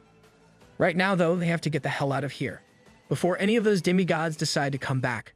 With that decided, Fishy deploys the golden cube behind himself to cover his tracks and flies off in a seemingly random direction. Inside their mental plane, Gao Peng examines Fishy's injuries and realizes how severe they must be. Not even a moment after that thought races through his mind, Fishy finally collapses fully and forcefully ejects Gao Peng from their fused state. Once he's out, the first thing Gao Peng notices is that they're in the middle of the ocean. After struggling to stay upright and getting afloat, Gao Peng studies Fishy's stat window. As expected, his state is displayed as severely injured and unconscious. Moving past that concern for now, Gao Peng focuses on the fact that they're safe for now and decides to make that more permanent. With a quick summoning, he calls out Dragon Ant and fuses with him this time. As soon as he's ready to take off, Gao Peng has Dragon Ant activate stealth mode so they're not tracked. From there, he travels over the ocean and through the sky for a grand total of 3 whole days. It's towards the end of the 3rd day when Gao Peng spots a cavern nestled into a nearby mountainside, thanks to Dragon Ant.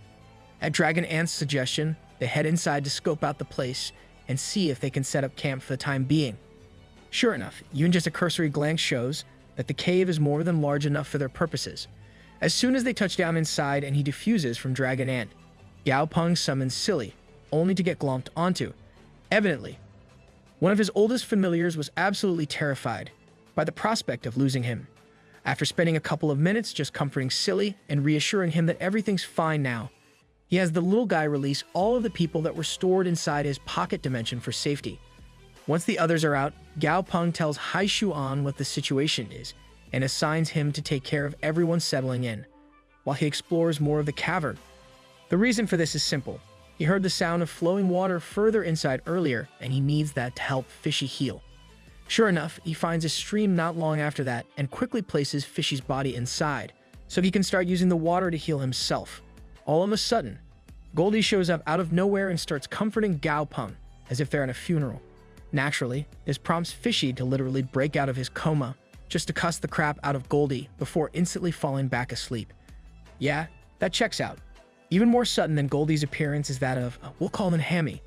So even more sudden that Goldie's appearance is Hammy's, who seems to just spawn inside of the stream with Fishy to tell Gao Peng that he was right about the world being dangerous. Can't say he's wrong to be fair. Gao Peng can't argue that point, so he tells Hammy that he doesn't plan to make him fight anyway, so he can just go chill out in his own space.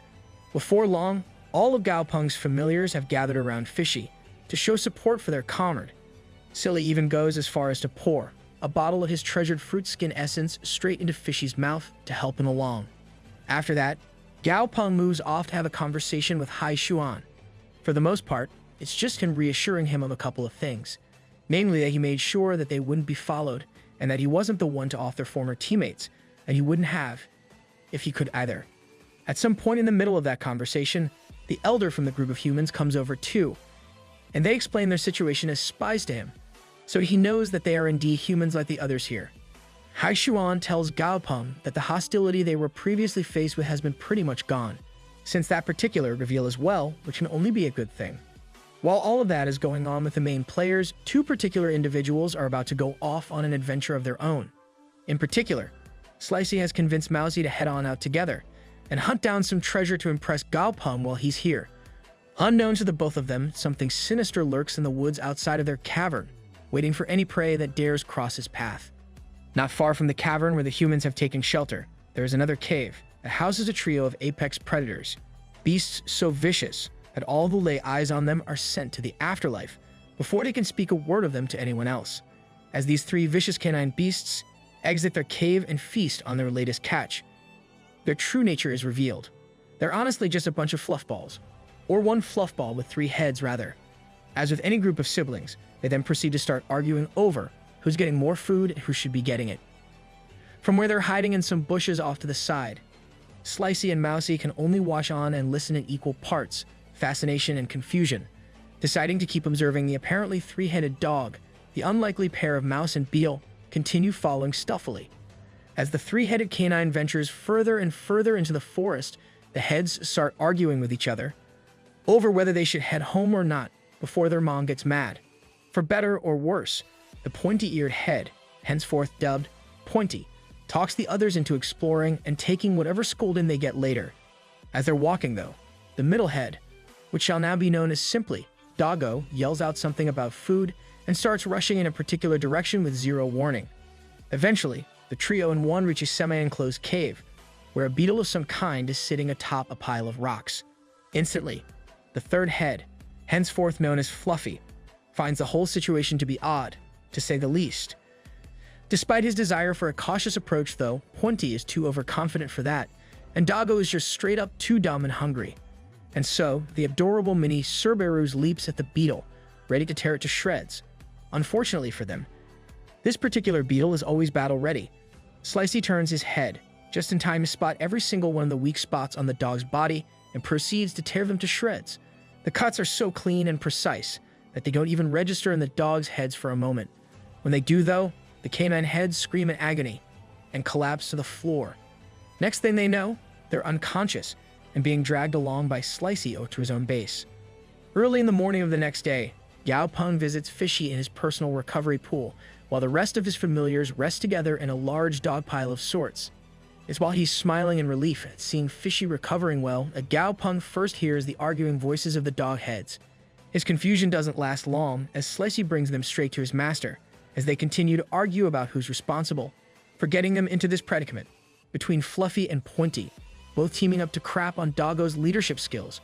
The middle head is left pretty dejected by the time they reach Gaopeng. The man in question just watches Slicey and Mousy interrogating them like some common criminals, and wonders what the hell they've gotten up to. More importantly, though, the Cerberus' status window is quite interesting. After quickly studying it, to learn that they're a level 71 Emperor tier Hell Dog, Gaopeng finally joins the conversation and asks what the hell they're all doing. Almost as if to purposely terrify them, Slicey tells Gaopeng that he's brought dog meat for them to feast on, and they should start before it starts rotting. Bro made his first appearance in like 20 chapters, and instantly started swinging. As for the dog heads, well, they're pretty understandably scared of this sadistic little beetle dude. All of a sudden, Pointy and Doggo start arguing like a couple of savages about whose fault it is that they ended up getting caught and brought here. Meanwhile, Gaopeng is stuck watching this whole train wreck of an interaction, while still being unsure of what the hell is happening. Eventually, Slicey himself steps in and breaks the two up, with the threat of knocking them both on their shared backside. With the dog's silence, Slicey goes up to Gaopeng and tells him that he and Mousy have captured this feast for him. In that moment, the dogs put two and two together and realize Gaopeng is even further up the food chain than their kidnapper. As per Pointy's suggestion, they proceed to start doing the stupidest tricks imaginable in an attempt to entertain him, so he doesn't have them butchered. I mean, this would make me want to butcher them faster, but sure, I guess. It's only when Doggo starts eating rocks for some reason that Gaopeng has had enough and tells Slicey he can go ahead and eat the idiots. Understandably horrified, the dogs start rolling around on the ground and begging for their life, promising to be the best guard dog ever. I mean, 3 heads are better than 1, I guess. Gaopeng isn't particularly sold on their suggestion, but the dogs are saved nonetheless when Goldie shows up a few seconds later and ends up asking for the dogs to be his steed. Though Pointy isn't a big fan of the idea, Fluffy is quick to point out that it beats being eaten, and the matter is settled. Just like that, the matter is settled, and Gao Peng tells Goldie that he holds sole responsibility for the dogs and anything that may go wrong. And just like that, the duck rides off on its three-headed dog horse, with nothing short of absolute glee. Right at that moment, Hai Shuan shows up and asks Gao Peng if he's already got another familiar. To this, Gao Peng just says that one's more of a pet than anything. And then, finally, it's Mousie's turn to be acknowledged for his role in finding the dogs. I'm not sure what he did exactly, but must have been something. He just thanks and praises the mouse, while promising plenty of food and drink. Immediately after that, Gao Peng's back to business with Hai Shuan, as they discuss their plans regarding the disguised potion and revealing their true selves to the other humans. Sticking to their original plan, they decide to forego the potion and show the others that they truly are on the same side. And so, about 2 days later, their current potion finally wears off, and the folks from the spy mission are seen in their normal human skin. For the first time in many weeks, not only is the Elder overjoyed to know their saviors are of the same heritage as them, but the younger group is also gleeful to see that such a powerful and capable summoner has grown from the same race as them. Later that day, after a decent amount of trekking, the group finally reach a giant swamp of sorts. According to the Elder, crossing this vast sea of clouds will have them reach their beloved Li tribe at long last. Before anything else, he turns to Gao Peng and apologizes once more for hiding the tribe's true name from him previously. But he understands. More importantly, Gao Peng's concern right now is how treacherous this vast swamp looks, to the point even Flamey's eyes can't see through it. Even more concerning is when Da Zi tells him that he can sense a whole lot of angry energy inside the swamp. Wanting to avoid any disastrous accidents, Gao Peng asks the Elder if there's any way around the swamp, only to receive an emphatic no. Even going over it is not an option, because of some sort of terrifying presence living and lurking inside the gray mist of the sky here. For the first time since his recovery, Fishy speaks up from Gao Peng's shoulder to tell him he can sense a behemoth inside the lake ahead, and that the body of water is absolutely massive. In order to get through this, he lays out a plan for Gao Peng to follow. First, he'll store away everyone inside of Silly, like he did to rescue them before. Then, he'll fuse with Fishy, and the two will stealthily swim past any and all guards to get inside the village without any fuss at all. Naturally, Gao Peng is concerned about Fishy's health, but the familiar assures him that he feels more than healthy enough to get this done. With that, their decision is made. Unbeknownst to any of them, deep in the middle of the lake sits a strange creature that devours all who venture too close to it. Putting their new plan into action, Gao Peng and Fishy have made their way across a decent chunk of the river when they finally come across it. The true peril within this place, a colossal mirage beast. Instantly, Fishy is all over the idea of eating it and says that he'll easily go up 2 levels if he gets the whole thing down his gullet. For his part, Gao Peng is more focused on the tactics employed by the marine life in this area and how quickly it changes to adapt and survive when coming across a threat. Quite frankly, some of these things are the ideal hunting companions. In that moment, though, he focuses back up on their goal and asks Fishy what the plan is from here. Fishy explains that the mirage isn't fully awake right now and is making itself seem threatening by using an illusion so it can sleep. With a smirk tugging at his lips, Fishy brings out the gold labyrinth brick to demonstrate his current max power, only to become depressed at the sight of its damaged condition. This causes Fishy to shortly mourn the divine artifact, as well as his own Sea Emperor fangs, except those can still heal by eating other monsters at the very least. This brick, on the other hand, will take ages to recover without outside intervention. Regardless, Fishy comes back to the moment and decides to get to work for now. Raising the brick over his head, he shoots out a beam of golden light that creates a reverse vortex of sorts. As it moves towards the mirage, Fishy explains that reversing the brick's power of devouring switches it to a propulsive force.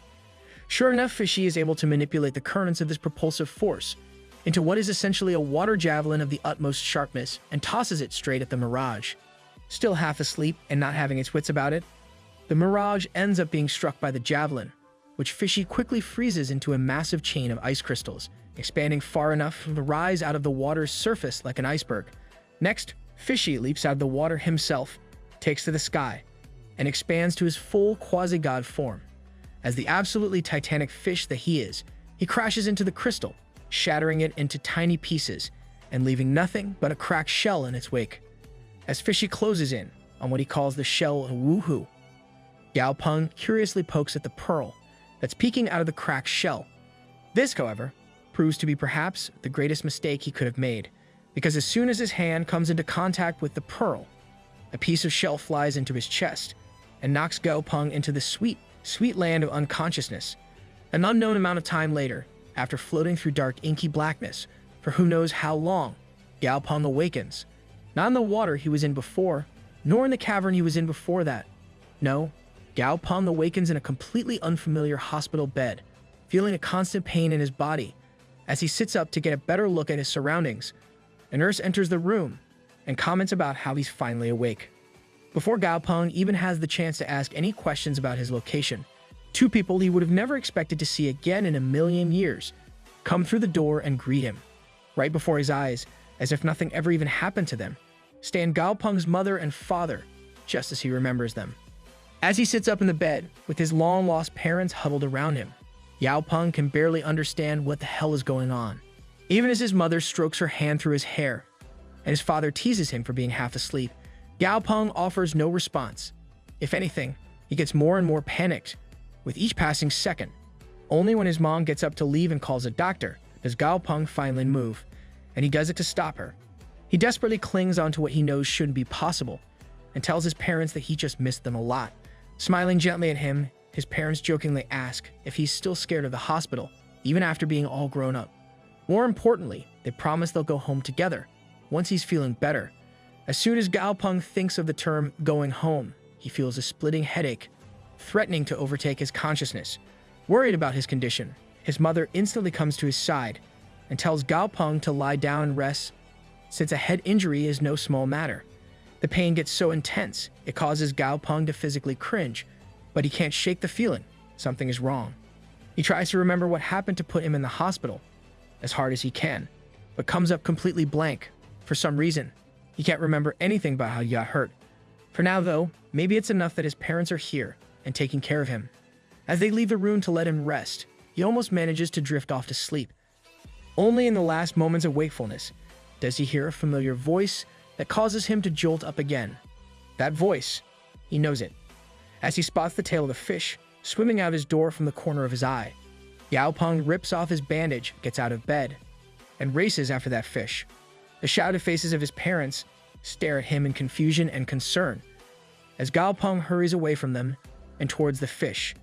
Even as his mother begs him not to leave, Gao Peng does not turn back. He truly wants to as well, but if there's one thing he can remember, it's that he still has responsibilities he needs to fulfill somewhere else. With one final push of sheer willpower, Gao Peng breaks free from the dream that was too good to be true, and free falls back into the real world. The next thing he knows, Gao Peng is jolting up from where he was lying on the bank of the river he was traversing with Fishy. Turning to his familiar, he asks if the battle is over, to which Fishy tells him it already has been for quite some time. According to him, the old clam emitted some sort of mind-bewitching energy right before it died. As soon as that wave hit Gao Peng, he diffused from Fishy right there inside the river and started drowning. As Gao Peng listens to Fishy narrate how the actual events played out, Gao Peng can't help but wonder if everything he saw was really just an illusion. Is that even possible when they felt as real as they did? Fishy notices Gao Peng's complete lack of emotion or reaction and starts asking him about his dreams. He even starts sheepishly apologizing for not realizing that he could be affected by such a thing, since he's a human. Throughout it all, though, Gao Peng still gives no response, just silently walking to the river, into the water, and over to the clam's corpse. Once he's retrieved the pearl from within it, he studies its system status window and realizes just how terrifying of a weapon it could be.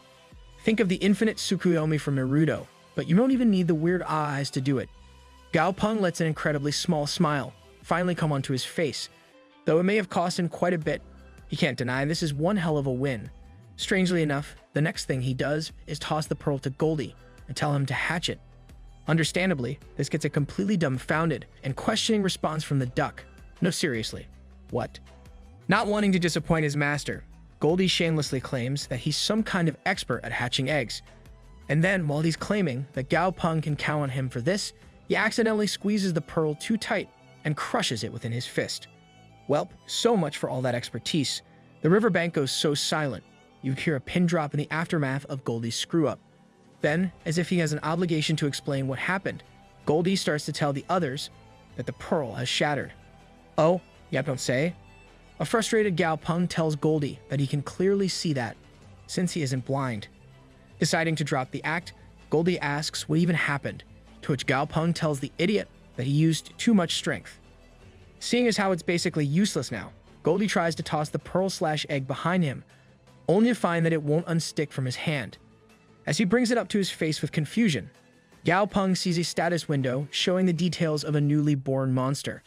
As the shell holding this creature slowly begins to open, Gao Peng realizes that it'll latch onto the first thing it sees as its daddy and does a spit take. Clueless as ever, Goldie holds up the seashell to show Gao Peng how pretty it is, completely unaware of what's about to happen. Gao Peng, for his part, can just grit his teeth to stay quiet and hope that Goldie will be able to handle what comes next. All of 2 seconds later, the shell snaps open, and the tiny, adorable little creature inside locks eyes with Goldie before calling him daddy. The avatar one of him, a duck, goes so still, you'd think he's turned to stone from shock. When the little creature calls him daddy once again, he feels as though he's been struck by lightning too. Meanwhile, Gao Peng and Fishy are laughing it up at the idiot's current predicament. Finally coming to his senses, Goldie starts trying to explain to the kid that he's still pure, so there's no way he could be a dad. In response, the little mirage just tells him he must be her daddy, since he doesn't have any hair just like her. Yikes, that had to really hit a nerve or two. Gao Peng suddenly cozies right up to Goldie and tells him that he'll vouch for his not being a father. The duck is deeply relieved by this and thanks him, since this should clear his name. At least, that's what he's thinking, until Flamey shows up. After that, there's pretty much no saving him with how absolutely infuriated the bird is. It doesn't exactly help that Gao Peng and Fishy purposefully pour oil on the fire by telling her that Goldie definitely isn't the father of any white creature, when Fishy vouches for the same thing. Flamey is more confused than ever as to what daughter they're even talking about and what the hell kind of mischief they're up to now. Unfortunately for Goldie, a little creature in his palm chooses that exact moment to loudly call him daddy once more. As expected, the tsundere firebird is instantly aflame with the rage of 1,000 suns. Goldie is in the middle of begging to let him explain when she lets loose a torrent of flames so hot they'd practically turn him into a walking Kentucky Fried Chicken ad. From the background, Gao Peng and Fishy watch on with amusement, while commenting on how Flamey's fire has improved a lot, but they can't judge based on just one burst, just like they planned. This gives Flamey exactly the excuse she needs to continue burning Goldie to an utter crisp. Once she's out of anger and fire to waste on the duck, Flamey goes over to Gao Peng to get a look at the adorable new baby monster. Afterward, Gao Peng holds the shell in his hands, as he wonders whether this little thing is the reincarnation of the old Mirage or its child. With how eerily similar her attributes and abilities are, he honestly can't decide which one it actually is, as he thinks back on his own experience in the dream world created by the old Mirage. Gao Peng thanks his lucky stars for his connections with his spirit beasts, which drew him back out of the illusion. If not for those, he would have become nothing more than a comatose NPC in a fake world that amounted to nothing more than an illusion. Now he has the power to inflict that on his enemies. Once he's trained up his newest familiar to a sufficient level, with that kind of power as his secret weapon, he can do anything. The sinister intentions are so clearly visible that Fishy of all people has to tell him to pull himself together. That's just embarrassing, man. The next day, Gao Peng and his familiars arrive in a monster-infested swamp. As he asks Fishy if he should go up to the batter's plate this time, Fishy lazily tells him to bring in Goldie. As soon as he realizes he's getting some action, the overdramatic duck mounts his new steed and rushes into battle like a bloodthirsty maniac. Off in the distance, a couple of dirt roads over, some toads inside another swamp witness the signs of destruction nearby and comment on how the one causing them must be a true master. Oh, pal, you have no idea. The end, for now. Goldie's dog tears through the swamp, leaving chaos and muddy destruction in its wake. Meanwhile, Gao Peng's fused dragon ant uses its 100 faces dragon ant move to flush out the culprit behind all the trouble, a talking toad. And not just any toad. This guy looks like a backup summon from Naruto's outtakes. The toad scrambles to defend itself with a thorn-piercing air slash. The move, however, barely registers against the dragon ant's spectral fists. The toad and its companions are quickly pinned to the ground, flopping helplessly. It's like watching someone try to block a freight train with pool noodles. As Goldie saunters up to the subdued toads, he cranks up his intimidation factor, or tries to. Anyway, Goldie's version of scary is about as convincing as a toddler wearing a Halloween mask. Gao Peng steps in, brushing Goldie aside, and points out that these frogmen might actually prove useful. Addressing the toad, Gao Peng calmly probes for information about any nearby tribes and offers compensation for their trouble. At first, the toad seems too stunned to respond, but it eventually blurts out something about Gao Peng being a potential envoy of the Red Blood tribe. The frogmen exchange uneasy glances before one of them suddenly splits apart, revealing a human fused with his pet. Gao Peng immediately identifies him as another Red Blood envoy. Zhou Hu, the elder Gao Peng recently rescued, steps forward, recognizing the newcomer as Mei He. The reunion is bittersweet, with Mei He expressing shock and relief at seeing Zhou Hu alive after so many years. Zhou Hu introduces Gao Peng as the one who saved him from his decade-long captivity. Hearing this, Mei He's demeanor warms, treating Gao Peng as a friend of the tribe. But Gao Peng's attention shifts to Mei He's ability to summon another familiar to send a message to his tribe. Seriously, who gave this guy a Bluetooth? Meanwhile, Goldie sulks in the background, still bitter about how Mei He's earlier actions left his dogs incapacitated. When Mei He acknowledges this with an awkward apology, Gao Peng notices that the dogs are merely asleep and scolds Goldie for making a fuss. Turning his focus back to Mei He, Gao Peng apologizes for Goldie's behavior and suggests they proceed to the tribe. However, just as the group prepares to leave, Gao Peng suddenly hears an eerie voice in his mind. The voice warns him not to follow Mei He, his tone sharp and filled with urgency. Gao Peng scans his surroundings, searching for the source, but finds nothing. The voice grows louder, cutting through his thoughts like a blade. It warns him again, cautioning that danger lies ahead. Shaken but determined not to alarm his companions, Gao Peng waves off their concerns, pretending to be lost in thought. As Mai's insect familiar flies off to alert the tribe, the group begins their journey. The wind picks up suddenly, carrying an unnatural chill. Gao Peng narrows his eyes at the darkening sky, his instincts flaring as tension thickens. Whatever waits for them at the Red Blood tribe isn't going to roll out the welcome mat. Shortly after, Mahi sends his insect familiar off. A massive red-winged evil dragon descends from the sky. At level 86 and sync tier, its sheer presence radiates danger. The passenger basket sways slightly, as if daring anyone to board. Because when your ride screams final boss energy, trust is hard to come by. Mei He, unfazed, instructs everyone to board the dragon's carriage. Gao Peng, however, opts to stay cautious, deciding to ride separately on Da Zi. He watches the dragon closely, his instincts quietly flaring. If this is a trap, Gao Peng isn't about to be the guy sitting up front. As they travel, Gao Peng has Da Zi activate his shared vision ability. Through his familiar's eyes, he observes a projection burrowing into the ground below. The connection is suddenly severed by a burning image of a massive flaming eye.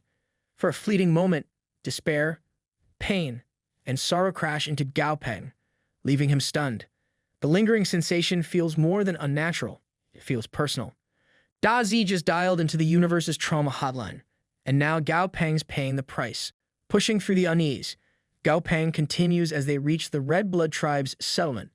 The site itself looks deceptively ordinary, but the people within it exude an unsettling aura. Their rigid movements and lifeless expressions only deepen Gao Peng's suspicions. Imagine NPCs glitching out mid-animation, except this time, it's horrifying.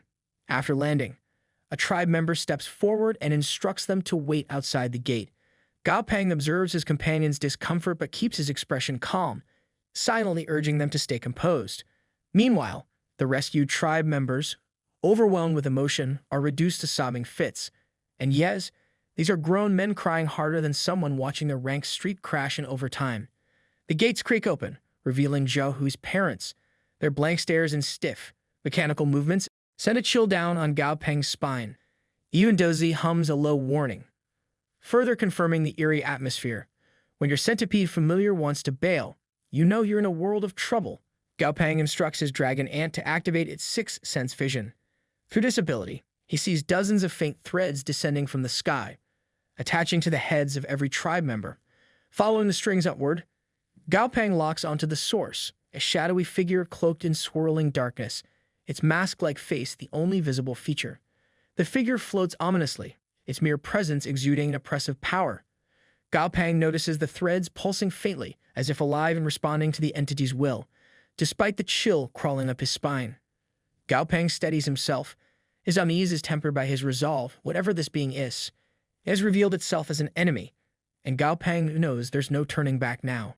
Gao Peng locks eyes with the shadowy figure floating above, its mask-like face radiating power so intense it feels like the battlefield itself is holding its breath. A status window flashes in his mind, level 100. Quasi-god of great perfection. This fight was over before it began. The figure's masked gaze settles on him, and its booming voice declares him the next puppet. Da Zi reacts immediately, surging forward and tearing through the gray threads with bursts of radiant light. No hesitation, just destruction. Harder, Gao Peng commands, and Da Zi pushes on, ripping the threads apart with precision. As they dissolve, the truth becomes clear. The Red Blood tribe members are nothing but lifeless puppets, controlled all along by the quasi-god. Jia Hui stumbles back, his face frozen in shock as he stares at his parents. He collapses, trembling as the weight of the truth crushes him. Some things are too heavy to carry. Sensing weakness, the quasi-god's threads snap toward Zhao Hai, binding him instantly. His body jerks upright, stiff and unnatural. The threads then lash out at the rescued tribe members, pulling them under the same control. Their cries fade as their bodies twist grotesquely. This is what betrayal looks like. Gray sand spreads across the ground, crawling like a silent predator. Gao Peng shouts for his allies to keep clear, his voice cutting through the chaos, fusing with Fishy. He steadies himself against the oppressive aura radiating from the figure above. Despite his efforts, several of his companions collapse, blood streaking from their eyes and ears as the life drain drains them dry. Gao Peng narrows his gaze as the corrupted familiars stagger forward. Their jerky, unnatural movements are unsettling, as if something is yanking them forward from the shadows. They're not alive, but they're not dead either. As the army of familiars surges forward, Gao Peng quickly forms a plan. Dummy will draw their attention. Divizi will monitor the quasi-gods' control threads, and Fishy will be the trump card. For offense, Gao Peng calls on Frosty. The Snow Lion steps forward confidently and unleashes his 10,000 miles of frost, freezing the battlefield in an instant. The advancing familiars are immobilized, and Frosty briefly revels in the apparent victory. But the triumph is short-lived. A quasi-god quicksand trap nearly pulls Frosty under. Fishy reacts immediately, conjuring a water barrier to save him. Frosty escapes, but some of his mane becomes corrupted. He inspects the damage with a mix of disbelief and distress, his tail flicking nervously. Fishy surveys the battlefield and warns Gao Peng that the entire area is now under the quasi-god's domain. Without hesitation, Gao Peng desummons his familiars and fuses with Da Zi to retreat. Meanwhile, the Serbies are left to flee on foot. It doesn't take long for trouble to find the Serbies. One of their hind paws gets ensnared by a quasi-god thread, sending all three heads into a panicked frenzy. They bark and yelp, their fear palpable. Fishy intervenes swiftly, severing the thread with precision, and orders them to head toward the Cloud Dream Swamp. Once the group reaches the swamp, Gao Peng diffuses from Da Zi and notices that the desolation of grudge cannot penetrate this area. An unseen force keeps it at bay, but the question remains, what could be powerful enough to repel even the quasi-god's influence? Gao Peng ponders this mystery, his mind racing with possibilities. The calm is interrupted by Goldie's graceless landing. He shrugs it off and immediately pivots to Fishy, asking why he didn't just kill the quasi-god outright. Fishy, visibly annoyed, conjures a water barrier around the group and explains attacking recklessly could have triggered hidden traps or left him vulnerable to ambushes. Fishy, the voice of reason no one listens to. Goldie, unimpressed, continues to argue. Flanny smacks him on the head and tells him to think for once.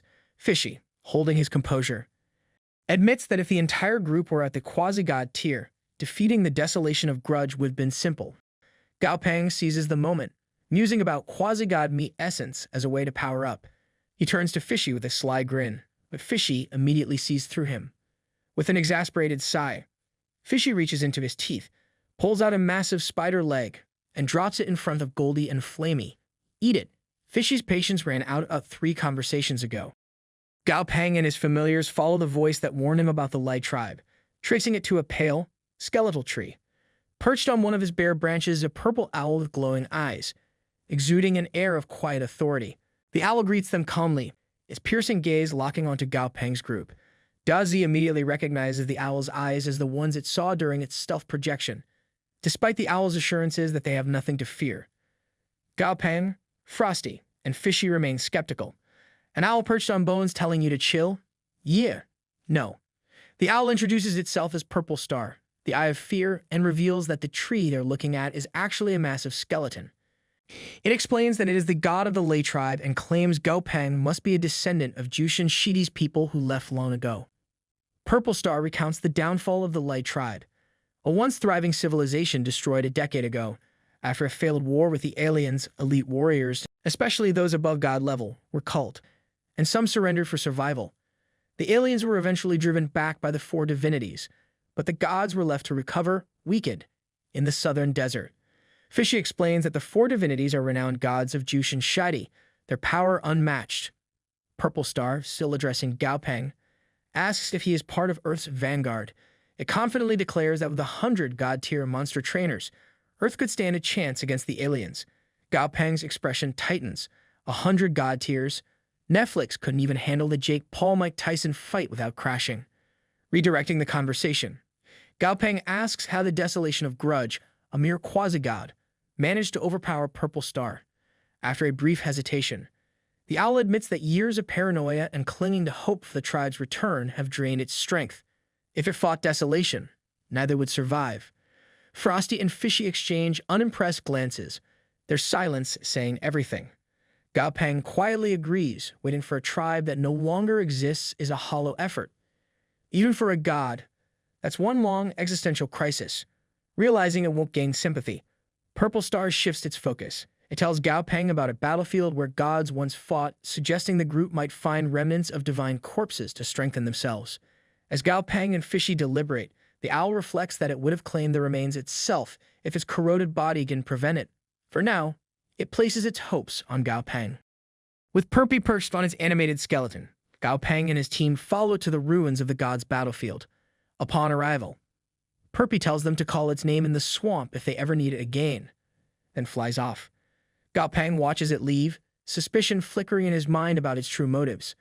The silence is broken by Goldie, who blurts out, "Where are the goods?" Gaopeng smirks and summons Mousy, his treasure-tracking rat. Clutching the squirming rodent, Gaopeng orders it to find the single most valuable treasure in the area. Mousy activates its scanning ability and locks onto something deep in the nearby lake. Gaopeng and his team prepare to dive in. In their rush, Goldie trips over a rock and faceplants into the water. Gaopeng freezes, momentarily worried, before realizing Goldie is a duck and will be fine. Evolution really fumbled the bag with this one. Shaking off the moment, Gaopeng asks Fishy to create a bubble for underwater exploration. Encased in Fishy's protective sphere, they descend into the lake. What they discover leaves them awestruck. Massive sections of fallen gods' skeletons scattered across the lake bed. One skull, larger and more foreboding than the rest, radiates an aura so intense it feels alive. Testing its danger, Gaopeng instructs Fishy to use a nearby fish as a guinea pig. The poor creature barely grazes the skull before it disintegrates, reduced to a skeleton in an instant. Fishy confirms what Gaopeng suspected. This is the skull of a fallen god. Pulling up its status window, Gaopeng identifies it as the decapitated head of the Fire Phoenix Hell Taigun. Its raw, destructive energy is palpable, making Gaopeng recall his encounter with the Golem Lord's head. Unlike the Golem Lord, however, this skull is lifeless, a remnant of pure power. Fishy explains that even the smallest trace of a god's essence is lethal to most monsters. Gaopeng nods and summons Silly, the table imp, to process the remains. The imp appears, wide-eyed and ecstatic, a god's skeleton. "I haven't worked on one of these in ages," he exclaims before diving into his work. With a cascade of light, Silly transforms the Fire Phoenix, Hell Taigun's remains, into a consumable form.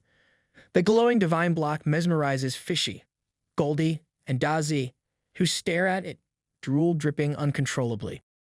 As the light show fades, the imp reveals 3 items: flesh and blood essence, spirit essence, and divine essence. Dazi, ever the opportunist, fakes an injury in the hopes that Gaopeng will take pity on him and share the spoils. Crying crocodile tears underwater, bold strategy. Dazi, Gaopeng isn't fooled. With a knowing smirk, he summons Stripey, the massive spider familiar, allowing it to reunite with the team. Stripey immediately questions Dazi's odd behavior. making the centipede scramble to his feet and claim he was just resting. Gao Peng shakes his head, leaving Da Zi to stew in embarrassment.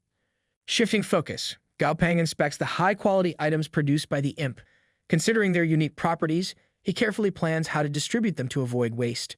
Fishy, despite the obvious temptation, shows restraint and encourages Gao Peng to prioritize the others first. Pleased with Fishy's maturity, Gao Peng pats him on the head and reassures him that there will be plenty more divine remains to go around. Satisfied, Gao Peng orders Silly to consume the treasures immediately, warning him not to waste a single drop. Silly eagerly gets to work while Gao Peng praises Mousy for its excellent tracking skills, promising the rodent more rewards for future finds. Gao Peng sends Mousy back to the hunt. Mousy's motivation hits overdrive as it uncovers divine skeletons scattered across the lakebed. Each discovery is processed by the imp with astonishing speed. Among the finds, the group stumbles upon a broken metallic artifact covered in strange patterns. The system fails to identify it, so Gao Peng casually lets Mousy keep it. That's gotta be cap, but Mousy eats it up literally. Once the lakebed is thoroughly scavenged, Fishy transports the group back to the surface. Gao Peng summons more familiars and has Dragon Ant create a white mist to conceal their activities. From their hull, Silly produces a massive ball of divine essence that shines with otherworldly brilliance. Silly, predictably impatient, tries to claim it immediately, but is squatted away by Gao Peng, who explains it will be split evenly. Slicey is summoned to cut the orb into precise portions, ensuring fairness. The familiars eagerly devour their shares, except for Dumby. Gao Peng reserves the flesh essence for the necromancer, knowing it's uniquely suited to his skeletal frame. Dumby hesitates, feeling guilty about taking it all, but Fishy reassures him it's useless to everyone else. Relieved, Dumby absorbs the flesh essence, visibly growing stronger as its energy flows through him. Meanwhile, Goldie begins to show alarming signs of aggression as his aura intensifies, signaling an impending breakthrough. Flamey, too, seems on the verge of transformation. Gao Peng advises the team to refine their essence gradually for better control, but Goldie can't wait. Within seconds, his level skyrockets from 86 to 90. Fishy urges Gao Peng to give Goldie some divine essence to push him into the quasi-god tier. As Goldie absorbs the divine essence, Fishy prompts him to carefully select his first deification. Goldie, for once, takes the moment seriously, confidently announcing his choice. The romance of the masculine duck, the fist. Never let this man name anything again. As the light from Goldie's breakthrough fades, his new form comes into view, towering, shredded, and radiating unstoppable power. Goldie went from duck to demigod, and I can't even survive dry January. Gao Peng surveys Goldie's transformation, feeling a mix of pride and awe. But the celebration is short-lived as Flamey begins her own breakthrough. Following Fishy's advice, Gao Peng shares divine essence with the crimson bird. Her evolution is stunning, her purified bloodline glowing as she soars through the sky with newfound majesty. Dumby's evolution follows shortly after, light pouring from the diamond on his forehead. The flawless energy control is awe-inspiring, leaving Fishy to remark on Dumby's precision. Gao Peng silently agrees, marveling at the team's collective growth. However, the moment is interrupted as Fishy spots a disturbance in the fog above. It's drawn toward the energy from their transformations. Flamey takes action immediately, unleashing the sound of Bai Fang to scatter the malevolent fog. Her cry echoes through the sky, driving back the danger. Watching from a distance, Perpy observes the scene silently, impressed by Gao Peng's ability to manage the threat without intervention. Meanwhile, Goldie, blissfully unaware of Flamey's efforts, boasts that his mere presence must have scared off the fog. Goldie really woke up and chose evil. With their breakthroughs complete, Gao Peng takes stock of his team. 8 quasi-god tier familiars now stand by his side.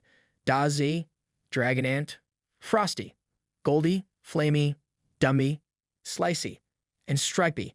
Fishy has also advanced, his deified parts now extending to his mouth and throat. Gao Peng reflects on their progress, proud of how far they've come. The scene shifts to Zhou Huai, moving stiffly through the Lei tribe, before cutting to Desolation sensing Gao Peng's return. The quasi-god exudes arrogance, mocking Gao Peng's group as they approach.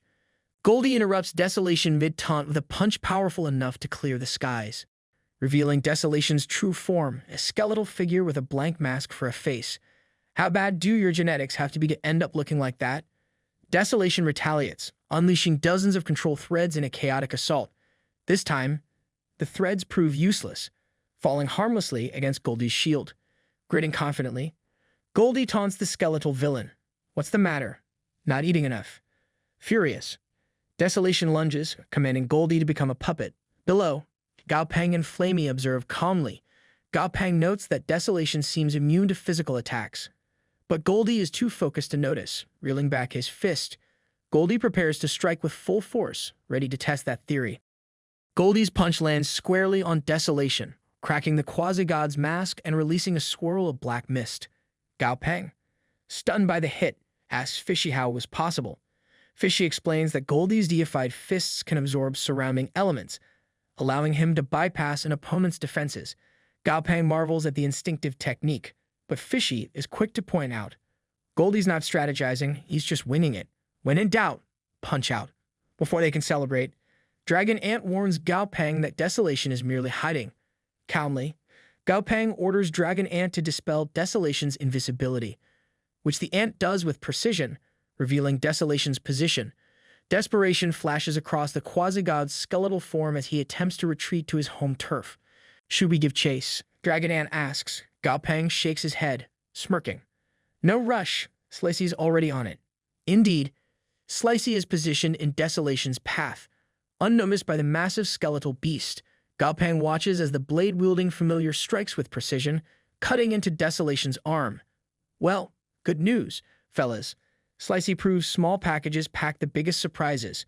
The moment is short-lived as Desolation activates vitality absorption, knocking Slicey out of the fight and leaving him weakened.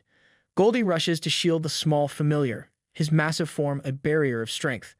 Even in his fragile state, Slicey reveals that his attack carved a deep gash in Desolation's bones. From within the gash, a shadowy figure emerges and attacks Desolation with unrelenting force. Gao Peng stares in shock at the shadow, wondering if it's a hidden ability of Slicey's. Fishy quickly clarifies, explaining that it's a blade spirit likely left inside Desolation by a past enemy. Urging Gao Peng to act fast, Fishy rallies the familiars for an all-out assault. Each quasi-god charges with devastating power, reducing Desolation to dust in a coordinated attack. With Desolation defeated, Flamey notices that some of the Li tribe members under his control are still alive. Gao Peng observes them silently, marveling at their survival, but choosing not to dwell on it. The scene shifts as Perpy arrives on his animated skeleton. Silent but resolute. From within Perpy's form, an elderly man clad in Lei tribe clothing steps forward. His voice carries both gratitude and weariness as he thanks Gao Peng and his familiars for avenging the tribe. The elder acknowledges his own inability to act, a regret that lingers in his tone. Gao Peng listens without judgment, his focus already shifting toward what comes next. Gao Peng watches the elderly man speak, his skeletal hand covering his mouth, a sight that jars him. The old man explains that his arm is a gift from the heavenly king of the dead, a mutated tribe figure renowned for his unmatched control of undead familiars. I'd prefer cash, but to each their own. Fishy, everything historian, admits he doesn't recognize the name, noting the dead king must have risen after his time. The old man continues, introducing the nine-headed Hades, a mutant familiar capable of controlling death itself. Pulling up his shirt, the elder reveals his undead body, explaining how both he and his familiar were struck by the Hades, leaving them permanently changed. Gao Peng is horrified.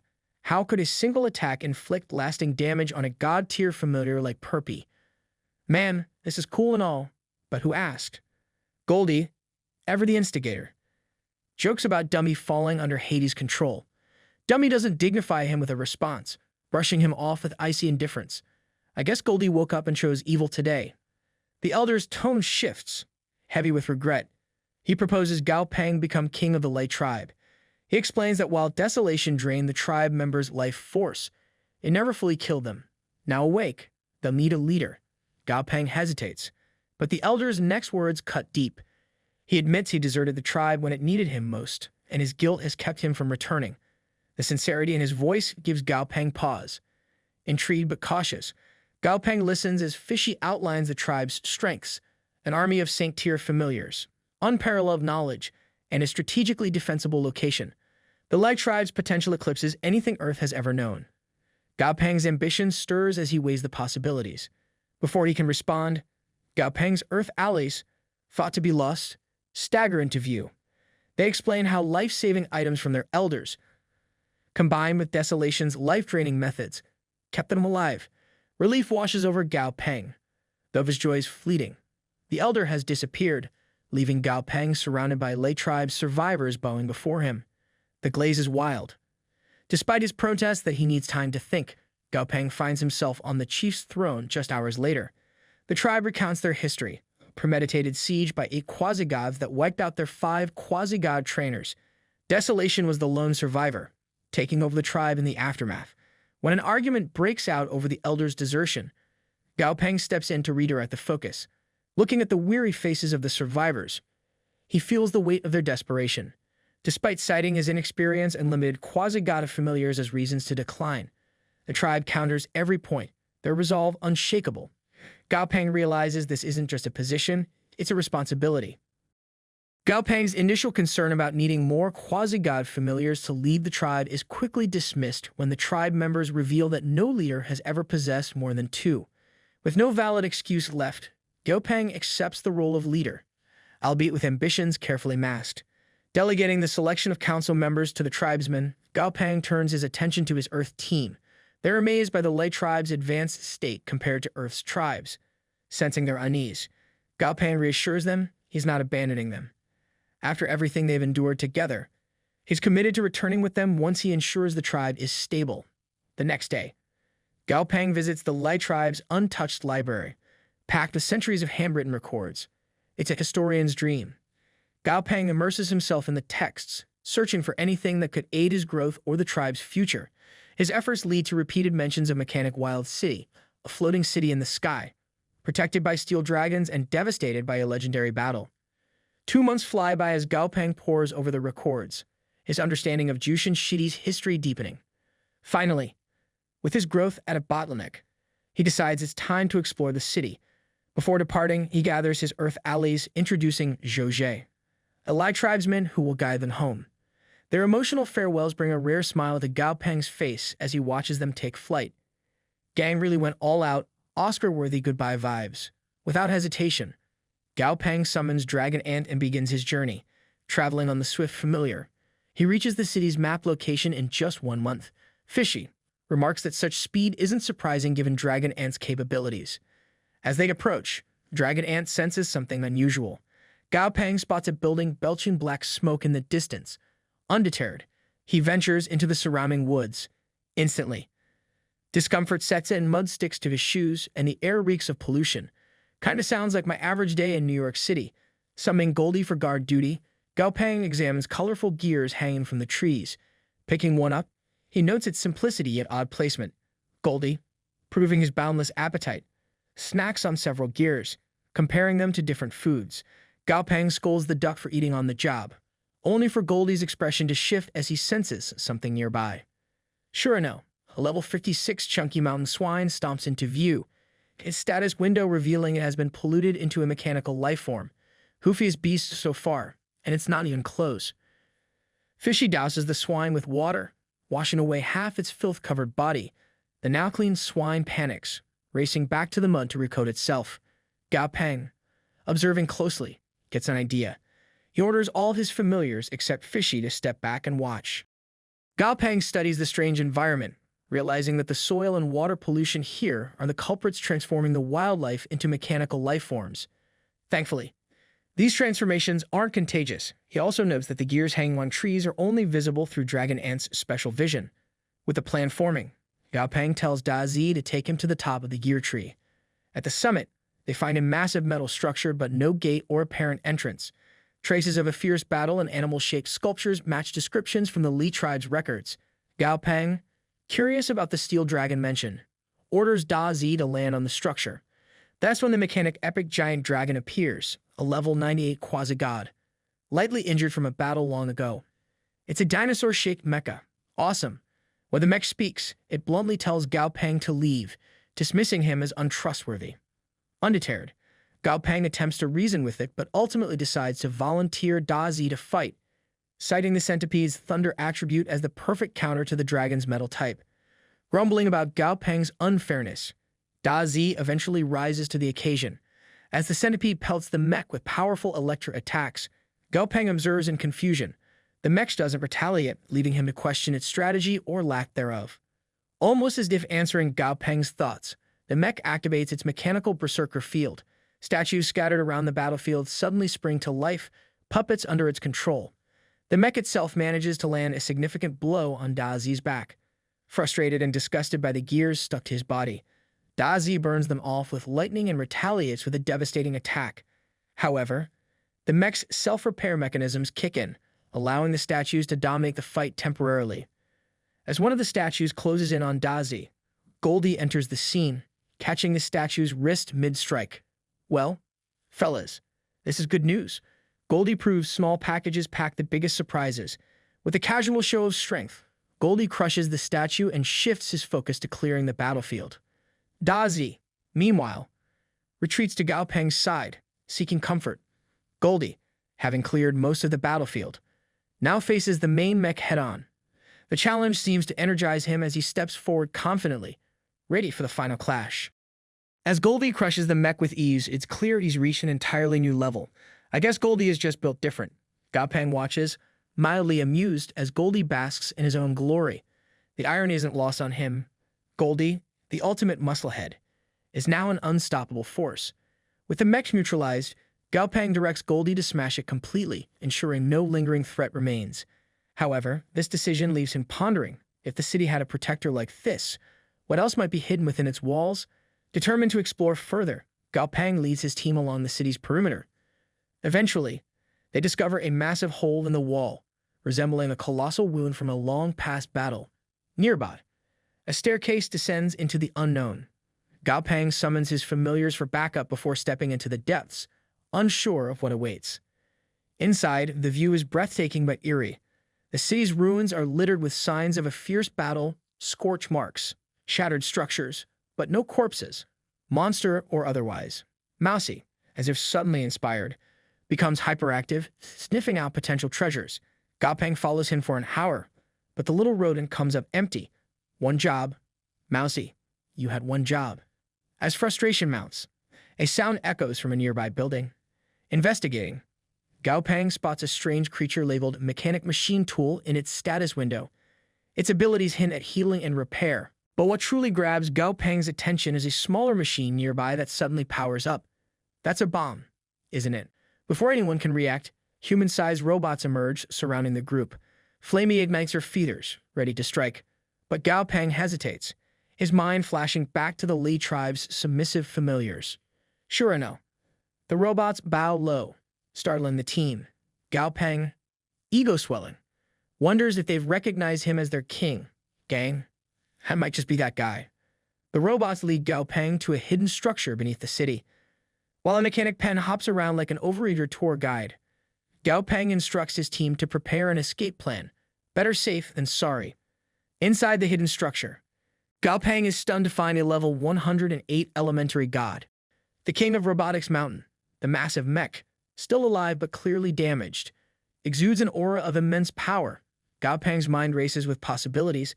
Could he contract it, or at least salvage his parts? Fishy quickly dashes his hopes, explaining that none of their elements align with the mech's, rendering its remains useless. Before Gao Peng can decide on his next move, the king of robotics speaks, offering a deal. It recognizes Gao Peng's strength and proposes a contract. In exchange for energy, the god will assist Gao Peng in battle. Skeptical, Gao Peng questions the mech's motives. What's stopping it from betraying him or attracting the wrath of whatever defeated it before? The mech pauses, considering Gao Peng's concerns. Internally, Gao Peng celebrates. He doesn't mind making the contract, he just wanted to push the elementary god into a more cooperative position. In an intense showdown, Gao Peng flexes his inner businessman, haggling with the robot god over the terms of their contract. Despite the god barely willing to budge, Gao Peng secures a hopping 70 years of service as his protector post-healing. Who knew you could bargain with a god like it's Black Friday? Once the deal is sealed, Gao Peng asks about the materials needed for Robogod's recovery, rare ores and high-energy crystals. Fortunately, Jushin Shidi and even the Lai tribe has plenty of fees, including unstable ones that usually go to waste. Gao Peng summons a contract, formalizing the agreement between them. With the contract signed, Robogod detaches from the web of cables holding him up and rises with a thunderous display. Gao Peng quickly scolds him, pointing out the risk of drawing attention. Robogod shrinks himself to the size of a mini-fridge, silently acknowledging his new boss's point. Now free, Robogod suggests a way for Gao Peng to strengthen himself, and by extension, Robogod. He mentions the World Vortex battlefield, immediately catching Gao Peng's interest. Fishy objects, warning that the Vortex battlefield is far too dangerous. But Robogod clarifies that this battlefield was split into Yin and Yang realms millennia ago. While the Yang realm is a death zone, the Yin realm only allows participants of God tier or below, making it a manageable risk. After weighing the pros and cons, Gao Peng decides to train in the Yin realm. Before heading out, they make a stop at the Lei tribe. Back at the tribe, Gao Peng is greeted by a tribesman who informs him Zhou Ji and others have returned with guests. Meeting with Zhao Ji, Gao Peng learns they've successfully recruited their first batch of monster trainers. He reflects on how the Red Bloods in the southern wasteland remain untouched, giving them an advantage to develop their trainers in secret. Gao Peng envisions the tribe's growth shifting the balance of power in Jushin City. A spark of ambition lights in his eyes as he plots the future. After speaking with Zhao Ji, Gao Peng isn't surprised to learn that most of the recruits are younger trainers. The veterans have clearly chosen to let the newbies scout the situation first. Gao Peng tells Zhou Ji to arrange a meeting with the recruits tomorrow. For now, there's another priority, rewarding one of his familiars with an evolution.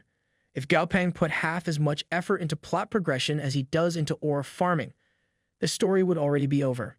Gao Peng outlines the evolution pathways available and casually recommends the holy route for Zhu Ji's tree familiar. Fishy, ever blunt, silently points out that Gao Peng is clearly pushing this option because it's the one he has materials for. Gao Peng doesn't even bother denying it. The two head to the Lai tribe's second courtyard, where Zhao Ji summons his tree familiar. What follows is an unconventional process that leaves Zhu Ji visibly questioning his life choices. Gao Peng arranges special rocks around the tree, grinds a fragrant paste, and slathers it generously over the bark. The scent drifts through the air, attracting every dog in the vicinity. The Serbies need to be held back by Goldie, while Dumby stands guard to keep other curious beasts at bay. Zhou Ji, drenched in nervous sweat, watches the chaotic scene unfold. As Gao Peng steps back, his expression shifts into one of pure mischief. With a flick of his lighter, flames ignite the paste, setting the tree ablaze. Zhou Ji stumbles backward in shock as the fire engulfs the familiar. Gao Peng really said, "Let there be light," and the tree had no choice. The flames burn brightly for a moment, but underneath the fire, the tree begins to glow faintly. Its bark shimmers with an ethereal light, hinting at the transformation underway. Zhou Ji's panic gradually fades, replaced by awe. The evolution process, chaotic as it seemed, was a success. Goldie observes the scene with a shake of his head, silently reflecting on how unpredictable humans can be. After successfully evolving Zhao Ji's familiar, Gao Peng basks in the praise from the tribesmen, sensing an opportunity to connect with the younger generation. He agrees to let Zhao Ji spread the word about his abilities, inviting those interested in evolutions to visit him the next day. By the next morning, however, Gao Peng realizes he may have underestimated the turnout. Zhao Ji announces that his friends have arrived, only for Gao Peng to be greeted by an overwhelming crowd. Thinking on his feet, Gao Peng enlists Dumby's help to erect a wall in front of the trainers. A sign on it reads, "Only those who've made contributions to the tribe will be rewarded." The crowd thins out as most trainers leave, much to Gao Peng's relief. Turning his attention back to Zhao Ji, Gao Peng asks about the recruits from other tribes. Zhao Ji updates him on the arrangements for their living quarters, assuring him that the elders have already set everything up. Gao Peng praises their initiative and reminds Zhu Ji to treat the recruits from White Dragon, Green God, Yu, and the Northern Ice tribes with particular care. With logistics squared away, Gao Peng emphasizes the importance of continuing to recruit trainers in small, manageable batches to avoid attracting attention from the Green Bloods.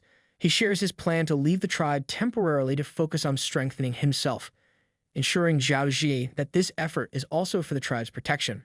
Later that day, Gao Peng, Fishy, and Robogod begin their journey to Radiance Mountain, an entry point to the World Vortex battlefield. As they travel, Robogod explains the concept of divine beasts, special monsters like Bifangs and Phoenixes, known for their innate talents and ease of evolution. Flamey, now fully evolved, serves as a prime example. Approaching the mountain, Rotogod suggests disguising himself as a familiar to avoid trouble with the divine beasts in the area, specifically the holy unicorns. How do you even have beef with unicorns? Galpang doesn't hide his disbelief at Robogod's odd rivalries. As they near the mountain, Robogod points it out confidently, but Galpang freezes in terror. While Robogod remains oblivious, Galpang sees a status window identifying Radiance Mountain itself as a purifying colossal radiance conch. The revelation leaves him stunned, unsure of what challenges lie ahead. Galpang examines the status window of Radiance Mountain, noting its mastery of 45% of a precept. Turning to Fishy for clarification, he's alarmed to learn that such a being could wipe them out with a mere yawn. Without hesitation, Galpang pivots and begins marching back, muttering about how the mountain's secrecy is likely because it kills anyone who discovers it. Honestly, not a bad theory. Several days later, the group treks through Fire God Valley, enduring oppressive heat as they seek another path to the Vortex battlefield. Robodot mentions that the Baifangs, divine beasts of flame, guard this entrance. Hearing this, Galpang summons Flamey, hoping she can act as an intermediary. This feels borderline stereotyping, but okay. When the Baifangs appear, they stop in their tracks upon seeing Flamey and engage in an impromptu guessing game about her race. Flamey's patience wears thin until one Baifang confidently declares her kin. This turns out to be their revered ancestor, who takes human form to communicate more easily. Galpang barely hides his amazement as she commends his role in Flamey's evolution and power. After examining Flamey's flames, the ancestor declares her an adopted daughter, promising to teach her how to cultivate her fire properly. However, Flamey, in a rare display of emotion, insists she doesn't want to leave Galpang. Moved, Galpang defends her, declaring he won't abandon one of his cherished partners. The ancestor remains composed, explaining that Flamey's unique flames set her on the path of usurpation, a path that claimed the lives of 5 others before her. She asks if Galpang can ensure Flamey's safety without allowing her to train. Guilt washes over Galpang as he recalls disregarding the system's warnings. Lesson learned, always read the fine print. Reluctantly, Galpang convinces Flamey to stay and train with the ancestor for her own protection. Relieved, the ancestor gifts Galpang one of her feathers, a legendary summoning token. Galpang's excitement quickly turns to dismay upon learning its true purpose. It can't fight, but will mark anyone who kills him for the ancestor's revenge. Oblivious to Galpang's disappointment, or perhaps reveling in it, the Baifang ancestor sends the group to the Vortex battlefield in a fiery flourish. There's not even time for Goldie to say goodbye to Flamey. Man, I knew they were a thing, but he's down bad. Upon entering the Vortex battlefield, Galpang gulps down an elixir to change his skin color, blending in to avoid detection by the Green Bloods. Their arrival is uneventful, but as Galpang surveys the malevolent terrain, a young man approaches, offering assistance. Despite the guy accurately guessing this is Galpang's first time here, Galpang declines the help, preferring to move solo. As they trek through the battlefield, the oppressive atmosphere keeps even Dummy on edge. Goldie, however, is still too lovesick to focus. Pointing directly at a level 94 three-headed hellhound, Galpang quickly warns him against such recklessness, reminding him that even the weakest monsters here are overlords. Not far ahead, they spot the infamous carnage chart Robogod had described, a floating banner displaying kill counts of the most powerful beasts like a leaderboard. The reigning terror, a level 99 Eternal Night Vulture, boasts over 150 quasi-god kills and more than 2,500 Saint-tier victims. Galpang shudders at its status window and the realization that 4 other monsters of similar caliber roam this dimension. Why are we even here? Run. Determined to make the best of their time, Galpang leads his party to the barren wastelands, where they encounter an abyssal demon. Fishy immediately spots its controller, an eye imprisonment hag, and alerts Galpang. The hag wastes no time, firing a psionic beam at Galpang. Dummy, however, intercepts it with a flaming arm, quickly closing the distance and incinerating the hag. Meanwhile, Fishy gleefully devours several abyssal demons, completely disregarding Galpang's request to keep some bodies intact. When Fishy spits one out, half-chewed and drenched in stomach juices, Galpang is left on the verge of vomiting. He summons Silly, who promptly called forth the processing imp. The imp set to work on the abyssal demon's corpse with casual efficiency, producing an abyss crystal, a meat crystal, and the uniquely labeled wet and salty saliva crystal from Fishy's contribution. Noticing the tar-like soil coating his boots, Gao Peng realized it wasn't just the demons that were corrupting this land, if processed. However, even this tainted dirt could yield valuable meat essence. He explained his plan to Goldie, who took up a shovel without complaint. Robogod stood off to the side, regarding Gao Peng with an intensity that suggested both respect and a newfound wariness. The next day dawned in thick, acrid air as a fresh wave of abyss demons rumbled across the battlefield. One demon locked onto Gao Peng immediately, who felt a flicker of tension in his spine. Before he could call out orders, Goldie, sweat dripping down his brow from endless shoveling. A single hit, fueled by pent-up frustration and the desire to prove his worth, ended the demon's threat in an instant. Gao Peng observed the scene thoughtfully, reminded again of how crucial emotional undercurrents were in fueling each familiar's power. In the quiet that followed, Gao Peng realized it was unfair to rely solely on Goldie's labor and combat prowess. He turned to Dazi, who hesitated, his antennae twitching with apprehension. Gao Peng met the centipede's gaze, recalling moments when Dazi had teetered on the brink of defeat in earlier battles yet always found renewed strength to protect the group. Dazi finally sprinted forward, releasing a barrage of lightning that crackled and streaked through the battlefield, scattering the new demon wave in a brilliant flash. In the fading echo of thunder, Dazi breathed heavily, relief mingling with pride. As Dazi turned back, chest still heaving, Gao Peng glanced skyward. His eyes narrowed at the sight of an abyssal dragon hurtling through the air toward them, its dark aura twisting like a living storm. Gao Peng stood calmly on the blackened battlefield, a sense of certainty in his eyes. Despite the incoming abyss dragon's fearsome aura, he didn't flinch. Instead, he retrieved a small stack of parchments, the dragon's slaying chapter, and handed it to Dummy. Dummy moved with focused precision. The skeletal familiar hurled the pages into the air, where they shimmered and surged with an arcane energy that crackled across the abyss dragon's body. Within moments, the mighty creature plummeted, paralyzed and unable to even flap its wings. Gao Peng exhaled slowly, relieved the item worked without incident. Yet as he looked at the fallen dragon, he felt a small pang of disquiet. This was power on a scale that could easily be abused. Moments later, Goldie, who had been simmering with restless energy since his last assignment, spotted the immobilized beast and decided to claim it. Drawing on the questionable methods he devised earlier, Goldie began crawling the dragon along with some abyss demons he had captured. With a flick of a makeshift whip, Goldie compelled the dragon to haul debris and dirt, an echo of the grueling tasks Goldie himself had endured only days earlier. For a few hours, the camp remained oddly tranquil. Gao Peng, Dazi, and the others rested, taking advantage of the lull. Meanwhile, Goldie expanded his makeshift workforce of demonic creatures, forcing them into menial tasks. The strain on the enslaved demons became apparent in their agitated glances and hushed growls. By mid-afternoon, the tension finally boiled over.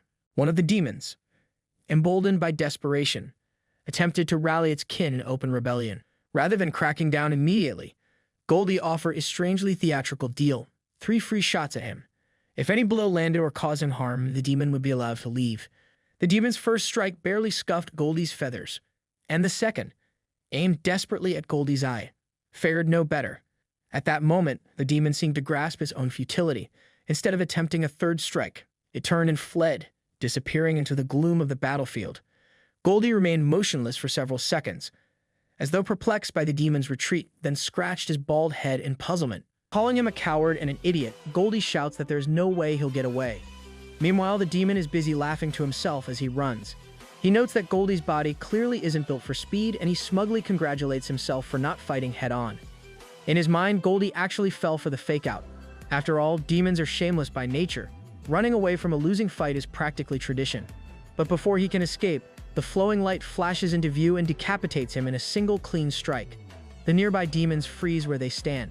One whispers that yet another powerful monster has appeared, and another quickly suggests they all get back to digging before they end up as the next example.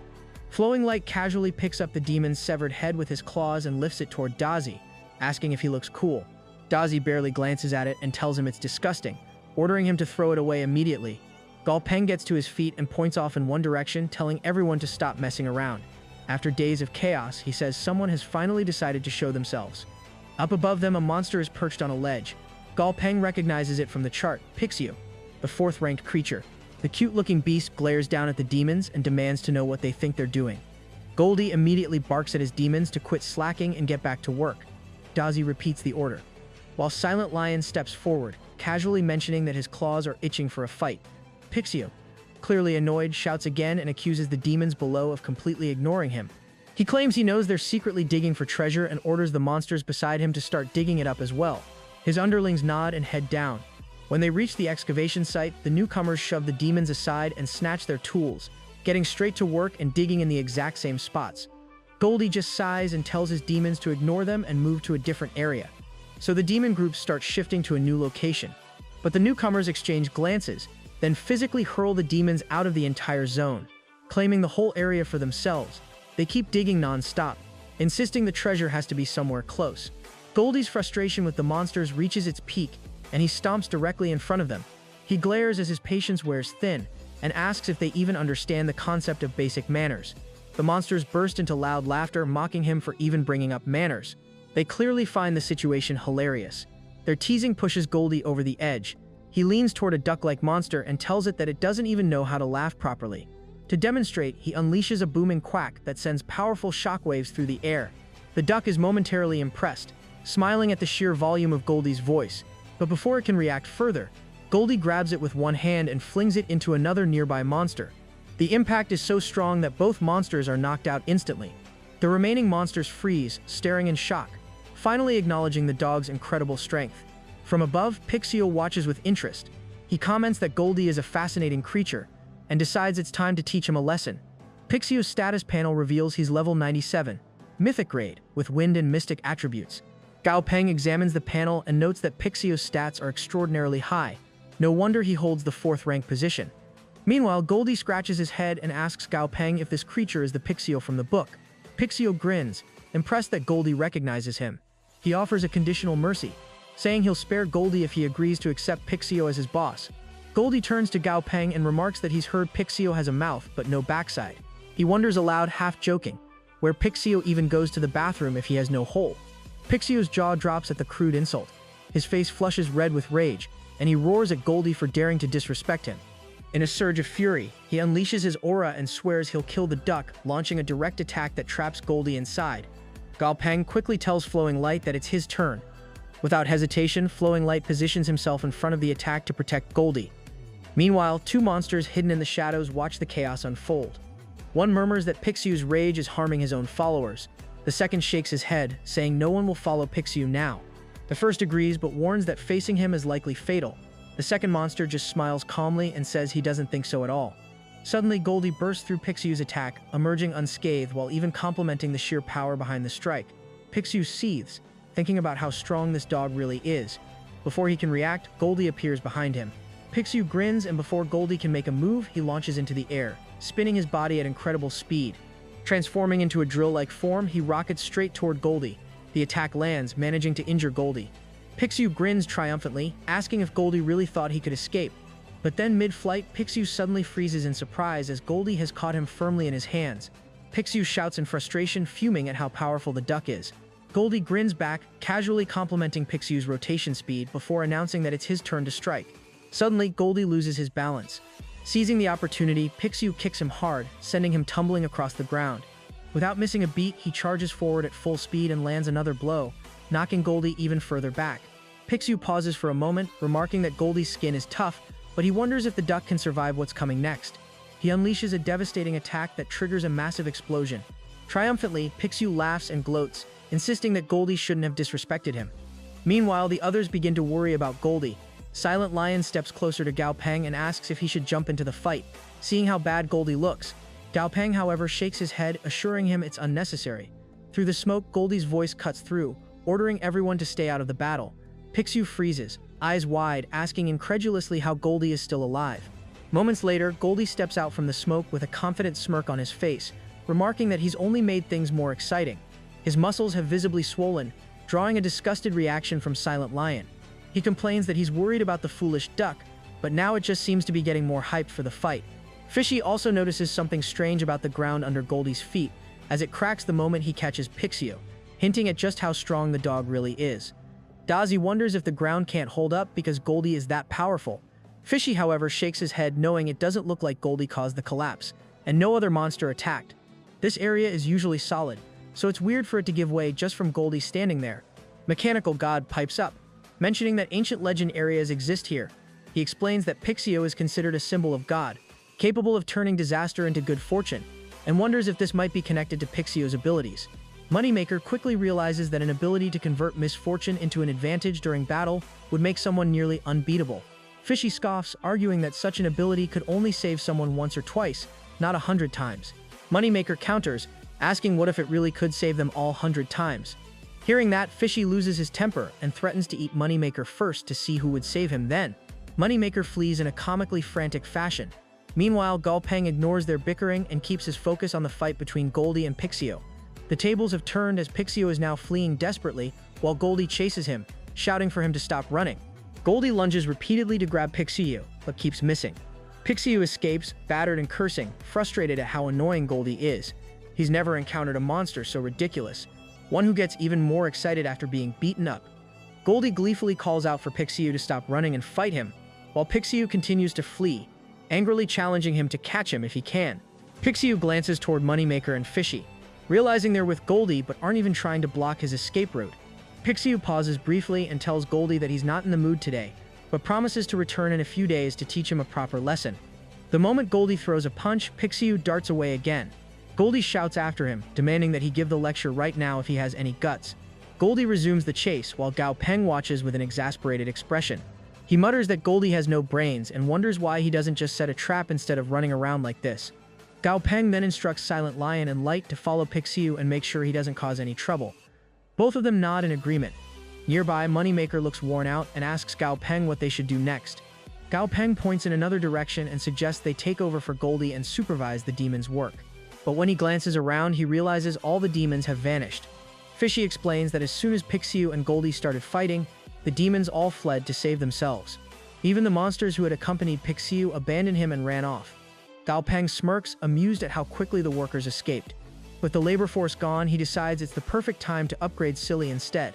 Silly perks up with excitement, happily announcing that she's going to get juice. Dazi lies down comfortably to rest, while Moneymaker pipes up, asking Gao Peng when it'll be his turn for an upgrade. The scene shifts to the two monsters still lurking in the shadows. The first one comments that Pixio won't be able to escape, and that his reputation has taken a serious hit after being chased across the entire battlefield like this. The second monster adds that the duck is likely to draw a lot of attention soon, predicting that a large crowd will gather at the scene before long. Somewhere else at the main hall of the Creation Kingdom, a voice asks whether the news has been confirmed. The speaker is revealed to be the same person who met Gao Peng when he first arrived. He turns to his companions, questioning whether that person really belongs to Mingyu Kingdom. One of his companions addresses him respectfully as Your Highness, and explains that while the message was sent, they haven't received a response yet. After all, Mingyu country is far away, and communication takes considerable time. Meanwhile, the other officials begin discussing the situation among themselves. One wonders how such a genius could emerge from Mingyu country, considering it's relatively small and far away. Another points out that having multiple quasi-god realm monsters is highly unusual and demonstrates top-tier combat power. A third remarks that it's strange for someone so strong to have gone completely unheard of until now. The boy instructs his companions to make contact with this individual, emphasizing that even if they can't recruit him, they should at least establish good relations. His companions acknowledge the order and depart. As they leave, the boy reflects that having many quasi-god realm experts on his side would greatly increase his chances of inheriting the throne. He admits that the young man's talent is enviable, but jealousy isn't an option. Instead, he must think strategically, like a king, expanding his power by gathering allies. The scene then shifts to a massive volcano inside Volcano Valley, where Bai Feng Ancestor arrives accompanied by Flamey. Nervously, Flamey asks why they've come here. Bai Feng Ancestor reassures her, telling her not to worry and simply jump in. Flamey hesitates with fear evident in her voice and questions if he's truly certain about this plan. Bai Feng Ancestor explains that while he has already collected many flames from powerful monsters, Flamey herself already contains dozens of flames within her body. Absorbing ordinary beast flames won't provide much benefit. To genuinely strengthen herself and her flames, she must absorb the devouring, natural earth and nurturing fire present in this place. Bai Feng Ancestor interrupts Flamey mid-sentence, realizing he forgot to share some news from the outside world.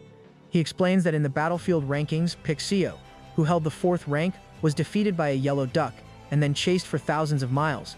He goes on to share more news about the recent commotion in the battlefield involving her master. A space-type monster has been promoted to quasi-god tier, which he believes is the little jellyfish that belonged to Gao Peng. Bai Feng Ancestor emphasizes that all her friends have become incredibly powerful, meaning Gao Peng is completely safe thanks to them. He asks Flamey if she realizes just how far behind she has fallen compared to her companions, questioning whether she could actually help them in her current state. In his view, with her current power, she might only become a burden. Flamey's enthusiasm ignites at once, and she shouts that she's ready to jump in without waiting for another word.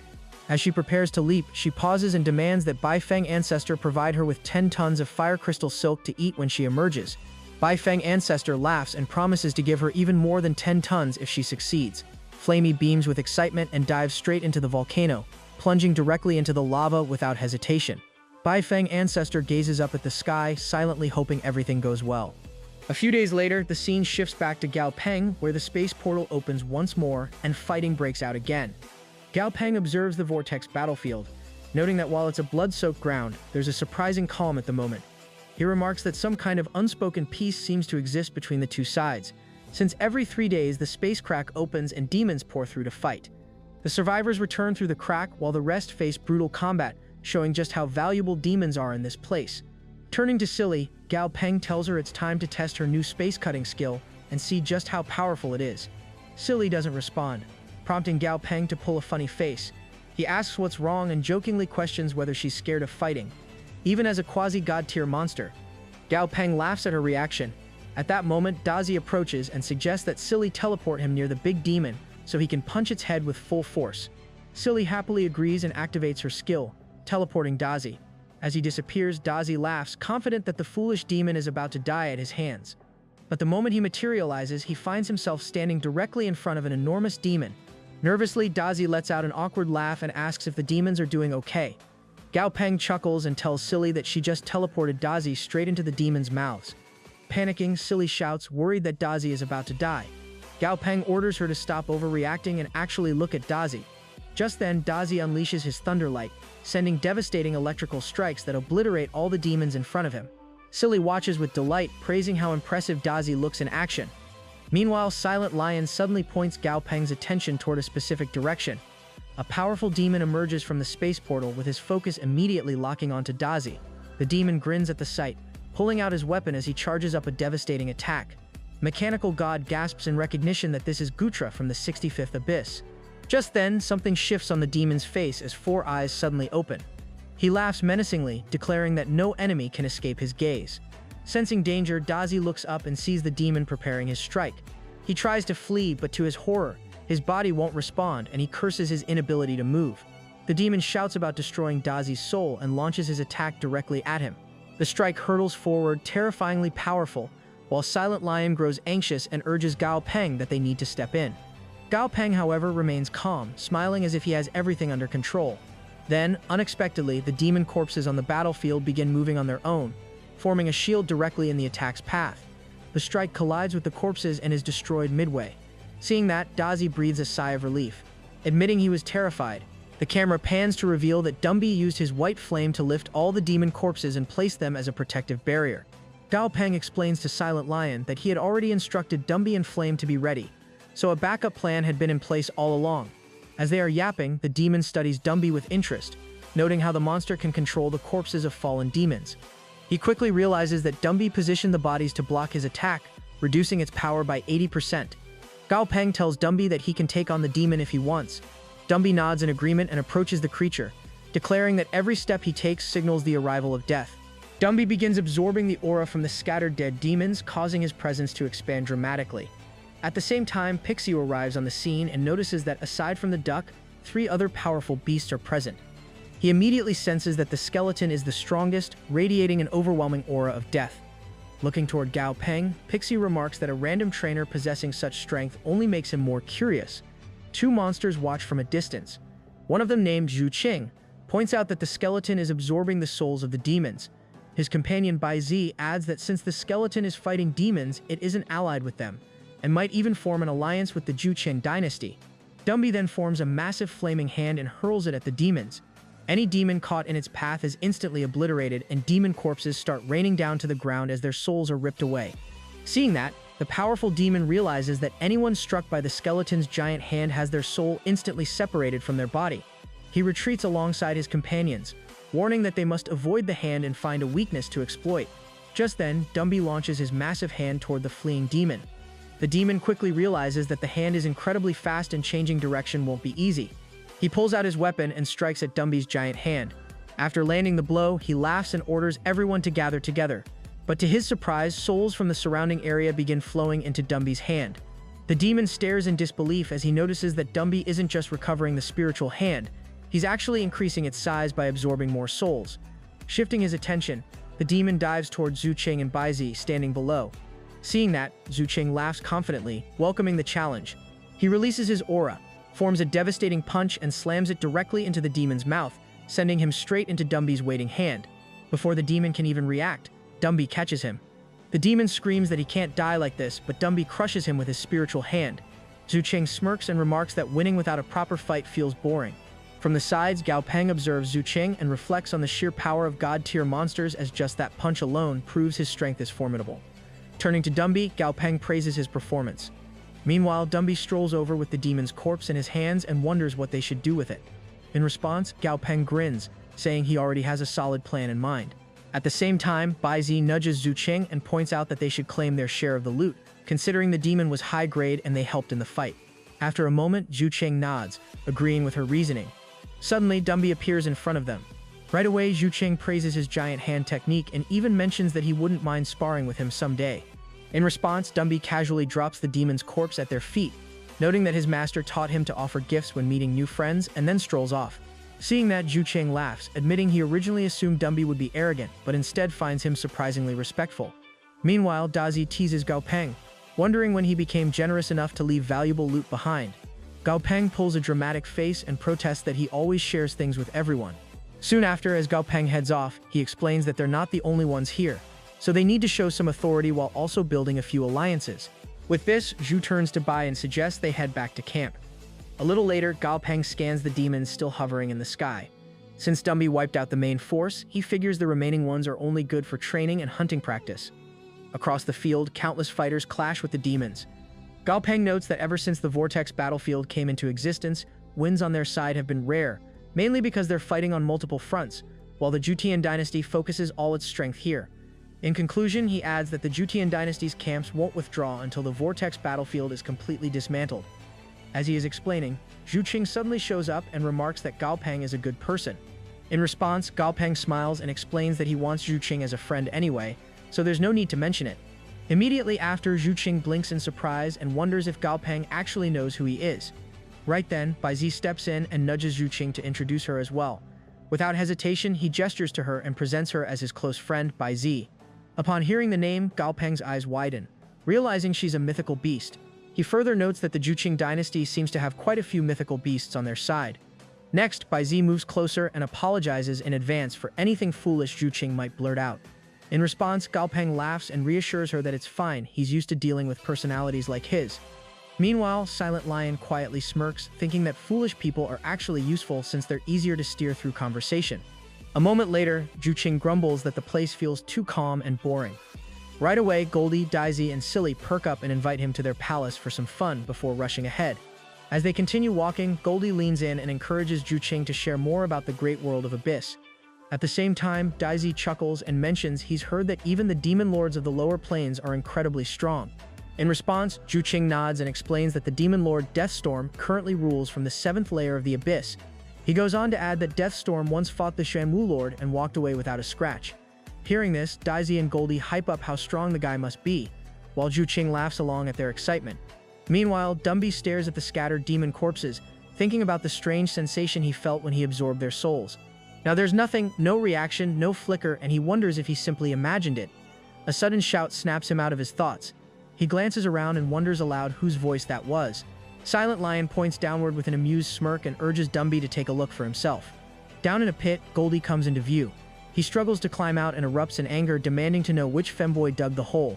Moneymaker walks over and comments on the irony that Goldie had been overseeing the demons digging holes, yet failed to notice one himself, and fell straight in. Goldie refuses to believe it and roars for whoever tried to harm him to come out and face him. Meanwhile, Dumby just shakes his head and suggests they leave Goldie to his theatrics.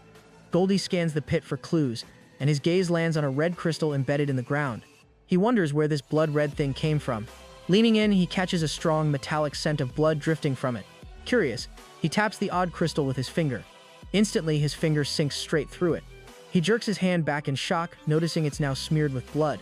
More blood begins oozing from inside the crystal, and Goldie recoils in disgust. Noticing it, Moneymaker hurries over and urges him to leave right away. Goldie scratches his head, debating whether he should take the strange thing to Gao Peng. But he's worried Gao Peng might get annoyed. Before he decides, the red crystal suddenly starts shrinking.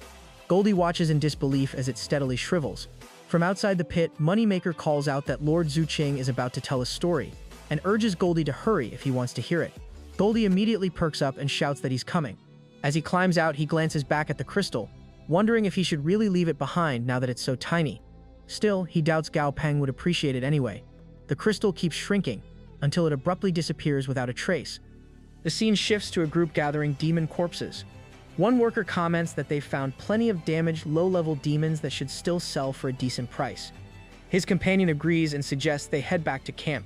With this, they drag the bodies away, leaving the area completely deserted. Once the place is empty, a small demon steps out of the shadows, laughing to himself now that everyone is gone. He starts drawing blood from the remaining corpses and uses it to paint a large circular pattern across the ground. He straightens up and declares the ritual finished, yet before he can even admire his work, something hits him, and he dies on the spot. Moments later, a fierce aura erupts from his corpse. In the next breath, the small demon jerks back to life, laughing darkly. His entire presence has shifted. His voice, his posture, his aura, everything feels completely different. He gazes ahead and remarks that the Vortex battlefield still feels familiar. Then, channeling power from deep within, he declares that this time he plans to gift the Vortex battlefield something special. His aura surges into the ground. Far below the surface, a strange egg wrapped in energy flickers into view. The demon's aura flows straight into it, causing the egg to glow from within. Suddenly, it begins generating a terrifying amount of energy. 2 days later, at the Juqin dynasty's base camp, Zuqing clears his throat and picks up his story for the crowd gathered around him. He wonders where he left off yesterday. Goldie raises his hand and reminds him that he was talking about the demon lord of the 55th floor. Zuqing snaps his fingers in recognition and continues. He explains that the 55th dungeon is ruled by a snake demon with mid-level god power. Even though he's considered mid-level, his strength is absurd, so much so that only a handful of mid-level gods can stand against him. Hearing that, Goldie and Dazi react immediately, hyping up how insanely strong the snake demon must be. Suddenly, a voice calls out to Zuqing from behind. A moment later, a massive one-legged bull with level 98 mythical grade, carrying electric, wind, and water attributes, steps forward. Gao Peng glances at Zuqing and wonders who this newcomer is. In response, Zuqing introduces the bull as his friend, One-Legged Bull, a member of the one-legged legend species. Right away, Gao Peng quietly studies the bull and admits to himself that its stats are seriously impressive. At the same time, he's reminded of how many mythical beasts roam this battlefield. Then suddenly it clicks, the third slot on the killing list belongs to a one-legged bull, and he starts wondering if this is the very same one. A moment later, the bull nervously delivers shocking news that the Dragon King's son has been killed. Instantly, Zuqing freezes in disbelief, while Bai Zi reacts with equal shock, struggling to grasp how someone that powerful could die so easily. Sensing their alarm, Gao Peng leans in and wants to know what exactly happened. Following up, Zuqing asks when the death occurred. However, the bull shoots a suspicious look at Gao Peng. Before tension rises, Zuqing quickly reassures him that Gao Peng and his group are new allies on their side. Hearing that, the bull explains that the death happened last night, though nobody discovered it until morning. The kill, he says, was executed with frightening speed. Zuqing shakes his head, unable to wrap his mind around it. He argues that even a top-tier expert should have needed hours to take down the Dragon King's son. A fight of that scale should have shaken the entire battlefield, yet somehow, no one noticed anything. One-Legged Bull adds that the whole situation feels wrong and stresses the urgency of finding whoever did this, warning that anyone capable of killing the Dragon King's son could take out anyone else just as easily. Bai Zi steps forward and volunteers to handle the investigation. The bull approves the idea, while Zuqing voices concern, reminding her that she burned through a lot of origin power in their last fight and wonders if she's really up for it. Bai Zi calmly assures him that she's far stronger than he thinks and won't have any problems. After that, she closes her eyes and begins spreading her power across the area. A moment later, the bull asks if she has discovered anything yet. In response, Bai Zi tells him not to worry, promising that she's giving her best effort and will uncover the culprit soon. Suddenly, Bai Zi lets out a piercing scream. Zuqing rushes over in worry, while the bull tenses up and explains that she's using the Bai clan's intel skill, which senses nearby enemies. But if the target is stronger, it can interfere. Since Bai Zi is a quasi-god tier yet still suffering backlash, he concludes the enemy must be overwhelmingly powerful. Even through the pain, Bai Zi struggles and warns them that the enemy is approaching. Right away, everyone reacts in shock as the bull activates a special power, creating a protective barrier around the group. Meanwhile, Gao Peng observes how quickly the bull reacted and thinks his response time is impressive. From this, he realizes that anyone capable of eliminating a quasi-god tier monster so effortlessly must be taken very seriously. With no time to waste, Gao Peng summons his pets and assigns roles to everyone. He explains that since they're all from the Jutian dynasty, they need to support each other. Silent Lion and Dumby will guard the area, while he merges with Goldie. Sully will provide backup if needed. At the same time, the bull watches Gao Peng carefully and thinks to himself that he didn't expect this person to offer support. Juqing's new friend appears to be trustworthy.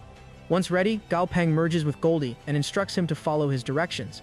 With his eyes closed, Goldie listens as Gao Peng mentions a strange sound, as if something is sleeping underground. Then Goldie suddenly senses movement and shouts, pointing in a specific direction. From that spot, multiple strange monsters emerge. Seeing this, the bull narrows his eyes and questions whether this is the killer of the Dragon King's son. The monsters turn out to be zombie scarecrows of mythical grade, while their subordinates sit at level 97 with legendary grade.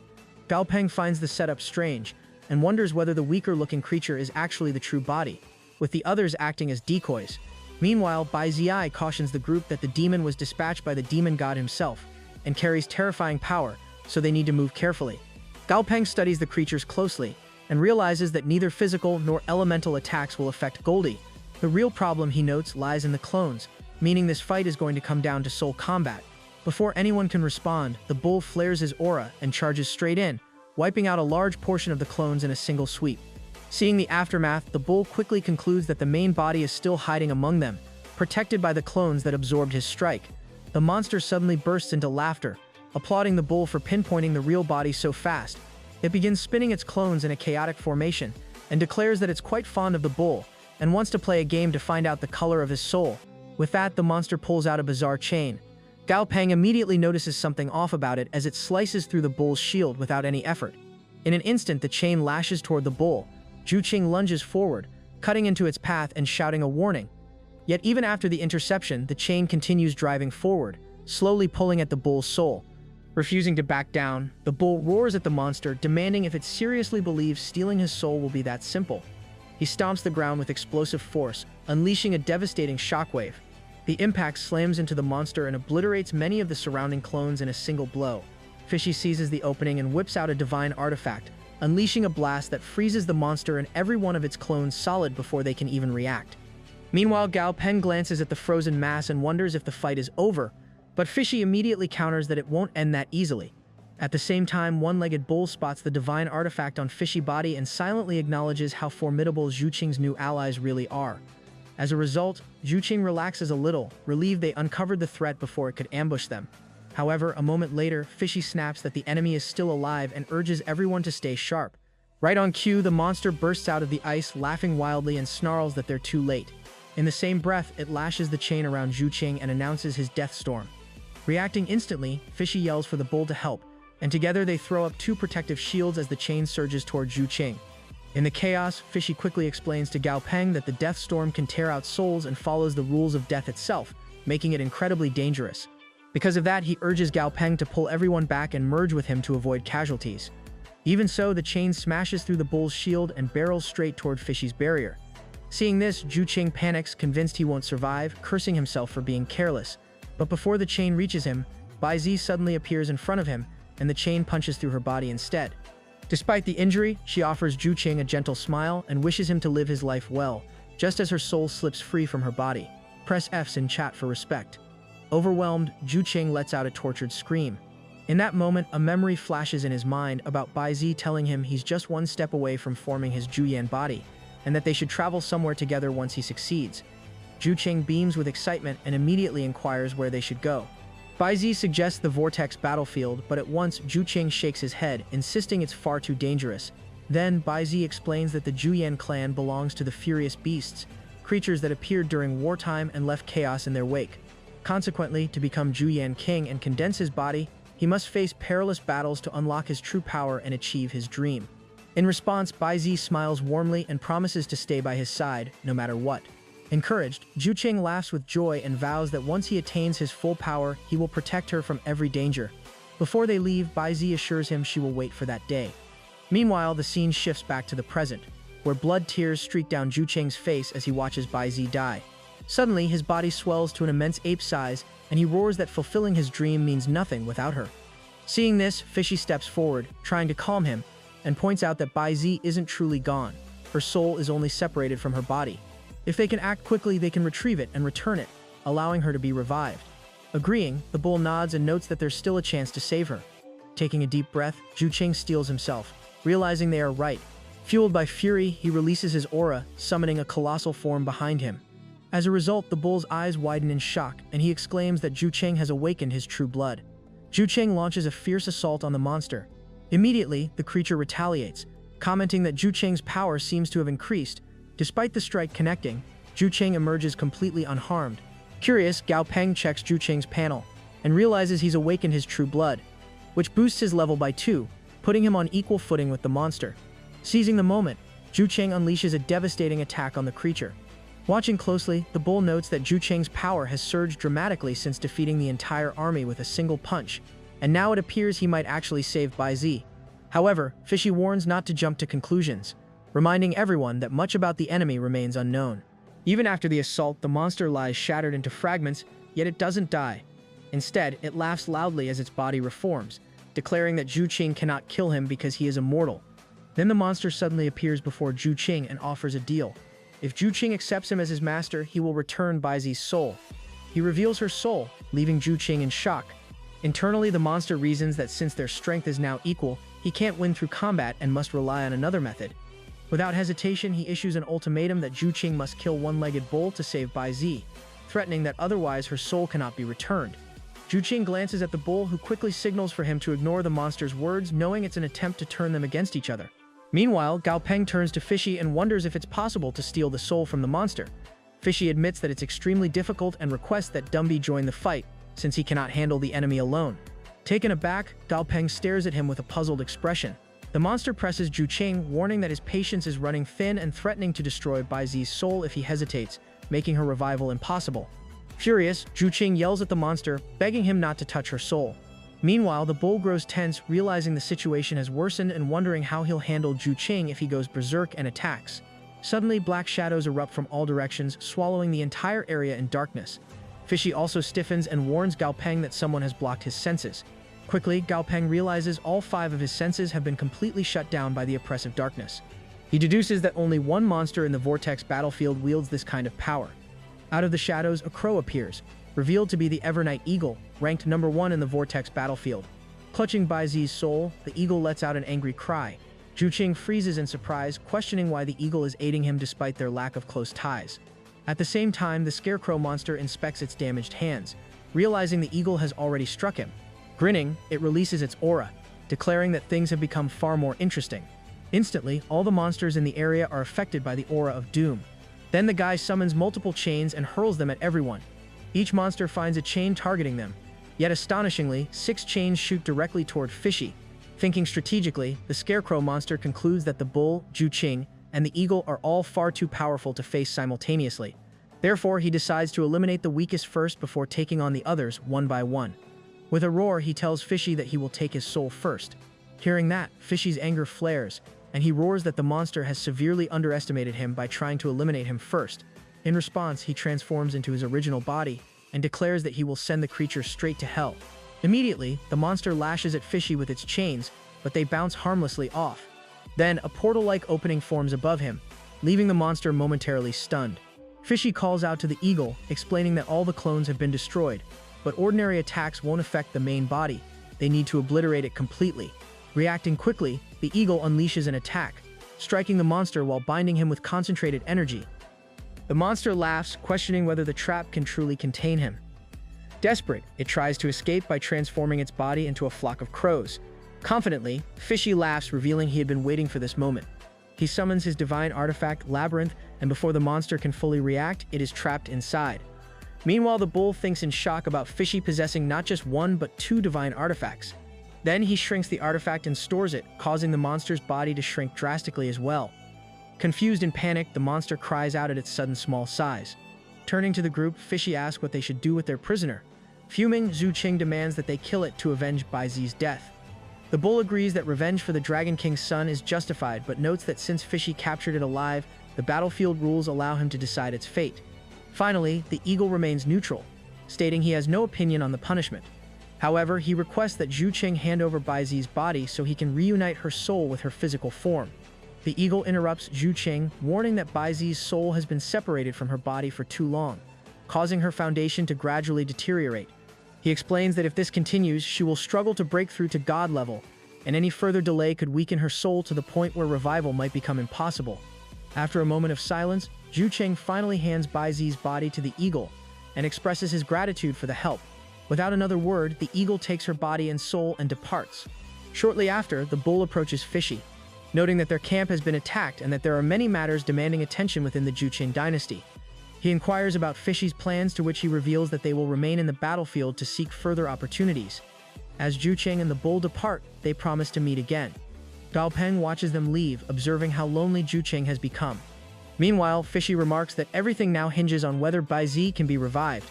Later, Gao Peng's pets gather around the trapped monster, which struggles to escape the confines of the divine artifact. Goldie points at it with amusement and nudges Da Zi, signaling him to look at the monster stuck inside. Suddenly, Fishy snatches the artifact away and scolds Goldie for provoking the monster while the divine artifact is already damaged. He warns that if the creature breaks free in anger, it could cause catastrophic problems. Fuming, Goldie storms off, muttering that Fishy won't even let him touch the artifact. Determined, he decides to ask Gao Peng to grant him his own divine artifact. Later, Goldie approaches Gao Peng and proposes finding laborers to dig the ground. Gao Peng laughs, noting that Goldie has finally realized that hard work is necessary to achieve his goals, and he readily approves the plan. Goldie thinks to himself that Gao Peng is extremely greedy and that he needs to appear hardworking to earn an artifact. Scanning the area, he looks for demons to make them dig, only to realize that all the demons nearby have perished. Frustrated, he snaps, wondering who will dig the ground now. Fishy explains that their souls were claimed by the law of death, which is also how the Scarecrow entered this world. Scratching his head, Goldie turns to the others for help, but they all deliberately ignore him and walk away. Nearby, Dumby lounges comfortably, feeding Flame, when Goldie approaches and complains that everyone else is a traitor, refusing to lend a hand. He pleads with Dumby to assist with the digging. Calmly, Dumby agrees and uses his flame to revive some monsters. Once restored, the creatures shout, asking which master they are supposed to serve. He instructs them to dig the ground and transport the soil to the department area. Though initially confused, the monsters start digging obediently. Watching this, Goldie beams and praises Dumby for being amazing. Meanwhile, Dazi observes the trapped monster struggling to escape the divine artifact and warns that if it breaks free, none of them will be spared. Silent Lion questions whether they should continue keeping it captured or take a different approach. Analyzing the situation, Gao Peng explains that he lacks sufficient soul strength to contain the creature. Fishy concludes that only one option remains, that they must kill it. Silent Lion wonders who will actually deliver the fatal blow and if Fishy intends to do it himself. Fishy, however, reassures him that he can maintain the divine artifact until the monster dies inside it, noting that losing one artifact won't diminish his overall strength. Gao Peng passes the artifact to Moneymaker, warning him not to lose it. Meanwhile, the revived monsters continue digging the ground tirelessly. Dazi observes their effort and remarks that Dumby's revived monsters are remarkable, since they never grow fatigued. However, Goldie grumbles that because the dead monsters now answer to Dumby instead of him, he's lost his position as foreman and will no longer receive his daily salary from Gao Peng. Curious, Dazi questions what a foreman is, but Goldie dismisses him with a wave and mutters that he wouldn't understand anyway. Alone, Goldie gazes at the sky, his thoughts drifting to how much he misses Flamey. Far away, inside Fire Valley, several Baifangs gather around the volcano. One wonders why Flamey hasn't emerged yet, while another reminds them that Ancestor had said she would appear today, so patience is required. Suddenly, the volcano's lava churns violently. One Baifang speculates that the strange phenomenon indicates Flamey's success. Moments later, lava erupts from the volcano, shooting energy skyward and revealing Flamey, now fully transformed into a beautiful Baifang. A Baifang below marvels at how easily she calmed the eruption, while another laughs, confirming that Flamey has succeeded as expected. They also agree that they will fight with their full strength from now on. Reflecting quietly, Flamey admits that the process was so painful she feared she might not survive it. Inside the valley's inner chambers, two Baifang clan ancestors watch her. One urges her to eat comfortably, while the other comments that she's getting fat again. A Baifang ancestor steps closer to Flamey and urges her to unleash her full flame power. Hesitant, Flamey protests that it's dangerous, but the ancestor reassures her that no harm will come to her and encourages her to hold nothing back. With resolve, Flamey releases her fire attack. Effortlessly, the ancestor transforms the flames into a pill and swallows it. Flamey stares in astonishment as the Bifang ancestor explains that the old guy is a god. The ancestor also notes that Flamey's current flame power is so formidable that no quasi-god rank monster could withstand it. Relieved, Flamey laughs and proudly boasts about becoming the strongest. She recalls her friend Goldie, who always defeated monsters at his level with ease, but now she feels she has surpassed everyone. Exchanging glances, the two ancestors respond.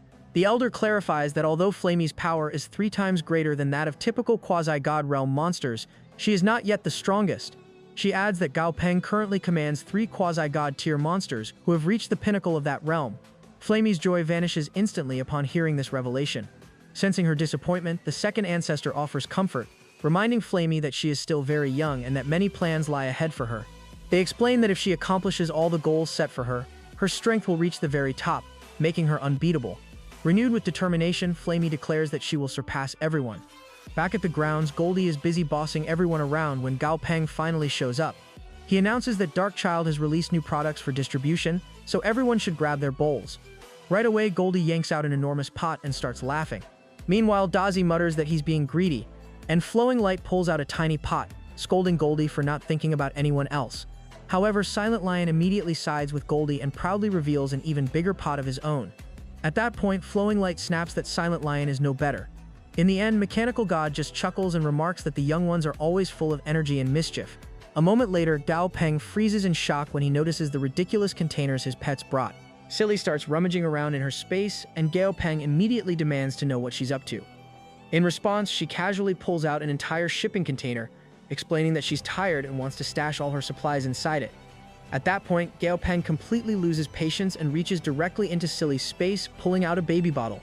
He scolds her for always showing up during distribution but disappearing into her space room with juice whenever there's real work to do. Since she already has plenty stored, he announces she's getting nothing this time. Silly then circles his head and wails that he's become heartless. Meanwhile, Goldie bursts out laughing, saying she tried to outsmart everyone but ended up trapping herself, and Dazi nods in agreement. To make things even worse for her, Gao Peng fills the baby bottle with supplies and hands it to Goldie instead. Instantly, Goldie erupts in outrage, shouting that a mighty Vajra Beastuck doesn't use baby bottles and everyone will mock him. However, when Dazi reaches for it and offers to take it off his hands, Goldie snatches it back at full speed, grumbling that he doesn't care what anyone says anymore. Meanwhile, Gao Peng hands Flowing Light a large tub of supplies and praises him as the most honest worker, noting that he doesn't hide or slack like the others. He tells Flowing Light to eat as much as he wants, and Light beams with pride while Goldie sulks in the background. Without wasting a second, he jumps straight into the tub and starts eating non-stop. Eventually, Silent Lion peeks over the rim and wonders if his stomach is finally full. By then, Flowing Light has nearly devoured everything and begins burping loudly. Silent Lion just stares, stunned that he still didn't upgrade after eating so much. A few days later, the space crack tears open again, and Gao Peng notes that the bloody battle is about to start all over. Right at that moment, Flowing Light finally experiences a breakthrough. Climbing to level 93, Gao Peng remarks that his timing couldn't be better, and says it's the perfect chance to test his new strength. Flowing Light agrees and immediately heads out to fight. After that, Gao Peng signals the others to join the battlefield as well, reminding them to collect any blood essence and monster materials they gather along the way. Soon after, countless monsters appear in the sky. Flowing Light steps forward and unleashes a brutal slash that wipes out everything in his path. The remaining monsters exchange quick glances, hurriedly forming a plan before charging him together. Watching from a distance, Gao Peng comments that Flowing Light's damage output has clearly skyrocketed. Just then, Dazi wanders over and points out that the strange visitor has returned. As soon as Gao Peng looks up, he recognizes him, the second prince of the Laoshizi Empire, though he still feels the prince doesn't look particularly bright. The prince greets Gao Peng cheerfully, and the boy can't help remembering how this guy has shown up every week for half a year with random excuses. Now that he's come straight to the palace, it's clear he wants support in the fight for the throne. Since trouble will pop up sooner or later anyway, Gao Peng figures he might as well talk to him before things get messy. As the prince laughs and lunges forward for a hug, Gao Peng casually kicks Goldie from behind, sending him stumbling ahead instead. Goldie yells at Gao Peng for the kick, but ends up awkwardly hugging the prince anyway. Immediately, Goldie accuses the prince of trying to take advantage of him, while the prince steps back, laughing even harder. After finally calming down, the second prince announces that he has waited 6 months just to meet Gao Peng. Gao Peng, keeping it casual, asks why he's been so determined. The prince explains that he admires Gao Peng's strength, believes his talent is top tier, and wants to be friends regardless of status or identity. At that point, Gao Peng's expression hardens, and he immediately orders Goldie to attack. Although the second prince shouts for them to stop and listen, Goldie charges forward anyway. The prince hurriedly pulls out an artifact and barely manages to block the strike. Goldie then prepares a second blow, casually wondering if the prince can block this one too. Panicking, the prince insists they're misunderstanding him and emphasizes that he means no harm, otherwise he wouldn't have come alone. Goldie glances back at Gao Peng for direction, but instead of answering him, Gao Peng tells Silly to bring the prince a stool. Meanwhile, he conjures a grand chair for himself, settles in, and calmly asks how the prince figured out his real identity. The prince admits he hasn't really discovered anything, he just guessed. He explains that the Shengtao Empire's intelligence network gathers information from all over the world, and he personally assigned them to investigate Gao Peng. At first, they suspect he belongs to a hidden sect, but find nothing. When it starts to look like Gao Peng's identity might be fake, they check wanted records and thieves' registries, eventually uncovering official documents showing that Gao Peng saved the princess's life. According to the prince, Gao Peng hides himself well, but makes one tiny mistake. Naturally, Gao Peng questions what mistake he supposedly made. The second prince explains that saving the Red Blood people earlier was the giveaway. From that single action, he pieces everything together and concludes that Gao Peng isn't just connected to the Red Blood race, he is one of them. Gao Peng wonders if all of that really comes from just one detail. The prince looks genuinely surprised. Gao Peng notices he's been waiting for an actual slip-up, only to find the prince is guessing his way through everything. It feels like a waste of time listening to this nonsense. Still, he can't deny the prince's team is sharp enough to reach the right conclusion. Thoughts drift to what they might do now that they know he's Red Blood and whether an attack is coming. Hearing that, the second prince makes a strange face, causing Gao Peng to narrow his eyes. He feels he needs to figure out what's going on in the prince's head, as vague answers could easily hide hostility. So he presses further, questioning why they haven't killed him yet despite the long-standing blood feud between their races. The second prince responds that the blood enmity was between their ancestors, not them. He admires Red Blood civilization and believes intermarriage between civilizations would help them learn about each other. He's thought for a long time about why their races separated and argues they should unite to eliminate their true enemies, the demons. He notes the Judean dynasty is vast enough for both races since they've only explored 1/3 despite searching extensively. Gao Peng rubs his forehead, wondering how the prince manages to hype up his own tribe with such shameless confidence. Eventually, he rises and cuts straight to the heart of the matter, wondering aloud if the prince is here to secure help in becoming king. The second prince stiffens, then reluctantly admits that this is exactly what he wants. At that, Gao Peng's expression sharpens. He agrees to lend support as far as he's able, yet immediately shifts to what truly matters, what he gains in return. The second prince simply chuckles, clearly expecting this, and announces that he already prepared something to show his sincerity. Moments later, he produces a strange object, taps a button, and reveals a neatly unfurling scroll. Gao Peng studies it and wonders if it's a map. The prince nods, noting that it marks the location where a god supposedly went to die. That revelation catches Gao Peng off guard, and he instantly finds the idea intriguing. However, he can't help wondering why such a treasure hasn't been explored. The second prince, moving on, offers two reasons. First, the site only surfaced 5 years ago, and second, it's unimaginably dangerous. He admits that he wouldn't normally point anyone toward it, yet he's fully aware Gao Peng would ignore any warnings anyway. Gao Peng lets out a laugh, amused by how accurately the prince reads him. He likes people who can keep up. Right then, the second prince retrieves a second gift, a space ring, and offers it forward with confidence.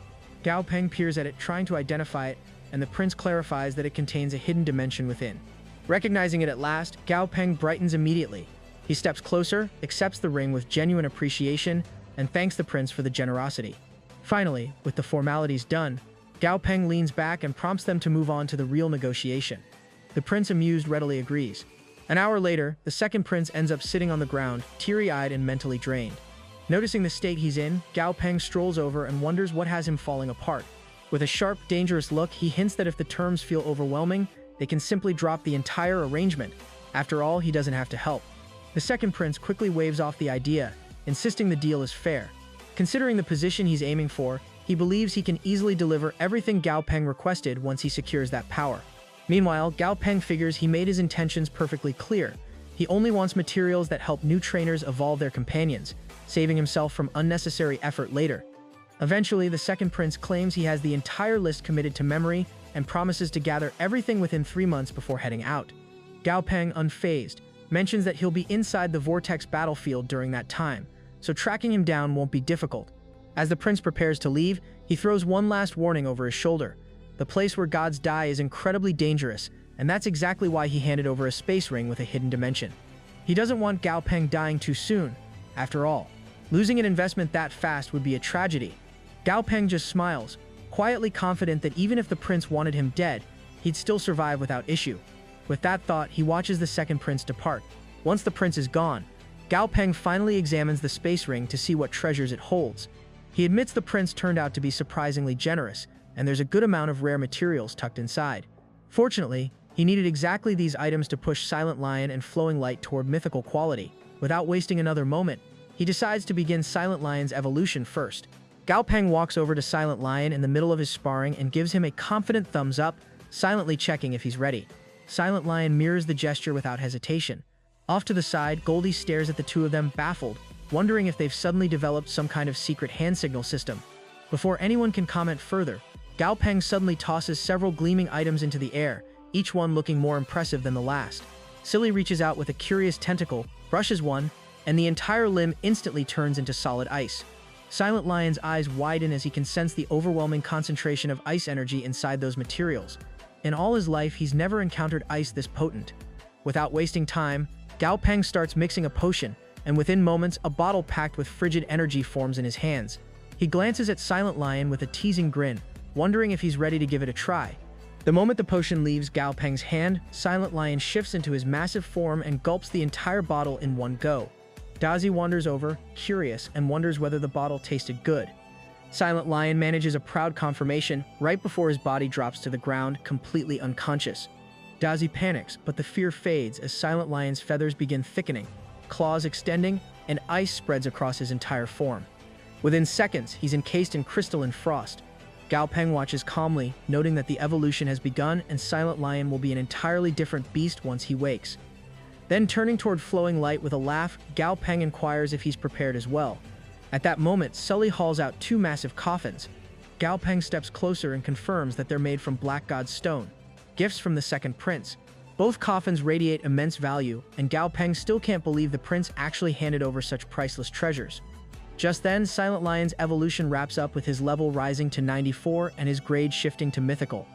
Once the surge of power settles, he shrinks back to his smaller form, except now his entire appearance has changed, most notably the long flowing hair draping around him. Curious, he conjures an ice mirror to admire the transformation. Goldie wanders over and wonders what Silent Lion is up to.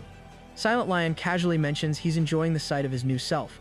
Goldie stares at him in disbelief, finding it extremely odd for someone to admire themselves immediately after evolving. Dazi joins in, calling the whole scene disgusting. Silent Lion ignores both of them, running his fingers through his hair and marveling at how soft and silky it feels. Goldie's patience snaps and he erupts in irritation, ready to start a fight. Fortunately, Dazi quickly grabs him before he launches himself at Silent Lion. Gao Peng watches the chaos with amusement, noting how their friendship keeps getting more chaotic by the day. With Silent Lion's evolution settled, Gao Peng shifts focus, deciding it's time for Flowing Light's turn. After a brief moment of consideration, he settles on the Darkness evolution, something that should enhance Flowing Light's combat style and push him straight into mythical quality. In Gao Peng's mind, momentum is everything, and now is the perfect moment to continue. Without delay, he sets up the coffin and decorates it with an assortment of stones, making it look surprisingly elegant. He gestures for Flowing Light to step inside. Confused but obedient, Flowing Light climbs in while Gao Peng reassures him to simply trust the process. They'll see each other again in a month. Right after that, Gao Peng grabs a tool and begins digging a hole in the ground. Goldie, watching nervously, comments that the whole thing looks terrifying and claims he knew from the start that Gao Peng intended to bury someone underground.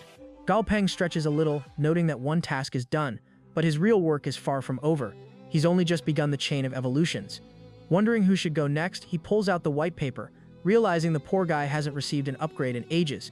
As he brings out a handful of dragon fruits, he privately smirks, thinking foreigners have no idea how these fruits are truly meant to be used. Otherwise, they never would have handed them over so easily.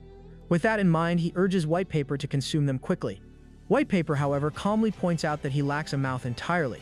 Gao Peng freezes for a moment, then gives a comical expression as the oversight hits him as clearly. He'll need a workaround. Thinking fast, Gao Peng instructs White Paper to open his pages and hold the fruit inside. White Paper unfolds himself and wonders if this setup is correct. Galpang slips the dragon fruits between the pages and closes the book in one swift motion, crushing the fruits within. Confused, White Paper wonders what Galpang is doing. Galpang simply waves off the concern and encourages him to start absorbing the juice. After a moment, White Paper confirms the process is actually working. Seeing that success, Galpang retrieves even more dragon fruits, wearing an unmistakably mischievous smile as he announces the next round. Time passes, and soon golden energy begins pouring out of White Paper as a radiant dragon of pure gold takes shape above him. That sight brings a grin to Galpang's face, knowing everything is going according to plan, and the evolution is nearly complete. Suddenly, thunder rolls across the sky and multiple thunder dragons begin forming overhead, signaling that White Paper's evolution has officially begun. Even Galpang can't help but be startled by what's happening. White Paper's evolution completes flawlessly, jumping to level 91 and upgrading to mythical grade.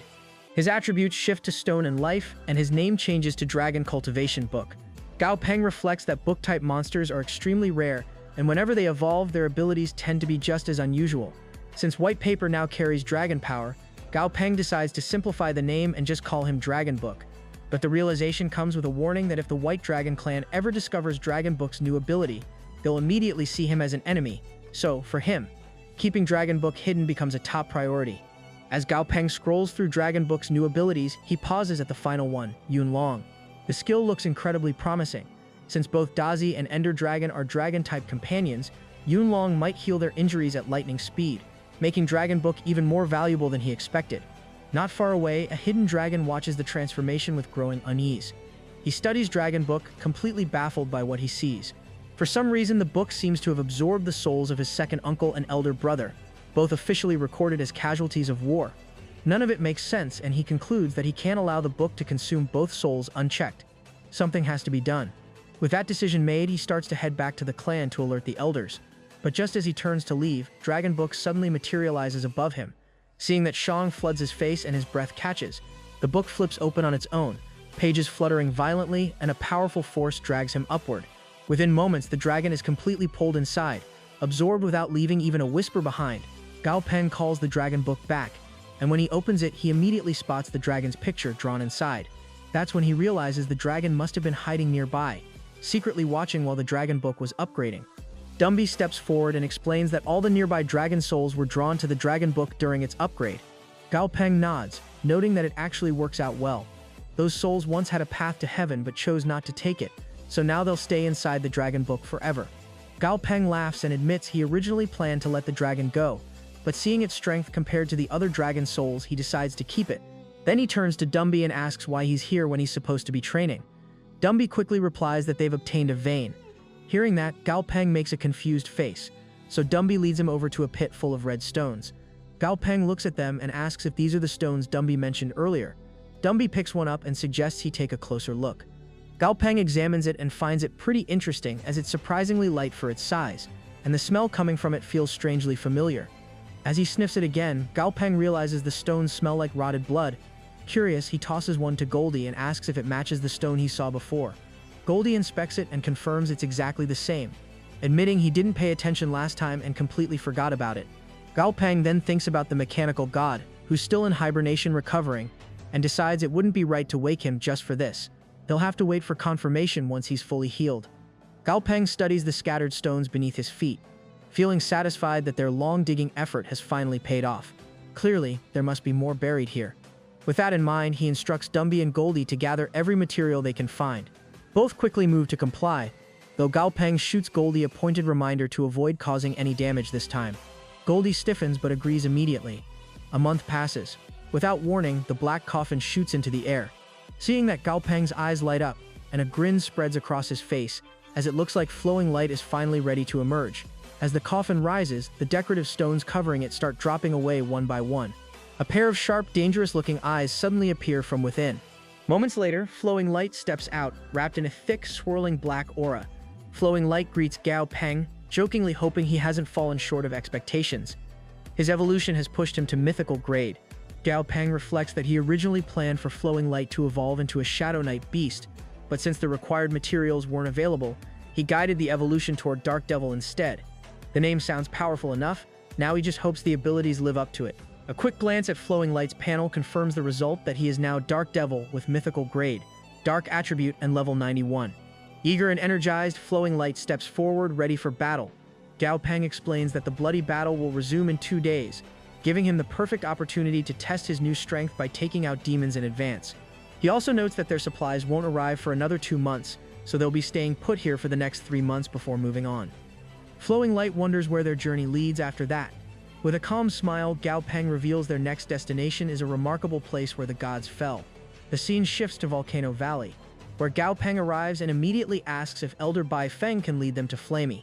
Bai Feng replies that Flamey isn't in the area at the moment, but offers to guide them anyway. As she glances at Gao Peng's companions, her expression changes as each aura has transformed dramatically since their last meeting. 3 of them, in particular, radiate unmistakable mythical pressure. She admits to herself that the human race possesses frightening potential, then motions for Gao Peng to follow. Before long, they reach Flamey, who is fully immersed in absorbing flames. Gao Peng calls out, drawing her attention. Seeing her, Goldie immediately bursts into exaggerated tears, complaining that Flamey only eats fire, yet somehow managed to get fat. Flamey looks confused, completely unaware of the nonsense he's spouting. Gao Peng, meanwhile, feels genuinely pleased that Bai Feng was right. Flamey has grown immensely stronger. Gao Peng brings up their upcoming exploration trip, mentioning that they'll be collecting materials and asks if Flamey wants to join. Flamey moves closer and with an immense aura explains that she won't be coming along. She's focused on her training here and wants to grow strong enough to fight alongside them later. Gao Peng laughs, acknowledging that she has indeed become incredibly strong, faster than anyone else in the group. Flamey brightens at the praise and proudly shares that the clan elders told her once she completes all her courses, she'll break through to mythical quality. She even adds confidently that once she reaches mythical grade, she'll surpass Goldie entirely. Both Gao Peng and Goldie stare at Flamey in a weird, speechless way. Gao Peng breaks into laughter, deciding it's better to let her keep dreaming. There's no need to crush her confidence by revealing that Silent Lion, Flowing Light, and Dragon Book have already reached mythical quality. That little truth would destroy her motivation instantly. Flamey's attention drifts to Silent Lion and she frowns, puzzled by how his hair managed to grow ridiculously long in just a few days. Silent Lion stiffens, unwilling to give away the real reason. He sidesteps the topic with a straight face, claiming that good food naturally leads to good hair growth. Before long, Flamey shifts her gaze to Flowing Light. She studies him, noting he's grown much larger and darker than before, and wonders if he's also been eating extremely well lately. Flowing Light immediately nods, fully serious. Then, without warning, Gao Peng abruptly turns around and dashes off, dragging all his pets with him. Flamey watches them sprint away, completely baffled as to why they came to visit only to escape a second later. Bai Feng steps in smoothly, easing her confusion by suggesting they must have been in a hurry, which is why they disappeared so quickly. Outside Volcano Valley, Gao Peng informs Mechanical God that they gathered something worthwhile and wants to show it to him. Silly steps forward, produces a red stone, and hands it over. Mechanical God studies the stone carefully, scanning its energy, and after a moment inserts a finger into it, drawing out a bit of blood which he immediately absorbs. A wave of satisfaction washes over him, and he eagerly wonders where Gao Peng managed to obtain such a perfect resource as this is precisely what he needs. Gao Peng chuckles and reassures Silly that there's no need to be anxious as they're fully stocked. With that, he signals Silly again. Silly opens a massive spatial gateway directly above Mechanical God, and an avalanche of red stones pours down, burying him entirely. Gao Peng laughs, wondering aloud whether Mechanical God is enjoying himself and if he needs help digging out. In response, Mechanical God lifts a hand and directs a middle finger at Gao Peng, before unleashing a powerful surge of aura. Gao Peng's smile widens, seeing the increase in strength and realizing Mechanical God is recovering faster than expected. Just then, a dramatic burst of energy erupts around Mechanical God, ripping through the air, yet when he finally steps out of the pile, his condition remains far from ideal. His core engine is still damaged, and several joints look barely functional. Gao Peng stares in disbelief. After receiving so many stones, Mechanical God's injuries should have healed far more than this. Still, Gao Peng waves off the concern. Before arriving here, he revived several dead monsters inside the vein with Dumby's help, and those creatures are now mining non-stop. By the time they return, he's confident they'll have gathered a mountain of stones. With that settled, Gao Peng recommends heading back to the tribe to tidy up and prepare for their next destination, the Fallen God Land. A few months later, in the northern desert, Gao Peng tells Mechanical God that he's heard mythical creatures called the 100 Wither living beings are supposed to live here, yet he hasn't seen a single sign of them. Mechanical God admits he's heard the same rumors but has never encountered one himself. Goldie immediately jumps in to tease him, pointing out that he has lived in the Jutian dynasty for thousands of years and still hasn't seen even one mythical beast. Mechanical God then explains that those creatures are born in the northern desert and prefer to stay here, happily feeding on sand. Since they never leave their homeland, he never had a chance to meet one. Goldie looks around with open skepticism, wondering whether mythical monsters would really choose such a lifeless place to live and joking that their personalities must be terrible. Right then, a deep roar echoes across the dunes, instantly catching Galpang's attention. A monster called Cyclone Camel lumbers into view with level 96 epic grade, carrying sand and yin attributes. Galpang immediately notes that it's a wild monster. Mechanical God also steps forward, declaring that he will handle it, and Galpang casually wonders whether he's trying to test his own strength. Without any warning, Mechanical God unleashes his attack. Countless gears materialize in the air, and Galpang notices they look exactly like the ones from Mechanical City, just much larger. The gears spin together and form a massive mechanical hand that slams straight into the camel. The impact triggers a violent explosion that shakes the entire desert floor. Galpang can't help praising the strike, stunned that the camel is obliterated instantly. He stares at the aftermath, genuinely wondering if Mechanical God really took it down with a single blow. With this, Galpang looks over at Dumby and casually asks if he can pull off something like that too. Dumby immediately shakes his head, explaining that even at his absolute best, there's no way he could kill a quasi-god tier monster in a single strike. Right then, Fishy steps forward and says he's pretty sure Mechanical God just used god territory, power only god level and above can access. A moment later, Mechanical God walks over and explains that what he used is simply the evolved version of his usual domain. All quasi-god tier and saint tier monsters possess a domain of their own, but once it reaches the god level, it transforms into its real territory, unlocking its true strength. Hearing that, Galpang nods, acknowledging that even though Mechanical God still isn't fully recovered, his power is honestly beyond imagination. As he turns to Fishy, he gives him a strange, unreadable look. Fishy, of course, has no idea what's going on. Meanwhile, Mechanical God gestures toward the monster's corpse and remarks that Galpang is free to use it however he wants. Galpang blinks in surprise, wondering if Mechanical God truly doesn't intend to keep it. Mechanical God responds calmly, noting that it's of no use to him. At that moment, Galpang checks Mechanical God's panel and realizes his energy supply has dropped again. Understandable, considering how much power he spent on that single attack. And with that, Galpang sighs internally, knowing that recovering Mechanical God is going to require even more red crystals, since nothing else works on him. Fishy suddenly calls out to Galpang, insisting that the strange look Galpang gave him earlier definitely means he was thinking something suspicious about him. Galpang just laughs it off, denying it completely. Of course, Fishy doesn't buy it for a second, but before he can press further, Galpang quickly changes the subject by telling Silly to pack everything up. Right after that, he bolts forward, claiming they need to hurry. Fishy yells after him, demanding he stop and answer properly. However, Galpang keeps pretending he didn't hear a thing, while Fishy continues shouting that he should stop acting and just admit what he was thinking. Just then, two eyes quietly open in the sand. Even so, Fishy keeps pestering Galpang, asking again what he was thinking about him. Galpang finally replies that it was nothing at all, and Fishy is seriously overthinking it. A short while later, Goldie starts whining about the unbearable heat. White Blade walks up and wonders if it's because he is on his shoulder. Goldie snaps at him to stop spouting nonsense since he's already dying from the heat. Trying to cool down, Goldie turns towards Silent Lion, hoping for some ice. Silent Lion instead points out that Goldie might cool down faster if he peeled off all the fake fur he'd glued to himself. Hearing that, Goldie grows irritated, waving off the comment and pushing for the ice anyway. Silent Lion eventually gives in, conjuring a solid block of ice and smacking it onto Goldie's back. The effect is instant. Goldie perks right up and starts glazing Silent Lion with praise, claiming he finally feels alive again. But just as the mood lifts, a mysterious purple aura begins to ripple through the air. Mechanical God senses an extremely powerful deathly presence in the air, and Galpang remarks that it seems they've finally reached their destination. Ahead of them, jagged desert rocks come into view, releasing the ominous aura they've been tracking. As Galpang moves closer to the source, he notices the temperature dropping sharply and observes that the weapons scattered around the area look unusually strange. Just then, Dumby steps forward, picks up a sword, and strikes it against his own hand. The blade snaps instantly, leaving only a faint mark on his skin. He grins, commenting on how impressive the sword's sharpness must be if it can break that easily. Meanwhile, Mechanical God gathers a handful of sand and studies it carefully. He senses a trace of divine power mixed into the desert itself, and notes that this explains the unnatural cold. He adds that whatever Galpang is searching for is likely hidden deeper inside.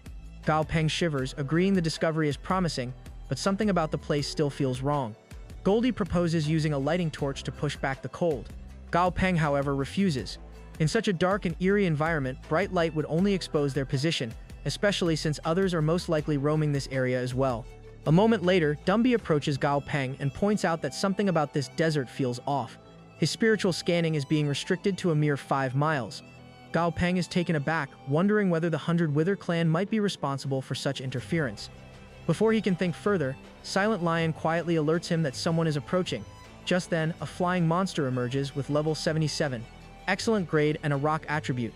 Gao Peng immediately notes that surviving in a place like this would be extremely difficult for a creature of this type, which means it's most likely someone's pet. The monster demands to know their identities and declares that this territory falls under the authority of the Prince of the Shengtuo Empire, so outsiders have no right to enter. Gao Peng inquires which prince commands this region. The monster responds that it belongs to the Great Second Prince. Gao Peng hesitates, puzzled because the Second Prince never mentioned any of this. A cold thought crosses his mind that either the monster is lying or the Second Prince intends to have him die here.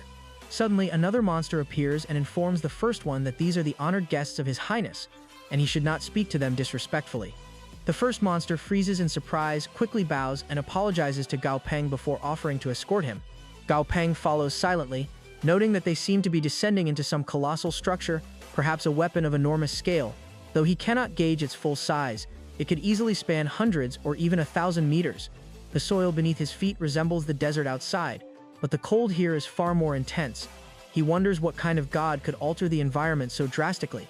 Fishy comments beside him that he has never encountered such a god before, though from experience he can tell that this place has been soaked in blood.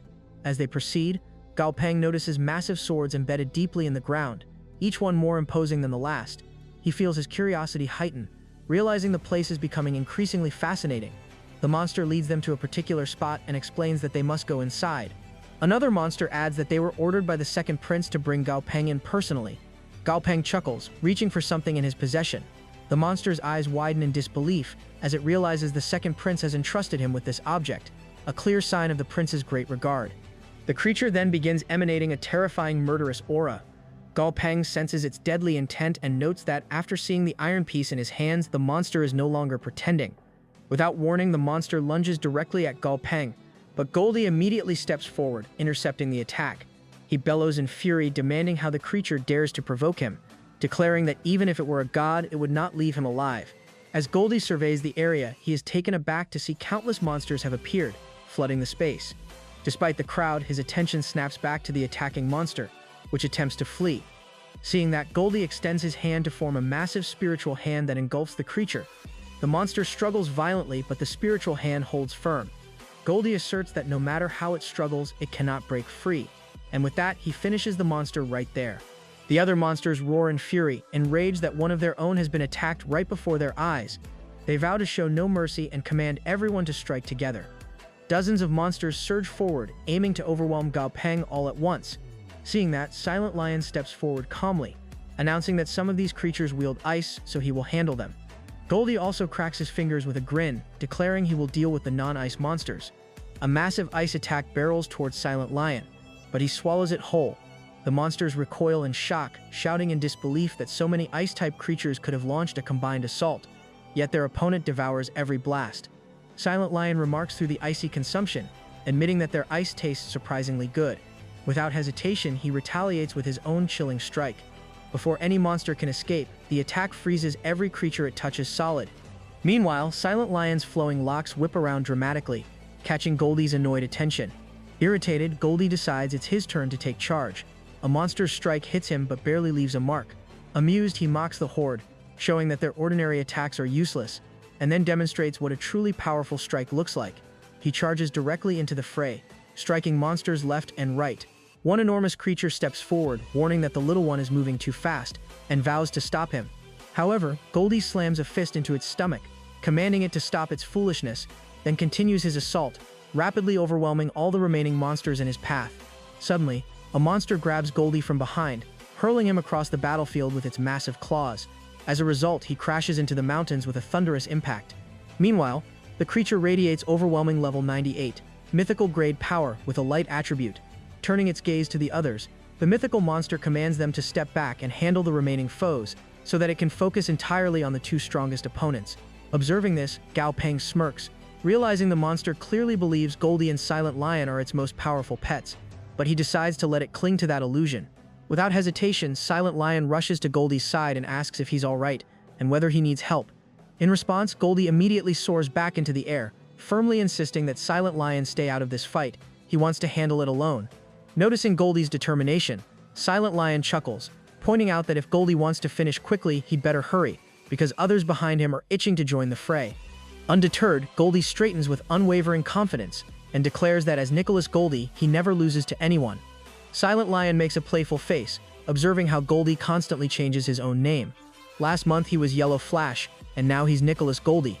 However, the mythical monster abruptly interrupts their banter, unleashing a barrage of attacks while warning them to stop talking nonsense and prepare to die. As each strike lands, Goldie staggers slightly, but he quickly recovers. In response, the monster laughs and taunts him, questioning whether the little yellow duck really believes he can face him alone. To the monster's shock, Goldie effortlessly shatters the incoming attacks and charges straight at him. Before it can react, Goldie clamps down on the creature's mouth with such force that his fingers sink in. Then, with a mighty heave, he slams the monster into the ground and stands atop it triumphantly. Acknowledging its power, Goldie concedes that the creature is formidable, likely the most powerful among light-type Ice God tier monsters, yet he remains undefeated. Meanwhile, the watching monsters begin to sweat nervously, muttering that even Lord Destroyer was defeated when he ranked among the top 3 most powerful monsters. Curious, Fishy leans over and questions whether this really is one of the top 3. Amused, Gao Peng makes a funny face and remarks that Goldie's second disease seems to worsen by the day. Suddenly, a massive wave descends from above, sweeping over the monsters and trapping them all in an enormous net. At that moment, a spider monster emerges, revealing that it has captured the entire group. The trapped creatures struggle violently, demanding to know why Demon Hunter is detaining them. Gao Peng watches the scene unfold, quietly wondering what kind of chaos will erupt next. Seething with anger, the spider lashes out at the trapped monsters, scolding them for daring to attack the noble guest without the second prince's permission. Its voice dripping with fury, it warns them to brace for punishment. Then, shifting its attention, the spider turns toward Gao Peng, offering a sheepish apology for the disturbance. Out of nowhere, Goldie punches the spider square in the mouth. Recoiling in shock, the spider demands to know why he is attacking. Goldie glares at her and snaps that she still hasn't learned to behave, striking again. Quickly dodging, the spider insists that this was a misunderstanding and that no harm was intended. Amused, Gao Peng laughs, raising his hands in apology. He explains that when his pet loses control, he behaves like a lunatic. Even he cannot rein him in. Unfazed, Goldie continues his assault, growling that he despises people who complain unnecessarily. Desperate, the spider cries out, pleading for Gao Peng to intervene and stop the relentless beating. Silent Lion grins, noticing how furious Goldie is at the spider for interfering in his fight. Dazi also shakes his head, thinking the spider was foolish to barge into Goldie's battle, and feeling a little sorry for her. Gao Peng steps in, wanting to determine whether the spider's actions were truly a misunderstanding or a deliberate provocation. The spider, her mouth still swollen from Goldie's attack, explains that it was indeed a misunderstanding. She clarifies that the first prince's people orchestrated the incident after discovering Gao Peng's connection to the second prince, deliberately trying to sabotage their relationship. She adds that the second prince would provide a proper explanation once the situation is clarified. The spider further reveals that the second prince had also sent her to inform Gao Peng that a team of Earth-type beasts has been dispatched to assist with mining, making the work considerably easier. Gao Peng nods, trusting that the second prince had no involvement in the earlier mess, and allows the spider to leave. Before departing, the spider glances at the remaining monsters, questioning their fate. Gao Peng notes that they had all tried to kill him and must face the consequences for their actions. He instructs her to convey to the second prince that he harbors no ill will, but that the fools under his command will be held accountable. The spider quickly disappears into the distance, turning his attention back to the remaining monsters. Gao Peng calls on Dumby to handle them. The monsters panic, begging for mercy as Dumby summons his white flame with its scorching energy, striking the eyes of every monster present. Meanwhile, Gao Peng retrieves several items and distributes them to all his pets, ensuring each one has a means to block the blood gas lingering in the air. With all preparations complete, Gao Peng signals that it is time to move forward. As they advance, the landscape shifts into a strange area, where countless stones float in mid-air. Fishy notices something unusual, chains appearing near the hovering meteors, and wonders what purpose they serve. Dazi looks around, confused, unable to see any chains, which surprises Fishy when he realizes that he is the only one who can actually perceive the bindings attached to the stones. Gao Peng examines one of the stones closely, and is startled to see the shadow of a joint inside, gripping a sword. Curious, his pets gather around, speculating about its behavior and whether it is merely trying to appear impressive. Fishy suggests that it might be testing its strength against the air itself. Gao Peng reflects that the stone seems to sense their presence, but cannot pinpoint their exact location. He also wonders whether the iron pieces they carry might possess some hidden ability. Deciding not to overthink things, he pushes forward, reasoning that excessive speculation will only create unnecessary problems. Goldie remarks that the place, known as the Land of Fallen Gods, is surprisingly dull, having so far encountered only a solitary red shadow frantically moving about. Galpang smirks, noting that despite traveling so far, they still haven't crossed the desert or encountered any monster corpses. Suddenly, Mechanical God points toward one direction, signaling that something of interest lies ahead. Galpang looks in the indicated direction and confirms that there appears to be something worth investigating, prompting the group to adjust their course. After a while, they come across something unbelievably large and strange. Seeing that, Dazi lets out a startled shout, wondering what kind of bizarre thing it could be. As they get closer, it becomes clear that it is a snake's tail. Galpeng's eyes also widens in surprise at the sheer size. The other pets react with equal shock, and Silent Lion's voice carries a nervous edge as he points out that if the tail alone is this massive, the snake itself must be truly colossal. Mechanical God steps forward, indicating that the tail represents only a small portion of the creature's body. He estimates that the full snake would be at least 10 times larger than the tail segment. Galpeng's excitement surges as he notes how the power of a god exists on an entirely different level, observing that even a low-level god equals the strength of at least 100 top-tier quasi-god monsters. From behind, Mechanical God clarifies that Galpeng cannot consume a god's remains directly unless he himself reaches god status. Hearing that, Galpeng makes a comical grimace at the restriction. Mechanical God begins moving forward, intending to retrieve the remains, but Galpeng quickly intervenes. He explains that attempting to collect it would attract far too much attention, and since Mechanical God is his ultimate asset, exposing him merely to gather a corpse would be far too risky. Galpeng looks around and informs Fishy that he suspects someone is watching them from the shadows, wanting to know if Fishy can collect the tail using his divine artifact. Fishy responds that he can try to see if the divine well darkness can absorb it, though it needs to be completely frozen first. He takes out the divine well artifact and starts freezing the snake with its power. Fishy then requests Silent Lion's help with his pure ice element so the tail can be frozen more quickly. Silent Lion agrees and begins channeling his ice power into the divine artifact, which causes the snake to freeze within a short time. Meanwhile, someone watches from the shadows. One of them mentions that these people are collecting the dead body very quickly, so they'll have to hurry even more to take that artifact. The first says they need to meet His Highness, who's been waiting. The other laments leaving the valuable god's corpse but agrees it doesn't matter, since the snake's low portal is too powerful to take. Half a day later, the snake is almost completely frozen. Fishy notes that it's nearly done and puts the snake's tail into his divine artifact. Suddenly, the divine artifact starts vibrating. Galpeng approaches and questions what's wrong. Fishy laughs and reveals that the other part of the divine artifact, well, is present somewhere nearby. Galpeng thinks to himself in surprise as he knew the divine artifact was incomplete when they first collected it, but he never expected to find the other part here. Mechanical God also pieces things together, realizing why the divine artifact's consciousness law was so low because it wasn't whole, and whatever Galpeng was involved with, it was becoming increasingly obvious he wasn't an ordinary person. Just then, a pulse of energy breaks free from the artifact, shooting off into the distance as if connecting to something far away. Guided by instinct, Fishy senses that one divine well has marked its counterpart and urges the group onward. He activates his divine artifact, forming a portal-like construct. Galpeng eyes it with uncertainty, but before any doubts can settle, the group is pulled inside. A flash of white fills Galpeng's vision, and when the light finally dissolves, they find themselves in an entirely different realm. Instead of responding to Galpeng's confusion, Fishy simply drifts upward, moving through the air as if it were water. Just then, Mechanical God steps in with an explanation that this place is a reverse world, specifically the reverse world belonging to the Joseon dynasty. Everything here functions opposite to their own world's rules. Galpeng scans the vast surroundings and wonders whether this reverse world is just as large as Joseon.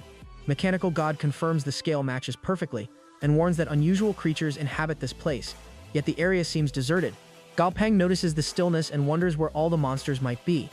Only then do shapes begin to emerge, creatures cautiously peeking from behind upside-down rock formations. These beings, known as Reverse World Cave Reds, range between levels 30 to 60, classified from normal up to perfect grade, all possessing psychic attributes with temperaments varying from calm to aggressive. Goldie quickly spots their curious observers and grows eager for action, silently asking for permission to rough them up. But Galpeng dismisses the idea entirely. These creatures are far too weak to be worth fighting, and there's no point in causing unnecessary trouble. Galpeng keeps moving forward, and Goldie trails behind him with restless energy, clearly itching for a fight after wandering through so many empty stretches. Their path eventually leads them to a new area where an unusual palace stands, guarded by several monsters, each sitting around level 75.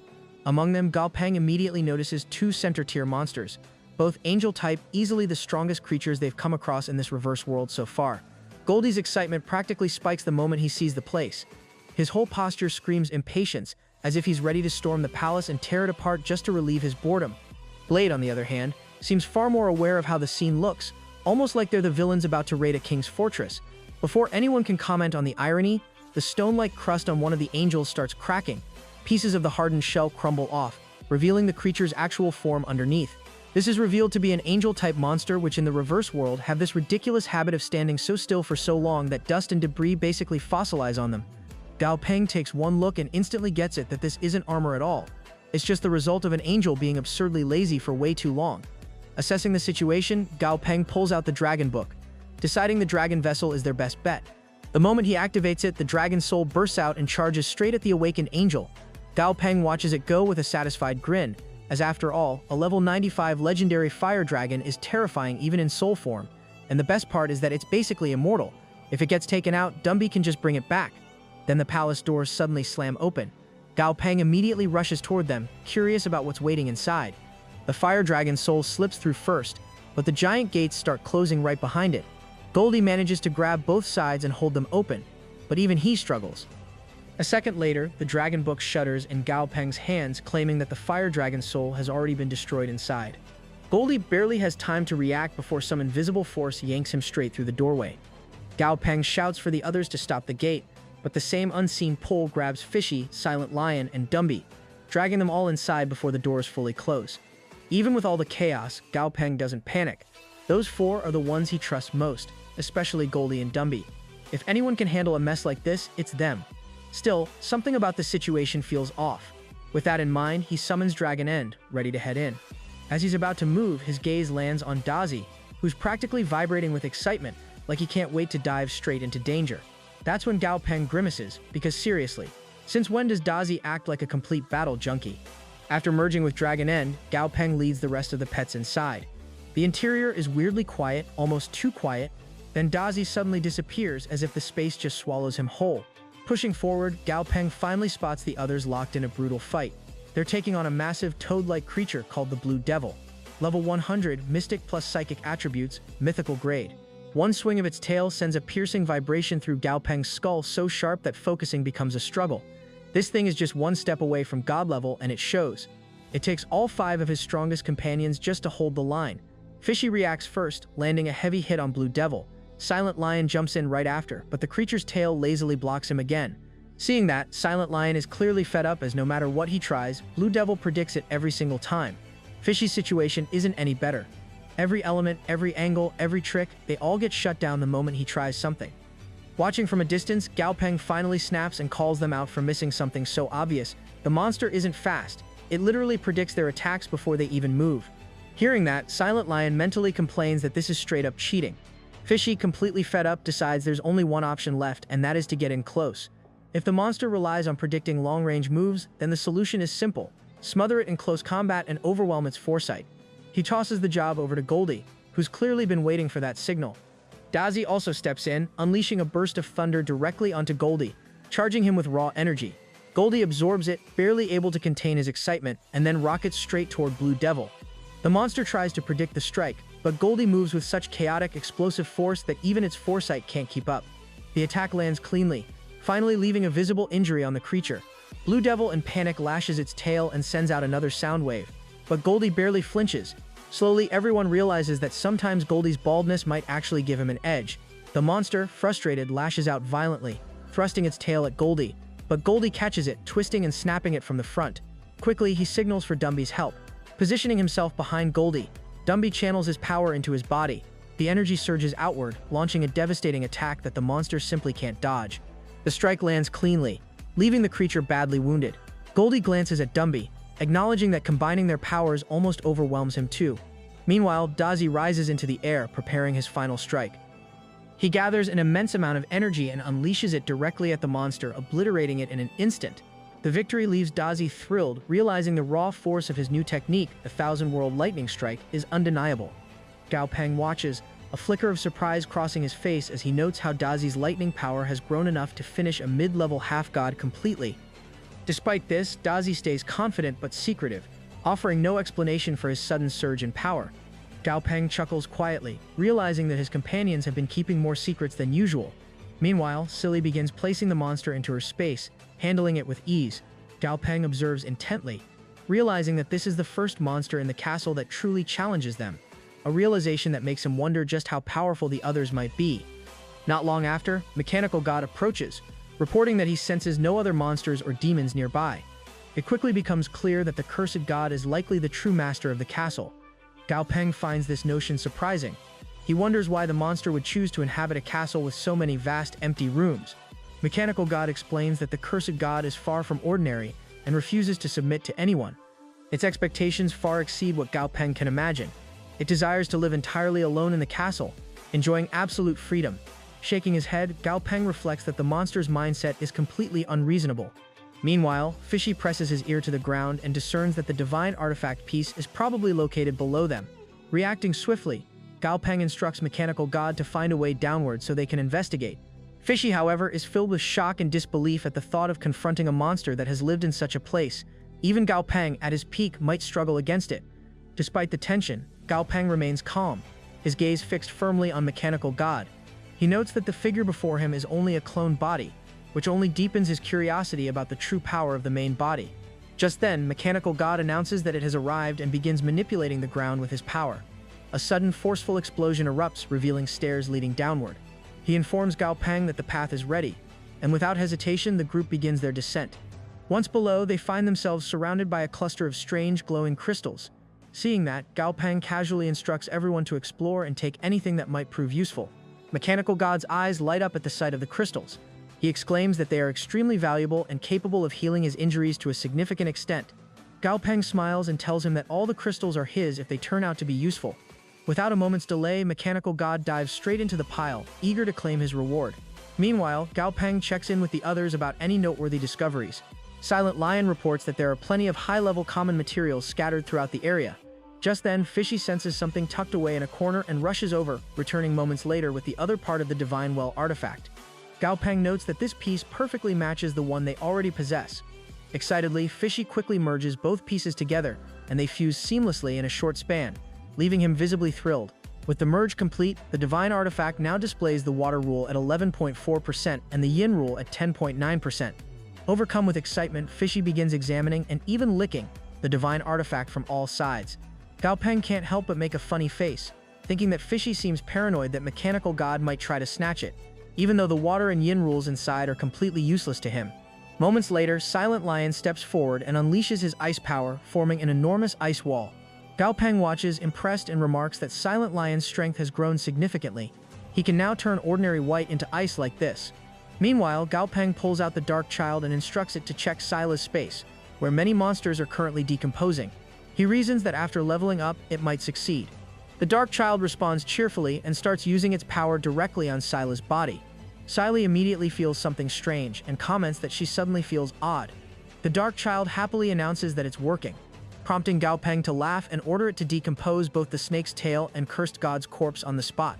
Afterwards, Dazi approaches Gao Peng and asks whether they plan to explore the reverse world further or head back. Gao Peng explains that the reverse world is enormous, and if they keep wandering aimlessly, they'll never reach the end, so it's better to return. Just then, Fishy senses something from the other side and hurries over, reporting a fluctuation that signals the presence of a divine artifact. Hearing that, Goldie's eyes light up with excitement. He realizes that a divine artifact is likely being born there, which also means a very dangerous fight must be underway.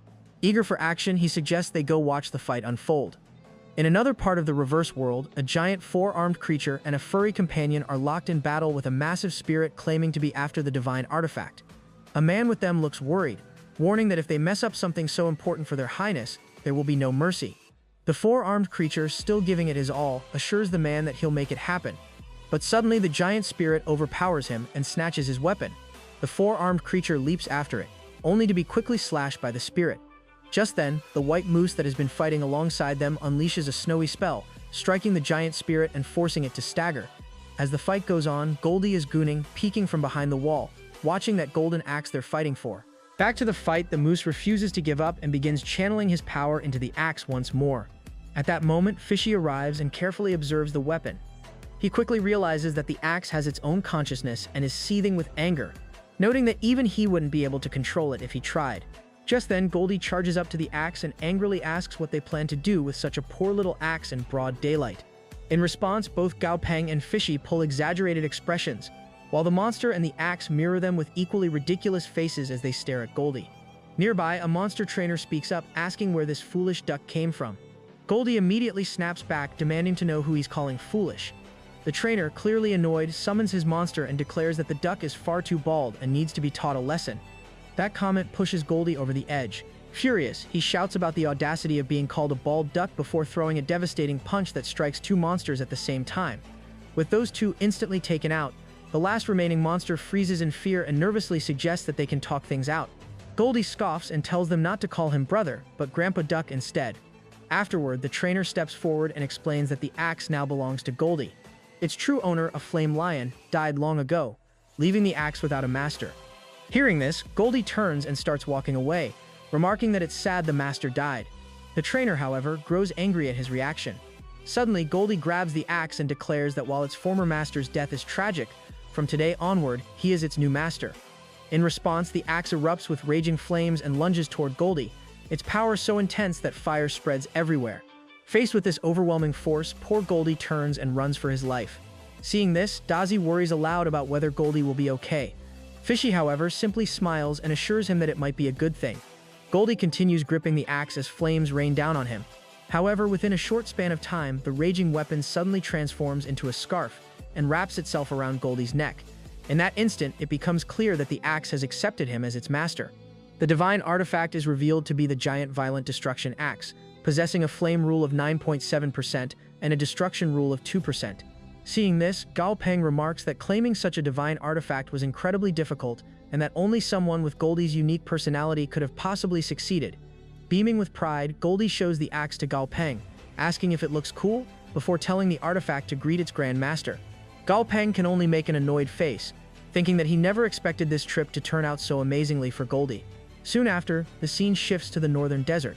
There, Gao Peng suddenly stops and calmly tells whoever is hiding beneath the sand to come out quietly. In response, a strange, one-eyed monster slowly emerges with an unsettling appearance. Silly, clearly nervous, wonders what kind of creature it is. Gao Peng explains that these monsters can completely merge with sand, making them extremely difficult to detect. Most of the time, they lurk near entrances, waiting to ambush prey as it passes through. At that moment, the monster speaks up, threatening Gao Peng to quietly hand over whatever he is carrying, in exchange for sparing his life. Hearing this, Gao Peng notes that this creature is a serious problem, and that they can't afford to stay in this place for too long. Goldie steps forward, boldly challenging the monsters that whatever they want is with him. In response, many more monsters rise from the sand, surrounding the group. Without hesitation, Goldie flicks his scarf, instantly transforming it back into his axe. The moment the monsters catch sight of Goldie's divine artifact, they quickly activate a defensive shield in front of themselves. Unfazed, Goldie charges ahead, declaring that he'll see whether they can withstand Grandpa's axe attack. The strike that follows is overwhelmingly powerful, shattering their defense in a single blow and engulfing the monsters in roaring flames. One by one, their bodies collapse and dissolve back into sand. Watching this, mechanical god remarks that the monsters clearly understood the situation and chose to let them go. Gao Peng nods in agreement, adding that it's for the best, since they can't afford to stay here much longer. Shortly afterward, Dark Child reports that the two dead bodies have completely decomposed. He then reveals the first item he recovered, introducing it as the Devil Throne Stone. If consumed, it grants a monster a new ability called Devil Throne Storm. Gao Peng explains that this item likely originated from the monster's spark and tail, which explains how the creature could both withstand powerful attacks and strike with its tail. Anyone who absorbs it will gain the ability, though at the cost of drastically changing their appearance. Next, Dark Child produces another item, the Eye of Vanity Core. Upon consumption, it grants a new ability called Eye of Vanity, allowing its user to predict an enemy's attacks in advance during combat. Hearing this, Gao Peng's mouth hangs open in shock. Noticing his reaction, Mechanical God wonders if something is wrong. Gao Peng quickly replies that he's simply too excited, thinking that after all this training, they might finally be heading home. As he speaks, Dark Child calmly continues, taking out several more items. Dark Child explains that he has already displayed the monster's special ability, and that there are still several other items as well. Hearing this, Gao Peng responds happily, remarking that every one of these items is exceptional. He adds that if all of them were given to a single monster, it could easily be raised to god level. Soon after, the scene shifts to the Li tribe. Inside the settlement, a monster suddenly cries out that the king has returned. The announcement ripples through the crowd, and a child hurries to his father, eager to suggest informing the new king about what those people did to them. The father reacts at once, shaking his head and quietly discouraging the idea. He reminds the child that they are of the human race, and that those people are humans as well, ones who have come to help them, not to cause harm. He reminds the boy about the group calling themselves Huabu, who helped build new factories and structures for the tribe. Now that he has become an elder, he adds, protecting the tribe is his responsibility. With that in mind, he suggests the boy that they should go and meet the king instead. Not long after, Gao Peng arrives inside the tribe. After reviewing all the reports, he comments that they have worked extremely hard, noting that the tribe has developed remarkably well. He then assures everyone that they are free to speak with him about any topic and to share whatever difficulties they are facing, so he can help find solutions. At this invitation, the elders begin exchanging glances, clearly wanting to say something, yet hesitating out of fear. After a brief pause, the boy's father steps forward and requests for permission to give a report. Gao Peng recognizes him as Elder Guja and reassures him, encouraging him to speak openly and without worry. Gathering his courage, Elder Guja explains that over the past year, many people from the Huaxia tribe, White Dragon tribe, Green God tribe, and Yuhu tribe have come to live there. Along with the growing population, the tribe has begun facing difficulties, as some of these newcomers have been using the tribe's resources while invoking Gao Peng's name. Gao Peng is visibly shocked and questions whether this truly happened without his knowledge. In response, the elder firmly assures him that every word is true, even declaring that he is willing to stake his life on it. He suggests that Gao Peng verify the claim by checking the supply records and the Chinese department. Hearing this, Gao Peng's expression darkens with anger. He states that if such things are really happening behind his back, then those people are clearly acting without any regard for his feelings. However, he quickly adds that he brought a large amount of supplies back with him during his journey, and that these will be handed over to the Li tribe for fair distribution among all its people. At once, all the elders break into smiles, their earlier tension replaced with relief. The elder nods, saying he understands, and mentions that there are still a few other matters he will report at a later time. With that, he leaves along with the rest of the elders. After they depart, Gao Peng falls into deep thought. He finds it hard to believe that so many issues surfaced within just 1 year. He recalls how he had brought the ancient tribes into the Li tribe with the hope that everyone could develop together, never expecting things to turn out this way. Still, having now given clear instructions, he is confident that the situation will be handled properly going forward. Shifting his focus, Gao Peng takes the ability stone from Silly and asks his pets who wants to absorb it. To his surprise, everyone immediately refuses. Dumby says he doesn't need it. Goldie adds that he already has his axe and is perfectly satisfied. Meanwhile, Dazi flatly rejects the idea, claiming he wants nothing to do with it because it's too dirty. Hearing their responses, Gao Peng sighs and points out that other monsters would fight each other desperately just to obtain a special ability, yet his own pets are turning it down without hesitation. He remarks that their habits are becoming increasingly bad and jokes that maybe he should stop paying attention to them altogether. Just then, his gaze shifts toward Goldie's dog. A dangerous smile slowly spreads across his face as he murmurs that he has finally found his prey. A few days later, the people of the Li tribe are thrown into shock when they notice that the three-headed dog now has massive tentacles extending from behind its body. Startled, they question whether this could really be the same dog they saw just days ago. Soon after, another person confirms that it is indeed the king's pet, and that its aura has grown far more powerful. At that moment, Gao Peng arrives, laughing as he corrects them. He tells the crowd they are mistaken, explaining that the creature isn't his pet at all, but his pet's pet. Hearing this, the people of the Li tribe exclaim in disbelief, pointing out that the dog is already a saint-tier monster, yet it still belongs to the king's pet. Gao Peng, clearly enjoying their reactions, casually remarks that he only intended to upgrade its quality a little, but it accidentally evolved instead. He adds that this is likely the first dog-type monster to possess the Gatekeeper ability, which greatly boosts its strength and speed. With a grin, he even suggests that they send their own pets to fight it. As soon as he says this, the people of the Li tribe begin whispering among themselves. They worry that defeating the king's pet's pet would be seen as an insult to the king, while losing would be an even greater embarrassment to them. After a moment, an elder steps forward. He remarks that the king had sent his pet to the army tribe a few days earlier to clean up, and now it seems that their turn has finally arrived. Bowing slightly, he tells Gao Peng that he wishes to fight using his own pet, hoping to witness firsthand how His Majesty nurtures such powerful creatures. He then adds that his pet is at the peak of Saint Tier and respectfully asks Gao Peng to pay close attention to the match, lest any accidents occur. Gaopeng bursts into laughter and tells the elder not to worry, casually adding that if he ends up killing the dog, he'll simply gift himself a new pet in return.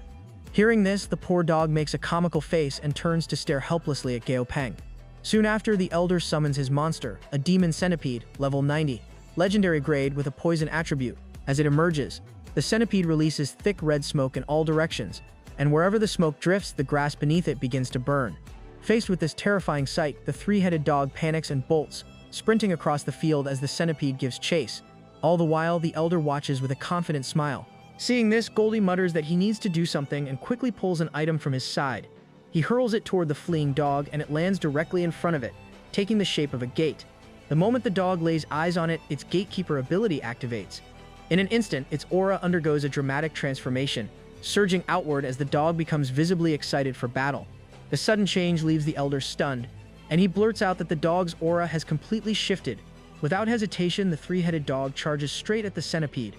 Although the centipede narrowly dodges the initial assault, the dog immediately follows up, striking with one of its mouths in a devastating blow that leaves a deep mark on the centipede's body. Even so, the elder quickly regains his composure. He reflects that he had initially been concerned about defeating the king's pet's pet, but judging by this exchange, the dog's strength doesn't seem overwhelming. After all, it failed to break through the centipede's defense. Just then, the demon centipede releases its full aura and begins rolling violently toward the dog. As the poisonous aura brushes against it, the dog's enhanced form collapses, reverting it back to normal. Seizing the opportunity, the centipede coils tightly around the dog and slams it into the ground. However, the force of the attack damages the centipede's own body as well. Enraged, the centipede once again spreads its poisonous mist across the field. In response, the dog immediately turns and runs, prompting laughter from the onlookers. Watching this, Goldie clicks his tongue and comments that the display is truly shameful. Meanwhile, an elder steps up beside Elder Guja, praising how well he has cultivated his demon centipede and remarking that he should thank the leader for providing such excellent resources. Elder Guja laughs heartily and agrees, saying that everything he has done is ultimately for the good of the tribe. Just as the laughter begins to settle, something unexpected happens. The dog's tail suddenly emerges. One elder gasps in surprise, wondering where the three-headed dog could have gotten a scorpion tail. Almost immediately, another elder corrects him, pointing out that it isn't just one tail, but 5 tails released at the same time. With that, the dog's aura shifts once more. It throws its head back and roars, releasing a violent red aura from deep within its body. Sensing the change, the people watching murmur among themselves, noting that it seems the dog's realm is expanding. As the battle drags on, Gaopeng begins to feel drowsy and promptly falls asleep. Seeing this, Goldie stares in disbelief and wonders how he can possibly sleep at a moment like this. Silent Lion quickly hushes him, explaining that ever since their training began, Gaopeng hasn't had a proper night's sleep even once, and after returning, he was immediately buried under the tribe's affairs. Moved by the sight, Dazi and Silly quietly step forward and gently drape a blanket over Gaopeng. Meanwhile, Elder Guja continues watching the battle. Deep in thought, he knows that his demon centipede ranks among the top 5 pets owned by the elders of the tribe. Even so, he can't understand how the king's pet's pet can contend with it so easily. In the end, he realizes that they still require far more training. After all, the king's strength is unpredictable, and they are still far from being able to truly support him. A few hours later, Gaopeng slowly wakes up and wonders whether the fight has finally ended. He then walks over to Goldie, who is sitting beside his dog, and calmly questions what happened. With a downcast expression, Goldie admits that they lost the fight. Hearing this, Gaopeng reassures him not to be disappointed. He explains that the elder has been training his demon centipede for a very long time, whereas Goldie has barely paid attention to his own dog. He adds that the dog has already nearly absorbed the ability, so he is confident that it will become far more powerful in the future. Encouraged by these words, Goldie pats his dog and assures it that it fought well today, promising that starting tomorrow he will train it seriously. Not long after, Gaopeng stops in front of a house shrouded in darkness. He remarks that Dumby has been training here for quite some time, so he is certain that someone will soon emerge from seclusion. As if on cue, Dumby steps out and announces that his master was right. He has finally come out of seclusion. Noticing the change, Gaopeng quickly senses that Dumby's level has reached 100. Delighted, he comments that all those divine essences were truly powerful. However, Dumby admits that despite the breakthrough, he feels that something in his power is still missing. At this point, Fishy approaches and explains that to truly become a god, one must fulfill 3 separate requirements. First, the monster must obtain a godly body by passing its entire body through a godly reaction. Second, it must completely condense its power principle and form a godhood within its mental sea. Finally, It must transform its soul into a god soul and construct a god altar in the deepest part of its soul. Fishy points out that Dumby has already achieved a godly body, but still needs to form his godhood and god altar to officially step into the god realm. For ordinary quasi-god realm monsters, these steps are like a vast chasm, one that many can never cross in their entire lives. However, Dumby is fortunate, as he has two people beside him who have already gone through this process. With a smile, Fishy offers to teach them something valuable and asks who wants to learn. Without hesitation, Dumby, Goldie, and Dazi all raise their hands at the same time. Fishy begins instructing them on how to condense the godhood. He explains that although there are many different techniques, they all follow a similar principle, transforming the power within the body into precepts. The method he personally used is known as the observation method, which requires completely emptying the mind and entering an extremely sensitive state. In this state, one becomes capable of sensing every detail of the world before finally slipping into a special, deeper condition. As he speaks, Fishy can't help but show off a little, clearly proud of his experience. Listening to the explanation, Gao Peng pulls a funny face and remarks that the method sounds less like cultivation and more like meditating for tourism or attaining Buddhist enlightenment. In response, Fishy clarifies that once someone reaches level 100, their body naturally becomes far more sensitive, allowing them to attempt the observation method. However, he emphasizes that this technique demands an exceptionally high talent for observation. If the mind cannot remain calm, it will disrupt the body's internal balance, causing the power to spiral out of control and potentially blast the body apart, resulting in death. Hearing this, Gao Peng glances toward Dumby, silently wondering whether he truly has the ability to keep his mind steady. Sometime later, Dumby is seen sitting comfortably, already practicing the method Fishy taught him. From a nearby window, Gao Peng quietly observes Dumby's training. As the hours stretch into days, Dazi grows increasingly worried and approaches Gao Peng, pointing out that Dumby has remained in that same position for 3 straight days. He asks anxiously whether Dumby is really okay. Instead of answering immediately, Gao Peng turns to Fishy and inquires how long it took him to completely master the observation method himself. Fishy boasts about his natural talent, explaining that it took him only a single month to master the method, and he immediately begins showing off once again. Gao Peng gives him a warning look, but before he can react further, he senses something unusual near Dumby and turns sharply. To his surprise, Dumby has already risen from his original position and is now floating in the air. Frowning slightly, Gao Peng questions Fishy, "What's happening?" Noting that Dumby's aura feels subtly different. Fishy, however, remains calm and assures him not to worry, explaining that this is the critical moment, the moment of truth. Moments later, Dumby speaks, saying that he can suddenly see something. As he raises his hand, a surge of power bursts forth, slamming into the roof and shattering it. A chilling sensation washes over Gao Peng, making him shiver as he hurriedly asks Fishy what's going on. He then looks over, only to find Fishy staring in stunned silence. For a brief moment, Fishy's mouth hangs open before he finally shouts in disbelief, demanding how it's even possible for Dumby to reach the godly realm so quickly. Almost at the same time, Dumby releases more power from his hands, and vibrant, multicolored chains begin to materialize around him. As he watches them form, Dumby realizes that these are the precepts Fishy mentioned earlier. He notes that the precept chains seem connected to everything, forming the very foundation of the world itself. Seeing this, Fishy quickly approaches and warns Dumby not to choose a precept at random. Instead, he advises him to select the one that chooses him and truly suits his nature. Otherwise, it could bring great suffering. After a brief pause, Dumby reaches out and grasps a single precept chain, declaring that he chooses this one. His face lights up as he recognizes it as the soul precept. Instantly, the chain dissolves into pure energy and gathers in his hands. Dumby then asks whether this condensed power is what a godhood looks like, though he notes that it seems quite small. In response, Fishy reassures him that this is not a bad sign at all. Since Dumby belongs to the undying being category, his godhood will ultimately be far stronger than that of an ordinary god. Without hesitation, Dumby reaches out and catches another chain. Fishy narrows his eyes before recognizing it as the skeleton precept, which he admits isn't a bad choice either. Seeing this, Gao Peng wonders curiously whether one person can choose more than one precept. In response, Fishy explains that typical gods usually select only a single precept in order to accelerate their path to power. However, Dumby's situation is different, and because of that, he can form 2 godhoods without encountering any issues. Even as Fishy finishes speaking, Dumby reaches out once again and grabs yet another chain. This time, Fishy's expression darkens as he identifies it as the ghoul precept. With a sigh, he notes that this outcome is actually quite normal for Dumby, given his undead nature. Hearing this, Gao Peng comments that although Dumby has taken the ghoul precept as well, it should be fine since Fishy himself said it was normal.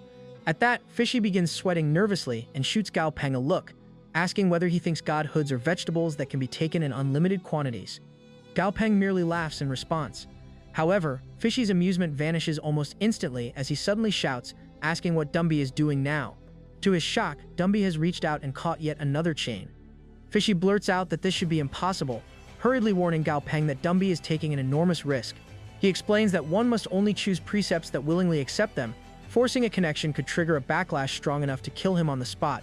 For a tense moment, nothing happens. Then, Fishy exhales in relief, noting that everything seems fine. The precept did not reject Dumby. Only then does he realize that the chain Dumby caught this time is the death precept. Although Dumby has not yet condensed it into a godhood, Fishy can already sense its terrifying power. In a low voice, he admits that Dumby will gain tremendous benefits from this experience, adding that once everything is complete, Dumby's strength will far surpass that of an ordinary god. All of a sudden, Dumby lets out a loud shout as he channels his power, and the death precept rapidly condenses into a godhood.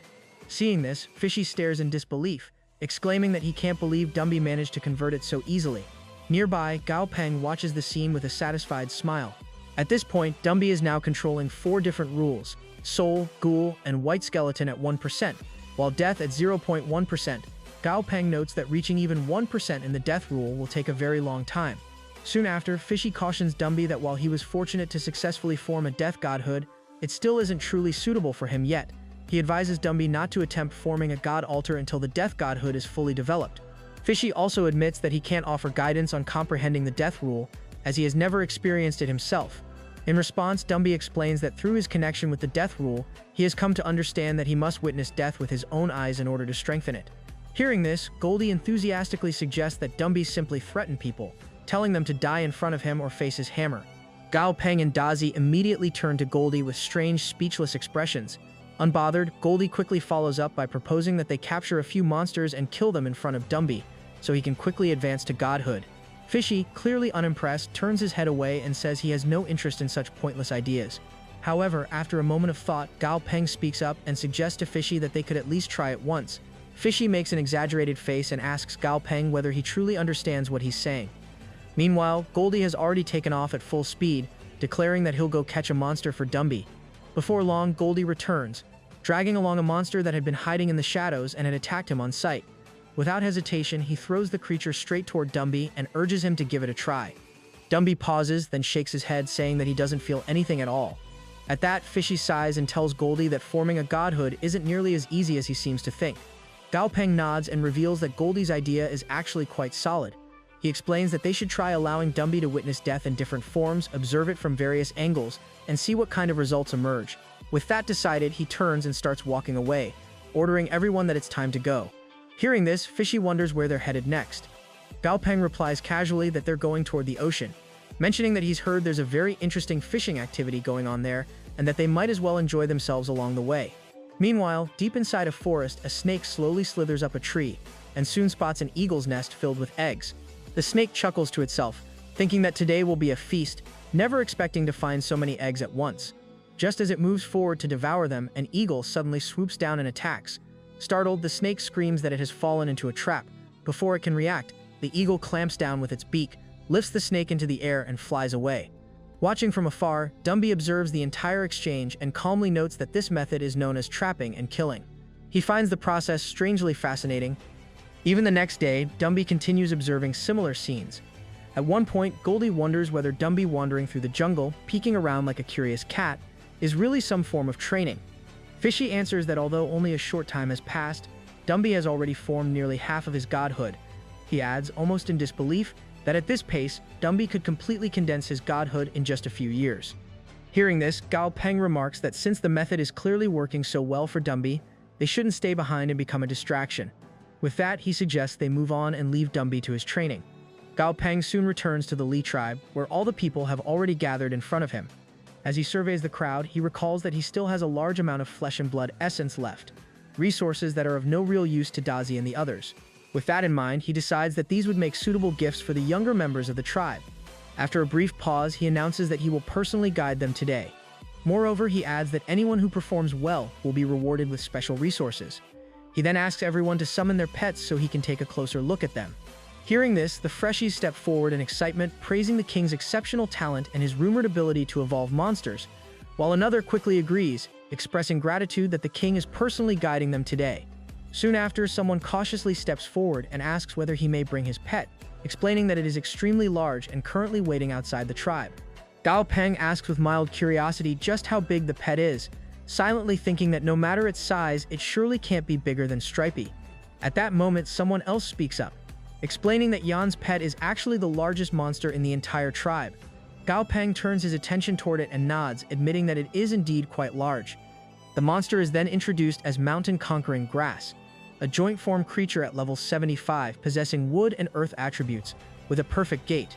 Before anything else can happen, the owner hurriedly warns his pet to behave, reminding it that the one standing before them is the tribe's king and not to frighten him. Gao Peng laughs at this and summons Stripey instead. With a grin, he tells the massive plant monster that it is impressive, but that he also has a big one just like it, and suggests that the two might even become friends. Moments later, Stripey arrives, immediately asking whether Gao Peng had been missing him. Without hesitation, Gao Peng replies that he truly had. Hearing this, Dazi steps closer and remarks that Stripey seems to have grown even bigger again, asking whether he has stopped taking the medicine meant to control his body size. Stripey reacts in surprise, lowering his head and saying that he didn't even realize he had grown again. He adds, somewhat worriedly, that he doesn't understand why he keeps growing non-stop. After all, he doesn't want to become too large if that happens. Even bending his neck might not be enough for him to see Gao Peng anymore.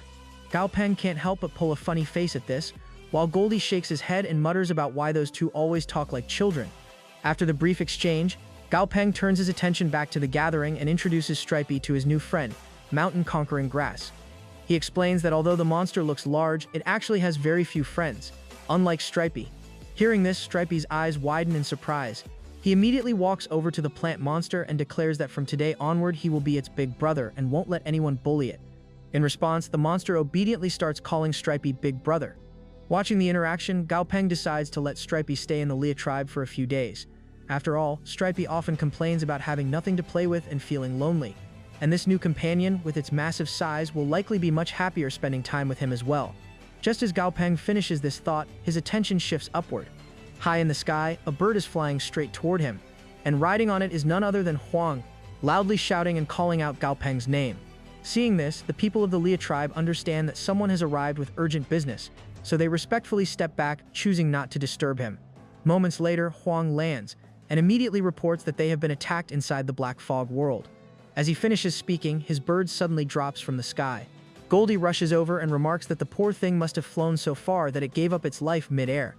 Almost instantly, the bird flaps its wings, shoots back up, and snaps at Goldie, calling him a fool, and insisting that it hasn't died yet.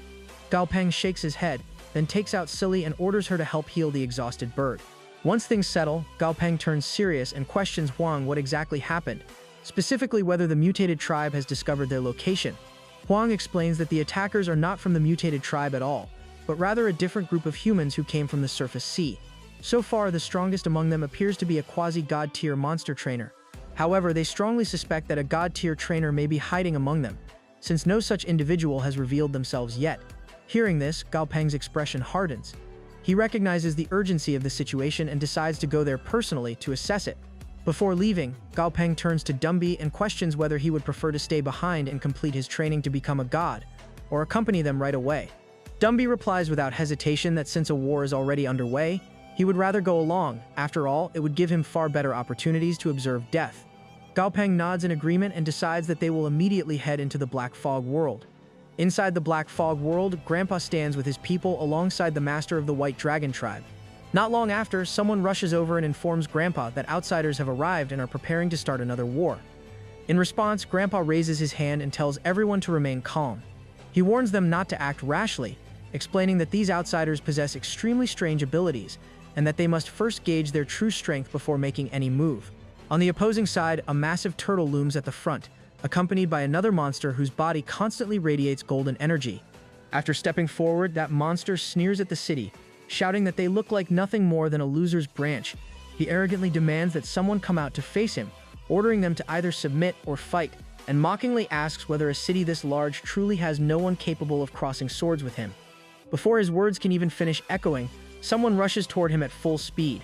In the blink of an eye, Goldie appears and casually blows the monster's head clean off.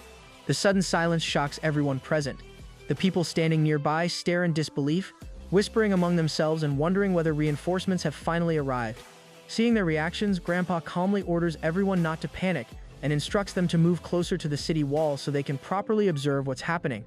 Meanwhile, Goldie looks at the fallen enemy and remarks that after killing so many monsters, this is the first time he's seen one make such a strange request, almost as if it wanted to die. Gao Peng, however, orders Goldie to wait and look down more carefully. The monster's headless body lies on the ground, while its severed neck twitches separately, still faintly moving. This monster is revealed to be the god-plated heavenly beetle, a level 97 legendary monster with metal and wind attributes. Suddenly, a strange tornado forms at the spot where the corpse lies, rapidly spinning as it expands. From within the swirling wind, a voice bursts into laughter, thanking them before the tornado vanishes just as abruptly as it appeared. Goldie stares blankly and wonders what that thing was that shouted, laughed, and then left. Gao Peng simply suggests that he look at the ground again. The monster's body has completely disappeared. Goldie scratches his head in confusion, complaining that someone just stole the fruit of his hard work. Watching this, Gao Peng can't help but make a face. Gao Peng then turns his gaze toward the massive turtle and quickly assesses it. At level 99, its grade is only epic, and it clearly lacks real combat power. Rather than strength, it's relying on its enormous size and its ability to fly through the sky to intimidate others. Inside the city, people begin whispering as they spot Goldie. Someone remarks that the duck looks familiar, yet far more powerful than they remember. Moments later, Goldie approaches the crowd, and Gao Peng steps out from within Goldie's body. Smiling, he greets everyone, noting that it has been a long time since their last meeting. The leader of the White Dragon tribe nods in agreement, commenting that it truly has been a long time and noting how powerful Gao Peng has become. Gao Peng laughs lightly and replies that it was all thanks to hard work.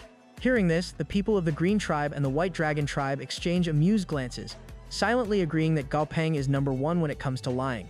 After that brief reunion, Gao Peng turns his attention back to the battlefield and looks at the turtle.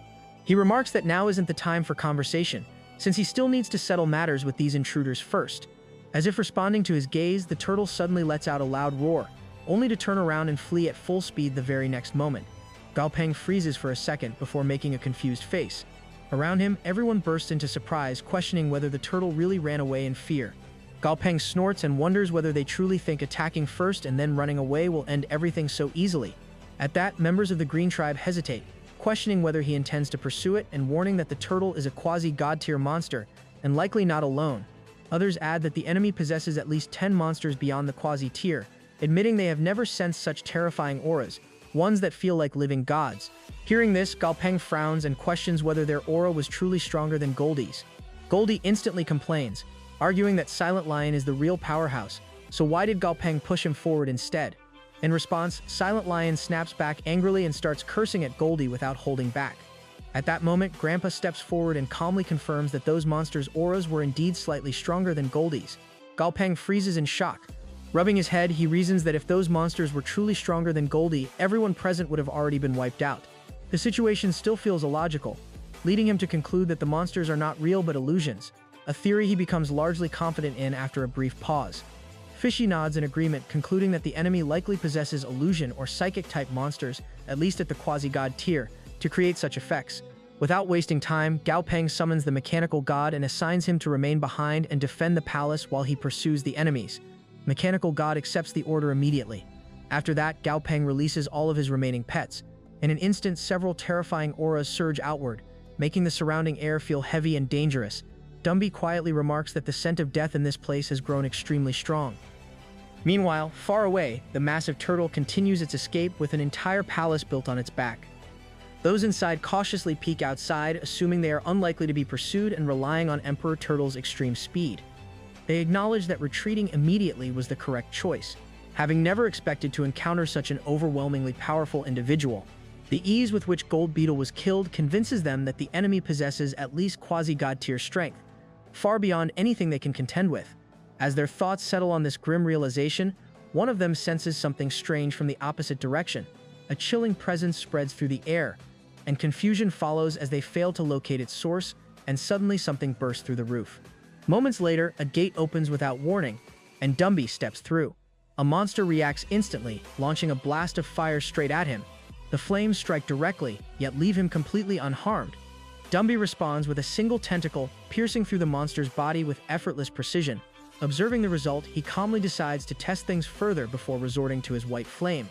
Suddenly, sharp bones begin bursting out from different parts of the monster's body. At once, fear spreads through the crowd. One person stammers that this can't be possible, wondering how such a monster could kill the fire demon with a single attack. Just then, Dumby calmly orders them to be quiet and listen closely. He claims the sound is very sweet, especially right before death. Hearing this, the people grow even more terrified. One of them nervously asks what nonsense he's talking about and whether something is wrong with his mind, while another admits that the situation has become truly horrifying. At that moment, Gao Peng arrives with a relaxed smile. He remarks that things are already settled here as well, though he arrived a little late. Without wasting any time, he makes it clear that he has a few questions. He stresses that they must answer truthfully, warning that any deception will cut off all further communication. At the same time, Dumby casually steps back and takes position behind him. With this, Gao Peng explains that Dumby is his pet, noting that they have likely already judged its strength for themselves. The group panics instantly. Fear spreads through them as they tremble and hurriedly assure Gao Peng that he is free to ask anything, promising that nothing will be concealed. Gao Peng begins by asking who owned the gold-plated beetle that his pet killed.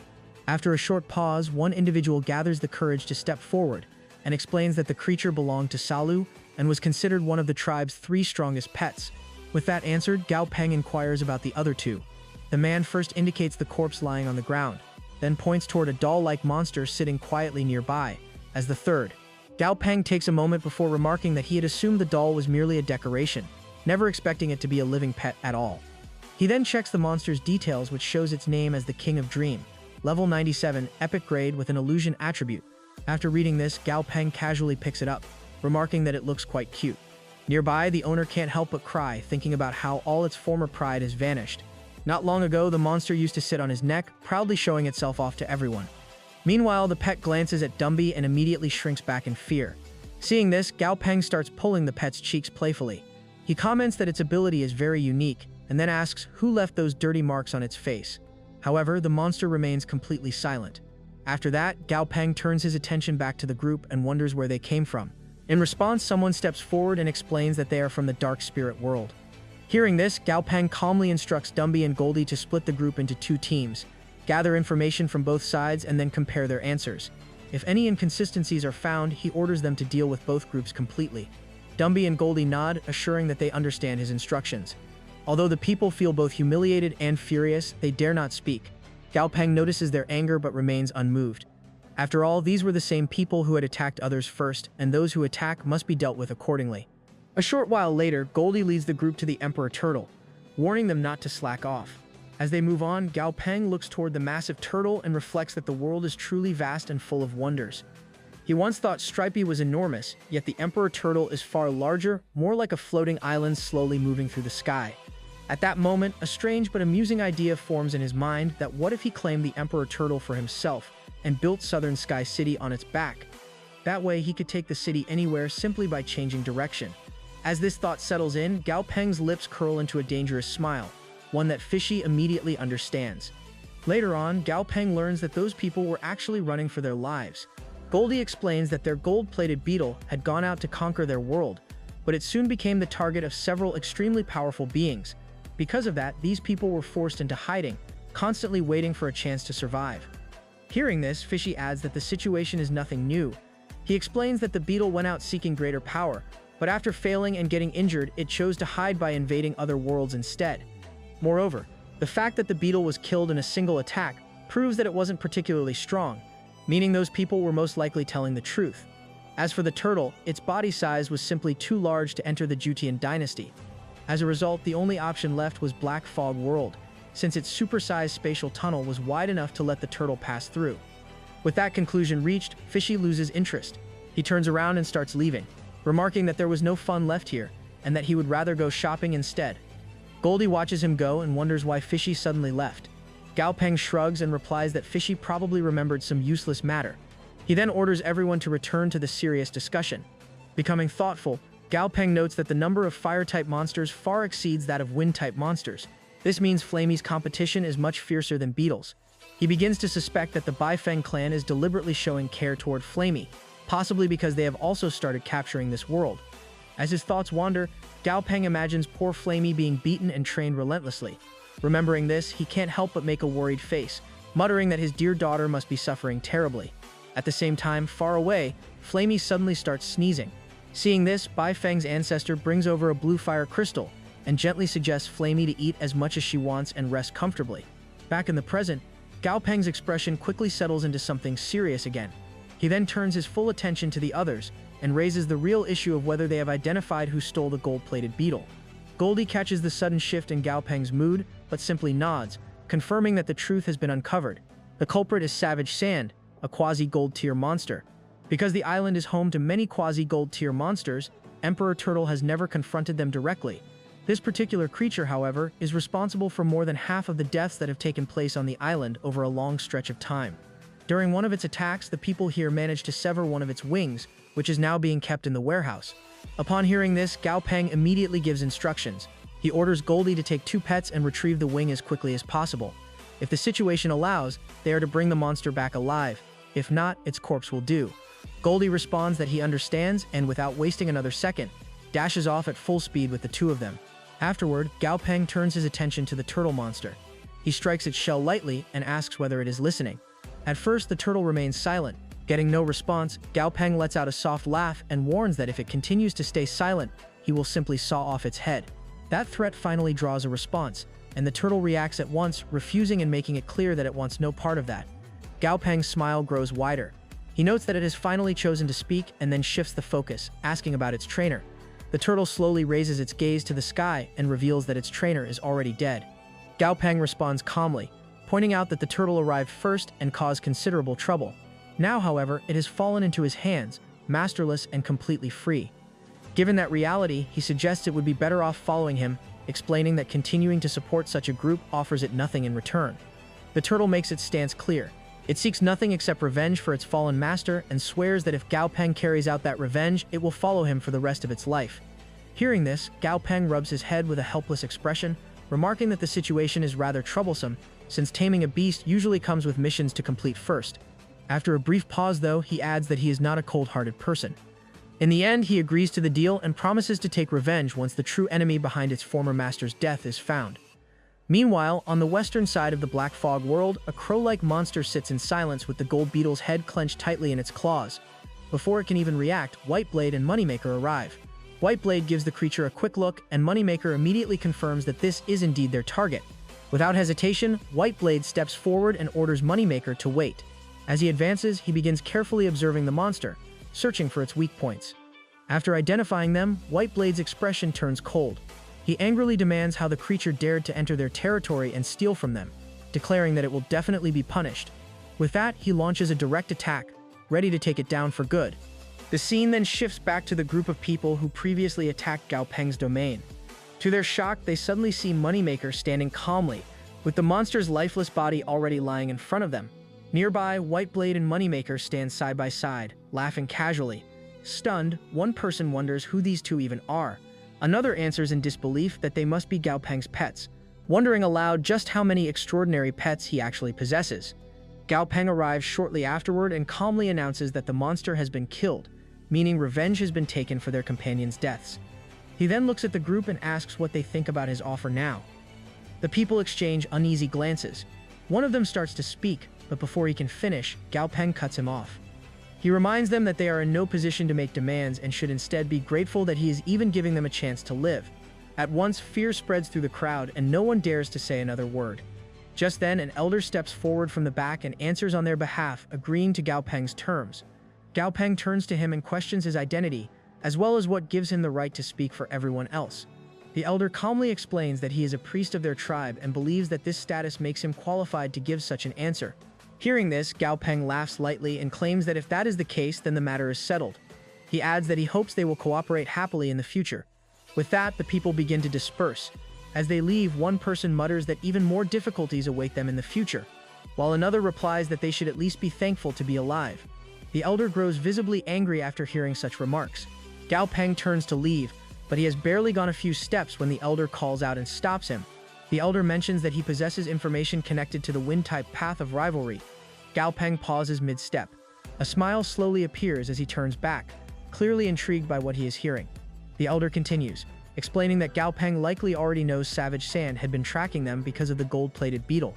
What Gao Peng may not realize, however, is that they were also secretly assisting the beetle in hunting Savage Sand. The reason is simple. Both monsters are rivals on the wind-type path of rivalry. The elder adds that within the bodies of such rivals exists something called the Voucher of Wind. This item can only be formed using the corpse of a fallen competitor from the same path. Hearing this, Gao Peng's expression turns thoughtful.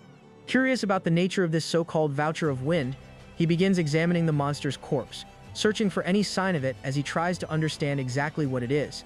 Seeing this, the elder shakes his head, making it clear that searching in this way is pointless. He explains that only a true competitor of the wind-type path of rivalry can sense and locate the Voucher of Wind. Gao Peng can only respond with a helpless smile. He realizes that he does not even know where to find a wind path rival, much less how long such a search might take.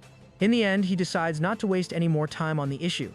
Instead, he plans to hand the corpse over to Darkchild so it can be decomposed and any valuable materials within can be extracted.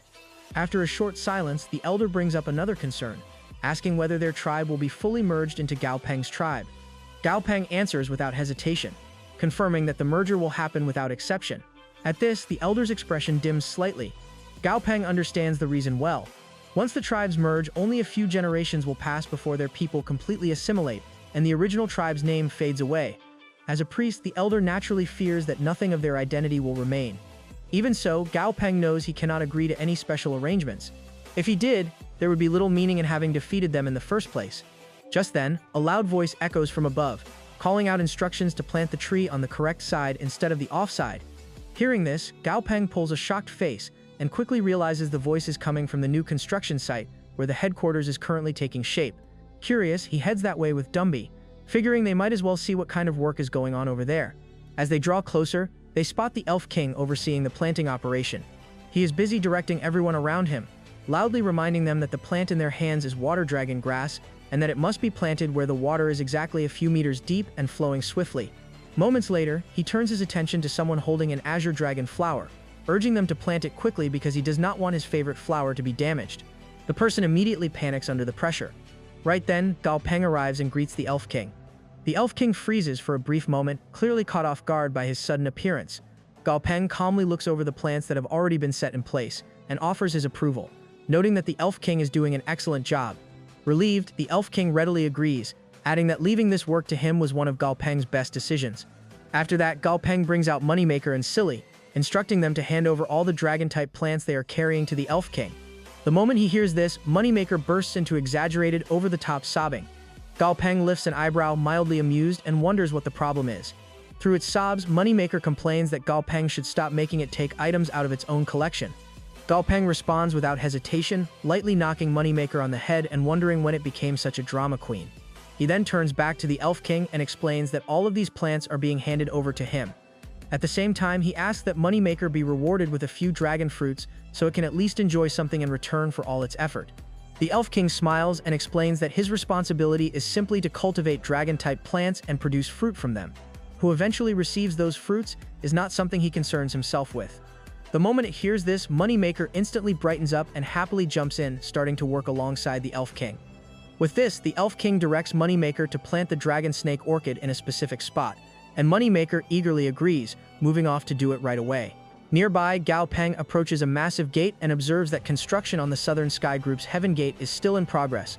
Just then, a bird suddenly flies in, informing him that someone is looking for him. Gao Peng immediately recognizes it as one of the birds capable of speaking like humans, and notes to himself that the research group is clearly doing impressive work.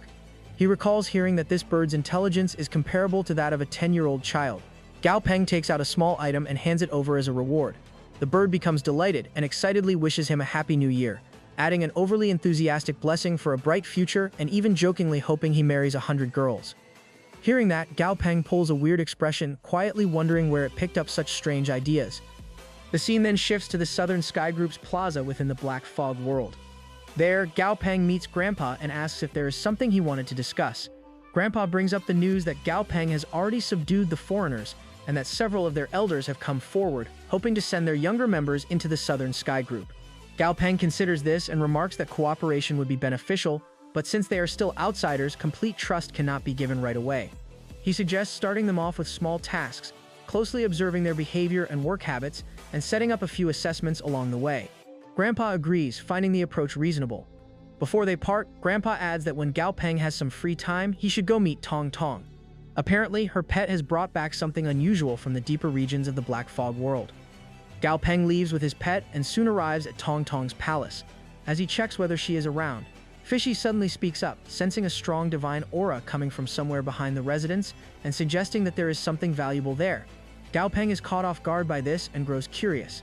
Just then, Tong Tong appears, laughing warmly and remarking that he has arrived at just the right time, as she has only just finished preparing food. Gao Peng shifts the topic, wondering if the interesting item Grandpa mentioned is located in her backyard. Tong Tong confirms that her vulture brought it back some time ago and suggests taking a look at it first before eating. With this, they head over to inspect the item, which turns out to be an egg, specifically, the egg of the innate god of the Black Fog. The god of fog was once killed on the battlefield, but after countless years, its remains transformed into this egg. The sight leaves Gao Peng genuinely stunned. He identifies it as a divine egg and looks at Tong Tong with renewed appreciation, thinking it would not be an exaggeration to call her a legendary chosen one, given her uncanny ability to stumble upon such extraordinary things. He then brings Fishy out and has him examine the egg more closely, noting that it contains the lingering power of a fallen god. He wonders whether, if the god were to revive, it would retain memories of its former life. Fishy explains that under normal circumstances this should not happen, but since this is a god being reborn from an egg, there is a chance it could awaken with remnants of its past, possibly as a twisted or cursed divine existence. Gao Peng pulls an odd expression at that idea, dismissing it and insisting that this is simply the god of fog Fishy had mentioned long ago. Fishy pauses, then recalls that the god originally possessed a dark attribute, adding that after being dead for thousands of years, it has now condensed into an egg that itself must be unimaginably ancient. Hearing them, Tong Tong steps closer and asks whether there is truly a god sleeping inside the egg. Gao Peng praises her without holding back, pointing out just how lucky she is to have stumbled upon something so genuine and valuable. Tong Tong laughs it off and casually offers to let Gao Peng keep the egg instead. The suggestion catches him completely off guard. She goes on to explain that she is currently in a half-retired state, with both cat and vulture injured and still recovering. She has even taken a short break from both work and the company, spending her days planting plants instead. In her eyes, keeping something like this with her would be a waste. Gao Peng feels a faint sense of sadness for her situation. Sensing this, Tong Tong gently runs a hand over his head and tells him to treat it as a New Year's gift, especially since the holiday is approaching. Gao Peng quickly shakes off the idea, explaining that she has misunderstood him. He reminds her that the metal man who arrived with him is already a walking god, and that Dumby is expected to break through to the god level within the next 2 months. Since he will soon be traveling and exploring various places, he will not be able to properly look after the egg. For that reason, he believes it is far safer for the egg to remain here, where everyone can watch over it and he does not have to worry. Tong Tong suddenly recalls the mechanical god, mentioning that she saw him just 2 days earlier when he delivered warm food to Grandpa. At the time, she had simply assumed he was nothing more than a walking tin can. Then, as if remembering something else, she takes out another item and hands it to Gao Peng, saying she found this cute thing along with the egg. The item is revealed to be a divine artifact, the magic crystal invisibility cap, with an invisible rule at 4.2%. Gao Peng's eyes widen dramatically at the sight.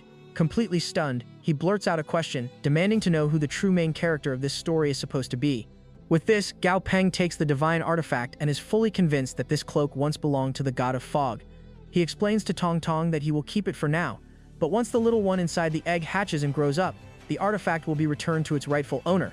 Just then, Goldie suddenly pops up, making an exaggeratedly cute expression and asking if he can take a look at the divine artifact. Everyone turns to stare at him with annoyed expressions. Confused, Goldie wonders why they are all looking at him like that, casually adding that he knows he is handsome. Gao Peng shuts him down immediately, telling him to stop talking nonsense and making it clear that the artifact is not for him. A heartbroken Goldie loudly complains, demanding to know why. Gao Peng calmly explains that Goldie is their main frontline fighter, and if he were to become invisible as well, there would be no one left to confront the enemy head-on. Goldie can only sigh, feeling as though he awakened the wrong kind of power. Gao Peng then adds that it's not as though they will never encounter more divine artifacts in the future. With that in mind, he explains that such items will be distributed based on suitability and individual ability. With the matter settled, he brings out Whiteblade and announces that this particular divine artifact will be given to him. He has Whiteblade put on the cloak, and the moment it settles into place, Whiteblade becomes instantly overjoyed. To see its effects firsthand, Gao Peng asks Whiteblade to test the artifact. In response, Whiteblade shoots upward at full speed and vanishes completely. Even though Gao Peng shares a blood contract with him and can still sense Whiteblade's presence, he is unable to see him at all. In fact, no matter how he relies on his 5 senses, Whiteblade remains completely undetectable. Already an expert in assassination, Whiteblade becomes far more terrifying than before with the addition of this cloak. Just then, Whiteblade asks how it looks, and everyone plays along. tossing out over-the-top compliments like cute and handsome before laughing. Meanwhile, Gao Peng rubs his forehead, already tired of the act.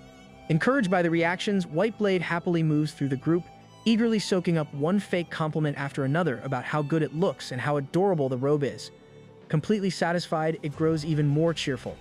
Realizing there is no end to the performance, Gao Peng remarks that this drama clearly isn't stopping anytime soon and reminds everyone to stop fooling around and focus on eating their food instead. After things calm down slightly, Tong Tong speaks up, pointing out that Gao Peng hasn't returned to Earth for a very long time. Because of that, he likely has no idea what has been happening there recently. Gao Peng nods in agreement, admitting that it has been so long that he doesn't even know how his little self over there might be developing. With that thought in mind, he decides that he should definitely go back and take a look. The scene then shifts to Earth's East Sea. Massive waves surge violently as an enormous humanoid figure slowly rises from the depths.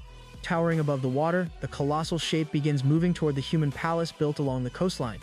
Soon after, an urgent report is sent out, warning that a gigantic entity is advancing directly from the East Sea. Elsewhere, another observer stares in shock, commenting on its terrifying scale, as if it has swallowed the entire sea into its body. The monster lifts one massive leg and starts stepping toward their headquarters. Just as someone prepares to relay this information, all signals suddenly cut off. Moments later, the scene shifts to Gao Peng, who has already arrived on Earth. Looking around, he realizes that this place is none other than the familiar Yuzhua city. With a trace of emotion, he reflects on how Earth, where everyone once lived for so long, has now become little more than a base of operations. At the same time, he acknowledges the Li tribe, praising them for the tremendous support and help they have provided along the way. Fishy confirms that his daughter left a message behind at the cave where she once lived. In it, she explains that she is heading to the Endless Sea, believing that staying here offers no real opportunity for growth. She plans to search for a breakthrough deep within the Endless Sea and intends to remain in seclusion for a long time. After hearing this, Gao Peng comments that Fishy will have to work much harder from now on, since his daughter is already on the verge of becoming a god while he is still lagging behind.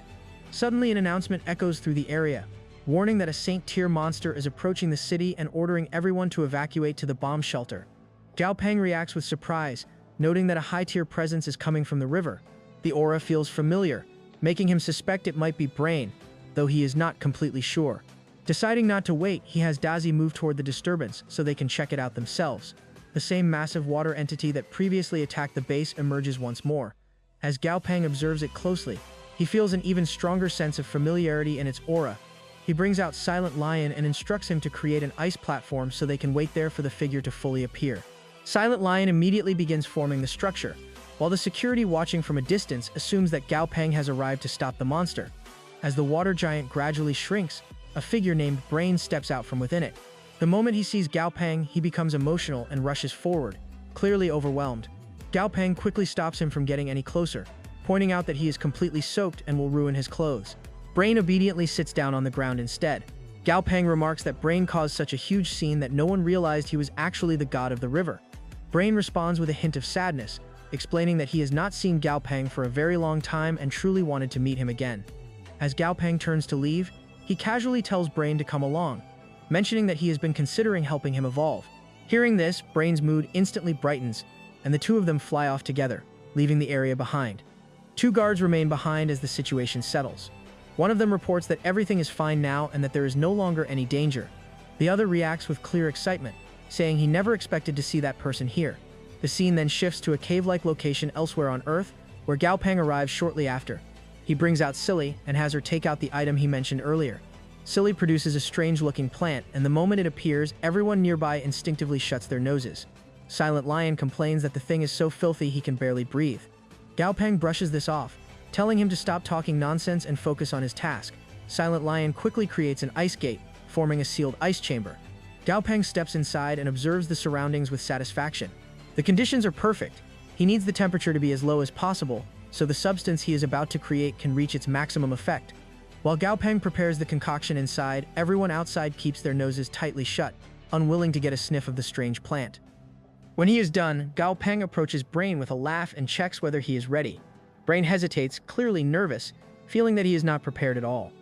Gao Peng ignores the hesitation, places the plant directly onto Brain's head, and dismisses the worry as nonsense. Privately, he notes that while Brain may be a bit foolish, he is also the least handsome among all his pets. The moment the plant makes contact, Brain's head begins spinning violently, followed by a sudden and overwhelming burst of energy. When the light fades, Brain has completed his evolution. His name changes to Magical Brain, his level rises to 99, his grade advances to Legendary, and his attribute remains Psychic. Gao Peng observes the results with interest, realizing that while Brain has evolved, his personality has also shifted, and numerous new abilities, both direct and indirect, have emerged to boost his overall strength. The changes intrigue Gao Peng. A dangerous, playful smile spreads across his face, making it clear that he is already planning to test just how far these new powers can go. The scene shifts to the Southern Sky Group's complex built near the Yangtze River, where Gao Peng arrives accompanied by Brain. He thanks Brain for helping construct the palace by the river and notes that water-type monsters leave it alone because of him. Brain shrugs it off, claiming it's nothing since he has plenty of godsons in the rivers who always follow him. Gao Peng makes a confused face at the remark. Brain continues, mentioning that his godsons are spread across the Yellow Sea, Bow Sea, and even the Pacific Ocean. Hearing that, Gao Peng gives him another bemused look. With this, Gao Peng enters the palace, remarking that he hasn't worked in the laboratory for a long time and has missed the old days. According to Grandpa, Southern Sky Group has built a total of 36 laboratories across different locations. This particular lab focuses primarily on researching new water-type monsters and experimenting on them to create new forms and better understand their abilities. A researcher rushes over, clearly excited to see him. Gao Peng explains that he has heard about a newly bred water-type monster and wants to inspect and test it. The researcher assures him that everything in the lab belongs to him, and he is free to do as he wishes. Gao Peng changes into his work clothes while the researcher prepares 3 monsters known as water Kariots, raised according to the formula Gao Peng had left behind. The monsters are timid, which is the subject of ongoing study to figure out how to strengthen them. Gao Peng examines them carefully. They are normal grade, level 32, with water and poison attributes. Physically, they are healthy, but their fearful behavior catches his attention. He thinks to himself that these creatures are cowardly simply because their bellies are so small, and can't help but wonder how a monster could be scared of something so minor. Gao Peng turns to Brain and suggests it's time to test his new skill, using his ability to enlarge the monster's small bellies. Brain moves toward the timid water Kariots and begins his work. At first, Gao Peng notices little change, so he merges with Brain to experience things from his perspective. Through Brain's senses, he sees exactly how the monsters perceive the world. Brain focuses on one of the snake-like water Kariots, gradually enlarging its belly until it becomes unusually large. Gao Peng quickly shouts for him to stop. Brain halts immediately, and Gao Peng steps out, observing the results. The snake's belly is now so big that it can barely move, rendering it effectively powerless. The snake suddenly lashes out at Gao Peng, but he easily crushes it underfoot, ending it instantly. His expression turns serious as he remarks that the first experiment has failed and that they need to try again. Gao Peng surveys the remaining snakes. The poor creatures tremble in fear, and one even faints completely, prompting him to frown as he wonders why they are so cowardly. Turning his attention to Brain, he instructs him to attempt enlarging the snake's bellies again, but this time with more restraint. Brain nods in agreement and resumes his work. Gradually, the snake's bellies grow just enough to spark curiosity while keeping them slightly anxious. Gao Peng carefully observes the results, noting that each experiment produces different outcomes depending on the approach. He can't help but feel impressed by Brain's unique ability to directly alter a monster's status.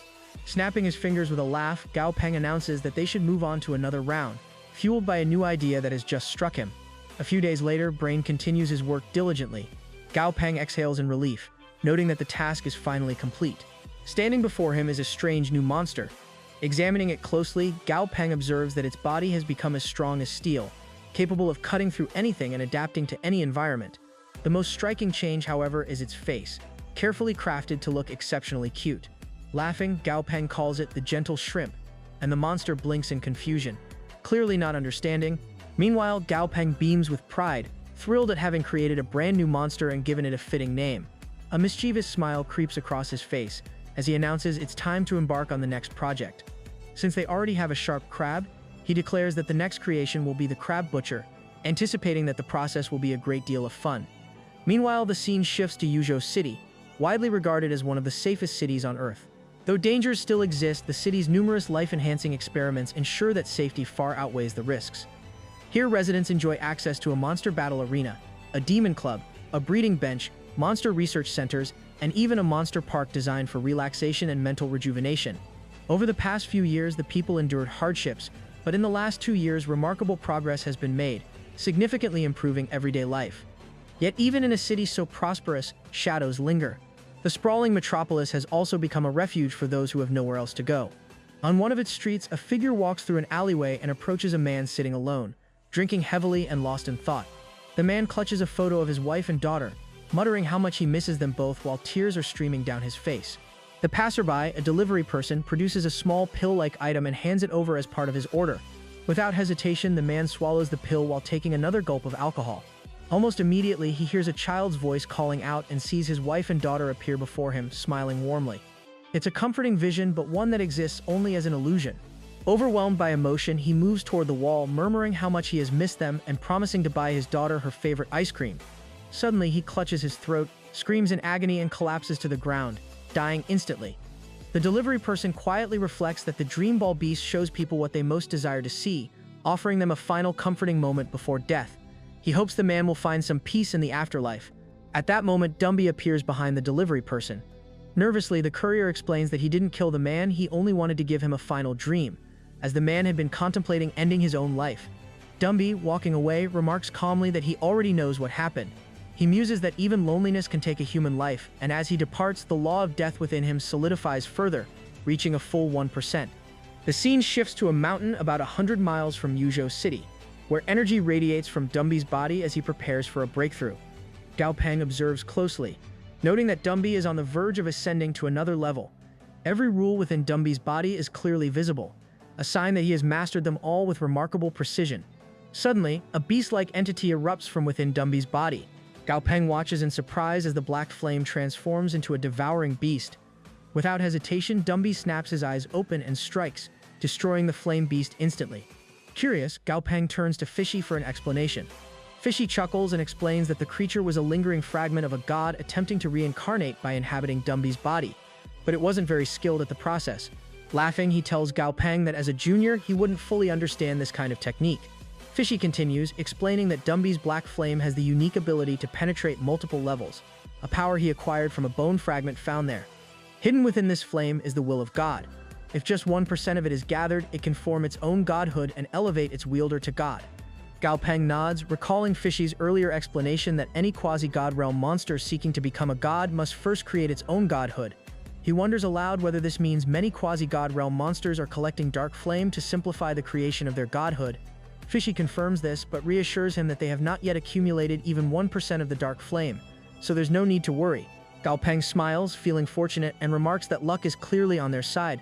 There shouldn't be any problem moving forward. The power of Dumby's 4 laws begins swirling around his body before converging inward, releasing a tremendous surge of energy that ripples outward and rattles all the nearby monsters. The creatures panic, while their trainers watch in complete confusion, unsure of what's happening. The view shifts to Qingtian Plateau, where a massive crack splits the ground and a colossal eye of a creature known as Asura Dragon slowly opens within it. The dragon emerges, sensing a familiar aura. Realizing that someone is breaking through to god level, the moment shocks it, as it's been only 20 years since the last god level breakthrough. Without hesitation, the Asura Dragon takes to the skies. Fishy suddenly stiffens, feeling a formidable presence. Nervously, he tells Gao Peng that a major power is watching them. Gao Peng, already sensing it himself, looks up and sees 2 enormous eyes piercing the sky, clearly the gaze of the Asura Dragon. He notes with unease that these aren't moons but actual eyes, and worries that the dragon might target Dumby and disrupt his breakthrough. The Asura Dragon, actually the Qingtian Dragon, is a mythical grade creature with wood, growth, and searching rules at above 30%. At over level 121, it ranks as a high-level god. Gao Peng observes quietly, recognizing the dragon as the Qinglong Dragon. It doesn't appear hostile, giving him a sense of relief. Meanwhile, Dumby channels energy into his forehead and finally forms his godhood. All the power of the laws converges into it, radiating immense energy. The Asura Dragon watches closely, noting Dumby's remarkable understanding. He's managed to create 4 distinct godhoods: Death Godhood, Soul Godhood, Spectre Godhood, and White Skeleton Godhead, a feat few could achieve. Dumby begins infusing his godhood with even more power, and his head glows brilliantly. Behind him, a massive death-like shadow manifests. Notifications appear, showing that the Law of Death, Scripture Godhead, Soul Godhead, and White Skeleton Godhead have all advanced to 3%. Gao Peng can't hide his excitement at the progress. Just then, the Asura Dragon approaches Gao Peng, visibly impressed. He remarks that he expected it would take at least 50 years to reach God Realm, yet Dumby achieved it in under 20. He recalls a favor done by a human ancestor long ago, which compelled him to protect the human race for thousands of years. Now seeing that humans finally have their own god, he feels content and prepares to depart. Gao Peng asks if the dragon has any advice to offer. The Asura dragon, leaving, admits he's just an old being with nothing significant to advise, but warns that the world is changing rapidly and they shouldn't underestimate it. Gao Peng, with a playful smirk, responds that if the dragon simply gives him a dozen artifacts, he won't care much about the world changing. Back down, Dumby shifts his gaze and alerts Gao Peng that another presence is observing them. Curious, Gao Peng asks what's happening. Dumby explains that it was unmistakably a god, though it has now vanished. Gao Peng makes a wry face, wondering why so many gods seem to be appearing all of a sudden. Seeing that, Fishy clarifies that these gods haven't just appeared, they've always been here, but humans previously lacked the level to sense them. He points out that while Earth is the ancestral land of humans, humans themselves don't fully belong here, as many divine forces already inhabit it. Gao Peng asks whether all these gods have personally witnessed the changes that have unfolded in the world. The scene shifts to Huan Mountain in Chuanshu, where Gao Peng arrives, confident that he has found the right location. Atop the mountain stands a majestic statue of Buddha. As he gazes upon it, Gao Peng reflects that many people pray to Buddha without ever imagining that a real god could actually reside here. To his surprise, Buddha's warm laughter fills the air, and he asks what has brought Gao Peng to this sacred place. Gao Peng explains that he sensed someone from this location attempting to observe them the previous night, prompting him to investigate, though he had never expected the observer to be Buddha himself. Buddha chuckles heartily at this revelation, remarking that Gao Peng is quite an amusing individual. Undeterred by the laughter, Gao Peng takes a deep breath and states his purpose clearly, that he has come to invite Buddha to join his Huaxia tribe as a god, and he asks whether Buddha would be willing to accept this offer. The god's expression twists into a dangerous smile as he remarks that countless years have passed since he last saw a god trainer. He notes that Gao Peng's tone is just as irritating as that person's once was. Since Gao Peng has made the offer, the god is willing to accept, but only if Gao Peng's pet Dumby can win in a fight. At this, Gao Peng's expression turns serious. He quietly assesses the monk's status, which comes as blissful Buddha, mythical grade, elementary god tier, wielding metal and majestic attributes, with the strengthening rule and golden light rule both at 9%. Gao Peng quickly realizes the intention behind the challenge. This Buddha clearly wants to target Dumby, knowing he is currently at his weakest. Without hesitation, Gao Peng steps back and withdraws the offer. The Buddha initially assumes Gao Peng has agreed, then reacts with surprise when he realizes the invitation has been rejected. Gao Peng responds calmly, making it clear that the timing isn't right and that he will return another day. He adds lightly that the trip was still worthwhile, as meeting a living Buddha is a rare blessing. Hearing that, the Buddha's face darkens with anger, realizing this human is far more cunning than expected. A few days later, the scene shifts to Southern Sky Group's laboratory in Yuzhou City. Gao Peng arrives and greets Yao Li, mentioning that he has already reviewed the latest data and wants it reported to the old man as soon as possible. Just then, Li Jiao steps in and informs him that 3 guests are waiting outside. Shortly afterward, the leaders of the White Dragon tribe and the Green God tribe enter the laboratory. Gao Peng greets the White Dragon tribe's leader with warmth, remarking that he hadn't expected Patriarch Bai to travel such a long distance. With a light laugh, he adds that he should have been notified in advance. At this moment, Mofo steps forward and cautiously asks whether the rumors are true, that one of Gao Peng's pets has already reached the God Realm. Gao Peng responds with an easy smile, calmly confirming that the news is indeed accurate. The White Dragon tribe's leader freezes in shock, blurting out that Gao Peng clearly doesn't understand what such a breakthrough truly signifies. Still relaxed, Gao Peng simply gestures for him to continue. Meanwhile, the surrounding members of the other tribes grow increasingly emotional. Some even begin to cry, murmuring that their ancestor must be watching from above now that their side has finally produced a god. Seeing this reaction, Gao Peng looks genuinely puzzled and asks lightly why everyone is responding so dramatically, as though becoming a god were something unimaginable. The crowd exchanges helpless glances, silently thinking that after all these years, this kid really hasn't changed, and that he truly has no idea just how outrageous his words sound. The White Dragon tribe leader then explains the reality they've lived with for generations. Everyone dreams of becoming a god, and their tribes have produced plenty of talented individuals. But the squared world simply doesn't have the resources to support even a low-level god. Pouring everything into that goal would have drained the land dry and destroyed the tribes entirely. In the end, survival mattered more, and the dream of godhood was quietly abandoned.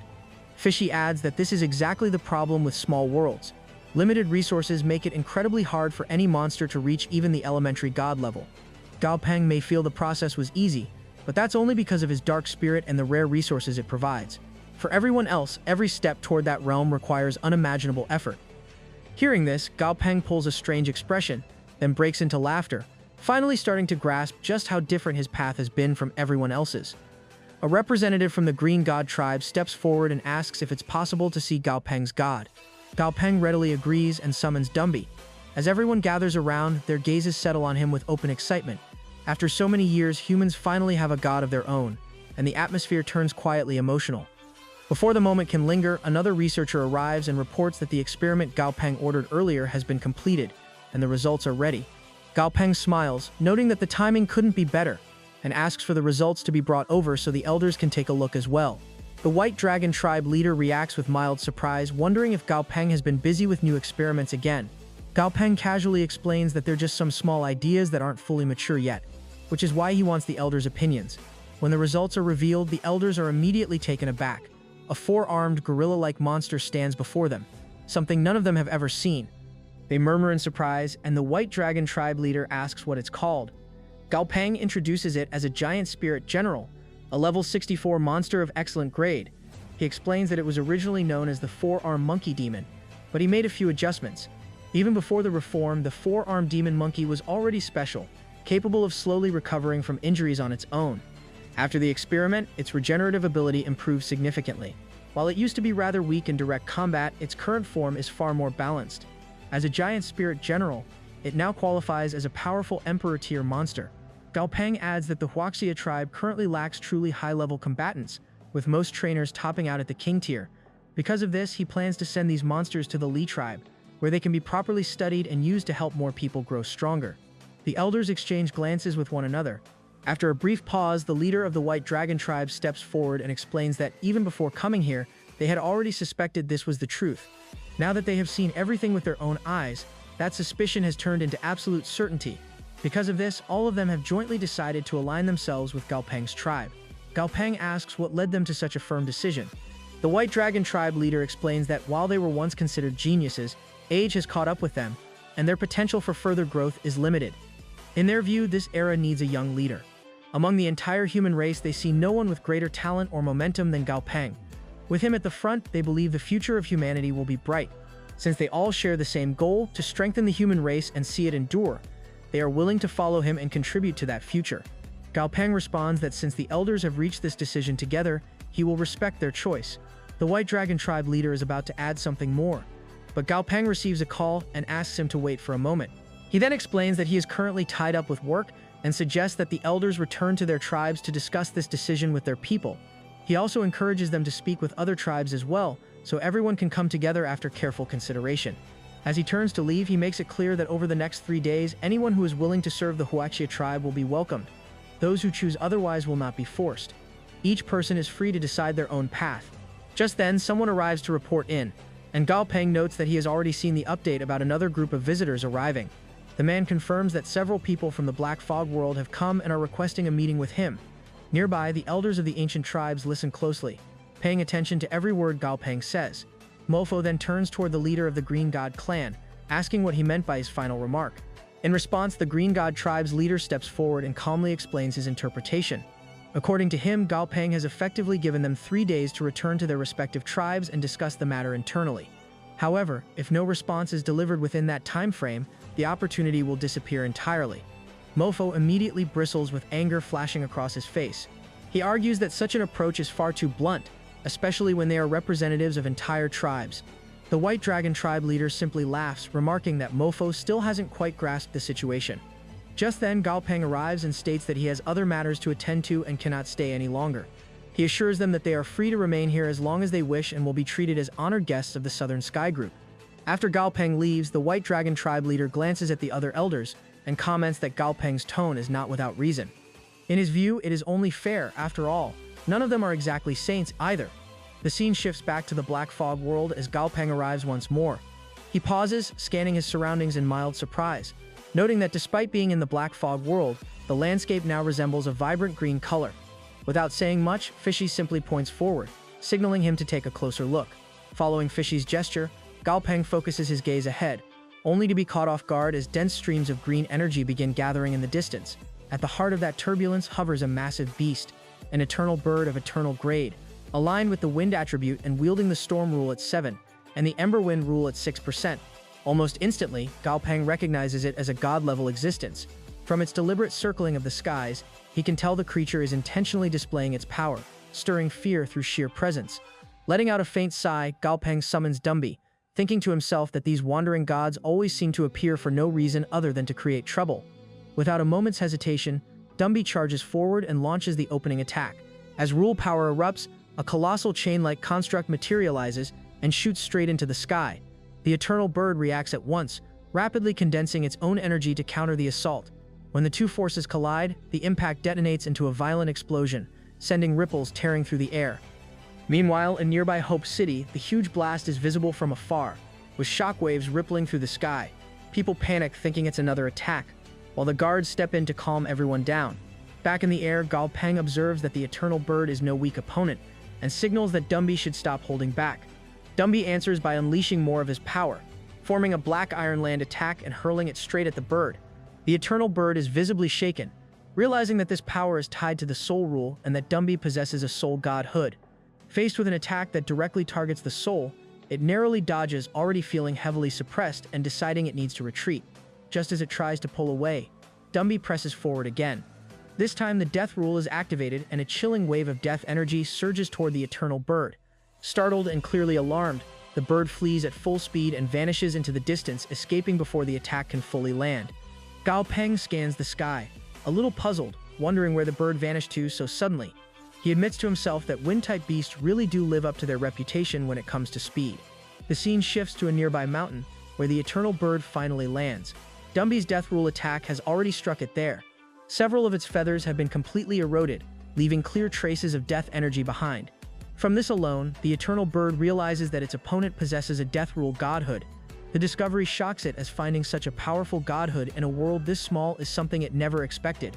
What it assumed would be an easy task now looks far more complicated, forcing it to abandon its original plan and switch to a second option instead.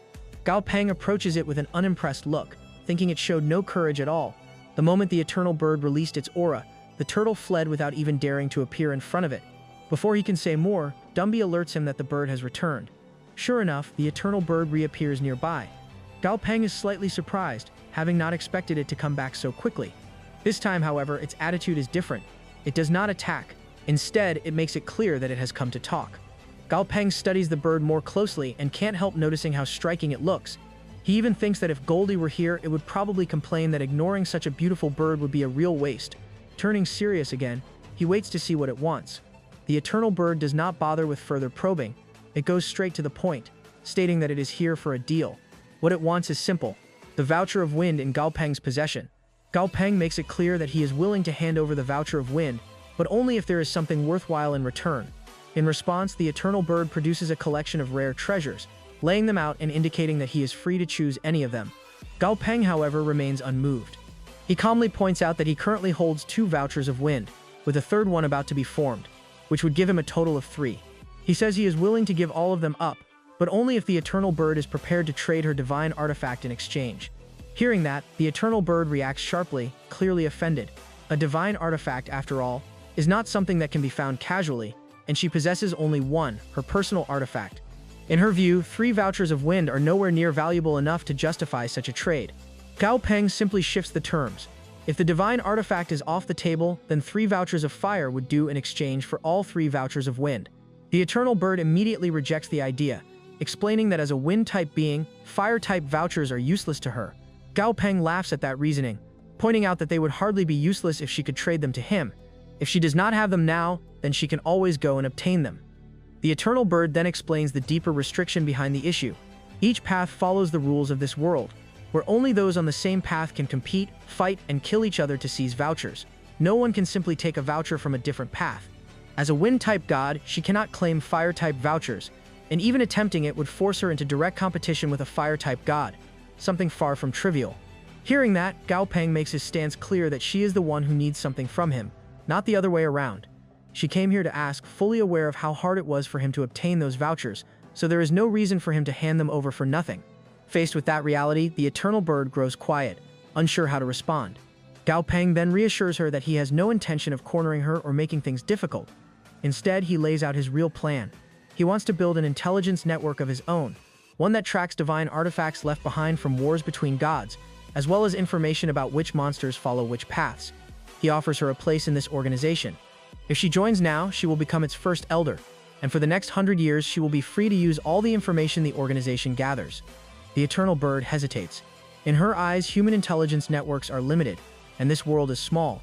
Still, she does not want to let the 3 vouchers of wind slip away. After some thought, she asks what Gao Peng actually expects from her in return. His answer is simple. She only needs to share information and lend a hand when necessary. If she agrees, he will give her all 3 vouchers immediately. The Eternal Bird steps closer, clearly tempted, but raises one last concern. What if she takes the vouchers and leaves? Gao Peng just laughs, confident that she will not. In his mind, the outcome of betrayal is already clear. Without further delay, Gao Peng hands over all 3 vouchers of wind. The Eternal Bird consumes them on the spot, then assures him she has no intention of breaking her word. She asks him to bring a stone tablet so she can record everything she knows right away. Gao Peng laughs and casually pulls out a mobile phone, signaling that there is no need for stone tablets. Their organization already has a more convenient way to record information, so she can simply start talking. The Eternal Bird stares at the device with clear confusion, unable to figure out what it is. 20 minutes later, Gao Peng finishes recording everything and saves the data. When he looks up, he notices the Eternal Bird still eyeing the phone with obvious curiosity. Amused, he thinks to himself that another unsuspecting one is slowly being pulled into his world. He wonders aloud why she is still standing there, since she has already given him all the information he asked for, and asks whether she plans to leave. Instead of answering, the Eternal Bird points at the phone, clearly wanting to know what that strange object is. Gao Peng puts on an innocent expression and simply explains that it is a special product of the Huaxia tribe. The scene then shifts to a prepared room, where a staff member informs Gao Peng that everything he requested has been arranged and placed inside. Hearing this, the Eternal Bird steps forward, asking if the room is truly ready. Gao Peng confirms that it is and adds that all the items inside are tailored for birds, so she can stay there as long as she likes. At that moment, the Eternal Bird shifts into her human form and cautiously asks if staying indefinitely will really not cause any trouble. Gao Peng reassures her with a smile, telling her there is no issue at all, and suggesting she go take a look. The Eternal Bird does not hesitate. She darts into the room at full speed, clearly eager to explore her new space. As she leaves, Gao Peng mentions he stocked the place with enough entertainment to keep her busy for years. He then orders his workers to cut the power during any invasion and blame outside interference. Snapping his fingers to call Dazi, he casually notes how easy it is to keep even a god in check. A few weeks later, outside the Fire God Valley, Mechanical God arrives to meet the Baifeng clan. He explains that he has been sent by his master and carries an important message for their ancestor. One of the Baifengs dismisses him at first, treating him like nothing more than a mechanical outsider. Before he says much, the ancestor personally steps in, warning the others not to be disrespectful as she recognizes Mechanical God. She then asks about the purpose of his visit. Mechanical God calmly explains that Gao Peng sent him because he possesses information related to a quasi-god level voucher of fire. The Baifeng ancestor is visibly startled by this revelation and asks him to wait. After a brief pause, she turns toward the depths of the valley and calls out, summoning the others. In response, numerous Baifengs begin emerging one after another from deep within the valley. As they appear, Mechanical God silently observes them and feels a growing sense of pressure. Most of these Baifengs are already at the peak of the quasi-god realm, and among them are several presences that feel especially terrifying. He quickly realizes that this mythical monster clan, which appears calm and unassuming on the surface, is anything but simple. Meanwhile, the remaining territory is largely overrun by monsters, mythical beasts, and even other gods. In the middle of all this chaos, Flamey suddenly comes flying back, looking rather pitiful. Seeing this, Mechanical God can't help but worry about drawing attention by the ancestor accompanying him so openly. Hearing that, she reflects that she has long wanted the chance to leave the valley and roam freely. However, despite that desire, some concerns still linger. After all, if she were to leave, the Phoenix clan and other forces might take the opportunity to make a move. With that in mind, she quietly signals for everyone to stay calm. At the same time, some of the Baifengs feel confused, especially since she had previously suggested that they roam together. Others, however, trust her judgment completely. In their view, if she decides they should return later, they can always go back and pass the time hunting bugs anyway. Meanwhile, as Mechanical God surveys the area, he quickly notices that even the air itself has turned into raging fire. Clearly, Baifeng's presence here for countless years has reshaped the land, transforming the entire mountain into a blazing inferno. Elsewhere, outside Fire God Valley, Gao Peng arrives together with Goldie. Not long after, Goldie casually brings up an overlooked detail, that White Blade has gone roaming with Brain. This news catches Gao Peng slightly off guard. Goldie then explains that White Blade believes forming a bond with Brain could help him grow stronger. which is why the two decided to head out and hunt powerful magical beasts while collecting their beast cores. That said, before leaving, they didn't mention where they were going or when they planned to return. At that, Gao Peng pulls an exaggerated expression, clearly doubting whether Goldie is telling the truth. In response, Goldie finds the suspicion completely unnecessary and instead shifts his focus to something more important: the safety of his three godsons. That reminder, in turn, makes Gao Peng think back to the three duck children, who are most likely still growing inside the Vortex battlefield. Hearing this, Goldie finally relaxes. His thoughts drift to the future, where he won't just be Goldie but Boss Goldie. With his adopted sons handling the small stuff, his load would ease, and before long they'd be known as the Three Famous Dragons. That idea, however, leaves Gao Peng a little puzzled. After all, no matter how you look at it, those so-called dragons are still duck children at heart. Even so, Goldie has absolute confidence in them. In his eyes, their potential is enormous, and he firmly believes they'll soon break into the top 20 of the heavenly ranking. Meanwhile, Gao Peng quietly wonders what this heavenly ranking even is, since he's never heard of it before.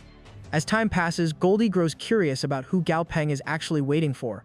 Gao Peng stays vague, only hinting that a certain bird is on her way and that he'll recognize her the moment she appears. Almost right away, Goldie puts on a pair of sunglasses, acting like he has zero interest in seeing any bird at all. For the moment, he seems perfectly content. Just then, though, a voice echoes out, questioning that very sense of happiness. Goldie freezes on the spot, instantly struck by how familiar it sounds. Before he can even react, Flamey suddenly appears and launches a fierce attack. She holds nothing back, clearly aiming to crush Goldie outright. Caught completely off guard, Goldie ends up in miserable shape, crying like a femboy. For a moment, Flamey studies Goldie closely, sensing that something feels off. Because of that, she starts wondering if he's deliberately hiding something from her. Under her intense gaze, Goldie grows visibly nervous, stiffening up as if he's about to confess everything in one go. To get to the bottom of it, Flamey keeps asking if he's upset, bullied, or if she did something wrong, but Goldie quickly denies it each time. Gao Peng watches and lets out an amused chuckle at Goldie's pitiful state. Soon after, Flamey fixes Goldie with an even sharper stare. After all, she's already heard the rumors about him adopting 3 children, so her curiosity naturally shifts to their origins, especially the question of who the children's mother might be. In response, Goldie quickly insists that it's purely an adoption and that there's absolutely no scandal involved. Unfortunately for him, in his panic, a reckless thought slips out. Vaguely and without thinking it through, he claims that the children somehow belong to both himself and Gao Peng. The effect is immediate. On the spot, Flamey collapses, completely overwhelmed by what she just heard. At the same time, Gao Peng turns to Goldie with an icy glare, making it painfully clear that he wants no involvement in this nonsense and refuses to be dragged into Goldie's personal mess. Meanwhile, elsewhere within the Southern Sky Group, a large number of Bai Fangs have gathered together. Just the sight of them is enough to make the poor Emperor Turtle break down in tears, trembling in fear under their combined presence. Shortly after, Gao Peng escorts Bai Fang ancestor inside and formally presents her as the Grand Master of the Bai Fang clan. He then introduces his grandfather as the leader of the Huaxia tribe, casually adding that she has already met all of his pets along the way. Finally, Gao Peng leads her over to the Eternal Bird and makes the introduction. As he does, he shoots the Eternal Bird a playful look, clearly expecting her to at least acknowledge the newcomers instead of staying completely absorbed in her little game. At that point, Bai Fang ancestor grows curious about whatever has the Eternal Bird so focused and starts wondering what exactly she's holding. Meanwhile, the Eternal Bird doesn't even look up. Still seated in place, she casually explains that it's just a computer and keeps playing. Hearing that, Bai Fang ancestor leans in to examine it more closely, deciding that it looks like some kind of magical weapon, and surprisingly, a rather interesting one. The Eternal Bird even seems more than willing to explain how it works. That possibility immediately makes Gao Peng uneasy. After all, dealing with one Eternal Bird addicted to games is manageable, but if the entire Bai Fang clan picked up the same habit, the results would be hard to imagine. So, trying to steer things back on track, Gao Peng reminds the Eternal Bird that Bai Fang ancestor didn't come all this way for games. She's here for serious business related to the Voucher of Fire. Unfortunately, the Eternal Bird doesn't react at all. Seeing this, Bai Fang ancestor gently signals that it might be better to deal with the important matters first. Gao Peng agrees, but not without adding one condition. Before moving on, he insists on settling accounts. After all, getting information about the Voucher of Fire hasn't been cheap.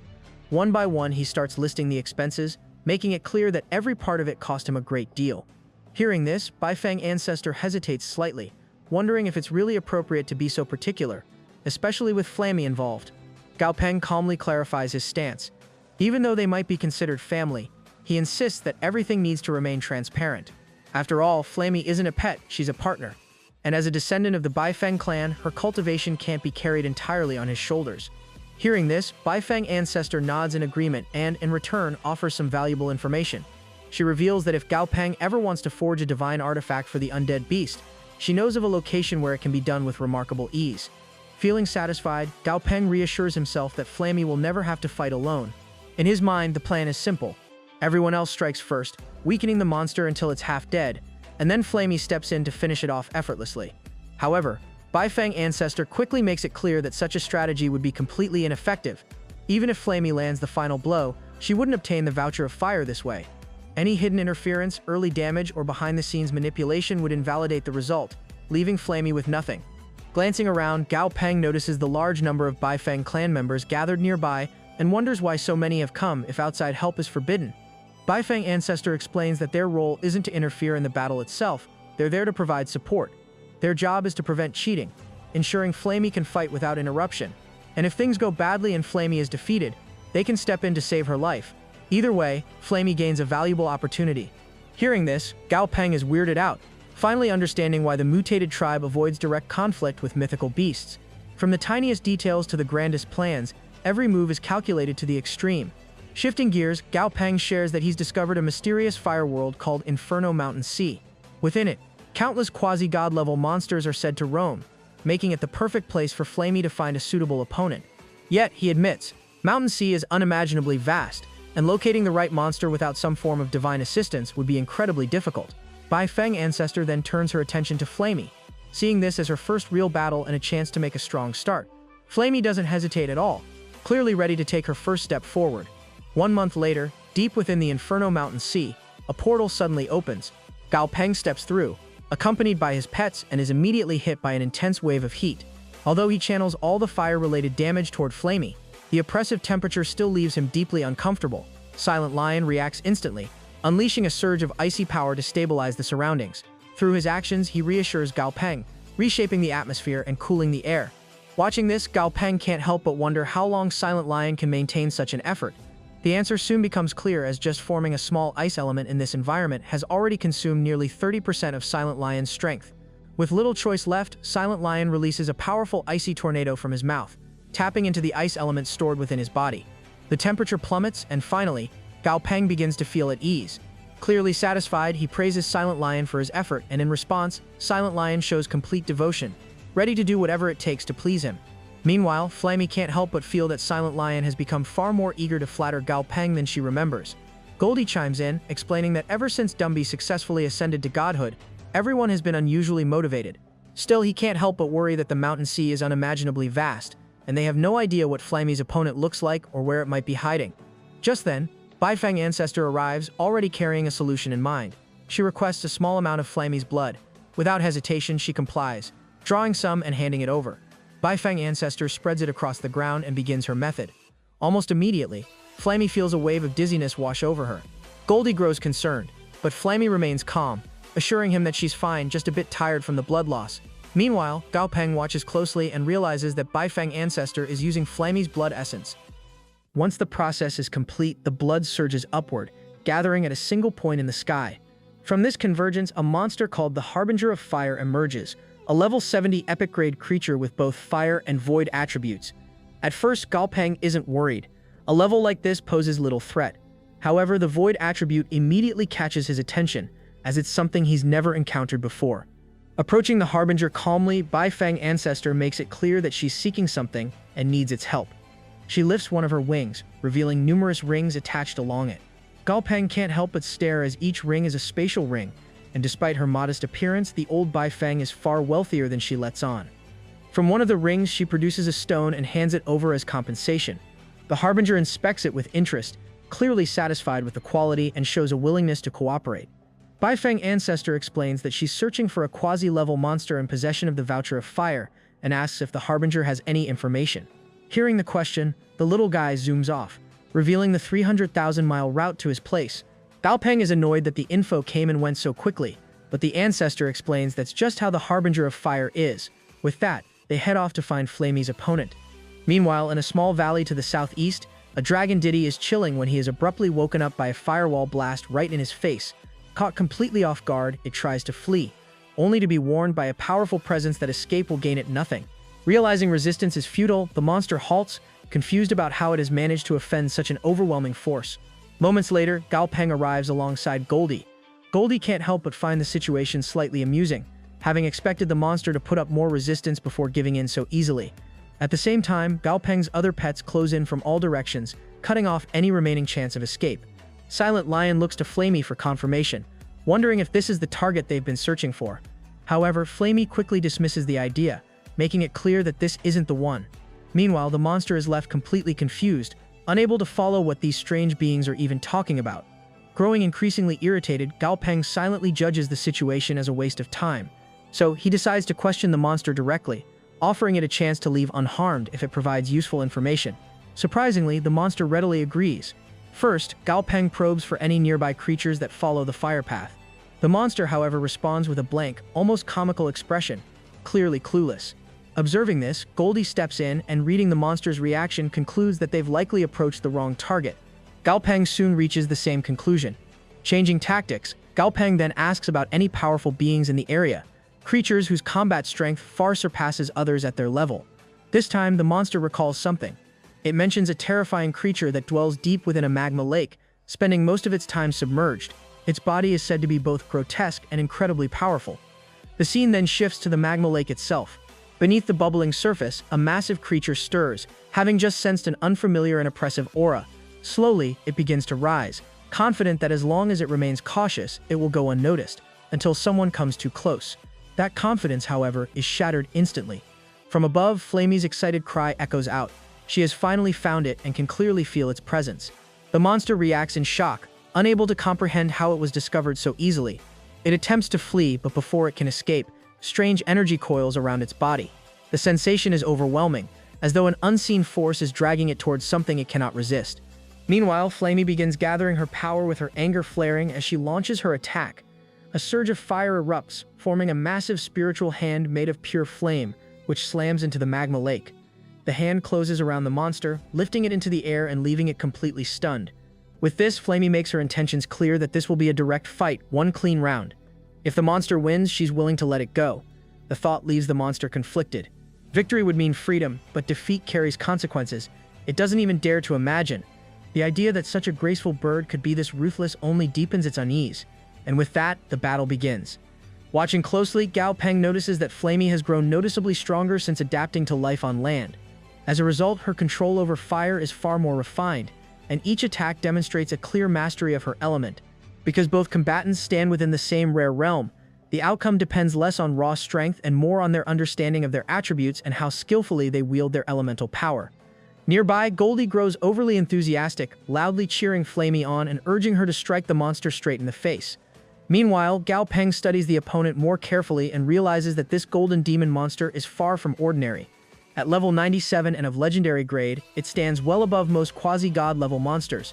Its close combat abilities are especially terrifying, enough to overwhelm almost any opponent in a head-on fight. Clearly, if Flamey engaged it at close range, she would be at a disadvantage. However, Flamey handles the situation smartly. She makes full use of her flying ability, constantly keeping her distance and refusing to let the monster get anywhere near her. Her fire-enhanced flight is incredibly fast, far beyond what the golden demon monster can keep up with. No matter how strong it is, its attacks simply cannot reach her. Realizing this, the monster abruptly turns and tries to flee.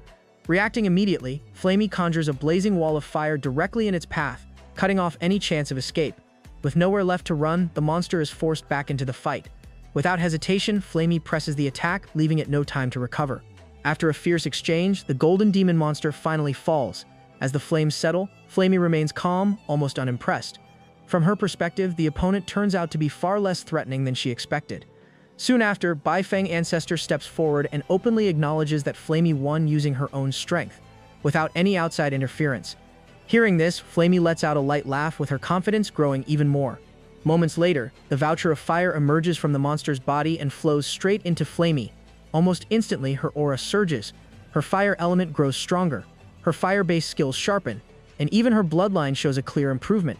Observing this, Baifeng Ancestor remarks that with a few more victories against suitable opponents, Flamey's bloodline will undergo a complete transformation. Naturally, this catches Gao Peng's attention. He grows curious about this so-called complete transformation. especially since the system never mentioned it. In response, Baifeng Ancestor explains that each transformation steadily boosts one's strength, allowing continuous evolution over time. Hearing this, Gao Peng finally understands the true value of the Voucher of Fire. It doesn't just grant power, it refines quality. No wonder monsters want these vouchers so desperately. They offer a guaranteed path to evolution without the exhausting search for rare materials. Each evolution follows the creature's own chosen path, and Gao Peng finds himself genuinely curious about how Flamey will continue to grow through them. Not long after, Flamey encounters her second opponent. The moment the battle begins, her enemy unleashes an overwhelming surge of fire. Almost immediately, Baifeng Ancestor recognizes the issue that this monster is an Inferno Tyrant, a creature born with extreme resistance to fire. Its mastery over the fire element far surpasses Flamey's. As Gao Peng watches the fight unfold, he realizes the concern is well-founded. Flamey's flames barely affect the Inferno Tyrant at all. For the first time, defeat starts to feel like a real possibility. Her luck seems unusually bad as her second opponent turns out to be a perfect counter to her greatest strength. Flamey is used to overwhelming others with fire and resistance, but this time she's facing someone with even greater control and resilience. Before long, the Inferno Tyrant escalates the fight, releasing torrents of fire that warp the battlefield itself. Then, something feels off to Gao Peng as the monster suddenly shifts tactics. Reaching into the molten stone beneath its feet, it shapes a razor-sharp projectile and hurls it toward Flamey at terrifying speed. She narrowly dodges, relying on her superior mobility. Fast as the attack is, it still can't match her full speed. In response, Flamey fights back, unleashing a rain of fiery attacks that crash down in a series of violent explosions. However, when the smoke clears, the result is unsettling as the Inferno Tyrant stands completely unharmed.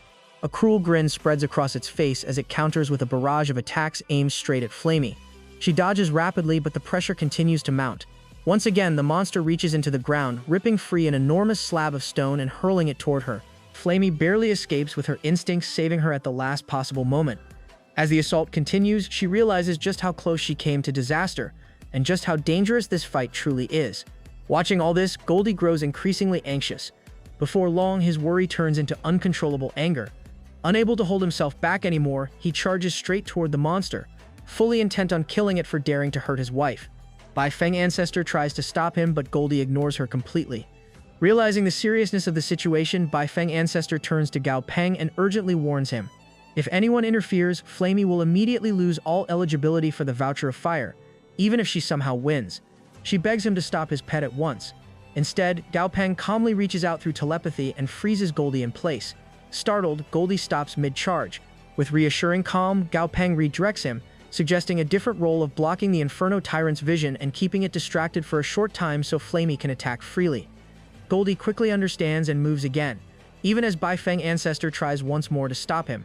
As this unfolds, Gao Peng reflects on past events.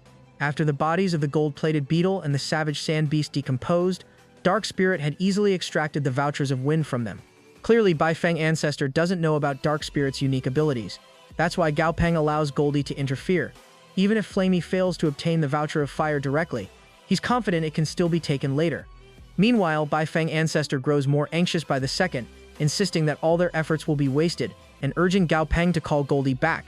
Gao Peng, however, remains relaxed, telling her to simply watch. His calm attitude only confuses her further.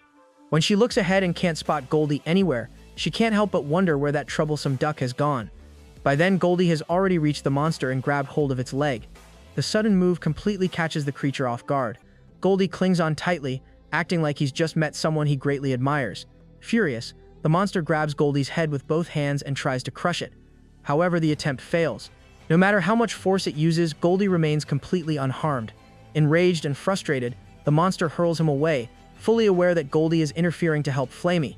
Even so, Goldie immediately rushes back and latches onto the monster's leg again, stubbornly refusing to let go. At that point, the monster completely snaps and starts raining punches down on Goldie with everything it has. Even so, nothing happens. Watching closely, Gao Peng quickly figures out why. Although the Inferno Tyrant is terrifyingly strong, it's mainly a magic-type monster. Its physical strength simply doesn't compare to Goldie's, which makes these attacks totally ineffective. Seizing the moment, Flamey attacks from behind and doesn't hold back. She keeps the pressure on as her flames hit cleanly and spread across the monster's body. Almost at once, the monster senses something is off. This fire is different, carrying a clear trace of soul power. In response, the monster suddenly grabs its head and lets out a piercing scream, convinced that something has gone terribly wrong and that it's been cheated. Flamey answers with pure fury, making it clear through her actions that the fight has been completely fair. Meanwhile, Goldie stays oddly cheerful, acting less like an intruder and more like an overenthusiastic fan, as if reassuring the monster that he means no harm. That only makes things worse. The creature becomes even more enraged, fully believing that Goldie's interference has ruined what should have been a secret and honorable battle.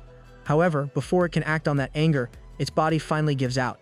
The monster collapses to the ground and dies on the spot. As its life fades, the voucher of fire emerges from its body and immediately flows into Flamey. Once again, her aura surges as her power rises. Right away, Flamey rushes over to check on Goldie, relieved to see that he's completely fine. Goldie just laughs it off, clearly unaffected, treating the whole thing like a minor scuffle. Soon after, Gao Peng summons Silly and has her tend to both Flamey and Goldie, making sure neither of them suffers any lingering damage. Watching all of this, Bifeng Ancestor is quietly stunned.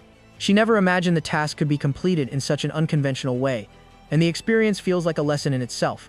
From her perspective, Goldie never truly fought. He simply disrupted the flow, preventing the opponent from fully focusing.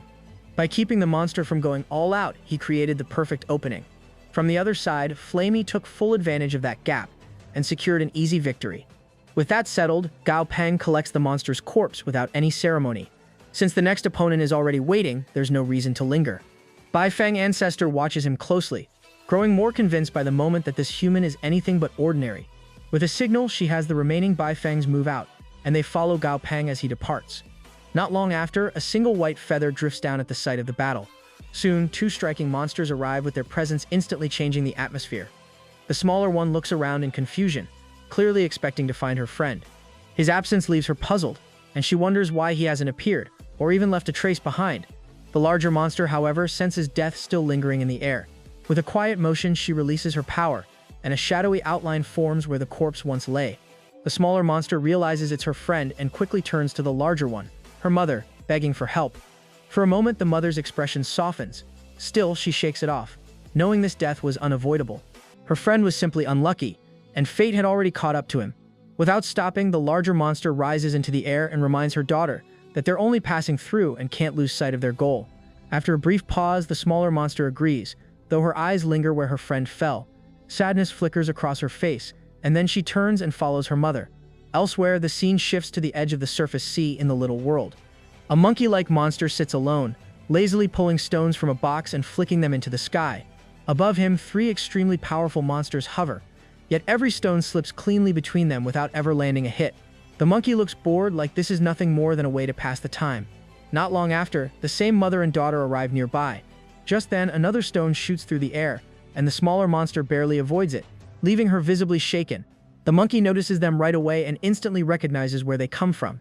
Soon enough, the larger monster explains their reason for being there.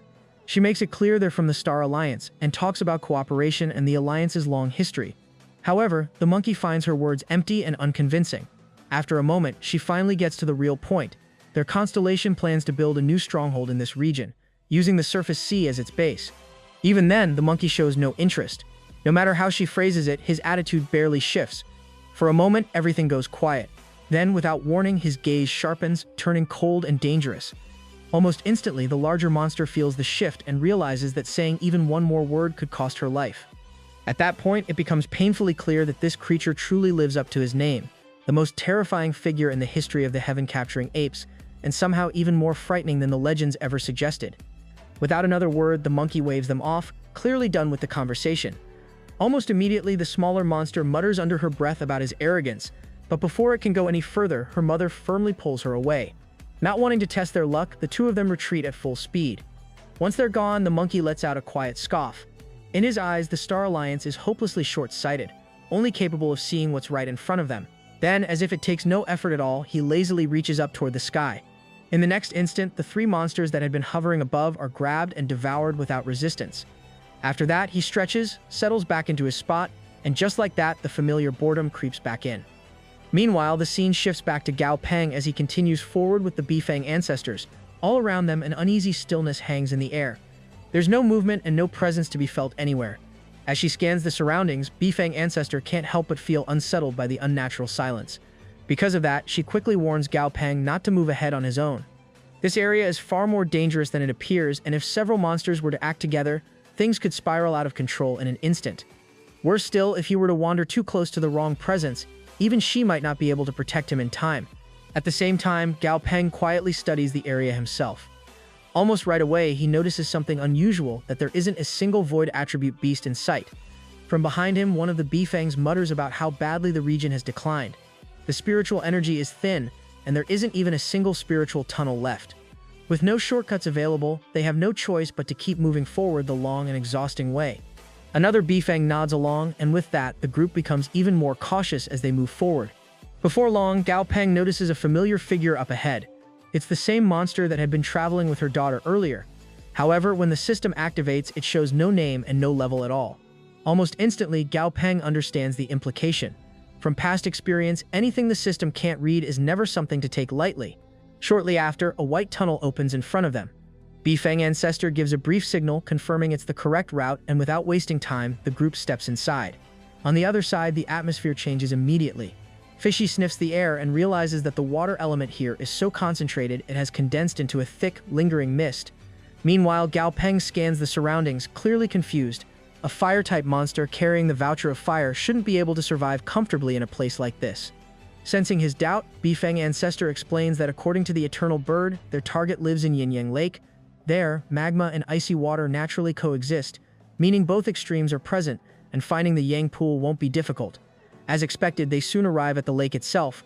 One half is frozen solid, while the other churns with bubbling magma. The contrast is dramatic, and for a brief moment, even Gao Peng can't help but admire the sight. Then, without warning, something stirs beneath the surface. An icy attack shoots straight toward them. Instantly, Silent Lion steps in front of Gao Peng and casually swallows the attack whole, dispersing it as if it were nothing. In response, Flammy moves forward, clearly unimpressed. Compared to what she has already faced, this opponent barely registers as a threat. Moments later, a massive crocodile-like monster bursts out from the frozen side of the lake. Seeing that, Flemmy doesn't hesitate. She releases her wooden heart flame, and the instant it lands, a violent explosion erupts. As the smoke clears, the crocodile is revealed to be badly injured, but Flemmy isn't done yet. Almost immediately, she follows up with a second strike. Her flames surge directly into the monster's body and detonate from within, leaving it even more heavily wounded. Enraged, the crocodile lets out a furious roar. As its voice echoes across the lake, a gigantic icy maw forms around Flemmy, snapping shut before she can react and trapping her inside. Seeing this, Goldie stiffens in concern. Gao Peng, however, remains calm as he has already judged the situation. This crocodile's fire resistance is far weaker than that of the previous quasi-god opponents Flemmy faced, and its speed is lacking as well. Unlike earlier enemies who forced her to constantly dodge due to overwhelming heat, this one simply can't keep up. Once Flemmy realizes that, the result is already decided. Sure enough, moments later, the ice shatters. Flemmy bursts free without a scratch with her relaxed and confident expressions. Seeing that, the crocodile freezes in disbelief as the attack barely slowed her down at all. Without wasting a second, Flammy fires back. Her flames roll over the crocodile's body and finally take hold. This time, the fire doesn't scatter or fade. It digs in, burning deep and spreading fast. Seeing that, Gao Peng and his beast burst into cheers, openly celebrating the win. Meanwhile, Flammy stands tall and confident, having taken down a quasi-god-level opponent completely on her own. Moments later, the voucher of fire rises from the fallen monster and flows straight into Flammy. As it merges with her, her aura spikes sharply. Almost at once, she feels her growth has hit a critical point. One more voucher, and she'll finally break through and evolve. Off to the side, Bifang Ancestor watches with clear approval. No one had to step in during the fight, which only makes the victory more impressive. However, just as the moment starts to settle, something feels wrong. Bifang Ancestor's expression shifts as the void ahead fractures, and a massive claw begins tearing its way through space. Instantly, she knows this has gone far beyond expectations. Staying here isn't an option anymore. She rushes to Gao Peng and signals that they need to leave this world right now. Gao Peng doesn't argue and immediately starts pulling his beast back. Just as Gao Peng turns to leave, a monster suddenly steps into his path, cutting him off. Instantly, the system reacts. It identifies the creature as a mid-tier true god with a tree path rule comprehension of 18.2%. From the look of things, he's clearly been watching for a while, and already knows about the crocodile's death in the Jade Water Pool. Gao Peng doesn't bother denying it. Instead, he calmly sizes the situation up, briefly wondering if this is about revenge. Almost immediately, though, he realizes that's not the case. The true god shows no hostility at all. Instead, his gaze shifts to the massive claw tearing through space. According to him, this world is under attack, and he hopes to borrow Gao Peng's strength to drive the invading evil spirit out of the Fortune Realm. Without hesitation, Gao Peng refuses. This is not a fight he can afford to get dragged into. With that, he gathers his pets and continues his retreat without another word. Not long after, a second monster approaches the true god, looking completely unsurprised by what just happened. From his reaction, it's obvious he expected Gao Peng to turn him down.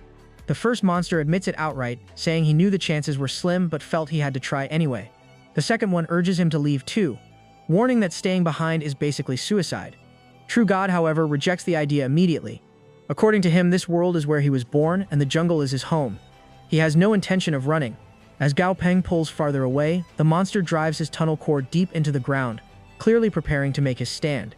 Still, the second monster tries to reason with him, warning that the invading existence is far beyond anything he can handle. In response, True God releases his full power. Massive tentacles erupt from his body as his form transforms, merging with a towering tree that surges skyward. At its roots, a dense sphere of energy begins to form. Even so, the second monster can't hide his fear. He admits he isn't built for this kind of last stand, and retreats to watch from a distance as True God commits completely. The tentacles lash out, wrapping tightly around the invading claw. Watching from afar, Gao Peng immediately understands what's happening.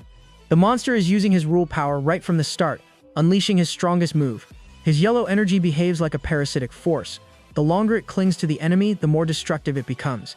For a brief moment, it almost seems like it might work. Then, all of a sudden, energy bursts from within the claw. Instantly, the tentacles disintegrate, vanishing in a flash. Gao Peng can only shake his head, realizing they didn't even last 3 seconds. Clearly, the gap in power is staggering. Just as he processes that, the space above him tears open once again. A second claw forces its way through the rift, reaching straight toward him. Seeing that, Gao Peng wastes no time and makes a run for it. Just then, the True God monster jumps in, shouting that the fight isn't over yet. It charges straight at the claw, but nothing seems to happen as its attack fails to make a dent. The claw easily slices through the monster's tentacle. To make matters worse, smaller tentacles sprout from the severed limb and latch onto the claw. Meanwhile, the spatial rift starts to close slowly, and Gao Peng realizes that this power might actually be capable of sealing the rift. Breathing heavily, the True God monster admits that delaying the rift was all he could do for this world. But before anyone can react, an attack erupts from inside the spatial rift, completely obliterating the True God. Seeing this, the two remaining monsters decide there's no point in staying and start to retreat at full speed. However, their escape is abruptly blocked by a colossal creature, the same one whose claws had pierced the spatial rift. The first monster, startled, refers to the giant monster as Platinum Blade, asking why he's intervening, insisting they've done nothing against him. The giant monster roars, declaring that they must bow or face death. Realizing the danger, Gao Peng takes off running. Baifeng Ancestor shouts for him to move full speed and not look back as this newcomer is terrifyingly powerful. Curious, Gao Peng asks just how strong he is. She replies that he's comparable to the Silver Phoenix they encountered earlier, or possibly even stronger. Gao Peng, wide-eyed, thinks that this must be a high god, and perhaps even one level above old Baifeng. Gao Peng then wonders if she knows anything about Platinum Blade, since the mud-type monster had mentioned the name. Baifeng Ancestor shakes her head, claiming that she's never heard of him. She explains that Star Covenant is an ancient alliance in the Tyrant Galaxy, existing for millions of years. Originally, it had only a few star-type monsters, but during the Civil War in the Surface Sea, many monsters fled there. Some of these monsters had committed major crimes and were exiled to the Tyrant Galaxy. Over the next 5 years, Star Covenant launched aggressive infiltration missions, but neighboring powers managed to suppress them. Both the leader and vice leader were killed on the moon, their bodies displayed for 300 years as a warning. The surviving members returned to Tyrant Galaxy, but Baifeng Ancestor admits she doesn't know what happened after that. Gao Peng, absorbing this information, initially assumes Platinum Blade might be their boss, but now realizes he's likely just one of their warriors. This means Star Covenant is not to be underestimated. Even the most powerful forces in the universe couldn't fully crush them. Just then, another monster begins moving into the open rift. Gao Peng asks what kind of monster it is, and she warns him to leave immediately, as this one seems even stronger than the previous creature. Back in Black Fog World, Silly begins closing the special rift with her powers. Gao Peng notes that since Black Fog World sits on the edge of the Surface Sea and Jutian Dynasty, the intruders haven't targeted it yet. Still, with so many spatial rifts present, it can't be ignored. He realizes they'll need to guard the area carefully and be ready to evacuate at a moment's notice. A pang of worry hits him. If luck isn't on their side, they may have to run again. Just then, Bifang Ancestor tells Gao Peng it's time to leave, suggesting they say their goodbyes. Surprisingly, Gao Peng insists she can take Flamey with her.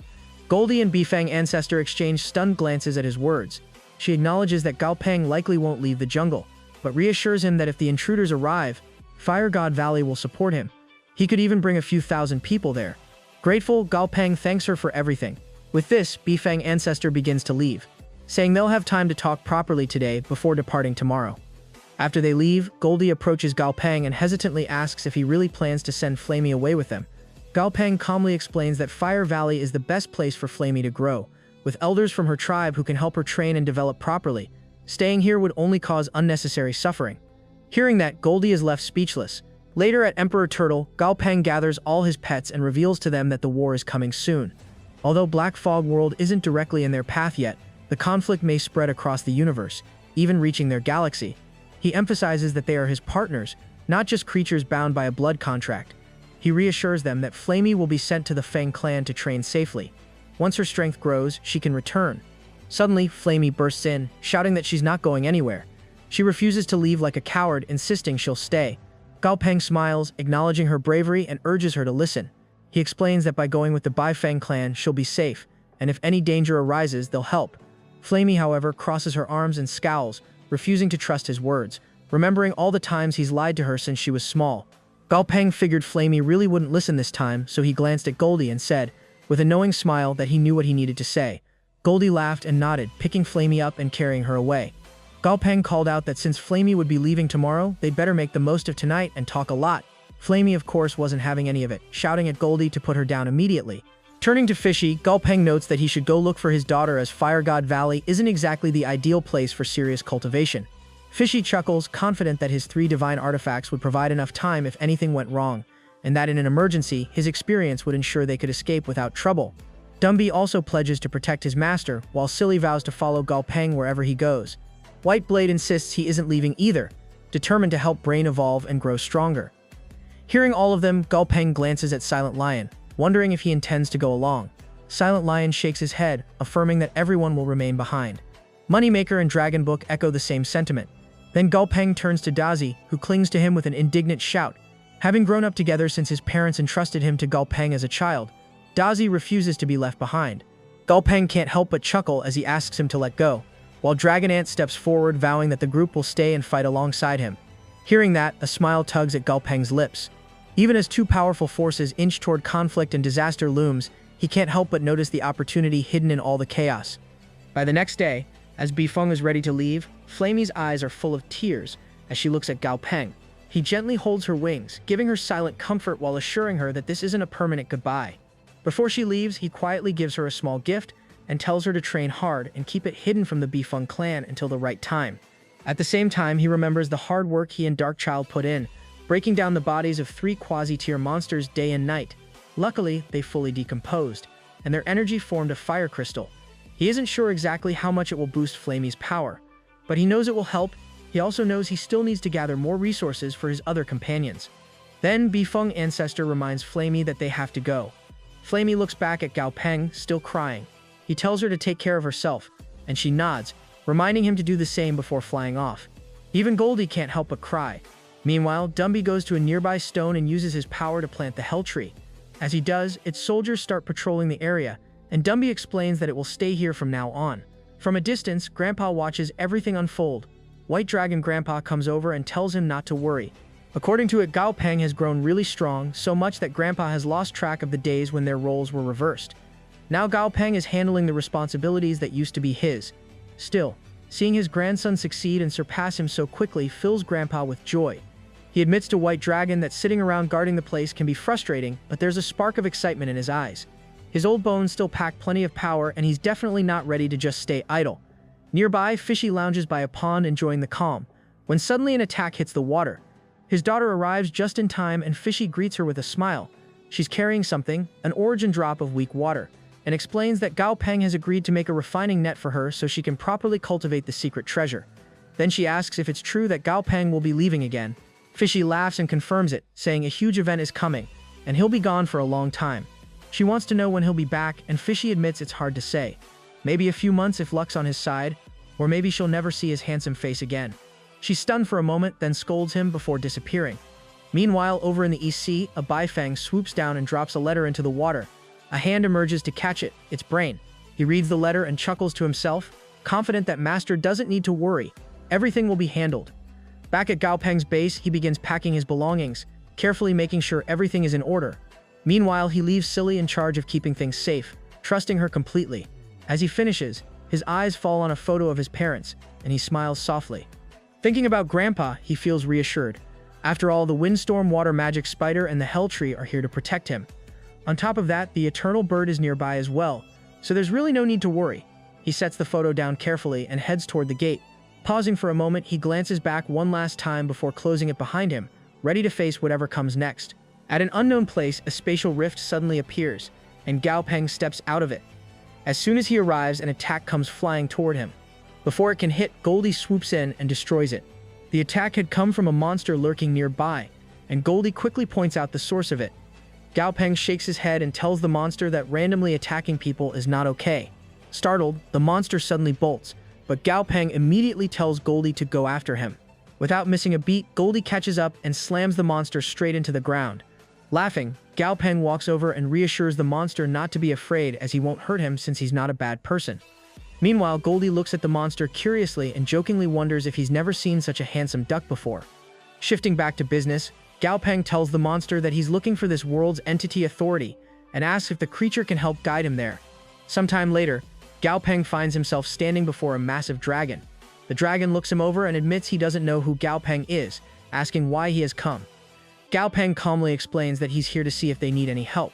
He acknowledges the looming war and the difficulty of facing the monsters on the other side, but insists that he and his allies are ready to step in, even at the risk of their lives. Of course, he adds with a smirk, they're not doing it for free and would need a little compensation. The dragon listens carefully, then steps closer, nodding in agreement. He admits that Gao Peng's request is completely fair and notes that Gao Peng must have some skill or ability to have come all this way. Finally, he asks what exactly Gao Peng would require as compensation. Gao Peng glances around at the dragons, noticing the variety of scales, horns, and wings filling the area. He realizes he doesn't need much, just a little meat from the Dragon Clan's dragons. Immediately, one of the dragons flares with anger, its roar echoing through the space as if Gao Peng has insulted the entire clan. Seeing that, Dumby steps in front of him, releasing a powerful aura that shifts the atmosphere. The dragon blinks, initially underestimating this god, but the aura itself exudes a dangerous and intimidating presence. Gao Peng remains calm, calculating that he only needs small portions from each dragon. He considers the nature of dragons, which are greedy and unwilling to part with high-grade treasures, and decides that collecting as much dragon meat as possible is a more practical choice. Perfect for helping Dragon Ant grow stronger. Gradually, the dragons relent, each producing a slab of meat and placing it before Gao Peng. The pile quickly grows, far exceeding his expectations. Silly carefully gathers all the meat, ensuring it remains safe, while Gao Peng steps back, satisfied that his task here is complete. Despite the dragon's earlier warning about consequences for cheating, Gao Peng moves away without concern, confident that he poses no threat and respects their power. A short distance away, Gao Peng surveys the surroundings, noting that the area is suitable for his next task. He retrieves Dragon Ant and has Silly bring over all the collected dragon meat. Selecting a piece of mud dragon meat, he hands it to Dragon Ant, who immediately begins eating, the little creature's body eager to absorb the various attributes within. Goldie frowns at the sight of Dragon Ant eating the meat raw, thinking it would taste better roasted. Half an hour passes and Dragon Ant still shows no visible changes. Gao Peng remains calm, understanding that Dragon Ant's ability doesn't guarantee attribute absorption from the dragon meat. That's why he brought plenty of it, and Dragon Ant can consume as much as he wants. With this, Goldie takes on the task of chopping the meat into smaller pieces, reluctantly muttering about having to work again. Soon Dumby, Goldie, and Silly are all busy preparing the dragon meat, while Dragon Ant devours it with astonishing speed. After a while, Goldie notices an unusual change. Dragon Ant's eyes are turning black. Concern grows, and there is a brief pause to consider giving him a rest. Not long after, Dragon Ant collapses with his stomach swollen from the enormous amount of meat, foam beginning to bubble from his mouth. The team reacts with alarm, realizing the sheer intensity of his consumption. Then, something incredible happens. Dragon Ant rises again with energy radiating from his body in a dazzling display. Dragon Ant's body finishes absorbing the dragon meat, resulting in 3 newly acquired abilities. First, Gloomy Horn manifests as 2 horns sprouting from his head, fully infusing him with Dark Element and noticeably increasing his speed within Dark Element environments. Next, Suppressive Prison enhances his offensive power, allowing his attacks to deal significantly more damage to Dark-type monsters. Finally, Iron Chain strengthens his defenses, physical, elemental, and even soul-based, whenever he sustains an injury. Soon after, Gao Peng scratches his head, reflecting on the outcome that Dragon Ant has consumed 17 pieces of dragon-type meat, yet gained only 3 abilities from the Dragon Clan. For a brief moment, he wonders whether this counts as a profit or a loss. However, he quickly lets the thought go. In the end, it hardly matters as Dragon Ant now possesses a legitimate identity, and there will be countless chances to acquire more abilities in the future. At that moment, a dragon appears behind Gao Peng, standing in an odd posture. It grows impatient, questioning whether Gao Peng intends to keep observing instead of taking action. Gao Peng remains relaxed, confident that there is no need to rush. In his view, acting too early would only result in catching small fish, while the true objective lies elsewhere. As the dragon grows curious about the plan, Gao Peng remains composed, certain that movement will only begin once a god-level opponent reveals itself. The dragon pauses, quietly weighing whether this confidence is something it should truly trust. Inside the battlefield, many monsters start coming from inside the crack in space. These monsters are called Star Dark Snake, with levels ranging from 21 to 80, grades from normal to epic, and star attribute. Gao Peng looks at those monsters but then sees some energy in the sky coming toward him at full speed. The energy comes directly and hits the ground, breaking the surrounding ground. All the monsters present become very scared and shout that the Star Galaxy Spear has come here. Two monsters arrive. The smaller monster shouts that Great Galaxy Spear has come. Goldie laughingly asks Whiteblade if this small handsome person is his brother. Whiteblade angrily tells Goldie to keep his mouth shut. The dragon tells them not to underestimate this monster at all, since 7 days ago he fought with Ghostlamp Fish and injured him very badly. If the other gods hadn't helped at that time, Ghostlamp Fish's life couldn't have been saved. After hearing this, Gao Peng signals for the dragon to step forward and engage first, intending to observe his strength while keeping emotions in check. The dragon reacts with visible surprise, clearly not expecting to be the one sent ahead. He briefly looks toward Dumby, hesitates and then leaves in anger, still wary of being deceived and fully aware that the Dragon Clan would show no mercy if that were the case. Soon after, the white monster suddenly leaps as an enormous creature bursts out from the ground. Almost immediately, the dragon activates the Earth Rule, while the newly emerged monster responds by unleashing the Lava Rule. As a result, violent explosions ripple across the ground, causing the terrain to twist and deform in strange patterns. At the same time, the white monster opens a massive construct in front of him, positioning it directly in the path of the incoming attack. In an instant, the combined assault is stopped completely. The trapped power remains sealed within the construct, leaving the opposing monsters stunned by what they are witnessing. The white monster is soon revealed to be Galaxy Spear, an elementary god-tier existence aligned with the star attribute. His Starlight Rule has reached 6.6%, while his Combat Rule stands at 8.2%, both refined to Eternal Grade. Upon observing this, Gao Peng immediately recognizes how formidable this monster is, the kind that would stand at the forefront of any monster army. At the same time, he glances at Goldie, finding it somewhat regrettable that Goldie's current level is far lower, as the outcome of a direct clash would have been interesting to witness. Meanwhile, Gao Peng instructs Dumby to ensure that when the time comes, the enemy must be eliminated in a single strike, leaving no opportunity for retaliation. Dumby acknowledges this silently, fully prepared to act decisively. As the battle continues, Galaxy Spear remains dominant. Both the dragon and the massive lava monster launch repeated attacks, yet each one is shattered mid-air by the white monster's overwhelming power. Eventually, the Galaxy Spear targets the giant monster head, piercing straight through its skull.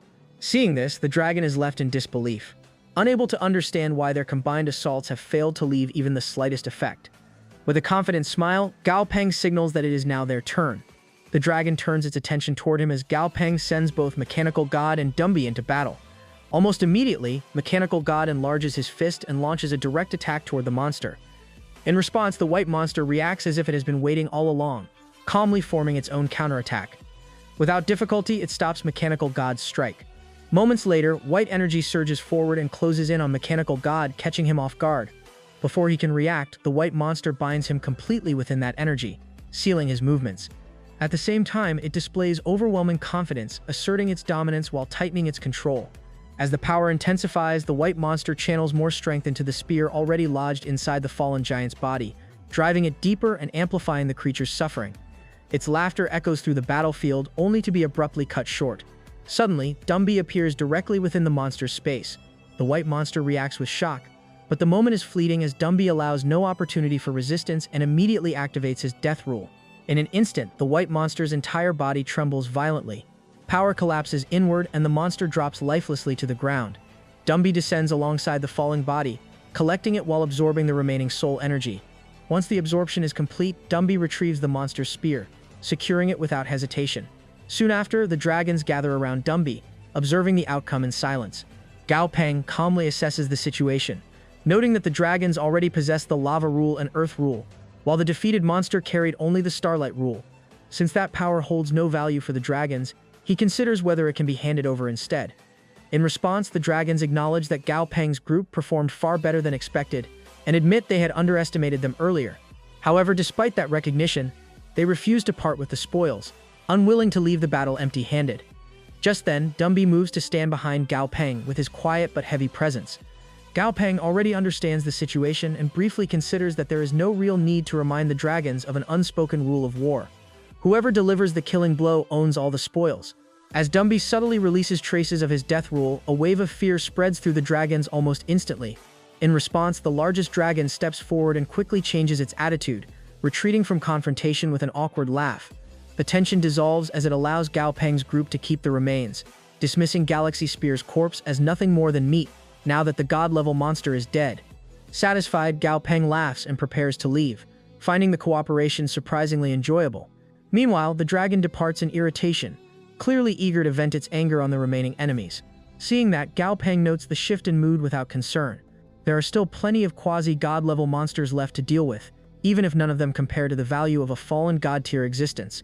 After moving some distance away, Gao Peng watches as Dumby reveals a newly obtained item. In the next moment, it reshapes itself into a spear, then smoothly transforms into another weapon altogether. This divine artifact, known as Transformation, carries the Aurora rule at only 1.2%. Gao Peng quickly assesses its value. The rule level is extremely low, suggesting that Galaxy Spear had been unusually poor despite his overwhelming strength. Although the monster fought powerfully for his tier, it becomes clear that he had only recently broken through to the god level and lacked the time needed to properly strengthen his divine artifact.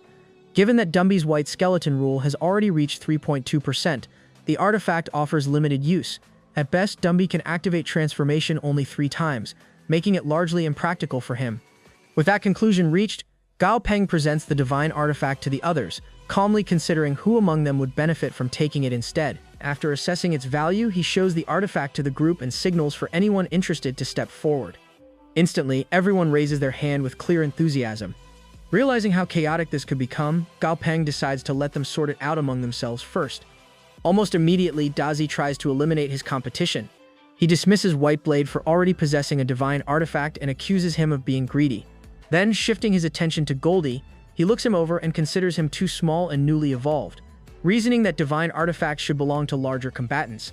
He even implies that smaller ones like Silly are better suited for relaxing rather than fighting. This instantly angers Silly. Without hesitation, she releases her ice energy and teleports Dazi far away.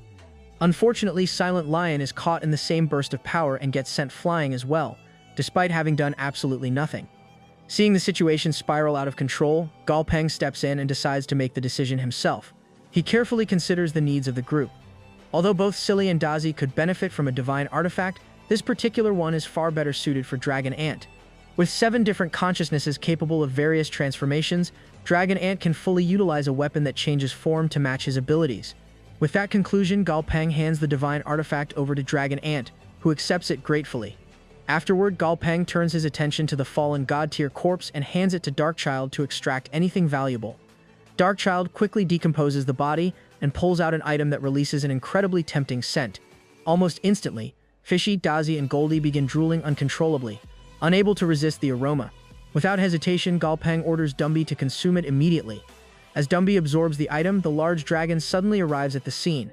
It scans the surroundings cautiously, clearly suspicious. Gao Peng calmly questions why the dragon has left the ongoing battle.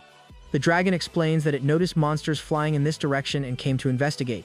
Its gaze eventually settles on Dumby, and it realizes the source of the scent came from here, only to discover that the item has already been consumed.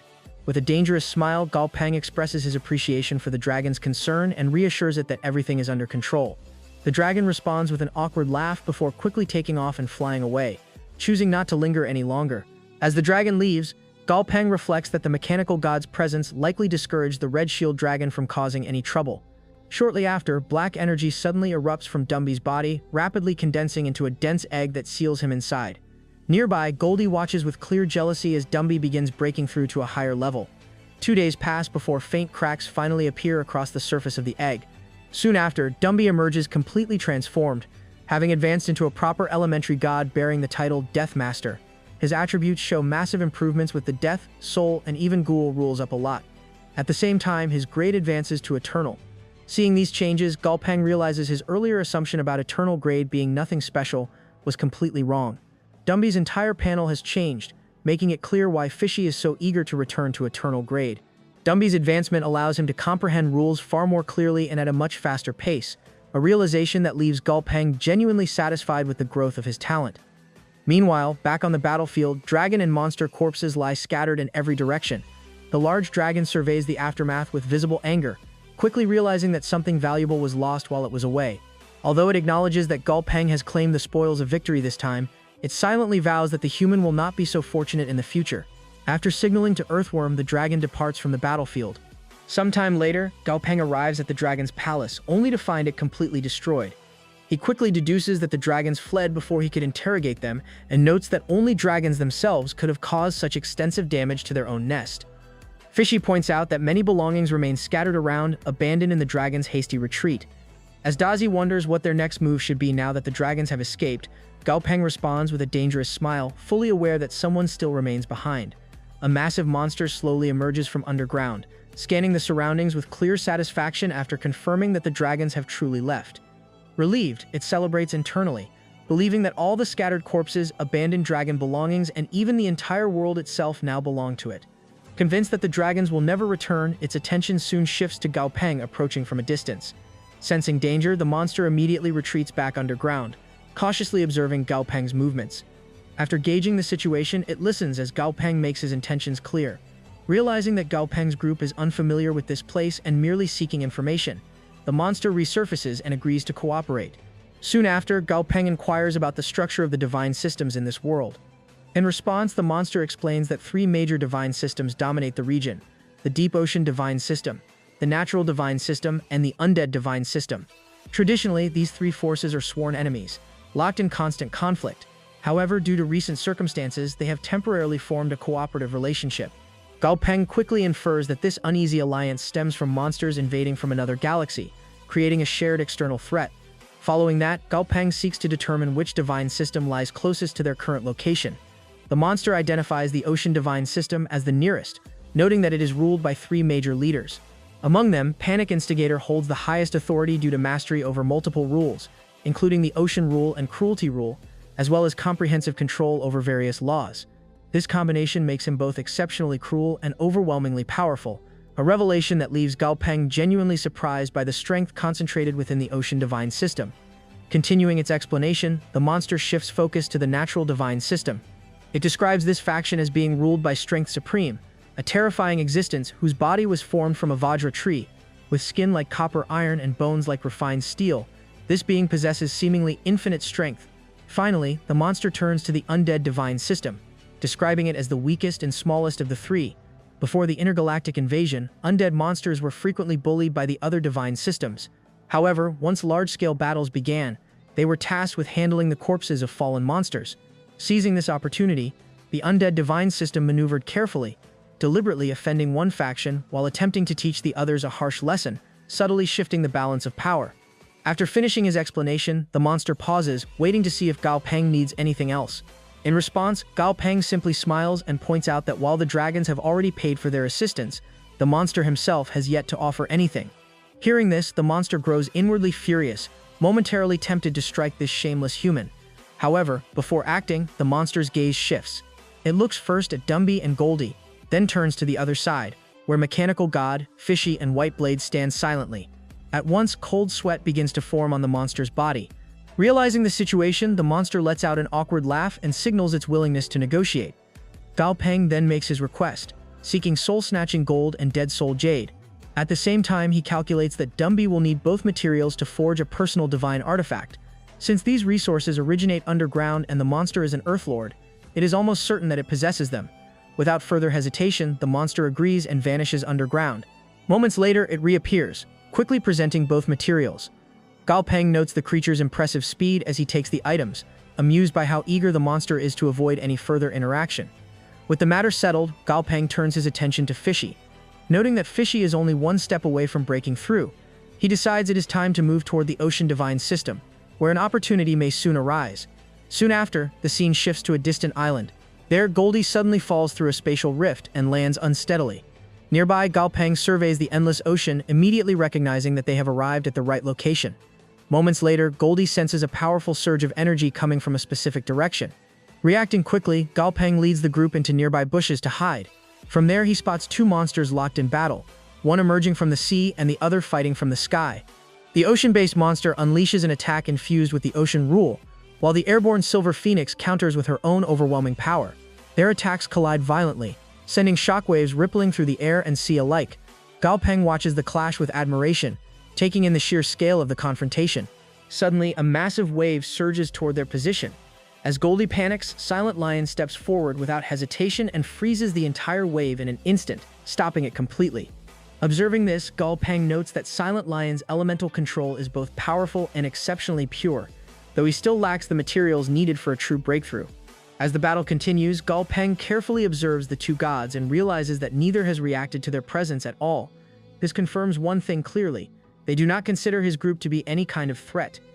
The ocean monster displays absolute confidence, believing himself invincible as long as he remains within the sea. In response, Silver Phoenix forms a defensive shield of silver light, effortlessly blocking his incoming attack. Immediately afterwards, she launches an egg-shaped projectile from her mouth, sending it hurtling toward him. Without hesitation, the ocean monster strikes once and cleanly slices the projectile in half. However, before he can relax, the divided form rapidly transforms, expanding outward and enclosing him from every direction. In an instant, he finds himself trapped, unable to react in time. Silver Phoenix presses the advantage, clearly unfazed by his earlier claims. Meanwhile, the ocean monster lashes out from within the structure. Refusing to accept confinement, he channels greater power, pushing beyond his previous limits, and unleashes the ocean law. The force causes the egg-like construct to rupture violently, with the attack exploding outward in all directions. As the energy disperses, Silver Phoenix charges straight toward the shattered structure with her momentum, fueled by fury. At the same time, she realizes that her opponent has employed an additional power beyond expectation, making the situation more dangerous than anticipated. Although the ocean monster succeeds in breaking free, internal explosions erupt throughout his body, leaving him visibly injured. Despite his escape, the damage continues to spread from within, revealing flaws in his execution. Before either side can recover, a powerful voice resonates across the battlefield. Soon after, a wolf-type monster appears and calmly sits atop a nearby stone. Recognizing the newcomer, the ocean monster panics, realizing that this being has mastered both space law and time law simultaneously, an almost untouchable combination. As tension rises between the newcomers, their strained relationship becomes apparent. Sensing an opportunity, the ocean monster acts decisively. He coats his body in water, disperses into countless droplets, and flees toward the ocean, fully convinced that the sea remains his safest refuge. Silver Phoenix immediately doubts the ocean monster's attempt to flee, and responds by unleashing a technique that forms a blazing ring around her body. The silver hunting ring expands outward, incinerating most of the scattered water droplets. However, due to its limited range, a small portion manages to escape destruction. Seeing this, Silver Phoenix turns her attention to Oru, making it clear that serious consequences will follow if the monster escapes because of him. In response, Oru rises sharply with irritation flashing across his face as he vents his frustration. Without wasting another moment, he extends his hand and releases his power. Instantly, time slows to a near standstill. Everything in the area, Silver Phoenix included, moves as if frozen in syrup. Meanwhile, the ocean monster inches closer to the water, fully aware of his proximity to safety, yet completely helpless as time drags painfully slow. In the next instant, Oru vanishes and reappears at full speed, striking before the monster can reach the sea. The attack lands cleanly, killing the ocean monster in a single blow. Silver Phoenix quickly notes the decisive outcome and recognizes that their task is now complete. She prepares to leave, but Oru refuses to move on. Instead, he insists on staying a while longer, taunting Silver Phoenix before disappearing without warning. Watching this, she acknowledges that although Oru possesses terrifying strength, his lack of discipline often creates unnecessary complications. Still, with the mission finished, she allows him a brief indulgence. Afterwards, she collects the ocean monster's corpse and prepares to depart. From a distance, Galpeng reflects on the sheer power of these monsters. Even now, he cannot see their names or attributes, which only highlights the gap between their strength and his own. However, when he finally checks the identity of the sea monster, he discovers it is the Storm Emperor, a lord of the deep ocean divine system. He had expected far greater resistance from a lord-level existence, yet the monster was eliminated with ease, suggesting the situation is less dangerous than initially assumed. With both powerful monsters gone and the ocean close at hand, Gao Peng decides it is the perfect time to take advantage of the situation. The suggestion immediately lifts everyone's mood, and excitement spreads through the group. A full month passes as Gao Peng's pets continuously hunt monsters across the region, while Darkchild methodically decomposes the corpses and extracts valuable materials. Throughout this period, the group grows steadily stronger. When the month finally comes to an end, Dazi succeeds in condensing his godhood. However, almost immediately afterward, he collapses to the ground and starts rolling around in frustration. Noticing this, Gao Peng steps closer to check on him. Dazi's emotions quickly surface as he compares himself to Goldie, who managed to condense 3 godhoods while he himself achieved only 1. Hearing this, Gao Peng is genuinely surprised, momentarily taken aback by Goldie's progress. As he reflects on the past month, Gao Peng recalls the constant battles they endured. Together, they killed nearly 30 quasi-god realm monsters, gathering exceptionally high-quality materials. Those resources pushed most of his pets to level 100. During that time, Gao Peng deliberately paused their breakthroughs, focusing instead on refining their foundations and deepening their understanding of power. Judging by the results, the strategy clearly paid off, though talent still plays a crucial role. Gao Peng gently strokes Dazi's head and proceeds to examine his godhood. What he sees surprises him. Dazi now possesses 72 wings, each storing thunder energy, collectively housing 36 different thunder types. At the core lies the thunder rule, with numerous smaller rules revolving around it like satellites. Despite this, Dazi remains uncertain about his worth. Sensing his doubt, Gao Peng reassures him that the number of godhoods is not everything. A godhood can be strengthened over time, and the more refined and powerful it becomes, the greater Dazi's future growth will be. Even so, Dazi's emotions do not settle easily. Tears well up as he struggles with the fear of being left behind. He worries that with only a single godhood, he may never truly become powerful, and that, if that happens, he will end up walking the path alone. Suddenly, sharp and unsettling laughter echoes from behind them. Both Gao Peng and Dazi react in surprise, instinctively scanning the area. Despite their caution, they are unable to sense or see any nearby presence. Almost immediately, Gao Peng realizes what is happening, and concludes that the hidden creature is using space-based power to conceal itself. Without hesitation, Gao Peng signals Silly to share her space vision. Once the ability takes effect, the hidden figure is revealed to be Oru, laughing openly while observing Dazi with clear amusement. Moments later, Oru senses something unusual and slowly turns his gaze, looking straight in Gao Peng's direction. A chill runs through Gao Peng as shock floods his mind, and he wonders if his presence has been discovered. The atmosphere instantly changes as Oru loses interest, deciding that the situation is no longer amusing. In the next instant, Oru vanishes without leaving a trace. Only after Oru vanishes does the tension ease. Even so, Gao Peng's legs give out and he drops to the ground as his nerves finally catch up with him. Meanwhile, Dazi watches in confusion, unsure what just happened. Soon after, Gao Peng forces himself back to his feet with serious expression, as now he is fully aware that the monster they encountered is truly dangerous. After that, Gao Peng scans the surroundings to make sure the creature is truly gone. Once he's certain, he finally sits down, letting out a breath of relief. He feels lucky the monster didn't notice them, especially since this was the very same one that killed the Storm Sea Emperor alongside the Silver Phoenix. What's more unsettling is that even the system couldn't display its name or any information panel at all. Suddenly, Gao Peng remembers Goldie and wonders if he has managed to condense his third godhood as well. With that thought, he walks over and asks Goldie to show it, along with the rule attached to it. In response, Goldie reveals the Forbidden Demon godhood. At this point, Gao Peng can't help but question it. He wonders whether the magic forbidden ability can even be condensed into a godhood, and what kind of rule it might contain. As he thinks it through, he figures it could work as both a strength-type rule and a swordsmanship rule. Either way, he realizes how incredibly rare it is, as he's never seen this kind of rule in any monster before. Clearly impressed, he praises Goldie and urges him to keep condensing more godhoods. However, Goldie weakly admits that his condition has worsened and he can't go on any further. In contrast, Gao Peng reacts with an exaggerated expression, just as juice spills out of Silly's mouth, lightening the mood. Thinking things over, Gao Peng comes to an important realization. Condensing and refining godhoods requires a monster's own bodily power, which explains why only quasi-god level monsters can do it. Most monsters usually form the bare minimum number of godhoods and focus instead on increasing their raw strength rather than creating more. With that settled, Gao Peng decides it's time to check on the others and see how their preparations are coming along. First, Whiteblade has successfully condensed 2 godhoods, the Tearing Godhood and the Shadow Godhood. Similarly, Silent Lion has also formed 2 of his own, the Ice Godhood and the Frost Godhood. Seeing everyone making steady progress, Gao Peng feels genuinely pleased. After that, he turns his attention to Fishy and checks in on how his preparations are coming along. Meanwhile, Fishy is stretched out comfortably in the water and casually replies that he's doing nothing at all, just relaxing.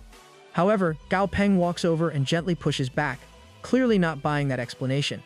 In response, Fishy explains that he's been given another chance to reach his peak, and this time he wants to handle everything carefully without making any mistakes. Instead of rushing, he plans to refine both his quality and form before evolving. More importantly, he wants to reach the eternal grade first and push his strength to its absolute limit before even thinking about condensing a godhood. Because of that, Fishy believes he might finally reach a level he never managed to achieve in his previous life. Hearing this, Gao Peng looks at him with an amused expression and points out that his strength will hit a bottleneck. Fishy only laughs and reassures him not to worry, hinting that he has his own way of dealing with it. Seeing this, Gao Peng can't help but smile. Fishy's openness and his obvious happiness feels new and refreshing. Fishy then adds that since he used to be the one protecting everyone, now it's finally his turn to be protected, and he wants to know what that feels like. Just then, Silent Lion steps forward and confidently promises to protect Fishy from now on. Fishy bursts out laughing and tells him to stop talking nonsense. Silent Lion immediately snaps back, annoyed, asking what exactly he means by that. Meanwhile, Gao Peng's thoughts shift elsewhere. He recalls that Dragon Cultivation Book has already reached level 99, yet for some reason still can't comprehend its rule. At the same time, White Clam has reached level 84, and should soon be joining the second group. With that in mind, Gao Peng lets out a slightly dangerous laugh and decides that it's finally time to go check on Dragon Ant. 3 days later. Inside a cave, Gao Peng stands with everyone as waves of colorful energy suddenly burst from within. A moment later, Dragon Ant steps out. Seeing this, Silent Lion quickly asks if something happened inside. In response, Dragon Ant thanks Gao Peng for helping him with his training. However, Gao Peng shakes his head and gives the credit back, saying he only created the opportunity. Dragon Ant was the one who put in the work and gained real experience. As Gao Peng observes more closely, he notices something interesting. When Dragon Ant first emerged, there were 7 different sounds coming from his mouth, but now they've merged into a single, steady tone. Because of this, Gao Peng figures that Dragon Ant must have condensed multiple godhoods into one body. Naturally, he grows curious and wants to see what kind of godhood Dragon Ant managed to create. At that point, Dragon Ant reveals his godhood and explains that he condensed only one. Gao Peng reacts in surprise at first, but then quickly realizes this is anything but an ordinary godhood. Dragon Ant introduces it as the 1000 Transformation Godhood. He goes on to explain that this godhood can transform into any rule he fully understands. Because of that, his plan is to first comprehend the nature of rules before trying to actually use them. Hearing this, Silent Lion speaks up, asking whether that means Dragon Ant can directly control those rules. Dragon Ant immediately clears up the misunderstanding. He explains that for now he can only analyze rules, not control them. As Gao Peng listens, he suddenly realizes something important. If Dragon Ant analyzes the flame rule, then his godhood would temporarily turn into a flame godhood, and all of its power would flow into him. Dragon Ant confirms this is exactly how it works, though he adds that his strength becomes slightly weaker during the transformation process. Even so, Gao Peng reassures him that it's still incredibly impressive. After all, the more the 1000 Transformation Godhood improves, the more attributes it will be able to copy. Privately, Gao Peng thinks that while the transformation rule is still weak for now, its potential will grow alongside Dragon Ant's strength. After that, Dragon Ant explains that he needs to start by analyzing rules first, since he hasn't analyzed any yet. Hearing this, Gao Peng gestures toward his other companions and points out that Dragon Ant's family members can help him with that.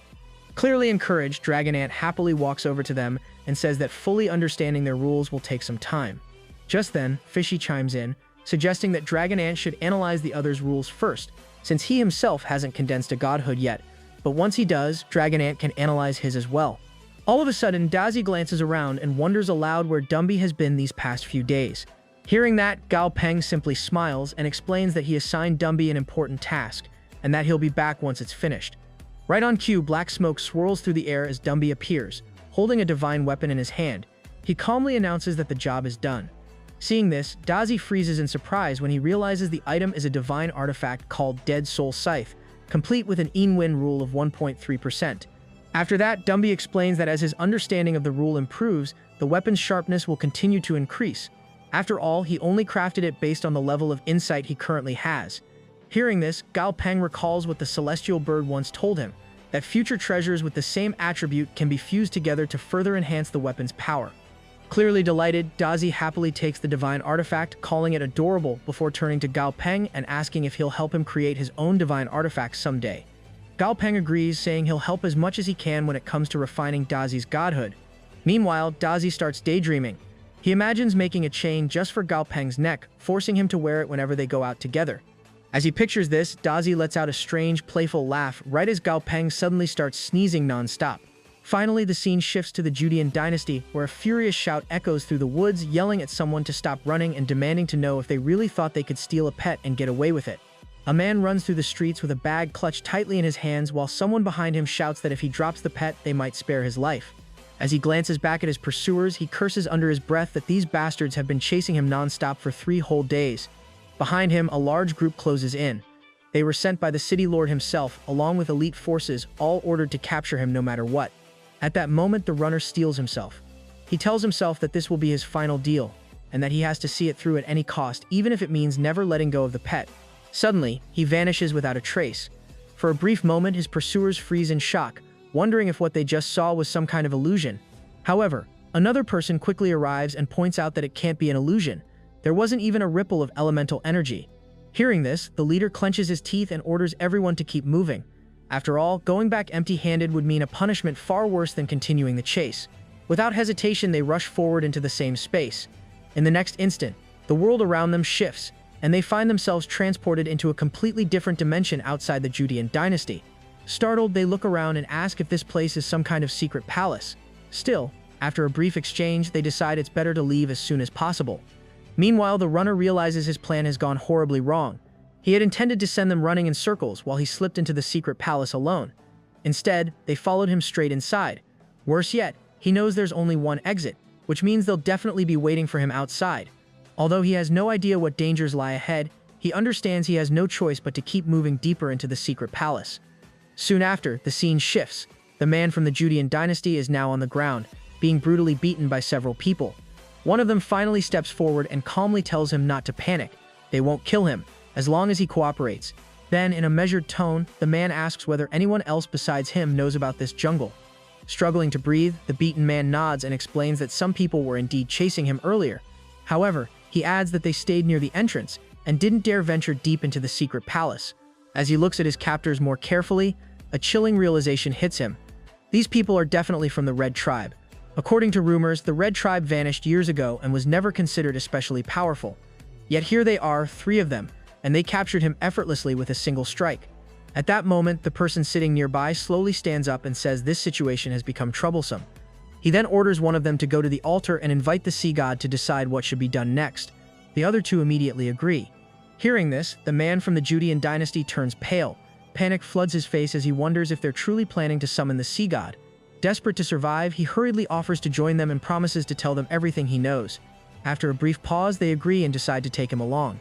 The scene then shifts to the sea, where massive waves surge as Brain rises from the water and calmly asks what's going on. In response, someone points toward the man from the Judean dynasty and explains that they captured him, one of the mutated persons from the outside worlds. Right after hearing this, Brain suddenly disappears. Moments later, he reappears with 2 more people in tow. He explains that he managed to bring them back, but their 3rd companion slipped away before he arrived. Because of that, he worries that the secret palace may soon be discovered. Hearing this, everyone's expressions change, and panic starts to spread as they urgently ask what they should do next. Before anyone can act, a powerful voice echoes from the sky, telling them not to panic. Almost immediately after, the 3rd Judean dynasty person drops down from above. At the same time, Ashura Dragon reveals himself, saying that he caught the escaped mutated person and brought him back so they can deal with him properly. The old guy then turns to Brain and asks if he knows who just intervened. Brain quickly explains that this is the Dragon God, the one who protects the Chinese people. The listener's eyes light up in excitement as he realizes this is the legendary Dragon God, personally protecting China and even capturing criminals for them. However, Brain cuts him off sharply, telling him to stay quiet. He reminds everyone that the Dragon God's identity isn't something they can casually talk about, and that showing even a hint of disrespect is unacceptable. Embarrassed, the old guy immediately apologizes and promises not to speak carelessly again. After calming down, Brain points out that now that all 3 mutated persons have been captured, their task is almost complete, though the situation still isn't fully resolved. He goes on to explain that while they have the people in hand, none of the information can be allowed to leak. He expects Mingyu country to start searching for their missing members soon, and they absolutely can't let them uncover anything. With that, Brain prepares to leave, instructing the others to keep these people under control while they wait for his next order. The scene then shifts once again, this time to the Southern Group's Sky Group headquarters. a man arrives and informs Grandpa that the chairman elder has sent him to place a pet under Grandpa's care. Grandpa nods, saying he's already heard about this mutant pet from a tribe that came out of the secret realm. After taking the pet, Grandpa remarks that accepting it is a sign of trust and favor. As he begins feeding it, he casually decides to name the orange-colored cat Orange. However, just as he says the name, dark thunderclouds suddenly gather in the sky. Seeing this, Grandpa immediately hands the pet back and calmly says it'll take about 2 hours. Once the thunder finally fades, Grandpa looks up in surprise as black smoke rises into the air, and a calm voice announces that the process was a success. Moments later, White Dragon appears, but his once white body has turned completely black. Seeing this, Grandpa smiles and comments on how hard White Dragon worked, joking that maybe he should be called Black Dragon now.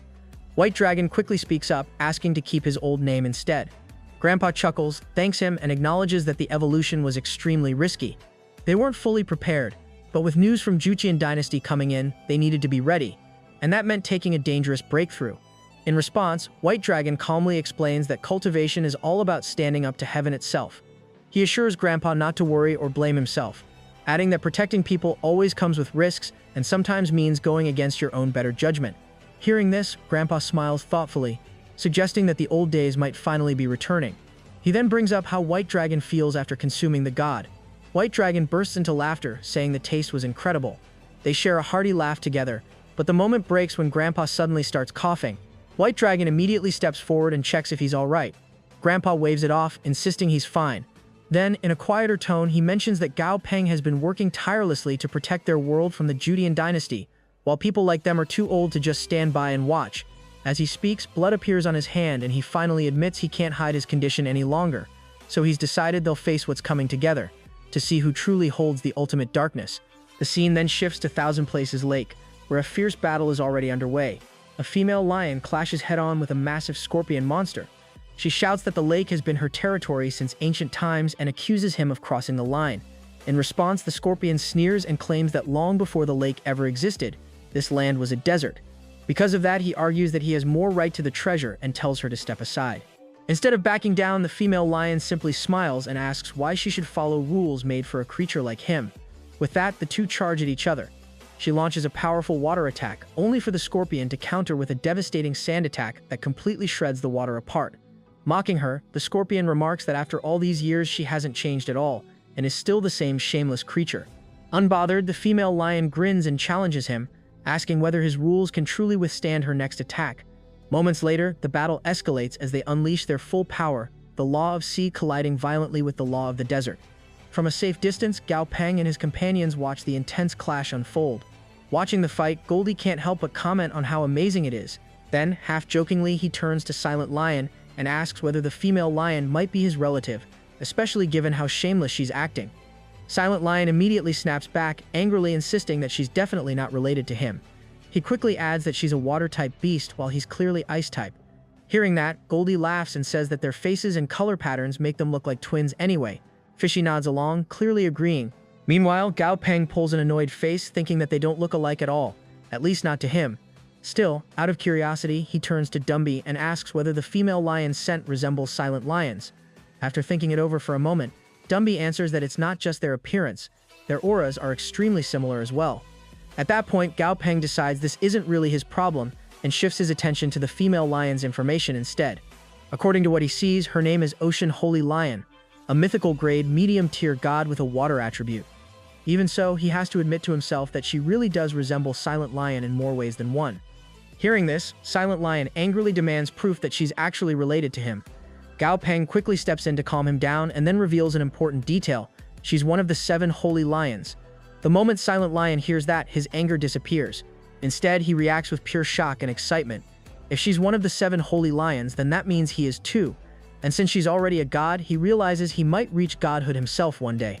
Meanwhile, the focus shifts back to the battlefield. The female lion gathers her strength and unleashes a devastating attack toward the scorpion. Faced with overwhelming force, the scorpion turns and flees, shouting that he'll come back for revenge. Watching him retreat, the female lion smiles calmly. She then reaches into the water and pulls something out, noting that while its attributes aren't as strong as they used to be, it's still valuable to her. Suddenly, Dumby appears nearby. Almost at the same time, the mechanical god emerges beside him. Sensing 2 gods and several other creatures hiding in the shadows, the female lion's expression turns serious. She quickly realizes she'll have to force them all out into the open. With that, she strides toward Dumby, ready to attack.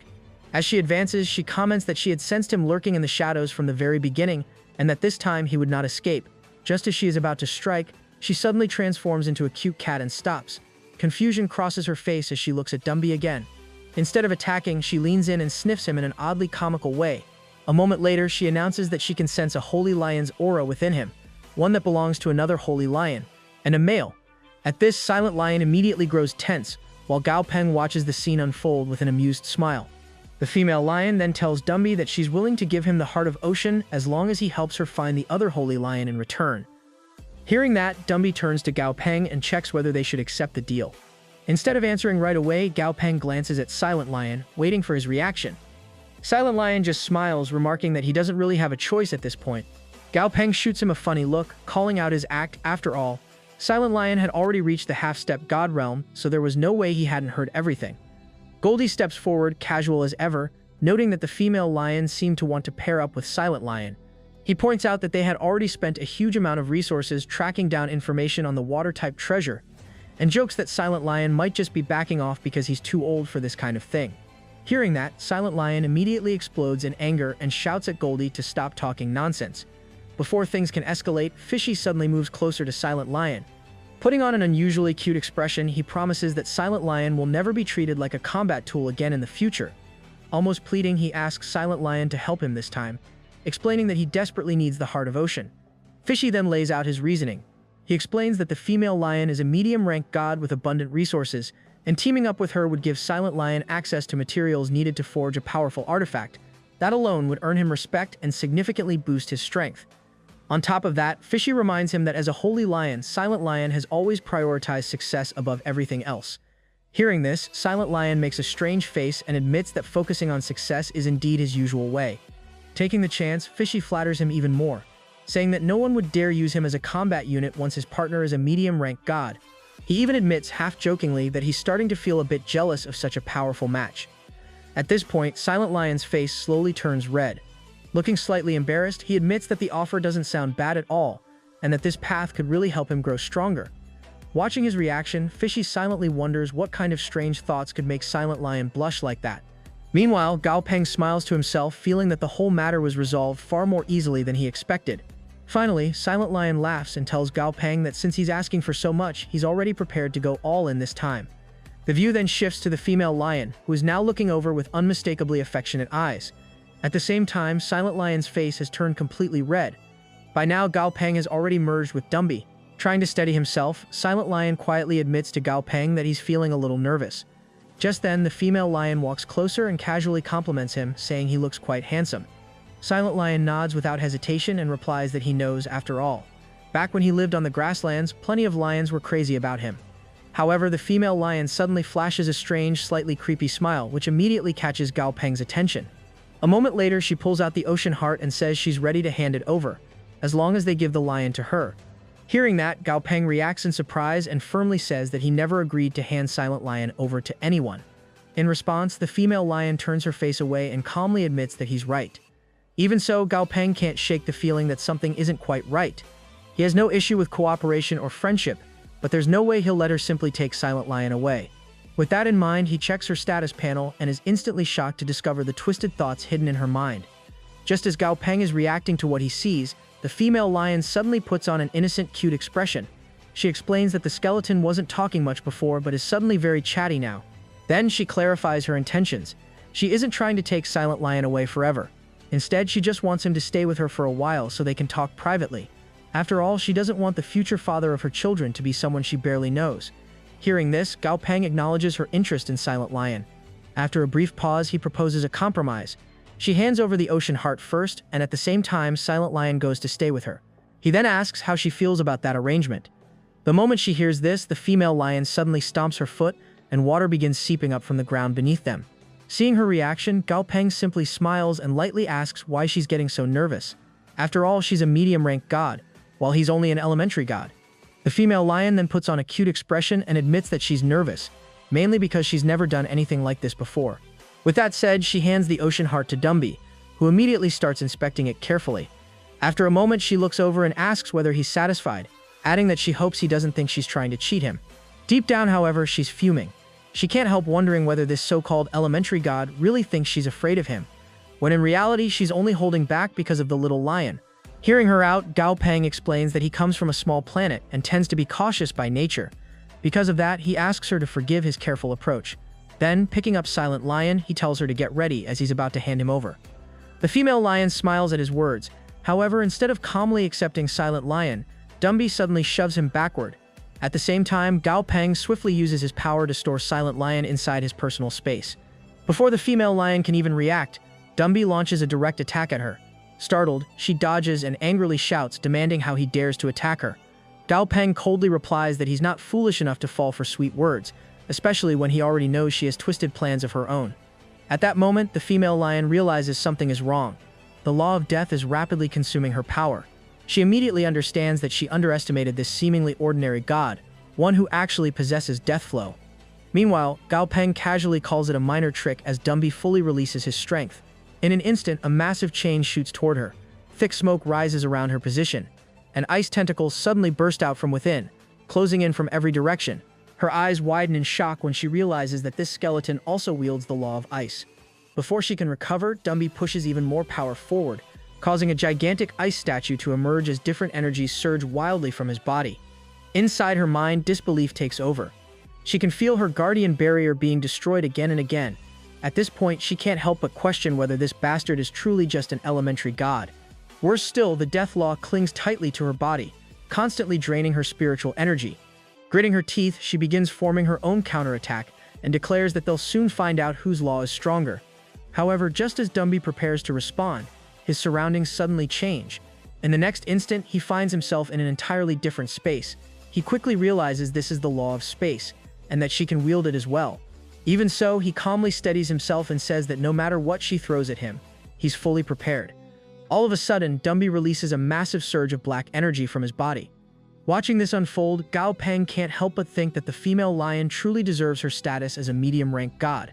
Instead of fighting them one by one, she chose to use her law to overwhelm everyone at the same time. At the same time, Gao Peng quickly weighs the situation. Even though Dumby is using both his law and defensive power together to resist the attack, the gap between them is still enormous. At best, Dumby's protective barrier can only hold out for a few seconds. Realizing this, Gao Peng understands that the female lion has overlooked one important thing. He doesn't rely on just a single god. With that in mind, he summons the mechanical god. It immediately activates its defenses to help block the incoming force. Even so, Gao Peng feels the pressure right away, since the mechanical god hasn't fully recovered its strength yet. Through the strain, Gao Peng shouts to both of them, telling them that no matter what happens, they cannot give up. They have to do everything they can to hold the attack back.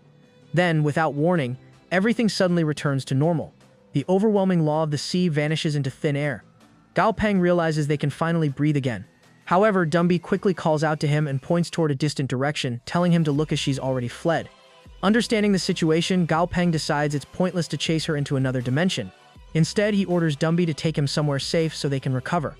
Dumby agrees without hesitation and quickly transports him to a secure location. Once they arrive, Gao Peng separates from Dumby and pieces everything together. It becomes clear that the female lion never intended to fight them head-on from the start. Her real goal was to create an opening and escape. Realizing this, Gao Peng feels that he was always one step behind her plan. A moment later, Dumby checks in on him, asking if he's alright. Gao Peng reassures him with a calm smile, saying he's completely fine, and admits that he didn't expect their first real battle to turn out as well as it did. As things settle down, Gao Peng reflects on what just happened. Ever since Dumby became a god, he gained a new ability, the power to temporarily merge with another god-level monster. At the moment, Silent Lion has already condensed his godhood but hasn't formed a god altar yet, while Dumby already possesses one. Since Gao Peng is the master of both, he merged with Dumby's body and balanced their strength by channeling Silent Lion's power into Dumby's altar. Because of that, Silent Lion's power, along with the Frost Law, was temporarily drawn into Dumby's body. However, this also placed an enormous strain on Gao Peng's own body. Thinking back, he realizes that using this ability in real combat is far more difficult than during training. Still, when facing a medium-ranked god, they had no other choice. Without this move, they wouldn't have stood a chance at all.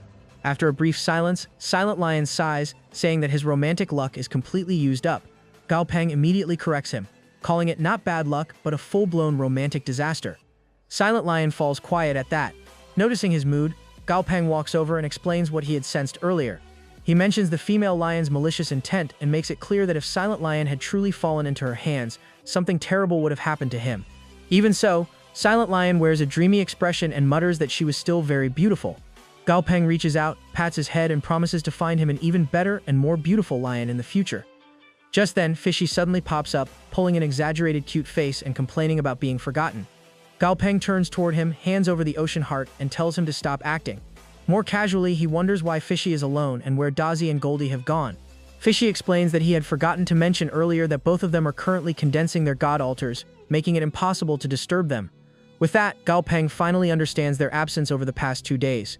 At the same time, curiosity stirs about how things are progressing, especially since Goldie aimed to comprehend 2 additional rules, while Dazi intended to master 18 rules before attempting his breakthrough. A moment later, Silly walks over and reveals to Gao Peng that both of them feel like they've fallen far behind. Because of that, they don't want to lag anymore, they want to grow strong enough to stand beside him and support him in real battles. Hearing this, Gao Peng smiles and jokingly asks Silly why he didn't just get angry and force a breakthrough like the others. In response, Silly casually explains that he's not as reckless as they are. Since there are already incredibly powerful members on their team, he figures he can simply hide behind them to stay alive, so there's no rush for him to train. Gao Peng pulls a forced expression, saying it's hard to understand their way of thinking. Even so, he admits that he's genuinely happy seeing so many of his pets reaching god-level strength. Soon after, the scene shifts to a water element lake inside the Juqian dynasty, where Gao Peng arrives along with his companions. As they take in the surroundings, Goldie can't help but comment that Fishy used to brag non-stop about how talented and strong he was. Now, however, while everyone else has made breakthroughs, Fishy seems to have fallen the furthest behind, and is turning out to be surprisingly slow. Curious, Dazi asks how much longer Fishy is going to stay inside. Gao Peng thinks it shouldn't be much longer. After all, Fishy has already been submerged for several days. Even though there's no visible movement on the surface, Gao Peng can clearly sense Fishy's aura growing stronger day by day.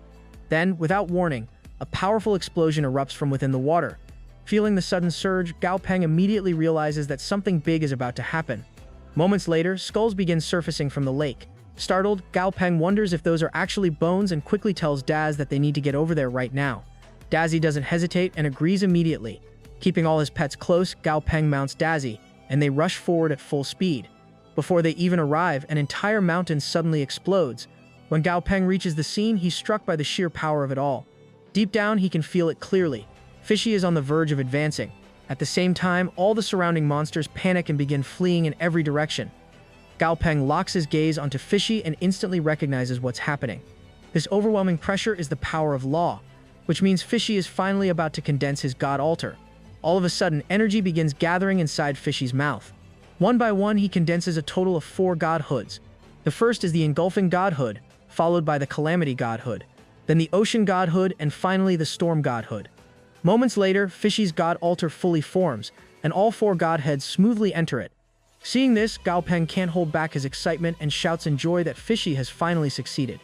With that breakthrough, Fishy officially becomes an elementary god and an eternal creature. His engulfment rule reaches 2.1%, while his calamity, ocean, and storm rules each stabilize at 1%. Clearly thrilled, Fishy excitedly tells Gao Peng that he never thought he'd be able to become a god again. What's more, he didn't just succeed, he even gained extra godhoods. Thanks to that, his current strength has already surpassed what it was during his first life. Feeling especially proud, Fishy adds that he's in such a good mood today that he wants Gao Peng to hop on his back for a celebratory flight. Gao Peng laughs and replies that after seeing how much Fishy has changed, it's obvious his area of effect attacks have improved a lot. Then, more seriously, he notes that since everyone has upgraded now, it might be time to think about what they should do next. Meanwhile, the scene shifts to a distant galaxy where colossal monsters are devouring entire planets. Within the Tyrant Galaxy, massive streams of energy pour out of one planet before it suddenly turns pitch black, with no energy left inside. Watching this, one monster reports to his father that yet another star has vanished. His father grimly replies that they're running out of time. From now on, they'll have no choice but to rely on close-range, hand-to-hand combat. The son nods, saying he understands. Just then, a butterfly-like monster appears out of nowhere. It latches onto a planet and, in the next instant, transforms itself into a massive cocoon. The view then shifts back to the Juqian dynasty, inside the dimensional battlefield where a brutal fight is already underway. Numerous beasts are locked in combat, and one lies dead on the ground, its body sliced nearly in half. Suddenly, a tentacle reaches out and touches the corpse. In the blink of an eye, the beast's body vanishes completely. Meanwhile, two other beasts keep fighting, completely ignoring everything around them. A moment later, one of them suddenly notices that the dead body is gone and blurts out in shock that it was just lying there a few seconds ago. Still fighting, the beast grumbles that there's definitely a thief nearby, stealing their loot. Not far away, Gao Peng stays hidden with Silly. Inside, he feels a bit tense, realizing they were dangerously close to being discovered. At the same time, he admits to himself that he's gotten too greedy. Making corpses vanish like this is bound to draw attention, and now the monsters are clearly starting to suspect someone is hiding nearby and stealing their gains. Because of that, he decides it's time to change his approach. Shortly after, Dazi comes over and informs Gao Peng that due to the ongoing Star War, countless monsters are being killed or seriously injured. He also mentions hearing rumors that the leader of the Nature Divine system has already taken down a Star King monster. Hearing this, Gao Peng reflects that according to the Celestial Bird, that Star King was one of the 6 strongest monsters in the entire Tyrant Galaxy. He finds it hard to believe it could be killed so easily.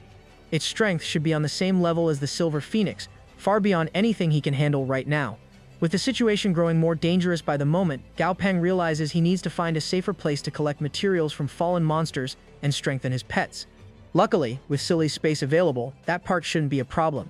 Just then, Dumby suddenly calls out and gestures forward, warning Gao Peng that they've been spotted. Almost immediately, a group of monsters charges straight at him, shouting angrily and demanding he return what he stole. Gao Peng raises his hands and tries to calm them down, saying they don't need to get so worked up since he only took a few dead bodies. However, he quickly understands that talking won't solve this. With no other option left, he decides they'll have to fight, and orders Dazi and Dragon Ant to combine. Without hesitation, both of them respond that they're ready, and begin merging. The instant the fusion completes, Dazi gains thousands transformation and Thunder God hoods. Thanks to Dragon Ant's unique Godhood ability, which allows it to copy any type of Godhood, it mirrors Dazi's power and forms its own Thunder God hood. In fact, Dragon Ant can replicate any kind of Godhood it encounters. All of a sudden, black smoke forms right in front of them. Gao Peng clicks his tongue in frustration, realizing that the master has caught up again. In response, Dazi instantly shifts direction and accelerates even more, while Gao Peng scoffs and wonders if their enemy really thinks it can keep up. Deep down, Gao Peng knows Dazi's double Godhoods give him a clear speed advantage, so this monster can't outrun them. However, the real problem is its tracking ability. It won't give up the chase unless one of them is killed. Since the enemy is far stronger than they are, taking it down alone is impossible. That leaves them with only one option: find help. 3 days later, the scene shifts to the Undead Divine system, where countless souls drift through the void of space. Gao Peng and Dazi streak through the area at top speed, drawing curious stares from the undead monsters around them. While moving, Dazi warns Gao Peng that undead creatures are everywhere in this territory. Gao Peng agrees, then adds that they can't keep running forever, and tells Dazi to look for a safe spot where they can stop and regroup for a bit. Eventually, they land in a secluded area. Gao Peng immediately separates Dazi and Dragon Ant, then summons Dumby, leaving the next task in his hands. After that, Gao Peng suggests Dazi to go rest. Hearing that, Dazi pulls a goofy expression and reminds him that they've grown up together as friends, so he's confident Gao Peng won't hold anything against him. Gao Peng laughs it off, says he understands, and waves him inside. Watching this, Dumby can't help but laugh as well. Soon after, Dumby begins activating his white flames, steadily absorbing the energy from the skeletons scattered around them. Meanwhile, deep inside a nearby cave, another monster suddenly opens its eyes, catching the scent of death in the air. Chapter 369, slowly it turns its head and asks its companions if they felt it too. A moment later, they quietly confirm that they did. After that, the dragon-type monster says he'll head out to investigate while the others continue resting. With that, the skeleton dragon shoots off at full speed. Sometime later, the skeleton dragon appears right in front of Dumby. This dragon is known as Death Dragon, a medium-rank god of mythical grade with a ghoul attribute. His white bone rule has reached 16%, while his pain rule stands at 12%. As soon as he senses the pressure, Dumby warns Gao Peng to stay alert. Meanwhile, Death Dragon studies Dumby carefully, and thinks to himself that this death aura is incredibly pure, something he's only felt before inside his master's body. In his eyes, this monster has a brilliant future, and recruiting him into the Undead Divine system would be a huge gain. Next, Death Dragon calmly explains that he is the ruler of the Undead Divine system on this planet. He adds that his earlier attack was merely a test of strength, with no hostile intent, and that Dumby has already passed. Hearing this, Gao Peng can't help but think it's a shame that Death Dragon is only at the medium-rank god level, especially when the one chasing him is a high-rank god. Through Dumby, Gao Peng politely replies that he's glad to meet him and mentions this is actually his first time encountering an undead god. He then apologizes and explains that he has to leave right away because someone far stronger is hunting him down. If fate allows, they can talk properly another time. With that said, Dumby takes off at full speed, carrying Galpeng with him. However, Death Dragon quickly follows and calls out for them to wait, explaining that the undead divine system holds significant influence here and might be able to help. Dumby responds honestly, saying that help won't be enough since Death Dragon is only a medium-rank god, while their pursuer is already at the high-rank level. After thinking it over, Death Dragon shakes his head and says a high-rank god isn't as big of a problem as it sounds. While defeating such an enemy might be difficult, forcing him to retreat would be easy enough. He explains that many high-level gods reside within the undead divine system, and since he holds great respect among them, they would definitely answer his call. All Dumby needs to do, he says, is stay here while he goes to speak with the pursuer. Soon after, the skeleton dragon departs and Dumby turns to Galpeng, wondering why this dragon is helping them when they haven't done anything for him. Galpeng calmly explains that nothing in this world comes for free. If the dragon is stepping in, there's definitely a reason behind it. Sooner or later, he'll want something in return, and they'll find out what that is. Not long after, the monster that had been chasing Dumby finally arrives and angrily declares that Dumby is the one who ran off with their treasure. At that moment, the skeleton dragon steps forward and tells him to cool down, pointing out that losing his temper won't solve anything. He introduces himself as Death Dragon, the leader of the undead divine system, and suggests that instead of jumping straight into killing, they should sit down and talk things out respectfully. However, the monster lashes out in anger and launches an attack at the skeleton dragon. Without any trouble, Death Dragon shatters the attack and casually asks why he's getting so worked up when they're trying to have a civilized conversation. He adds that killing each other doesn't actually fix anything. Seeing this, Galpeng is shocked. Internally, he realizes that even though this skeleton dragon is only a medium-rank god, he casually blocked a high-rank god's attack. Clearly, this dragon is far stronger than he looks. This also confirms why Galpeng chose to come to the undead divine system in the first place. He was hoping Dumby would get some real support here. Then, Death Dragon continues calmly, explaining that if the monster kills his father, the son will seek revenge. If that son is killed, then the next generation will come after him. In short, it becomes an endless cycle of descendants killing descendants. Galpeng can't help but make a funny face, thinking to himself that this dragon might actually win the fight just by talking. Keeping the tone unexpectedly light, the skeleton dragon adds that the cycle would never truly end unless someone put a stop to it right now. He frames it as concern for the monster's own good, especially since they are standing within the undead divine system's territory. If the monster insists on killing one of their companions here, survival would not be an option. Noticing that the monster seems at least slightly shaken by the reasoning, Death Dragon moves to end the exchange and push toward a more reasonable outcome. Before anything else can happen, the monster suddenly lunges forward. The skeleton dragon blocks the attack with ease and calmly notes that this opponent has no intention of listening. He then adds, almost mockingly, that unless the monster works on himself, that personality will leave him partnerless and alone until death. The comment leaves Dumby reeling. His head spins as he turns toward Galpeng, stunned by the exchange. Galpeng keeps his composure and suggests that this behavior may actually be the skeleton dragon's unique ability. As he checks the dragon's stats, he notices that the longer the skeleton dragon stands in front of an enemy and keeps talking, the stronger he becomes. Galpeng can't help but note that while the ability is strange, it is also unexpectedly powerful. However, before anything else can be said, the monster unleashes another attack and shatters the skeleton dragon's shield. At that point, the skeleton dragon's expression darkens as he says the enemy has officially crossed the line and made him angry. Suddenly, a rift opens in the sky above them, and Galpeng immediately feels a terrifying aura pouring out of it. The skeleton dragon roars that he already gave the monster a chance, but since he refused to listen, the same fate that befell other fools will now fall upon him. In the next instant, an enormous hand emerges from the spatial rift. Before the monster can even react, the hand clenches into a fist and completely crushes his body. Still, a small fragment of the monster manages to break free and flee. As it escapes, the monster thinks in panic that the hand's power is far beyond anything he can handle and that he only survived thanks to his last-second trick. Just then, a weapon comes crashing down toward the fleeing monster. The skeleton dragon coldly remarks that all of this happened simply because the enemy refused to listen. Moments later, the massive hand withdraws back into the rift, which slowly closes. The skeleton dragon lets out a breath and says it was fortunate that the Deathmaster arrived right on time. Afterward, he turns to Dumby and introduces him as his new friend, mentioning that Dumby is also a god from their gold race. He adds that this was their first meeting, but he was already deeply impressed. Suddenly, the dragon falls silent and fixes his gaze on Dumby. After a brief pause, he invites Dumby to join the undead divine system, confidently assuring him that he wouldn't regret the decision. For a moment, Dumby says nothing, Seeing his hesitation, the dragon gently presses the matter, asking what's holding him back and once again promising that this choice would only benefit him. Unsure of what to do, Dumby turns to Gao Peng and quietly asks for his opinion, wondering whether he should accept the offer. Gao Peng considers it for a second before replying that at least from what he can see, this dragon doesn't seem like a villain at all. Just then, the skeleton dragon suddenly stiffens and goes quiet again, lifting his head as if listening to something unseen. Watching this, Gao Peng realizes the dragon must be communicating with someone. A moment later, the skeleton dragon nods slightly and responds aloud that he understands, telling the other party not to worry. Hearing this, Gao Peng can't help but wonder if the dragon is speaking to his master. Soon after, the skeleton dragon turns back to Dumby and explains that their lord wishes to meet him personally, asking Dumby to come along. Gao Peng is taken aback and starts wondering if this lord is the same being he's imagining. Still, he decides not to overthink it.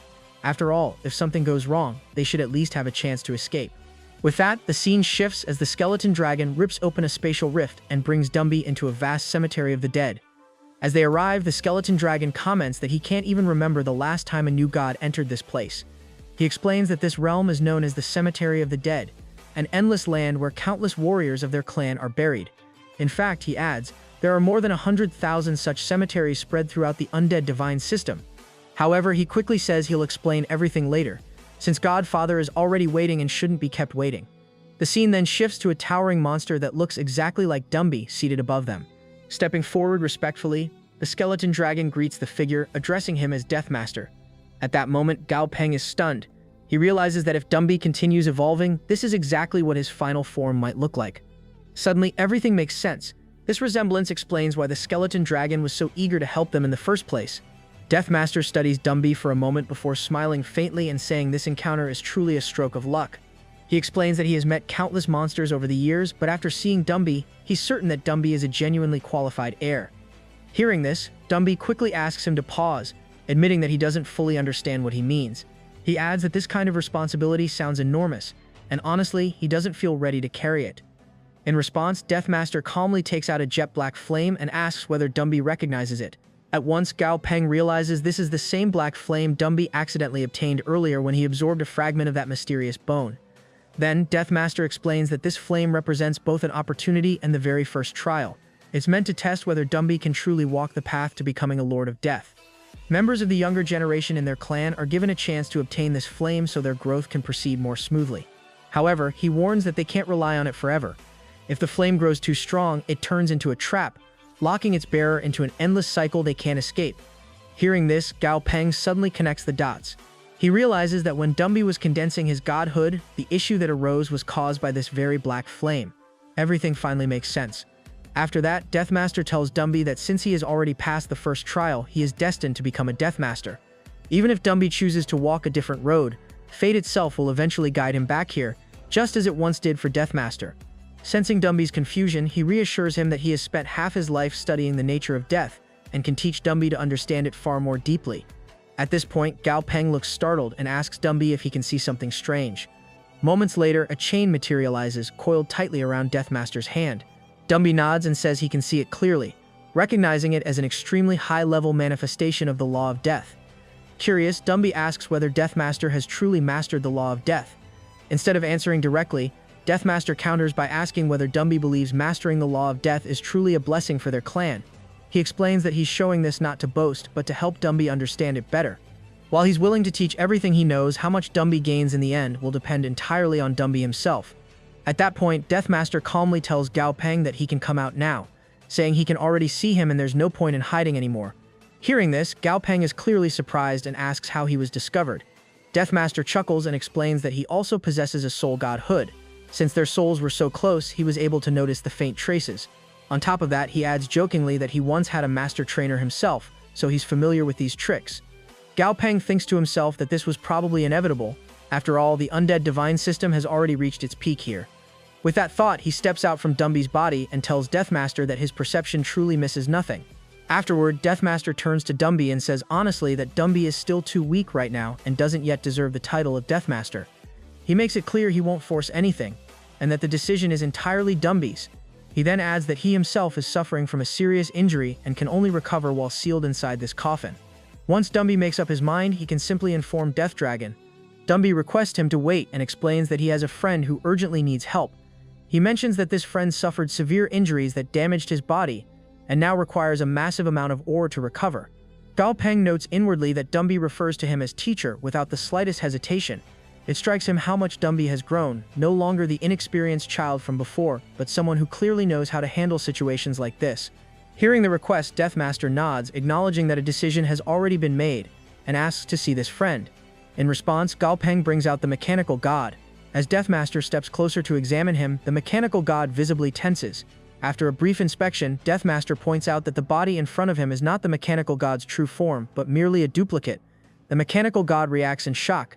Gao Peng smiles and remarks that since ore is needed anyway, it would make sense to release all of his bodies here. Following that, the mechanical god releases 3 streams of energy, which quickly take shape into 3 separate bodies.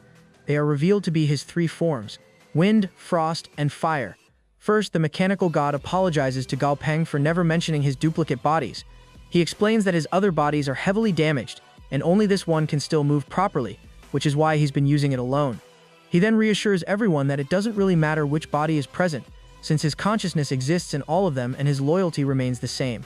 Hearing this, Gao Peng assures him there's no need to explain.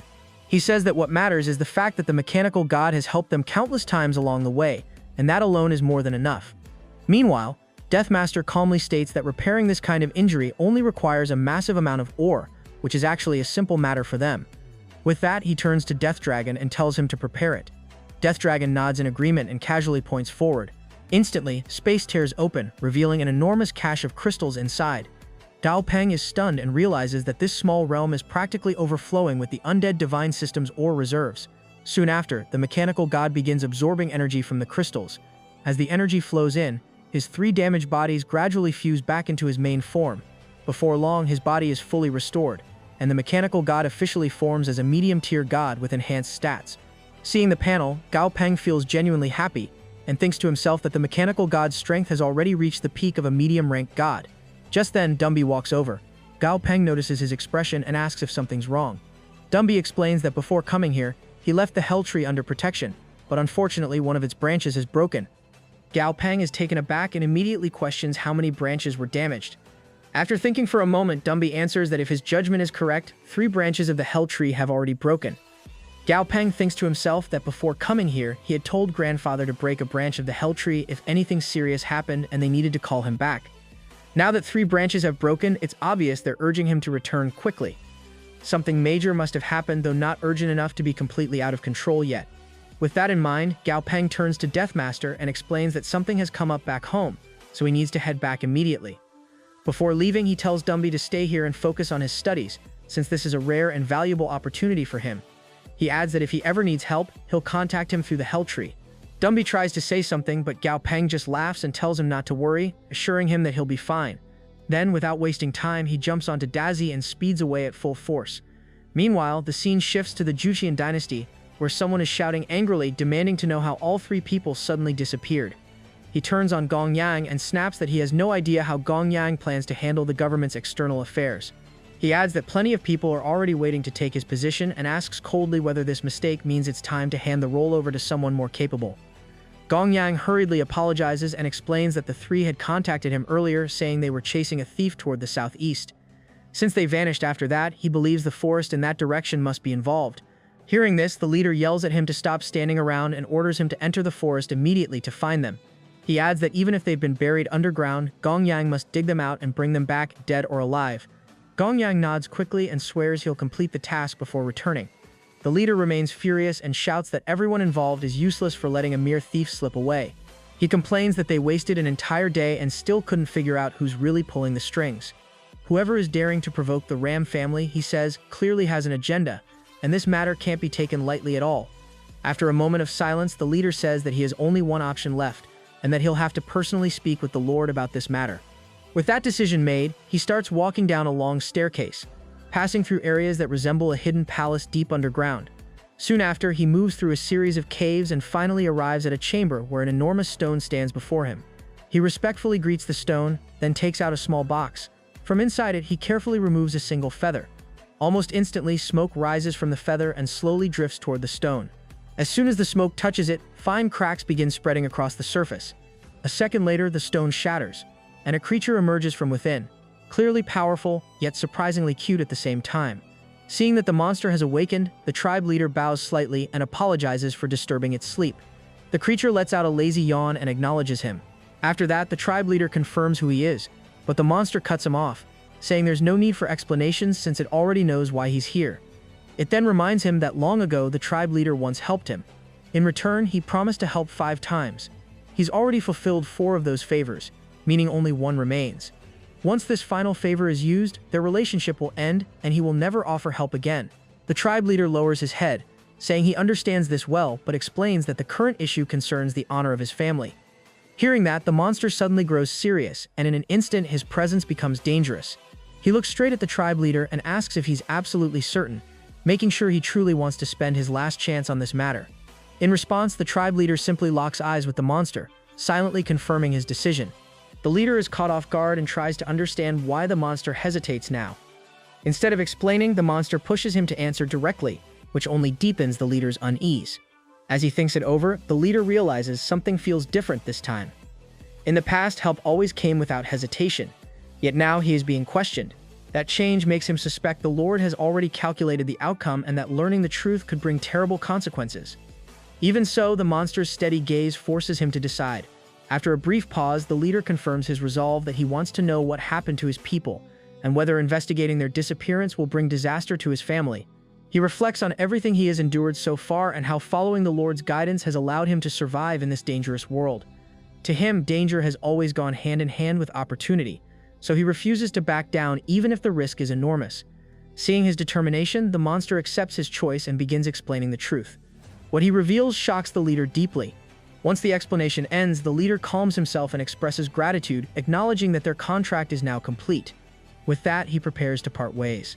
The monster watches him closely and begins to sense that something is very wrong. He connects recent events to a strange desert gate and a terrifying death aura he has never felt before. The aura feels almost extinguished, as if an unimaginably powerful being has been provoked. Even with his vast perception, the situation makes little sense. He understands that gains will come with a severe backlash, yet believes he has already given all the warning he can. Accepting that this matter no longer concerns him, the monster activates a formation. Energy wraps around him as the chains binding his feet shatter, and he takes flight. As he escapes, the surrounding area collapses and is left in ruins. Once the monster is gone, the tribe's leader steadies himself and resolves to plan his next move, determined to uncover where his people have truly gone. The scene then shifts to the Joseon dynasty's natural god plane, where a violent battle is already underway. Amid the chaos, the butterfly-like monster seen earlier reappears, joined by a strange spherical creature that unleashes a devastating attack toward the ground, escalating the conflict even further. Another monster rushes into the battlefield and immediately confronts the butterfly monster, furious that an intruder dares step into their territory. He charges forward without hesitation, driven by anger and killing intent. Before he can even get close, strange tentacles suddenly wrap around his entire body, stopping him cold. It quickly becomes clear that the butterfly monster has already caught him. The butterfly easily overwhelms him, pointing out that he is still badly injured from fighting the Titan ape and never stood a real chance. In the next instant, the butterfly finishes him off completely. His death sends shock through the surrounding monsters, who panic after realizing that a powerful force of destiny has just been killed. The butterfly monster revels in their fear and declares that everyone present is now his prisoner. As he asserts control, new tentacles suddenly surge toward him, signaling another threat. An octopus-like monster emerges and reveals himself, explaining that the fallen force of destiny created an opening for this very moment, and vowing not to let the butterfly escape. The butterfly recognizes the attacker as the fear controller and mocks his sneak attack, confident that this will not be enough to defeat him.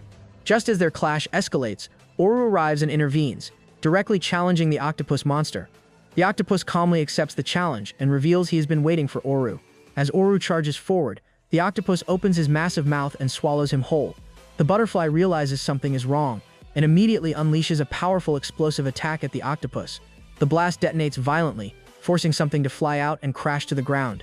When the dust settles, Oru is revealed severely injured and barely holding on. Soon after, another monster approaches Oru, but the scene abruptly shifts to the Black Fog world where the Turtle Emperor resides. Gao Peng appears alongside his companions, traveling while carrying an unconscious Oru.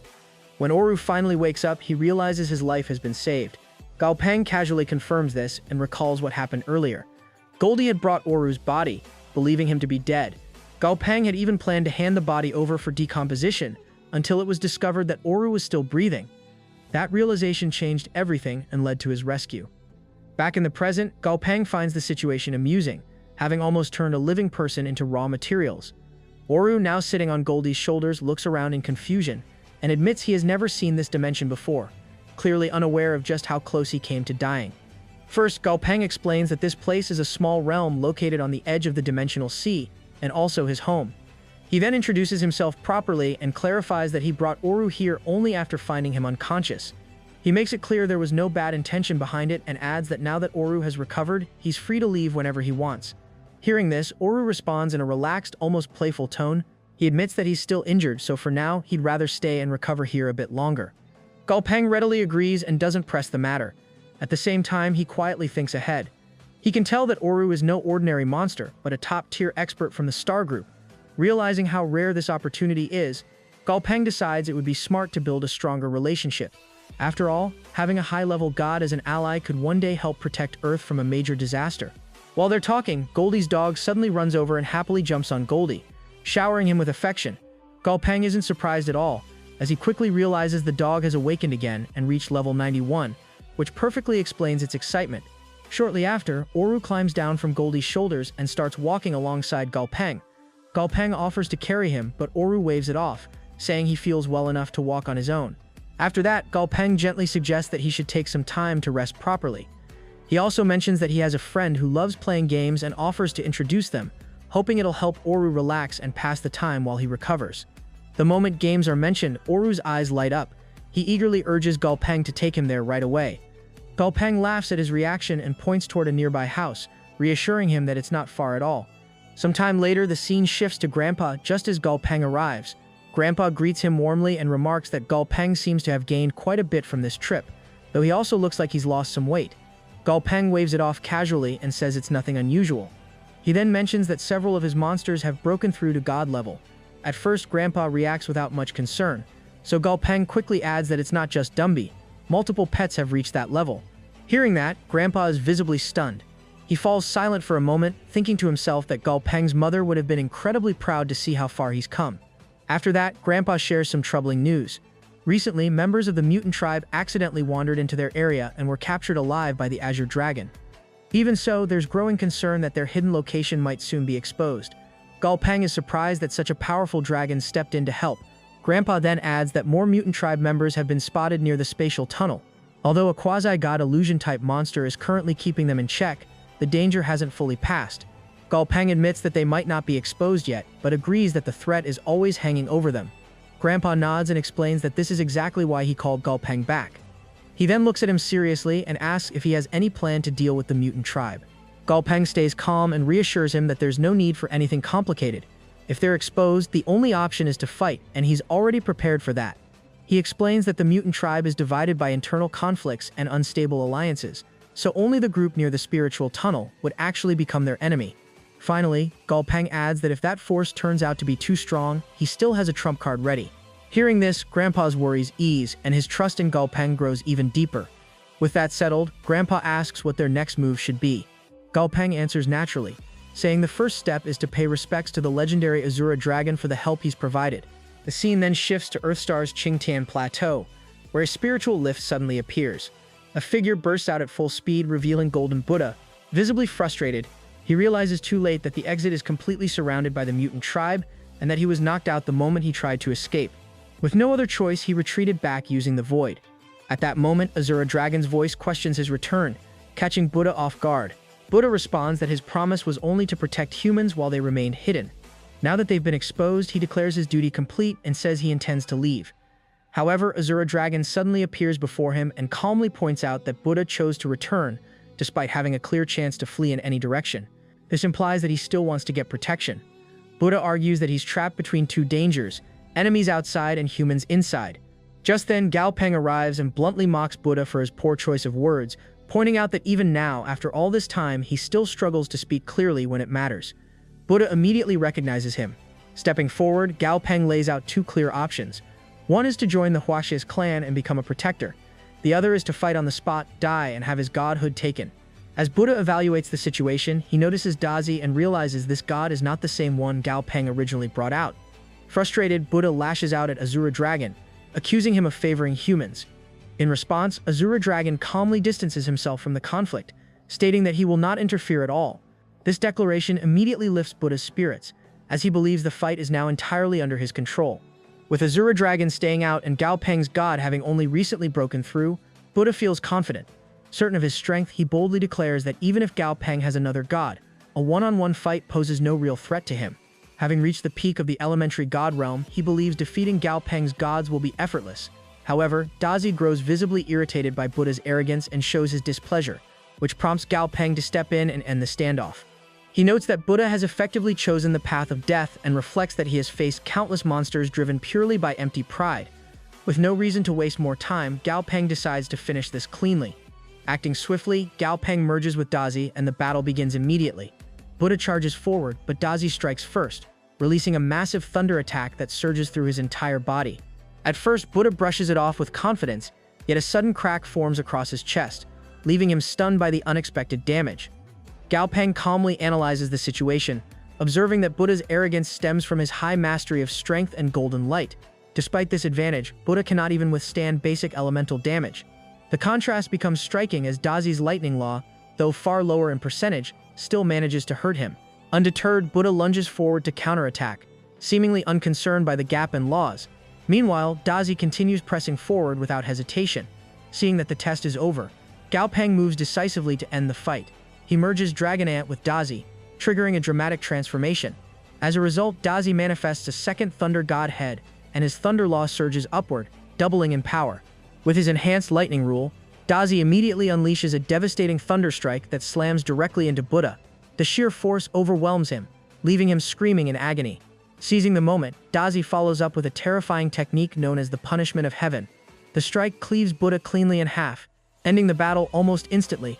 Buddha collapses to the ground, stunned and unable to comprehend how things turned out this way. Observing the scene, Azura Dragon shows mild surprise, noting that Gao Peng clearly had another plan ready all along. Gao Peng calmly responds that keeping Buddha alive would have only caused problems down the line. Azura Dragon then comments on how fearless the younger generation has become and prepares to depart. Before leaving, he warns that the exit has already been exposed. Gao Peng, however, remains unconcerned, confident in the powerful allies and safeguards he has at his disposal. Afterwards, Gao Peng approaches Buddha's corpse and carefully extracts a golden object from his head, recognizing it as the godhood. He summons the Dark Child and instructs it to extract Buddha's remaining power without damaging the body. The process goes smoothly, and once complete, the corpse even appears restored. With everything settled, Gao Peng calls for Goldie and Dragon Ant, instructing them to help carry the body as they leave the scene. They bring Buddha's corpse to a quiet location and leave it there like a stone statue. Dazi questions this choice, wondering why they didn't decompose the body to harvest valuable materials. Gao Peng explains that although Buddha is a traitor in their eyes, many ordinary people still place their faith in him. Destroying the body would only shatter that belief. Reflecting on his grandfather's teachings, Gao Peng reminds himself that great power comes with responsibility. Since they already stand above ordinary humans, it becomes their duty to protect hope rather than crush it. Just as he finishes this thought, Goldie senses movement nearby and warns that someone is approaching. Gao Peng quickly withdraws with his companions, observing everything from above. Soon after, a group of ordinary people passes by and notices the statue.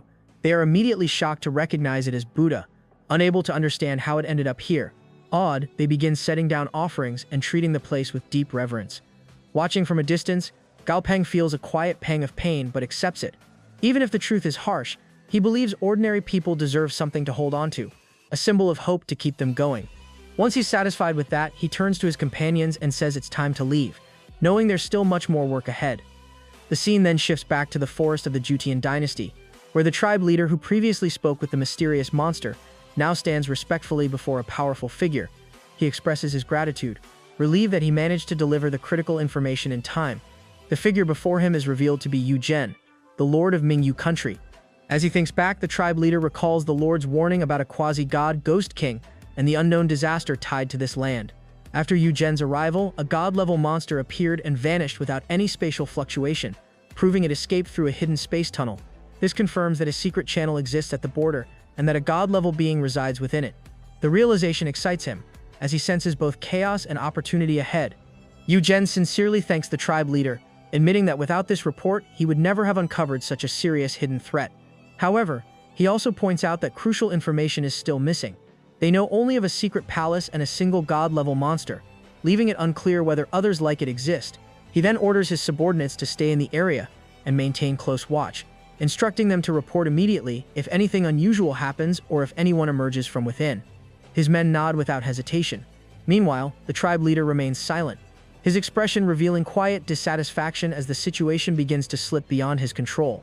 Inside the Judean Dynasty Hall, Gao Peng sits with the others and opens the discussion by wondering whether the mutant tribe is trying to compete with the outsiders over control of the secret realm.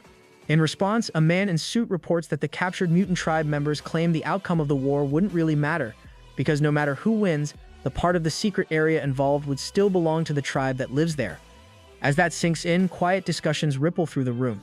One leader points out that the mutant tribe's motives feel off, and another quickly agrees, saying something about the whole situation doesn't sit right. Hearing this, Gao Peng reflects for a moment and realizes that the mutant tribe may be treating Earth like a hidden wildcard. After that, Gao Peng states plainly that cooperation offers no real benefit. Once the mutant tribe realizes both sides are on equal footing, they'll simply ignore any agreements. The leader of the Green God tribe nods in agreement, clearly sharing the same view. Gao Peng then adds that if the mutant tribe wants a friendly competition, they might as well accept it. At that point, an elder raises a concern, warning that the proposal could be a trap meant to lure them in. Gao Peng responds calmly, pointing out that turning it down won't stop the mutant tribe from secretly studying their methods anyway. Rather than wasting energy trying to hide, it's better to face things head-on and use this chance to see how their younger generation compares to the mutant tribes. As soon as he mentions the juniors, several people notice the change in Gao Peng's expression. One elder suggests giving it a try, and another follows up by agreeing. When the Green God tribe's leader is consulted, he also voices his support. With the direction settled, another elder notes that a decision has been reached and moves the discussion forward. He explains that the mutant tribe requested 3 friendly matches: Saint tier, quasi-god tier, and god tier monsters. However, since their side lacks enough high-level monsters in both numbers and overall strength, Gao Peng proposes adding Emperor tier and Overlord tier battles as well. The elder then looks around the room and asks for everyone's stance on the idea. For a moment, silence fills the hall. Seeing this, Gao Peng smiles and remarks that it seems everyone is already prepared for battle. He tells them to begin making preparations and leaves them with one final thought. No matter what happens, the victory will be theirs. The scene then shifts to another location, where everyone is sitting together and sharing a meal. While they eat, the elder of the White Dragon tribe casually brings up whether anyone has heard the latest discussion. When one of the boys shakes his head, the guy follows up by revealing that they're preparing to fight the mutant tribe. Hearing this, the boy's eyes widen and he quickly asks if that's really happening. Another boy jumps in to confirm it, adding that one of the mutant tribe's trainers used to be his uncle's student and later became a well-known powerhouse among trainers. At that, everyone reacts with surprise and starts pressing him for more details about this person. The boy explains that the selection for top students is already underway, and his uncle's former student has successfully made the list. He adds that anyone chosen as a top student will represent the human race in the upcoming battles. As the news spreads, excitement fills the table, and several people comment that this is going to be interesting to watch. Soon after, someone asks who exactly these top fighters are. Before anyone can fully answer, another person chimes in, saying that there will even be god-level trainers among them. That remark sparks more discussion. Someone points out that truly outstanding talents in the younger generation are rare, so even members from high-ranking clans might get a chance to step in. In the middle of the chatter, one person suddenly asks who Gal Bouquet is, mentioning that the name sounds unfamiliar. Everyone pauses for a brief second, then collectively ignores the question and bursts into laughter. After that, the scene shifts to the boundary space of the Judean Dynasty's Mingyu country. Yu Zhen arrives there with his companions, accompanied by a chubby representative from Storm Country and another figure from Kurenai's country. As Yu Zhen looks toward the people from Kurenai country, he can't help but think that they always manage to stir up trouble here. If Earth hadn't suddenly become an issue, he would never have allowed them to stand on this ground. The Secret Realm's passage isn't just his country's concern, and while Storm Country has no direct conflict, the route passing through Mingyu and Kurenai country leads straight into Storm Country, making it the most tightly connected of them all. In the end, all 3 countries hold extra power here, each one keeping the others in check to maintain a fragile balance. Yu Zhen quietly wonders what things will look like once this current mess is finally dealt with. Just then, a spatial rift suddenly opens right in front of him, drawing everyone's attention. Almost at once, people start shouting in alarm, realizing that a rift has appeared. Moments later, Gao Peng steps out of the rift with his companions. Seeing this, one of Yu Zhen's allies frowns and questions why members of the mutant tribe from Southern Wonderland would show up here, suspecting it might be some kind of scheme. Yu Zhen, however, simply smiles and waves it off, saying it doesn't really matter where they came from as long as they defeat them in the end. At that point, Fishy suddenly loses his temper and shouts while pointing ahead. Standing there is the same celestial beast that attacked Gao Peng before. Gao Peng immediately recognizes it as the celestial beast from Mingyu country and calmly remarks that this is the perfect chance to settle old scores. He then casually reveals that this celestial beast actually belongs to Yu Zhen. With a grin, he points out to Fishy that a Jade Emperor beast is standing right behind it and appears to be its father, meaning Fishy would have to deal with that one first. Fishy snorts and says he's no longer scared of the law of time now that he has mastered the law of devouring. Hearing this, Gao Peng notes that possessing a high law finally gives Fishy the chance to get his revenge, and Fishy confidently confirms that he fully intends to do exactly that. At this point, the Lord of Kurenai country shouts angrily toward Gao Peng, demanding to know what is going on, and questioning whether they are from the mutant tribe. Several others quickly join in, their voices rising together. Gao Peng just smiles in response and says their background doesn't matter. Then in return, he asks whether they plan to go back on their earlier words. As he speaks, he summons Dazi, whose overwhelming aura spreads the moment he appears. Yu Zhen's expression shifts in shock as he instantly realizes that Dazi is a god. After a brief pause, Yu Zhen remarks that Gao Peng must be a god-level trainer to stand there with such confidence. Still, he points out that they have 3 god-level trainers on their side. Finally, he explains the basic rule of a formal challenge. Gao Peng must bring enough beasts to challenge every one of them at least once. Gao Peng calmly asks whoever said he only had 1 god-level beast. As he speaks, he summons Silent Lion and Goldie as well. Seeing 2 more gods appear, Yu Zhen freezes in shock and quickly realizes that Gao Peng actually controls 3 god-level beasts. At the same time, the leader of Storm Country lets out a smile and casually remarks that he'll take the lion for his family later. In response, Silent Lion shoots him an icy glare and bluntly questions whether that fat man is even worthy of standing as his master. After that exchange, the Lord of Storm Country admits that Gao Peng is indeed qualified to challenge them and suggests that they start directly with the god-level battle. Gao Peng, however, tells him not to be so impatient, saying they should begin with Emperor-tier monsters instead. Hearing this, Yu Zhen nods in agreement and explains to the Storm Country's lord that jumping straight into god-level fights would leave everyone else without a chance to participate. He adds that delaying the main battle only makes the final victory more satisfying. Meanwhile, Gao Peng quietly understands what's really going on. All 3 parties are trying to keep each other in check. They want to defeat him, but at the same time, none of them wants another country to walk away with a powerful treasure that could tip the balance. Without warning, Gao Peng summons a strange-looking monster. Yu Zhen stares at it in surprise and asks what exactly that thing is. Gao Peng casually explains that a battle this big deserves an audience and assures them that it won't interfere with the match itself. This immediately angers the Lord of Kurenai country, who shouts that Gao Peng is treating them like monkeys by putting their fight on display. Gao Peng simply smiles and clarifies that he would never think that way. He adds that it's just a live broadcast so others can watch the battle unfold. Just then, the strange monster slowly opens its eyes. The scene instantly shifts to the Black Fog world, where the same monster appears before a confused crowd. People start murmuring, wondering what it is. Some speculate that enemies might have attacked, while others quickly dismiss the idea, pointing out that this is the end line where attacks are nearly impossible. Moments later, the monster's eyes open fully, revealing Gao Peng inside. The onlookers stare in disbelief and start asking who he is, puzzled by the appearance of such a powerful-looking human. Gao Peng glances into the eye and quickly confirms that the broadcast has started without any issues. After that, he turns to the elders and casually asks who wants to go first. Without hesitation, the girl from the Green God tribe steps forward and volunteers. Soon after, the first match is announced as a battle between the Green God tribe and Storm Country. As the fight begins, the boy from Storm Country immediately orders his sparrow to attack his opponent and not give any room to escape. The sparrow rushes straight at the Green God tribe girl's beast. In his mind, the Storm Country boy feels confident. He thinks the mutant tribe is being reckless for sending out an insect-type beast against a sparrow. Convinced that attribute advantage decides everything, he believes this match is already his.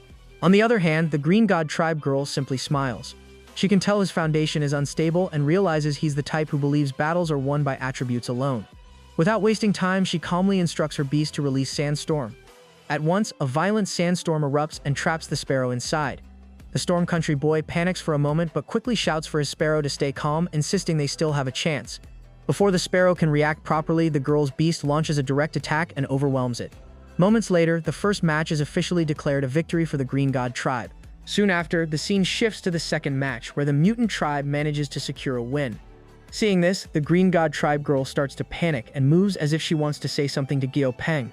However, he stops her with a gesture and tells her not to worry. Instead, he calmly calls for Li Junzong to take the next round. Li Junzong steps forward confidently and says he's fully prepared.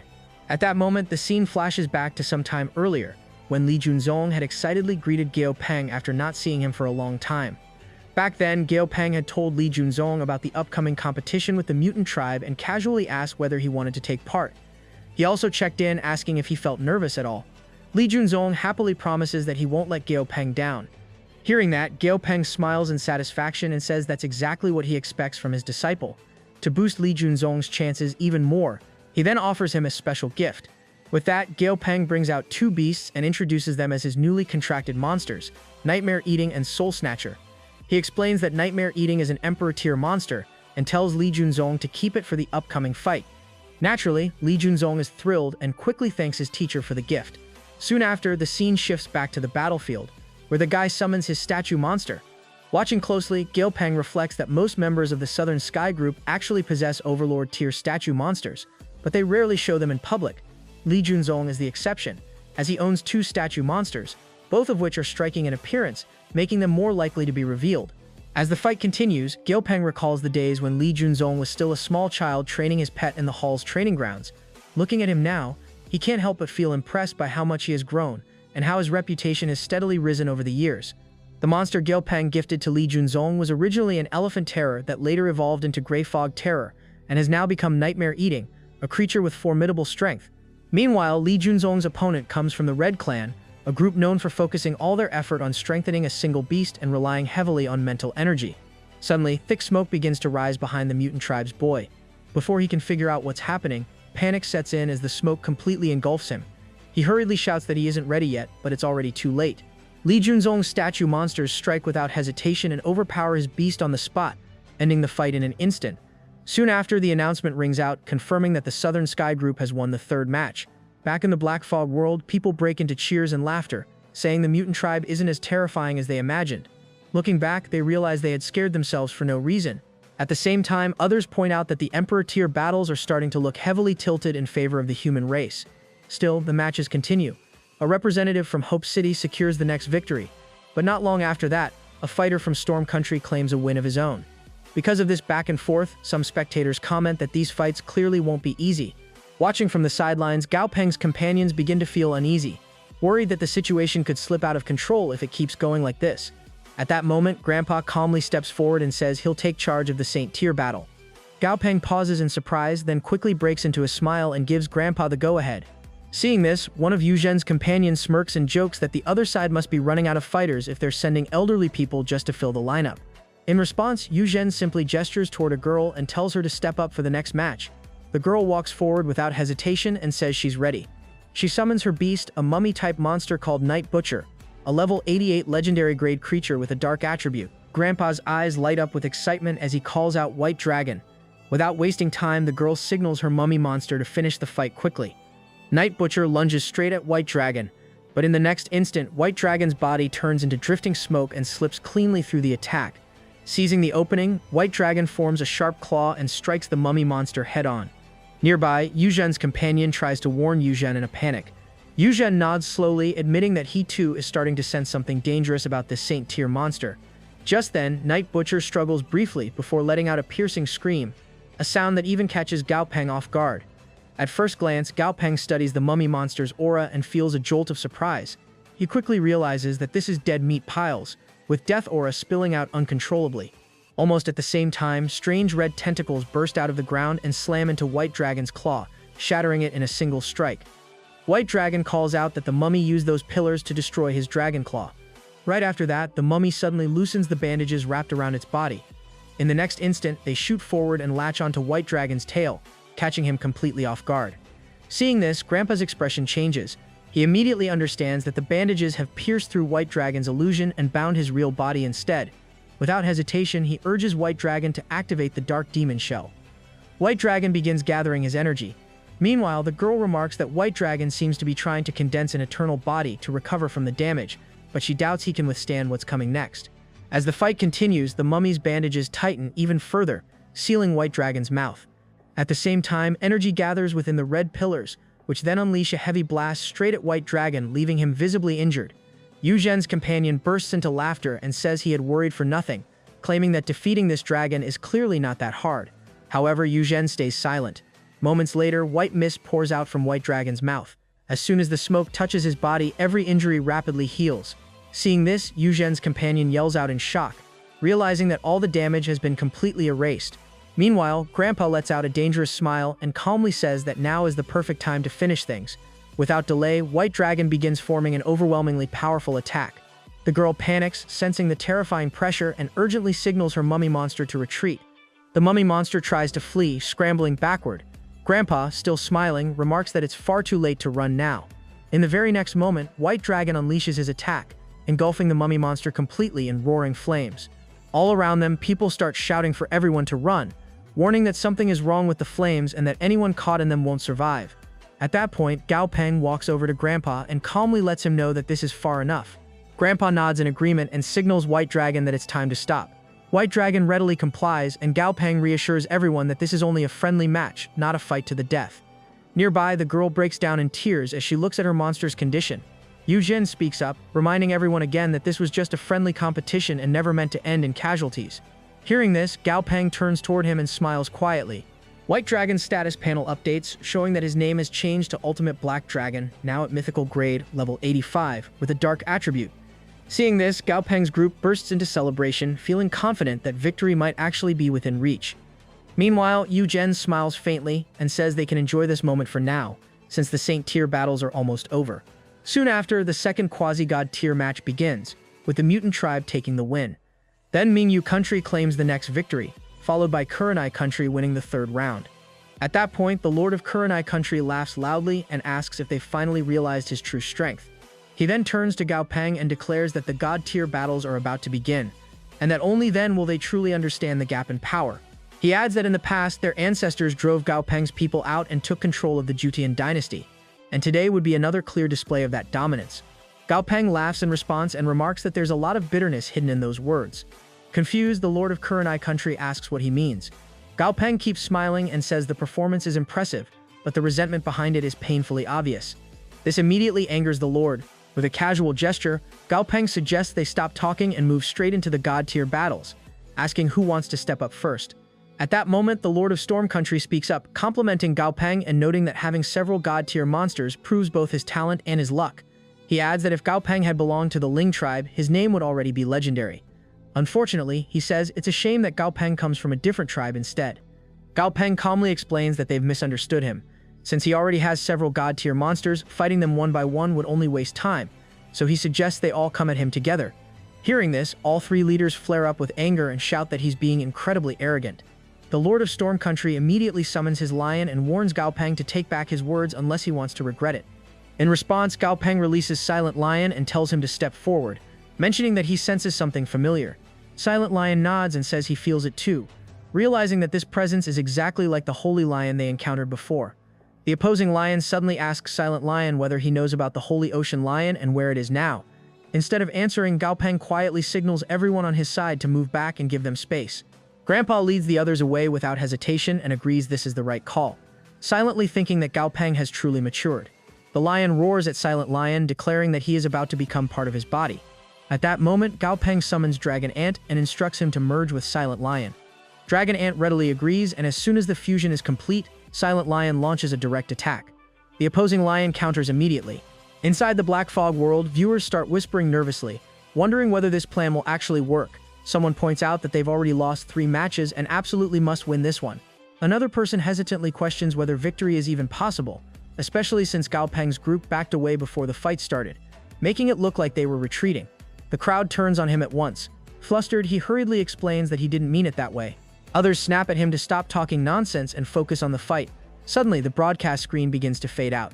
Everyone reacts in shock. Dazi turns to Gao Peng and asks why he ended the live feed. Gao Peng answers calmly that the fight is about to turn extremely intense. At the same time, the Lord of Kurenai country bursts out laughing and mocks Gao Peng, questioning how he plans to face all of them when he already needs 2 beasts just to deal with the Lord of Storm Country alone. Yuzhen remarks that in this world, the weak are naturally consumed while everything depends on strength, adding that it's unfortunate Gao Peng stands on the side of the mutant tribe. At the same time, it becomes clear that from Gao Peng's perspective, Yuzhen represents the mutant tribe, while from Yuzhen's point of view, Gao Peng is the mutant tribe instead. Because of that, both sides keep labeling each other the same way. Hearing this, Gao Peng simply smiles and says it sounds like there's been a misunderstanding. As he speaks, he begins summoning more of his beasts. Instantly, all three opponents react in shock and blurt out how something like this is even possible. Meanwhile, Yu Zhen's companion nervously wonders how one person could possibly control so many god-tier monsters. In response, Gao Peng brings out Dazi, Silly, Fishy, Goldie, and White Blade, making it clear that all five have already reached the god level. With a calm grin, Gao Peng says they're free to step in as well, since he's more than ready for them. Yu Zhen, however, stays completely silent. Before anyone else can move, Fishy impatiently complains that he hates wasting time talking and warns that he'll charge in himself if they don't hurry. Right after that, he slams the ground, sending a massive shockwave straight at Yu Zhen, who narrowly avoids it just in time. In response, Yu Zhen summons his own god-tier beast, Jade Emperor, and declares that it's his turn to fight. Fishy immediately rushes in and starts attacking Jade Emperor head-on. Jade Emperor activates his time ability and freezes Fishy in place. Fishy growls in frustration, saying he's using that same trick again. Taking advantage of the opening, Jade Emperor yanks him forward and lands a heavy punch, sending Fishy flying deep into the forest. Seeing this, Gao Peng calls out to check if Fishy is alright. Fishy quickly gets back on his feet and replies that he's completely fine, explaining that while the time ability is impressive, its actual damage is weak and can't really hurt him. Hearing that, Gao Peng comments that Jade Emperor's physical power seems lacking, and then signals to Goldie that it's his turn. Goldie stretches lazily, tells him to leave it in his hands, and then charges straight toward Jade Emperor. As the fight continues, Goldie pulls out his divine weapon mid-charge. Almost instantly, Jade Emperor reacts to the overwhelming law of gold, radiating from it. Watching closely, Gao Peng reflects that the Jade Emperor's greatest strength lies in freezing time and blocking its flow within a certain range. Because of that, the smartest counter is a beast with extremely tough skin. Moments later, Goldie rushes in, but Jade Emperor suddenly vanishes and reappears right behind him. Before Goldie can even react, Jade Emperor throws a punch straight at his face. However, nothing happens to Goldie at all. Instead, a sharp crack forms on Jade Emperor's own hand. Seeing this, Jade Emperor quickly pulls back. Meanwhile, Goldie casually rubs his head and wonders out loud if a mosquito just bit him. Jade Emperor, on the other hand, can't hide his shock at how unbelievably hard Goldie's skin is. Right after that, Goldie glances over at Fishy and calls him out for hiding in the back and letting him fight alone. Fishy calmly responds that he's not reckless like Goldie and prefers staying behind to think things through. Without wasting time, Goldie charges Jade Emperor again and says they'll soon see who takes this monster down first. In response, Jade Emperor brings out his divine artifact and admits that Goldie's defense is impressive, but insists there's no way Goldie can escape his divine artifact spear. Jade Emperor launches the spear forward. Goldie scoffs and points out that the spear looks tiny and almost wooden, questioning whether Jade Emperor seriously thinks something like that could defeat him. However, instead of aiming at Goldie, Jade Emperor redirects the spear toward Fishy. In his mind, he decides that fighting both of them at once would be troublesome, so it's better to deal with the fish first before worrying about the duck. The next second, Jade Emperor freezes in shock as he sees his spear stop mid-air. Fishy has caught it using dense black energy. Staring at the scene, Jade Emperor can't understand how this is even possible. Fishy then smiles and explains that he's finally discovered Jade Emperor's weakness. He says he wanted to test whether gravity could affect the divine artifact, and since the spear is clearly influenced by it, there's absolutely no way it can escape from his black hole. Jade Emperor freezes in shock and starts wondering if this fat fish can really use the black hole technique. He immediately tries to pull his spear back, but no matter how hard he struggles, it doesn't budge. Frustrated, he shouts that the weapon is completely stuck. With no other choice left, Jade Emperor turns and charges straight at Goldie. Watching this, Fishy clicks his tongue in disappointment and says that going after Big Goldie means there won't be any fun left for him now.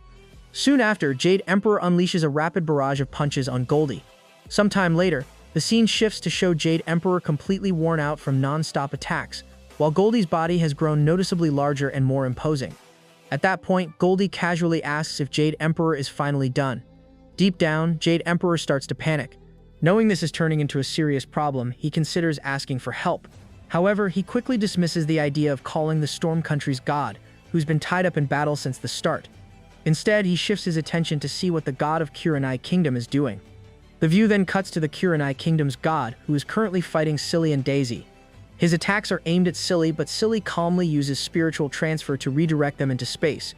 Enraged, the Kurenai god yells that Silly already blocked 3-sword Shi and questions how he plans to stop 30. Before he can launch the next wave, a massive bolt of lightning crashes down from Daisy. Daisy remarks that he never understands why villains always talk so much. Just as the Kurenai god tries to respond, another powerful thunder strike slams into him. Now furious, she retaliates by sending countless swords toward Daisy. However, our monster blocks them effortlessly and states that those attacks will never reach him. Watching all this, the Jade Emperor realizes that the Kurenai Kingdom's god won't be able to help him either.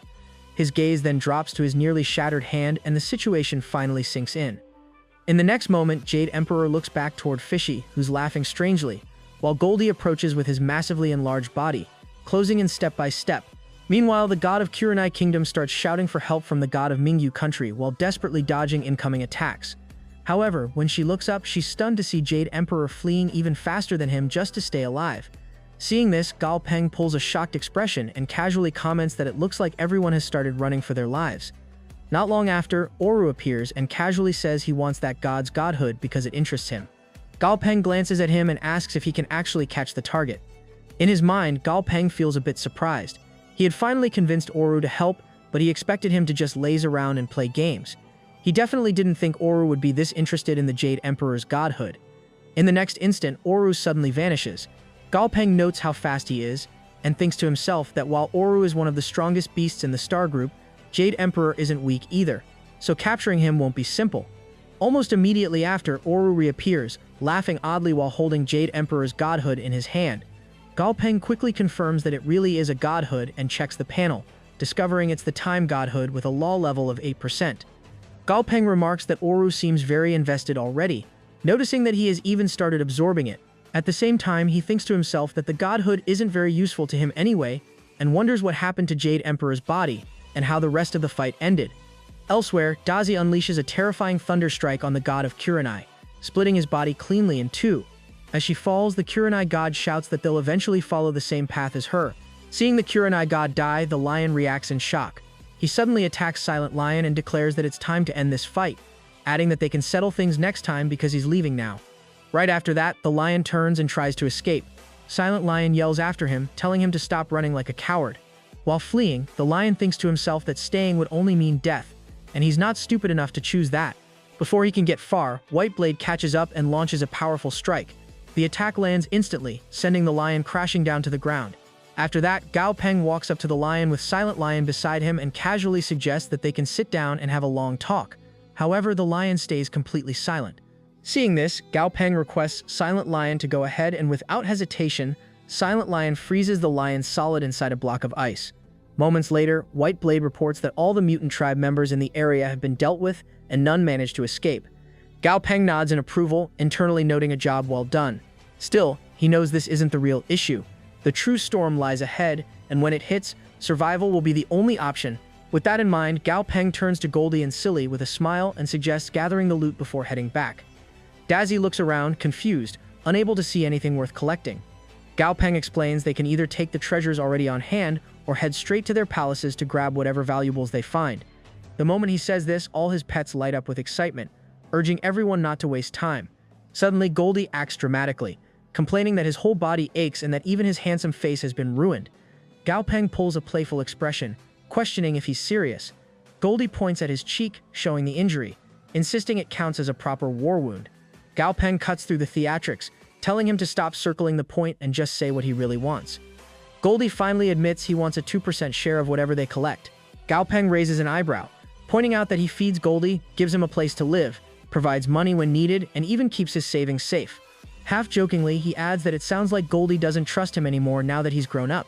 Goldie suddenly grows emotional, realizing how much Gao Peng actually cares, and that his earlier words might have hurt him more than intended. He quickly says he'll leave his share to Gao Peng. After a pause, he carefully adds that this means he won't have to pay for clothes and food anymore. Gao Peng waves it off, assuring him that all his needs will be taken care of. Goldie freezes for a moment, then reacts in shock, wondering if Gao Peng's expression had changed again and whether he's being tricked. Meanwhile, Silent Lion releases the other lion from the ice. The lion admits that Silent Lion won the fight, but Silent Lion snaps back, demanding an explanation for why he and the Ocean Holy Lion wanted to eat him in the first place. The lion straightens up, genuinely surprised that Silent Lion doesn't know the reason, and mutters that he can't believe he actually lost to someone he considers a fool. Angered immediately, Silent Lion demands clarification. Instead of answering, the lion turns to Gao Peng and says he's willing to explain everything, on one condition: he will reveal all he knows, but only if they promise not to kill his people. and to let them go. Gao Peng glances at the Lord of Storm Country, noting that the lion seems more concerned about his people than his master. After a brief pause, he agrees to the condition but delivers a sharp warning. If the lion lies even once, Gao Peng will annihilate his entire country without mercy. The lion turns back to Silent Lion and explains that after his birth, Silent Lion should have transformed into a Holy Lion. Within the Holy Lion clan, there's a saying that when the 7 Holy Lions unite, they can step into eternity and even glimpse the Supreme. Silent Lion frowns, confused, asking what becoming one actually means and how all the lions could possibly merge. The lion replies plainly that coming together means completely devouring the other lions while they're still alive. Gao Peng and Silent Lion exchange a stunned, silent look. Finally, Gao Peng turns and starts walking away, calmly stating that he will keep his promise exactly as said. The scene shifts as a child runs through the streets, shouting that the mutant tribe has appeared inside the Judean dynasty. He reaches a house and blurts out that 3 lords have already been killed, anxious about what to do next. Moments later, an old man slowly steps out. The child looks up nervously, wondering if his master plans to come out of retirement and fight again. The old man begins walking away, brushing it off as nothing serious, and motions for the child to follow him behind the mountain. As they arrive, the old man suddenly raises his voice, calling for it to come out. The mountain cracks apart, and a terrifyingly powerful beast emerges from within. Meanwhile, in the undead graveyard, Dumby sits quietly cultivating. A monster approaches and hands him a letter, saying it for him. Dumby reads it, then casually burns it, assuring himself that there's no need for his master to worry. The mission will be completed. He then heads over to Deathmaster, requesting assistance. Deathmaster looks at him and Dumby explains plainly that he needs to kill a god. Deathmaster nods and instructs him to take Sashi along for support. Soon after, Dumby arrives at a palace and asks if Senior Sashi is around. A monster named Sashi steps out, teasing that little Dumby must have gotten himself into trouble again. Dumby cuts straight to the point, saying he wants to capture a mid-level god alive. Sashi laughs, calls it easy enough, and agrees to help. At the same time, the scene shifts to the female lion, who exhales in relief, realizing she's finally escaped that place. Still, unease lingers from the past few days. Even though no enemies are in sight, her frown deepens as she thinks of one particular person. Suddenly, a voice echoes from nowhere, admiring her body before coldly noting that it's a shame she's about to become a corpse. The female lion quickly scans her surroundings and shouts, demanding to know who's there. Almost immediately, the scene cuts to Gao Peng sitting calmly with his monsters in another location. As he senses a familiar aura, he quietly realizes that someone has finally arrived. Right on cue, Dumby suddenly appears beside him, with Sashi standing nearby and the female lion firmly restrained. Dumby greets Gao Peng and lets him know he's made it. Sashi can't help but feel surprised watching this exchange. He never expected Deathmaster's successor to speak so respectfully to a human. Still, he keeps his thoughts to himself, deciding that this is their internal matter and not something he should interfere with. Gao Peng glances at Sashi and casually asks Dumby who he is. Dumby introduces Sashi as a friend, and Sashi steps forward to greet everyone in return. After that, Gao Peng shifts his attention to the female lion and gestures toward her, telling Silent Lion to take care of it since this matter belongs to him. Silent Lion's mood instantly lifts, and he happily says he can finally eat without any interruptions and grow stronger. Without wasting time, Silent Lion takes the female lion with him and leaves the area. Meanwhile, Gao Peng reaches out to Dumby through telepathy and asks whether Sashi would be willing to help them in future battles. Dumby replies that he can't say for certain, but he's confident Sashi would help if asked directly. Hearing this, Gao Peng feels reassured. With both Oru and Sashi on their side, he no longer feels concerned about the mutant tribe. After all, the mutant tribe's strongest member only possesses a high-level god, while the rest barely reach mid-tier. His only real concern is the Li tribe, and he hopes they reach Bifeng clan's territory soon. He's already made arrangements there, so they should be safe for now. Just then, a spatial rift begins forming in the sky. Gao Peng looks up and remarks that it seems they're finally making their move. As the rift rapidly expands, its presence becomes impossible to ignore. Gao Peng makes a playful expression and thinks it's amusing that these gods already have a spiritual tunnel, yet still bother opening another one, like sneaking a look through someone else's window. With a grin, he turns to Silly and asks her to unleash a spatial storm. Silly lights up with excitement and says she hasn't used that ability in a long time, but now she finally has the perfect chance to show it off. As Silly activates her ability, the spatial rift begins to tremble. Moments later, an enormous monster slowly pushes its way out from inside. Once its head fully emerges, it introduces itself as the spatial ring snake, Jormo. Hearing that name, Gao Peng is briefly taken aback. He immediately realizes this creature comes from the Peacock Dynasty, one of the 3 super dynasties of the mutant tribe. During the war against the human clan, this faction was one of the main forces responsible for driving humans out of the Juchean dynasty. Meanwhile, the massive snake looks down arrogantly and remarks that foolish humans have dared to return once again. It mocks them for failing to find a place of their own after being expelled, and claims that since they came back, they clearly haven't learned their lesson. This time, it declares they'll be wiped out completely. Before it can say more, a small attack suddenly strikes its head. However, the hit does nothing. The snake tilts its head, amused, and scoffs as if asking whether that was supposed to be a joke. However, almost immediately, more attacks follow. One after another, they crash into the snake. As it observes the situation, its confidence starts to waver. The spatial energy within these attacks feels unusual, far stronger and stranger than expected. Even worse, healing them is proving difficult, which tells him one thing clearly: these people are using spatial element. What unsettles him even more is that these space-based attacks aren't moving at all. They remain fixed in place, stubborn and unmoving. When he tries to destroy them directly, he realizes he can only damage part of them, and they don't react with any panic whatsoever. At that point, the snake can't help but think his luck is terrible today. Somehow, he's gotten dragged into an unnecessarily troublesome situation. Then, without warning, the spatial rift itself begins to crack and collapse. The snake stares in shock, unable to understand why it's breaking apart. In the next instant, a black hole forms at the center of the rift. As it starts pulling in everything around it, the black hole rapidly expands, growing larger and more terrifying by the second. The snake grows uneasy, frantically wondering how a black hole could form inside the spatial rift. Without hesitation, he turns and tries to flee, muttering that something is seriously wrong. The spatial rift keeps expanding, and with it, the black hole grows larger, making it painfully clear that he needs to escape immediately. At the same time, Gao Peng breaks into a smile. To him, this is the perfect moment. He casually tells Silly that it's time to make things a little more exciting. Silly responds by pouring in even more power. Instantly, the black hole swells and yanks the snake straight toward it. The snake screams in panic, struggling desperately, but there's no way out of the spatial rift. In the next moment, his entire body is dragged into the black hole, crushed apart and erased on the spot. Watching this, Sashi smiles quietly. In his mind, he realizes there's no need for him to step in at all. Meanwhile, Gao Peng notes that two other high-level gods had appeared earlier but fled at full speed. He hadn't expected them to retreat so quickly, which only proves how terrifying Silly's ability really is. With the immediate threats gone, Gao Peng decides the real show can finally begin. 2 weeks later, the scene shifts. A mutant tribe representative stands his ground, loudly insisting that this region contains the Ling clan's territory and will never be handed over. He argues that the humans are asking for too much, especially since the tribe neither surrendered nor suffered a true defeat. Across from him, Grandpa sits calmly. He replies that everything the mutant tribe claims about ancient history is nothing more than a one-sided tale filled with lies. He pointedly asks whether they've truly forgotten what really happened, then adds that there's no need to spell it out, they've already lost. At that moment, Silly's black hole quietly forms behind Grandpa, silently pressuring the room. Feeling the shift, the mutant tribe representative backs down slightly and says he understands Grandpa's point, but still insists the demand goes too far. Grandpa's expression hardens. He states plainly that if they refuse the terms, there's only one option left: war. The mutant tribe representative falls silent, unable to argue. Another person tries to step in and negotiate, but Grandpa cuts him off without hesitation. He says there's nothing left to discuss. From this moment on, Kurenai country and Mingyu country belong to the human clan. The mutant tribe members can't argue and reluctantly agree to accept Grandpa's first condition. With a calm smile, Grandpa moves on and says it's time for the second condition.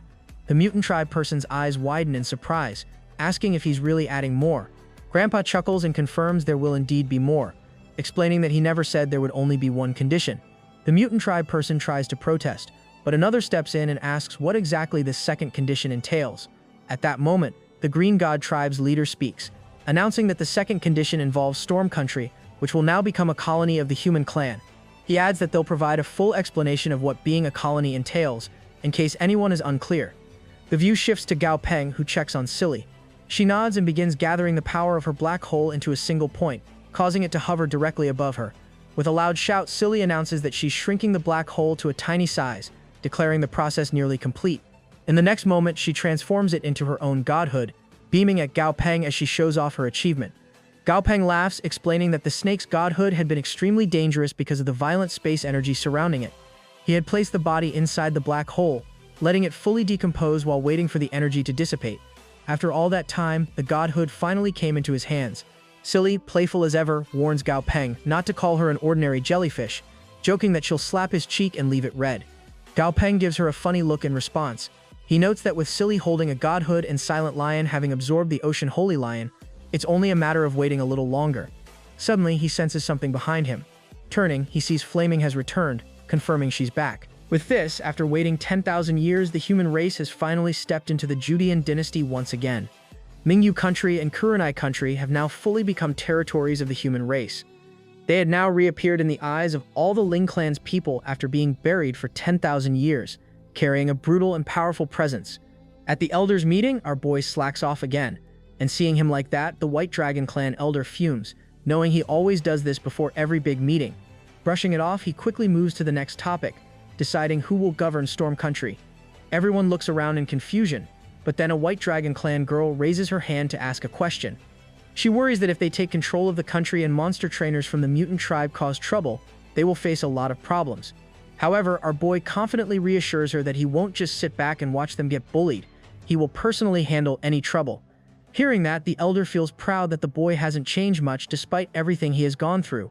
Gao Peng then explains that colonizing a country involves proper management of profits and funds and that everything will be handled strategically.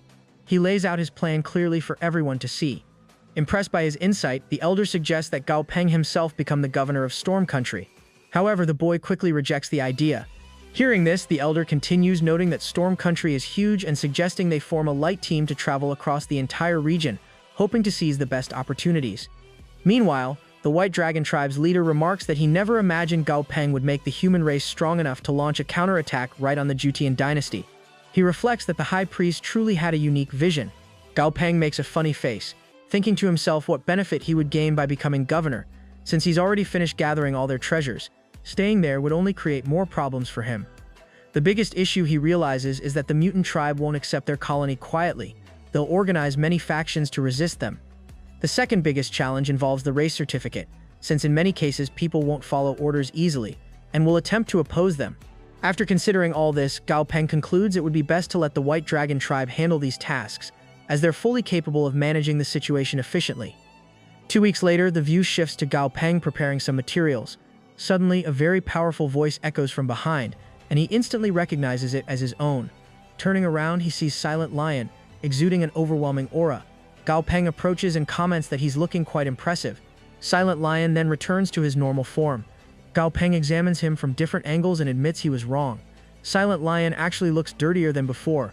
Ignoring the remark, Silent Lion announces that he has broken through to Eternal Grade and has reached medium-rank god status. Gao Peng laughs and teases that this breakthrough isn't much of a benefit, as he now looks even dirtier than when he used to look so good. Finally, Silent Lion's name officially becomes Three Saint Lion, now carrying the Eternal Grade and medium-rank god status. His Ocean Rule, Storm Rule, and Ice Rule are significantly improved. Gao Peng approaches Silent Lion, wondering if he'll transform into a Rainbow Lion once he merges with the 6 other Holy Lions. Meanwhile, the view shifts to Goldie and Silly, lying comfortably, when suddenly a massive explosion erupts between the mountains, catching Gao Peng's attention. The focus then moves to Stripey, who has broken through and now exudes an even more dangerous aura than before. Gao Peng approaches him and praises him for completing his godhood fusion, saying he did an excellent job. Stripey, now officially in the god realm, steps closer to Gao Peng, who gives him a funny look. Stripey, confused, tilts his head, wondering why. Gao Peng laughs and compliments him, noting that he's become even more handsome. Silent Lion glares at Gao Peng, clearly annoyed. Suddenly, someone comes running toward them, shouting that something terrible has happened in the park. Gao Peng quickly takes in the details. Someone has been beaten badly and is now in critical condition. The scene shifts to the person's dead body, with Grandpa and the White Dragon tribe's leader standing nearby. Someone approaches from behind, catching Grandpa's attention. Gao Peng arrives and moves to inspect the scene directly. The White Dragon tribe's leader starts to explain, but Gao Peng interrupts, saying introductions aren't necessary. He has met this person many times before. He can't recall the name, but remembers that he was an elder of the White Dragon tribe and a trainer of a quasi-god tier monster. Grandpa confirms this and adds that the person was the governor of the first colony they built. Gao Peng's expression turns serious as he asks for every detail of what happened there. The girl from White Tribe steps forward and begins to explain everything to him. She begins explaining that everything happened that morning when the leader of the revolution team from Storm Country suddenly attacked. He had gone alone to roam the city, and the attackers seized the perfect opportunity to kill him mercilessly. Curious, Gao Peng asks about the others and how they're holding up. She replies that the revolution team's leader is incredibly powerful, so much so that many Saint-tier seniors tried to confront him, but anyone who did was instantly killed. Gao Peng fixes the girl with a funny expression, and she notices, wondering what's going on. Then Gao Peng explains that it's not about her. He's actually curious about what the mutant tribe people inside the city did when the revolution team's leader launched his attack. The girl replies that the mutant tribe residents stayed loyal and didn't support the revolution team leader at all. Hearing this, Gao Peng nods thoughtfully and begins piecing together the real situation. He realizes that making someone the colony's governor directly would be extremely difficult and admits that the fault might be partly his own. The people nearby quickly insist he shouldn't blame himself. Still, Gao Peng turns to Grandpa with a favor. He wants him to find 2 professionals for a special task.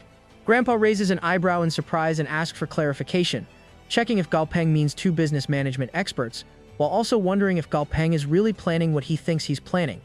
Gao Peng confirms, explaining that he wants to send professional people to manage things because he can't handle the entire colony alone.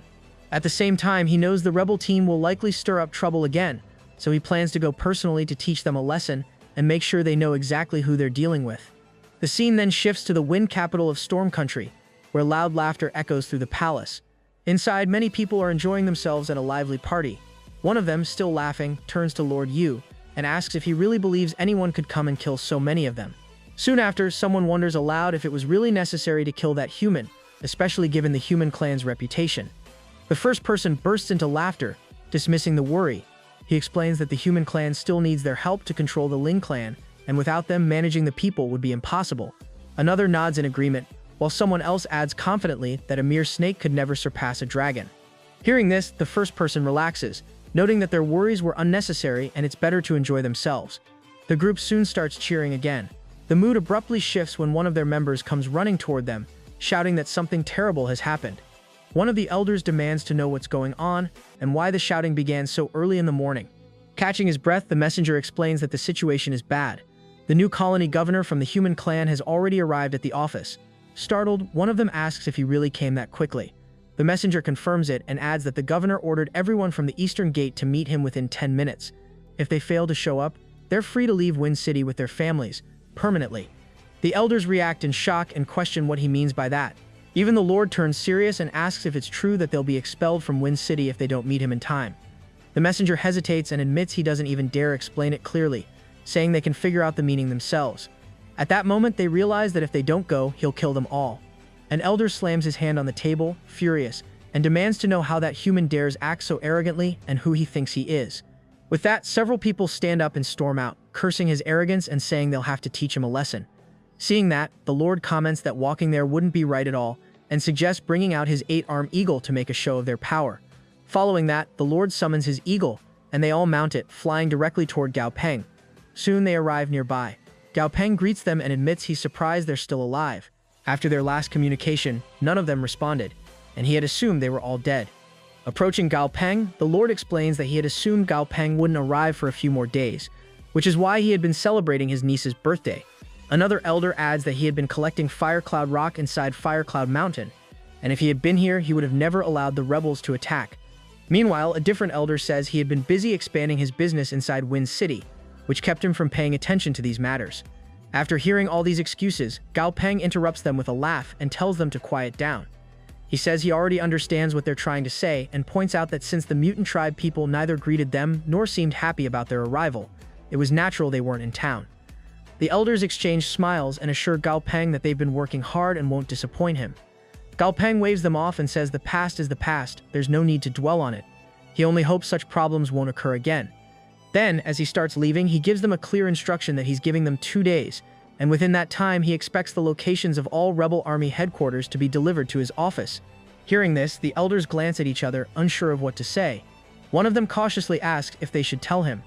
As Gao Peng departs, the Lord responds thoughtfully that they probably should, since there's nothing they can do about it anyway. Still, after seeing the new governor, he admits he's getting a very uneasy feeling. Another elder remarks that the time has finally come to teach the rebel people a lesson, since their arrogance keeps growing. He suggests using the new governor to attack them, reasoning that even if the new governor gets hurt, those rebels will still feel the consequences. The Lord asks if they really think the new governor is the same god people have been spreading rumors about. The first elder laughs loudly and reassures Lord Yu that he's worrying unnecessarily. He claims the new governor is definitely not a god-tier monster trainer. The Lord chuckles and agrees, noting that no matter how talented a young person is, it would still take at least 40 years to reach god tier. The elder continues, pointing out that even the most powerful young talents lack experience and can be easily fooled. Then, another elder steps forward and suggests they continue their work, tricking the new governor just like before. The first elder laughs again and agrees that they should stick with the plan. The view shifts outside Storm City, where a small town is built. The elder arrives there with Gao Peng, who asks if this is the city they're looking for. The elder confirms it and explains that the leader of the rebel team actually lives in this town. He thinks to himself angrily, realizing that this rebel is extremely rude. He had expected to get the location, leave, and call it a day, but now he's being forced to stop here. He doesn't want anyone in the town to see him, knowing it would ruin all his plans and make it hard to explain why he's there. At the same time, he wonders why the governor came alone when the rebel team has at least 3 quasi-god-tier monster trainers. He can't help but think the governor might be asking for trouble, trying to take them down by himself. Gao Peng smiles and tells him to hang back a little. After all, since these rebel people have caused so much damage, the first credit for taking down this rebel team should go to his Zhen family. The elder looks confused and asks what Gao Peng means by that. Without warning, Gao Peng raises his hand, and a surge of energy starts pouring out. The elder gasps in surprise and asks what's happening. Gao Peng points his finger straight at the city and instructs Stripey to destroy it. Suddenly, a massive explosion tears through the town, and enormous eyes emerge from the blast. Gao Peng had dropped Stripey from above, leveling the city completely. Stripey comments casually that it felt like he just sat on 3 mosquitoes. Hearing that, Gao Peng laughs and assures him it's no problem. Stripey then asks if he did a good job. Gao Peng chuckles and praises him, saying he did exceptionally well and was a huge help this time. He then puts Stripey back inside his space. The elder stares in shock at the city, now reduced to rubble, struggling to comprehend what just happened. He realizes Gao Peng literally destroyed the entire town. Gao Peng approaches, explaining that Lord Yuzhen brought him here and that thanks to the elder, all the rebels were successfully eliminated. He promises that in return, the elder will receive a promotion. The elder, now extremely nervous, blurts out whether Gao Peng is really a god-tier monster trainer. Meanwhile, over at Wind Capital, a new board has been put up. People crowd around, curious, asking if this is another announcement and what kind of news they're dropping this time. Before the crowd gets too pushy, the girl from the White Dragon tribe steps forward and tells everyone to calm down so she can read it properly.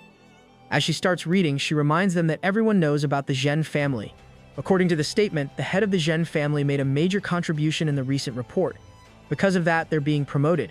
With this new rank, they'll be in charge of the big city shops, trade, taxes, and even public security. In other words, they're basically becoming the second-order commander. Right after that, a boy from the mutant tribe raises a question about what the Zhen family's head did to suddenly earn such a jump in status. Someone nearby casually remarks that he must have impressed the new boss. When another boy asks how, the first person lowers his voice and claims he heard from his niece that there were strange noises coming from the Zhen family house all night. According to him, that makes it obvious the head of the family helped take down the rebel army. This sparks a reaction. One person loudly calls him a traitor who sold out his ancestors just for business benefits. Another warns him to keep it down before the wrong person overhears. Ironically, the head of the Zhen family is standing right there listening. The moment he hears all that, he collapses on the spot. People freak out, shouting for help and rushing over to check on him. At the same time, the same elder who had received information from that little kid finally arrives. He sits at the bedside, removes his cap, and says, almost with relief, that they've finally made it here. His attention shifts toward the Earth people. As he looks around, he realizes the Red Vampire's army has already spread across the entire city. That means he and his group arrived a little too late. Because of that, he mutters that he'll need to capture a speed-type monster soon, especially since his current one is way too slow for what lies ahead. Right then, his pet stares at him with a weird expression. The old man notices and casually responds that he's not planning to replace him with any other pet, no matter what. The pet, however, questions him further, wondering why they're hesitating when the enemy is literally right here, and asks why he doesn't just wipe them all out already. In response, the old man explains they need to relax and be patient for now. After all, there are plenty of Ling Clan people present, and they can't afford to act recklessly. So instead of charging in, he decides they should wander around the city first, check things out, and get a clear idea of the situation before making a move. With that, the old man heads off, roaming through the streets with his pet by his side. As they walk, he spots members of the mutant tribe moving freely through the streets. This surprises him, especially since none of them have any visible marks, neither on their faces nor their necks, despite being Ling Clan. Soon after, something on a wall catches his eye. There's a notice board posted there, so he steps closer and starts reading through the rules listed. Private fights are banned and punishable by fines. Personal property is fully protected with heavy penalties for violations, and all transactions face a 2% tax. Mutant tribe members can enter Kurenai country under a special 3-year tax policy. These rules apply equally to all races, but humans hold the ultimate authority to approve requests. After going through all the policies, the old man pauses, thinking about what kind of scheme the humans are running. The human clan has returned to the Judean dynasty after 10,000 years, yet instead of gearing up for battle, it feels like they're avoiding a full-scale blood war altogether. Just then, a crowd suddenly rushes past him and into a nearby shop. Curious, the old man follows their movement and wonders what's going on. Inside, all kinds of items are displayed for sale. He recognizes a few of them immediately: radio silencing machines, gaming consoles, and more. A short distance away, Grandpa stands beside the White Dragon Tribe's leader, watching the scene unfold. Grandpa remarks that everything looks exactly like he expected. The White Dragon Tribe's leader then turns to him and asks if these gadgets can truly make a difference. He questions whether such simple items could actually help them take control over the mutant tribe. In response, Grandpa calls over his assistant and asks her to show them the monthly income. She nods, grabs a document, and hands it over. The moment they look at the numbers, their eyes widen. They can't believe the income has climbed this high. Grandpa uses this moment to point out something important. Has anyone stopped to consider why a war hasn't broken out yet? Both sides are nervous, each one afraid the other will break the rules first. He waves the topic aside and shifts to a bigger point. He asks if they have any idea how much it costs to wage a war that wipes out an entire tribe. One of the men tries to interrupt, but Grandpa cuts him off gently. He says he already knows what they're thinking. No one here is scared of fighting. The problem isn't fear, it's the cost. Their families, their friends, and their entire homes are on the line. Even if they tried to start a war with the mutant tribe right now, it wouldn't end quickly. The mutant tribe's population is massive. They can't be wiped out in a short period, and their strongest trainers wouldn't be captured easily. For now, a war just isn't realistic. They'll need time, resources, and serious preparation before doing anything that risky. They eventually decide that instead of defeating their enemies through force, they'll break them down spiritually. However, the White Dragon Tribe's leader hesitates and admits he doesn't get what Grandpa means by spiritually. In response, Grandpa explains his strategy. First, they'll sell radios in the mutant tribe's territory for $20 in their currency. At the same time, they'll buy raw materials from them at extremely low prices, making almost 1,000% profit. And it won't stop there. They'll purchase higher quality items too, the kind that can boost their pet's strength and power. At this point, one of them steps forward and raises a concern. He says this plan might work at the start, but wonders what happens later if the mutant tribe stops buying radios. Grandpa calmly replies that they're not relying on just one product. They'll sell all kinds of charged items: gaming consoles, televisions, laundry machines, and other electrical appliances. Another person points out a problem. Electrical appliances need power, and there's no electricity in the Judean dynasty at all. Grandpa nods, saying that's exactly why they intend to set up power plants there. By getting close to the mutant tribe's common people, they can earn trust, then use that trust to slowly drain the higher-class nobles of their wealth. Soon enough, those everyday items will become needs, not luxuries. People will get hooked on them. Eventually, even the upper-class leadership will depend on these products, to the point where they'll never dare to break ties or rebel. Bit by bit, that dependence will trap them. The White Dragon Tribe's leader realizes the truth behind the plan. These humans aren't just targeting the mutant tribe now, they're targeting future generations, controlling not just the people, but their children and their grandchildren. The thought sends a chill down his spine. Meanwhile, the scene shifts back to Gao Peng. Suddenly, Dazi comes running in a panic, yelling that something has gone terribly wrong. Gao Peng looks up and asks what's going on, and why he's screaming like that, especially when he's in the middle of an experiment. Catching his breath, Dazi insists Gao Peng isn't understanding the situation, because Oru's parents have arrived. The scene shifts over to Earth's Qingtian, where Gao Peng steps out of a spatial rift. The moment he arrives, a heavy pressure slams down on him. It's so intense that he pauses, trying to steady himself. His attention is then drawn upward, toward a massive spatial rift sitting on top of a mountain. Right away, he realizes that the overwhelming aura is coming from there. Gao Peng summons Dazi and sends him ahead, then follows up the mountain. Once he reaches the top, he speaks up, saying the aura here feels almost identical to Oru's. Before he can think further, the entire atmosphere begins shifting. The sky darkens, the wind changes, and a monster steps forward, with Oru right beside it.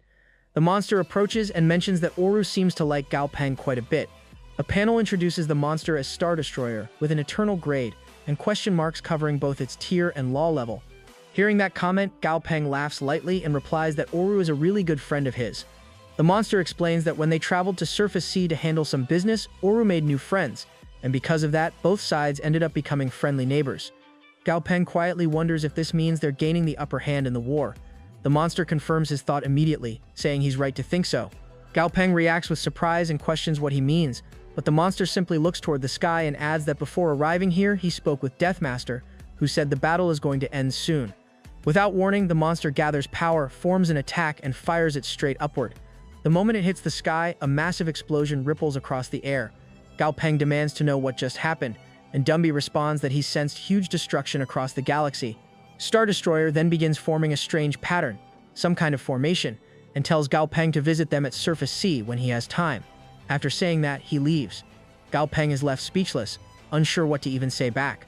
A moment later, Azure Dragon appears beside him and comments that the being they just encountered was unbelievably strong. Azure Dragon glances at Gao Peng and comments that he never expected Gao Peng to befriend someone that powerful. Gao Peng responds that this was his first time meeting Oru's family, and he honestly didn't expect them to be on such a terrifying level. Before he can say more, Silent Lion suddenly comes charging toward him. Seeing this, Azure Dragon excuses himself, saying it looks like Gao Peng has his hands full today, and heads off. A moment later, Silent Lion stops in front of Gao Peng and blurts out that something huge has gone wrong. Gao Peng sighs and asks what the problem is this time. Silent Lion's voice rises as he shouts that he's feeling something really bad, like a threat closing in. Gao Peng just gives him a confused look and tells him to calm down, asking what exactly has him worked up like this. Silent Lion nervously explains that he can't figure it out. The fear just hit him all of a sudden. It felt like some extremely dangerous existence was watching him from somewhere. Trying to make sense of it, Gao Peng wonders if he has recently offended someone strong. Silent Lion quickly denies it, saying there's no way Gao Peng knows his personality. The only place he went was Africa, where he visited 2 lionesses, and they were just harmless domestic lions. Gao Peng thinks about it for a moment, and admits that Silent Lion isn't the type to go around making enemies, so something else must be behind this. After considering the possibilities, Gao Peng wonders if the cause could be the 7 holy lions. Silent Lion stiffens, clearly nervous. Gao Peng tries to joke about it, saying Silent Lion's meat isn't even valuable enough for someone to bother plotting against him.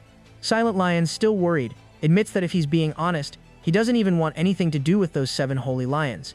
In the end, Gao Peng just pats down the panic with advice. Instead of worrying, he should focus on getting stronger. If those holy lions really do show up with bad intentions, then he should be ready to take them on and kill them if he has to. Silent Lion brightens up a little after hearing Gao Peng's encouragement. Seeing that, Gao Peng jokes that since Silent Lion's mood is fixed and the problem is solved, there's nothing left to worry about, they should just head home. However, right at that moment, a letter suddenly appears out of nowhere. Silent Lion points it out and Gao Peng picks it up. The moment he opens it, a surge of energy pours out. It turns out the letter is from the second prince, who's asking for Gao Peng's help. The scene shifts to the second prince lying on his bed, letting out a tired sigh. He mentions that he already sent a message to Gao Peng, but has no clue when or even if he'll get a reply. Someone nearby asks why he looks so tense. He looks up, surprised, and realizes it's Gao Peng sitting there. Gao Peng chuckles, teasingly asking how his dear friend is holding up. The second prince tries to calm down and admits that Gao Peng really startled him. For a moment, he actually thought his older brother had sent someone to kill him. Gao Peng brushes it off, saying he doubts their brother would go that far, especially with their father likely keeping an eye on their rivalry. The second prince shakes his head. He doesn't think their father is paying attention to any of that anymore. Right now, the only thing that matters to him is achieving immortality. Nothing else, not the throne, not the politics, counts. Gao Peng pauses at the mention of immortality but decides not to derail the conversation. He suggests skipping the extra talk and getting straight to the point. Finally, the second prince admits the truth. The throne competition was supposed to be fair, but he suspects his brother has plans to cheat.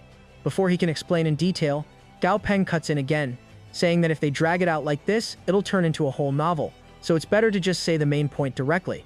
The second prince tells Gao Peng that he wants him to eliminate the 2 god-tier monster trainers his brother brought along. He adds that if Gao Peng does this, he'll throw a massive celebration as soon as he ascends the throne. Gao Peng doesn't respond, only smiling quietly. The second prince immediately senses that the smile isn't genuine. Clearly, Gao Peng isn't satisfied with the offer. He then ups the stakes, saying Gao Peng can take 2 treasures from the Empire's treasury. Still, Gao Peng just keeps smiling without a word. Watching him, the second prince thinks to himself that he might be pushing too hard. Considering Gao Peng's identity and power, impressing him isn't going to be easy at all. With a deep breath, he finally asks Gao Peng to just tell him what he wants. Gao Peng calmly responds that he wants slots to enter the Thunderbirth Sea. The view then shifts to the next day, behind King City's mountain. 2 powerful energies suddenly appear in the sky. Gao Peng notes that while he thought they might be hiding somewhere, he didn't expect to find them out in the open like this, making them easy targets. The area isn't very large, and no other powerful monster trainers are around. That explains why these two elemental gods are acting so arrogant. They know there's no rival in sight that could challenge them. Without wasting a moment, Gao Peng summons Silent Lion. He tells him it's his turn to step up, and Silent Lion bursts out enthusiastically, ready for battle. Gao Peng directs him to take down the two gods. Silent Lion strikes immediately, hitting the targets before they can even react. Both gods are instantly frozen solid inside Silent Lion's ice. Gao Peng gives a wry smile, noting that he's now fulfilled the promise he made to the second prince. With that done, it's time to claim the reward the prince had promised him in advance. The second prince had already given Gao Peng a token to enter Thunderbirth Sea, and he plans to bring Dazi along, knowing it's the perfect place to boost Dazi's strength quickly. The scene then shifts to Thunderbirth Sea, where bolts of thunder streak across the sky and powerful monsters clash violently with each other. Gao Peng arrives with Dazi, taking a moment to observe and confirming that this is indeed the legendary Thunderbirth Sea he had read about. Everywhere he looks, terrifying varieties of thunder spark and crackle, filling the air with raw power. For lightning-type monsters, Thunderbirth Sea is a rare and precious training ground. Here they can practice with dozens of different types of thunder, rapidly increasing their speed. Training here accelerates cultivation far beyond what's possible outside. Of course, with great opportunity comes great danger. The most perilous regions are the thunder maelstroms. Only the extremely powerful can survive here. Anyone weaker risks being trapped and destroyed instantly. On top of that, illusions lurk throughout Thunderbirth Sea. Once trapped inside one, there's no hope of rescue. To safely navigate these illusions, a pearl is required to resist being ensnared. Gao Peng scans through the smoke swirling around them. From the haze, a black dragon emerges, exuding a dangerous aura. Then a unicorn flies past, powerful yet stunningly beautiful. Gao Peng's eyes light up as he watches it zoom by, and he can't help but comment on its beauty. He wishes he had a unicorn like that to ride all day, roaming freely. Meanwhile, Dazi starts observing the surroundings carefully and casually mentions that he's been to Thunderbirth Sea before. Hearing that, Gao Peng's eyes widen in surprise. He quickly turns to Dazi and asks, incredulous, what he means and when exactly he came here. Dazi happily reminds Gao Peng to recall the last time he accidentally wandered into a spatial rift and disappeared for a long while. Back then, he had found incredibly tasty food and it had boosted his power.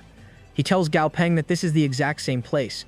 Without waiting for a response, Dazi starts running off, urging Gao Peng to follow and promising to show him something interesting.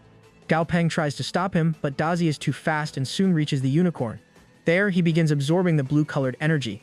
As he feeds, his stomach swells noticeably, and he comments joyfully on how delicious it is. Gao Peng watches him with a bemused expression, shaking his head at Dazi's antics.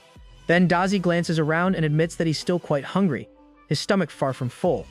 Gao Peng can't help but laugh, saying he already knows just how huge Dazi's appetite is. Meanwhile, the same two beasts that had been observing Dazi last time sense something approaching. The second beast remarks that it shouldn't be possible. After all, the centennial meeting here hasn't happened yet, and the mythical monster clans haven't contacted them, so no one should be coming. The first beast agrees, though cautiously, admitting he feels something unusual. Hidden below, Dazi continues stealthily absorbing energy. One of the beasts squints, saying the centipede looks familiar. The second beast agrees, puzzled, asking what kind of centipede even has wings. The first beast speculates that it might be a dragon, perhaps from the mixed dragon race. Days pass, 1, 2, 3, and Dazi keeps absorbing energy relentlessly. The beasts grow increasingly furious as time drags on. Eventually, after several days of constant energy intake, Dazi's stomach swells to its limit, and he collapses right there, exhausted. The beasts finally let out a sigh of relief and joke that it's about time it stopped. They comment that Dazi must be an enormous glutton to absorb so much energy. Meanwhile, Dazi yawns and tells Gao Peng that he's feeling very sleepy now. Gao Peng nods and suggests that he sleep comfortably, reassuring him that he'll stay nearby to guard him so no beast can take advantage of his weakness.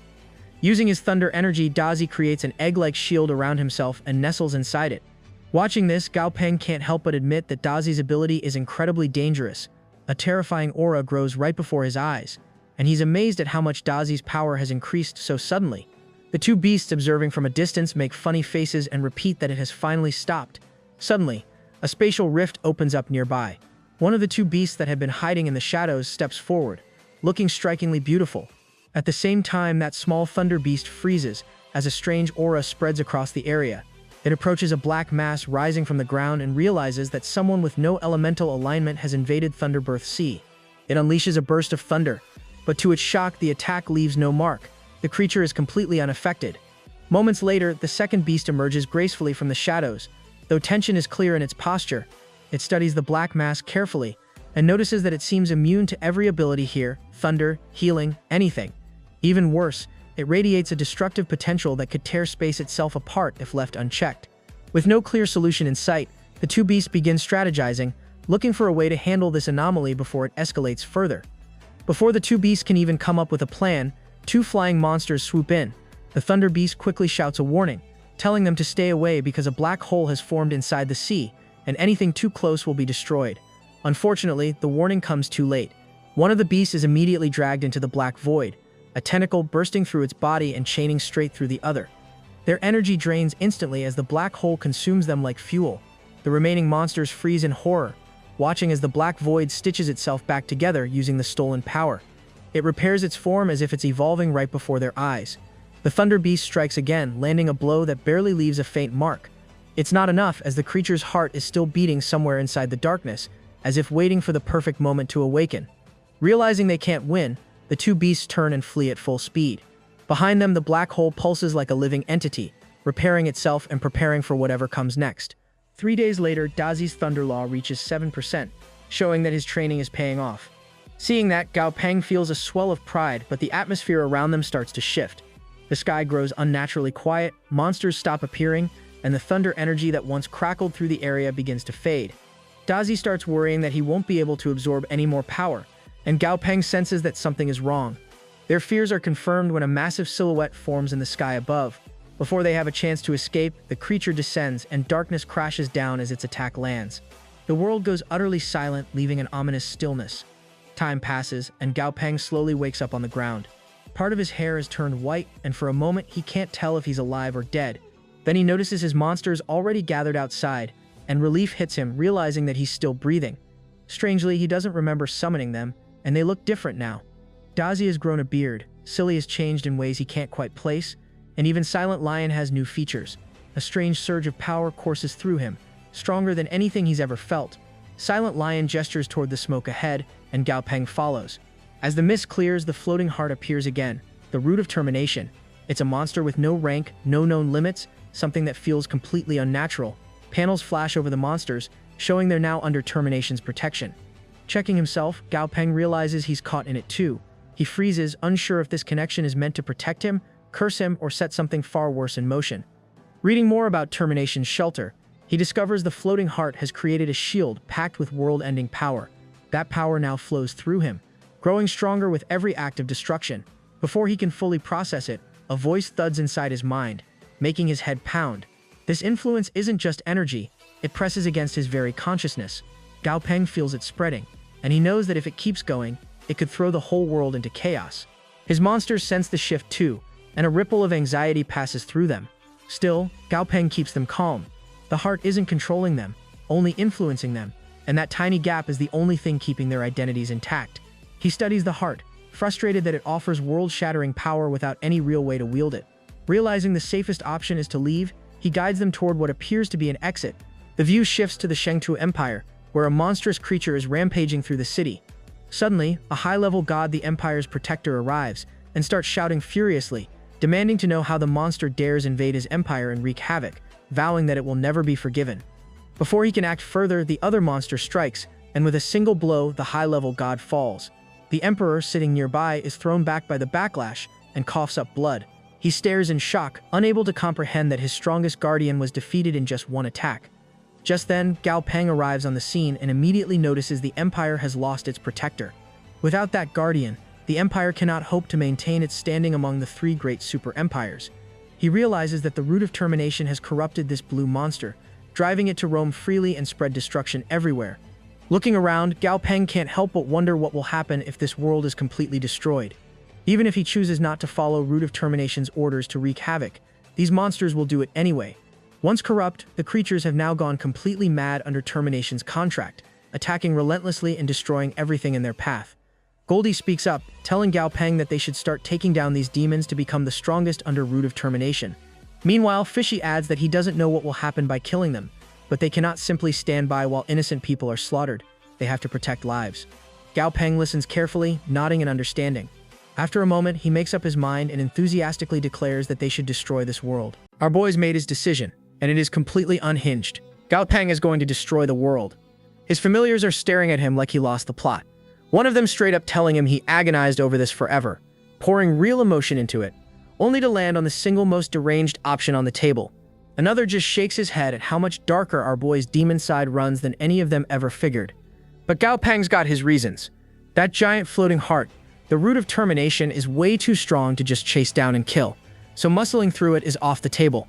His logic is simpler than that. The world is already falling apart on its own, so destroying a world that's collapsing anyway basically counts as finishing termination's whole destroy the world job. Lazy? Sure. Wrong? Not really. And that kicks off the new arc, Destroyed World, the Garden of the Gods, which is grim. The squad hikes across a cracked, dead wasteland under a shattered planet, and one of them gets nostalgic, pointing out that last time they passed through here the mountains were still mountains, and the water was still water, and now it's nothing but desert and rubble. Gao Peng just tells everyone to keep pushing toward the center of the garden. They hit the ruins of some ancient godly structure totally wrecked, and our boy sends Moneymaker, his treasure-sniffing familiar, in to scope it out. Moneymaker slumps back completely defeated and reports the place is picked clean. Somebody beat them to the big treasure that was supposed to be here. Gao Peng doesn't even blink. He explains that whoever raided it only made off with the small-time junk, because the stuff that actually matters isn't something you can just grab and walk out with. That's when Flemmy, his firebird, raises the obvious problem. How are they supposed to wreck an entire world at their current strength? And this is where Gao Peng shows his hand. He pulls his cloak open to reveal a black mark seared into his chest, the seal of termination, the parting gift the root left them with, and he tells the squad they've all got one, and it's the only reason he's even got the nerve to try this. The familiars immediately lose it, one of them yelping that the thing is hot, Dazi cracking that Gao YYY is really out here trying to act hard, and the whole squad slapping at their own chests until they each find their seal. Then the mood drops out. The sky shrieks and that massive heart looms overhead, pounding like a war drum, except this time something pushes back. Gao Peng realizes the world itself can feel the end coming, and the plane's own source is reaching out, a faint dying voice begging anyone to take its power and resist. The plane source is offering up a piece of itself to rally whatever life is left against the apocalypse, and our boy clocks right away that this thing is running a smarter game than the root of termination ever did. Right on cue, dark holes tear open across the sky and pour out a swarm of golden strand black flies, the only creatures too stubborn or too dumb to have bailed on this dying plane like everything else did.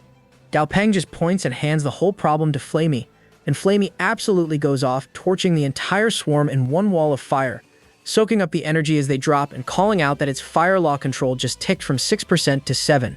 The flies leave a parting gift too.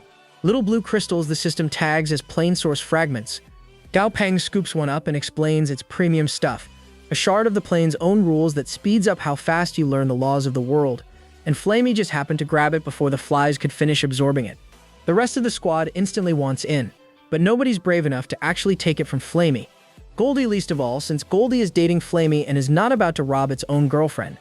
Then a rainbow beam lances up into the sky and cracks into the root of termination, and Gao Peng realizes the heart is drinking the plane source down. He fires Daz C straight up after it, and the centipede snatches a piece of the source mid-flight, but the heart doesn't even twitch. Fishy is the one who puts it together. The source was never the point. Destroying this entire plane is the only thing it actually wants, and the source was just a snack on the side, the way Flamey always needs the bathroom right after a big meal. Silly hears that, lights all the way up, and proudly announces that this makes Da Si the one eating Flamey's leftovers. Gao Peng and Fishy just turn and stare at him in dead silence. Meanwhile, over at the Southern Sky Group HQ, the sky's gone blood red, and Gao Peng's grandfather is deep in a very tense meeting. The room is thick with bad news. Word is getting around that some unknown force is out there attacking and flat out destroying entire planes across the Empyrean, and it's already hit hard. The Shangluo Empire's strongest mythical beast has fallen. More than 80% of its cities are rubble, and every kingdom bordering it caught the fallout. One of them wiped off the map completely. Grandpa takes it all in and starts handing out orders. Fortify the defenses, especially the border tribes. Keep the people calm and hold everything steady while this storm passes. His people snap to it. Then once the room clears, he picks up a letter sitting on the table, and it's from our boy. Gao Peng's writing to say he's sorry, he can't make it home. Something came up on the way, but he's fine and not to worry. Just be careful with everything going on, and if it gets bad, reach him through Dumby. Grandpa stands at the window with it, quietly asking the heir where his grandson even is right now. Cut to exactly that. Gao Peng is out on a gray broken wasteland called the Fifth Plane, and here's the situation. He's been plane hopping down a list of already fallen planes that Dumby put together, since Dumby's the one familiar the root of termination's power can't touch. The catch is that the power boost from all this is crawling, still under 30%, And while that's enough to go toe-to-toe with high-tier gods, it's nowhere close to enough for the real Lord-level ones. Then he stops, because something about this plane is off. It's supposedly in its final days like the rest, except it hasn't actually started rotting yet, and the beasts crawling around it have all mutated into something new. One of those mutants decides to test him and lunges, so our boy just calls Goldie, and Goldie handles it in about 1 second flat, a single punch that sends the whole pack scattering in fear. Gao Peng clocks that the mutants at least have enough sense to know when they're outmatched, then spots a city in the distance and waves the squad over to check it out. What they find used to be a civilization and is now just a nest of monsters, all carved stone ruins with red eyes watching from the cracks. Gao Peng asks Xiao Cao for a readout, and Xiao Cao, in her tall, elegant plant lady form, proudly tells him she's already spread her roots all through the city, and then to show off yanks a purple-robed skeleton straight up out of the ground. Our boy is not thrilled about the surprise corpse and tells her to please put the poor guy back, which sends Xiao Cao into a full sulk. But before the skeleton goes back under, Gao Peng notices something on it, a red book still clutched in its bony hand.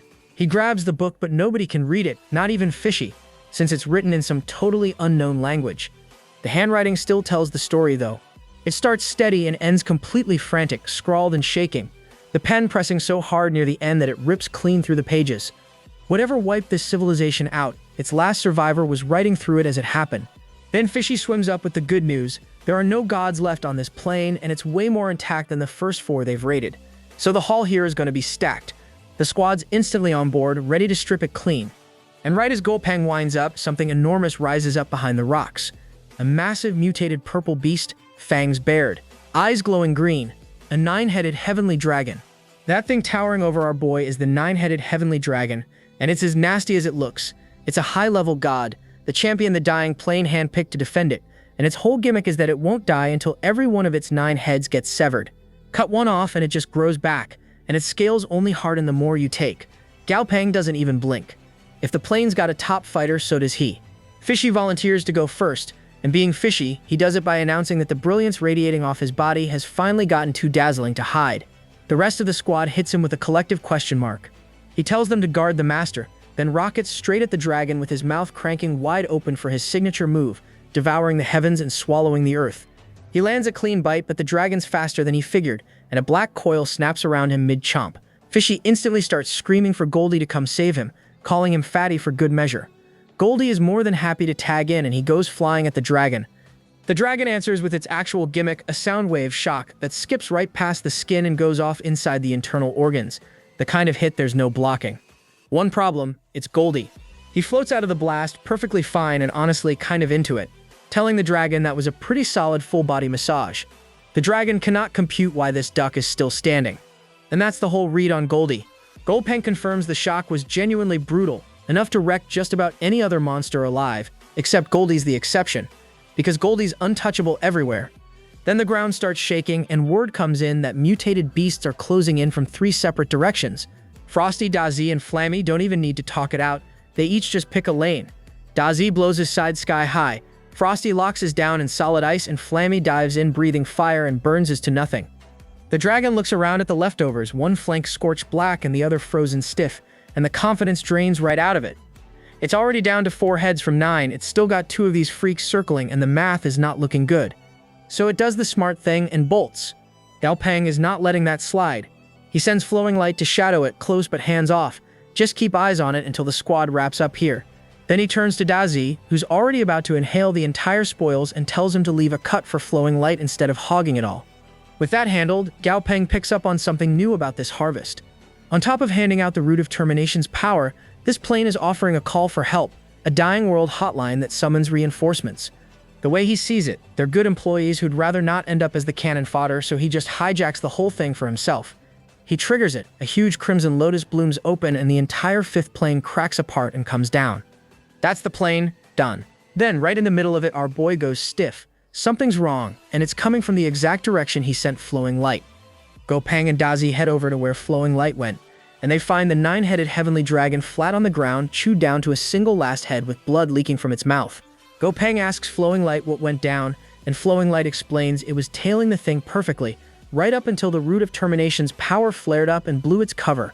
Then a black lotus bloomed straight out of its own chest and detonated. Gao Peng doesn't love that, but there's still a dragon to finish. So he calls in Dragon Ant, a gold-armored familiar who eats power for a living. But the dying dragon has a strange request. It tells Dragon Ant not to let its power go to waste and to take everything it's got. It even knows all about Dragon Ant's absorb gimmick, being a dragon attribute god itself, and its one dying wish is for the name of the nine-headed heavenly dragon to ring out across the heavens. When Dragon Ant hesitates, the dragon calls him a coward and lunges to force the issue. So Dragon Ant takes it, pulling the dragon's body and all its power into himself, while the dragon convulses and finally goes still. Gao Peng admits he didn't see the suicide coming. He tells Dragon Ant what the thing actually was. A god the plane's own source raised and poured everything into. And as strong as it got, it was chained to this dying world its entire life. So taking it in wasn't really an execution. It was setting it free. Then Gao Peng just watches the plane finish dying. Every living thing on it can already feel the world withering underneath them, and the monsters that can are tearing open space rifts to run. Most of them won't survive the trip, but a handful will make it somewhere new and carry their bloodline forward, so the plane goes out knowing it continues in some small way. Except the dragon isn't actually done. Dragon Ant suddenly cries out for the master because absorbing that body came with a passenger. The dragon planted a soul seizure, and now its spirit is sealing Dragon Ant inside a blood cocoon from the inside out, trying to take the body for itself. It figured this was the cleaner way to get its name out into the world, and it's not asking nicely, telling Dragon Ant to quit resisting and hand the flesh over. They're merged now, it insists. The two of them are one and the same, so Dragon Ant should just let go.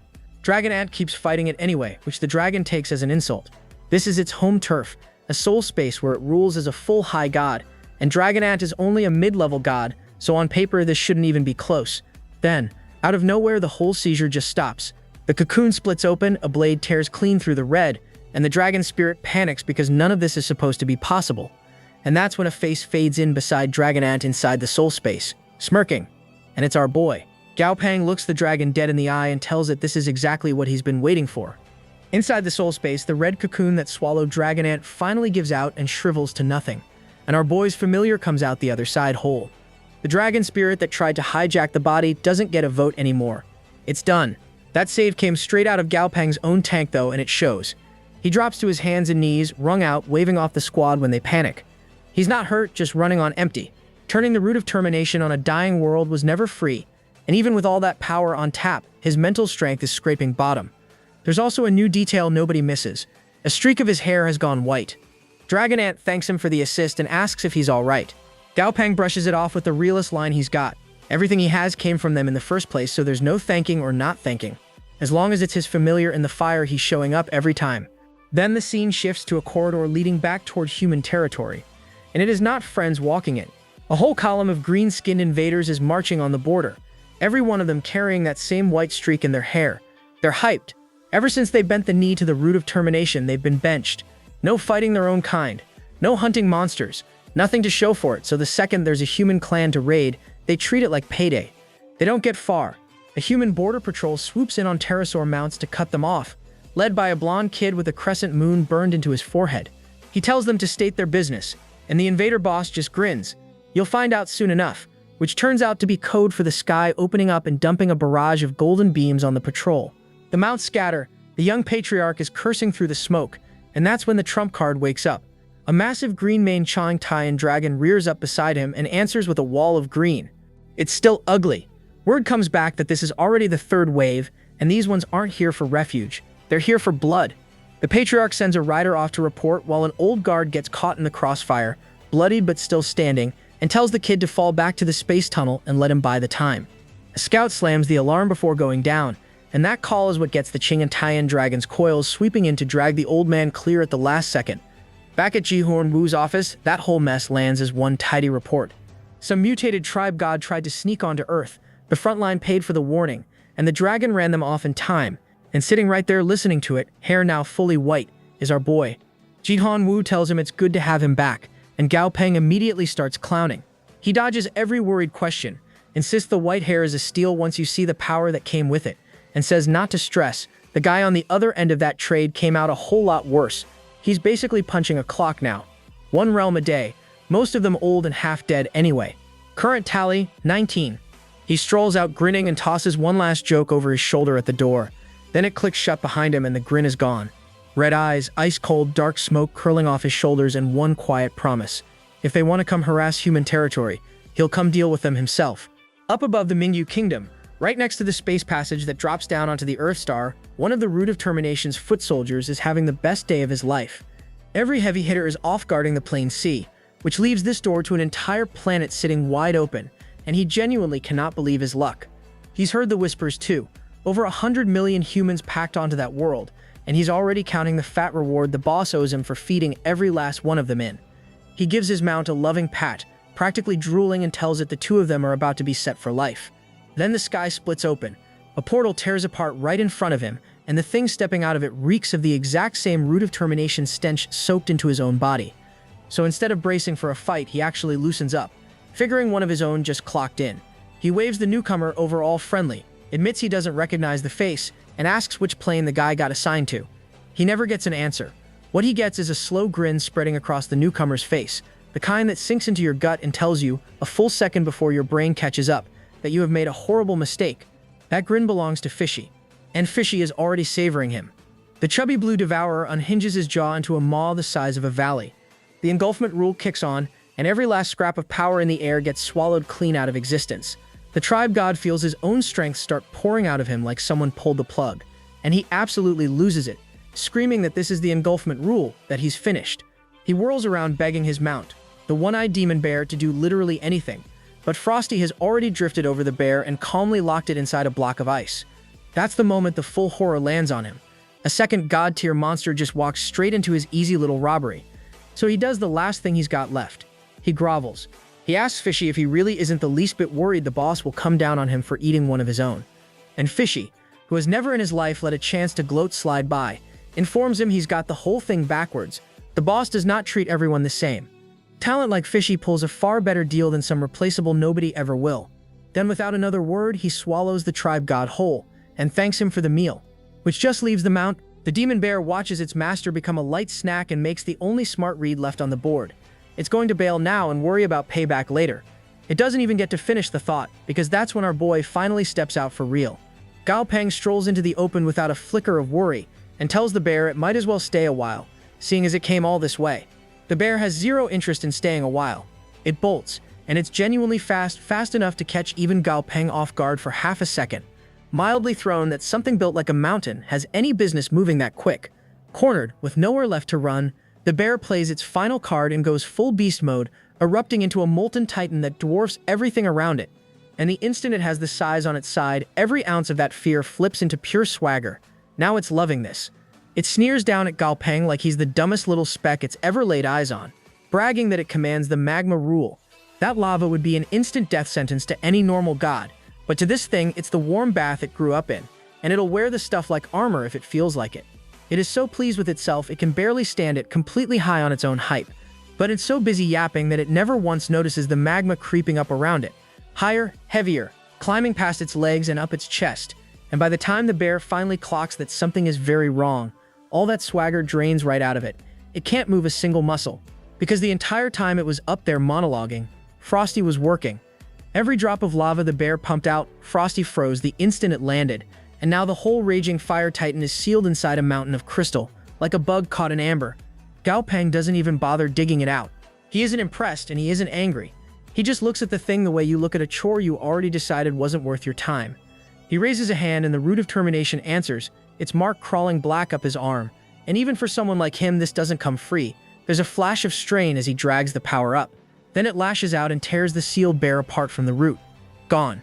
Fishy watches the shockwave roll out across the sky, and almost warily puts a name to it, the Root of Termination. And Gao Peng feels it too, something buried down inside that ripple that even he can't quite shake. So he stands there in the quiet afterward, sitting with the one question that actually matters. That power he keeps reaching for so easily, the one that already bled every last bit of color out of his hair. He catches himself wondering if it's finally started to warn him. The sky splits open again and whatever crawls out of it reeks of the same Root of Termination stench our boy has been hunting all arc. He sizes it up in a heartbeat, and it's bad news because for the Rudia High God is already a monster, and the only thing above that is a king god, the kind of unit that can spin up a whole divine system anywhere it wants. He clocks the newcomer as one more root lackey, then gets a real look and stops cold because he actually knows this one.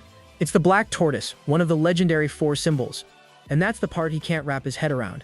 The Black Tortoise hit High God absurdly young with that whole King God ceiling still ahead of it, so he flat out asks why something with that kind of future would ever sign up as the root of termination's errand boy. It doesn't give him an answer worth hearing, so he doesn't wait for one. He tells it that since it's already this far down the wrong path, he'll just go ahead and end it, and he never even finishes the sentence. The tortoise grins like it's got a card to play, but Fishy is already on it. The chubby blue devourer cranks his maw wide open. The engulfment rule switches on, and every last scrap of the tortoise's power pours straight down the drain. It shrinks and cracks apart without a single sound, and on the way out it completely loses it, screaming that it's finished, that this is the root of termination itself, that it only ever wanted to grab a quick bag and bounce, and now it's died a traitor over nothing. The bloated aftermath of that meal, Fishy himself comes dropping out of the sky toward the forest below, and Dazi rushes in swearing he'll protect the master, catching the plummeting fish on the way down. Our boy doesn't stick around to admire it. He tells the whole squad they're leaving right now, and Dazi's on board without a second thought, because they are very much not alone up here. Down at the corpse, the rest of the legendary lineup shows up. The white tiger gets there first, a little cub that will not quit meowing, pawing at the frozen shell and giving it a quick taste before confirming with way too much cheer that yep, it really is that old turtle. The vermilion bird next to it is completely done, snapping at the cub to knock off the meowing every 3 seconds and quit acting like a kitten when it's older than dirt. The tiger just meows right back at it, so the vermilion bird gives up and writes the whole thing off as a lost cause. Then it gets serious.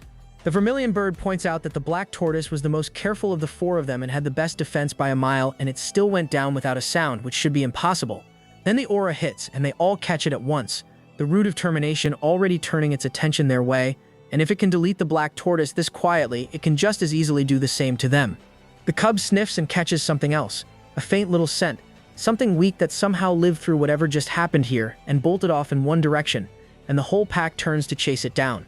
That faint weak thing is of course our boy, not even slightly interested in tangling with a pack of legendary beasts over nothing. Gao Peng keeps it low and tells Dazi to tuck the group down into the forest and go dead quiet, which finally gives everyone a second to actually look at Fishy. And Fishy is a whole disaster. He came out of that meal frozen half solid, whining that the ice thorn stuck to him actually hurts. Dazai takes one look, calls it a genuine tragedy, and can't resist asking the master if this is the legendary big-head frozen carp. Fishy fires straight back that it isn't even ice, it's a proper hybrid of the yin rule and the water rule. Flamey pipes up that it really doesn't matter what it is, his face just got way more swollen, which sets Fishy completely off. He goes off at full volume demanding to know what any of them even know, because sure, he looks like this, but the black tortoise was easily king god tier, and he just engulfed a high god and swallowed a black tortoise's worth of yin energy. So his own power jumped a solid 3+ levels, and his face is not swollen. Our boy is genuinely losing it, laughing at all of them. And that is the exact second a soft little meow slips out of the trees behind them.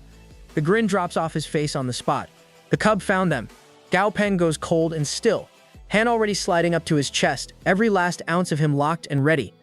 Gao Peng's head snaps up at the pressure bearing down on him, and whatever's giving it off turns out to be a small white tiger cub sitting on a branch overhead. Fishy is rattled, warning him that this cat is no ordinary stray because he never once felt it coming. Our boy already has it read though. One look and his appraisal comes back, a white tiger at king god tier, most of its readout still hidden behind question marks. The cub meanwhile just sits there grooming its own paw, looking about as harmless as a house cat. Gao Peng puts the rest together on his own.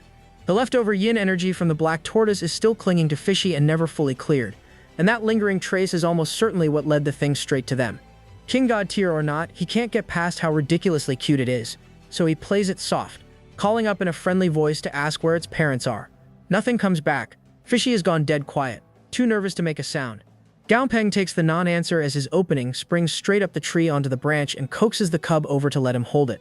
He scoops the legendary beast up and cradles it, praising it for being such a well-behaved little thing.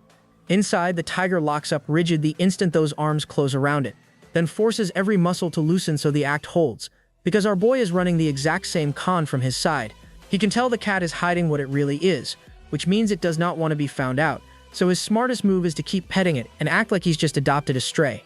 The cub squirms and meows in his grip, and he scratches under its chin anyway, which is right when the tiger's whole plan falls apart. A purr rumbles up out of its chest before it can stop it, and it's instantly mortified, catching itself and silently scrambling over what in the world it's even doing. Then it bolts, tearing out of his hands in a white streak and gone into the trees before he can react, leaving Gao Peng blinking after it and half wondering if the thing seriously just ran away from him. Fishy is straight in his ear, spooked, saying the situation's gone bad and they need to move, but our boy is still stuck on the tiger, and all he can manage is how adorable it was, which finally pushes Fishy to just beg him to come home for dinner already. That one lands, and Gao Peng agrees to head out. For a long moment, nobody says a single word. Then Daji speaks up with the one scrap of good news. He can feel the tiger's presence fading off into the distance. Gao Peng lets his breath out, and Fishy is still trying to process what just happened. Then it clicks for him. The white tiger. He walks Fishy through it. That giant turtle from before was the black tortoise, and it's very likely in serious trouble right now, so this tiger turning up has to be tied to that. Fishy lands on the grimmer half of it a beat later. There's no way to explain any of this to whoever comes looking, and worse, they won't even be given the chance to try. The whole thing, they agree, is a genuine mess. Then the choice gets taken out of their hands. Fishy asks what they're supposed to do next, and the seal on Gao Peng's chest suddenly flares black. He feels the pull and knows it the moment it hits, and Frosty feels it too, calling out to ask the master if it's what he thinks it is. It is. The two of them are being summoned. One of the squad grimaces at the sensation because whatever this pull is, it feels deeply, genuinely wrong, and our boy just grins, red eyes bright, game for wherever it's about to drag them. Somebody barely gets half a plan out before a column of light swallows the whole crew and tears them off the mountain, and in the next breath, they're simply gone, leaving a furious curse to crack out over the empty peak a moment too late. The column of light dumps the crew out into the lightning elemental world, a place where colored lightning rips across a pitch-black sky, and they land right in the thick of a brawl between two enormous beast gods. A shaggy red brute and an armored blue dragon trading blows hard enough to light up the dark. Just as they are about to clash again, a calm voice cuts straight through the chaos and politely asks them to move aside. Both monsters freeze nose to nose, and a little junior god down by their feet traces that voice upward, and the second it clocks who spoke, every bit of color drains out of it because that voice belongs to a high god. That would be our boy hooded in his red cloak and completely unbothered, telling the big lizard to knock it off and quit scaring the little ones. The blue dragon only wheels on him with a roar and orders every weakling to clear out, while a fancy purple dragon god beside it does not say a word. Standing there dwarfed by the giants, our boy just soaks up the chatter drifting around him, figuring that if this crowd had any shot at all, they would already be fighting, but the truth is they cannot win. Not as a pack of beginner and middle-rung gods.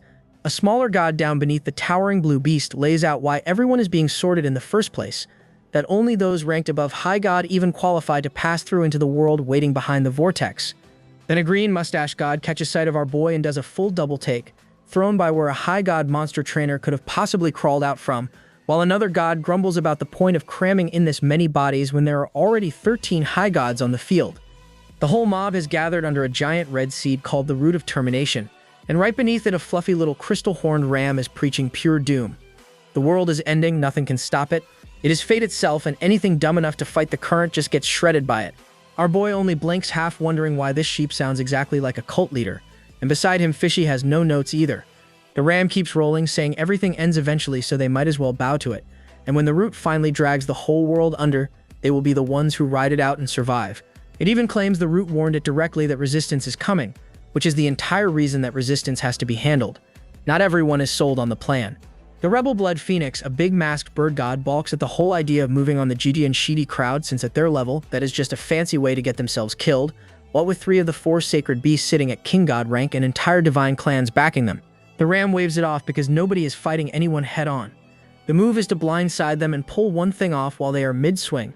A blunt ox god in a gold crown is completely lost and just wants it spelled out plainly, freely admitting this old cow is not as sharp as the rest of them.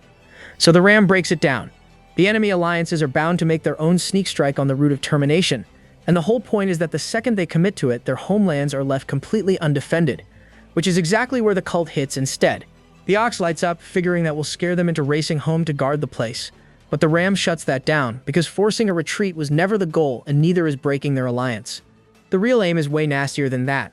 They drop onto the enemy's base camp worlds and start tearing them apart, because every world they ruin feeds the root and makes it stronger. And if they do enough damage, the enemy cannot stop fighting and cannot get home either. Our boy quietly eggs it on to keep talking, genuinely kind of into it now.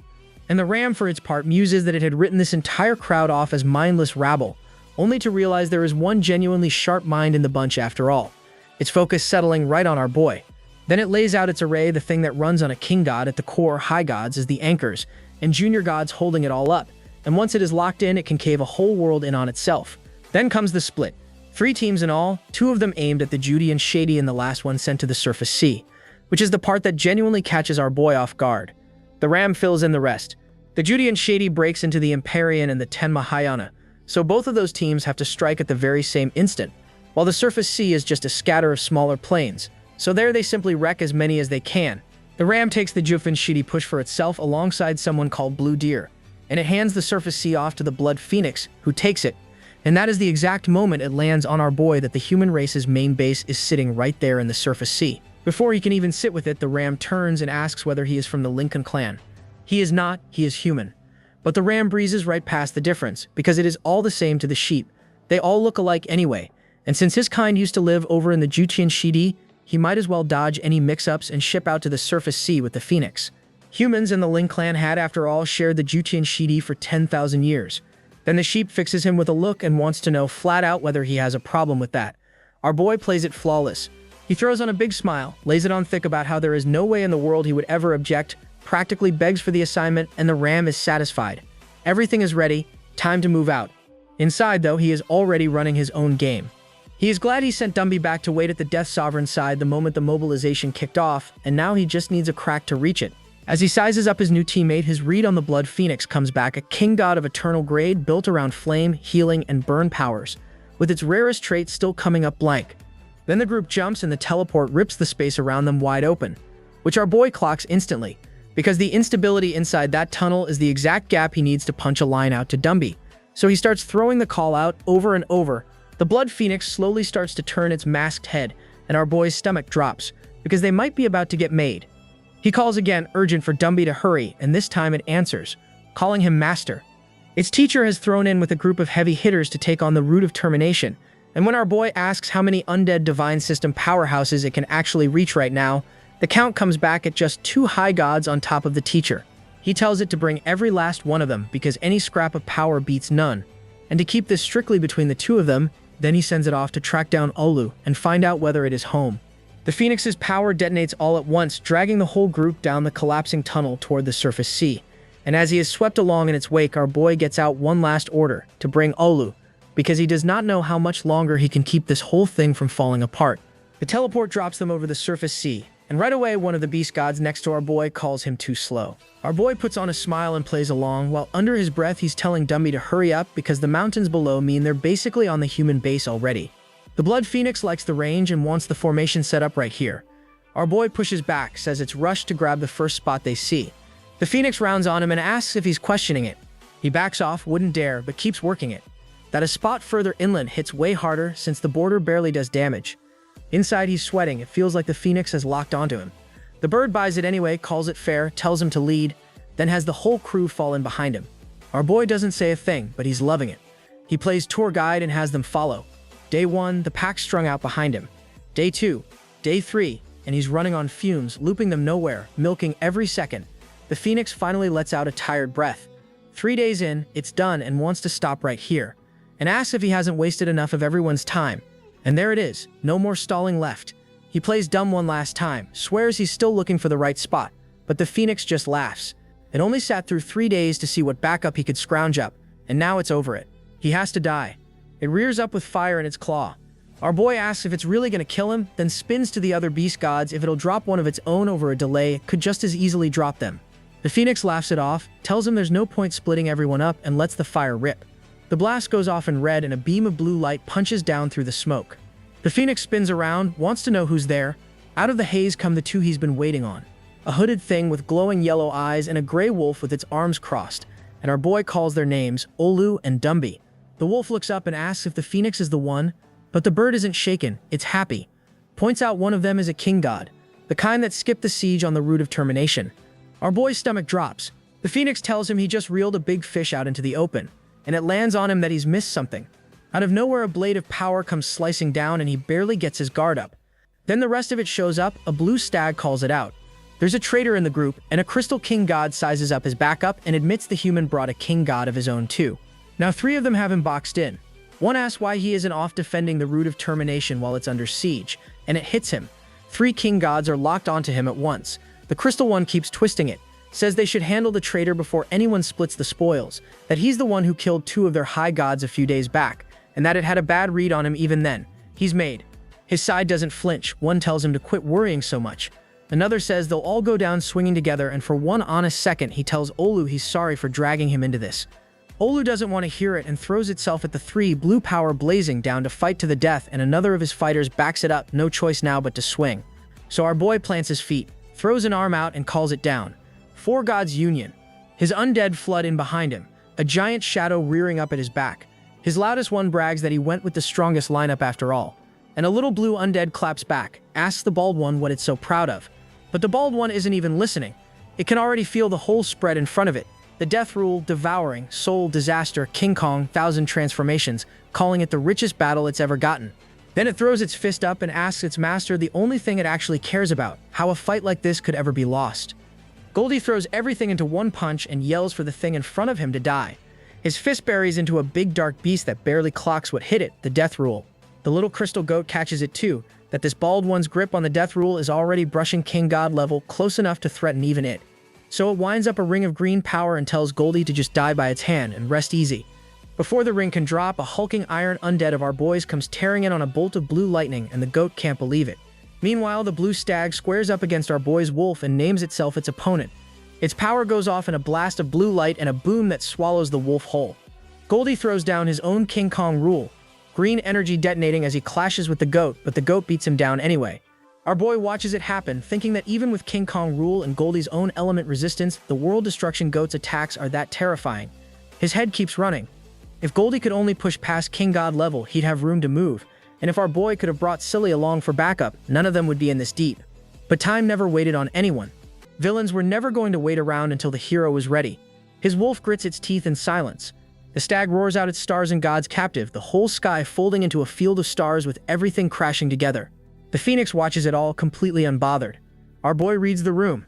He's pretty sure these three hate each other enough to want the others dead, and the only reason nobody's moved is they're too evenly matched to risk it. Sure enough, the stag calls dibs, says it'll take this one while the other two handle the little kid. One's fine with it, the other couldn't care less. The phoenix comes down first, all fire. Goldie winds up a fistful of purple, steeling himself to eat it. The bird tells him the flames don't go out until he's dead, and the fire swallows him whole. Goldie hanging onto his charm and toughing it out. The phoenix laughs and says it wants to see how hard that shell of his really is. Goldie just holds on, worn down but not breaking. The bird can't work out how he blocked it, then catches that the damage is still cooking him and starts to wonder. Our boy asks Goldie when he even got used to this. Goldie says he doesn't know. He doesn't remember. He's been at this for years, through fire and lightning and acid, and then he lets our boy in on a secret, that this fire is strong but nowhere near the worst pain he's felt. Same goes for Fatty Big C, Desolian, the Dragon Ant, all of them. He throws in one exception though. Silly doesn't count, since that fool would bawl for hours over a scratch. Our boy starts to say he's sorry. Goldie waves it off, swears it doesn't hurt, they're all just built different, while Fatty pipes up that once it breaks into King God, it'll knock that sparrow over one-handed. Our boy just says their names. Fatty tells him if he really feels bad about it, he can jump into their fights once this one's done, and they'll all share the good and the bad together. Dot lands, and our boy grins and swears he's hammering that phoenix personally in a minute. He doesn't get the chance. His wolf is already there, lit up blue, asking why this is dragging on and calling everyone too slow, then opening the enemy up in a single pass and knocking it clean out of the sky. Our boy just stares. The wolf takes the silence for thanks and tells him not to bother, they're friends. Our boy sets him straight that he just robbed him of his fight and all of Goldie's suffering ended up being for nothing. Then the little flame on the rock stirs. The bird drags itself back up out of the ashes, whole again, wings spread wide in the blaze. Goldie can't believe it's still alive and says so. The bird doesn't get what he's so surprised about and throws it back at him, asking if it burned him silly. Goldie closes his fist around his glowing charm and figures that's enough juice now. He calls it for round 2, drops straight back down into the fire and throws the taunt right back at the bird, asking if it had fun burning them earlier. Goldie throws his whole weight into another punch and drives it home, his fist crashing into the phoenix before the bird can even set itself. Down below, the blue stag watches the two of them trade blows and can't wrap its head around it, that a king god like the phoenix can't even put this high god down, and the whole thing looks ridiculous to it. The phoenix drags itself up bloodied and furious. It flares its eternal phoenix flames wide open and swears Goldie is going to burn in them his whole life and suffer for the rest of eternity. Goldie doesn't slow down for any of it. He charges straight through the fire and a massive blast goes off that flings him up and over the top of it. Gao Peng watches and reminds himself that the bird's resurrection runs on a cooldown, so it can't just keep popping back to life on a whim, which means this time it should finally be dead for real. With the phoenix down, the two enemies still standing, the blue stag and the little crystal sheep go dead quiet for a second and then break to run. Our boy's side gives chase and splits up, Alu peeling off to run down the sheep while he takes the stag himself. The stag is just way too fast for him, and it burns him up how easily it's pulling away. The thing even talks trash while it runs, telling him to quit chasing since he's never going to catch it. and he might as well head home because at worst it just won't bother fighting him next time. Getting written off like that gets under Gao Peng's skin, and the stag just keeps rubbing it in, grinning back over its shoulder and yelling for him to hurry up already. Over on Olu's end, it runs the crystal sheep down and pounds it flat into the dirt. The blue stag gets knocked down in the middle of all this and, still dazed, asks what's even going on. Olu just chuckles and flips the question right back, asking the stag what it thinks it's doing over here. The stag fires back, asking, isn't Olu supposed to be off chasing that blue sheep? Olu goes, blue sheep, you mean this one? And drops the beaten sheep down right in front of the stag, and the stag can't believe what it's looking at. Olu tells it not to worry, it'll be seeing that sheep again real soon. The stag barely gets its head up before Olu's strike comes crashing down and hammers it clean out of the air down into the rocks by the sea, screaming the whole way down. Olu stands there grinning ear to ear, absolutely loving every second of this, while Gao Peng just stares at it with nothing to say. Olu asks him if he doesn't think it's a really good friend, then leans right into his face all starry-eyed and asks if it can play that game again, because the whole thing was basically a game to it. And then, out of nowhere, Olu flips. Its whole face twists up, and Gao Peng can tell something is seriously wrong, because he has never seen Olu lose it like this. Olu cries out to him about its father. It tells him a soul mark its teacher left buried inside it, just shattered. Gao Peng freezes, not sure he heard that right. His head starts racing to catch up. Olu's father and the Lord of Death are both out fighting on the front lines, and if that soul mark really broke, then he doesn't even want to finish the thought. Olu refuses to accept it. It won't believe its father is gone, and it blasts straight off to go find him. Gao Peng shouting after it to hold on. Fatty is completely rattled that this many king gods could actually be dead, like there is no way that's even possible, and asks what they are supposed to do now. Gao Peng says they can't just let Olu tear off alone like that, and they need to get to the bottom of what actually happened. He calls it they are going after him. Inside the chaotic vanity space, he drops into a sea of stars, and whatever is waiting there stops him cold. A massive red orb hangs in the dark, trailing threads of red, and Olu floats in front of it, tiny against the thing. Olu calls out to Gao Peng, who says there is nothing they can do. His eyes lock in hard on what's ahead of him, dead serious. He lifts his head to the thing looming over him, and a message reaches him, telling him he can change the outcome. The root of termination sucks itself in for a second, and then just goes off, and the blast is so stupidly huge it rips straight through the void and yeets our boy clear across it. He barely even gets a second to register what's happening. This raw power of destruction that just deleted the boundary ring holding Jutanian Shidi down like it was nothing. One of the others fighting alongside him is fully panicking, screaming that the root's power is completely off the charts and asking what they're all supposed to do about it, and then that thing is back. A message pops up right in front of Gao Peng telling him he can change the outcome, and he clocks that it's his own system, except now it's suddenly way chattier and more user-friendly than it has ever been, like it pushed a UI update while nobody was looking. It tells him this is his destiny. Gao Peng spits on that. He does not believe in fate, and he makes real sure it knows he clawed his way this far off the sweat and blood of Dazi and the squad, not off some pre-written script. The system claps back that he doesn't even believe in himself, and a guy this self-aware should already know there's no such thing as a free lunch. He farmed up an insane amount, so now the bill's due. His brain is going a mile a minute. He asks why it even picked him. Was it because he's built different, or does this basically confirm he cheated his way to the top this whole time? Then it hits him. The key to actually killing the root of termination might have been sitting inside him from the jump. The black mist keeps chewing through space, and there's zero time left to sit around weighing it out. He snaps his fingers and his whole squad just materializes around him. Fatty tells him they already yanked the enemy's attention off him and got silly to open him an exit, so he needs to book it and get as far away as humanly possible. Our boy just stares back, completely lost, no clue what they're even on about. Goldie, a full beat behind as always, finally catches up and completely loses it, that Gao Peng's in danger. The Iron Undead tells him not to sweat it, just charge out. It'll body block anything that comes. Our boy just looks at all of them. Silly's already crying its little eyes out. He tells them it's okay. Then he drops the goodbye. Everybody needs to head back, and one of them's got to pass a message to his grandfather that his one actual regret was never just staying home and chilling with the old man, that if he'd known it would end up like this, he never would have gone off wandering in the first place. He turns to the system and says he thinks he's finally cracked what it actually is. It's the built-up will of the entire world, bigger than even the plane source, basically the whole universe crammed into one thing. It logged every single monster that ever evolved here, and the new ones he cooked up with the magic brain, it named those itself, and the system it dropped in his lap was always built for exactly one job, dealing with the root of termination. So the ending he actually gets to rewrite is, the system cuts him off. The root is inhaling more and more planets by the second, so has he made his call or not? Gao Peng steadies himself and makes one thing crystal clear. He is absolutely not doing this for its sake. The system tells him the world is going to remember him forever. He waves that off like it's the least interesting thing anyone's ever said to him. One of the pets calls out for him. He just grins and says, hey, at least he finally gets to go out talking a big game. He starts breaking apart into light and lets them know he genuinely doesn't regret meeting a single one of them. The whole squad screams his name after him. He tells them not to miss him too hard. Olu just says his name real quiet. A portal rips itself open, the root looming behind it, and space starts cracking apart at the seams. His pets get left scattered all over the wreckage. The Iron Undead can't even process that he's just gone. Dazi asks where he went. Silly is an absolute wreck, sobbing his name on loop. Dazi snaps at it, asking what it's even doing. And Silly says it just wanted to save Gao Peng's scent so it could still sniff him whenever it missed him. That completely breaks Dazi, who starts yelling that Gao Peng is Hidos and to hand him over, and the Iron Undead has to tell the both of them to knock it off. And then right in the middle of the blaze, a golden demon face rears up and the death rule goes absolutely off. Yin and Yang reversal. The blast is still hanging in the void and the Iron Undead is already grinding to track their master down, calling every lost soul in the wreckage to gather around it and combing through them one by one for the only signature that matters. Master isn't in this one. Not that one either. Nothing. So it turns on the rest of the squad, half wrecked and half furious, and asks the thing nobody wanted said out loud, that their master is gone, so how are any of them even still here? Dumby doesn't have an answer for that, he just goes quiet. The Red Phoenix is the one who asks it straight. Okay, so what now? Dumby's no help, he's got nothing either. He's been trailing Gao Peng since he was practically a hatchling and he can't even picture a world that doesn't have him in it. So the Phoenix pitches the copium play. Why not just go find Gao Peng?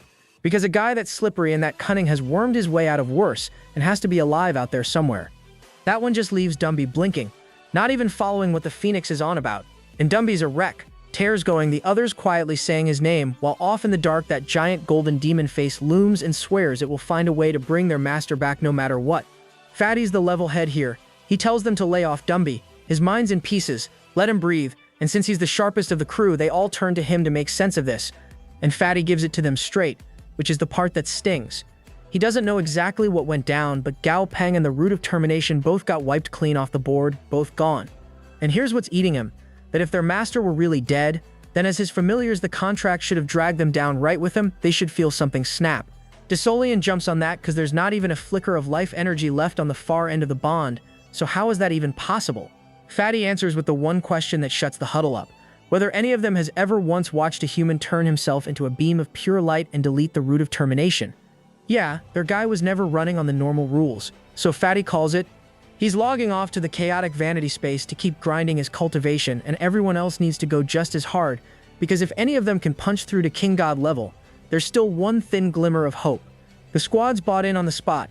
Dazi rips open a portal and hauls the whole crew up and out through it, everybody scattering off to get stronger.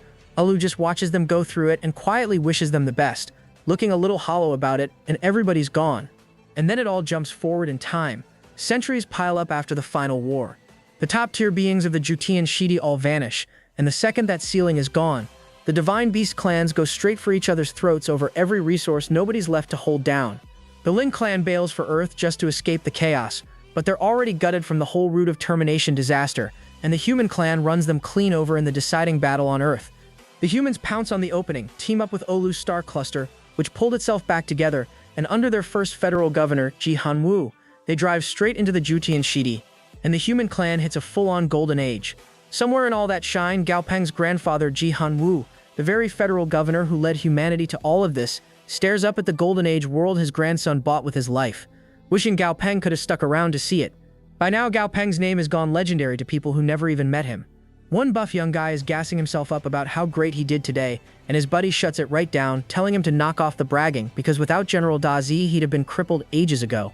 Another guy under the night sky agrees, all of it thanks to General Dazi. And there's the general himself, that same purple serpent coiled up in the stars, breathing one name out into the quiet, Gao Yuyu. Then it flashes way back. A tiny purple centipede curled up small in a pair of hands, and a dad telling his kid this is the family's newest member, and he gets to be the one to name it. Little Gao Peng. Eyes huge, double checks that he really gets to, then lands on Dazi. Dad signs off.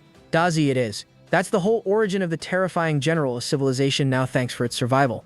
A power like that named by a little kid pointing at a bug. Somewhere else, two mortals are booking it for their lives, one of them wheezing at the other to move faster. The curly-haired one looks back and calls it. There's no outrunning this, no escaping a Ruito wolf. His buddy refuses to let him fold because the wolf's favoring a busted left leg, so they've still got a shot. And right as it's about over, a green blade of light comes screaming in and drops the wolf mid-lunge. Floating down is Silly, swooping in all high and mighty, telling the two of them they'd better be grateful the great Lord Silly just saved their skins. Naturally, there's a price, since Lord Silly does not work for free. One of them, going full hero, tells Silly to just take him if it wants a reward. Silly waves that off. Relax, it doesn't want his life, it already grabbed what it came for. And the grand prize the almighty Lord Silly floats away with is one plastic water bottle. That's the whole haul. They can go. Fast forward to the City of Hope, where it turns out Goldie's a serious player now, running a whole operation with departments under him. One of his people snapping to attention on a holo call to go alert every last one of them. And then it comes back around to Dumby, of all of them.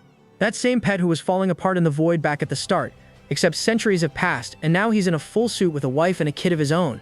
His boy, a golden chick named Flammy, is glued to his mom, who's trying to shoo him over toward his dad for once, and Flammy's blunt about why he won't. Dad's ugly.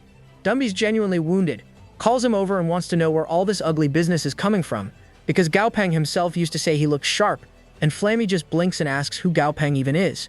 Dumby, quieter now, tells him Gaopeng was his trainer, and he latches right onto that, thrown that his old man ever had a trainer at all. His mom steps in with the warm version, that it was because of Gaopeng that she ever got to meet Flammy's father in the first place, and Flammy just gets curious where the guy is now. And that question hangs there, because somewhere far off down in the pure black, a purple flame flickers to life and swells, and floating right there inside it is our boy, eyes closed, face calm. Still out there. Our boy is just floating there in the purple flame, not moving. Then something starts talking to him out of the dark, giving him credit for making it this far, telling him his familiars kept him going, but really it was his own insane willpower that carried him. And the second he hears it, Gaopeng realizes he knows this voice from somewhere. It asks him what it is he is still refusing to let go of. A shadowy figure is standing in the light now, and it just keeps going, basically taking credit for everything. It already protected everyone our boy cared about, and his whole world on top of that, so it wants to know what he could possibly still be unhappy about. Gaopeng has no idea who he is even dealing with, so he demands to know who it is. And that is when the figure steps out into the light and drops the twist on him. It is another version of Gaopeng himself, from a completely different world. This other him tells our boy to sit down since he obviously has a million questions, and a golden throne just materializes out of nowhere, leaving Gaopeng standing there totally thrown. The other Gaopeng kicks back on the throne and breaks down the big picture. Reality is way bigger than our boy ever imagined. There is a version of him living in every single world out there, and at the deepest level they are all one and the same soul. Gaopeng's guard immediately shoots up, half convinced this thing is trying to hijack his body and take over his life. The other him waves that off, insisting he is nothing like those power-hungry types, and that he genuinely cares about what our boy feels and wants. Then he explains how it actually works. Every time Gaopeng hits rock bottom, drowning in pain and raging that he is too weak to protect what matters, that is exactly when this guy shows up to grant the wish, and the only price is for the two of them to become one. That is when it finally clicks for our boy that he has had the system pegged completely wrong this whole time. So he asks the system straight up whether it is finally here to collect the reward he owes it. The system admits that was the original plan, but figures our boy still has stuff he wants to do, so it decides to send him back and just wants him to reach out whenever he has made up his mind. It also mentions real casual that time runs a little differently where he is about to land, and then acting like it is the nicest thing anyone has ever done, it decides to ship him home first and let him settle up later, before our boy can even get his head around any of it. Before Gaopeng can argue, the system just snaps its fingers, and a fresh portal tears open right behind him, which has him in disbelief that he has to walk through another one of these things. The system tells him to keep the small talk short next time they run into each other, and then it boots him straight through the door, full Fresh Prince of Bel-Air style.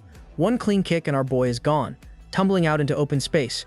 Back in the quiet, a woman made of that same purple light points out that he is always letting them go.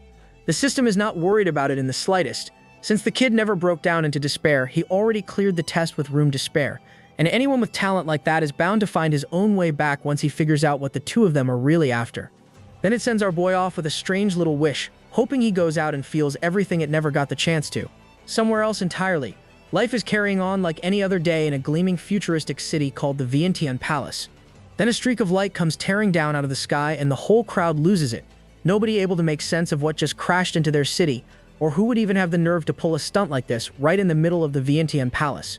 The light slams down near one of the towers, and out of nowhere, a massive gold-armored giant lunges up and snatches our boy clean out of the air, overjoyed to have its master back. Gao Peng just grins up at his old pet dragon ant like the two of them hung out yesterday. And down on the ground, the people who watch the whole thing start putting it together, stunned that this newcomer might actually be the master of the Vientiane Palace himself. From there, the reunion completely takes off. Silly, the little green jellyfish, is drifting around as lazy as the day our boy left, casually handing out juice like nothing ever happened. So Gao Peng immediately starts roasting him for slacking off when even Dragon Ant has already grinded his way up to King God level. Silly instantly throws Stripey under the bus instead, swearing he is not the lazy one and that Stripey is the real slacker, since the guy has not even reached intermediate God level yet.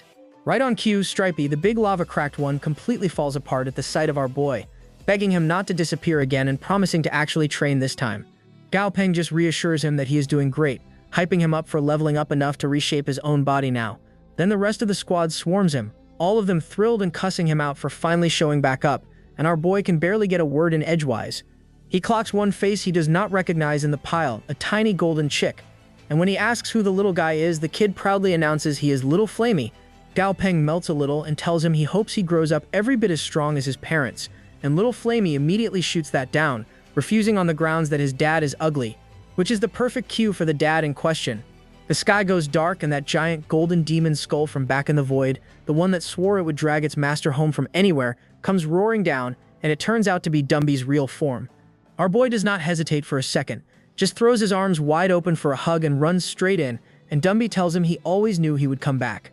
Gao Peng does a quick head count and realizes the crew still is not all there. Dumby waves it off, saying Fatty probably will not be making it anytime soon, mumbling something about him coming down with bronchitis of all things. The real story is way funnier though. About 600 years back, Fatty finally pulled himself a wife, another top-tier god, and the second they got together, she beat the absolute brakes off him. Dude got fully domesticated. She wears the pants, he caught every L going, and now Fatty Big C is living his best beta male simp house husband life with zero intention of ever clocking back in. Dumby is about to bring up Desolian when the White Frost Lion pops up out of nowhere, offended, accusing them all of trash-talking him the second he is not around. Gao Peng takes one look and calls it, realizing Desolian has gone and collected all 6 holy lions. When the lion asks how he could possibly know that already, our boy just points out that he is covered in 6 different colors now. Then Dumby proudly catches him up on everything he has been doing.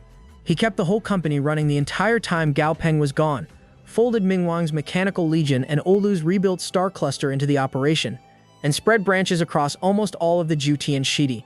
He even looked after our boy's grandfather, who is doing great and has actually run off adventuring with his old friends, so he will turn back up eventually.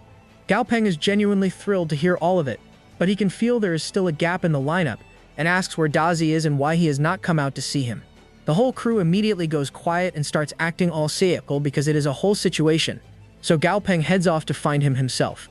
Out past everything there is this quiet stretch of mountains and clear blue water, and that is where our boy turns up, calling Dazi's name over and over and getting absolutely nothing back. That is because the great General Dazi, the purple serpent an entire civilization sends its prayers to, the terror of the stars, is sulking like a little kid and straight up giving Gao Peng the silent treatment. When our boy finally pushes him on it, Daozi cracks with the least convincing denial of being upset that anyone has ever heard. Gao Peng cannot help but grin and call him out for throwing a fit just because he was not the first one he came to see. And Daozi, refusing to so much as look at him, doubles down that he is absolutely definitely not being petty. And Gao Peng just smiles up at that giant sulking face, the same one he named back when he was a little kid and it was small enough to hold in both hands, and tells him the one thing that actually matters: he is home. He reaches up, rests a hand on Daozi's cheek, and makes the promise this whole story has been quietly building toward the entire time. This time he is here to stay.